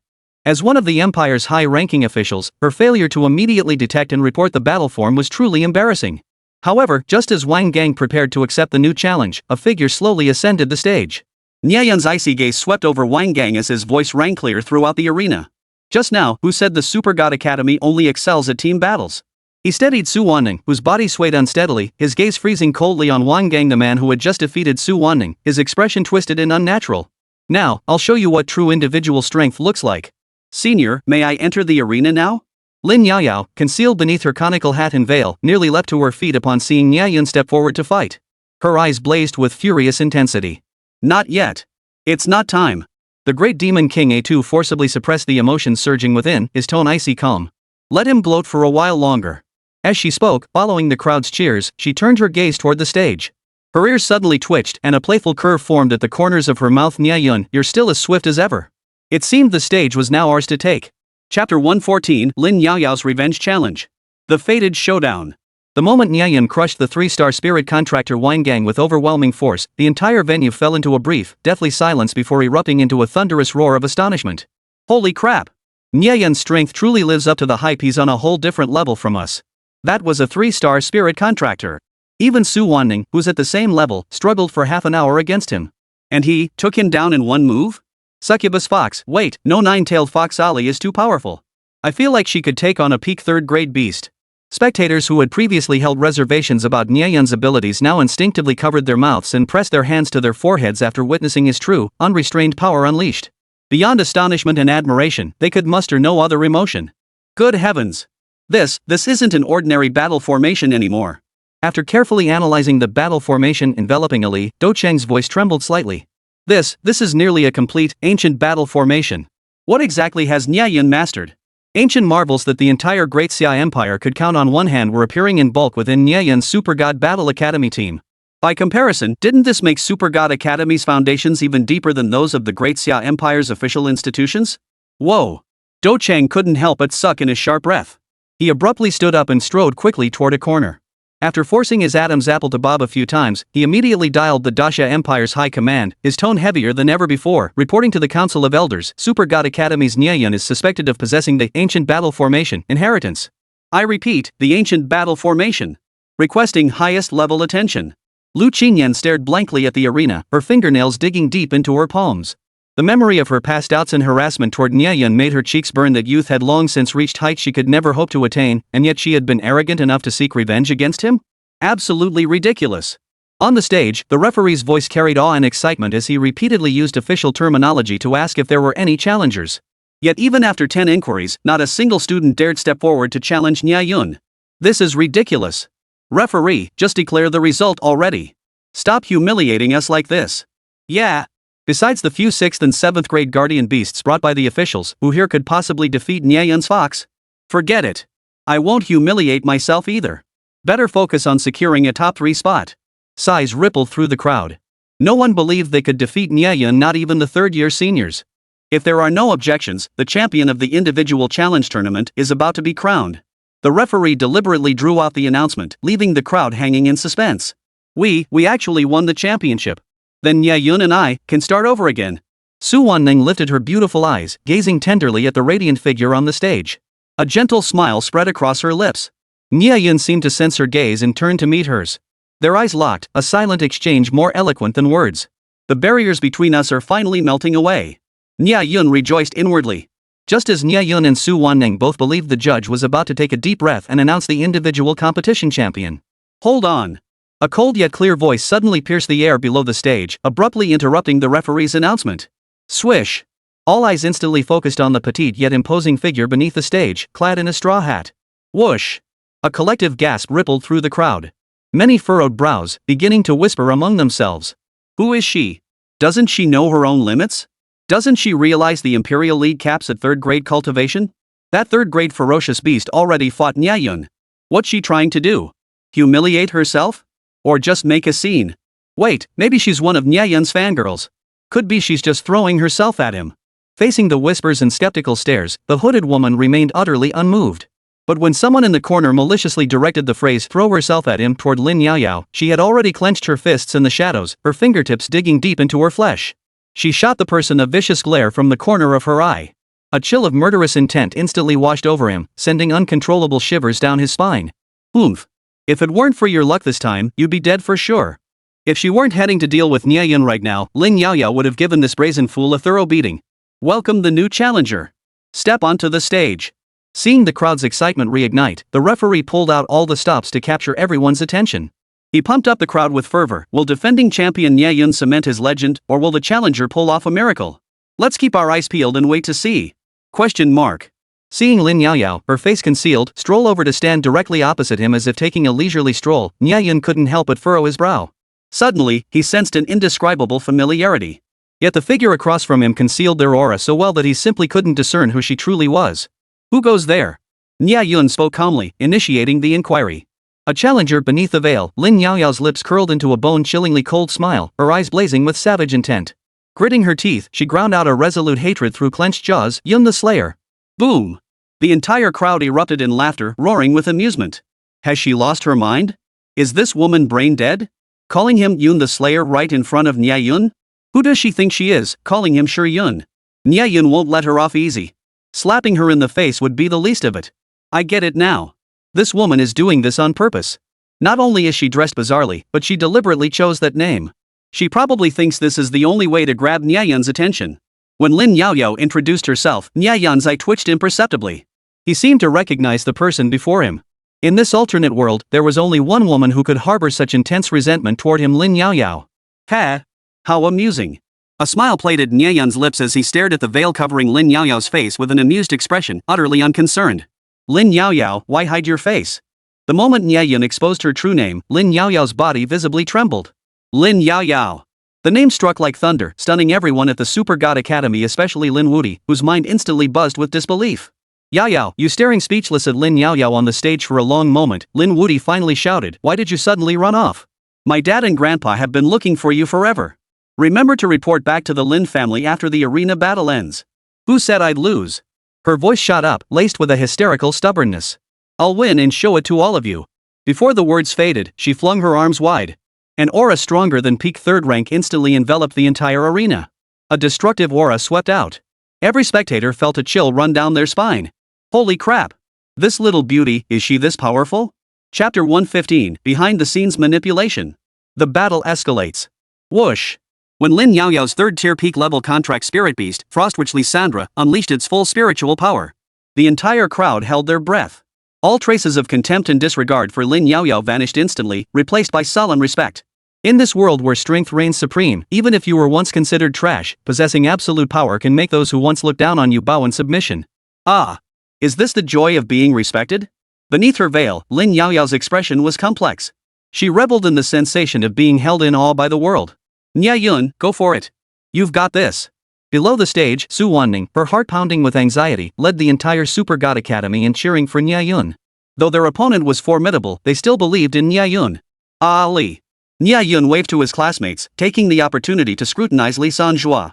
His heart surged with delight. You finally have a worthy opponent. He instantly recognized her as a genuine third-grade contract spirit beast, not only with solid foundations, but also purely wild.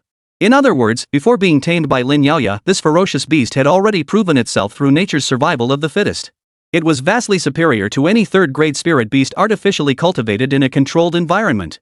Though he didn't know how Lin Yaoyao had tamed her, that wasn't Nie Yun's concern. All he needed to know was that this opponent was excellent, perfect for Ahri to hone her skills against.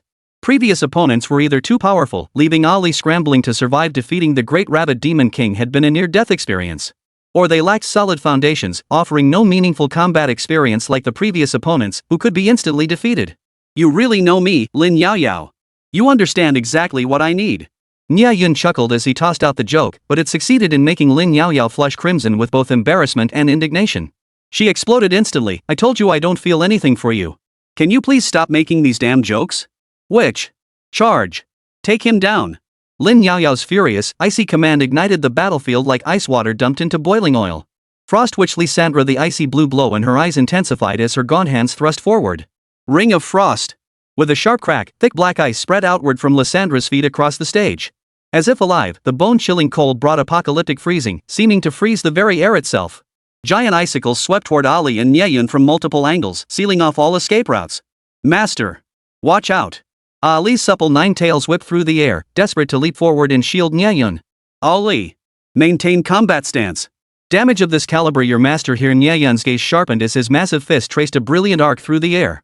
A confident curve lifted at the corners of his mouth, will shatter effortlessly. Boom boom. Two consecutive, thunderous hooks slammed into the charging attack. The ice pillar, imbued with the terrifying spiritual power of a peak third-grade spirit beast, shattered instantly, turning into a pile of ice shards in the blink of an eye. Whoosh! The entire crowd fell silent, their breaths catching in their throats. Holy crap! Nie Yun really is a prodigy. Unbelievable. They say sparring partners have exceptional physical conditioning, but this is beyond anything imaginable? Not only was the entire crowd stunned to the point of goosebumps, even the fox spirit in the midst of battle couldn't help but glance over, witnessing her master effortlessly shatter the full power strike of a peak third-grade spirit beast. The fox spirit's heart was instantly captured.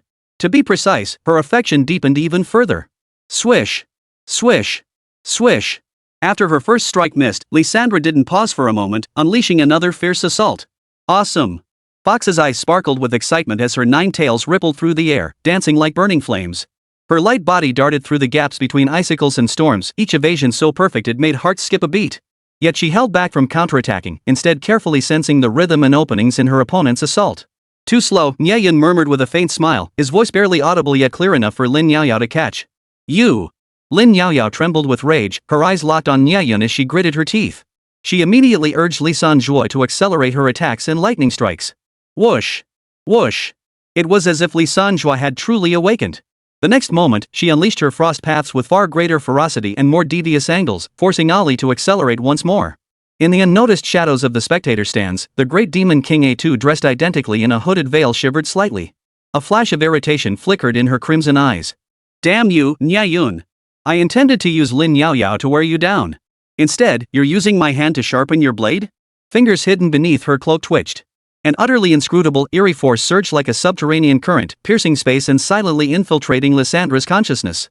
Boom! Open! Lysandra abruptly gathered her spiritual energy, her aura surging violently. Within her icy blue offensive aura, a barely perceptible wisp of black mist mingled. She spread her arms wide, and countless sharp, frost shards crystallized from the sky like a torrential downpour, blanketing the entire arena without a single blind spot. SSSSHH. Even pushing her speed to its absolute limit, several bloody gashes tore across Ahri's body. Crimson droplets bloomed on her pristine white fur, a sight that sent a chill down the spine. Seeing Ahri injured, Nie Yun's heart clenched in pain. Just as I suspected. There's someone else pulling the strings. With Lin Yaoyao's own strength, she could never have controlled the peak third-grade realm's Li Sanjue. He seized this chance to finally piece together the entire situation. Ahri! Catch! His gaze sharpened as towering fury erupted within him. Seizing the moment, he boosted Ahri's maximum attribute value by 20%. Ahri's pink eyes flashed as an intangible force instantly surged through her entire body. She knew her master's mysterious enhancement had arrived once more. However, this time it was only 20%, unlike before when it had been a 50% boost all at once. But Ahri could roughly guess her master's thoughts. It was rare to encounter a worthy opponent, so why not take her time and play along? Her eyes flashed as enchanting demon arch shot straight at Lysandra, interrupting her spellcast. Lysandra's form jerked to a halt. The fierce determination that had filled her eyes moments before vanished in an instant. The sky-filling ice crystals trembled, grew brittle, and then shattered with a thunderous crash into a pile of ice shards. Trivial tricks. A2 snorted coldly from the shadows. Her fingertips tapped lightly once more. The daze in Lysandra's eyes vanished instantly, replaced by a deeper fury. Her speed and strength surged again. Come on then. Ahri, agility boosted by 30%, strength boosted by 10%. Go! Probe her core defense nodes. Nie Yun, refusing to be outdone, calmly amplified Ahri's capabilities. The spectators below the stage were already watching with their jaws dropped. Holy crap! This is unheard of. How are both fighters getting stronger as they battle? Whoa! Is this really a second rank versus third rank match? It feels like watching Academy Elders sparring. Chapter 116, a complete victory, yet hidden danger lurks. The contract trap. Bang! Boom! With each clash between Ahri and Lysandra, the surging spiritual pressure grew more intense, gradually suffocating the breath of every spectator present. Even as the battle grew fiercer, the two contract spirits empowered by the great demon king A2 and Nie Yun's covert support seemed limitless, unleashing wave after wave of increasingly devastating attacks and defenses. Thrilling! Ahri let out a fierce cry as her 9 tails, radiating enchanting power, fully unfurled. The fierce battle intent in her eyes burned brighter, and she reveled in the thrill of gradually adapting to and mastering absolute power. Yet the great demon king A2's patience was wearing thin. Damn it! It's just a second-grade 9 tails. Does she have no limits? A flash of ruthlessness crossed her eyes as she resolved to instantly elevate Lysandra to the peak of 4th-grade power. Go! Slay that detestable fox. Lysandra's aura surged once more, unleashing a barrage of powerful ice spells with effortless ease. She froze the earth, summoned blizzards, and launched wave after wave of increasingly devastating attacks. The entire crowd was utterly stunned. Holy! Can an ice mage really be this ridiculously powerful? Where on earth did they dig up this monster? What kind of secret technique is that Lin Yaoyao using? It's terrifying. Lysandra's extreme overclocking performance also left her master, Lin Yaoyao, utterly stunned. Holy crap! Is this girl this powerful? How come I never noticed before? Lin Yaoyao cheered inwardly. Watching her spirit beast's power skyrocket like it was on steroids, her face lit up with the expression of someone who'd struck gold. She knew Lissandra's sudden leap in power was undoubtedly tied to her benefactor. But this also proved Lissandra's exceptional talent. She possessed the potential to rapidly break through her limits. Though her current 3-star spirit contract master rank remained unstable, it didn't stop her from envisioning the glorious future where she'd soar to 6-star, even 7-star ranks. Looks like Nie Yun can't hold on much longer. She's already reached the peak of 4th grade. What does he have left to fight with? Nie Yun, just admit defeat. It's not shameful. If you can't win, save your strength. Yeah, you gotta admit defeat. Your opponent's too terrifying. Your fox just can't win. The crowd erupted in an uproar. Many who had previously cheered for Nie Yun now turned on him, openly urging him to surrender. Oomph. Only 4th grade. Suddenly, a sharp gleam flashed in Nie Yun's eyes, and a faint, dismissive smile curved his lips. Give up now? What about my pride? All in? Bring it on. Ali. His eyebrows shot together sharply, as if deliberately reminding Ali, his voice deep and commanding, warm-up's over. Swish. 60% boosts to spiritual power, attack, and defense surged like silent meteors, seeping into Ali's body. This was the first time he'd maxed out Ali's attributes since becoming a 2-star spirit contract master and gaining 60% enhancement authority. Boom! Wave after wave of frenzied power surged unimpeded through Ali's meridians. Her aura surged upward in an instant, again and again, as if entering an acceleration mode. Her energy erupted like a volcano. In the blink of an eye, she reached the peak of 4th grade, matching Lissandra's level, once again sending shockwaves through the entire crowd. Holy! How many more tricks does he have up his sleeve? Why can't I see through him again? Monsters! They're all monsters. Once in a century monsters, and now there are 2 of them on the field. This is terrifying. Before the crowd could utter another gasp, Ali's speed surpassed the limits of visual perception. Wrapped in the powerful shockwave of the deceitful orb, she collided with Lissandra like a dazzling meteor. Crack! Accompanied by a distinct, glacial cracking roar, the indestructible eternal ice armor covering Lissandra's body shattered violently. Wah! Lissandra let out a pained wail as her massive form was violently knocked back for the first time, crashing heavily into the protective light barrier at the edge of the arena. The luminous shield instantly dimmed by more than half. The entire arena fell deathly silent. This can't be possible. Lin Yaoyao froze in place, the color draining from her face beneath the veil. Her body trembled as she clenched her fists, still unable to believe the scene unfolding before her.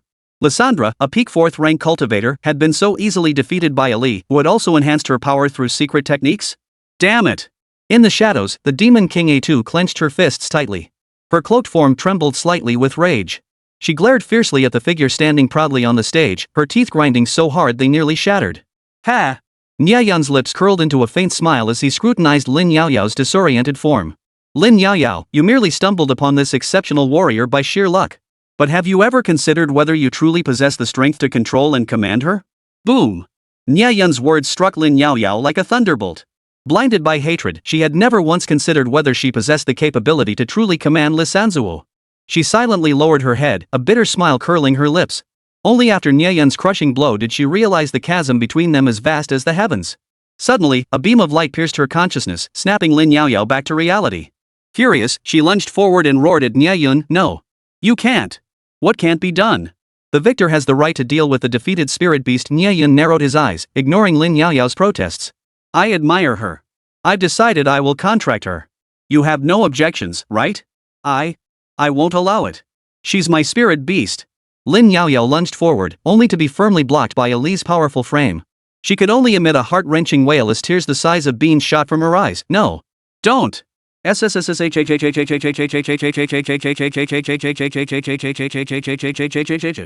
entire crowd could clearly see spiritual energy erupting from Nie Yun's fingertips, targeting the tiny, helpless Lissandrao cowering in the corner, trembling violently. He was forcibly altering the contract. Hey! The victor takes all. Absorbing the beast of the defeated is only natural. Yeah, blame that Lin Yaoyao for being outclassed. It's just a shame that Spirit Beast clearly had immense potential. How did it lose so suddenly? As everyone lamented Lissandrao's defeat, Nie Yun sensed something amiss while binding her contract. Damn it! How can her mental strength be this powerful? Nie Yun had expected this to be an easy subjugation, but to his utter surprise and the slight sweat forming on his forehead, the difficulty was twice as great as he'd imagined. Oomph! From a hidden corner, the great demon King A2, cloaked in darkness, let out a cold laugh. I knew you'd contract her. This is the grand gift I'm giving you. Enjoy it slowly. Chapter 117, the entire crowd deceived. Luring the tiger away from the mountain. Seeing the formidable Ali standing between him and Lin Yaoyao, Lysandra couldn't help but tremble violently. The reason Ali was so formidable, able to completely outmatch Lysandra, wasn't just the 60% attribute boost and the battle form skin. There was another crucial factor: Ali had successfully fused with her lifebound Netherfire's embrace. The return of this lifebound weapon significantly bolstered Ali's attributes. To be precise, her attribute ceiling had surpassed the statistical range of SSR tier spirit beasts, approaching that of a true spirit beast itself. Thus, Lin Yaoyao's defeat was sealed from the very start. Ugh. Ah. Lysandra's face twisted in terror as her body stiffened, completely immobilized by the swirling, deceitful orbs that surrounded her. Damn it! Why does this feel so incredibly difficult? Just a minute ago, Nie Yun had been ecstatic over the smooth capture process, thrilled at the prospect of soon possessing a new, powerful contract spirit beast. But soon, the laughter faded from his face, replaced by a look of growing tension. Only now did he belatedly realize this matter was nowhere near as simple as he'd imagined. Damn it, I underestimated it. He gritted his teeth, forcing himself to remain calm. Even as his soul trembled faintly, he gave no hint of his turmoil. Clearly, conventional contract control was useless now. Nie Yun had no choice but to forcefully inject more mental energy, attempting to subdue the Lysandra before him in one fell swoop. Yet the more mental energy he released, the more profound the sense of depletion became. It was as if Lysandra were a mental energy black hole. His ceaseless attempts to bind her with his power vanished without a trace, like stones sinking into the sea. What was most terrifying and chilling was that once the contract process began, it could not be forcibly terminated. Unless one chose the path of Lin Woody at the start, killing the contract spirit beast and accepting the backlash, enduring the consequence of being unable to break through for an entire year. Damn it! Someone is definitely messing with this. Nie Yun finally caught on. His brow furrowed as he grew increasingly certain that the Lysandra before him was merely a pawn, and that he himself was now bizarrely entangled in a vast conspiracy. The spectators remained in a state of euphoria, completely oblivious to Nie Yun's inner turmoil and growing wariness. They whispered excitedly amongst themselves. Defeating the enemy and subduing them. It's been ages since we've seen such a classic scene. Today was truly worth it. TSK. I thought Nie Yun would lose. Who knew he'd be this awesome? But why did his forced contract take so long? What was he hesitating about? Nie Yun's inner monologue raged, hesitate my ass. Can't you see I'm giving it my all and still can't take her down? Oh no! Nie Yun is in danger. In the VIP seats, Do Cheng's expression abruptly darkened. His startled cry carried a tremor, and without a moment's hesitation, he scrambled to his feet. Accompanied by two 6th-grade guardian beasts, he rushed toward the dual platform. Damn it! He's in danger. Lu Qingyan, who had been closely observing Nie Yun's condition, also sensed something amiss. The moment she grasped the gravity of the situation, her exquisite, delicate face instantly drained of color. The contract's been active too long. It's bound to shift. At the same time, Zhou Shun, the principal of the Super God Academy, also sensed something amiss. He snapped his head up, alertly scanning his surroundings, monitoring every flicker of movement in the arena. Finally, his gaze settled on a woman in the corner of the audience seats, a woman wearing the same veil and conical hat as Lin Yaoyao on stage. At that very moment, the woman's gaze met his. In that instant of mutual gaze, the woman's eyes seemed to tremble. She immediately covered her face and lowered her head, as if Zhou Shun had uncovered her true identity. That's her. Zhou Shun's eyes narrowed sharply as he sprang into action. He exchanged a few urgent words with Lu Wenxiang and the others before dashing toward the corner of the audience seats. Simultaneously, he covertly produced the spirit-packed island containing the 6th-grade fiend beast, ready to launch an attack at any moment. Just as Do Chang and Lu Qingyan sprinted to the arena floor, the woman in the bamboo hat in the stands moved. Ha! After letting out a shrill scream that sent shivers down the spines of those nearby, the woman in the conical hat bolted like a thief caught in the act, sprinting toward the exit of the venue. Over there! Pursue her! Do Chang and Lu Qingyan, who were about to approach the stage, were instantly drawn by the strange behavior of the woman in the distance. After a moment's hesitation, they immediately changed direction, following Principal Zhou Shun's footsteps as they gave chase. The crowd on stage, witnessing this unfold, was utterly baffled. What? Is even a strange laugh grounds for arrest? Is there no law anymore? On the stage, Nie Yun's expression was intense. He sensed an invisible force clashing with his psychic energy, and the opponent's psychic power was clearly far stronger than his. No! You've all fled. Who will guard me? Seeing all his guardian beasts summoned away, Nie Yun felt his blood boil. Only now did visible panic overtake him. At this moment, alarm bells blared in his mind. If that unidentified mysterious figure moved against him, he would truly be like a lamb led to slaughter, utterly defenseless. Yet he dared not show his terror, forced instead to project an air of unfathomable composure, as if everything remained under his control. To outsiders, Nie Yun merely appeared cautious and meticulous, unaware of the hidden peril lurking beneath the surface. He understood that the reason the other party hadn't acted yet was precisely because they saw him still handling things with ease. They intended to wait until his spiritual energy was depleted before coming to finish him off.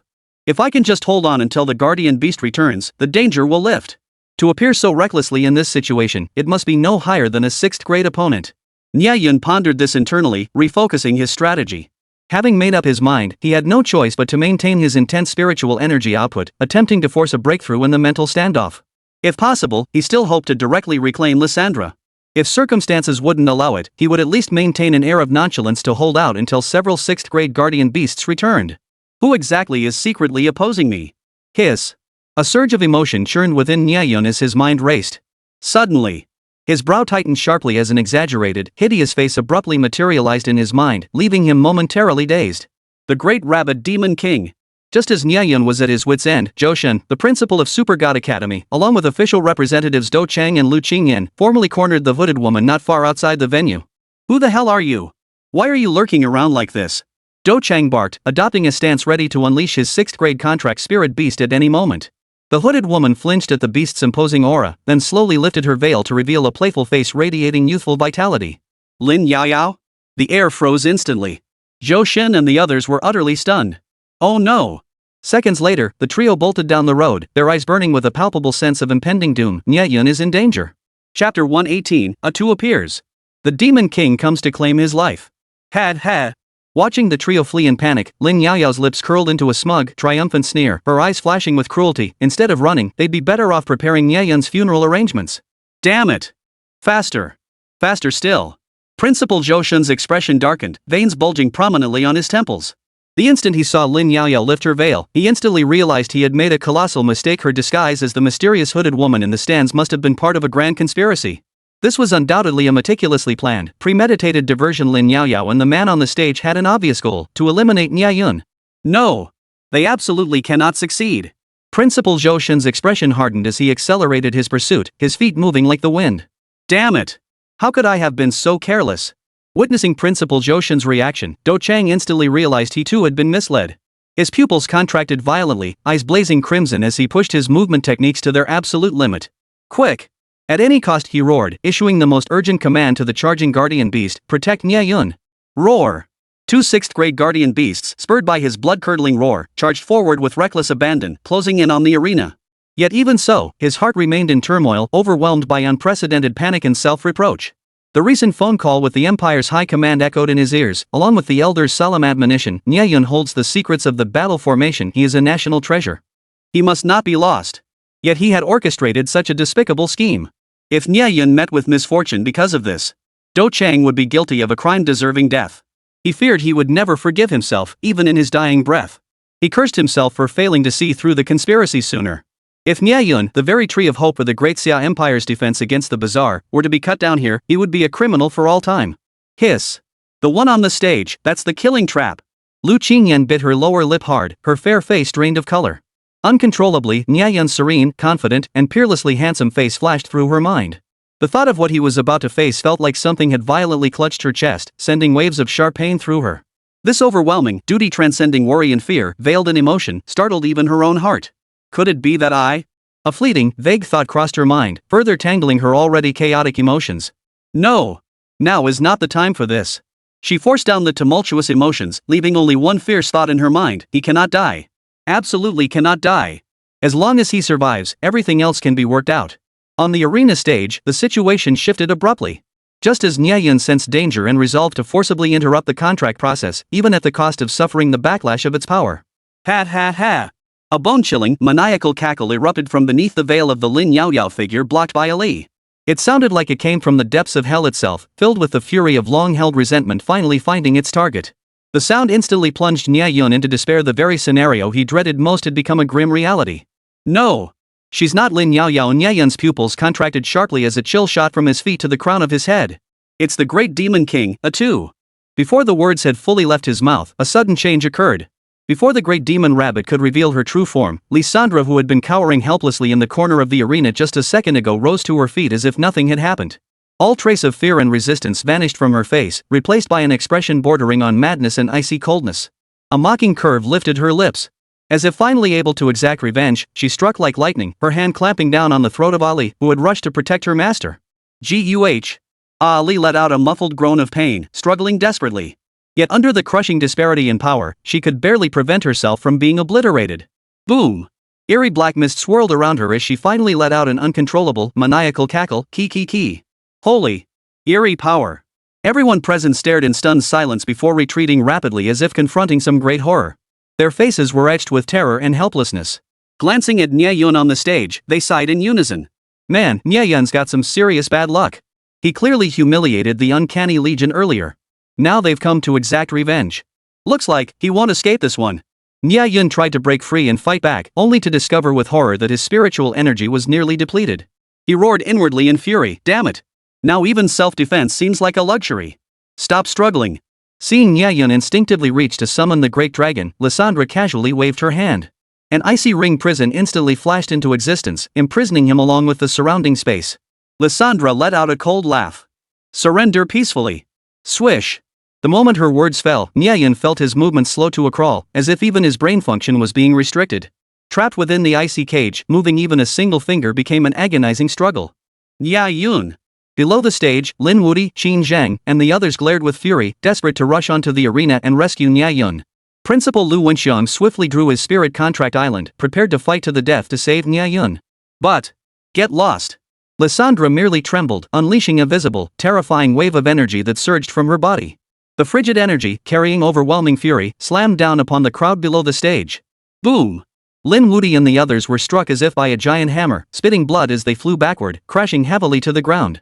The entire Super God Battle Academy team lay sprawled in disarray, utterly defeated.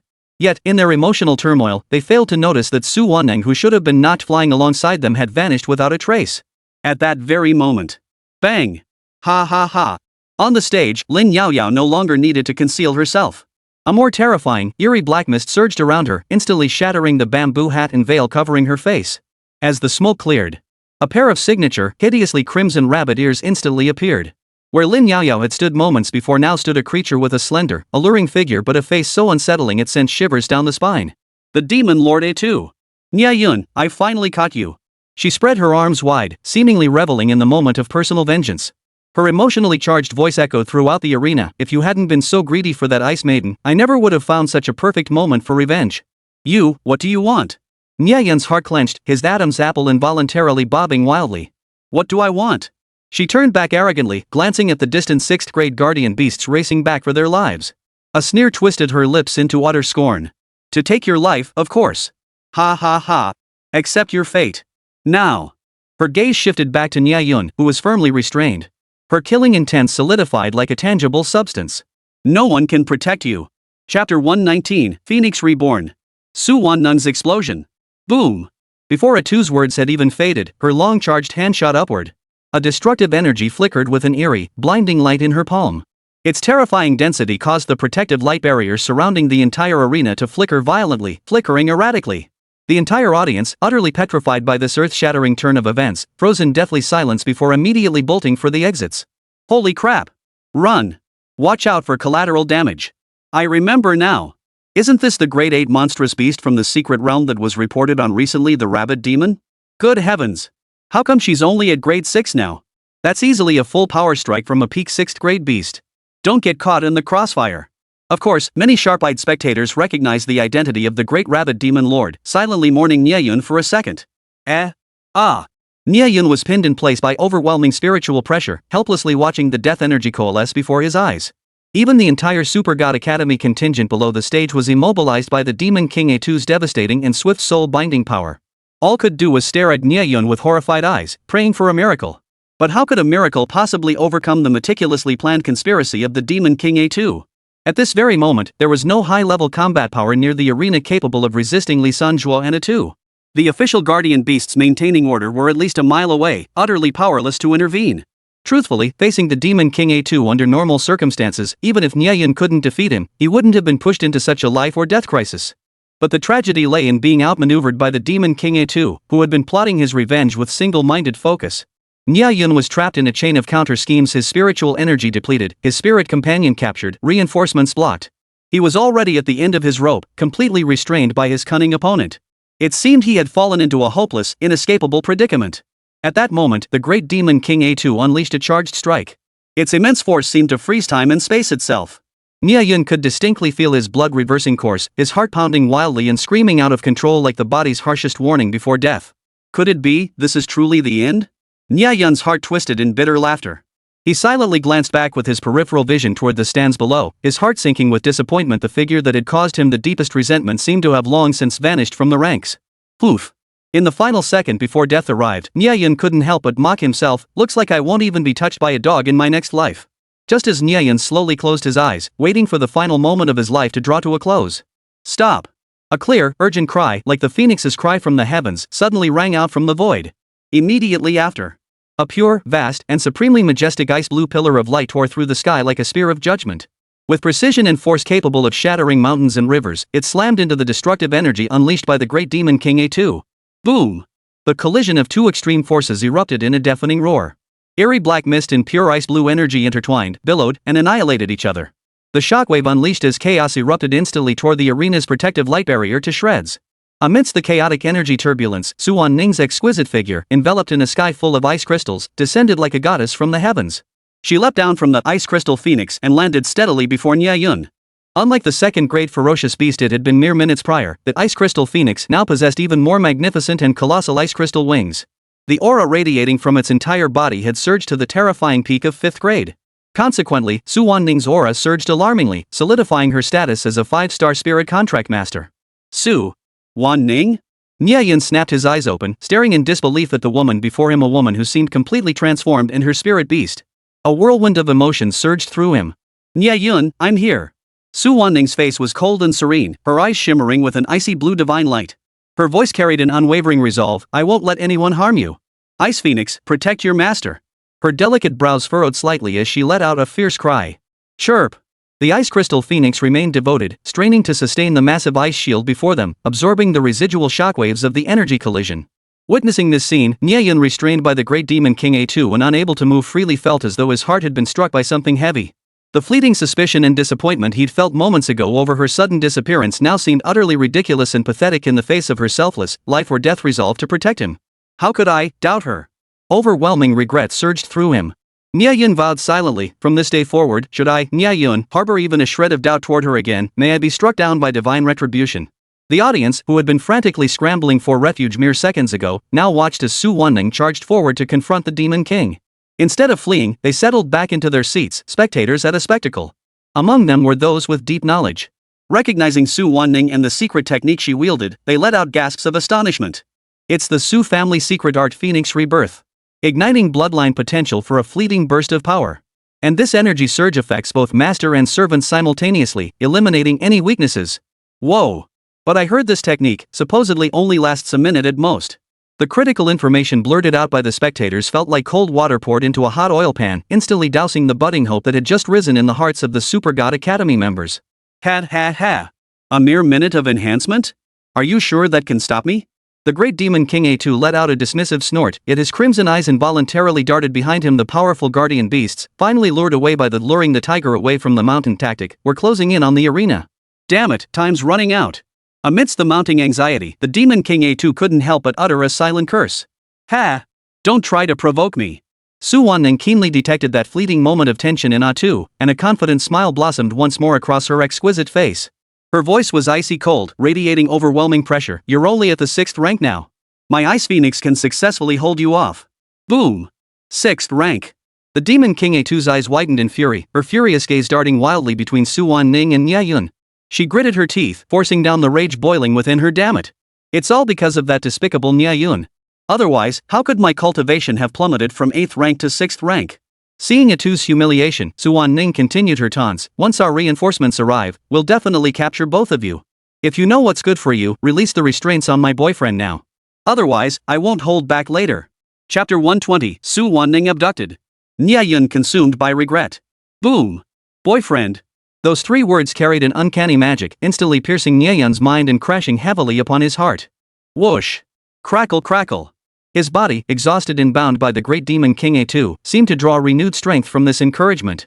The solid barrier slowly showed signs of cracking. Faster! Faster! It's cracking! It's cracking!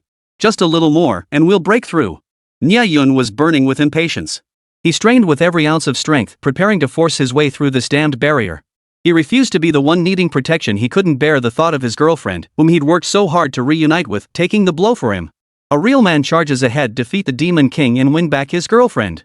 But just as Nie Yun was on the verge of breaking free from the restraints, the suffocating pressure from the guardian beast surged like a tidal wave, closing in to encircle the arena. Damn it, damn it, damn it. Damn Su Wan-nung. The Demon King A2 cursed Su Wan-nung countless times in her mind. Yet she knew all too well that with her strength now at a mere 6th rank far from her peak 8th rank, her plan to eliminate Nie Yun was utterly shattered. Fight to the death or break out immediately, this was the critical choice before her, demanding an instant decision. Any further delay meant not only failing to kill Nie Yun, but possibly perishing herself. Rather than slink away in defeat, the Demon King A2's eyes suddenly sharpened, a wicked grin instantly curling her lips as a venomous glint flared in her gaze. I'll crush their spirit through murder. Ha ha ha. The bone-chilling, maniacal laughter echoed once more. At that moment, the peak 5th grade aura enveloping Su Wan-nung and the ice crystal phoenix receded like a retreating tide. Swish. Swish. Swish. With Su Wan-nung's unwillingness still lingering, she and the ice phoenix reverted to their 2nd grade star state. Due to the sacrificial ritual, their bodies and consciousness even experienced a momentary daze. Now, A2's form shot forward like a meteor, instantly becoming a blurred shadow as she lunged with speed beyond visual capture. Surprisingly, she didn't target Nie Yun. Instead, she aimed directly at Su Wan-nung, whose power was waning and whose consciousness was in a state of weakness and disorientation. Watch out! Nie Yun's eyes widened in fury as he strained to break through the restraints. But the Demon King A2 was prepared. To ensure her successful ambush and escape, she intensified her mental control once more. Nie Yun found himself utterly immobilized once more, forced to watch helplessly as events unfolded. Bang! A black phantom silently materialized behind Su Wan-nung. Right before Nie Yun's eyes, it delivered a brutal karate chop to the back of her neck. Wan-nung! Nie Yun roared with fury beyond measure. To save Su Wan-nung from being snatched away, his body surged with power once more, unleashing every ounce of latent potential within him. Even though the great Demon King A2 had intensified his psychic control, Nie Yun's explosive power was simply too terrifying. In an instant, the restraints shattered like broken glass, crackling and snapping as they burst apart. Had ha! At this moment, the great Demon King A2 had already hoisted Su Wan-nung onto his shoulder. He tilted his head toward Nie Yun, revealing a contemptuous smile. I've changed my mind. I won't kill you. I'll make you suffer worse than death. As she spoke, her pupils deepened crimson. With a defiant, taunting gaze, she fixed her eyes on Nie Yun. No! She's really going to take Su Wan-nung away. Just a little more. Break through. Nie Yun's heart jolted violently. He gathered all his spiritual energy into his core, forcibly unleashing an even more ferocious power. Whoosh! A terrifying surge of power erupted from his body, on the verge of shattering the restraints. Meanwhile, the great Demon King A2 scooped up the unconscious Su Wan-nung with one hand while forcibly seizing the weakened Ice Phoenix with the other. As the guardian beasts closed in on the stage, she roared fiercely, Lysandra, unleash your ultimate. Break through the encirclement. Boom! Lysandra charged forward instantly, unleashing her full 5th rank peak aura as she locked horns with the guardian beasts. Stop her! Do Chang and the others roared furiously as they charged from nearby. But A2 had once been an 8th grade ferocious beast powerhouse. Though she couldn't kill the 6th grade guard beasts now, if she was determined to break through, no one could stop her. The Demon King A2's eyes suddenly sharpened as a powerful, eerie black aura erupted from her body. Like a cannonball, she shot skyward, violently shattering the tottering barrier of the arena. The instant 2 6th rank guardian beasts lunged toward her, she transformed into a black streak of light and vanished into the heavens. Boom! Simultaneously, Nie Yun violently shattered the restraining spell the great Demon King A2 had cast upon him and sprinted after her. But the opponent's strength surpassed his by more than one realm. Even with the formidable physique of a sparring partner, he couldn't catch up to the ghostly figure of the great Demon King A2. Not even closing the gap by the slightest bit was possible. Damn it! Nie Yun was already running low on spiritual energy. Gritting his teeth, he tried to forcefully summon his dwindling reserves, but a wave of dizziness washed over him, followed by the world spinning wildly no. His spiritual energy was completely depleted. If he forced it any further, he might faint completely. Ah! Demon Lord, take me with you. Don't abandon me. Lysandra, pinned down by a 6th grade guardian beast, watched the direction the great Demon Lord A2 fled and let out a furious, unwilling roar. Yet she seemed destined to be cannon fodder, receiving no response to her pleas. Beyond ordering her to break through the encirclement and draw the guardian beast's fire, the great Demon King A2 never spoke another word to her until he had completely vanished. Ha ha ha! In the arena, the figure of the Demon King A2 had long vanished. Echoing through the empty, valley-like venue was her increasingly distant, savage laughter, filled with the sweet taste of revenge. Nie Yun, you'll carry this regret and suffer for the rest of your life. Ha ha ha. Damn it. I'll kill you. Cough cough. After Nie Yun's hoarse, furious roar, he stared blankly at the direction Su Wanning had been dragged away. The last shred of spiritual energy he'd forced to gather in his heart completely dissipated. As if drained of all strength, he slowly collapsed to the ground. His heart felt as though it were being gnawed by 1,000 poisonous ants. Even as he endured agony like 1,000 arrows piercing his chest, Nie Yun forced his eyelids open, refusing to let himself pass out completely. He stared blankly into the distance, lost in thought. Su Wanning had been taken to save him and she was his girlfriend. No matter what, he had to rescue her from Atu's clutches. As the restraints dissolved, Lin Wudi and the others rushed over. At that moment, Lin Yaoyao and Li Sanjuo were escorted onto the stage. Lin Wudi shot Lin Yaoyao a look of disappointment, then closed his eyes in despair. Throw these accomplices of those monstrous beasts into the Great Xia's official prison. Do Chang, still trembling with fear, patted his chest and ordered his men to take Lin Yaoyao and the others away. Hold them. Nie Yun's icy voice erupted abruptly. He glared up at Do Chang, his teeth clenched. Hand these two over to me. I have use for them. Chapter 121, Uncle Meng, I resolved to conquer the tower. Dead silence fell over the entire venue. Everyone present froze in shock, shaking their heads in disbelief. As Nie Yun quietly pulled a pill from his pocket and swallowed it, the crowd erupted like a boiling pot, filling the air with deafening whispers. What? He said he's useful? What good is it? To vent his anger by humiliating them? Even Do Chang couldn't help but frown. Nie Yun, you're in no condition to do this. And they are accomplices. You can't. I know. The shrill murmurs did nothing to shake the resolve in Nie Yun's eyes. His hoarse voice carried an unquestionable finality. Leave it to me. I need them. This. Do Chang hesitated, yet seemed to have already made up his mind, preparing to order his men to hand over Lin Yaoyao and Lizanduo to Nie Yun.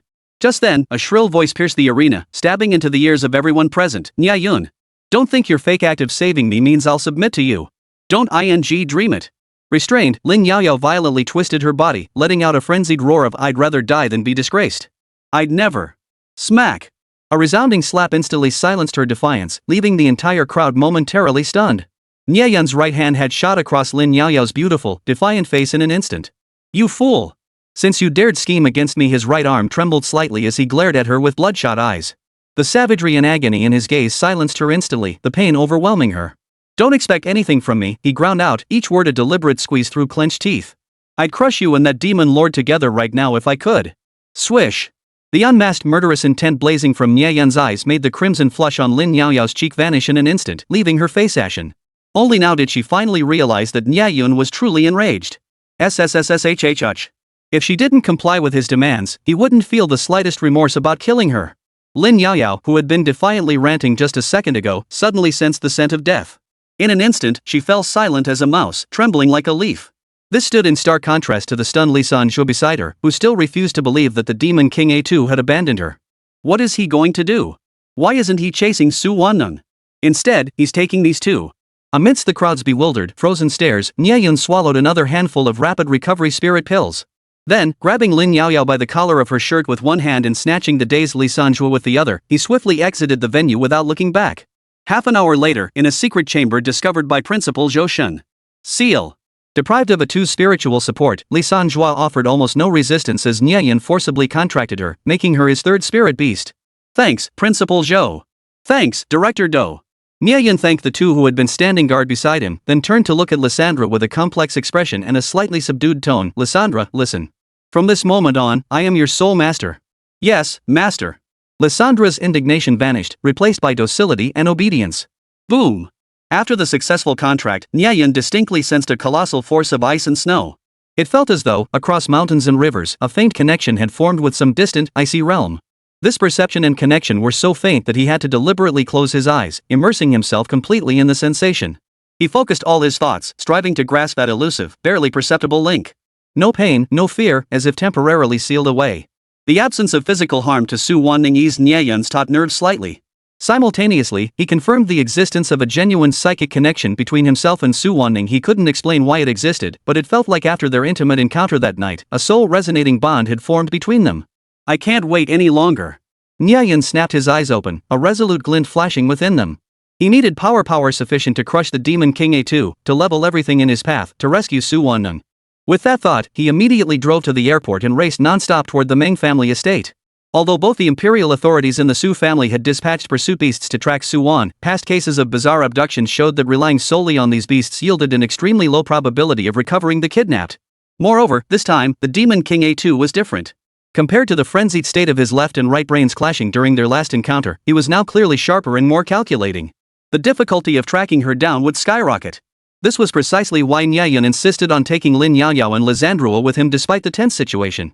These two definitely held crucial clues to the Great Demon Rabbit's hiding place. Beep beep beep. Before boarding the plane, Nie Yun dialed Meng Feilong's number without hesitation. Uncle Meng, Nie Yun's voice was eerily calm as he cut straight to the point. I'm continuing the tower run. I'll be there in half an hour. Ha? What? Meng Feilong on the other end clearly hadn't anticipated this request, especially at such a critical moment. He was both indignant and conflicted. Nie Yun? Your situation right now. That Su family girl has just been abducted, and you.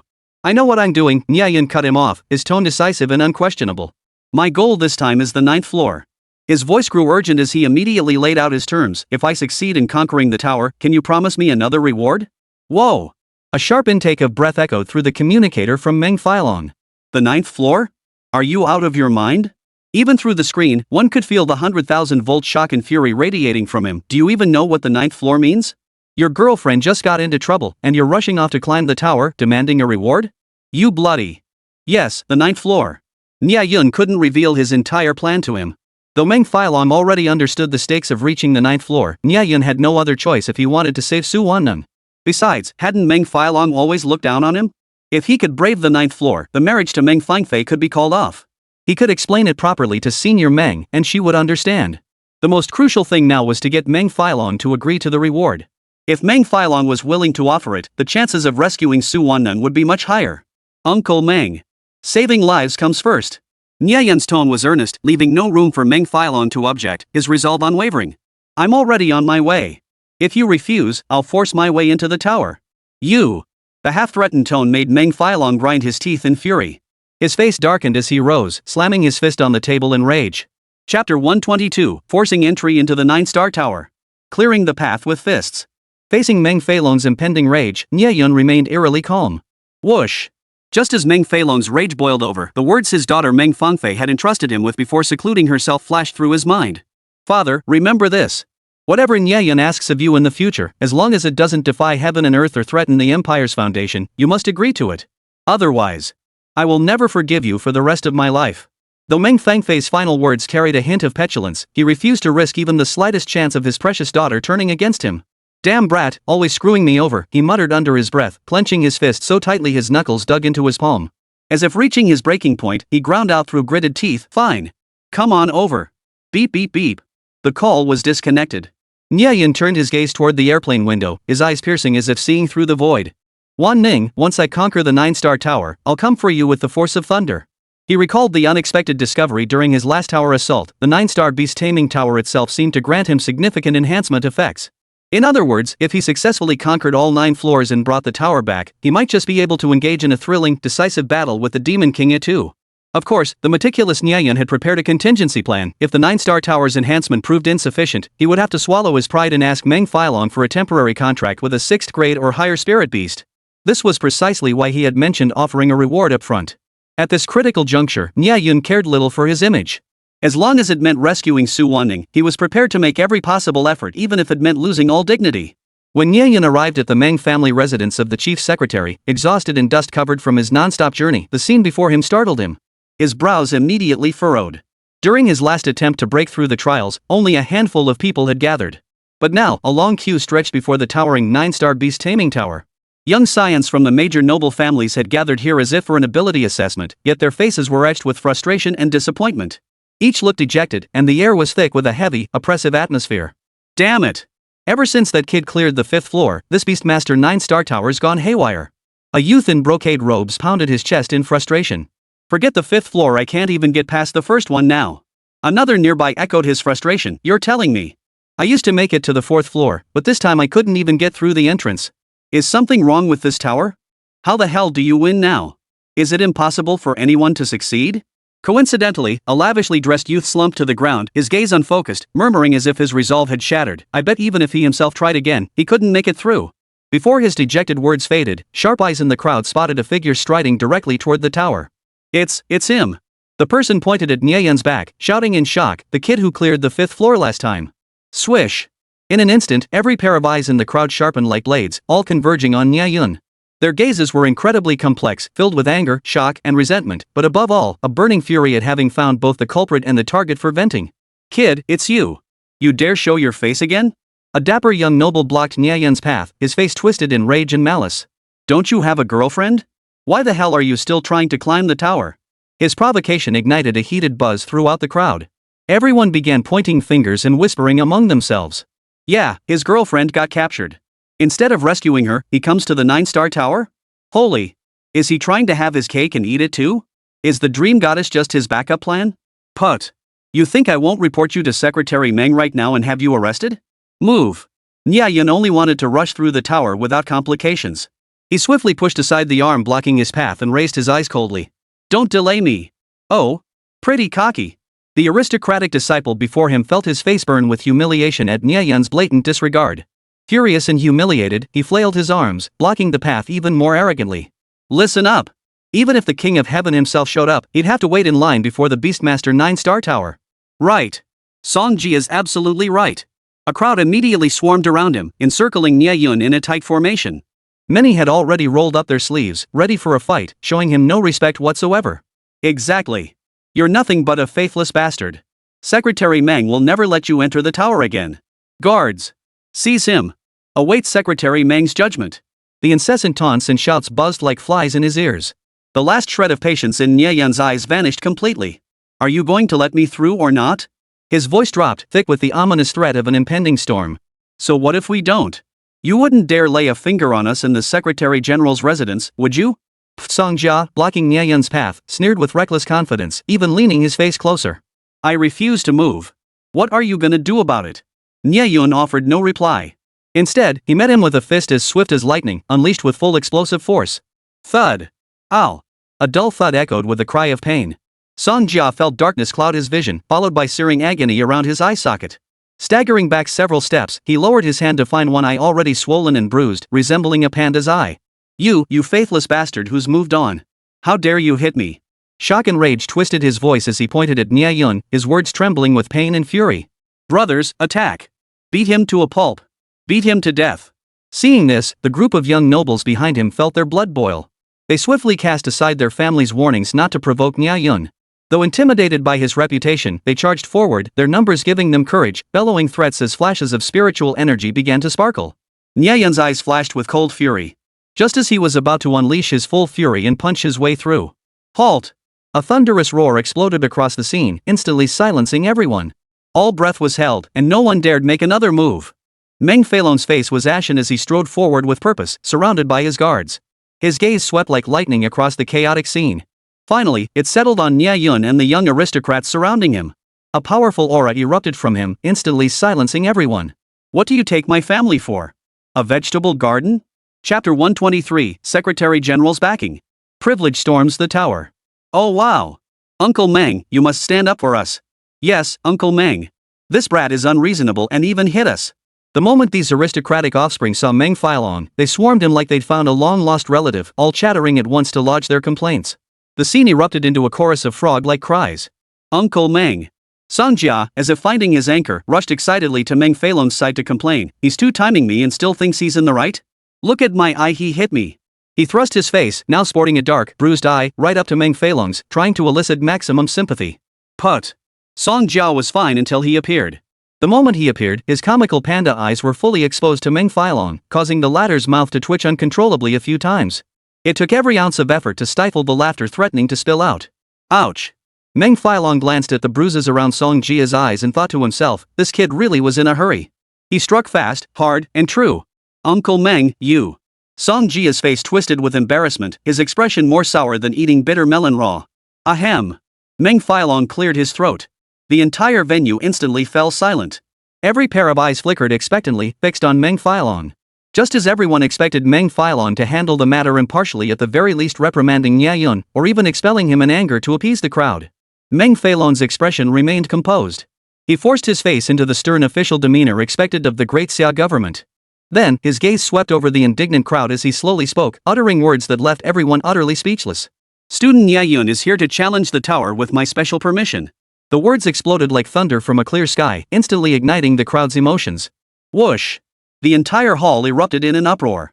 Everyone stared back and forth between Nie Yun and Meng Filong with disbelieving shock. Uncle Meng! Uncle Meng, Song Jia gasped, his eyes wide.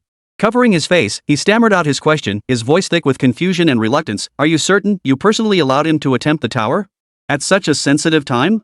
He deliberately emphasized sensitive moment, implying Nie Yun's situation where his girlfriend had just been abducted. His meaning couldn't have been clearer. He might as well have written Nie Yun isn't committed, he's treating your daughter as a backup option right on his face. No need to doubt. Having already agreed to Nie Yun, Meng Filong resolved to defend him to the end. He confirmed emphatically, I'm certain. I personally approved it. With that, he even subtly pulled Nie Yun a step closer to him. This gesture appeared friendly, but in truth, Meng Filong feared these arrogant, spoiled brats might speak recklessly again, completely enraging the young man before him who was clearly on the verge of exploding. Meng Filong had no desire to witness a one-sided beating unfold in his own residence. Such a scene would be impossible to clean up. After all, with Nie Yun's formidable combat prowess, he could easily beat everyone present bloody and screaming without even summoning his contract spirit beast. Hiss! In that instant, every young aristocrat felt as if an invisible hand had clamped down on their throats. Their faces froze in a mask of fury and resentment. Who, exactly is this guy? They stared at Nie Yun, standing beside Meng Filong with a stern expression, then recalled the Secretary General's unquestionable stance. An indescribable mix of frustration and shock welled up within them. He actually has the Secretary General defending him so fiercely, even at the cost of humiliating so many young masters? Oomph. He's just some womanizer who let his girlfriend get snatched away during the Imperial League. Thanks. Meng Filong's intervention was exactly what he'd expected. He gave a casual nod of gratitude before refocusing his attention. His sole concern now was getting into the tower as quickly as possible. Uncle Meng, he said, his focus unwavering as he ignored the surrounding criticism, his piercing gaze fixed on the towering 9-star beast taming tower before him. A barely perceptible urgency colored his voice. Can I go in now? Meng Filong gave him a meaningful look, nodded solemnly, and stepped aside. Go. Boom. The moment Meng Filong's words fell, the entire crowd was once again stunned. Everyone instinctively covered their faces, letting out a collective, almost soundless scream of despair. Holy! Not only can he challenge the tower, but he's cutting the line? Uncle Meng, you bastard. That's way too obvious. Could it be he really sees him as a future son-in-law? Ugh, the thought is terrifying. Oomph. Song Jia crossed her arms defiantly, mocking under her breath. Last time he barely made it past the 5th floor. Now that the difficulties skyrocketed, he'll be lucky to even clear the 1st floor. Exactly. That greenhorn just got lucky last time. Even those of us who cleared the 6th floor can't get past the 2nd stage now. How could someone like him, who bluffed his way in through backdoor connections, possibly perform well? Just as the crowd's speculation lingered on whether Nie Yun could even clear the 1st stage. Ding! A sudden, crisp notification tone rang out like thunderclaps, reverberating in everyone's ears. The indicator light for 1st layer, trial of strength instantly shifted from yellow to green. Clear! Outside the 9-star tower, a deathly silence fell.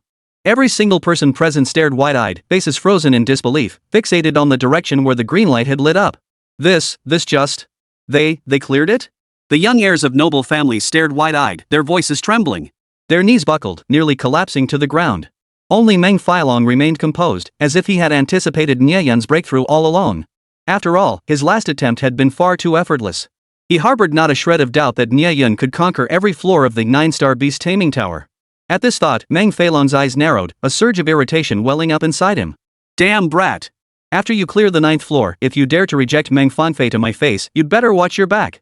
Meanwhile, the slow-witted Song Jia stood there, utterly bewildered. No way?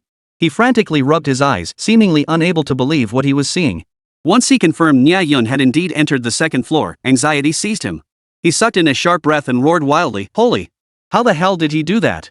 But before his words had even faded, the 2nd level challenge had already concluded. The yellow light for the 3rd layer's challenge had already lit up. Holy! The crowd erupted in even louder gasps. Nie Yun, you bastard! You're making us look like complete losers. It wasn't just Song Jia, the resolve of many others shattered too. Yet Nie Yun's ascent showed no signs of stopping. The lights for the 4th and 5th layers began flickering visibly, following closely behind. Chapter 124, the 8th layer breaks. The dream goddess is in peril. Dead silence fell over the entire venue. Everyone clenched their fists, holding their breath, eyes fixed on the flickering lights of the 9-star tower. The Dao hearts of these aristocratic scions shattered once more.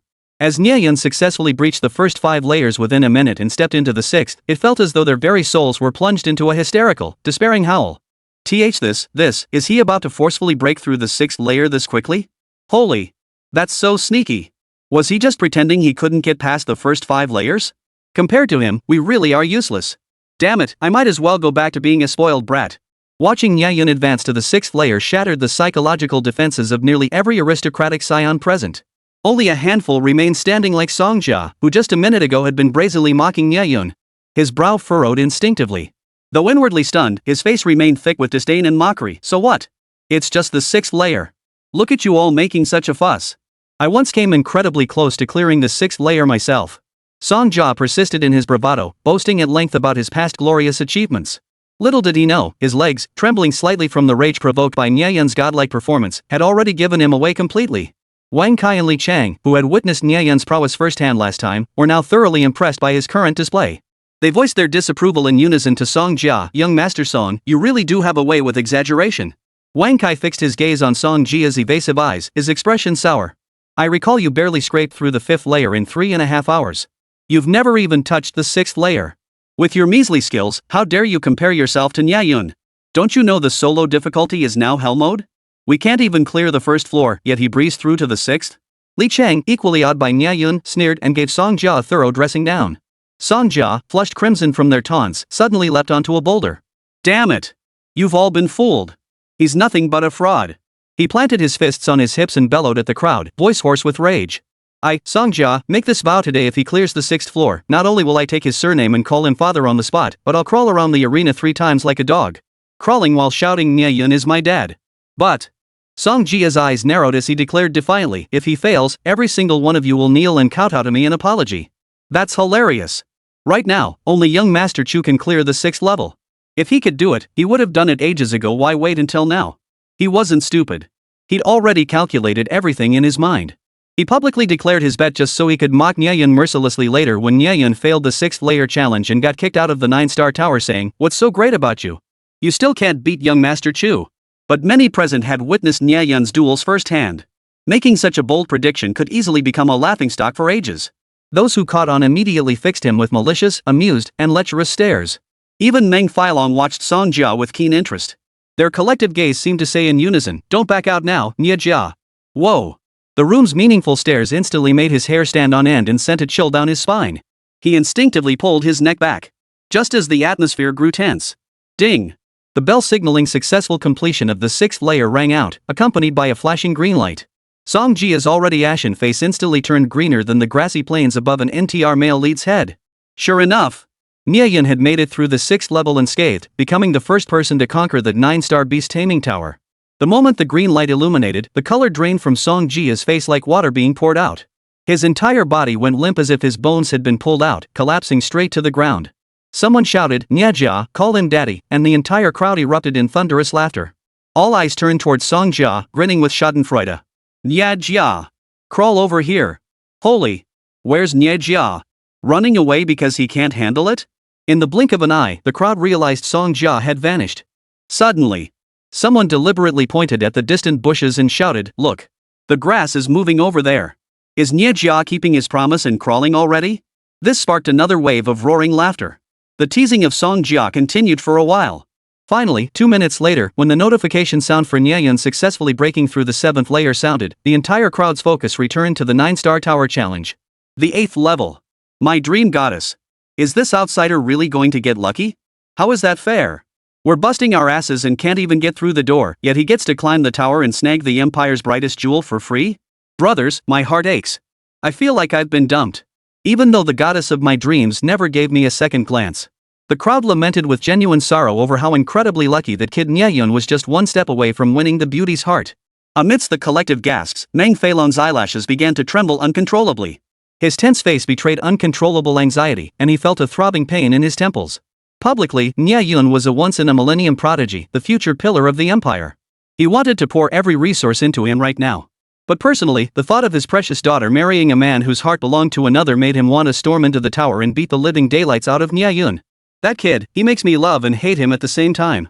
This conflicting emotion raged within Meng Feilong's chest, threatening to twist itself into an inextricable knot. Enough! Let's see if he can pass the trials first. The marriage matter still requires Meng Fengfei's consent, no rash decisions. Meng Feilong finally sorted through his chaotic thoughts and fixed his gleaming gaze on the 8th level. True to expectations. Within 5 minutes, the 8th layer flashed its green pass light. Whoosh! The entire crowd erupted once more. As if witnessing a historic moment, the crowd cheered wildly, faces flushed with excitement. They stared spellbound at Nie Yun's carefree figure stepping onto the 9th level. This is a god. So close now. He's about to clear it. Everyone screamed silently inside, desperate for Nie Yun to clear the 9th level just as swiftly. They wanted to snap that iconic photo and brag about Nie Yun conquering the beast-taming 9-star tower on their social feeds. Heads craned upward, fingers furiously scrolling, eyes glued to the 9th floor's movements. The slightest movement sent their emotions surging, making them gasp in awe. But this time, Nie Yun's pace had noticeably slowed. 10 minutes had already passed, yet he still hadn't emerged from the tower. Whoa! Frowns creased their brows as hearts began to race. Nie Yun, could he possibly fail? Chapter 125, Ali's Sacrifice. Nie Yun loses his beloved. Holy crap, what's going on? Why hasn't he come out yet? Several officials from the Great Xia Empire, who had been on business trips in nearby cities and were summoned by Meng Feilong to witness the miracle, arrived at the perimeter of the Beastmaster 9-star tower and couldn't help but feel astonished. Oof. Cheng Feng, the captain of the Imperial Beastmaster Corps, frowned deeply, rubbing his chin in thought. Given his pace through the tower so far, the final stage shouldn't be taking this long. Suddenly, his eyes lit up. He leaned close to Meng Feilong and whispered, "Old classmate, you wouldn't be trying to renege on your promise by secretly increasing the final stage's difficulty, would you?" The usually steady Minister of Education quietly clicked his tongue, shooting Meng Feilong a meaningful look. Speaking as an elder, he gently admonished him, "Student Nie has boundless potential. Secretary Meng, your vision should be more long-term." Put. The remarks from the two imperial officials successfully sparked a wave of laughter throughout the venue. Of course, the sons of noble families were not supposed to mock officials of the Great Xia Empire. But Meng Feilong was different, they were too familiar. Many regarded him as an uncle or elder brother. Accused of malicious speculation and making things up out of thin air, Meng Feilong's cheeks instantly flushed crimson. "No, you've misunderstood." He felt like crying, his grievance spilling out in a flood of complaints. There really is no backdoor to switch to, and besides, the final layer is actually the easiest. Why it took so long, I have no idea either. He glanced anxiously at his watch. The timer for the 9th level had clearly hit 20 minutes. What's going on? He turned his gaze toward the top of the 9-star tower, his expression utterly perplexed. "It's just the heart trial. What on earth is wrong with you? Could it be a heart demon?" Meng Feilong's heart lurched. Veins bulged on his forehead as cold sweat poured down his face. Only now did he realize the grave mistake he'd made, failing to reassess Nie Yun's mental state after the latter explicitly declared his intent to conquer the 9th floor. Damn it! I knew he'd be mentally unsettled over Su Wannon. Why didn't I notice? Meng Feilong's expression visibly panicked, his thick lashes trembling uncontrollably once more. He knew all too well what happened when someone with inner demons attempted the tower. At best, they'd fall into a state of hysteria. At worst, they'd sink into their own world, never to emerge from the 9-star tower again. You'll be fine. Meng Feilong gritted his teeth, deciding to conceal the matter for now. The more critical the moment, the more crucial it was to remain calm. The more people who knew about this, the more complicated it would be to rescue Nie Yun later. His eyes darkened slightly as he made a swift decision within himself. If Nie Yun hadn't emerged in 20 minutes, he would personally enter the tower to rescue him. Inside the 9-star tower, at the topmost level, Nie Yun sat cross-legged on the floor, his face radiating a dreamy, tender smile. His eyes remained tightly shut as his hands grasped at the air in a bewildered manner, as if embracing or playfully teasing something. "Wan Ning, we'll never be apart again. How wonderful! You're finally my wife. Look how much our child resembles you." He was utterly lost in the perfect illusion woven from his deepest obsession. Within this illusion, he had rescued Su Wanning, possessing the family warmth he had always longed for, every regret compensated for. Had Meng Feilong been present, he would have recognized this as the precursor to spiritual madness, a sign that Nie Yun's heart demon had invaded his mind. But now, utterly alone, he could not effectively dispel the obsession consuming his heart.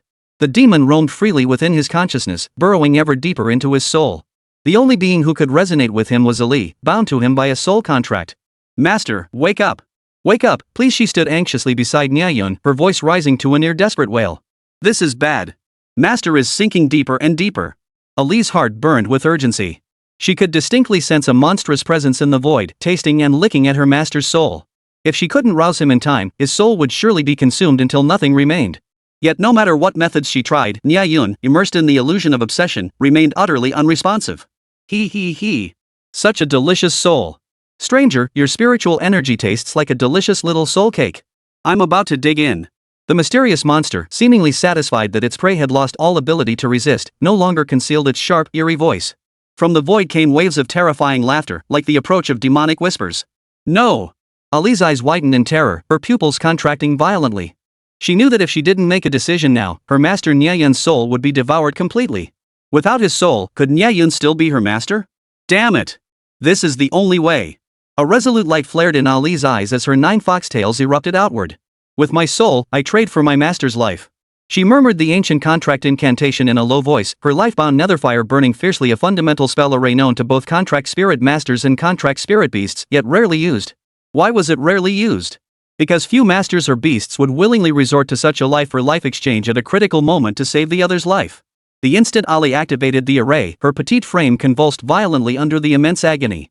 With resolute determination, she simulated Nie Yun's consciousness within her own mind, luring the mysterious monster into her thoughts to devour her soul. Crackle crackle. Sizzle sizzle sizzle. The sound of souls being chewed. As the first strand of soul was torn apart, she bit down hard on her lips, forcing back the scream of agony. As the majority of her soul was devoured, her vision blurred, yet she stubbornly kept her gaze fixed on Nie Yun. Before consciousness faded completely, she mustered her last ounce of strength to send 2 soul messages. Stupid master. Ahri truly loves you. There's one more secret. This time, Ahri isn't a fragment. It's the main body. Help Ahri find a good place to be buried. 2 clear, agonized confessions, accompanied by soul-piercing agony so sharp and real. The instant Ahri finished her messages, the mysterious monster's soul attack instantly shattered every last shred of her consciousness. No! Nie Yun's eyes snapped open violently, the illusion shattering like a mirage. He watched Ahri's transparent spirit body plummet like her eyes always smiling now filled with agony, yet still gazing at him with unwavering tenderness. Ahri! He reached out with trembling hands to catch that faint light, feeling their soul connection dwindle like a candle flickering in the wind. The 2 soul messages exploded like thunderclaps in his mind, making him understand everything in an instant. Had someone actually volunteered to die in her place? The soul-devouring beast in the void let out an angry snarl. The delicious soul it had almost devoured had been ruined by a mere contract spirit beast. Chapter 126, Explosive Growth. Nie Yun furiously tears apart the soul-devouring beast. Ah! I'll kill you. The thread of reason in Nie Yun's mind snapped. His eyes snapped open, locking onto the soul-devouring beast materializing before him with a satisfied belch. Instantly, his eyes blazed crimson. Immediately, a torrent of rage, carrying a savage killing intent, erupted in his mind like a volcano, swiftly engulfing the entire space. He laid the weakened Ahri gently on the ground. He no longer thought about clearing the stage or the rewards. At this moment, only one thought consumed him. Slay it. Avenge Ahri. Ha! Are you sure you want to kill me? The soul-devouring beast had fully materialized, hovering mid-air as it looked down on Nie Yun with a faint smile. Kill me? Don't you know her soul is trapped inside me? I really can't figure out if you're trying to save her, or condemn her to eternal torment. Boom! The soul-devouring beast's casual remark struck Nie Yun like a heavy blow, crashing into his already grief-stricken heart.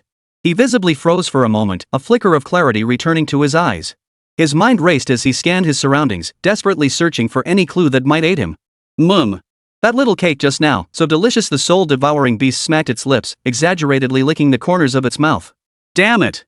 The soul-devourer's smug, unsatisfied expression reignited Nie Yun's fury, the flames of rage surging violently within his chest once more. Give me back my Ahri! Like a man possessed, he summoned every ounce of spiritual energy within him without regard for consequence. His entire body transformed into a devastating streak of light, charging toward the indifferent soul-devourer with a ruthless, annihilating fury. Ha! Ignorant spirit tamer. The soul-devouring beast watched Nie Yun's charge with a savage grin, as if witnessing the most laughable farce. You're merely a 2-star spirit master. My body is shielded by spiritual energy, only a 4-star power could shake me. Moreover, even if you have multiple spirit beasts within this tower, you can only summon one to challenge it. Therefore, the soul-devouring beast sneered, curling its lips in impatience, you'd be wise to apologize to me. I'll let you pass the 9th level, and that will settle this matter. 4 stars, ha! You think I can't summon a spirit beast, ha? Then I'll grant your wish. Nie Yun's molars nearly shattered as he ground out 3 words through gritted teeth, his voice hoarse with fury. Break it now! Boom! The soul-devouring beast, which had been sneering at Nie Yun just a second ago, was now plunged into utter terror and regret. When the full force of 60% of his power, amplified by spiritual energy, crashed into its body, it felt as if witnessing the apocalypse itself. Wah! The devastating blow slammed into its abdomen with such force it nearly made the beast vomit bile, and almost caused its body to explode completely. Holy! You! The soul-devouring beast froze in shock, its face etched with utter disbelief and panic. What the hell? I'm a sparring partner.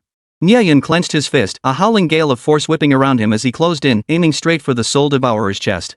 Holy crap! The soul-devouring beast's heart skipped a beat. Mentally invoking Zhou Yu's name, it instantly cast its invisibility spell, attempting to evade Nie Yun's brutal retaliation. Swish! Its transparency surged to nearly 90%. Overjoyed, it believed escape from Nie Yun's mad tiger was within reach. But who could have imagined that Nie Yun's speed had also reached its absolute limit, self-contracting to forcibly increase his speed by 60%. Just as the soul-devouring beast's body was about to vanish into transparency, Nie Yun seized its ankle and slammed it violently onto the floor tiles. Bang! The explosive kinetic energy detonated on the floor tiles, sending a massive shockwave that made the entire 9th floor tremble violently. The soul-devouring beast's form resembled a transparent octopus, spraying ink wildly as its body visibly solidified into a deep, dark substance. Ah! Let go of me, let go! It's going to explode! It's going to explode! It screamed desperately for help, its scattered tentacles thrashing wildly, yet it couldn't escape Nie Yun's iron clamp-like hand, bulging with veins. Thud! Thud! Thud! Like the scene in the movies where the Hulk smashes Loki, Nie Yun slammed the soul-devouring beast onto the hard floor tiles over 20 times in one breath. Damn you! Damn you! Give me back Ali! You! Give! Me! Back! Ali! Nie Yun had lost all restraint. Under immense psychological pressure, his sole focus now was to vent every ounce of resentment and bitterness raging within him. Only by smashing this damn soul-devouring beast to pieces could he ease the hatred burning within him. Thud! Cough cough! The immense impact made the soul-devouring beast feel as though Nie Yun was smashing its very brain matter to a pulp. It clutched its massive head with every tentacle, desperately trying to prevent its already cracked body from exploding. Wait! I surrender! Stop hitting me! Stop hitting me! The soul-devouring beast wailed in surrender. It couldn't fathom why Nie Yun's physical strength was so overwhelming, but one thing was crystal clear: if Nie Yun kept pounding away, it wouldn't take 10 more blows before it exploded into a bloody mess. Its brain raced frantically. Amidst the excruciating pain, a wave of reluctance and headache surged through its mind. Damn it! After finally swallowing it, am I really going to have to spit it back out? Yet, it made its decision swiftly. Just before the final, explosive blows that would tear it apart, it let out a shrieking cry from the depths of its soul. Nie Yun! Listen to me! If I die, your contract spirit beast is doomed forever. The thunderous echo reverberating through his soul made Nie Yun abruptly halt his final convulsive movement. His expression froze, a flicker of joy momentarily dancing in his eyes. But he swiftly suppressed his emotions, fixing a cold stare on the barely alive soul devourer before him. His voice was thick with suffocating intensity as he demanded, "You should know the consequences of deceiving me." I know. The soul-devouring beast finally gasped for air, its lips trembling. It noticed Nie Yun had already seized its ankles tightly, poised to unleash another exploding body attack at any moment. It finally realized its fate was no longer in its own hands. Speak! My patience is running thin. Don't make me act again. Nie Yun pressed further. Not only was he rushing to save Su Wanning, but he also needed to extract the method to save Ali from the soul-devouring beast. He glanced briefly at Ali and suddenly felt he had been far too dismissive of her affection all along. He had always assumed Ali was deliberately testing him with her enchanting powers. Only now did he understand Ali truly loved him. She simply didn't know how to express her feelings to him. Damn it! I will rescue Ali, accept her love, and treat her well. As Nie Yun pondered this, a sinister curve suddenly lifted the corner of the soul-devouring beast's mouth. Chapter 127, Soul-Refining Netherfire. The soul-devouring beast kneels in supplication. Be boss, carrot oh carrot. The soul-devouring beast forcibly suppressed its inner turmoil, using an exaggerated tone bordering on groveling to curry favor with Nie Yun. The way to save her is. Its voice was weak, its breath faint, yet a fleeting, sinister gleam flashed in its cunning eyes. It paused briefly before continuing its verbal manipulation of Nie Yun, using my soul power as the catalyst. Feeling Nie Yun's grip loosen slightly, countless tiny spikes suddenly erupted from the ankle it held captive. Those spikes seemed determined to pierce through Nie Yun's palm, violently jabbing toward his hand. Ha ha! Good thing I've got my secret escape technique up my sleeve. Just one sting from my poisonous barbs, and your mental energy will freeze solid. Swish! Now! The soul-devouring beast's eyes narrowed. The moment it sensed Nie Yun's massive palms suddenly release their grip, its body shot out like a bullet, propelling itself forward in an instant. With lightning speed, it cast its invisibility spell once more. Caw caw caw! You fool! The soul-devouring beast stifled a laugh, inwardly mocking Nie Yun, just as expected, a sparring partner with brute strength but no brains.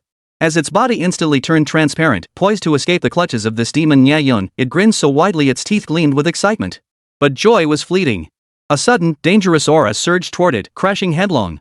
It whipped its head around to find a jewel hurtling toward it as if guided by a homing device. Not far away, Nie Yun stood calm and composed, showing no signs of his palm being frozen by double-strength spiritual energy. Holy! What the hell? The soul-devouring beast was stunned speechless. Stubborn as hell. If I let you escape now, wouldn't that make me look like a fool? If I make such a rookie mistake again, even Ahri won't forgive me. Before the soul devourer could process anything, Nie Yun's icy voice exploded like a sonic boom in its ear, instantly blanking its mind and turning its face as pale as paper. The consecutive deaths of the two women closest to him had shattered his ability to suppress the savagery and resolve within.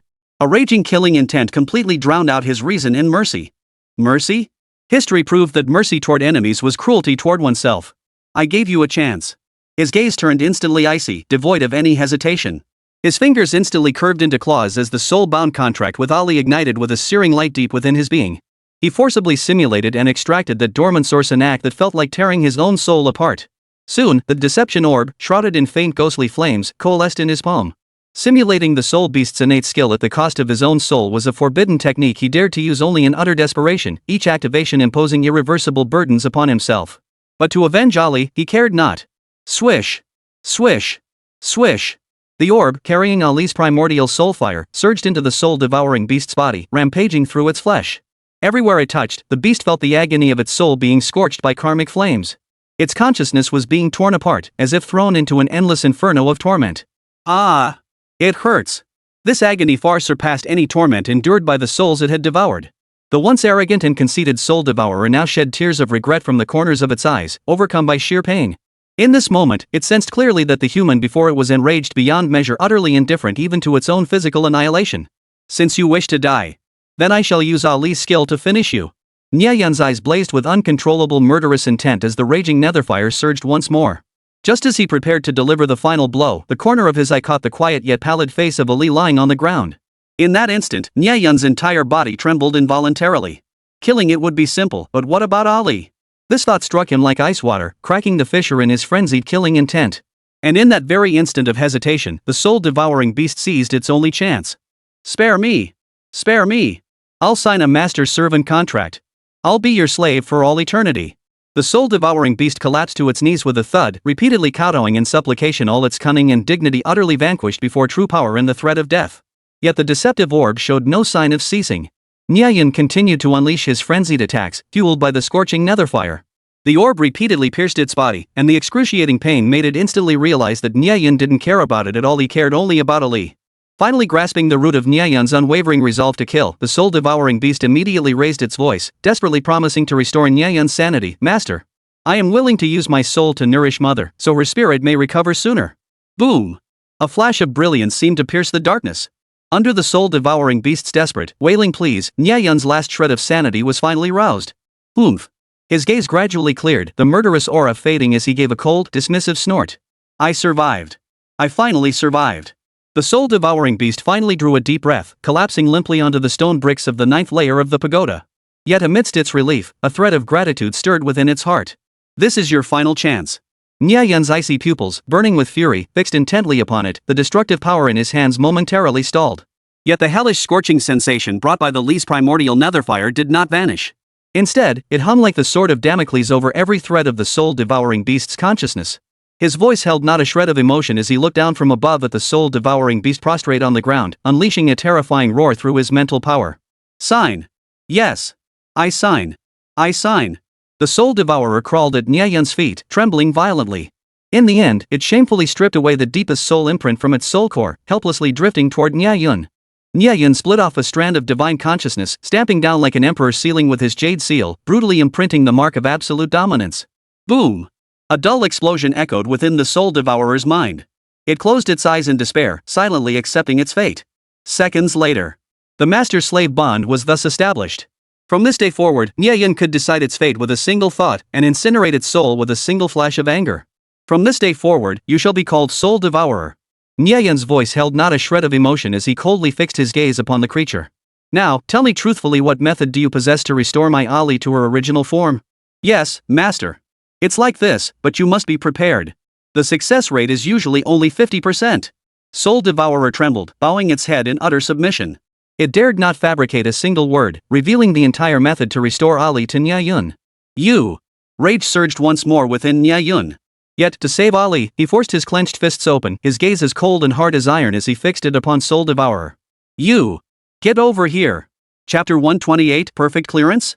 Or a shocking scam? Master, what are your orders? Nie Yun's shout made it tremble violently. It scrambled and crawled cautiously to his feet, ready to obey any command.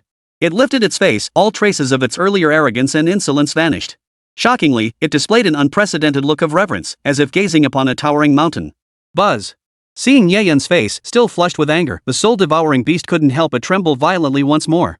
The master's earlier murderous intent, his relentless determination to utterly annihilate it, had left an indelible mark on its shattered psyche. The mere recollection of that scene, the excruciating agony that pierced its very soul and bone marrow, felt as though it were reliving the ordeal all over again. Damn it! All because I was too greedy. At this moment, tears streamed down its face as it cursed itself inwardly. I should have heeded my kin's warnings. Never harbored any ill intentions toward a spirit tamer's soul. Then this catastrophe would never have befallen me. Had it not been for the interminable wait that made it forget its duty to guard this place and await its destined one, and caused it to disregard its clan's warnings, this irreversible situation would never have come to pass. Alas! But alas, it was too late for regrets now. The clan's mission was lost forever. Soul Devourer. What are you? Nie Yun saw the Soul Devourer staring blankly, raised his hand, and frowned slightly, his voice tinged with impatience and disdain. Hurry up! Clean yourself first. Holy! No way! The Soul Devourer let out a piercing shriek, its panic and unease surging violently once more. Its eyes darted wildly as it inwardly screamed in disbelief. No way, no way! I'm a male beast, and now I'm crossing species? What the hell is this? Even if you want revenge, you don't have to do it like this? Smack! I knew you'd get the wrong idea. Nie Yun frowned, raising his hand with exasperation. He smacked the creature hard on the head, producing a sharp thud. You're crying your eyes out. I'm squeamish, this is disgusting. Nie Yun sighed, pinching the spot between his eyebrows in exasperation. This guy had been cooped up in the tower forever, his mental development must be stunted. He steeled himself once more and issued precise orders to the soul-devouring beast. You have 5 minutes to clean yourself up. Then enter Ali's consciousness and temporarily take control of her body's movements. We need to get out of here. Ha! Got it. A peculiar feeling welled up within the soul-devouring beast, instantly filling it with warmth for Ali. It was rare to find a master who valued their contract spirit beast so deeply, caring for her to such an extent that even having it replace her consciousness made the master feel it was unclean. Ha! What? Disgusted by its impurity? The soul-devourer's brain finally processed the shock. Its eyes flashed brightly as if struck by lightning, silently repeating the words, disgusted by its impurity. Holy crap! It suddenly wore a human-like expression of shock, pouting unhappily as it reluctantly went to give itself a nice, clean wash. The scene shifted back to the base of the 9-star tower. The area was now packed with layers upon layers of people. The dense crowd fell into a deathly silence, so quiet you could hear a pin drop. The moment the green light illuminated the 9th level, the entire crowd erupted in a thunderous roar. He did it! Holy crap! He actually pulled it off! Am I dreaming? Pinch me! Some trembled with excitement, weeping with joy, while others, overcome by emotion, felt blood rush to their heads, gasping for breath as darkness clouded their vision and they nearly fainted. The entire scene instantly transformed into a sea of fervor. The first group of aristocratic youths who had ventured into the tower here had long since shed any jealousy or resentment toward Nie Yun. Their eyes brimmed with admiration and excitement. They couldn't contain their cheers and shrieks, looking more thrilled than if they just married their dream girl. Nie Yun is incredible. I knew he could do it. A miracle. This is nothing short of a miracle. I'll worship the god Nie Yun every day. 9 floors conquered in under 40 minutes. That dream goddess deserves to be his bride. Quick! All cameras. Focus on the green flash at the 9th level. Shoot it. Capture every angle, 360 degrees. Move. Let me through. I need the first exclusive interview. Reporters swarmed like sharks smelling blood, jostling forward with gleaming eyes. The television station had prepared its broadcast script long ago. The moment the camera locked onto the 9th level of the 9-star tower, the announcer launched into an enthusiastic report. Dear viewers, this is Imperial Central Television. We are now broadcasting the spectacular success of student Nie Yun's daring ascent of the Beastmaster 9-star tower. We extend our congratulations to the Great Xia Empire on the emergence of a new generation of beast-taming prodigies. Amidst the jubilant crowd, only Meng Filong wore a complex expression. He stared at the 9th level with mixed feelings of joy and worry, clearly still struggling to accept this reality. Ah, Nie Yun, you truly shine brighter and brighter. But how am I supposed to explain this to my daughter? And how do I face you? Meng Filong was clearly preoccupied, though others saw it differently, assuming he was merely reserved and reluctant to draw attention. Numerous officials clasped their fists in salute, offering congratulations to Meng Filong. Congratulations, Director Meng. What excellent judgment. Indeed, Director Meng. She's a promising young talent for the Empire's next generation. Your daughter is truly blessed. Ah. Thank you.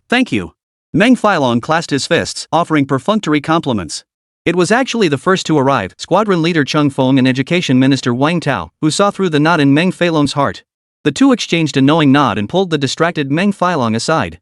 Chung Fong began quietly reassuring him, Secretary Meng, you needn't worry about Nie Yun's character. She's absolutely devoted in her relationships. In the secret realm, despite the extreme hardship, he never abandoned a single person. That alone shows how strong his resolve is. Cheng Feng's words suddenly jolted Meng Filong awake, a glimmer of understanding flashing in his eyes. Yet his expression quickly clouded with worry again. But what about Meng Fangfei? Secretary Meng. Let the younger generation handle their own affairs. Love or no love, they have their own standards. Why trouble ourselves over it? Minister of Education Wang Tao spoke up calmly and timely. Yes. I shouldn't meddle so much. Wang Tao's words, like a gentle spring breeze, completely untangled Meng Filong's knotted heart. He smiled with relief, glancing up at the 9th level. The young man, he's quite promising. Just as the jubilant atmosphere reached its peak, a shrill voice pierced the air like a sharp thorn, shattering the fervor. Don't let this kid fool you. Song Jia, who had reluctantly returned after leaving earlier, shouted emotionally, it's been 3 or 4 minutes already. If he'd succeeded in conquering the tower, why hasn't he come out yet? As soon as Song Jia's words fell, the entire venue fell silent. He continued his rant with a smug look. I bet all his previous tower conquests were fake. He must have used some kind of illusion. You've all been tricked. Chapter 129, Cheating Scandal. Nie Yun under fire. Swish. Song Jia's sarcastic outburst felt like a drop of ice water splashing into a boiling oil pot, instantly setting the entire venue ablaze. Such outrageous claims sent a chill down everyone's spine. Quick! Get all the cameras on him. Big news. Get a close-up on him. Like sharp-nosed hounds, cameramen from major TV stations instantly locked their lenses onto Song Jia. In an instant, flashes erupted from every direction. Everyone. Use your brains. Standing at the center of the crowd, his vanity greatly satisfied, he waved the photocopy in his hand. The clearance summary states a clearly successful clearance, tower anomalies soaring skyward, auspicious clouds stretching for miles. He abruptly pointed at the silent 9-star tower, his voice rising as he pressed his advantage, goading the crowd. Look! Does the tower show any signs? Does this look like a successful clearance? The green light has been on for nearly 5 minutes, where is he? He dares not come out. Doesn't this prove everything? Nie Yun is nothing but a complete fraud. Whoosh! The crowd stiffened, instantly erupting into murmurs. Well, it kinda makes sense. The guidelines do say that. Unless the tower's malfunctioning, then. Could there really be a problem? The whirlwind of doubt stirred up by Song Jia, the troublemaker, spread like a virus, successfully swaying many present. Online sentiment on the livestream instantly flipped, turning into a one-sided barrage of criticism. Nie Yun's idol aura shattered completely. The crowd's adoration instantly transformed into a deluge of abuse. Cheating scum. Almost fell for his lies. Trash. Get him kicked out of Super God Academy immediately. File a complaint. His enrollment and benefits must be revoked. The surging tide of public opinion transformed into sharp, venomous verbal daggers, successfully stirring up a storm across the internet. Worse still, the public vented their frustration over the Empire's string of defeats against bizarre adversaries and consecutive border losses onto Nie Yun. It's because the Empire has too many opportunists like you that we keep losing battles. Complaint calls and emails poured in like snowflakes, bombarding the Super God Academy and Imperial authorities. Song Jia tapped his leg, watching the crowd's attitude shift so rapidly, his smugness growing thicker. His lips twisted into a Dragon King's grin as he mentally envisioned Nie Yun's disgraceful downfall and the scorn of thousands. Swish! Swish! Swish! The weight of the entire arena's pressure and gazes crushed down upon Meng Filong like a mountain. He was the most authoritative interpreter of the 9-star beast taming tower. Everyone, please calm down and wait patiently. Meng Filong tried his best to remain composed, attempting to stabilize the situation. But he knew better than anyone that Song Jia's accusation the tower showed no unusual movement was an established fact. That was indeed the most crucial indicator for determining success. Meng Filong couldn't help but feel flustered, beads of sweat forming on his forehead. His brow furrowed deeply as his heart pounded in his chest. Could it be something truly unexpected had happened? Secretary Meng, an official whispered, should you go up and check? Meng Filong's expression hardened as he flatly refused. No. I cannot go up. This is a critical moment. If I go up now, it will be a direct admission of failure. Nice try. Song Jia, furious and resigned to defeat, let out a shrill, cold laugh as she loudly steered public opinion. Isn't this blatantly shielding the cheaters? Online sentiments surged to a new peak because of Song Jia's words. The label of cheater was now firmly branded upon Nie Yun by those with ulterior motives. Just as Meng Filong stood torn between choices, his face ashen, about to be swallowed by this storm of public opinion. Bull! Nie Yun would never cheat. A thunderous roar, booming like a temple bell, erupted from beyond the crowd. Principal Zhou charged forward, cursing furiously, followed by Lin Wudi, Song Yi, Qin Zhang, and others, pushing through the crowd with dust flying. We witnessed Nie Yun's strength with our own eyes. Lin Wudi pointed at Song Jia, his voice trembling with emotion. You're a worthless piece of trash who couldn't even break through the first 5 layers. What gives you the right to question him? Song Yi stepped forward, his tone leaving no room for doubt. Nie Yun's strength is beyond the questioning of trash like you. The entire crowd fell silent once more, lost in contemplation. Nie Yun's prowess was undeniably evident to all. Surely he wouldn't need to resort to such tactics? As if struck by sudden realization, the scales of trust tilted back toward Nie Yun. Oomph, where's the proof? Song Jia sneered, his tone brimming with confidence. Empty words carry no weight. If you've got the guts, get Nie Yun out here. Stop hiding like a coward. If you're here to cheer him on, shut up now. Song Jia's rapid-fire barrage left Lin Wudi and the others momentarily speechless, plunging the scene back into a tense standoff and silence. Then, Secretary Meng, why don't you personally go up to the tower to check the situation? Someone suggested again. Impossible. Meng Filong refused flatly, his voice unwavering. My rash intrusion would surely undo all his hard work. His gaze swept over the group as he clenched his jaw and declared, I cannot and must never destroy a genius with my own hands. The words themselves were beyond reproach honest and selfless. Pfft, nice words. But Song Jia seized upon this point, continuing to steer the conversation with a sarcastic edge. It's just protecting your own, covering for your future son-in-law.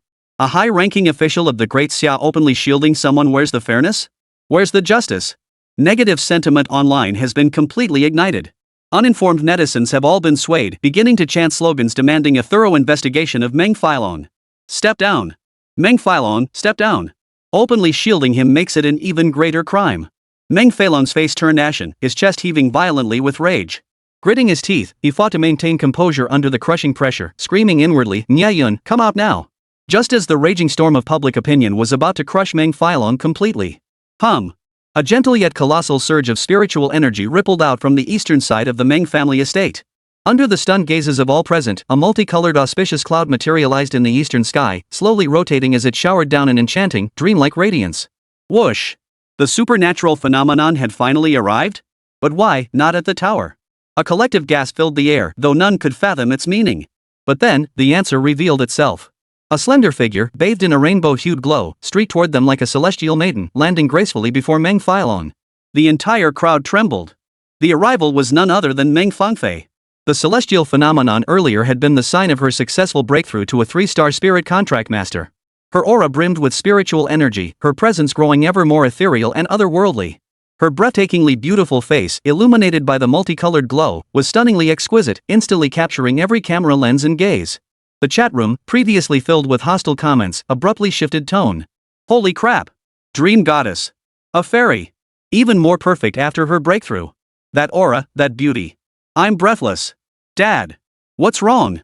Meng Fangfei stared anxiously at her father. After a brief whispered exchange, she instantly grasped the situation. Her gaze swept coldly across the entire venue before fixing on the faint green glow emanating from the 9th level of the tower. Then, under the gaze of the entire crowd, she slowly walked toward Song Jia, who stood frozen in shock. Chapter 130, Shocking Twist. Failure or mastering? Having ascended to a 3-star spirit contract master, Meng Fangfei's aura towered over her peers. As she descended like a celestial being before Song Jia, her icy expression sent a sudden chill through him, making his eyelids twitch uncontrollably. What do you want? I warn you. Song Jia's Adam's apple bobbed frantically as he instinctively took a half step back. Don't think you can lay a hand on me just because you're a woman. The reporters are watching. Snap. Snap. Snap. Click clack click clack. Attention. Get close-ups. Close-ups, I said. As if answering his plea, spotlights instantly converged on her. Reporters' eyes gleamed with excitement, as if they'd uncovered a major scoop.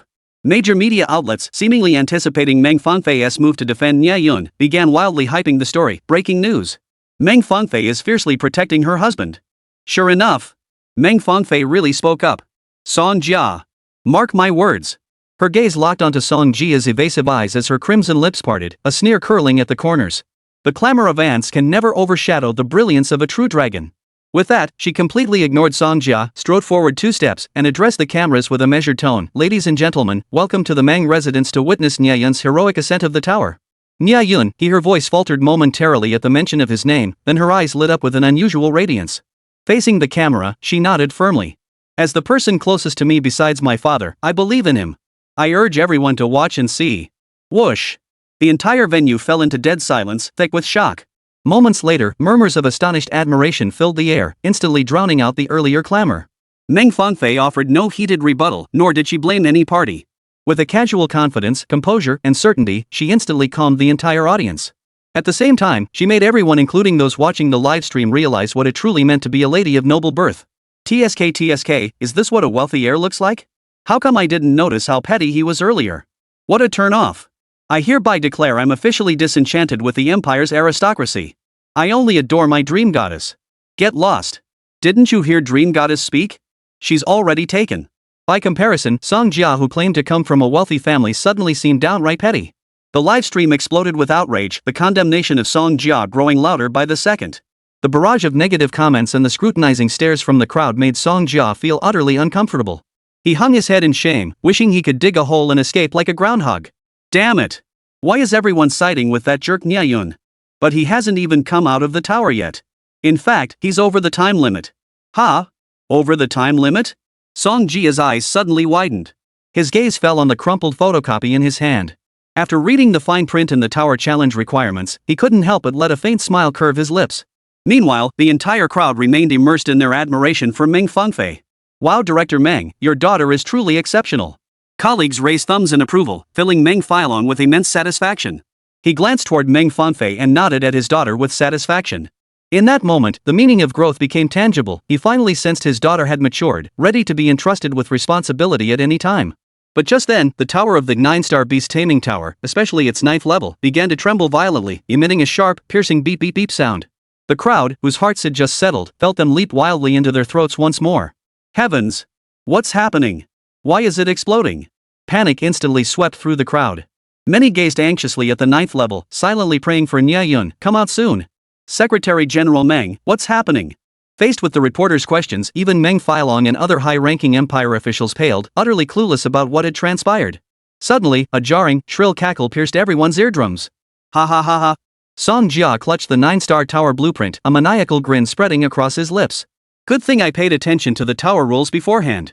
Your precious Nie Yun probably exhausted himself on the 9th floor. Not only did he miss his exit window, but now he's facing backlash from the 9-star tower. This is the price of trying to show off. Ha ha ha ha. Song Jia's words sent shockwaves through the crowd. How could this be? Meng Filong instantly grasped the implications, his face turning ashen as he lunged toward the tower entrance. He knew this rule, but his emotions had been on a roller coaster ride earlier, leaving no room to consider this possibility. Now that he thought about it, Nie Yun might very well have encountered this situation. Damn it! If you suffered backlash because of this, I'll never forgive myself.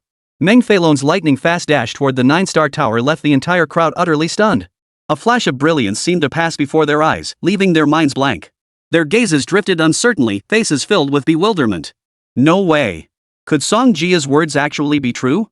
Whoa. Feels like it's highly likely. Didn't you see Meng Filong panicking? TSK. What a shame. He made it all the way to the 9th level, only to get stuck.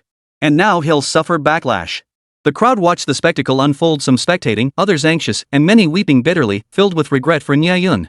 Even Super God Academy's principal Zhou Shun and Lin Wudi paced frantically like ants on a hot pan, spinning in circles. What to do? What on earth should we do? Beneath the 9-star tower, the teeming crowd descended into chaotic pandemonium. What now? The press corps stood utterly bewildered, staring at the chaotic scene, utterly clueless about how to proceed with their coverage. Everyone shut up. Just as everyone was plunged into anxiety and panic, Meng Fangfei stepped forward once more. Go stop father. Don't let him enter the tower. With a flick of her finger, she sent Jiana sprinting to intercept her father, Meng Filong. Bam! Gacha suddenly materialized before Meng Filong, startling him into a sudden halt. He whipped his head around, meeting the calm and resolute gaze of his daughter. Without realizing it, he chose to trust her once more. Everyone, stay calm. Nie Yun is fine. Only when the tower spirit recognizes its master will such resonance occur. After recalling the tower conquering rules she'd memorized since childhood, Meng Fengfei's eyes flashed with sudden understanding. I'm certain this is the resonance sound before the 9-star tower recognizes its master. A confident smile spread across her lips as she declared aloud, not only has he not failed, but he's about to reclaim this SSR tier treasure. The moment Meng Fengfei's words fell, the entire crowd fell silent as if struck by lightning, plunging into an eerie dead calm. Unfamiliar with the tower's rules, the crowd exchanged bewildered glances, speechless. Pud nonsense! Only Song Jia persisted vehemently, this is clearly a sign of failure and backlash. But before he could finish, buzz! As if responding to a call, the tower body emitted another harmonious, melodious hum. Immediately after, a rainbow-colored cloud shot skyward. Chapter 131, Love at First Kiss? No, the trouble begins. 9-star tower, 9th level. Nie Yun and Ali, whose consciousness had been replaced by the soul-devouring beast, sat cross-legged on the ground. Master, how much longer? Haha, the soul-devouring beast was nearly out of breath, panting like a bull. To avoid disputes upon exiting, Nie Yun decided to subdue the tower spirit within the tower itself, a grueling ordeal for the soul-devouring beast. The spiritual essence it had painstakingly accumulated was nearly depleted just to aid its master in subduing the tower spirit. Yet even so, it dared not tap into even a millimeter of Ali's consciousness that would be tantamount to suicide. Now! A piercing light flared in Nie Yun's eyes as he declared to the void in a deep voice, 9 stars. Bow before me. Swish! Deep within his soul, he instantly felt a profound resonance with the sacred pagoda. Hum hum. The tower spirit, not yet fully formed into human shape, could only emit a joyful hum. After thousands of years, she had finally awaited a master capable of truly commanding and awakening her. She was nearly overcome with joy to the point of tears. At that very moment, the extraordinary phenomenon outside the pagoda reached its climax. Before the stunned gazes of the crowd, the towering 9-star beast-taming pagoda abruptly ceased its tremors, and the joyful humming abruptly stopped. Just as everyone thought the spectacle had ended, 3 soft golden halos suddenly emerged from the tower's body. The tower seemed to become translucent under the radiance, with countless faint, mystical runes swirling around its surface like stars. The spectacle was dazzling and resplendent, overwhelming to behold. Every witness bowed in awe. Except for Song Jia. Put! Unable to contain his fury, Song Jia spat a mouthful of blood high into the air, his face turning green with rage. He watched helplessly as Nie Yun accepted the tower spirit's recognition in the void. A blurry, golden glowing apparition transformed into a streak of light, instantly materializing in Nie Yun's palm as a delicate, 9-tiered golden pagoda, its surface swirling with intricate runes. Boom! The 9-star beast-taming tower, which had radiated intense spiritual energy, rapidly withdrew its luminous aura. Every ounce of its energy surged madly, converging and pouring into the 9-tiered golden pagoda in Nie Yun's palm. In an instant, the physical form of the beast-taming 9-star pagoda completely lost its spiritual essence. Holy crap! The tower's rules are gone too. Amidst the shock, someone with sharp eyes let out a startled cry. Heavens! It's truly vanished. The entire crowd erupted in commotion. Everyone understood what this signified. The sudden disappearance of the tower conquering rules at the base signaled that this SSR-grade treasure tower had fulfilled its purpose. From this moment on, it transformed from a competitive tower coveted by noble offspring into a scenic tower accessible to all for leisurely enjoyment. Over a decade, countless young prodigies across the vast Xia Empire had failed to breach the 6th floor of the 9-star beast-taming tower. Yet today, Nie Yun not only cleared the entire tower within an hour, but also subdued the tower spirit in the process. Holy crap! Is he even human? Nie Yun's miraculous feat left everyone utterly convinced. No one dared utter a single word against him. The live streaming platform erupted into a frenzy, drowning in a sea of horse shouts. Nie Yun! You're the man! I believed in you since I was a kid. 666. I crown you the greatest beast tamer of all time. Nie Yun's successful ascent through the tower seemed to give them hope that the great Xia Empire could withstand the invasion of the vast, bizarre legions. Father! This is incredible! Meng Fengfei wept with joy, sprinting to the tower's base and throwing herself into her father's arms. Nie Yun's triumph filled her with immense pride. Yet, an inexplicable unease also crept into Meng Fengfei's heart. Could he possibly abandon her? Within the 9-star tower, 9th level. Ali. Ugh. Soul Devourer. Nie Yun pushed himself up with one hand, rising swiftly. The thought that Ali's consciousness was now occupied by that detestable Soul Devourer made his eyes twitch with fury. Let's go! Hey hey! Soul Devourer could easily sense Nie Yun's displeasure. It followed him step by step, cautiously descending the tower. Master and servant walked in silence, their strides swift and purposeful. They were nearing the tower's base. Then, Nie Yun's footsteps abruptly halted. Unable to stop in time, Ali crashed straight into him. Whoosh! Soul Devourer swiftly regained control of the fox's body, averting another unreliable incident. Swish! Nie Yun reached out and tossed the spirit-packed island, drawing Ali inside. Go rest inside. After recalling Ali's soul devourer, Nie Yun stood hesitantly on the first floor of the tower. His left foot lifted high, yet he couldn't bring himself to step forward. He could already hear Meng Fangfei's voice outside the tower. Instantly, he realized his original plan was no longer viable. The unexpected had already unfolded. He couldn't avoid Meng Fangfei anymore. He had to confront the feelings between the two, no, three of them.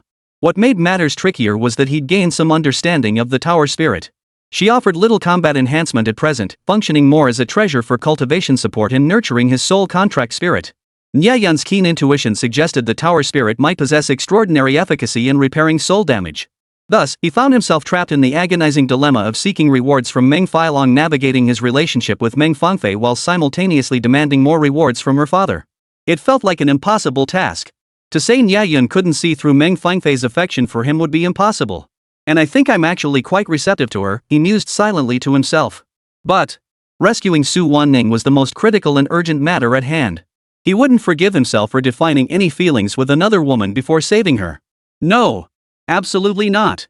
Cold sweat beaded on Nie Yun's forehead as his gaze grew increasingly intense. He clenched his fists tightly, having already resolved how to proceed.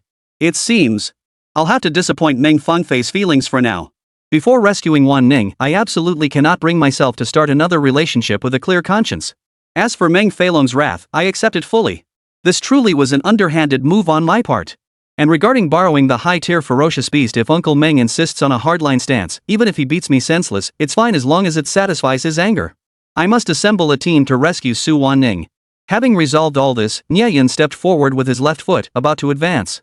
Suddenly, a wave of fragrance swept toward him, followed by a supple body throwing itself into his arms with resolute force, pressing tightly against his chest. Thump! Thump! Nie Yun's heart pounded so fiercely it felt like it would leap from his throat. I just got kissed against my will? Nie Yun's mind went blank.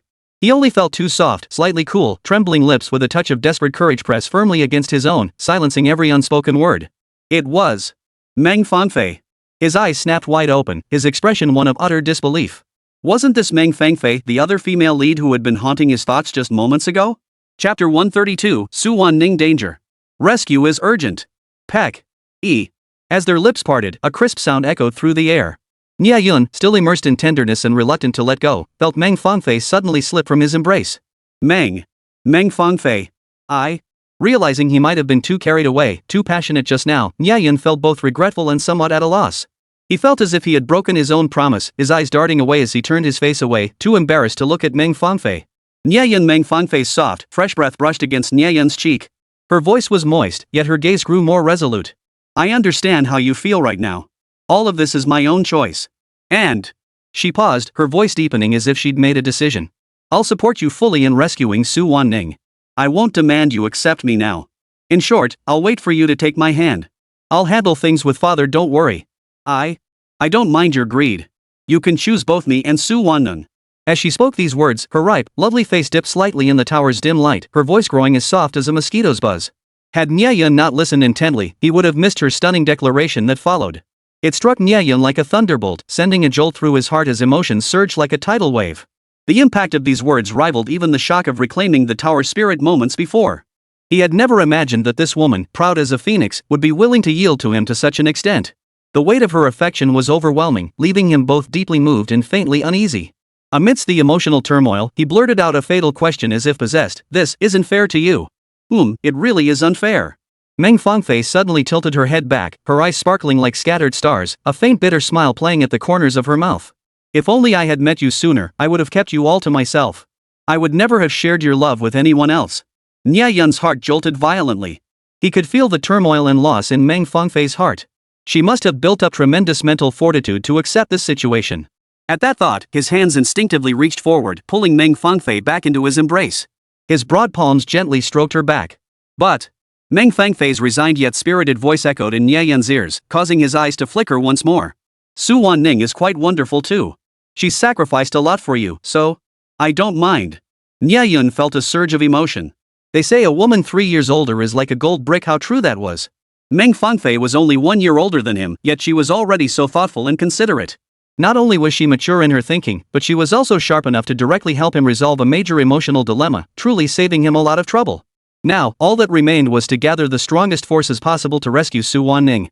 Nie Yun gathered his spiritual energy once more, attempting to sense Su Wanning's condition. The next moment, his eyes snapped wide open, his pupils trembling violently. He sensed a powerful, chaotic emotional fluctuation tinged with terror. Su Wanning, she had awakened. And she was terrified. An unprecedented wave of tension and worry instantly gripped his heart. She was awake. The great rabid demon lord wouldn't be tormenting her, would he? No. We must hurry the rescue. The great demon king Etu's emotions are unstable. Su Wanning is in grave danger. His heart trembled violently. The slight relief he'd felt moments ago from Meng Fangfei's comforting words and understanding vanished, replaced by a new wave of turmoil. Sensing the immense turmoil in Nie Yun's heart, Meng Fangfei seemed to realize something. She abruptly pushed away his embrace, grabbed his hand, and strode out, her voice urgent and resolute. Let's go. We're going to rescue Su Wanning together. Outside the 9-star tower, the crowd gathered. A wave of astonished murmurs and whispers washed over the crowd. Ha! The dream goddess was just so worried about Nie Yun that she rushed in without hesitation. It's been several minutes now, why hasn't she come out yet? Go away. Mind your own business, kid. You're too young to understand. Oh, and keep an eye on that Song Jia guy. Don't let him. Holy. Where's Song Jia? Did he run off again? Damn it, that bastard is a piece of work. Next time, we'll make him apologize to Nie Yun face to face and call him dad. Listening to the lively chatter around him, Meng Failong felt a whirlwind of emotions churning inside him. When his daughter had rushed in earlier, he'd found it odd. Only now did it dawn on him she'd deliberately avoided him to meet up with that kid Nie Yun first and pour out her heart. He couldn't help but sigh deeply inside, silently accepting it all while secretly reflecting on himself. What kind of father-in-law am I, that both my daughter and future son-in-law are wary of me? Just then, a deafening roar erupted beside him. They're out. Nie Yun is out. Meng Shen is out too. Meng Failong quickly lifted his eyes, his gaze just catching the two of them. He couldn't shake the feeling that both looked slightly uneasy, as if something had happened.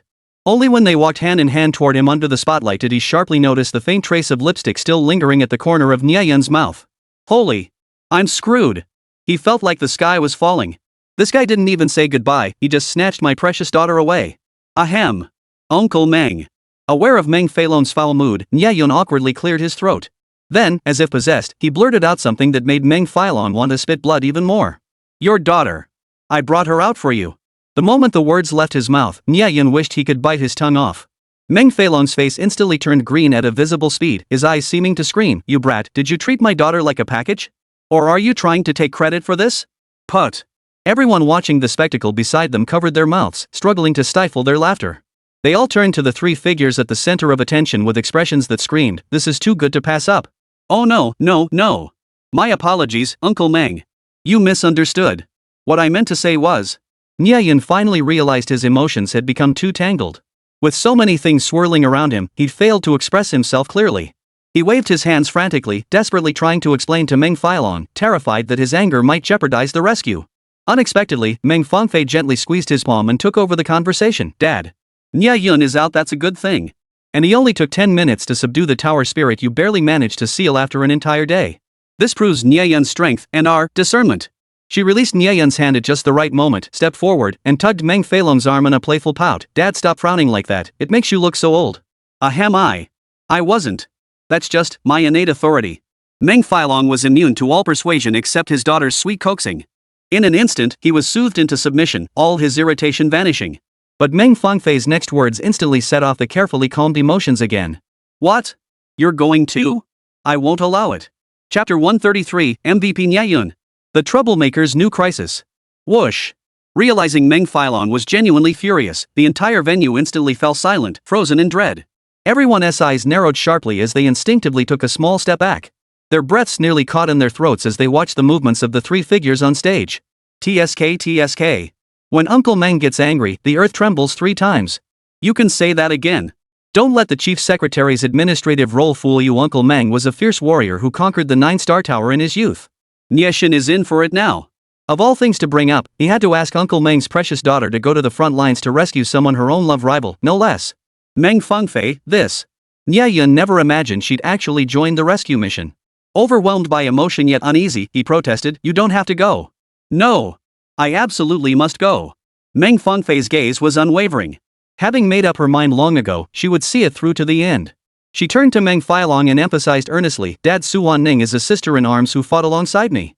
Moreover, this entire situation, the great rabid demon king, was sparked by my selfishness. I cannot stand by and watch my dear sister face mortal danger because of me. I must personally confront the demon king to ease my own conscience. That's why I've been secluded in training all this time. Besides, Nie Yun's affairs are my affairs. Meng Fangfei spoke at a measured pace, her voice not loud but resonant and forceful. Once again, the entire crowd was utterly captivated by her words. First captivated by her beauty, then enthralled by her strength, ultimately won over by her character. With her unwavering resolve and magnetic character, Meng Fangfei moved Nie Yun, earning his renewed respect and stirring his heart. And in the process, she touched everyone present, including her own father Meng Failong. A lump formed in his throat, and a faint glimmer shimmered in his eyes. In his daughter's every word and action, he seemed to pierce through the years and see his younger self.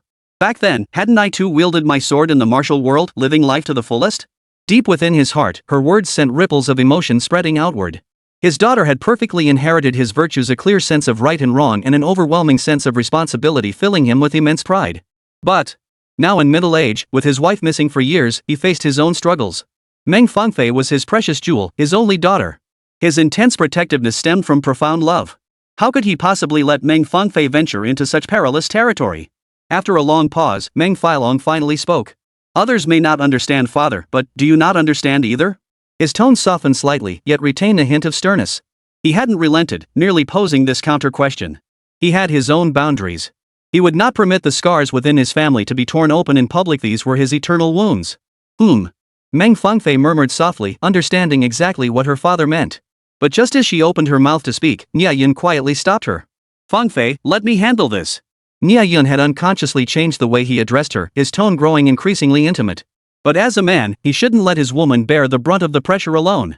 No matter how difficult it may be, he should be the one to resolve it. Nie Yun, you. Steeling himself, he ignored Meng Fangfei's frantic gestures and strode purposefully before Meng Failong. Gusts of fierce wind swept across his forehead, carrying every stray thought swirling in his mind far away into the heavens. Uncle Meng. Nie Yun's expression was utterly earnest and sincere. I know I'm not a perfect person in your eyes. But you understand Meng Fangfei's temperament. If she's determined to go, no one can stop her. So rather than obstructing her, it's better to let her follow her heart. Here, I swear an oath. Gritting his teeth as if summoning every ounce of strength, each word carried the weight of 1,000 pounds. I, Nie Yun, swear to employ every means at my disposal to protect Meng Fangfei. Should I break this vow, I shall never marry. With that, Nie Yun took Meng Fangfei's hand, silently gazing into her eyes brimming with affection and tenderness. No words were needed, everything was understood without saying a thing. Whoosh! The entire crowd erupted in astonishment, every soul moved by Nie Yun's unwavering resolve and profound devotion. In this world, strength reigns supreme.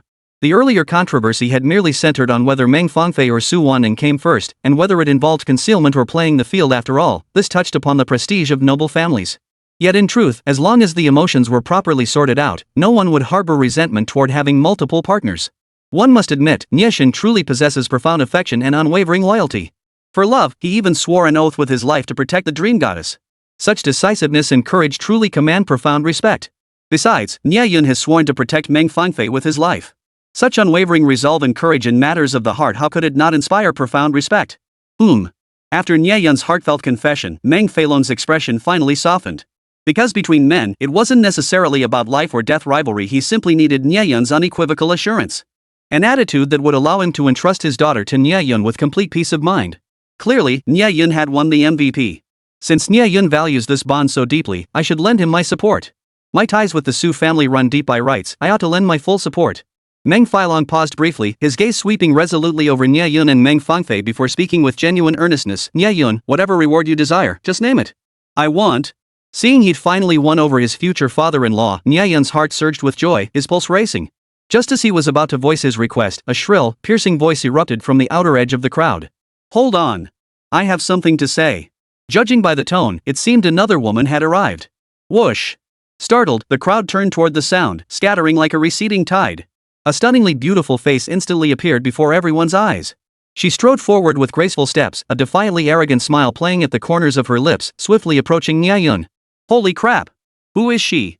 What's she here for? Could she be another female confidant? While everyone else stood dumbfounded, Nie Yun and several great Xia officials who recognized her shared a look of utter shock. Shani? Wasn't she dismissed by the imperial government? What's she doing here?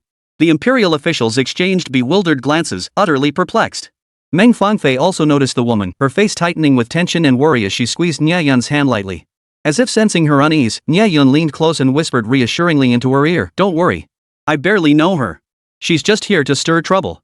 What exactly do you want? You're not welcome here." Meng Feilong's displeased expression betrayed his intent to shoo away this potential troublemaker. Shani, however, seemed oblivious, striding boldly toward Meng Feilong. Her lips curled slightly as her voice rose sharply. Pointing at Nie Yun, she declared, "Director Meng, you've been deceived by a villain. He is nowhere near as innocent as you imagine." Chapter 134, Trust Collapses. Questioning the martyr title of her parents. Oomph. Nie Yun remained composed as he held Meng Fangfei's hand, a hint of disdain curling his lips. He scanned the room, finally settling his gaze on Shani's furious face. Nie Yun's eyebrow arched slightly, radiating the attitude of one observing a defeated foe. "I thought you had some major revelation. Turns out you're just good at making a fuss." Whoosh. The moment Nie Yun's words fell, the entire venue erupted as if ignited by wildfire, instantly stirring up a massive uproar. They snapped out of the shockwaves of Shani's outrageous claims, the absurdity of it all piercing their senses. Many suddenly snapped out of it, rising with righteous indignation to defend Nie Yun. What nonsense is she spouting?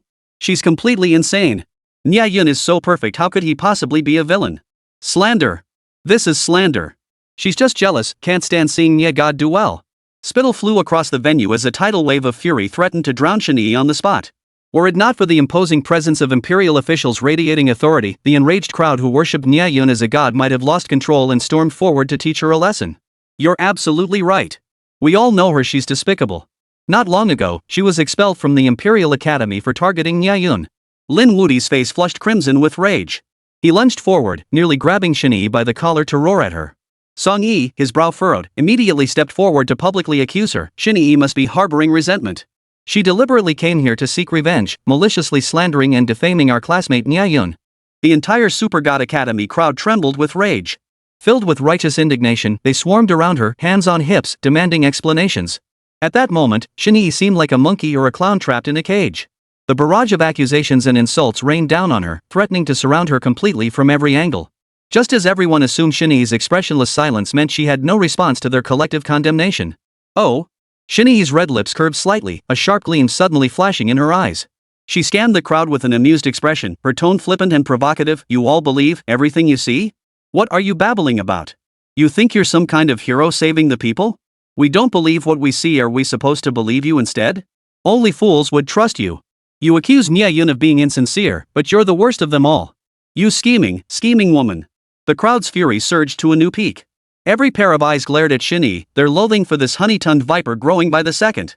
The tension in the room reached an absolute boiling point. Many narrowed their eyes, eagerly imagining Shani being publicly humiliated and then fleeing in disgrace. Wang Tao, the Minister of Education who had remained silent for a long time, sighed softly. He looked at Shani with disappointment, subtly pressuring her. "Some things should be stopped before they go too far. If you keep this up, I won't spare your family's face." "Minister Wang, you are mistaken. I, Shani, am not being reckless." Shani's expression shifted abruptly. Her cold smile vanished as she reverted to her usual emotionless, stone-faced demeanor. Swish! As if defiantly, she forcefully opened her handbag in front of everyone, expressionless as she flung out a liability assessment report. With visible agitation, she swiftly thrust it into Wang Tao's hands. "Minister, please judge for yourself. This is my evidence." As everyone knows, Nie Yun comes from a family of sparring instructors. His admission to the Super God Combat Academy was solely due to his parents' deaths in the line of duty. But is the truth really what you all see? Ha! Just wait until your mental world will be utterly shattered. Her expression was triumphant, her gaze unusually sharp, her voice trembling with excitement. "Minister Wang, this is the internal report on Nie Yun's parents' death in the line of duty. Are you certain this report is accurate?" "What is this?"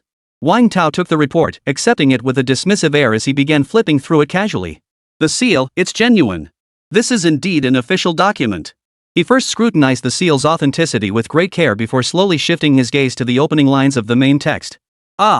This can't be possible. Yet that casual glance was enough to send shockwaves through Wang Tao, the usually composed and dignified Minister of Education. His expression darkened, his composure nearly shattered on the spot. Not only that, but Wang Tao now seemed frozen in place as if by magic. Apart from his lips quivering violently, every muscle in his body froze, unable to move freely. What's going on? The bureaucrats around him immediately craned their necks closer. Just as they caught sight of the opening line of text, they all froze in terror, as if they'd just seen a monster, their souls shaken to the core. Holy! What the hell is in that report? Could Nie Yun really be possessed? The gaze of the aristocratic offspring instantly focused their gaze. This group, whose convictions had been rock solid until now, found their resolve rapidly crumbling at the sight of the officials' collective shock. They simply couldn't fathom what the officials of Great Xia had seen that caused such shifting and complex emotions to flash across their faces. Ahem! Minister Wang! What is it? Meng Filong, unable to bear the collective gasps and murmurs, stood a meter away from Wang Tao. His voice was low and furious, as if he were grinding his molars to dust. Read it aloud for everyone. It states. Cold sweat poured from Wang Tao's forehead. His trembling voice carried a hint of hesitation before, spurred on by the crowd's urging, he ground out the earth-shattering, soul-stirring conclusion of the forensic report through clenched teeth. Following further investigation, the cause of death for the couple Nie Shuisheng and Yi Tong remains questionable. Based on witness accounts and comprehensive analysis, we are making significant revisions to our findings revoking the honorary title of martyr from Nie Shuisheng and Yi Tong. Their son has enrolled in the Super God Combat Academy. In the interest of fairness, we propose considering advising him to take a leave of absence. Whoosh! The moment Wang Tao's words fell, the entire room seemed frozen in place as if under a petrification spell. Their brains felt as though they'd been licked by a cow's tongue, collectively emitting a wail of horror so profound it felt like their very cells were being torn apart. Whoa! Songy scratched his head awkwardly, his face full of suspicion.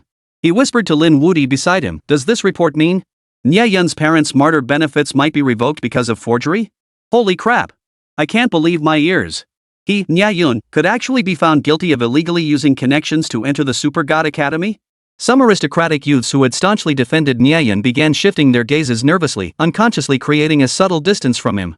Upon hearing the news that the nature of his parents' sacrifice had been altered, Nie Yun gripped Meng Fengfei's hand tightly, his fingers unconsciously tightening in that instant. Not only that, but he could clearly feel a thin layer of sweat forming on Meng Fengfei's palm. Hold on. Don't you dare spread such slander. Suddenly, Principal Zhou Shen disregarded the crowd's objections and stepped forward. He shouted at Shinyi, the matter concerning his parents has nothing to do with Nie Yun. Our Super God Academy recognizes him, there's no way we'll expel him. Oh? Is that so? I knew you'd say that.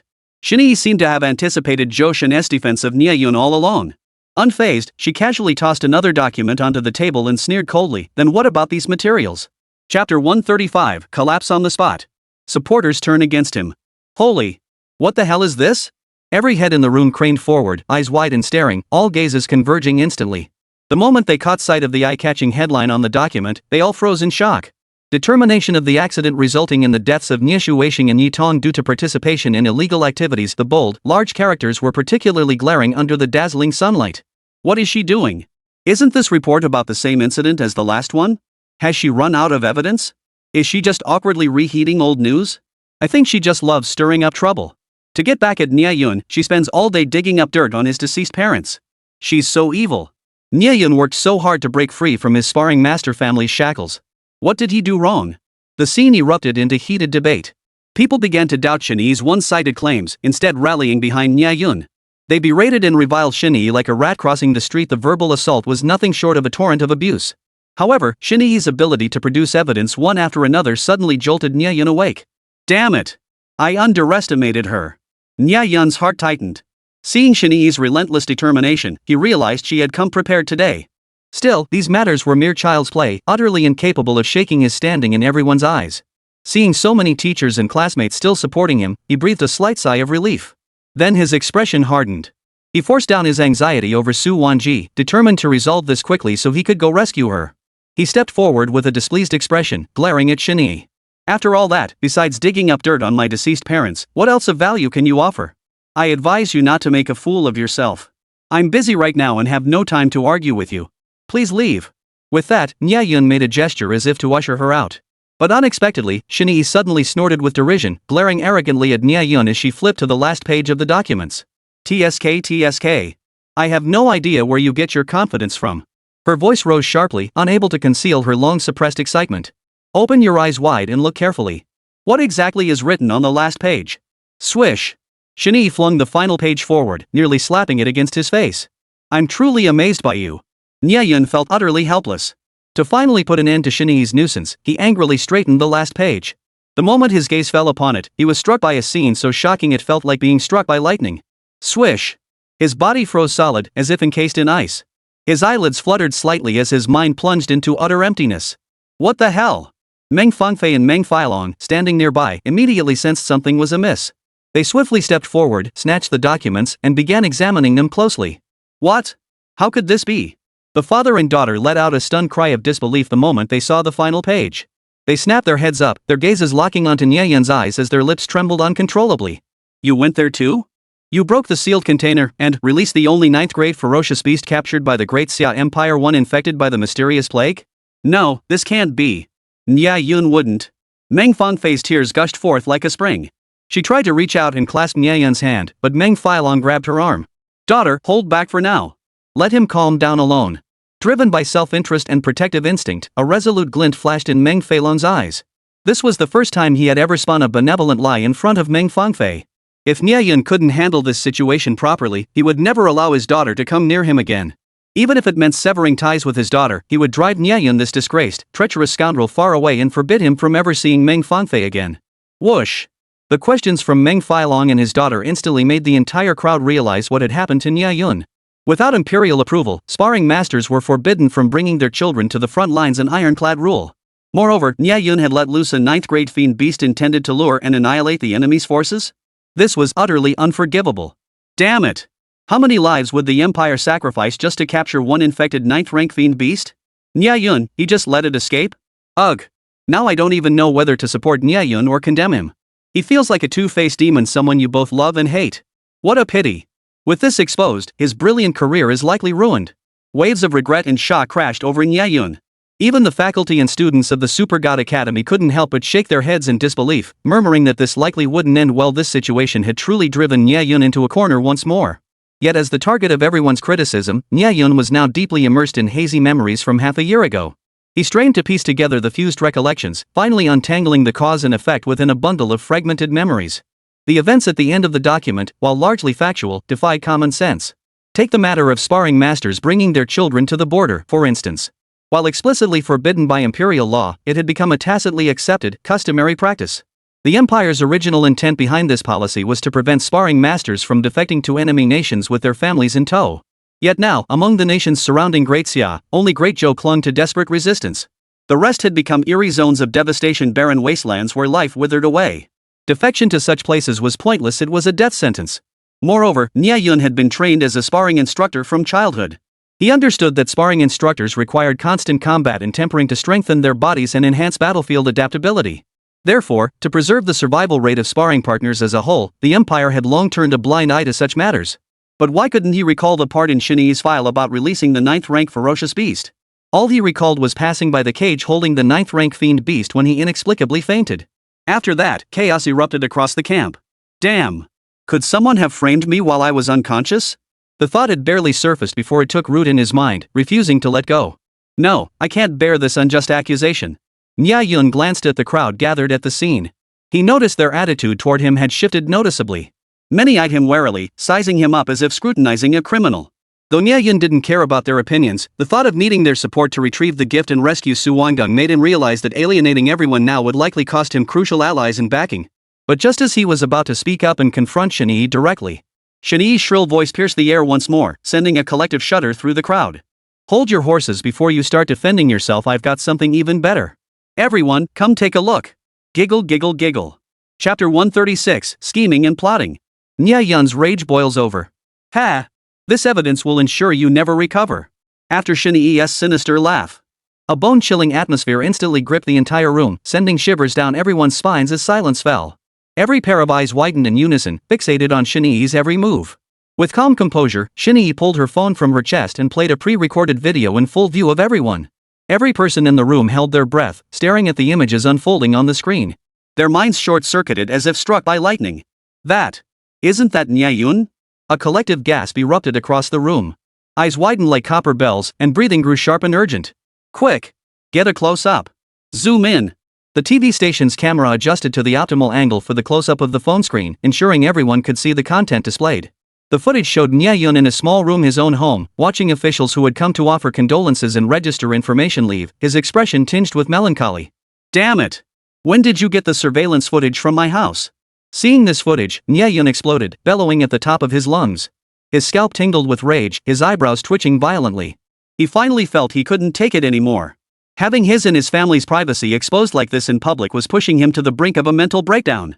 The timestamp on the surveillance footage watermark marked the exact moment he had just buried his parents, with their brand new portraits still freshly hung on the wall. This was also the moment he had just arrived in this world, his most helpless, most despondent, and most utterly isolated moment. Yet Shinee casually ripped open the scabbed wound he'd worked so hard to heal, then poured salt water into it right there in front of everyone. Damn it. Damn you. You're going to destroy me. You're making me unable to save Su Wan-ning. You deserve to die. Ah. Nie Yun's eyes turned bloodshot as spiritual energy surged wildly within him. As the rage within him breached its threshold, he suddenly clenched his fist, now as hard as a sandbag, and charged savagely at Shinee. I'll kill you. Ha! Shinee didn't dodge. Instead, a cold laugh escaped her lips. She slowly closed her eyes, chin lifted slightly, as if waiting for Nie Yun's fist to come crashing down. Nie Yun, however, had descended into utter madness. His fist streaked toward Shinee like a shooting star, poised to strike her in an instant. Snap! Snap! The reporter's camera flashes exploded, their eyes gleaming with excitement at the prospect of capturing a big scoop. They focused relentlessly on Nie Yun, inwardly rejoicing. Perfect. Just a few inches more, and they'd capture the shot of the century. No! Principal Zhou Xin and the others cried out in despair, but the distance was too great. It was almost too late. Damn it! He's too far away. We can't stop him. Lin Wudi, Song Yi, and the others were frantic with worry. Cold sweat beaded on their foreheads, yet they felt utterly helpless. Though they understood Nie Yun's emotions, if he truly swung that punch, what awaited him would be the Empire's merciless judgment and endless investigations. His entire life would be ruined. No! Nie Yun's been goaded. Meng Failong instantly grasped the gravity of the situation, every muscle in his body tensing. Nie Yun! Meng Fangfei trembled violently at the sight, about to step forward, but was stopped by her father. Let me handle this! With Meng Failong's thunderous roar, a sharp whistling sound pierced the air. Just as Nie Yun's furious fist, packed with overwhelming force, was about to strike Shinee, Meng Failong flashed in and deflected the blow. Whoosh! The breathless crowd finally exhaled in relief as Nie Yun was stopped. Especially the faculty and students of the Super God Academy, along with Meng Fangfei and the others, gasped wildly, patting their chests in relief. Thank goodness, thank goodness. No irreversible damage had been done. Ah! Don't you dare block me. I'll kill her. I'm going to save Su Wan-ning. Nie Yun had completely lost his mind. He swung his sandbag-sized fists, charging madly at his future father-in-law. Like a lion plunged into frenzied rage, he unleashed each blow with savage, decisive fury, as if venting his pent-up resentment. It's time for you to rest. Meng Failong remained composed. Seizing the moment when Nie Yun's breathing faltered, he flashed behind him and swung his arm back with force. Thud! Nie Yun felt a crushing blow to his neck. The world spun, darkness engulfed his vision, and he instantly passed out. The servants, quick to read the situation, brought over a chair. Meng Failong pushed with both hands, sending Nie Yun's body soaring through the air, landing him perfectly on the chair. Whoosh! Every single person in the room wore expressions of utter shock. Meng Failong truly was a man of both literary and martial prowess, with combat skills off the charts. TSK. That kid Nie Yun actually dared to fight his father-in-law? He must be out of his mind. But unnoticed by anyone, Meng Failong quietly rubbed the sore spot on his palm, still throbbing from the immense force. He silently marveled that if the kid hadn't been overcome by rage and lost his composure, he might not have been able to take him down so easily. Everyone! He quickly composed himself, his tone stern as he swept his gaze meaningfully across the room. Finally, his eyes settled on Shinee. You must remember this is the Meng family. Many things must be kept within reasonable bounds. He deliberately emphasized the last word heavily, the warning implicit. Shinee, however, blinked lightly with a hint of disappointment, then slowly revealed a faint smile. Chief Meng, why the rush? The best part is yet to come. Holy crap! This woman is seriously messed up. She's still stirring up trouble. Everyone assumed Shinee would call off this farce after Meng Failong's veiled warning. Instead, she not only refused to back down but wore an expression that seemed to say, I'm actually disappointed I didn't kick Nie Yun out right then and there. However, the inscrutable Shinee paused only briefly before continuing in a tone that screamed, I'm going to win this hand. Everyone, if you watch what's coming next, you'll probably want to seriously reconsider Nie Yun's character. Immediately after, Shinee pressed the play button. As the audio and video synchronized, Nie Yun's home surveillance footage was once again displayed clearly before everyone's eyes. A madman like me, orphaned by both parents. In the footage, Nie Yun sat slumped in the shadows, head bowed. Suddenly, he lifted his head and revealed an eerie smile. Besides the Super God Academy, where else could I go? In the next frame, he pulled the Great Xia Empire key monitoring report on suspected bidirectional conversion individuals from his chest and murmured to the air, this report could save me a lot of trouble. Whoosh! The entire hall erupted in chaos. Especially the faculty and students of Super God Academy who had endured the opening semester card draw. Upon recognizing the document, they trembled, nearly screaming in horror. Isn't this the psychiatric report Nie Yun used to intimidate us earlier? Ladies and gentlemen, is there anything left to say in defense of this scheming manipulator who went to such lengths to feign mental illness for sympathy? As Shinyi's words exploded out, everyone furrowed their brows, instantly plunged into deep thought. Just then. No. Nie Yun isn't like that. He isn't. Meng Fangfei suddenly burst forward, pointing at Shinyi and screaming hoarsely, "You're deliberately misleading everyone. He isn't like that. He isn't." Ha! Shinyi remained utterly unfazed by Meng Fangfei's accusation. Tsk tisk. She flashed her signature cold smile again, her gaze toward Meng Fangfei tinged with a hint of pity. How pitiful. Someone like Nie Yun, who thrives on manipulating women's emotions, has managed to deceive every one of you stunning beauties without fail. Chapter 137, Collapse of Faith. Shinyi's decisive victory. You bastard. What nonsense are you spouting? Shut your filthy mouth. Can't you cause enough trouble already? Meng Fangfei was furious with Shinyi. Facing such a stubborn troublemaker, her rage instantly boiled over. She suddenly understood why Nie Yun had lost control earlier. Faced with this meddlesome woman who took advantage of the crowding cameras to spout nonsense and bully others, anyone would be tempted to tear her apart. Miss Shen. You've caused enough trouble. Now seeing Shinyi remain stubborn and continue to provoke her daughter, Meng Failong finally reached his limit, barking out the order to leave. Please leave. Oh? You want me to leave? Shinyi raised an eyebrow slightly, a faint, ambiguous smile playing at the corners of her mouth as she made to turn and leave. Yet she glanced back every few steps, sighing wistfully as if reluctant to leave. Lowering her voice deliberately, she murmured, "Of course it's easy for me to leave. But don't blame me for not warning President Meng later. Our pure and kind goddess Meng will have many more sisters? Will it be Commander Lu Qingyan or little sister Lin Yaoyao?" Shinyi walked slowly, her words drawn out deliberately.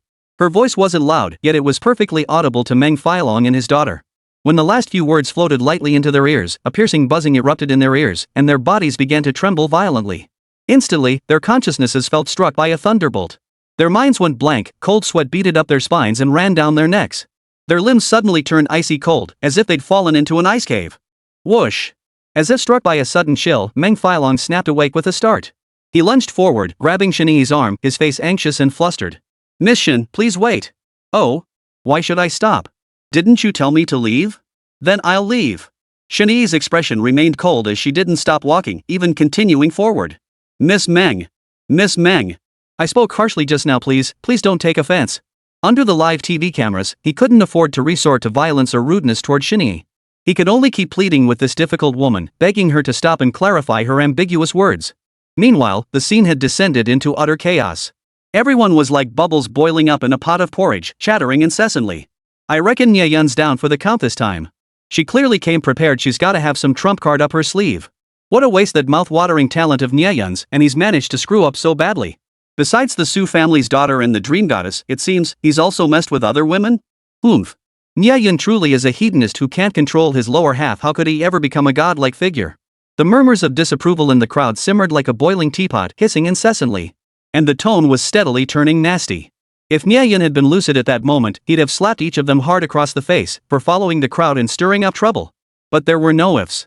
Nie Yun would never know how vile the words spoken by those present had been, just as he would never know that Shinyi would continue her rampage, snapping the last lifeline he had to rescue Su Wanning.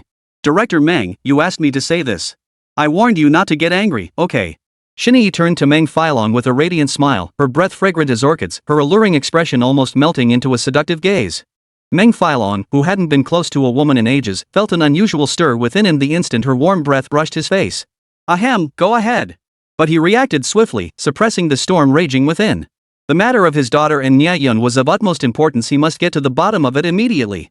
Thus, Meng Failong nodded calmly and said earnestly, "As long as what you say is true, I am all ears." "Dad. Don't listen to her. She's spreading lies. She has ulterior motives. She's no good." Only then did Meng Fangfei snap out of Shinyi's earlier whispering, her entire body trembling. Her eyes reddened as she snarled at Shinyi, her expression suddenly pitiful and wretched. "Daughter. Don't interrupt her. Let her speak. Let her tell us everything she knows. I don't want you to become a deceived, betrayed woman, kept in the dark about everything." Meng Failong's expression darkened as he explained to Meng Fangfei in the gentlest tone he could muster, "If he truly is as Shinyi describes, you still have a chance to break free from him. Your father hopes you make plans early." "No, it's not like that." Meng Fangfei felt as if she were in a dream, as though a lifetime had passed. Just 10 minutes ago, she had been passionately kissing Nie Yun, and now she was being urged to make plans early? He wouldn't. Tears streamed down her cheeks uncontrollably. Their salty taste brought a bitter ache to the corners of her mouth, yet her voice grew faint, as if drained of strength. Resigned, she stopped arguing. For out of the corner of her eye, she caught sight of the Super God Academy group. On the faces of familiar faces like Lin Wuti and Song Yi, she saw evasion and helplessness. The impenetrable wall of love she had just built for Nie Yun seemed to crumble silently in that instant. Meng Fangfei covered her face helplessly, sobbing uncontrollably. Director Meng, you should know that my former superior. Seeing the effect she desired, Shinyi slowly raised her voice, drawing the entire crowd's attention once more. Lu Qingyan, isn't she the fiancée of Xiao Yan from the Xiao family of the northern frontier? Yes. Meng Feilong responded, eager to hear what followed. Heh, this is getting interesting. She clearly knew Xiao Yan and Nie Yun were sworn enemies, yet she started out fiercely defending her fiancé against Nie Yun. They can testify to this. Shinyi pointed toward Lin Wuti and the others, who stood nearby with distant expressions, her smile growing even brighter. But then things got interesting. Just a few days later. Not only did Lu Qingyan stop targeting Nie Yun, she started giving him preferential treatment. Even at night, she'd unconsciously call out his name. And shortly after Nie Yun won the Imperial League Championship, Lu Qingyan proactively called off her engagement to Xiao Yan of the Xiao family. Ha! And it wasn't just Lu Qingyan. You guys should know the rumors about Lin Yaoyao better than I do, right? Shinyi stared intently at Lin Wuti and the others, a playful smile on her face. Lin Wuti and the others were certainly aware of the long-circulating rumors. It was said that on the very night Nie Yun and Su Wanning merged, Lin Yaoyao had actually been in the same room with them. As for whether anything happened between her and Nie Yun, that would likely remain an eternal mystery. But judging by how Lin Yaoyao risked her life in the Imperial League to scheme with the Great Rabbit Demon King for a surprise attack on Nie Yun, her story with him could easily fill an entire book. Speak up. Explain yourself. Hurry up and say Nie Yun isn't like that. Meng Fangfei's face flushed crimson as her burning gaze fixed on Lin Wuti, Song Yi, and the others. Yet the more anxious her gaze grew, the more evasive their eyes became. By the end, they dared not even meet Meng Fangfei's stare, turning away in unison like ostriches burying their heads in the sand. Whoosh!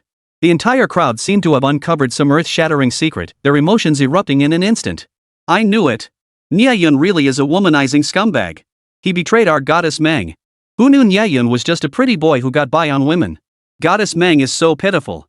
In an unnoticed corner, Nie Yun's brow furrowed sharply, his fists clenching unconsciously. Even in unconsciousness, the rage within him burned relentlessly. But none of this was visible. Shinyi had successfully controlled the minds and emotions of the entire crowd. Ah! Why? Why did this happen? Meng Fangfei could no longer hold back. Her emotions completely shattered as she crouched on the ground, weeping bitterly. Shinyi raised her soft palm, gently caressing Meng Feilong's slightly dazed face as she murmured in a sweet voice, Director Meng, please don't worry. There are some matters I cannot disclose now, but I can find an opportunity. You! Shut your mouth. Just as the entire crowd believed this series of events would conclude with Shinyi's complete victory. A clear, resolute voice suddenly pierced the crowd from the periphery. You shameless creature, daring to publicly slander me and Nie Yun. You're asking for it. Chapter 138, An Unexpected Kiss. The battlefield escalates? Holy. Who is she? Holy crap, she's stunning. She's every bit as beautiful as the dream goddess. She said Shinyi slandered her and Nie Yun. Could she be Lu Qingyan? All eyes instantly focused on Lu Qingyan, her face flushed with anger. Her chest heaved violently as she glared at Shinyi with eyes that seemed ready to bore holes through her. Whoa! Shinyi gasped as if seeing a ghost, immediately flinging Dream File on the way and cowering like a frightened rabbit to the side. She instinctively folded her hands in front of her, frozen in place as if paralyzed by the formidable presence of the female lead. The moment Lu Qingyan appeared, the superiority was immediately apparent. However, she merely rolled her eyes at Shinyi before swiftly scanning the parting crowd, her gaze locking onto Nie Yun. Damn it! Her voice trembled slightly. Ignoring the little before her entirely, she started to jog toward Nie Yun. Hold on! Meng Fangfei suddenly shot out an arm, glaring angrily at Lu Qingyan as she blocked her path. What are you doing? Oomph! What am I doing? Lu Qingyan scrutinized Meng Fangfei, thinking to herself that the much-hyped goddess Meng was nothing special, just as mediocre as herself. Sigh.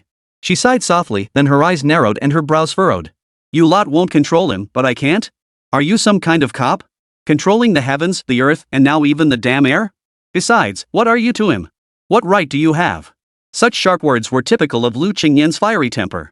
Once she turned sharp-tongued, not even the heavens themselves could stop her.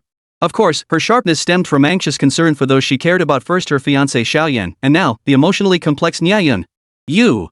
Meng Fangfei was flushed crimson with embarrassment and fury, nearly stomping her foot in frustration.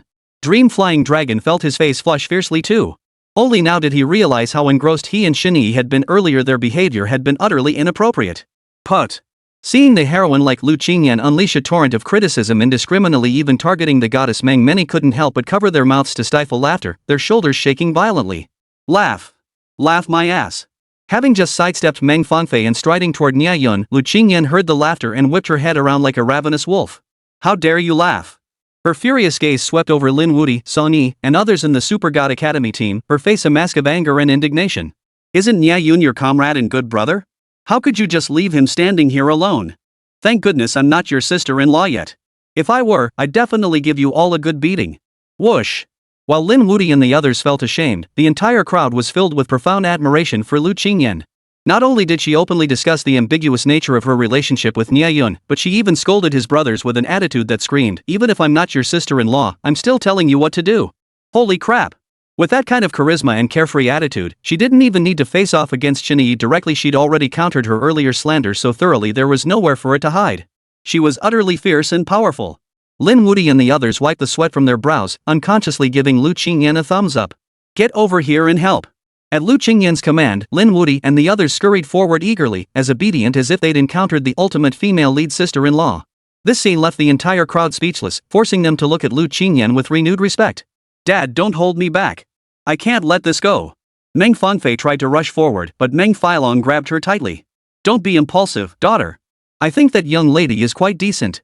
She's just straightforward and speaks her mind. Compared to Lu Qingyan, Meng Filong suddenly felt he had spoiled Meng Fangfei. His voice grew solemn as he urged, let her show us what she can do. We'll use this chance to observe her thoughts and intentions. His gaze shifted to Nie Yun. After Lu Qingyan gently activated his consciousness by pressing a few acupoints, Nie Yun slowly opened his eyes. Su Wan Ning. His eyes fluttered open in a haze, his consciousness unclear, unable to distinguish reality from dream. He suddenly reached forward and tightly embraced the figure before him. Lu Qingyan. His mouth frantically chanted her name while his arms tightened around her. To Lu Qingyan's shock, even using all her strength, she couldn't break free from Nie Yun's grip. Damn it! Great! The entire room fell into complete silence. Everyone cautiously observed the expressions of Meng Filong and his daughter, their faces beaming with excitement. Hee. Not hee. Meng Filong and Meng Fangfei's faces instantly darkened to the color of bird pot bottoms, their teeth grinding with a sharp, grating sound.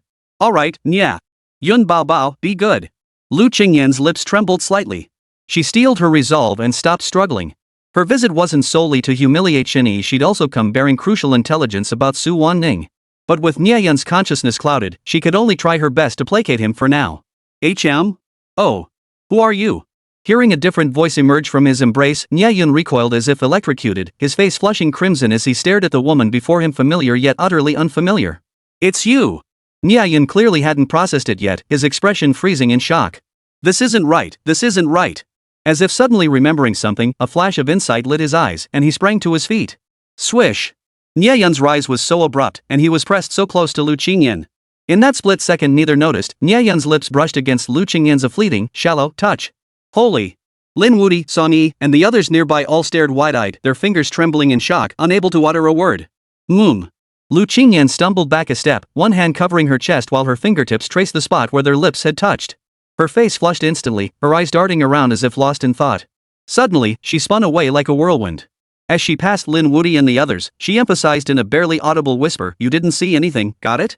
Nie Yun caught Lin Wudi and the others winking at him and secretly giving him thumbs up. He felt utterly speechless, he hadn't meant to, okay. Sigh. What a curse. He shook his head wildly. Once his mind cleared a bit, he quickly followed Lu Qingyan over to Yi. Nie Yun remained unaware of the controversial events that had just unfolded. He was about to pull Meng Filong aside, intending to thoroughly explain the earlier issues. Even if he had to beg nicely, he would get the resources he needed. But just then. Smack. Bitch. A resounding slap echoed beside Nie Yun. His eyes widened in shock as he saw Yi's cheek instantly swell up. All he could hear was Lu Qingyan's furious voice continuing to rage, never mind whether Nie Yun and I have any romantic entanglement. Just because we're not married yet, even if we loved each other to the bone, what right do you have to gossip about me? Let me be blunt, I called off the engagement and fell for Nie Yun. So what? Who in this world dares to speak ill of this lady? Whoosh! Lu Qingyan's words exploded like dumping tens of thousands of tons of TNT into a tranquil lake, instantly leaving everyone speechless. Her bold, unapologetic stance earned universal admiration, while sending a deep sense of crisis through Meng Fangfei. It's okay, I'm still here. Seeing Meng Fangfei's unease, Nie Yun took her hand and gently patted her wrist in comfort. Damn it! He's just bullying people with his power. Even after leaving the political arena, Nie remained utterly powerless against Lu Qingyan, forced to endure passive attacks. Ha ha ha. She bitterly laughed inwardly. Why was completing the Shao family's task so incredibly difficult? Not only had she offended everyone by acting rashly this time, but she also had to endure a slap in the face? Was there any justice in this world? No. I must stay strong, stay calm. I will complete this mission and nail Nie Yun to the wall. With this resolve, Nie flashed a fierce glare. Turning her face away, she was about to bring up the past again. Nie Yun. You still have the nerve to laugh? You think you're blameless? You. At that very moment, a thunderous roar shook the heavens once more from beyond the arena, sending chills down everyone's spine. Who dares bully my clan members? Chapter 139, Clan Rescue. The sparring partners squad arrives. Holy crap! Who is it now? That voice carries like crazy, sounds like a martial artist. Holy crap! Isn't that a sparring partner?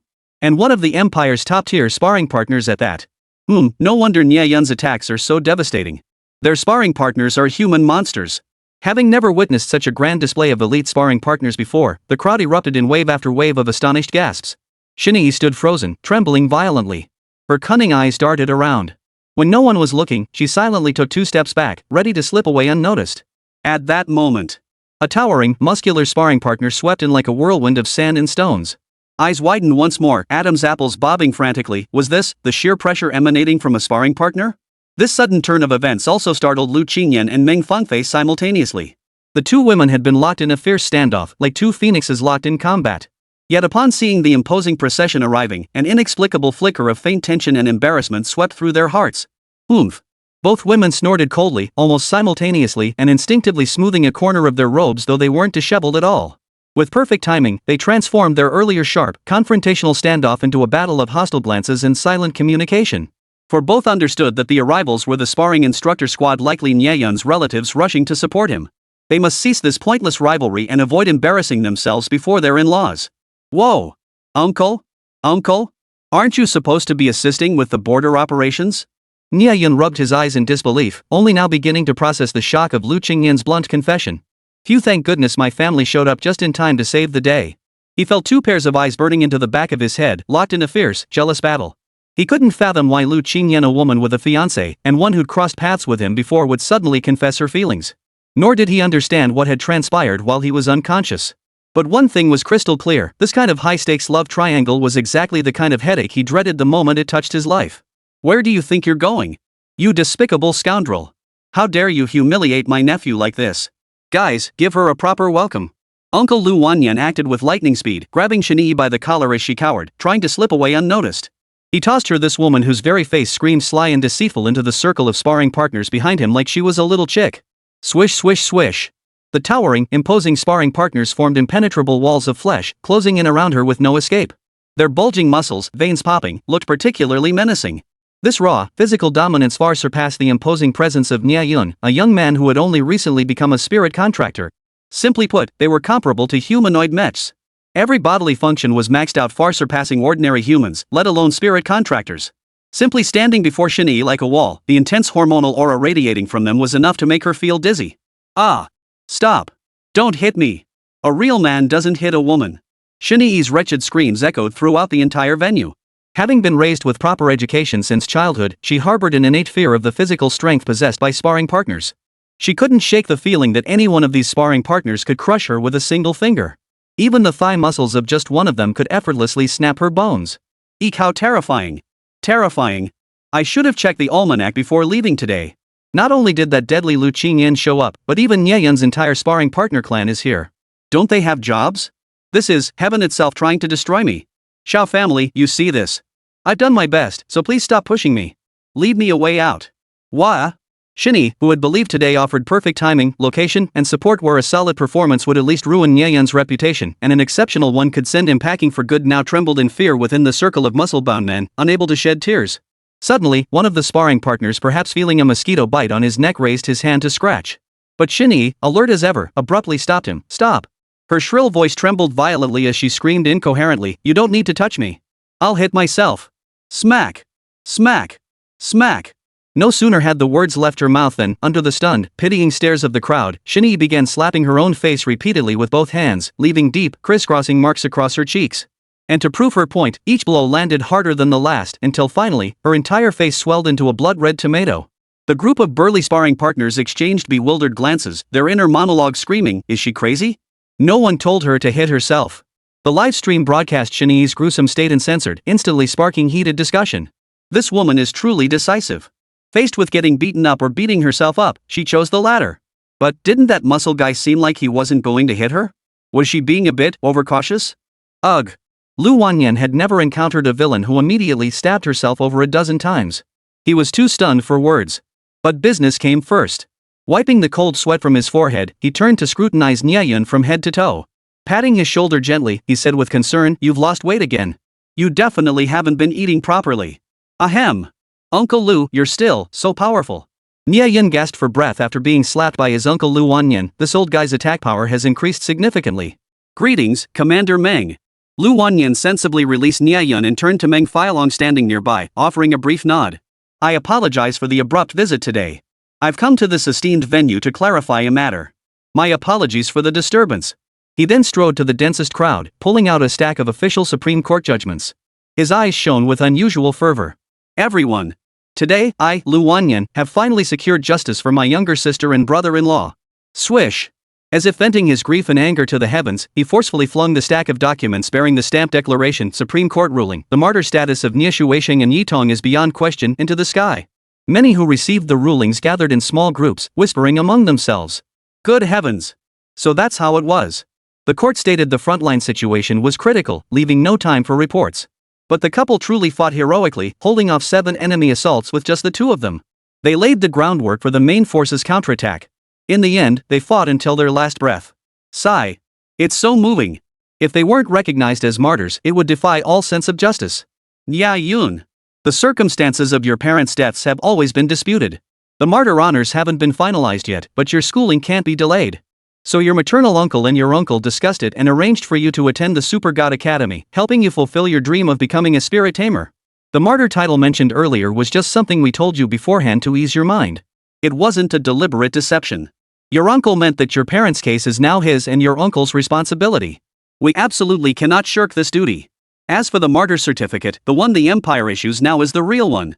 The moment we got the court verdict, we rushed straight out to find you.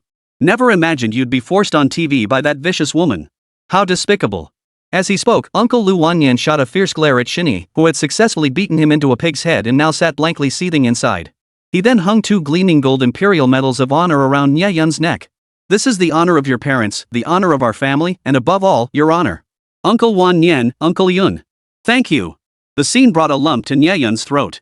He couldn't help but open his arms and embrace his uncles. Wow, how incredibly touching. Everyone present was swept up in Nie Yun's emotion, unable to pull themselves away. Some of the girls, with their weak tear ducts, were already sniffling and sobbing. After a few seconds, Nie Yun released his arms and looked up at his 2 uncles, puzzled. If the martyr title wasn't confirmed yet, then what about those investigators who came to the door? Were they really imperial officials? Chapter 140, A Last-Ditch Counterattack. Shini reports Nie Yun. Put. Oh, you mean those people? They were the extras we hired as NPCs. Uncle Lu Wanyan laughed so hard his shoulders shook. He patted Nie Yun's shoulder, nearly making him cough again. They're all here to act and observe your emotional state. You see, after losing your parents, you were utterly hopeless, contemplating suicide. Boom! Nie Yun finally remembered why he had traveled through time. The original host had indeed died. After his parents' death, the original host had become utterly depressed and secretly chose to leave this world. And that was precisely when he happened to cross over into this body. So that's why I felt this faint sadness when I first entered this body. I never realized before that this was the lament emanating from my own body. Nie Yun silently resolved, since I've come here to replace your soul, I'll live your life well and create a brilliant existence in your stead. Meanwhile, Lu Wanyan continued his explanation. Ha ha ha. Back then, when I saw you pulling out all the stops to get them to issue you a mental illness certificate, I knew this NPC tactic would work. You stopped suppressing it. Recording you was also to observe the quality of their work. Never imagined the footage would leak accidentally and be exploited by that vicious woman to frame you. Damn her. Spit. Lu Wanyan sat slumped on the floor, fuming, his eyes darting wildly around the room. Shini now resembled a deflated balloon, utterly devoid of the arrogance and tyranny she'd displayed just 20 minutes prior. Back then, she'd successfully driven Nie Yun to the brink of losing his mind with her relentless nagging and silver tongue. Holy crap! You can do that? What a masterstroke! Nie Yun's sparring master family really delivers. When it counts, they show up. Of course. Don't you know who our god Nie is? The entire crowd erupted in unprecedented ridicule and mockery toward Shinee, now thoroughly defeated. By now, it was clear to anyone with eyes that she had been hired to deliberately provoke Nie Yun. She had even gone so far as to repeatedly push his boundaries, sparing no expense, all to enrage him completely and achieve her true goal, to get him sent in. Shinee was so devious she even used a specific scene from the video clip to provoke Nie Yun into attacking her. What a truly reckless move, killing 1,000 enemies while losing 800 of your own. Just when everyone thought this farce should finally end. Shinee's phone suddenly erupted with a frantic ringtone, making everyone cringe at the unbearable noise. Her trembling hands reached for the phone. The moment she recognized the caller's name, a suffocating wave of emotion erupted from her throat. She nearly collapsed, her knees buckling under the weight of it all. Tension exploded like fireworks in the night sky. After a 2-second hesitation, Shinee finally raised the receiver and answered the call. "Shinee, what the hell are you doing? You can't even handle this little thing properly." The furious shout on the other end shot out like a nimble loach, bursting through the receiver and plunging into Shinee's ears. "Listen to me. The entire livestream audience is watching. If you can't ruin Nie Yun's reputation today, I'll ruin yours. Slam. Beep beep beep. Damn it. If I'd known you'd be this hard to deal with, I never should have put myself in this predicament again just for that measly prize money." Shinee stared blankly at her phone, lost in thought. 2 seconds later, a resolute glint flashed in her eyes before giving way to her signature sinister smile. Meanwhile, Nie Yun, accompanied by his maternal uncle and paternal uncle, was urgently consulting Meng Filong about securing the resources needed to rescue Su Wanning. Just as the group was engaged in an anxious, urgent, and earnest discussion, Shinee slowly rose to her feet, instantly capturing everyone's attention. What is she up to now? Everyone in the room wore displeased expressions, staring at Shinee as if observing an alien. "What are you doing? Don't you dare leave." The towering sparring instructor spread his arms wide, encircling Shinee completely. But who could have imagined? Shinee had no intention of leaving the testosterone-fueled happiness circle. Instead, she violently pushed aside the muscular arms before her and screamed at the top of her lungs toward Nie Yun. "Nie Yun! Do you think clearing your parents' name ends this? Ha! How utterly childish! You let the Empire's only captured grade 9 infected beast escape. We haven't settled the score for that act of treason yet." Holy! She had a backup plan? The entire crowd erupted in an instant, stunned into numbness. Those who had just been immersed in warmth and emotion now felt as if a bucket of ice water had been dumped over their heads, jolting them awake. True, his parents' honor was finally cleared. But Nie Yun himself still carried that inexplicable, heavy charge of allowing a 9th-rank monstrous beast to escape, a sword of Damocles perpetually hanging over his head, never falling. "Uncle Shin, Uncle Nie, do you have any evidence to back up what she's saying?" Nie Yun was nearly driven mad by Shinee's persistence. This was a critical moment for preparing supplies and rescuing Su Wanqing. Every second counted. He couldn't afford to be held back by this woman's endless nitpicking. Moreover, he refused to give Shinee another chance to lord it over him and gloat. "You're talking nonsense." Meng Fangfei, her face drained of color with fury, stepped forward to argue before Nie Yun could respond. "Shinee, haven't you had enough beatings?" Lu Qingyan's brows knitted tightly. With a swift movement, she stood shoulder to shoulder with Meng Fangfei, instinctively shielding Nie Yun. He temporarily abandoned his internal standoff with Meng Fangfei. The two women instantly set aside their grudges, uniting in perfect harmony to face the enemy together. "I'm talking nonsense? Want proof?" Shinee couldn't help but sneer coldly, a maniacal and triumphant expression spreading across her face. "Then go tell the Supreme Military Court yourselves." As she spoke, she swiftly pulled out her phone again, pressed the dial button with force, and deliberately activated the speakerphone. "Hello? This is the Imperial Supreme Military Court Reporting Center." A cold, stern male voice boomed through the receiver, amplified by the live broadcast equipment to fill the entire venue. The detached, businesslike tone froze the air in the entire hall. "I wish to file a formal complaint under my real name." Shinee trembled with uncontrollable emotion. Her voice was not loud, but it carried the desperation of a last stand. Former member of the sparring instructor family and current student of the Super God Academy, Nie Yun, deliberately sabotaged the sealing facility in the border region 6 months ago. He privately released a grade 9 infected beast, posing a grave threat to the Empire's security. "I demand immediate court intervention and the arrest of the criminal Nie Yun." Report acknowledged. Per protocol, the court enforcement team will arrive at the scene within 10 minutes to apprehend the suspect. The voice on the other end responded without emotion. Click. The dial tone sounded like a funeral bell tolling in everyone's heart. The words 10 minutes felt like invisible shackles instantly binding Nie Yun. Simultaneously, the entire venue fell into a deathly silence. Chapter 141, A Mad Gamble? The enforcement squad descends from above. Damn it! Everyone was stunned by Shinee's desperate, all-or-nothing counterattack. The onlookers shuddered in fright, nearly gasping aloud. TSK. She's got no fear for her life, daring to summon the underworld judge. Who knows? Nie Yun better watch his back. Those guys are the real deal, impartial as iron. Even the journalists on site couldn't help but subtly express their speculation on camera. It seems Shinee truly has a way to bring Nie Yun down. Otherwise, she wouldn't have summoned the court enforcement team. All of this stems from immense confidence and backing. Whoosh! The entire internet erupted in heated discussion.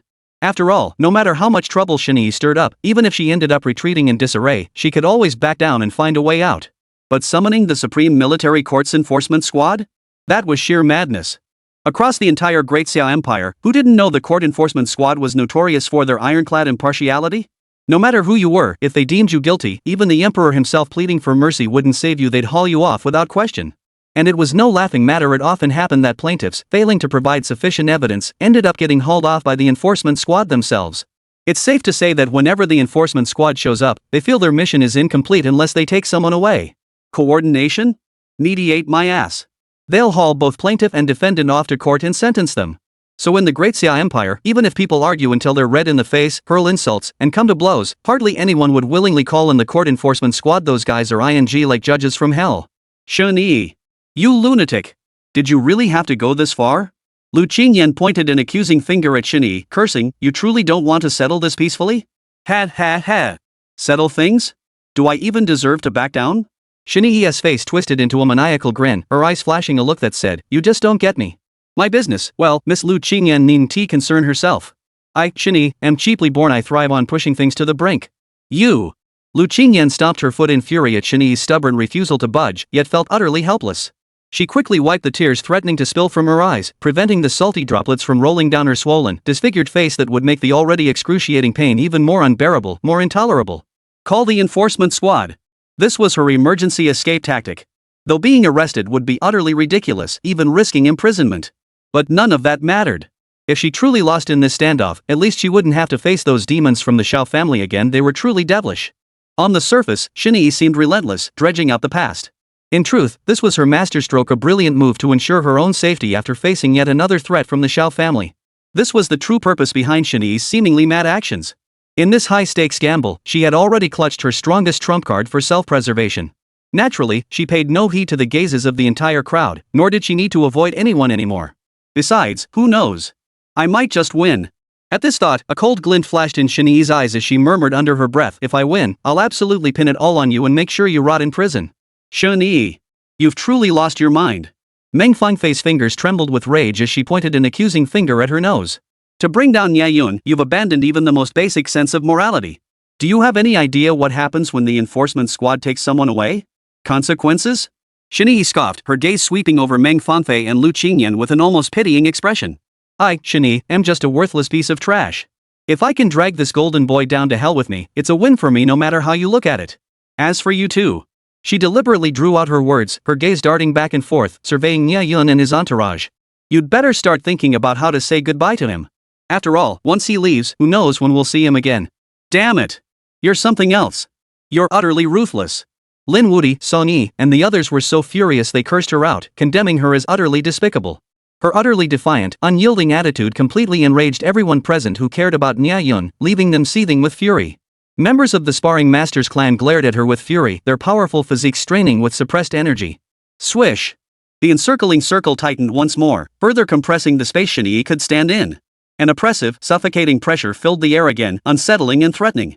Yet, facing the collective hostility, Shinee merely lifted her swollen face haughtily and sneered coldly, save your breath. Save whatever you have to say for the elders of the enforcement squad. Now, I just wait for them to come. The rest is up to fate. The initial panic faded. As the enforcement squad's appointed time drew nearer, she even found the composure to smooth her disheveled collar, as if the barrage of accusations were nothing more than a passing breeze, insignificant and painless. 10 minutes would soon pass, yet Nie Yun's brows furrowed deeper as his anxiety intensified. Did I release a 9th-rank infected beast? He desperately searched his mind for fragments of memory from his border mission half a year ago, but only felt a tingling sensation on his scalp. It was useless. Suddenly, a fragment of the 9th illusionary realm flashed through his mind. Damn it! It must be the Soul Devourer's doing. Damn Soul Devourer! You've ruined me! Amidst the throbbing headache, Nie Yun finally realized it must have happened when he fell into the illusion on the 9th layer. The Soul Devourer had devoured that fragment of his consciousness. No matter how hard he strained his mind now, he couldn't recall the crucial parts about the prison cage and the ferocious beast. That section of his memory remained an unsettling void. He only remembered fainting inexplicably, waking to find the camp in utter chaos, and his parents vanished without a trace. This helplessness, mingled with anxiety over Su Wanning's perilous situation, felt like two blunt knives repeatedly slicing through his nerves. Wanning is still waiting for me. I absolutely cannot break down here. The turmoil within and the immense external pressure caused his blood to surge uncontrollably. His cheeks flushed involuntarily, his body temperature rose, and fine beads of sweat even formed on his temples. Ha! Guilty as charged. Shini's eyes flashed with sharp intensity, her fingertips unconsciously digging into her palm. To her, Nie Yun's reactions were clear signs of guilt and nervousness after being exposed. She grew increasingly certain that with the clues she had a high chance of completing the mission and receiving the Xiao family's reward, thereby soaring to new heights and reaching the pinnacle of her life. Just as the oppressive silence in the room reached its peak, thick enough to cut with a knife. Woo buzz!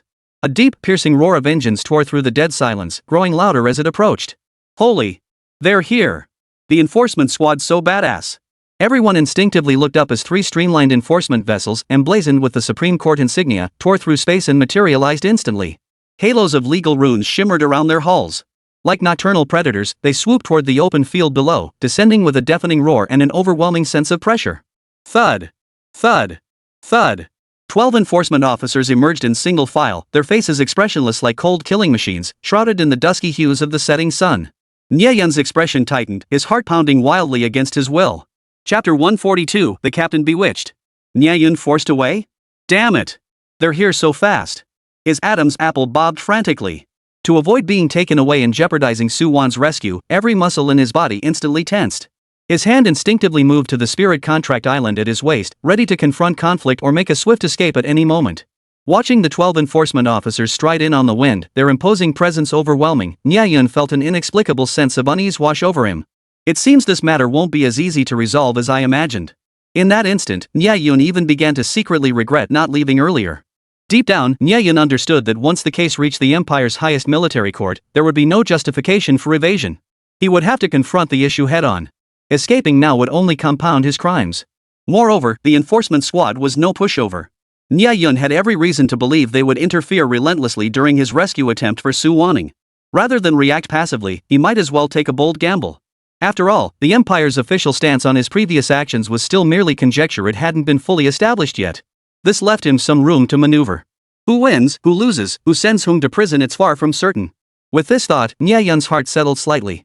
He exhaled deeply, suppressing his anxiety, and calmly raised his head to meet the law enforcement officer's gaze. He was determined to see if these legendary enforcers were truly iron-fisted, ruthless, and impartial. Thump! Thump! Thump! 12 enforcement officers moved in perfect unison, their eyes cold and resolute, causing an involuntary tightening in one's chest. The leader, whose shoulder insignia bore a golden sword emblem, clearly commanded the squad. He stepped forward, his icy gaze sweeping the room before settling on Shini, whose body trembled slightly. Upon seeing her swollen, tear-streaked face, the commander's brow furrowed slightly, his pupils visibly flinching. He immediately activated the enforcement recorder before him and strode swiftly toward Shini. Imperial High Military Court Enforcement Squad, acting under orders. His voice was hoarse and utterly devoid of emotion as it echoed through the hall. Are you Shini? Perhaps moved by Shini's pitiful, tear-streaked appearance, the enforcement captain's tone softened noticeably as he uttered the latter part of the sentence, revealing a hint of humanity. Yes, it's me. I filed the report.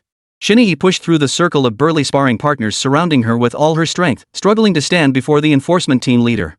Her face flushed crimson as she pointed an outstretched arm at Nie Yun, screaming hoarsely, "He's the one who let the ninth-grade ferocious beast escape.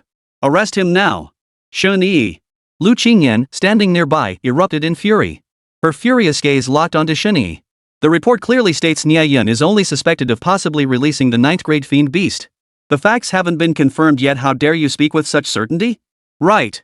Lu Qingyan is absolutely right. Your baseless accusations will come back to bite you. Meng Fangfei temporarily set aside her personal feelings and stepped forward to defend Nie Yun. Meng Filong tried to intervene, but she glared him back into silence. Dad. If you keep interfering, I'll disown you. Meng Fangfei seethed inwardly. It was precisely because of his earlier obstruction that she now found herself constantly one step behind Lu Qingyan whenever they faced each other. If she didn't stand up for him now, how could she ever face Nie Yun and pour out her heart to him? Sigh. Father was just being overly cautious. Dream Fangfei charged forward regardless, standing shoulder to shoulder with Lu Qingyan. The merciless fury blazing in their eyes nearly drowned Shini's emotions. Officer. I'm scared. Shinee had long sensed the enforcement captain's growing pity for her. Timely, she flashed a terrified expression, adopting the demeanor of a delicate, fragile lotus flower. This calculated act only succeeded in deepening the frown on the enforcement captain's brow. Those involved are often blind to the situation, while outsiders see it clearly. Meng Filon, standing not far away, finally understood this woman, Shinee, was far too sharp. Just moments ago, she had nearly fallen for the same trick, almost becoming a pawn in Shinee's scheme, a deadly weapon aimed at her own daughter and future son-in-law. Damn it! Her scheme must not succeed. Meng Filon was about to step forward to warn the enforcement captain when the latter suddenly erupted in fury. He grabbed Nie Yun and yanked him aside, bellowing at the others, unrelated parties, "Don't you dare take another step forward. If any of you harbor illusions of luck and interfere with our enforcement." The captain's eyes still blazed with fury as he swept his gaze over the others, including Meng Filon. "Then you'll be joining me for a little trip. Don't think your high rank allows you to suppress our enforcement team or influence our judgment. You should know. The Imperial High Military Court stands as the supreme institution, independent of the bureaucratic system. No one, save for the one above, has the authority to interfere." The moment the enforcement captain finished speaking, not only did Imperial General Secretary Meng Filong halt in his tracks, but the officials beside him who had been preparing to mediate and offer conciliatory words also stopped abruptly.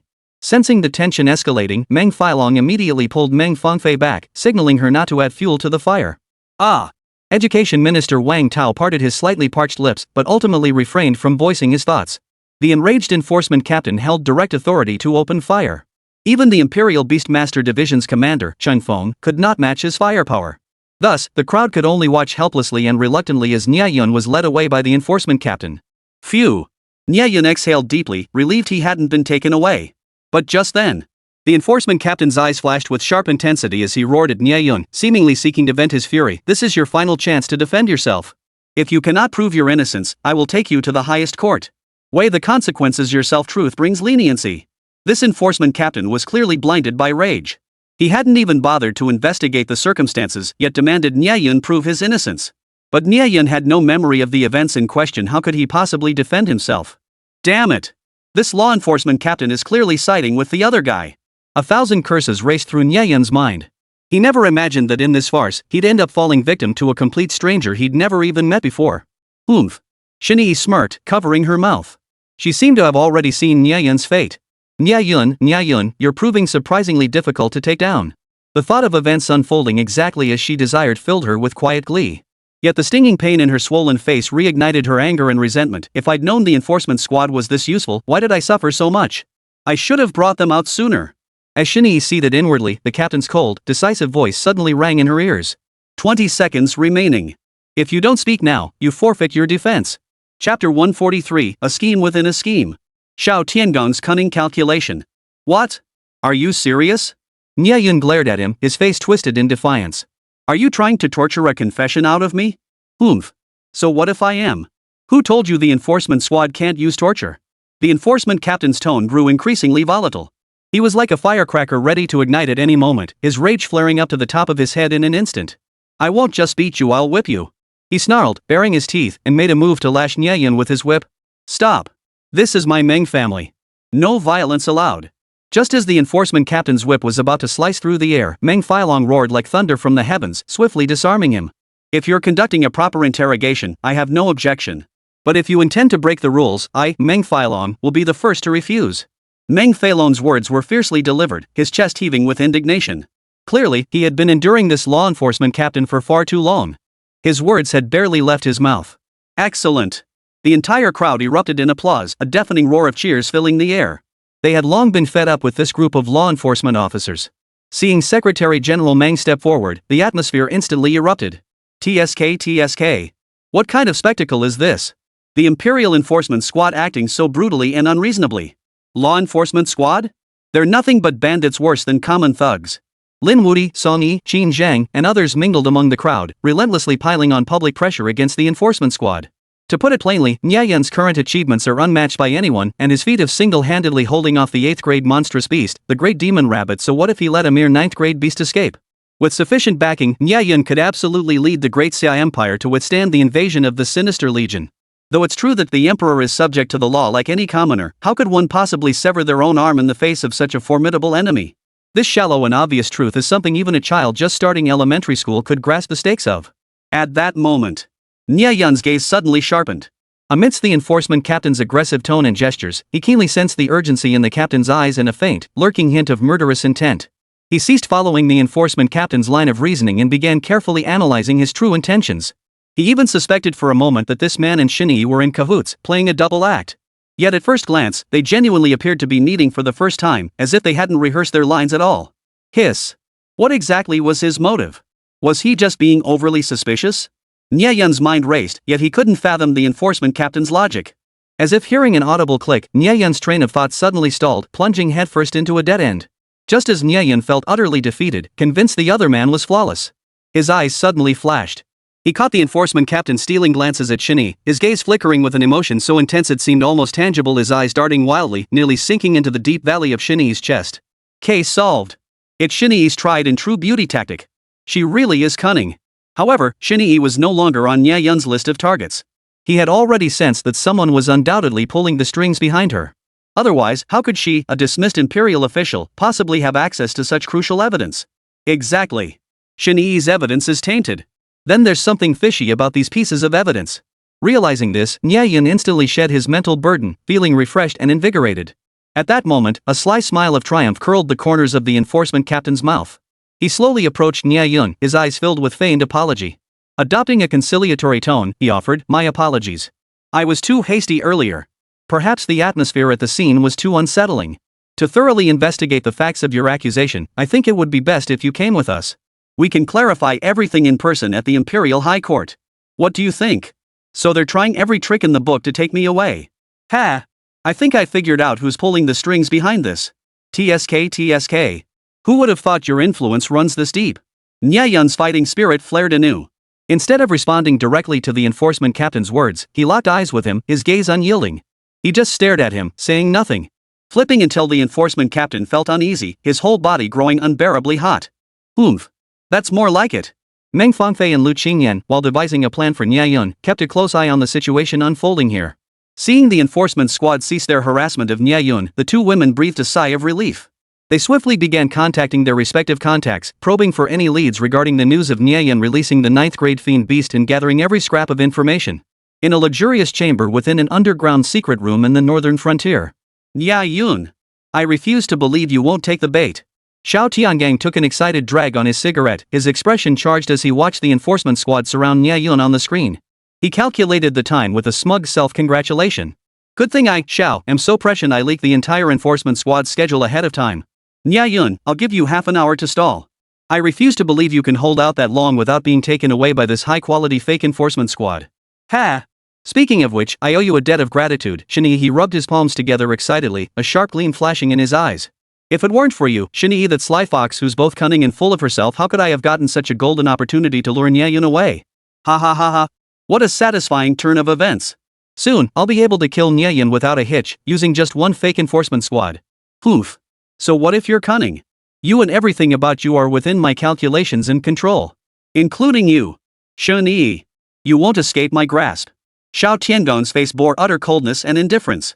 In this moment, he transformed into the most ruthless hunter, replaying the impending glorious moment in his mind. Shinee, rest assured. Once I abduct and eliminate Nie Yun, the crime of unjustly killing the Empire's rising elite will be pinned on you without a trace. Not only that, but my Xiao clan will intercept you and present your capture to the Empire as a victory. Ha ha ha ha. Don't blame this old man for being ruthless. I simply fear you young ones dying too lonely, so I'm kindly letting you and Nie Yun keep each other company on the road to the underworld. TSK. What a benevolent soul I am. Xiao Tiangong's falsely virtuous face, bathed in the setting sun, appeared particularly hideous and terrifying. Chapter 144, The Deadly Poison Needle. Shinee turns traitor to save herself. The standoff seemed to pass in an instant. Xiao Tiangang, who moments ago had been gloating about having all the time in the world, was now nearly jumping out of his skin. Damn it! Take Nie Yun away already! What are you all dawdling for? Useless! What good are you if you can't even handle this? Xiao Tiangang roared furiously into the miniature earpiece he used for private communication with the fake enforcement captain.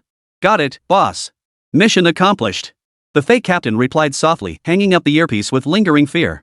He took a deep breath, forcing down his panic, realizing he had to change tactics. Suddenly, he whipped his head around, his gaze fierce as he fixed it on Nie Yun. Nie Yun. I advise you to stop stalling. Come with us now. If you're innocent, we'll release you immediately. The enforcement team captain kept glancing at his watch. In an unnoticed corner of his eye, a dark, ambiguous light flickered. As the time to reach the evacuation point drew ever closer, cold sweat began to bead on his forehead, and his palms grew damp. Inside, panic began to set in. But they had now become the target of everyone's attention. Eyes were fixed on him like predatory beasts, and the media's cameras were trained on him clearly. Forcibly taking Nie Yun away was no longer an option. Meanwhile, Nie Yun grew increasingly composed, his mind racing. The border outpost access logs, the energy residue detection reports. The evidence Shinii provided seemed complete, but they all shared one common trait: they were internal files. Logically, they should be sealed in the military's encrypted database. How could she, a dismissed civilian official, possibly get her hands on them? Unless a higher-level mole was assisting her. That would prove this enforcement team has serious issues too. As the pieces clicked into place, Nie Yun recalled the text messages he'd received earlier from Meng Fanfei and Lu Qingyan. To his delight, they informed him they had already leveraged connections to reach out to the Chief Justice of the Imperial Supreme Court. If he could hold on just a little longer, the Chief Justice would be able to retrieve the case files and expose the truth behind the escape of the 9th-rank ferocious beast. More crucially, the Chief Justice had indicated that the original case files concerning the 9th-rank fiend beast incident involved border military secrets. According to regulations, even the enforcement squad lacked direct access to them. They required triple-level approval. Therefore, the actions of this current squad clearly violated protocol. No. Ask whatever you need to ask right here. Nie Yun sneered, delivering a fatal counter-question. I will answer every detail of your inquiry truthfully. He no longer needed to prove his innocence. Since they were an enforcement squad from the Empire's highest military court, they must possess the authority to access court files or archives. If you take me away without proper questioning, how are you any different from thugs? A meaningful smile curled at the corner of his lips, an attempt to break down the enforcement captain's psychological defenses. Though he still didn't know for certain if the captain's identity was fake, his subconscious and intuition told him there was a high probability that both the captain and the entire enforcement squad were problematic. Only by relentlessly pressuring them psychologically could he force them to slip up. If you want to take me away, I'll cooperate fully. But you must follow proper procedure and conduct a routine interrogation. First, details like the date and exact time of the incident, the military serial number of the cage, the roster of guards present. I respect the captain of the enforcement squad. Even if you're unclear on the case specifics, surely you haven't forgotten the basic protocol of requesting access to case files when questioning a suspect? Nie Yun's words instantly sent shockwaves through the entire room. Exactly. How could the enforcement team not follow procedure? That was way too obvious. With Nie Yun earlier, they were ready to whip him without asking a single question. The surging public outrage nearly erupted, with indignant voices pointing at the 12 enforcement officers on the field. At the sidelines, the seasoned media host took a deep breath and rapidly analyzed for the cameras. Mr. Nie Yun's citation of legal provisions is remarkably precise. This indicates either his exceptional familiarity with regulations or serious doubts about this team's professionalism. Meanwhile, members of Nie Yun's sparring instructor family instinctively exchanged glances. Their alert bodies leaned forward slightly, unconsciously shifting into positions ready to act at a moment's notice. If they can treat the renowned Nie Yun, the god of Nie, with such brutality, what if we encounter them? Wouldn't we get whipped the moment we meet? At this boiling point of collective fury, someone let out a startled cry, voicing the shocking thought aloud. Instantly, the venue's outrage and rage ignited to a new, blazing intensity. Apologize. Apologize to Nie Yun now. You brutal thugs, get lost. We demand humane enforcement. Not only did the crowd on the field hurl accusations at the enforcement team, but even viewers in the livestream chat joined in the criticism and venting. At this moment, everyone was unusually united and in agreement. No one deliberately stepped forward to voice dissent, simply because no one wanted to encounter a law enforcement team known for brutal tactics. The official Weibo account of the Supreme Court enforcement team of the Great Xia Empire stared blankly at the scene. Are we really that brutal? S003, isn't that the Blazing Fire enforcement squad? They're usually pretty mild-mannered. The enforcement team's chief commander, who happened to witness this scene in the livestream, broke out in a cold sweat. All 10 enforcement squads of the Great Xia Empire had been deployed on missions today without exception. But shouldn't this enforcement squad, designated S003, be deployed in the northern sector? How did they end up at Secretary General Meng's residence? And wait, who is he? And who are they? The chief's gaze swept over the enforcement team captain's face, instantly revealing an expression of terror and disbelief. He frantically rubbed his eyes, only to confirm the figure before him was definitely not the familiar Li Hua. A bone-chilling coldness instantly shot from his feet to the top of his head, nearly shattering his composure. Holy! Who the hell is this? Where's Li Hua? His heart felt like it had been struck by a hammer. Trembling, the chief administrator immediately dialed Li Hua's dedicated communication device. Beep beep beep. The communicator in front of the enforcement captain emitted a frantic, shrill beep. The violent tremors of the device echoed the panic in the imposter captain's heart. It's over. I've been exposed. The fake enforcement captain instantly grasped his predicament. He forced himself to stay calm, but his slightly trembling fingertips betrayed his inner panic. His eyes darted nervously around the room, and he breathed a silent sigh of relief. Thankfully, no one had noticed his slightly panicked movements yet. Damn it, I'm on a mission, he muttered, feigning irritation. With a slightly exaggerated motion, he snapped the communicator's connection. Beep beep beep. The chief coordinator now realized the situation was dire. Task Force S-003 had likely been impersonated. He leapt to his feet and charged into the command room with such force it kicked up dust. All units. Abandon all missions below S-class. Proceed immediately to Commander Meng Feilong's residence. Now. Move fast. Whoosh, whoosh, whoosh. All 9 remaining teams, except those still engaged in S-level emergencies, instantly withdrew. They floored their craft's throttles, hurtling straight toward Meng Feilong's residence.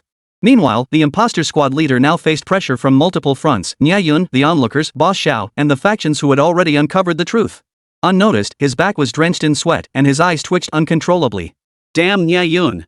He forced me to execute Plan B. He shot a subtle glance at the other fake enforcement officers beside him. Receiving their tacit understanding, his hand slipped discreetly to the pocket at his waist, where he retrieved a miniature syringe filled with a lethal dose of neurotoxin. His face twisted with fury as he glared at the stubborn Nie Yun before him, his gaze suddenly darkening. Though this action was tantamount to exposing himself, completing the Xiao family's mission demanded it. You forced my hand. The fierce flames in his eyes threatened to erupt. But at that very moment, watch out! A sharp cry rang out beside him, followed by a flash of a slender figure. The instant Shini saw his hand move toward his waist, she understood Xiao Tiangong's true plan. Not only Nie Yun, but even she, as a confidant, would inevitably be silenced. That syringe was most likely intended for her all alone. In that split second, the instinct for survival overwhelmed everything. She launched a flying kick, sending the fake enforcement captain's miniature syringe flying out of his hand. It landed before the stunned crowd. I knew something was off about you. You're an imposter. A furious shout rang out. Shini, still trembling with fear, quickly retreated to Meng Feilong's side while shouting at him and the others, "Protect me. I know who they are." Chapter 145, Self-Destructive Ambush. 12 bronze men trapping Nie Yun. What? Shini's words exploded like thunder in everyone's minds. Their pupils dilated in shock as they stared incredulously at the impeccably dressed, commanding enforcement team. This situation felt utterly preposterous. Their uniforms, insignia, demeanor, even their flying vehicles, everything matched what they'd seen on television perfectly. If even this were fake, just how immense must their power be? TSK. Is Shinii just trying to grab attention again? Perhaps the tale of the boy who cried wolf had played out too many times with Shinii, causing everyone to reflexively scoff, convinced she was up to her usual tricks. But then, when the miniature syringe shot through the air and slammed into the ground with a sharp thud, everyone's expressions froze instantly. Like they'd been struck dumb, the laughter vanished completely. Put. Crack crack crack crack. The miniature syringe, filled with neurotoxin, began leaking liquid the moment it hit the ground. More crucially, the colorless, transparent liquid instantly emitted a thick, dark purple-white smoke upon contact with the ground. Holy! It's poisonous! It's real! It's deadly poison! The entire crowd froze in shock, covering their noses and scrambling backward in terror. Quick, move in! Protect Nie Yun and Miss Shen! In the blink of an eye, Meng Feilong had already issued the rescue order the moment Shinii cried out. After analyzing various intelligence reports, he had long harbored deep suspicions about these 12 enforcement officers. Shinii's act of kicking away the syringe was proof enough that these enforcers were imposters. The Great Xia Empire's enforcement teams never carried injection tools, they were military-controlled items. The moment Meng Feilong finished speaking, the impatient spirit contractors and Super God Academy members roared in unison. Nie Yun, we're here! Meanwhile, the servants who had been poised in the shadows and the secret guards observing the situation instantly poured out en masse. Dozens of people charged toward the 12 enforcement officers. What do we do? Boss, a fake enforcer stammered, his legs shaking violently. They're closing in. As they watched themselves being swallowed by a furious mob vastly outnumbering them, the enforcement officers' muscles tensed to the point of stiffness, their nerves so frayed their tongues began to stumble. Maybe we should just run, someone among the officers suggested, trembling so badly his voice cracked. What are you freaking out for? The fake captain's face twisted into a grimace, a resolute glint flashing in his eyes. Do we even have a way out? He whipped his head around, his eyes blazing with ferocity and resolve. Brothers! The family head has nurtured us for over a decade. Now is the time to repay that debt. Charge! Kill that brat Nie Yun. It'll vent the family head's fury. We'll die together as brothers. Whoosh! The enforcement captain's words seemed to carry a spellbinding power. Reality jolted every member of the squad into a momentary freeze, followed by a collective gasp. The past decade of their lives flashed before their eyes like a rapid slideshow. Memories of past events came flooding back, suddenly awakening the primal instincts and resolute determination deep within every member's heart. "You're right. Kill to die with honor," someone gasped, neck straining as he panted wildly. "Our lives were given to us by the family head, what the hell are we afraid of?" Before the words had fully left his mouth, another man beside him swung his arm violently. "Thanks to the clan leader's protection, I, Lee San, have lived long enough. Today, I'll sacrifice my life to bring a smile to the clan leader's face." The fake enforcement captain cracked his whip and bellowed, "Form ranks. Execute. Remember, no spirit beasts until the formation is complete. We must not reveal the master's identity." He was closest to Nie Yun and charged at him with the most ferocious momentum. In that moment, his eyes held no regard for life or death. Only one goal remained, to trade his life for Nie Yun's. Kill. In the blink of an eye, the 12 enforcers, about to be encircled, abandoned all defense like madmen. They closed in on Nie Yun like wild beasts. Just as the formation began to take shape, a sharp gleam flashed in Nie Yun's eyes. He keenly noticed, a faint, trembling golden light connected each member of the formation. This connection. Could this be their weak point? If that's the case, then let's fight. Nie Yun's heart sank. He assumed a fighting stance, secretly gathering spiritual energy in his palms, and swiftly devised a countermeasure. Swish. Swish. Swish. Ah! The desperate gamble of these imposter members instantly left the entire audience wide-eyed and scalp-tingling. Terror gripped every face as they dared not imagine the carnage unfolding. 12 imposters, each possessing combat prowess rivaling 5th-rank spirit contractors, now madly and recklessly closing in to slaughter Nie Yun. Many felt as if an unseen force had suddenly clenched around their hearts, causing suffocating tightness. Every face flushed crimson, eyes narrowed in tension. In that instant, their concern for Nie Yun reached an unprecedented peak. Just as everyone stood frozen in shock, Nie Yun clashed with the first wave of imposter members who had charged forward. Instantly, a deafening roar erupted from the crowd. Holy crap! They're practically launching a suicide attack. They're throwing around spirit energy draining moves like wind-shattering kill, like they're worthless. Yeah, it's insane. But Nie Yun is ridiculously powerful. He just kicked several of them flying with 2 swift kicks. Oh no! 12 of them are closing in. They're forming a formation. Holy crap! They're going to self-detonate. Self-destruct. The entire crowd held its breath, plunging into an instant, deafening silence. What are we waiting for? Run! Someone shouted, and chaos erupted. Everyone hesitated only for a moment, realizing immediately that something was terribly wrong. Chaos erupted instantly. Then everyone scrambled to bolt for the exit. "Ghana! Go provide backup!" With Meng Fangfei's furious shout, Ghana, wielding her staff, had already transformed into a shooting star, swiftly flying toward Nie Yun's direction. "Go! Follow Ghana's lead!" Meng Failong immediately summoned a 6th-grade contract spirit beast, the massive creature following Ghana's path. "Nie Yun, you must hold on." Lu Qingyan, being a civilian official, knew nothing of contracts or combat. She could only watch helplessly as Meng Fangfei once again charged ahead, stomping her foot in frustration. But she wouldn't sit idly by. Her eyes narrowed as she silently prayed for Nie Yun's safety while swiftly dialing her father. "Dad! Send every beastmaster in the clan here immediately." "Yes, all of them." Beep beep beep. The moment Lu Qingyan hung up, a thunderous crash echoed from Nie Yun's direction. Ghana was sent flying backward over 10 meters, crashing heavily to the ground. The ensuing onslaught of 6th-grade contracted spirit beasts faced the fully formed 12-person formation. No matter how intense their attacks, they couldn't break through the array, let alone rescue Nie Yun. "Good heavens! It's the 12 copper men formation," exclaimed a seasoned elder with a heavy sigh. This formation requires the spiritual veins of 12 individuals to interconnect, creating a defense as unbreakable as a fortress. Attack any single point, and you'll face the combined backlash of all 12. Moreover, attacks launched from within the formation strike with unparalleled precision. Once the formation is successfully activated, the target is doomed to face certain death. Breaking it requires at least an 8th-grade spirit beast's full power strike. As the elder spoke, his voice trembled. What's even more terrifying is that they seem to be activating a self-destruction technique. They're prepared to go down together. Though the common folk couldn't grasp the intricacies, witnessing Jianna being flung away and the 6th-grade ferocious beast raging helplessly outside the formation, they sensed grave danger and instantly descended into chaos. "Run! Nie Yun is in even greater peril." Holy! And with these bastards trying to self-destruct, Nie Yun is in even greater peril. The life of that prodigy, it's utterly in jeopardy. Chapter 146, A Horrific Sacrifice. 2 6th-grade monsters turned to blood mist. "Ghana! Quick! Charge in! Damn it! My 6th-rank ferocious beast can't even breach the defenses of the 12 bronze men formation. Damn it! This is outrageous!" Lu Qingyan, Meng Fangfei, and Meng Failong couldn't break through the 12 bronze men formation for the time being, forced to watch helplessly from a distance. They all screamed inwardly, cold sweat pouring from their foreheads. Lu Qingyan bit her lower lip hard, her nails digging deep into her palms. Meng Fangfei wept openly, her voice choked with emotion. Meng Feilong's face turned ashen, the helplessness of an elder tormenting him. The three dared not blink, their eyes fixed intently on Nie Yun, trapped within the formation. In their hearts, they desperately prayed for a miracle. Meanwhile, the main forces of the Super God Academy and the sparring instructors had already encircled the 12-person formation. Bang! Bang bang bang! Release my nephew now! Lu Wanyan roared, launching a fierce physical assault first, followed closely by the members of the sparring instructor clan. The first wave of attacks, saturated with extreme fury, struck the 12 Deathsworn warriors like a continuous barrage of fireworks, erupting with sharp, violent clashes. Alas!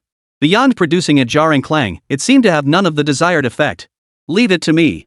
Zhou Shen, the headmaster of the Super God Academy, unleashed his 6th grade contract spirit beast. A colossal phantom instantly materialized before the 12 bronze men formation. Barbarian King Endless Fury, slash. The Barbarian King, his eyes blood-red and muscles bulging, charged at the formation with world-shattering might.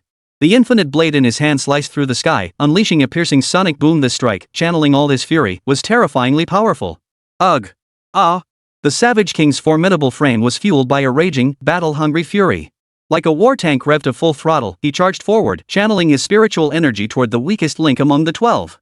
Just as the Barbarian King was about to collide with the formation, Nie Yun, enveloped in the formation's energy fluctuations, keenly sensed a flicker of disorder in the golden light at the southeast corner. Now! Nie Yun's heart surged with excitement. Spiritual energy gathered frantically between his palms, preparing to strike in tandem with the external assault. We must break through. Please. Nie Yun, you must survive. Meng Fangfei wept uncontrollably, nearly collapsing to the ground. Lu Qingyan forced herself to remain composed, but her trembling hands betrayed her inner terror. Both women, their emotions tangled, suddenly covered their eyes with their hands, yet couldn't resist peeking through their fingers. The Barbarian King's infinite blade and Nie Yun's dual assault erupted simultaneously. The resulting energy fluctuations rivaled an apocalyptic scene, causing the entire space to warp.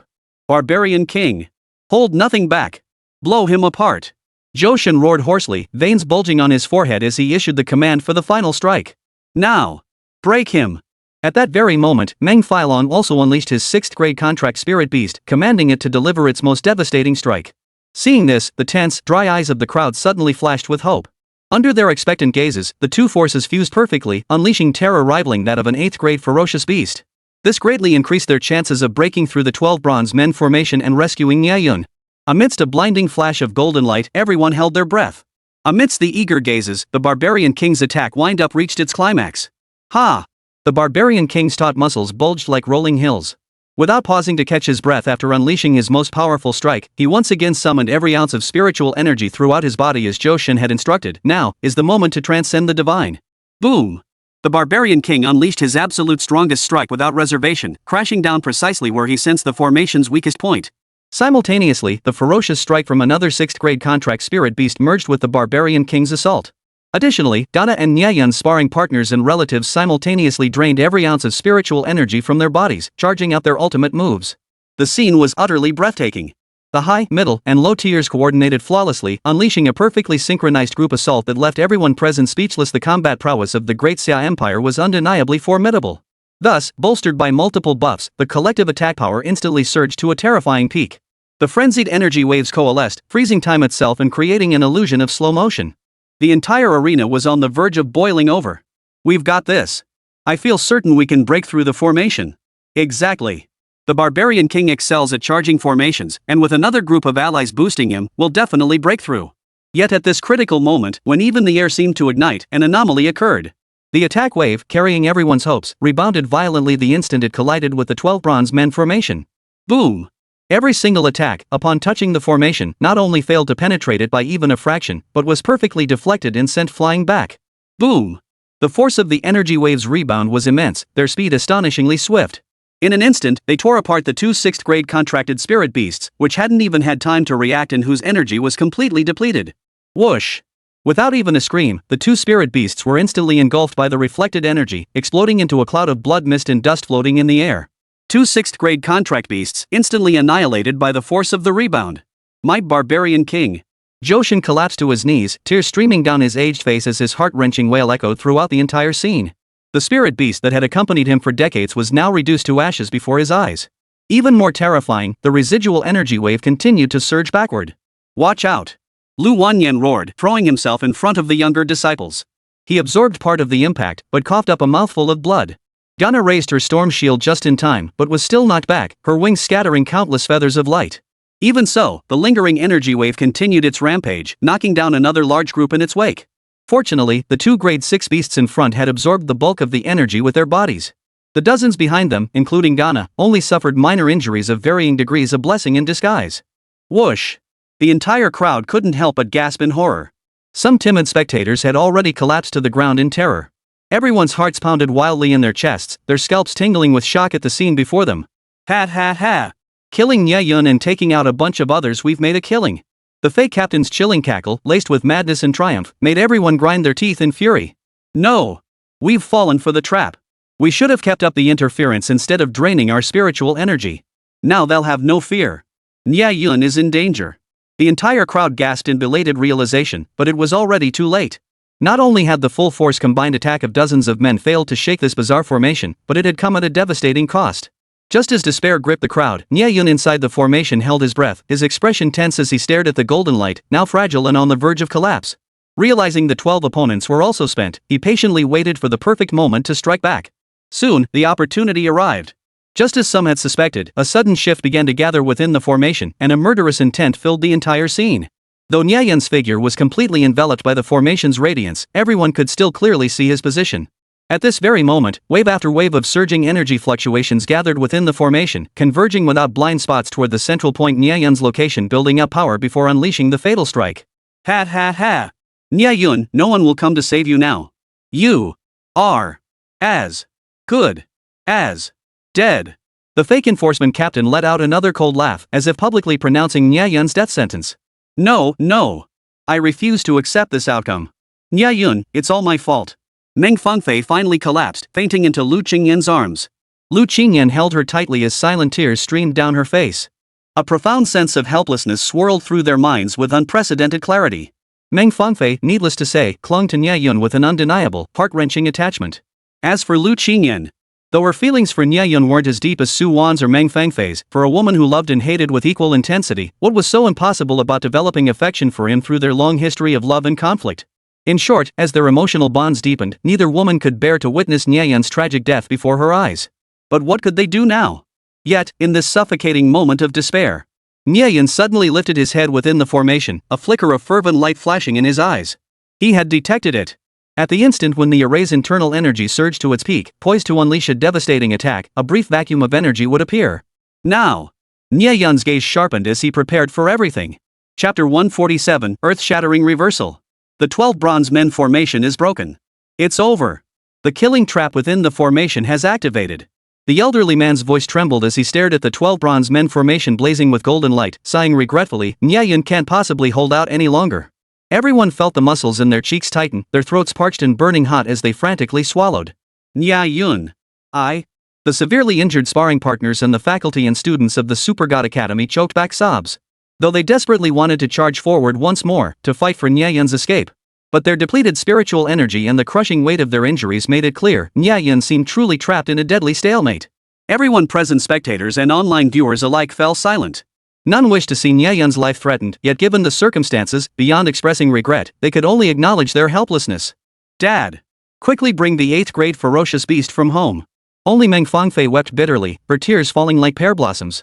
She cried for Nie Yun's plight and for the gravely injured, unconscious Jiana. Lifting her head, she pleaded tearfully with Meng Feilong, I beg you, you must save Nie Yun. That 8th grade beast, it's been loaned out to the border defenses. I can't do anything about it now. Meng Feilong's throat tightened. What should have been an easy sentence to utter came out haltingly, stumbling over words for half a moment before he managed to complete it. After speaking, he lowered his head regretfully, unable to bear looking in the direction where Nie Yun was trapped and fighting for his life. Ugh! Meng Fangfei covered her mouth, struggling to hold back her tears. As if suddenly drained of all strength, darkness flooded her vision and she nearly collapsed to the ground.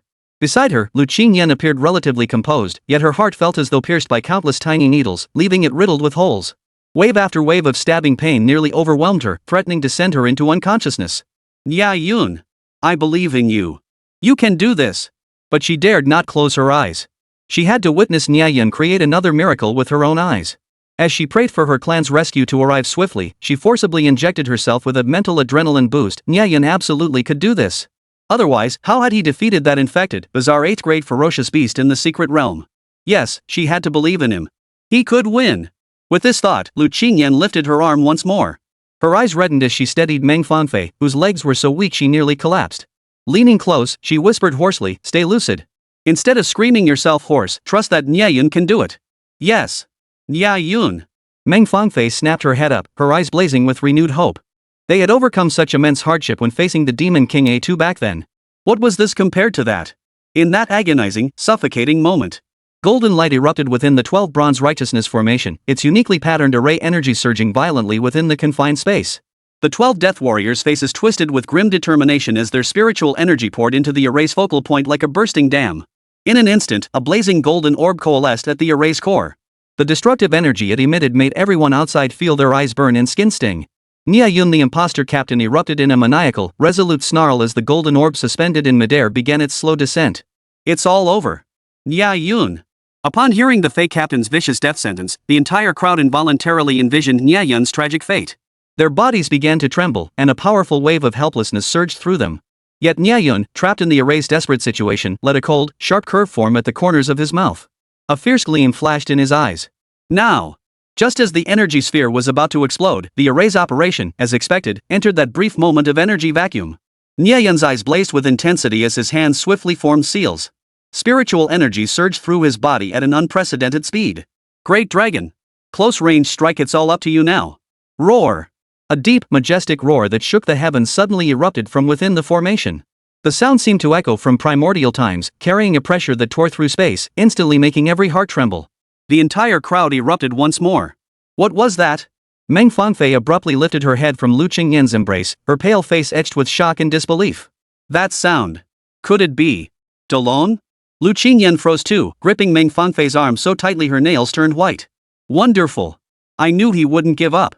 Amidst the stunned silence, Nie Yun instantly completed his ultimate state enhancement. The figure of the great dragon flickered in and out of view within the golden light. The instant it appeared, its spiritual power, agility, and attack power surged by 60% under Nie Yun's enhancement. Heart-stopping energy ripples danced across its jet-black scales, and the aura emanating from its body had already reached the peak of the 5th rank. Tower Spirit. Bind to the great dragon. Assist him in unleashing the fusion technique. Chirp. Nie Yun seized the moment, responding with lightning speed. The great dragon, the tower spirit, and Nie Yun were in perfect synchronicity. Their coordinated effort instantly coalesced into a terrifying beam of fused energy. This was the very technique fused together in just 20 minutes to defeat the Demon King A2 back then. After countless minor refinements by Nie Yun over time, it now coalesced entirely within the great dragon's terrifying physical form. Holy! Is that a 5th grade ferocious beast? What is this kid trying to do? He's actually attempting a counterattack. This is hilarious. What good is desperate resistance? The 12 assassins finally grasped Nie Yun's intent and the attack about to tear through the air toward the great dragon. Kill! But none of them took it seriously. With resolute determination in their eyes, they unleashed the golden orb containing terrifying energy with all their might. Boom!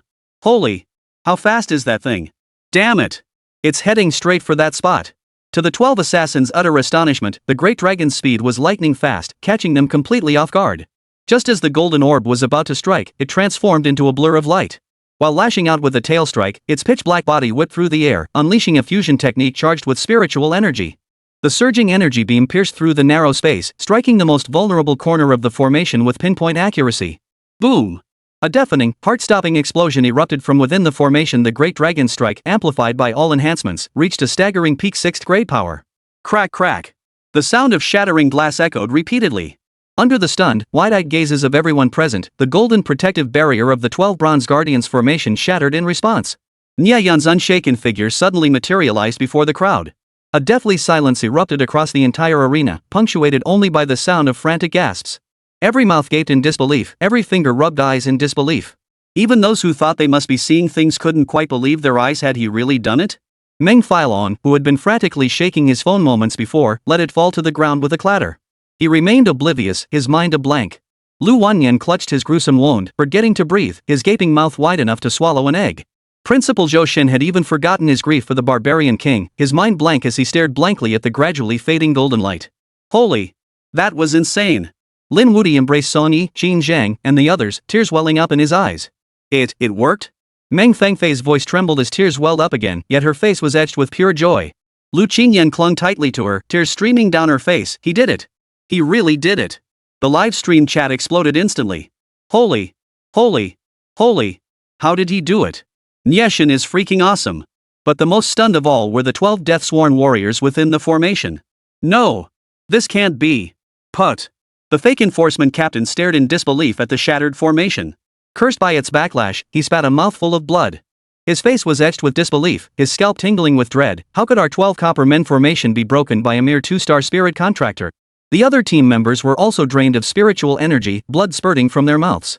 Many stumbled backward, eyes wide, looking like madmen. This must be an illusion. The 12 Bronze Guardians formation can withstand even 8th grade attacks. How could this happen? But Nie Yun wasn't about to give them time to question their reality. You bastards! He pointed angrily at the sky, unleashing a thunderous roar. Dare to delay my rescue mission? You deserve to die. His intent struck instantly. Before the 12 assassins could react, the great dragon roared to the heavens, its tail sweeping out with a force that tore through the air. Chapter 148, Crisis resurfaces. Nie Yun takes center stage again. Bang! Bang! Bang! 12 muffled thuds echoed in succession. The 12 assassins flew backward yet their expressions twisted in agony. Staring up at Nie Yun, who towered over them with a gaze of utter contempt, the 12 men were filled with deep regret and fear. Kill, please kill us. The assassins begged. Don't beg him. We'll end it ourselves. The imposter enforcement captain raised his head fiercely, glaring at Nie Yun with an attitude that refused to yield even in death. Now, all 12 were utterly immobilized, writhing on the ground like maggots. Even the desperate wish to die gloriously, to sacrifice themselves for a cause, had become an unattainable luxury. Death? Ha! To let you die. Nie Yun stood in the center of the ruins, crushing the trembling wrist of the fake enforcement captain who had tried to feed him poison. Flames blazed in his eyes as his voice was as cold as ice. That would be far too easy for you. Think of your families. Reflect on your crimes in prison. The mere mention of family made even the fake enforcement captain, whose death wish had been overwhelming, shudder uncontrollably, his heart pounding. The moment their gazes locked, the fake enforcement captain inwardly screamed, "What the hell kind of magic do you possess, you bastard? How can a mere 2-star cultivator unleash powers surpassing 6th grade strength? Ah! Losing to you is no disgrace." As if suddenly drained of all willpower, the enforcer captain's hand slowly relaxed, and the poison he had been clutching instantly slipped from his palm. Witnessing this scene, the 12 assassins turned deathly pale, their hearts sinking into despair. They closed their eyes in resignation, ceasing all struggle and resistance. At that moment, the entire crowd finally snapped out of their shock amidst the chaos, erupting into deafening cheers. Meng Fanfei and Lu Qingyan embraced and wept, while Lu Wanyan, overcome with emotion, forgot his pain and laughed aloud. Everyone went wild over this astonishing reversal. Even the viewers in the livestream couldn't help but cheer wildly for Nie Yun. We love you, Nie Yun. You've won our hearts. Right. We need to do something for God Nie. We absolutely can't let him end up behind bars over a minor mistake. Recalling the lingering controversy over Nie Yun's alleged release of a 9th grade fiend beast, many viewers began drafting an online petition of compassion for him, hoping public sentiment could save this young prodigy whose power defied belief. Damn it! That bastard Nie Yun! Xiao Tiangang, watching the livestream, turned crimson with rage. He smashed the screen in front of him with a thunderous crash, his chest heaving violently. You bastard! You're one hell of a lucky dog. You actually escaped that meticulously planned chain of deadly moves. Then, Xiao Tiangang let out a piercing howl to the heavens.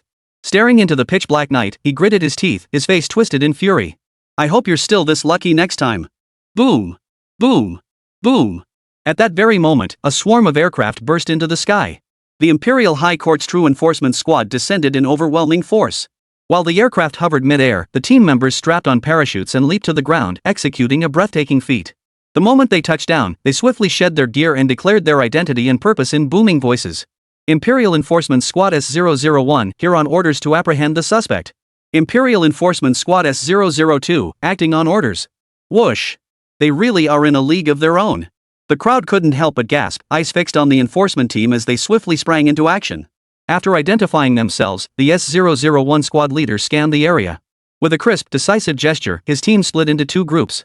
The first 4 members darted out like cheetahs, swiftly administering pain-numbing injections to the 12 death soldiers grimacing in agony. With precise efficiency, they secured the 12, who had barely caught their breath, in specially designed psychic shackles. The second group charged straight for the S-003 aircraft. With precise, swift movements, they opened the hatch to find several unconscious genuine enforcement officers inside. They were tightly bound with ropes, appearing slightly weakened but otherwise unharmed. Report. Suspects apprehended. Report. Surviving officers located. Following several crisp, authoritative reports, another pair of enforcement officers immediately commenced on-site evidence collection. Equipped with recording devices, they documented the counterfeit enforcement team's gear, the poison dart that had corroded a pit in the ground after leaking, and the knocked-out poison capsule. The entire process unfolded in near silence and with remarkable speed, not a single unnecessary word exchanged, yet their coordination was seamless. The professionalism and efficiency displayed by the enforcement team left everyone present impressed and thoroughly satisfied. The onlookers, while feeling vindicated, were also deeply impressed by the genuine enforcement team's decisive tactics and meticulous approach. Holy cow, this is the real deal. So professional. A world apart from those imposters earlier. The live stream chat erupted with praise, many remarking that their professionalism made it seem like a routine demonstration. Yet, the more professional they appeared, the deeper the frown lines between Meng Fangfei and Lu Qingyan's brows grew. The more professional the real enforcement team looked, the stricter and less forgiving their upcoming actions would be.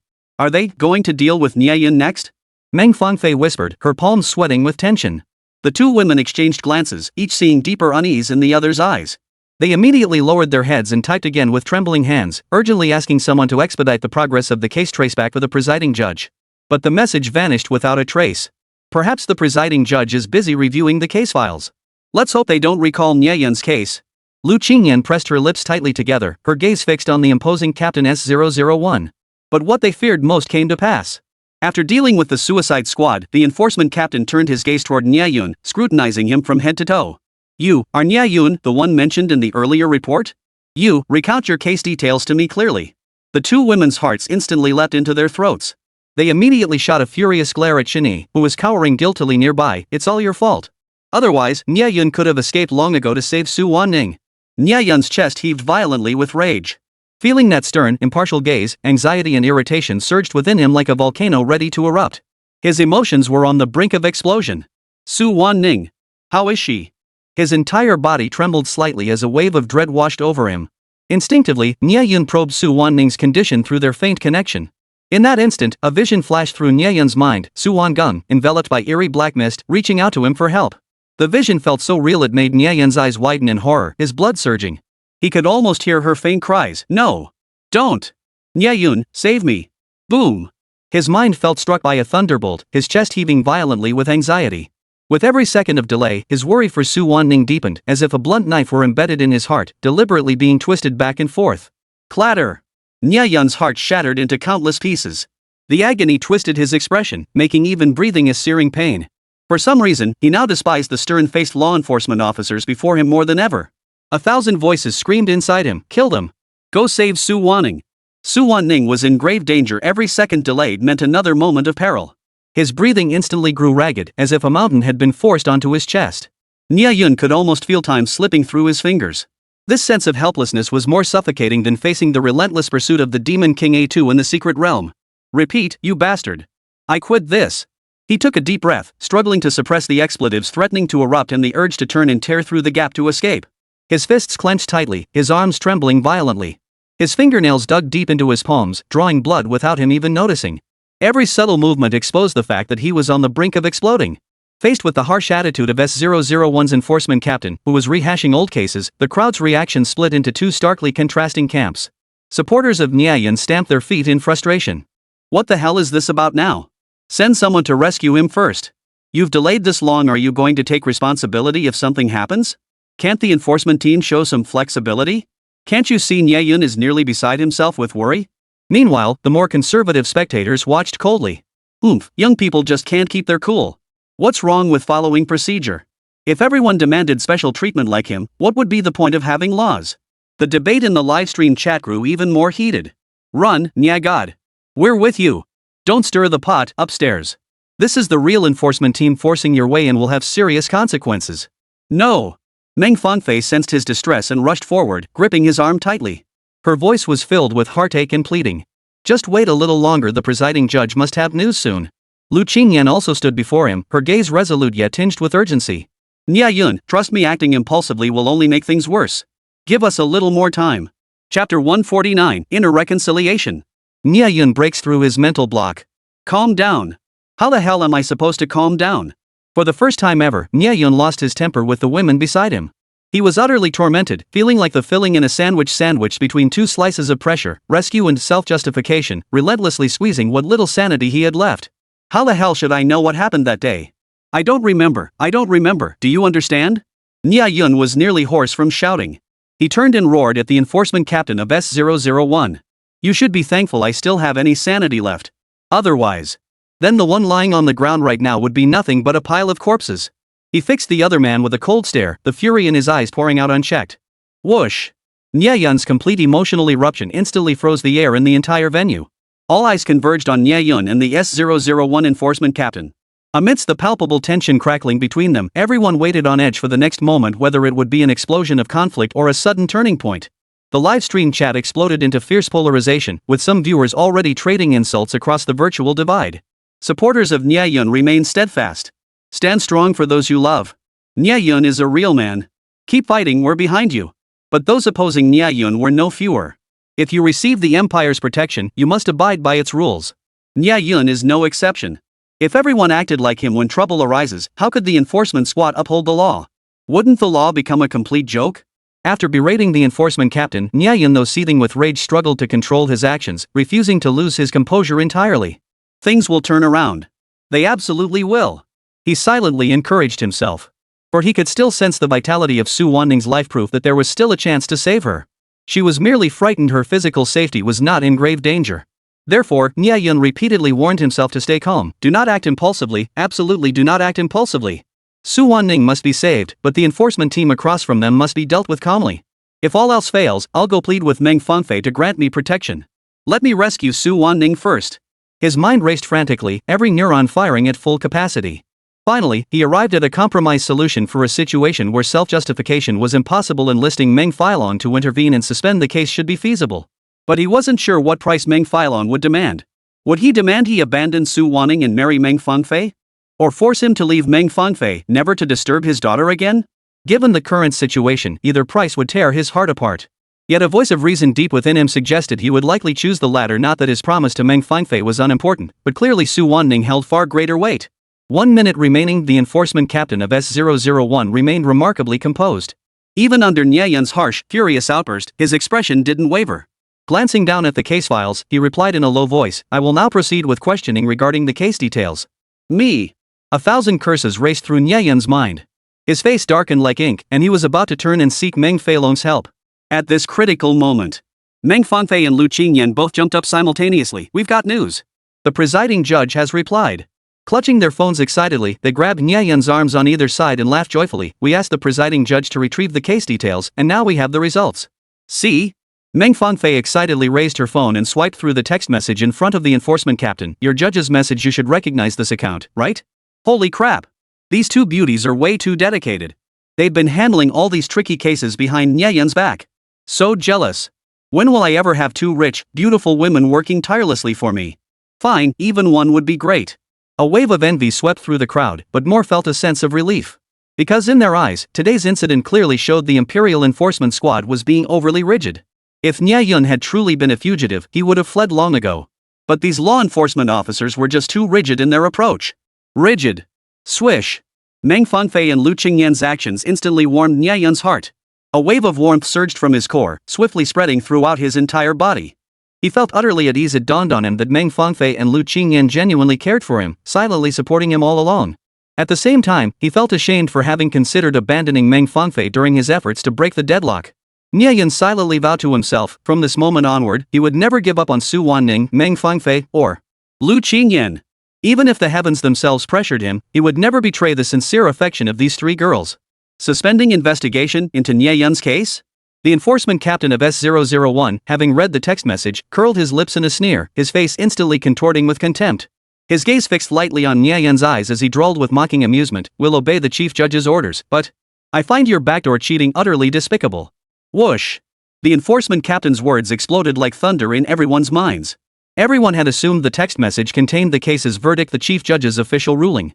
But to everyone's utter shock, this message was actually the chief judge's order to pass the buck on the case. The internet erupted once more in a storm of outrage. Supporters of Nie Yun fell into an awkward silence, momentarily speechless. Meanwhile, those opposing Nie Yun erupted in a storm of criticism. I knew Nie Yun had ulterior motives.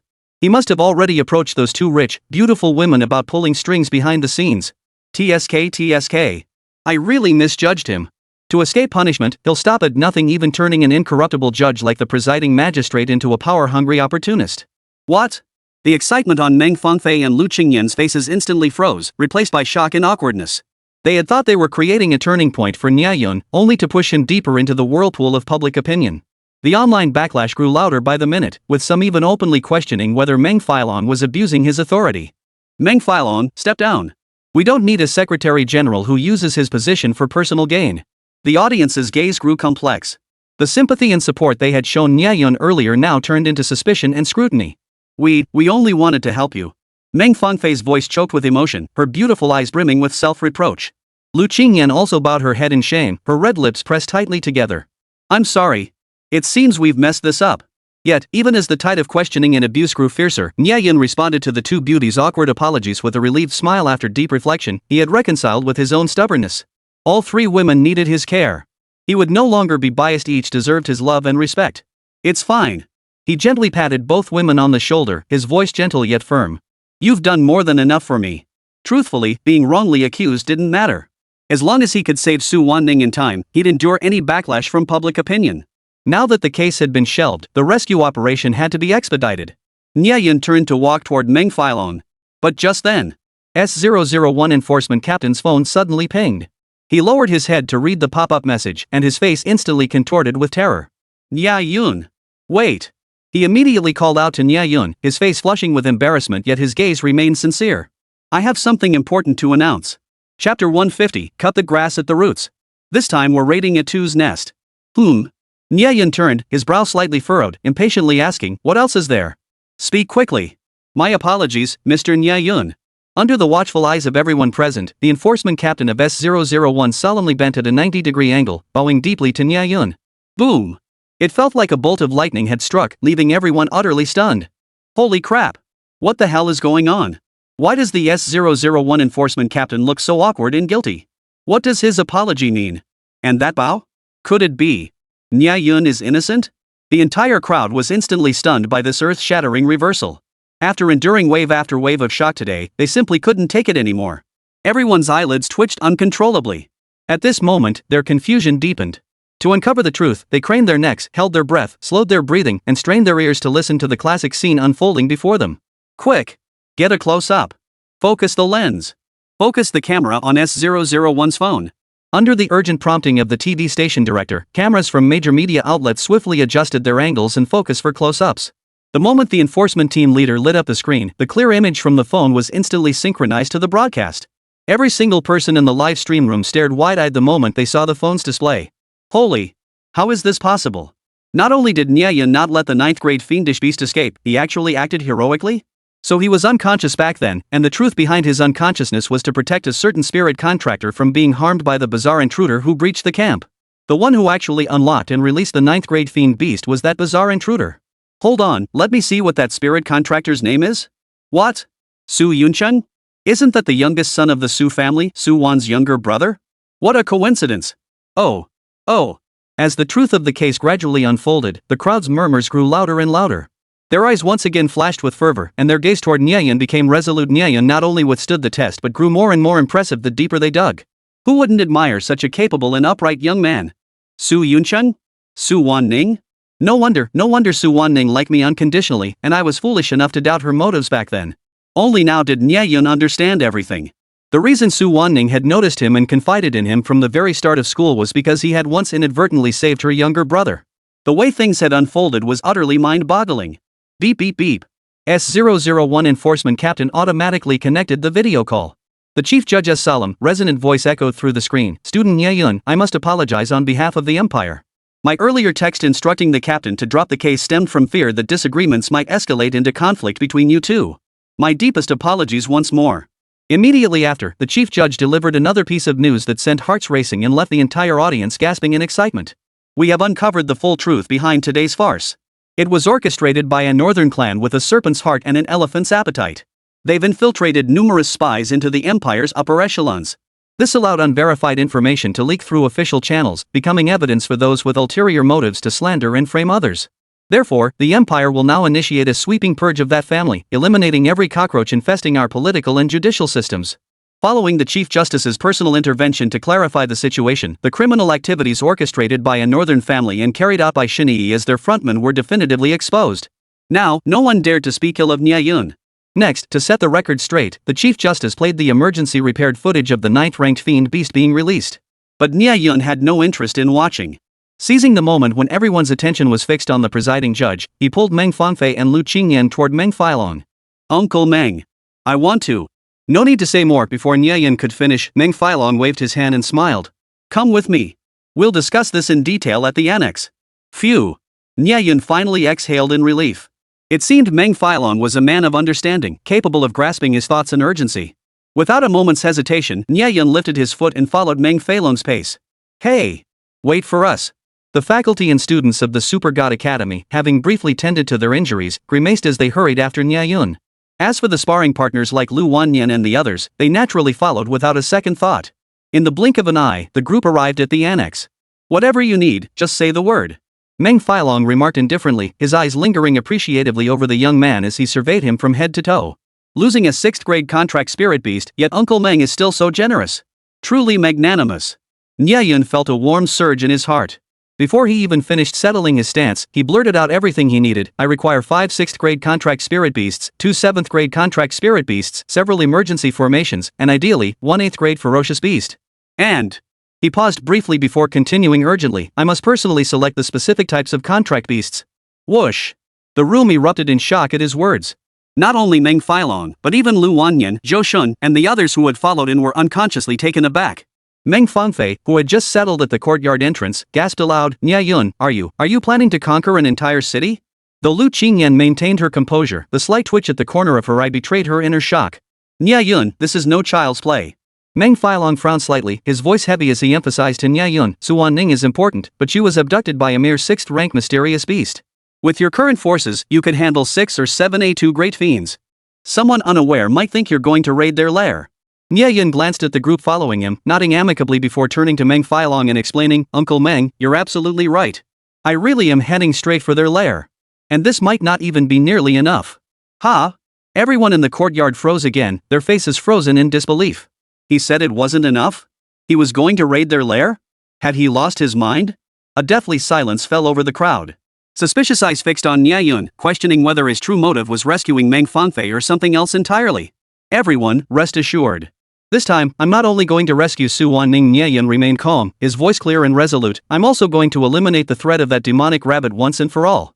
Why? Meng Failong blurted out instinctively. Because Nie Yun's deep gaze swept over Meng Fanfei and Lu Qingyan beside him, finally settling on Meng Failong's face. The Demon King A2 holds grudges fiercely. And now I have more people I must protect. Therefore, I must eradicate the threat once and for all, rather than react passively time and again. Uncle Meng, surely you don't want your daughter to be constantly targeted by that cunning rabbit lurking in the shadows? As he spoke, Nie Yun gently squeezed the delicate hands of Meng Fanfei and Lu Qingyan in his palms. Ugh, everyone's watching. Both beauties blushed simultaneously, flustered by Nie Yun's candid and heartfelt words. After Nie Yun's thorough explanation, Meng Failong suddenly understood him. His pupils contracted slightly as he finally grasped the gravity of the situation. Cutting off the root of the problem was indeed what a responsible man should do. If you truly loved a woman, you should clear away all hidden dangers for her. Of course, even though Nie Yun currently had a woman on each arm, a situation that deeply annoyed him, Meng Failong had actually come to accept Nie Yun's romantic nature. Given Nie Yun's current trajectory and capabilities, even if he married 10 women, Meng Failong couldn't say a word. Moreover, Nie Yun's analysis was spot on. Previous rescue teams had always prioritized saving lives above all else.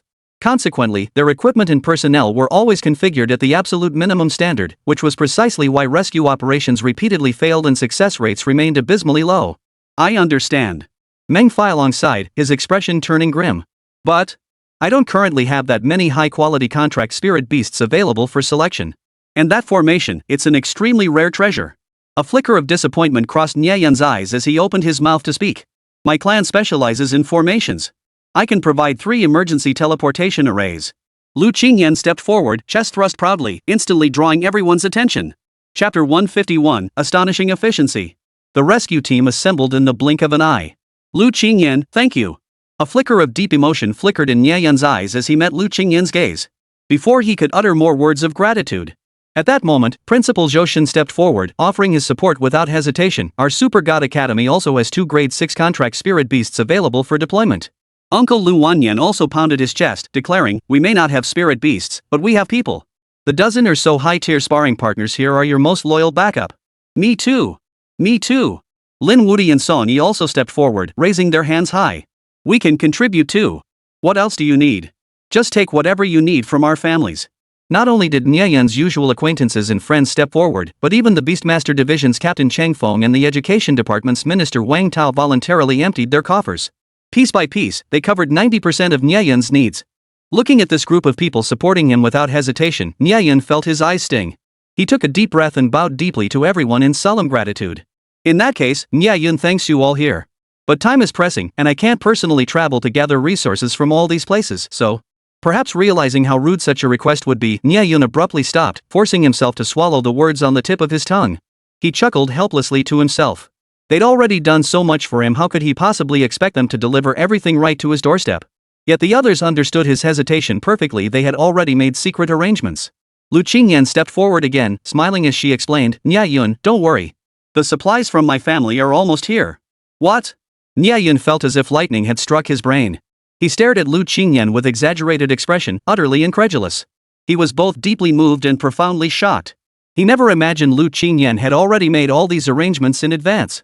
Though he still couldn't fathom when exactly she had fallen for him, judging solely by her behavior and attitude toward him, she was undoubtedly the kind of woman who, once in love, would be utterly devoted to her partner.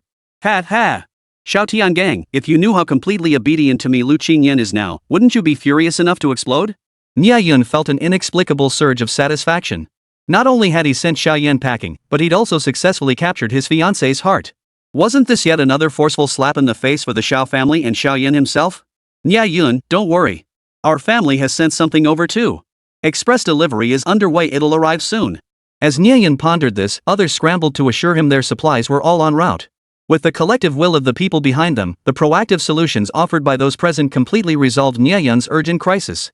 Roar! Before long, the air above the villa filled with the constant roar of helicopters. One after another hovered overhead, dropping off personnel and supplies before immediately departing, only to be seamlessly replaced by the next aircraft. Thus, within moments, the courtyard was filled with a vast array of supplies and Qiling Island beasts. Under Meng Feilong's command, they formed 2 orderly columns.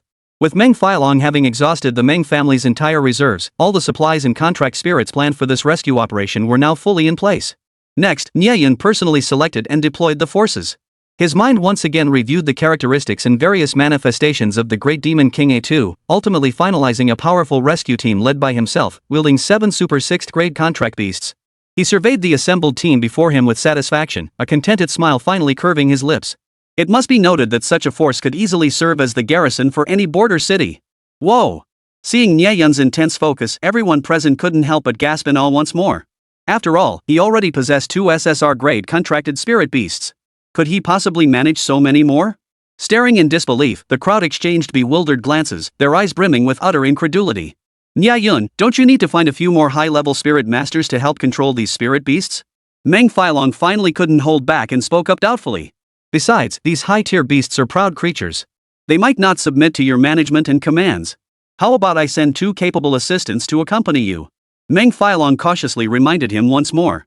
Prompted by Meng Feilong's words, the others present nodded in agreement, joining in with their own earnest pleas. "Nie Yun, I know you're eager, but you can't let your emotions get the better of you. Getting a couple more helpers should make things smoother. Controlling so many high-level beasts will drain your spiritual energy.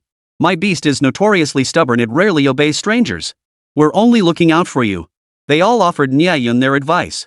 Though they had long heard of his glorious feat of simultaneously commanding 10 contracted spirit beasts, that victory had been extremely perilous, and the details remained unclear. The others still couldn't fathom how Nie Yun had managed it back then. To simultaneously command 9 contracted spirit beasts in battle? It was almost beyond comprehension. He was only a 2-star spirit beast tamer. Was he really that confident? Among the dozens present, only the Super God Academy members and Meng Fangfei remained silent. Having witnessed Nie Yun's entire confrontation with the demon rabbit in the secret chamber, they harbored little doubt about his ability to simultaneously command 9 contracted spirit beasts.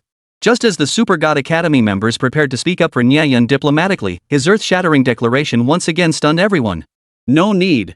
He said it calmly, his face showing no emotion, yet radiating quiet confidence and composure. High-tier contract spirit masters are no match for me. I trust only my own command and combat skills. Boom! Nie Yun's words exploded like a heavy bomb dropped into calm waters, instantly stirring up a storm of shock within everyone's hearts. You! Ah! The others had merely been offering well-meaning advice. Faced with Nie Yun's ruthless rebuttal, they could only sigh in exasperation before exchanging glances, their faces etched with bitterness. But what they hadn't anticipated was that their sighs hadn't even finished echoing when Rise! At Nie Yun's brief command, the 7 high-tier ferocious beasts standing in formation before him set aside their pride and arrogance. One after another, they rushed forward to stand before Nie Yun, their eyes brimming with reverence. The outcome was, of course, predictable. Without exception, all 7 contracted spirit beasts erupted in dazzling golden light, the radiant sign of a successful contract. Even the beast mentioned earlier, the one notoriously difficult to tame, now gazed at Nie Yun with clear eyes, radiating admiration and a profound sense of spiritual resonance.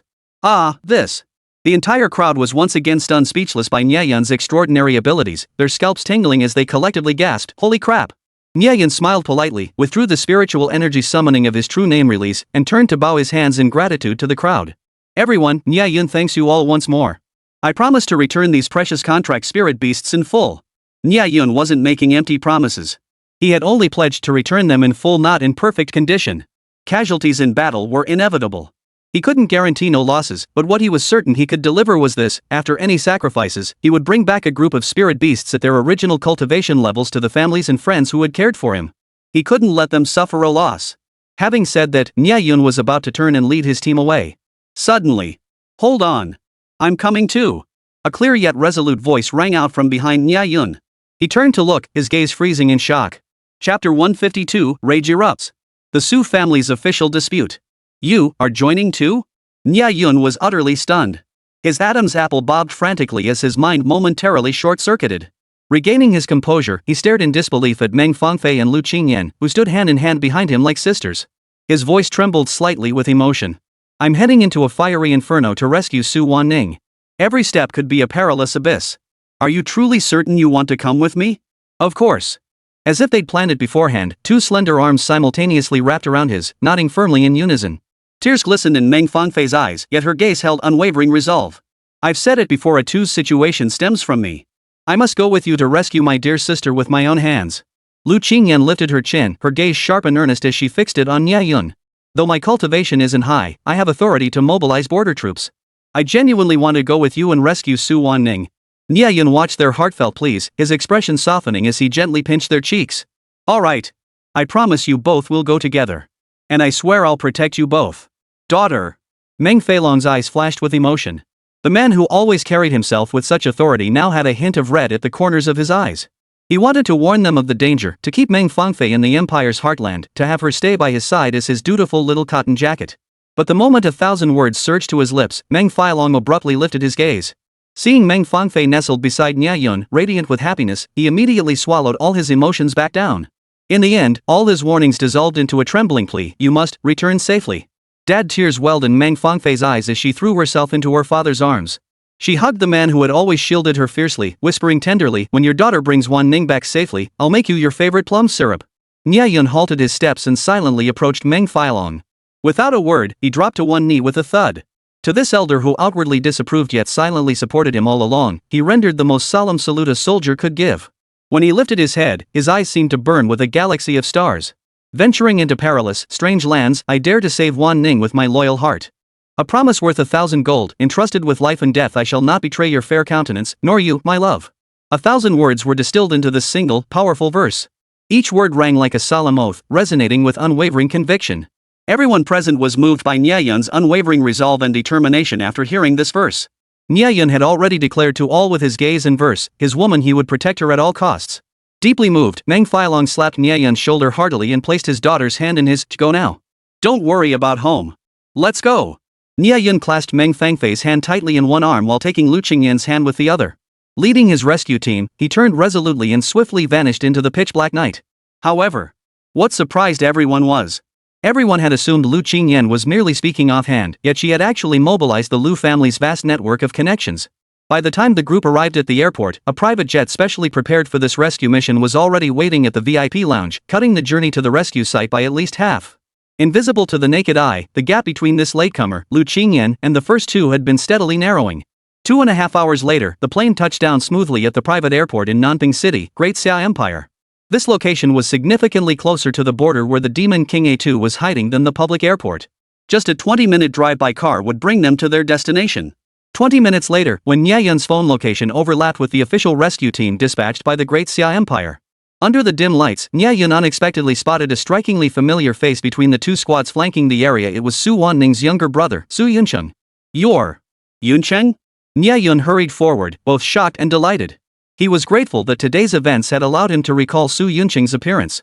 "Nie Yun, it's you." The moment Su Yuncheng saw him, his entire body trembled violently, his eyes flashing with excitement. As if clutching at a lifeline, Su Yuncheng grabbed Nie Yun's arm, his words tumbling out in a flustered rush. "You're finally here." I. But before she could finish, thoughts of the rescue team's repeated failures washed over her. The excitement in her eyes vanished instantly, replaced by a wave of despair and helplessness that swept through her entire body. It wasn't just Su Yuncheng. Every member of the Su family rescue team looked drained of energy, each appearing haggard and weary.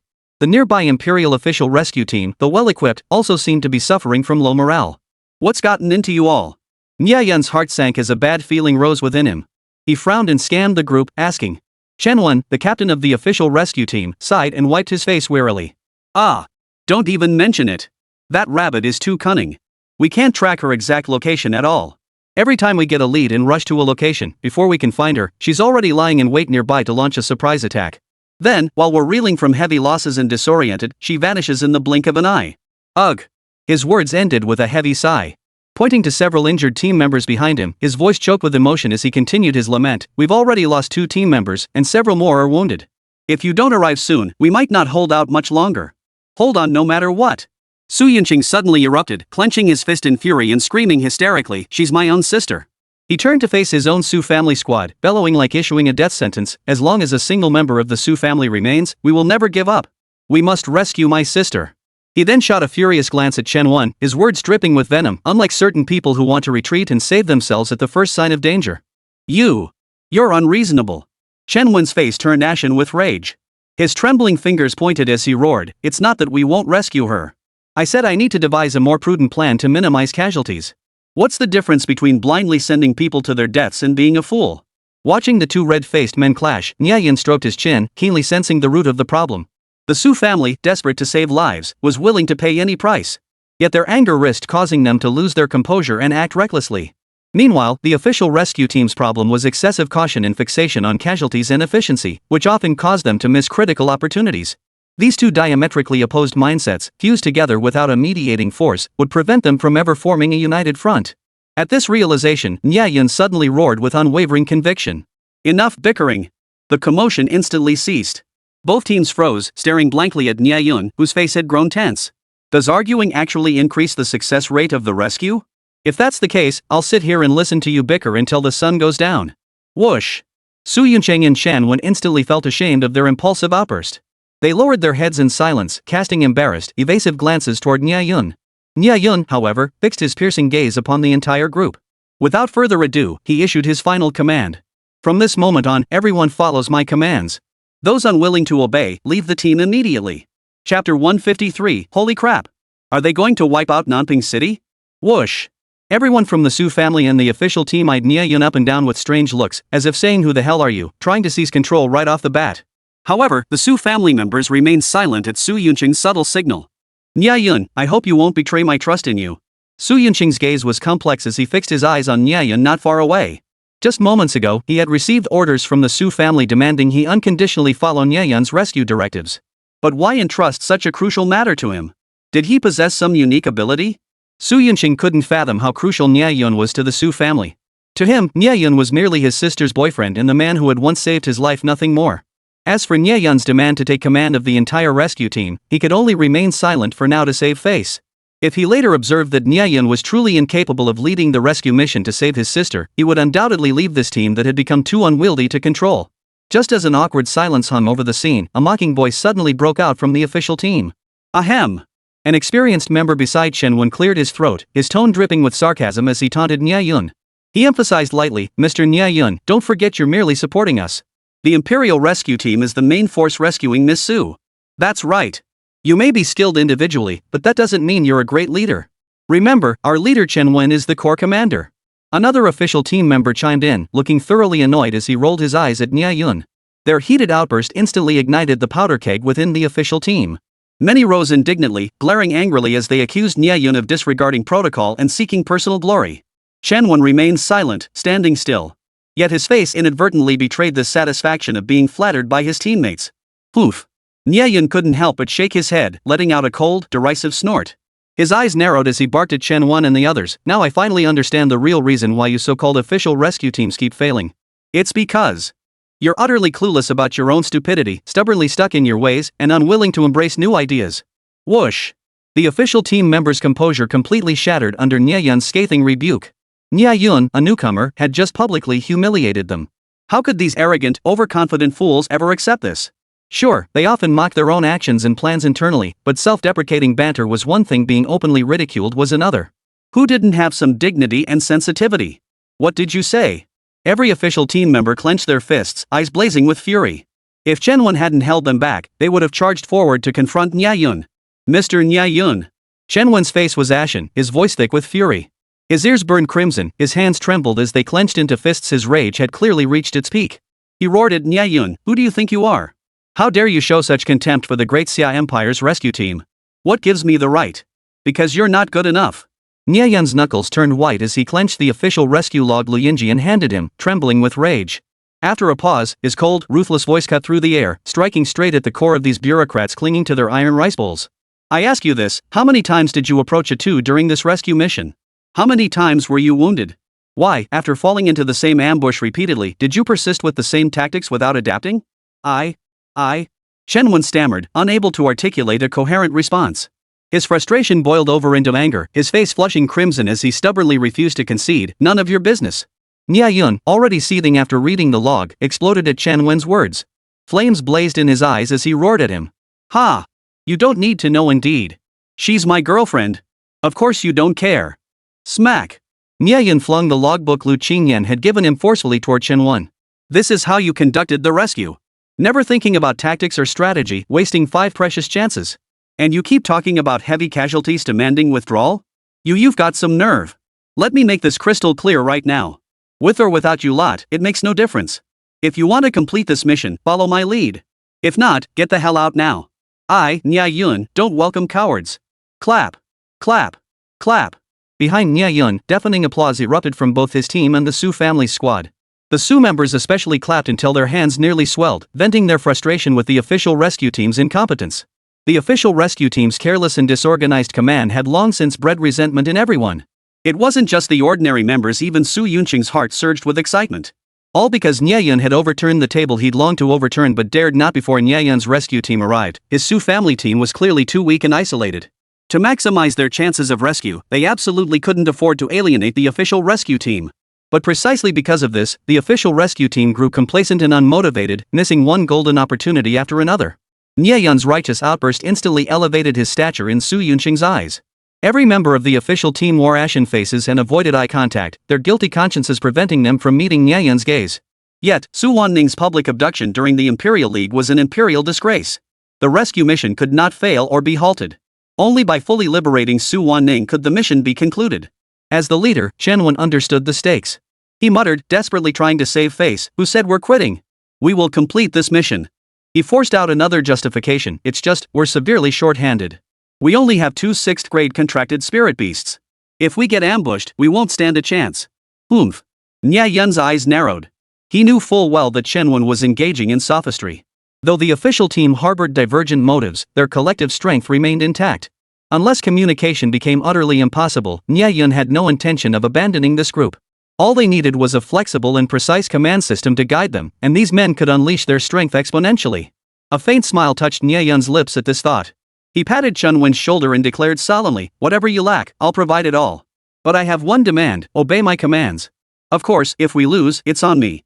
But if we win..." When Nie Yun saw the spark of astonishment in Changwon's eyes, he knew the deal was sealed. Seizing the momentum, he pressed on with his promise, "And your official team will still get top credit on the commendation roster." Whoosh! The entire crowd gasped. Every member of the official team stared wide-eyed, exchanging stunned glances. Once they processed it all, every member of the official team felt a deep respect for Nie Yun. Not only was he incredibly powerful, but his skill in leading people was also masterful. "All right. We're all with you, brother. Chen Wenla's enthusiasm was fully ignited. Naturally, he welcomed this surefire win, eagerly nodding his agreement. Just then, the Su family members who had been observing from the sidelines grew restless. Why should this group of loudmouths who did nothing but shout slogans get the top credit? Someone in the group shouted, "Why? Mr. Nie Yun, aren't you being a bit too presumptuous? We worked our asses off to rescue the young miss, and now you want to hand the credit over to those people with a single sentence? I'm not having it." Another stepped forward, his voice dripping with sarcasm. "Mr. Nie Yun, surely the rescue team you brought isn't comprised of those sparring partners brutes with raw strength but utterly defenseless against magical attacks?" Boom!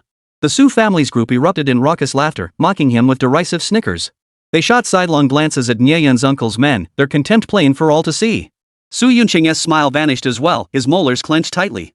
He offered Nie Yun an apologetic look, his meaning clear. "Sorry, Nie Gu. My brothers always let their strength do the talking. They're a bit emotional, hope you understand." "Machem, I understand." Nie Yun's gaze softened slightly.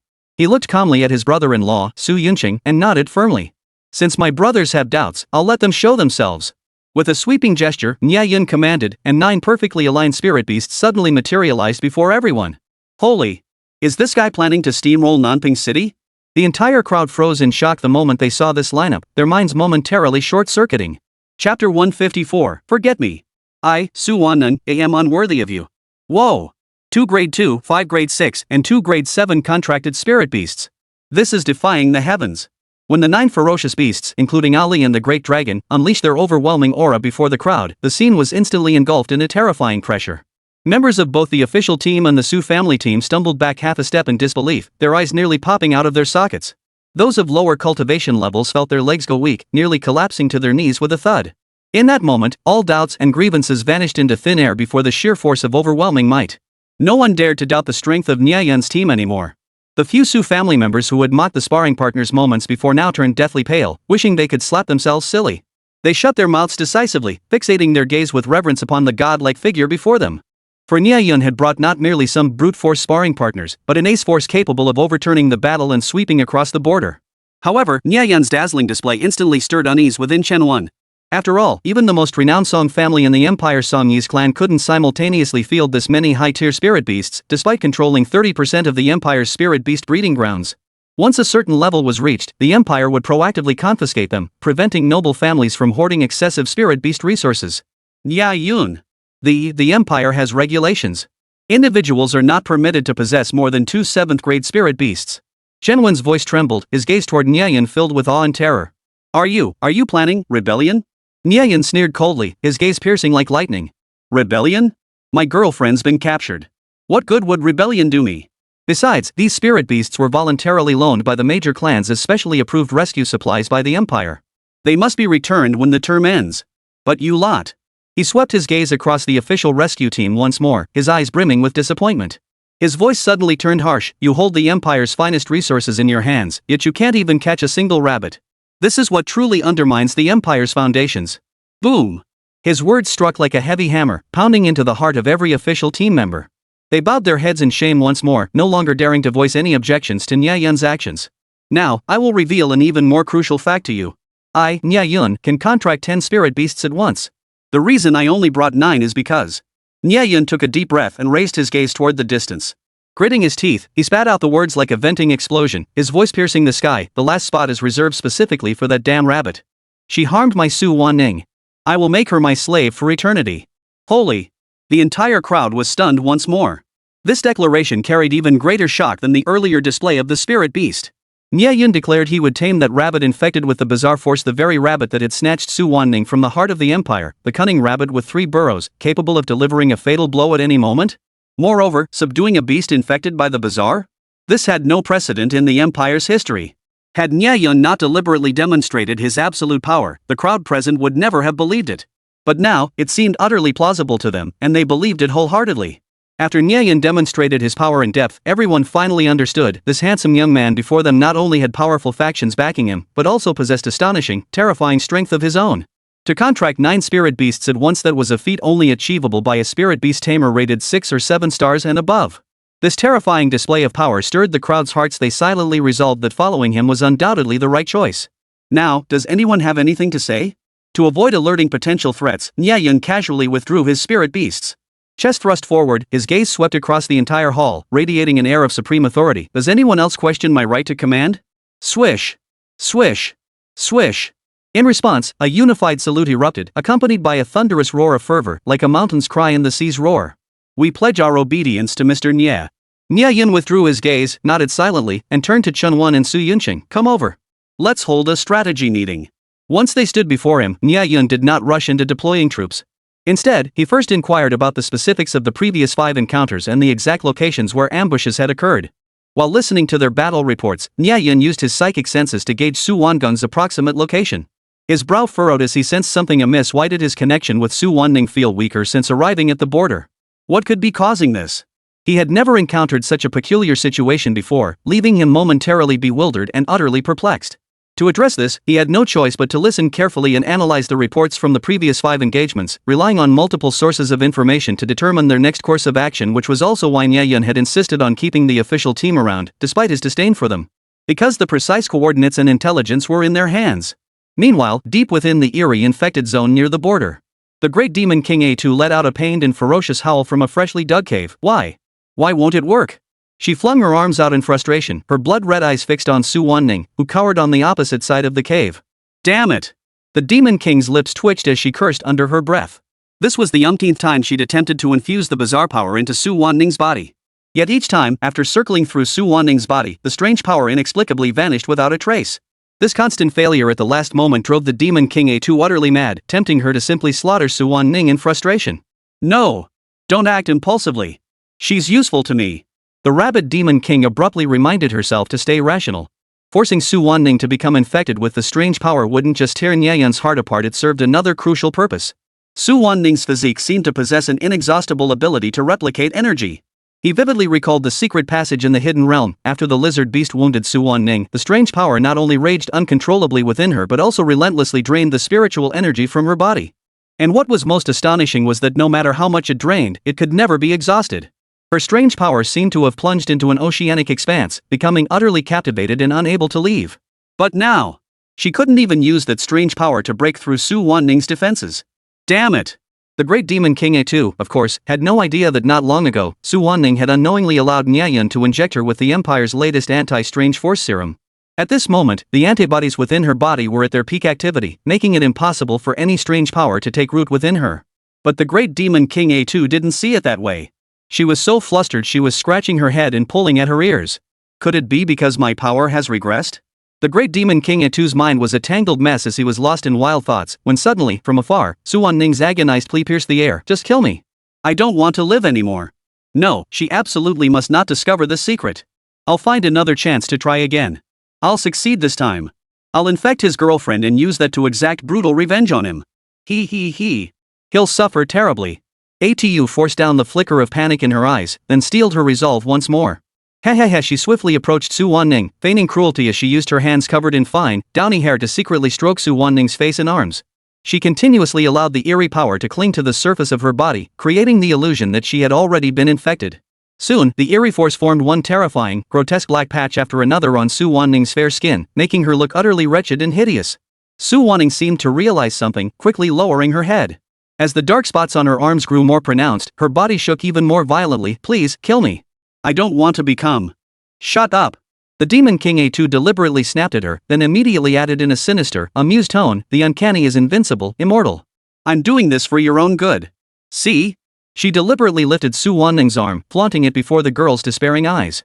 Soon you'll be just like me, a monster despised by the world, abandoned by those closest to you. Ha. Su Wanning trembled as she touched the dark spots on her face, silent tears streaming down her cheeks. She could distinctly feel the nauseating aura of strangeness emanating from her entire body, unaware that it was merely an illusion created by A2. Believing it to be real, she shed more tears of anguish. Nie Yun. She murmured, tilting her head back, her heart wrenching. I'm sorry. I can't see you anymore. She recalled the moment she was snatched away by the Demon King A2, the raging fury and unwavering resolve in Nie Yun's eyes. A flicker of hope flickered within her, only to be swiftly replaced by waves of dread. Too late. Everything is too late. She dared not imagine Nie Yun's shocked reaction upon seeing her hideous, monstrous form. He must be terribly disappointed, right? With his integrity, he might even take my life himself, this monster.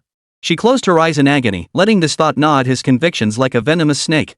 To ease her own agony and forget Nie Yun sooner, Su Wanning began deliberately avoiding thoughts of him, refusing to recall their beautiful past. Whenever Nie Yun's image threatened to surface in her mind, she would pinch herself hard, digging her fingertips deep into her flesh, trying to distract herself with pain. Forget him, Su Wanning, she told herself. You're no longer worthy of him. Just as she was frantically suppressing her emotions time and again, Nie Yun, far away at the camp, suddenly felt a pang in his heart. He was shocked to discover that the psychic bond between him and Su Wanning was weakening at an alarming rate. Chapter 155, The Yellow Snake Appears. The killing intent rises. Damn it! What the hell is happening? Why is my connection with Su Wanning growing weaker? Has she forgotten me? Nie Yun abruptly dropped the tactical board in his hands and abruptly turned his gaze toward the direction where the connection was fading. An inexplicable sense of unease surged within him. The mere thought that Su Wanning might be in danger felt like his wildly beating heart was suddenly clenched in a vice. A suffocating despair instantly overwhelmed him, leaving him restless and unsettled. Could it be? I'm still too late? Nie Yun stared at the tactical plan he'd just finalized, slowly withdrawing his intensely conflicted gaze as he bowed his head in deep thought. Equally anxious, Su Yunqing saw Nie Yun's momentary daze and felt his heart skip a beat. His right hand, tucked in his pocket, twitched violently as he silently thought, this is bad. Nie Yun, what should we do now? He frowned involuntarily, whispering the warning. And no, it's fine. Nie Yun quickly regained his composure. When he lifted his eyes, the resolve and decisiveness in his gaze returned to the forefront. I'm the backbone of these three teams. I absolutely cannot show any unease or indecision. The best way to quell this unease is to strike first. If Su Wanning suffers even the slightest harm, I'll never forgive that damn rabbit. The thought made Nie Yun grind his teeth in fury, his eyes blazing with battle intent. Forcibly suppressing his own unease, he clenched his fists and addressed his team members in a deep, commanding voice. Everyone! The tactics are set. There's no time to waste. He scanned the entire scene, fixing his gaze on the direction he'd determined based on combat records and his own intuition. Moments later, his resolve solidified. He raised his arm and bellowed the order with powerful conviction, rescue. Move out. Swish. Swish. Swish. The 100-strong squad swiftly suppressed their presence and advanced according to Nie Yun's deployment. Shen Wen's squad led the charge. Equipped with advanced reconnaissance gear, they served as Nie Yun's scouting unit. Though not directly engaged in combat, their responsibility was immense. Every flicker of movement ahead fell to them to anticipate. Nie Yun was profoundly relieved he hadn't completely alienated them. Given the sudden, drastic reduction in his psychic connection to Su Wangung, Shen Wen's squad now held even greater importance. Without their equipment and expertise, locating the great demon King Itu's lair would be next to impossible. Not to mention the subsequent rescue of Su Wanning. After Chen Wen's squad set out on their infiltration mission, Su Yunqing's squad followed closely behind. Nie Yun's directive for them was to feign an attack and draw attention. Though he possessed the means to utterly annihilate the Great Rabbit Demon, the crucial condition was not to alert the enemy prematurely. If the Great Rabbit Demon sensed danger, she would undoubtedly flee through secret passages or other escape routes. As the saying goes, a cunning rabbit has 3 burrows. That's exactly the point. If they failed to capture the Great Rabbit Demon this time and allowed her to grow wary and go completely underground, the difficulty of capturing her next time would increase exponentially. Let's move out too. Once Su Yunqing's second squad had successfully caught up, Nie Yun led his team already physically concealed to swiftly infiltrate the flanks of the 2 squads ahead. They lay in wait, ready to encircle and capture the target, the Great Rabbit Demon King, the moment she appeared. Nie Yun had meticulously organized the flank assignments. He, Meng Fangfei, and Lu Qingyan formed one squad, stationed on the right flank with most of their contracted spirit beasts. Principal Zhou Shun, Lin Wudi, Song Yi, and Lu Wanyan, the eldest uncle, were stationed on the left flank. The most unexpected presence in the left flank and the one that surprised Nie Yun the most was Principal Zhou Shun. After all, Zhou Shun had initially been particularly hostile toward him. Yet now, he had set aside matters concerning the Super God Academy and insisted on joining the pursuit. Nie Yun had asked why, but Zhou Shun merely lowered his head and replied in a slightly solemn tone, "You are all the finest students of Super God Academy. I cannot bear the thought of you facing any further trouble." Nie Yun shook his head with a wry smile, inwardly admiring Zhou Shun as a truly dedicated headmaster, so deeply invested in his students. This also conveniently solved Nie Yun's problem of lacking a high-level spirit contractor to anchor the left flank.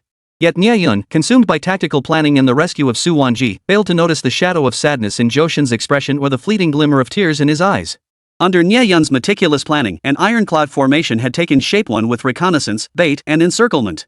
He deliberately exploited the imbalance between the left and right wings to lure it into a breakout attempt. The right wing was small but elite, while the left wing was numerous but lacked upper limits, possessing the potential for explosive bursts. Nie Yun understood the Demon King Itu's psychology perfectly. If she spotted him, she would inevitably seek revenge from his side while attempting to break through.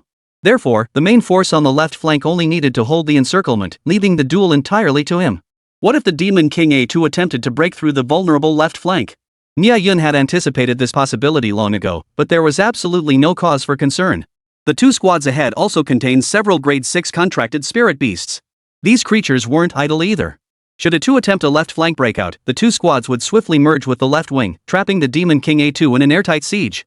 This time, I will capture you alive. I'll make you repent, make you regret every second, make you understand the consequences of bullying my girlfriend. A sharp gleam flashed in Nie Yun's eyes as he gritted his teeth and cursed inwardly. He had meticulously planned this. Once A2 was trapped in the encirclement, no matter which side she tried to break through, she'd be caught in a pincer movement. This tactic was the most ideal strategy under the current circumstances. And there was only one chance: it had to be a decisive strike, quick and decisive. Just as Nie Yun's entire force set out. Deep within the cavern, the great demon Lord A2, who was racking her brains to absorb Su Wan-ning's continuously regenerating power once more, felt an inexplicable unease begin to stir within her. Just as her irritation peaked, a sudden disturbance at the cave entrance pierced her alert ears. Her heart jolted, her brows furrowing sharply. Who's there?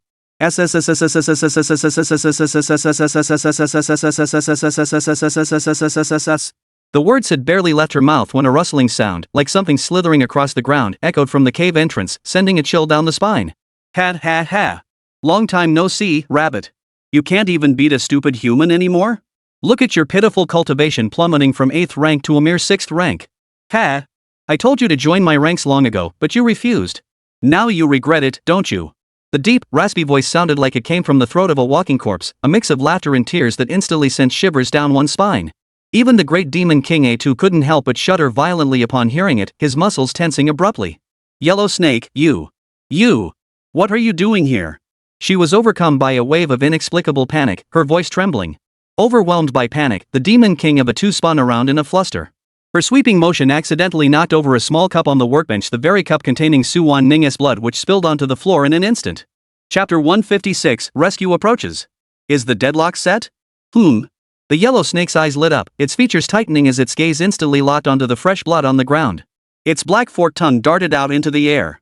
Moments later, as if sensing some scent, its entire body shuddered violently. Ah, something good. The yellow snake's nostrils flared as it sniffed, instantly plunging into a frenzy. Rabbit, you dared to sneak a taste of the good stuff? This is fresh human blood. No. Stop. The great rabbit demon tried to intervene, but how could it possibly match the peak 8th rank yellow snake? The yellow snake charged forward recklessly, lapping up the blood droplets on the ground with its tongue. Tell me where she is?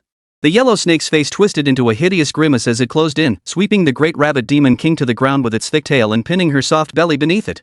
Ah! Damn it! The great demon king A2 erupted in fury. Seeing she couldn't break free from the yellow snake's crushing weight, her eyes instantly sharpened. A torrent of overwhelming psychic energy surged from her consciousness, relentlessly invading the yellow snake's mind. Dare to covet the elixir that could restore my power, Su Wan-ning's blood. Yellow snake, you're asking for death. ATU gritted her teeth fiercely. The memory of the humiliation the yellow snake had inflicted upon her, coupled with its current attempt to snatch her elixir, filled her with a burning desire to kill this despicable creature before her. Boom!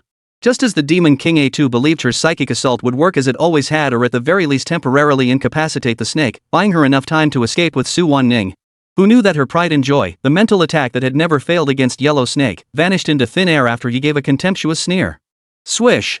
With a mere flick of its head, the yellow snake effortlessly shattered the mental assault, a concentrated burst of power equal to that of a 6th grade fiend beast, into countless shards of shattered debris. Ha! From the yellow serpent's pitch-black maw poured suffocating black mist and a chilling, savage laugh. Useless. If you were still at the same 8th rank realm as me, your mental control might have some effect. But now, it is feeble and utterly insignificant. Boom! The yellow serpent's tail coiled around, wrapping the great demon rabbit like a piece of rolled tofu before delivering her like an object to its pitch-black maw. Its scorching breath washed over the demon king's taut face and the delicate curves of her rising and falling chest. A lecherous, reluctant expression flickered across its ugly, yellow-spotted face. Must admit, your humanoid features hold a certain allure among us hideously deformed creatures. It dragged its cold, slimy tongue across the demon king's face, grinning with twisted amusement. You should know those beautiful humans infected are sent first to our twisted king for his amusement. Most suffer worse than death. You are fortunate. You shameless creature. Don't even think about it. The great demon king A2 knew exactly what this thing was about to say, nothing more than a rehash of its previous harassment. She was sick of hearing it. At that thought, she could have killed Nie Yun. Originally, she had endured immense hardship to escape the harassment of the Yellow Snake and other bizarre disciples, finally finding a secret realm to resist the invasion of bizarre forces. Success seemed within reach, only to have Nie Yun and his men destroy everything. Not only had she suffered the backlash of the strange forces, but she'd also lost all her cultivation every time she thought of it, her heart bled, and she longed to rush out and seek revenge on that bastard Nie Yun. Boom! As if seeing through the great demon rabbit's helplessness, the yellow snake wrapped its tail around her and continued probing deeper into the cavern. The maniacal grin on its mouth grew even more frenzied. He. Let me guess. That delicious, delightful little treat with healing properties must be hidden deep inside, right? No! Don't go! She's mine. As if jolted awake from a nightmare, Rabid Demon Lord couldn't accept the thought of Su Wanning falling into the clutches of her sworn enemy, the Yellow Snake. If the Yellow Snake truly ascended to the 9th rank, it would spell utter disaster for her. No, absolutely not. Even if Su Wanning escaped, she couldn't let the enemy capture her. With that thought, she let out a frenzied roar deep into the cavern. Su Wanning, run! Don't let it catch you. Run now! Inside the cave, the great demon rabbit's heart-wrenching cries went unanswered. Only the Yellow Snake's chilling, maniacal laughter echoed through the cavern. 1 kilometer outside the cave. The search operation proceeded methodically and systematically. Just then, Chen-Won from the advanced reconnaissance squad suddenly raised his hand, signaling everyone to halt. Swish! Every member's footsteps froze instantly. They held their breath, eyes fixed intently on Chen-Wen's meticulous movements. He crouched cautiously, plucking a tuft of reddish-brown fur from the nearby grass. After a swift comparison with the sample bottle, he frantically signaled Nie Yun, found it. It's nearby. Fantastic. Nie Yun, watching from the rear, let a smile touch his lips.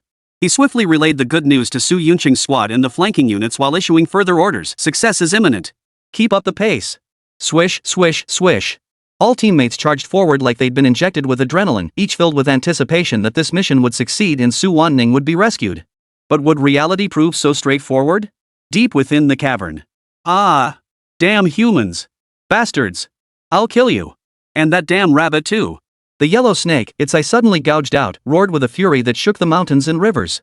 It could never have imagined that a tiny human, whom it regarded as mere ants, would dare to lie in wait in the darkness during its moment of greatest triumph and lowest vigilance, exploiting its blind spot to launch a sudden attack. I was going to use this to end myself, but now you get it. Su Wanning leapt high into the air while the Yellow Snake was completely unprepared. She thrust a wooden spike, sharpened to a razor point, with brutal precision into its vulnerable eyeball, nearly piercing through to its brain. The pain sent the Yellow Snake thrashing on the ground, drenched in sweat. It was so enraged it even forgot to imprison the great rabbit demon king, its fury making its breath burn 10 degrees hotter. Pretty pissed, huh? Come on, you ugly monster. Su Wanning stood before the Yellow Snake with utter contempt, her death wish surging. She spread her arms defiantly, taunting, "Go ahead and kill me." Just as Su Wanning calmly closed her eyes, awaiting death's arrival. Just 500 meters from the cave, Nie Yun suddenly felt an inexplicable pang of pain in his heart. He inwardly groaned at the ominous sign and immediately quickened his pace once more. Roar! Ah! You've pissed me off. You're dead today. The Yellow Snake roared furiously, no longer caring whether Su Wanning possessed a physique that might enhance its power. It opened its pitch-black maw, ready to swallow her whole. Perfect. Finally, I won't have to face Nie Yun with this grotesque, monstrous face. Nie Yun, I'm sorry.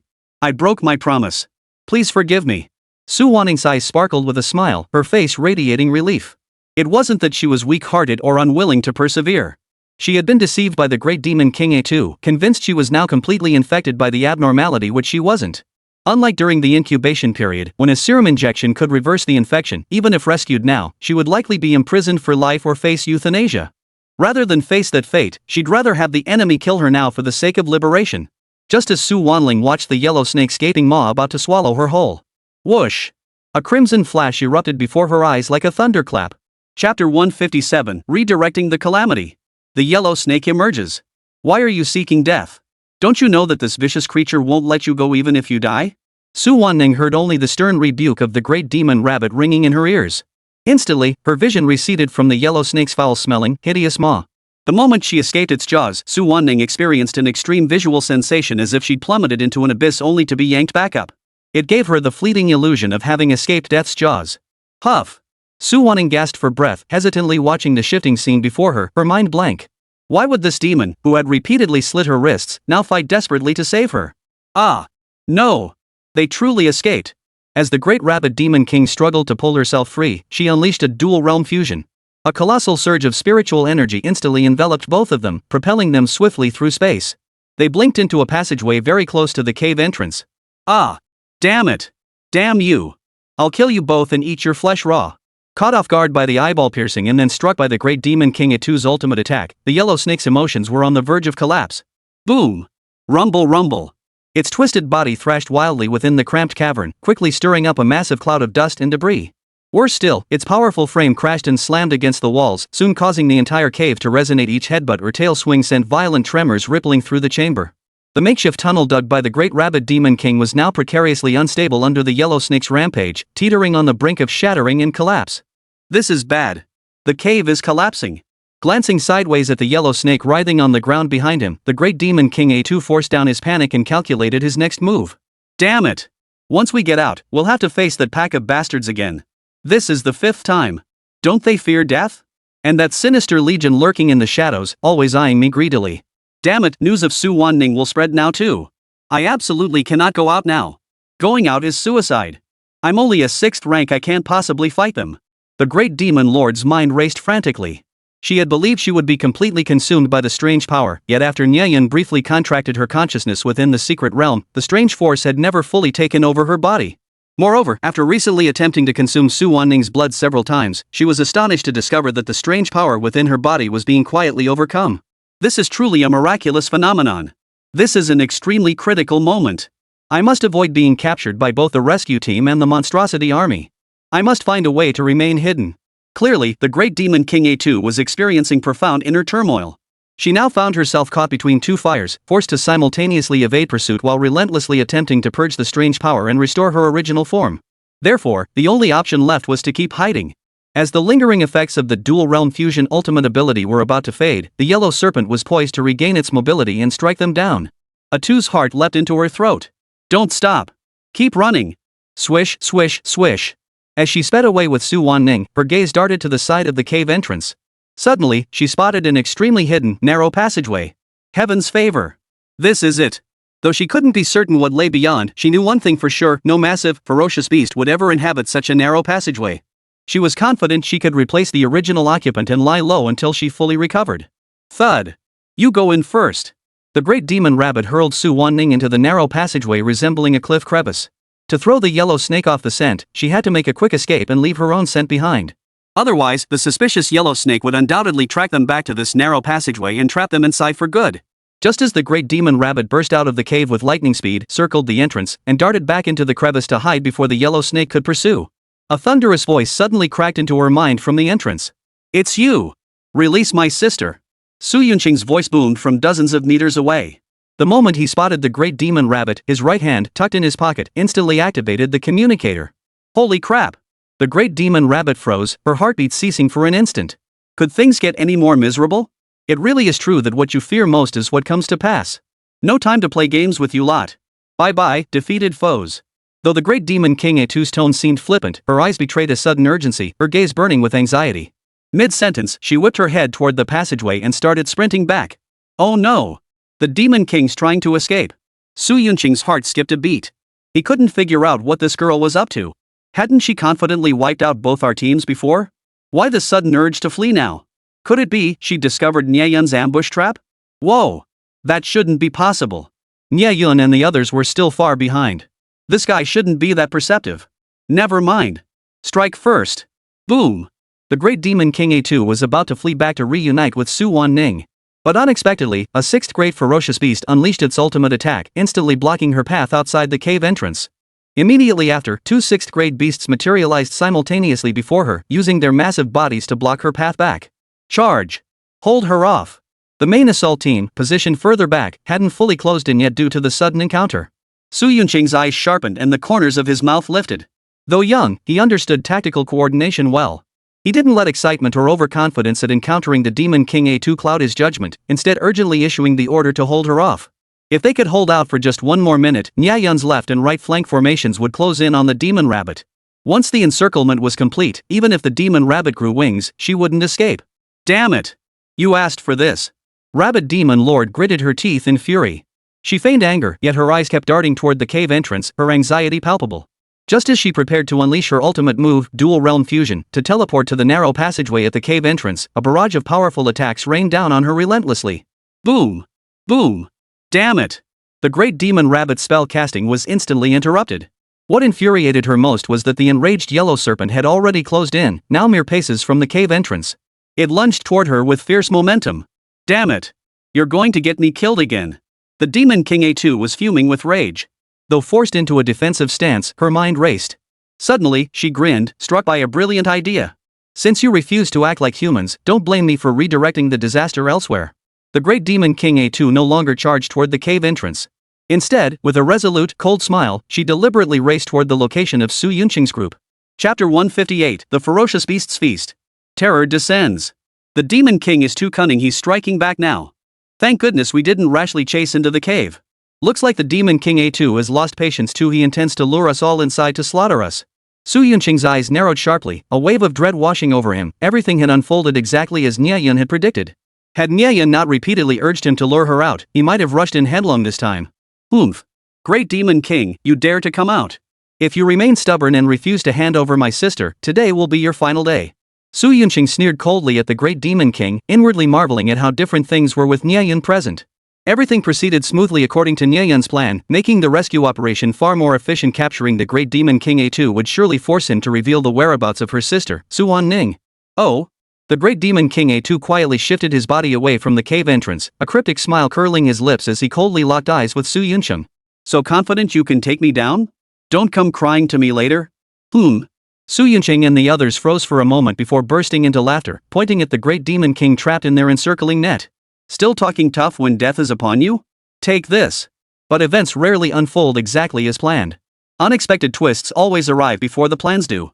Su Yunqing's triumph lasted but a second. The next moment, his eyes widened in shock, his jaw dropped, and his smile froze solid on his face, utterly unable to laugh anymore. Boom! The terrified pupils of the crowd reflected a horrifying scene. A massive yellow-black specter erupted from the cave entrance with a deafening roar, charging out like a god of death.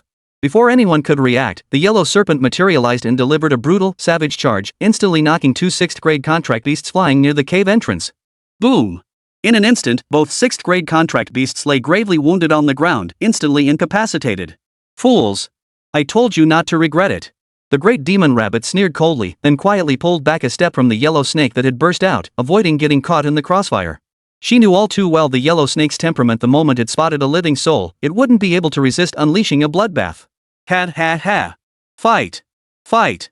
Her sole task now was to seize the moment, feint east while striking west, and slip back into the narrow passage within the cave amidst the chaos. Her medicine, Su Wanning, was still waiting for her there. At this moment, the great demon rabbit had already mapped out her plan, for after purging the strange power entirely she would resolutely turn over a new leaf and even take the initiative to reconcile with Nie Yun. After all, her recovery owed everything to Su Wanning's efforts, and by extension, Nie Yun's. If she could get well again, apologizing to Nie Yun and admitting her mistakes wasn't out of the question. Oh hoo! So many delicious human snacks. The yellow snake's already hideous visage twisted into an even more terrifying grimace upon seeing the humans gathered around the cave entrance. Its pitch-black forked tongue flickered in and out, producing a hissing sound as its teeth clacked together. Holy crap! An 8th-grade monstrous beast. The moment everyone recognized the yellow snake's rank, the entire crowd froze in shock. Their scalps instantly prickled, terror shooting from their tailbones straight to the crown of their heads. They couldn't fathom how a grade 8 monstrous beast could possibly lurk within the lair of the demon king, A2. We're done for. We're finished. Despair spread like wildfire through every heart. Their cries of horror trembled, and for a moment, even the urge to flee vanished. The more timid among them had already gone weak in the knees, nearly collapsing to the ground. Damn it! How did such a huge beast appear out of nowhere? Didn't they say supernatural beings beyond the realm wouldn't bother roaming the borderlands? Su Yunqing forced down his fear, repeating to himself that Nie Yun was on his way. Roar! Ah! Help! Ugh! But fate had other plans. The 8th-grade monstrous beast's eyes blazed with savage light.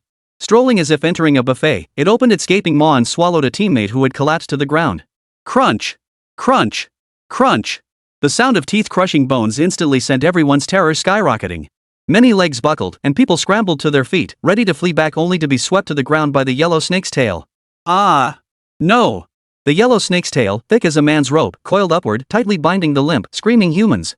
It dragged and wrapped them, until its little snack vanished deep into its pitch-black throat. Only then did the human screams abruptly cease. The scene was utterly bloody, helpless, and despairing. At this moment, when everyone felt as if they had fallen into the depths of hell, the great demon king A2 quietly took a step, turned on tiptoe, and prepared to slip back into the cave. Boom! Caught off guard, a massive shockwave erupted behind him, forcing the great demon king A2 to halt abruptly. Her heart skipped a beat and she sensed trouble. Whirling around, her pupils contracted before widening in disbelief. The yellow snake, which had just moments ago seemed to be moving through an empty realm, was now locked in combat with a 7th grade contract spirit beast. Both were close quarters combat beasts, but the 7th grade beast held the agility advantage with its limbs. The yellow snake, however, relied on its size and formidable physique, clashing with its opponent like a collision of Mars and Earth. The surging spiritual energy fluctuations they generated were like a nuclear explosion, completely shaking the entire scene. Damn it! This battle is too intense. I have to get out of here fast. Or more bizarre beasts will gather to watch and I'll be exposed. The great demon king A2 inwardly cursed, this is bad. During the rescue team's 5 previous assaults, she had refrained from major conflict, instead employing covert tactics to punish them. All to avoid drawing the attention of the strange forces. But just now, she thought luring out the yellow snake would be a one-sided, silent slaughter, giving her a chance to slip away unnoticed. Yet things had gone completely wrong. Plans couldn't keep up with changes, and the whole affair had unexpectedly escalated into an earth-shattering, large-scale showdown. How could this not make her anxious? It's over, it's over. I have to get out of here fast. An ominous foreboding grew heavier in her heart. If she didn't flee now, she knew escape would be impossible. At that very moment, the great rabid demon lord felt a chill run down her spine. Instinctively, she stiffened her neck, and a surge of intense danger flooded her mind. In that split second, she made a decision: don't watch. Escape immediately. Just as she spun around, a familiar voice flashed before her eyes. Where are you going? Old friends meeting, and you're in such a hurry to leave? The demon king's pupils contracted sharply, her face turning ashen in an instant. Her soft rabbit ears stood erect without warning. Her eyes widened in terror, her face frozen in disbelief as she stared at Nie Yun, who stood before her with an amused expression. You? What are you doing here? The great rabbit demon king nearly cried out. To avoid alerting the yellow snake, she deliberately lowered her voice. What are you doing here? Ha! Nie Yun's tone was as cold as a 1,000-year frost, his gaze sharp as a blade. What am I doing? Punishing you, of course. Chapter 159, Catching Rabbits in the Barn. The Final Trap. Rabbit Demon King, damn it. You think you can punish me? If you can even stop me, then you win. Though she faltered slightly upon seeing Nie Yun, a sneer instantly curled her lips when she realized he stood alone before her. As she lifted her gaze, her spiritual energy surged violently, a hint of frivolity flickering unconsciously at the corner of her eyes. In the blink of an eye, the demon king A2's gaze turned icy.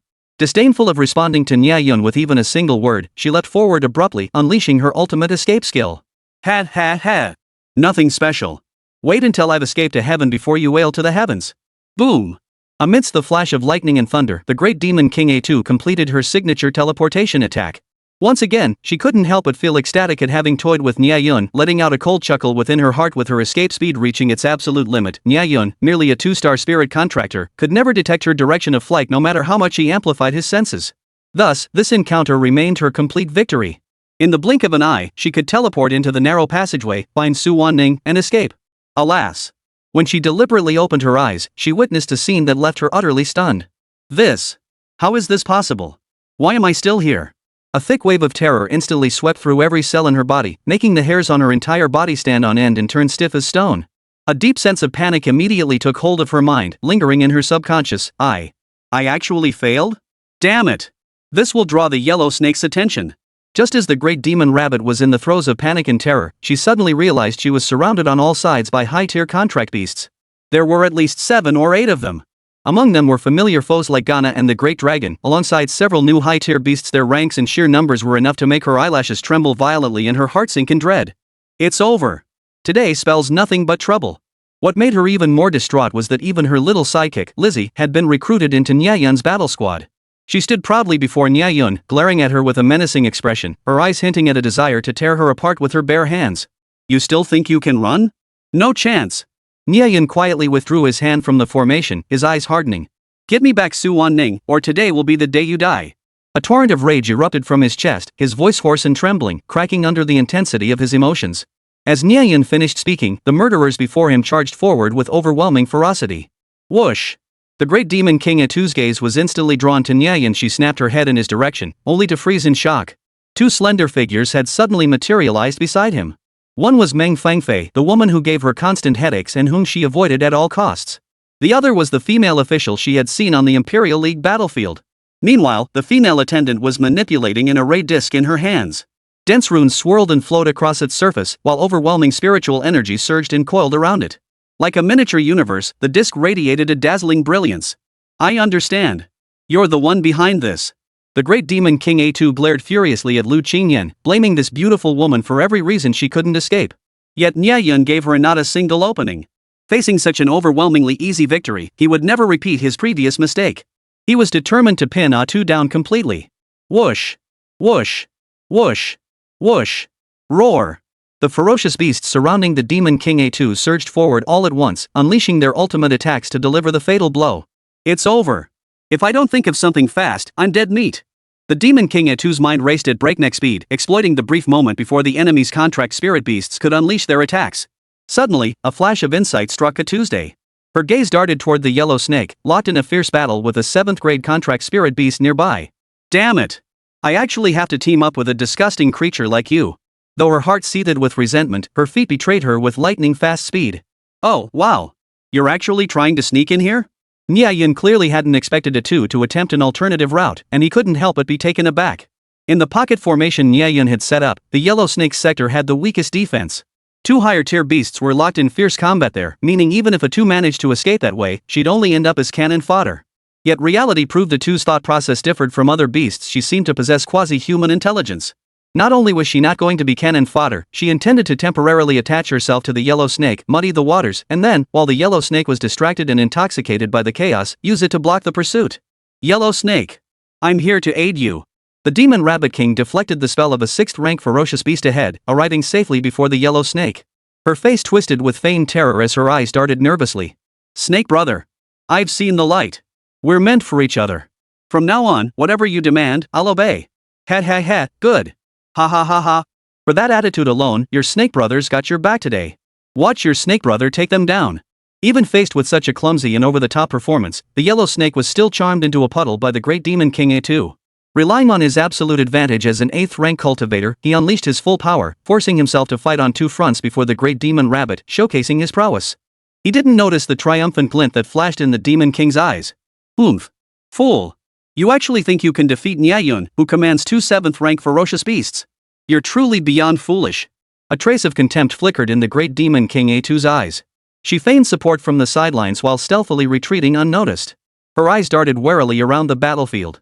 When she saw that foolish 8th-rank yellow snake had actually managed to draw the full attention of all the spirit beasts, a triumphant smile spread across her lips. Every spirit beast was now locked in fierce combat with the yellow snake. Both sides fought fiercely, locked in an intense, deadlocked battle, completely oblivious to her direction. Even Nie Yun had vanished from sight. Clearly, she had completely deceived him.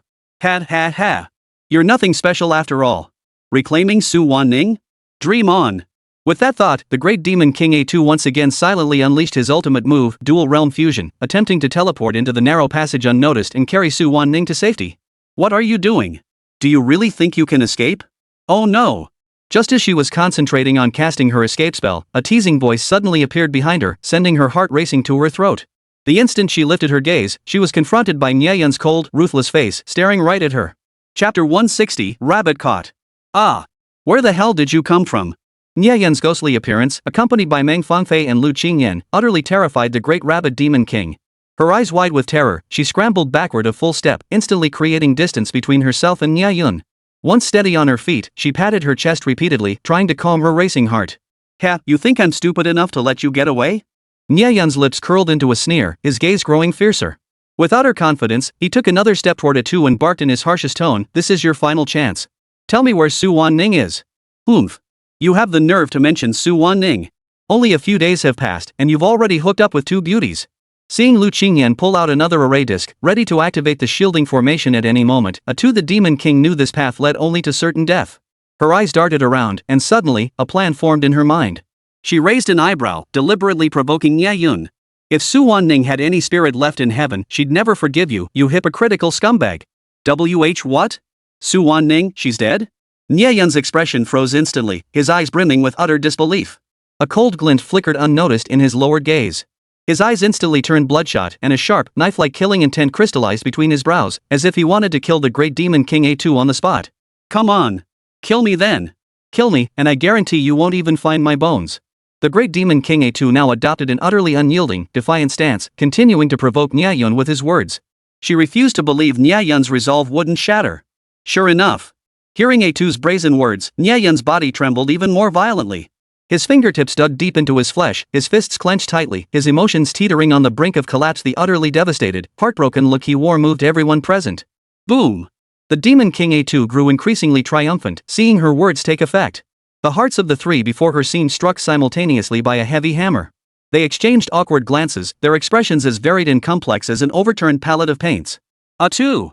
You can't do this. Tell us the truth, is Su Wan Ning really dead? Besides, we're serious. Meng Fangfei stepped forward, her face flushed.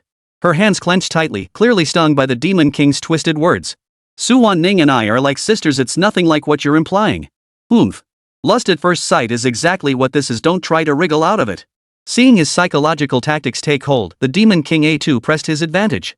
She pointed an accusing finger at Lu Qingyan, whose body trembled slightly with anger and humiliation, and unleashed a merciless rebuke. Especially you.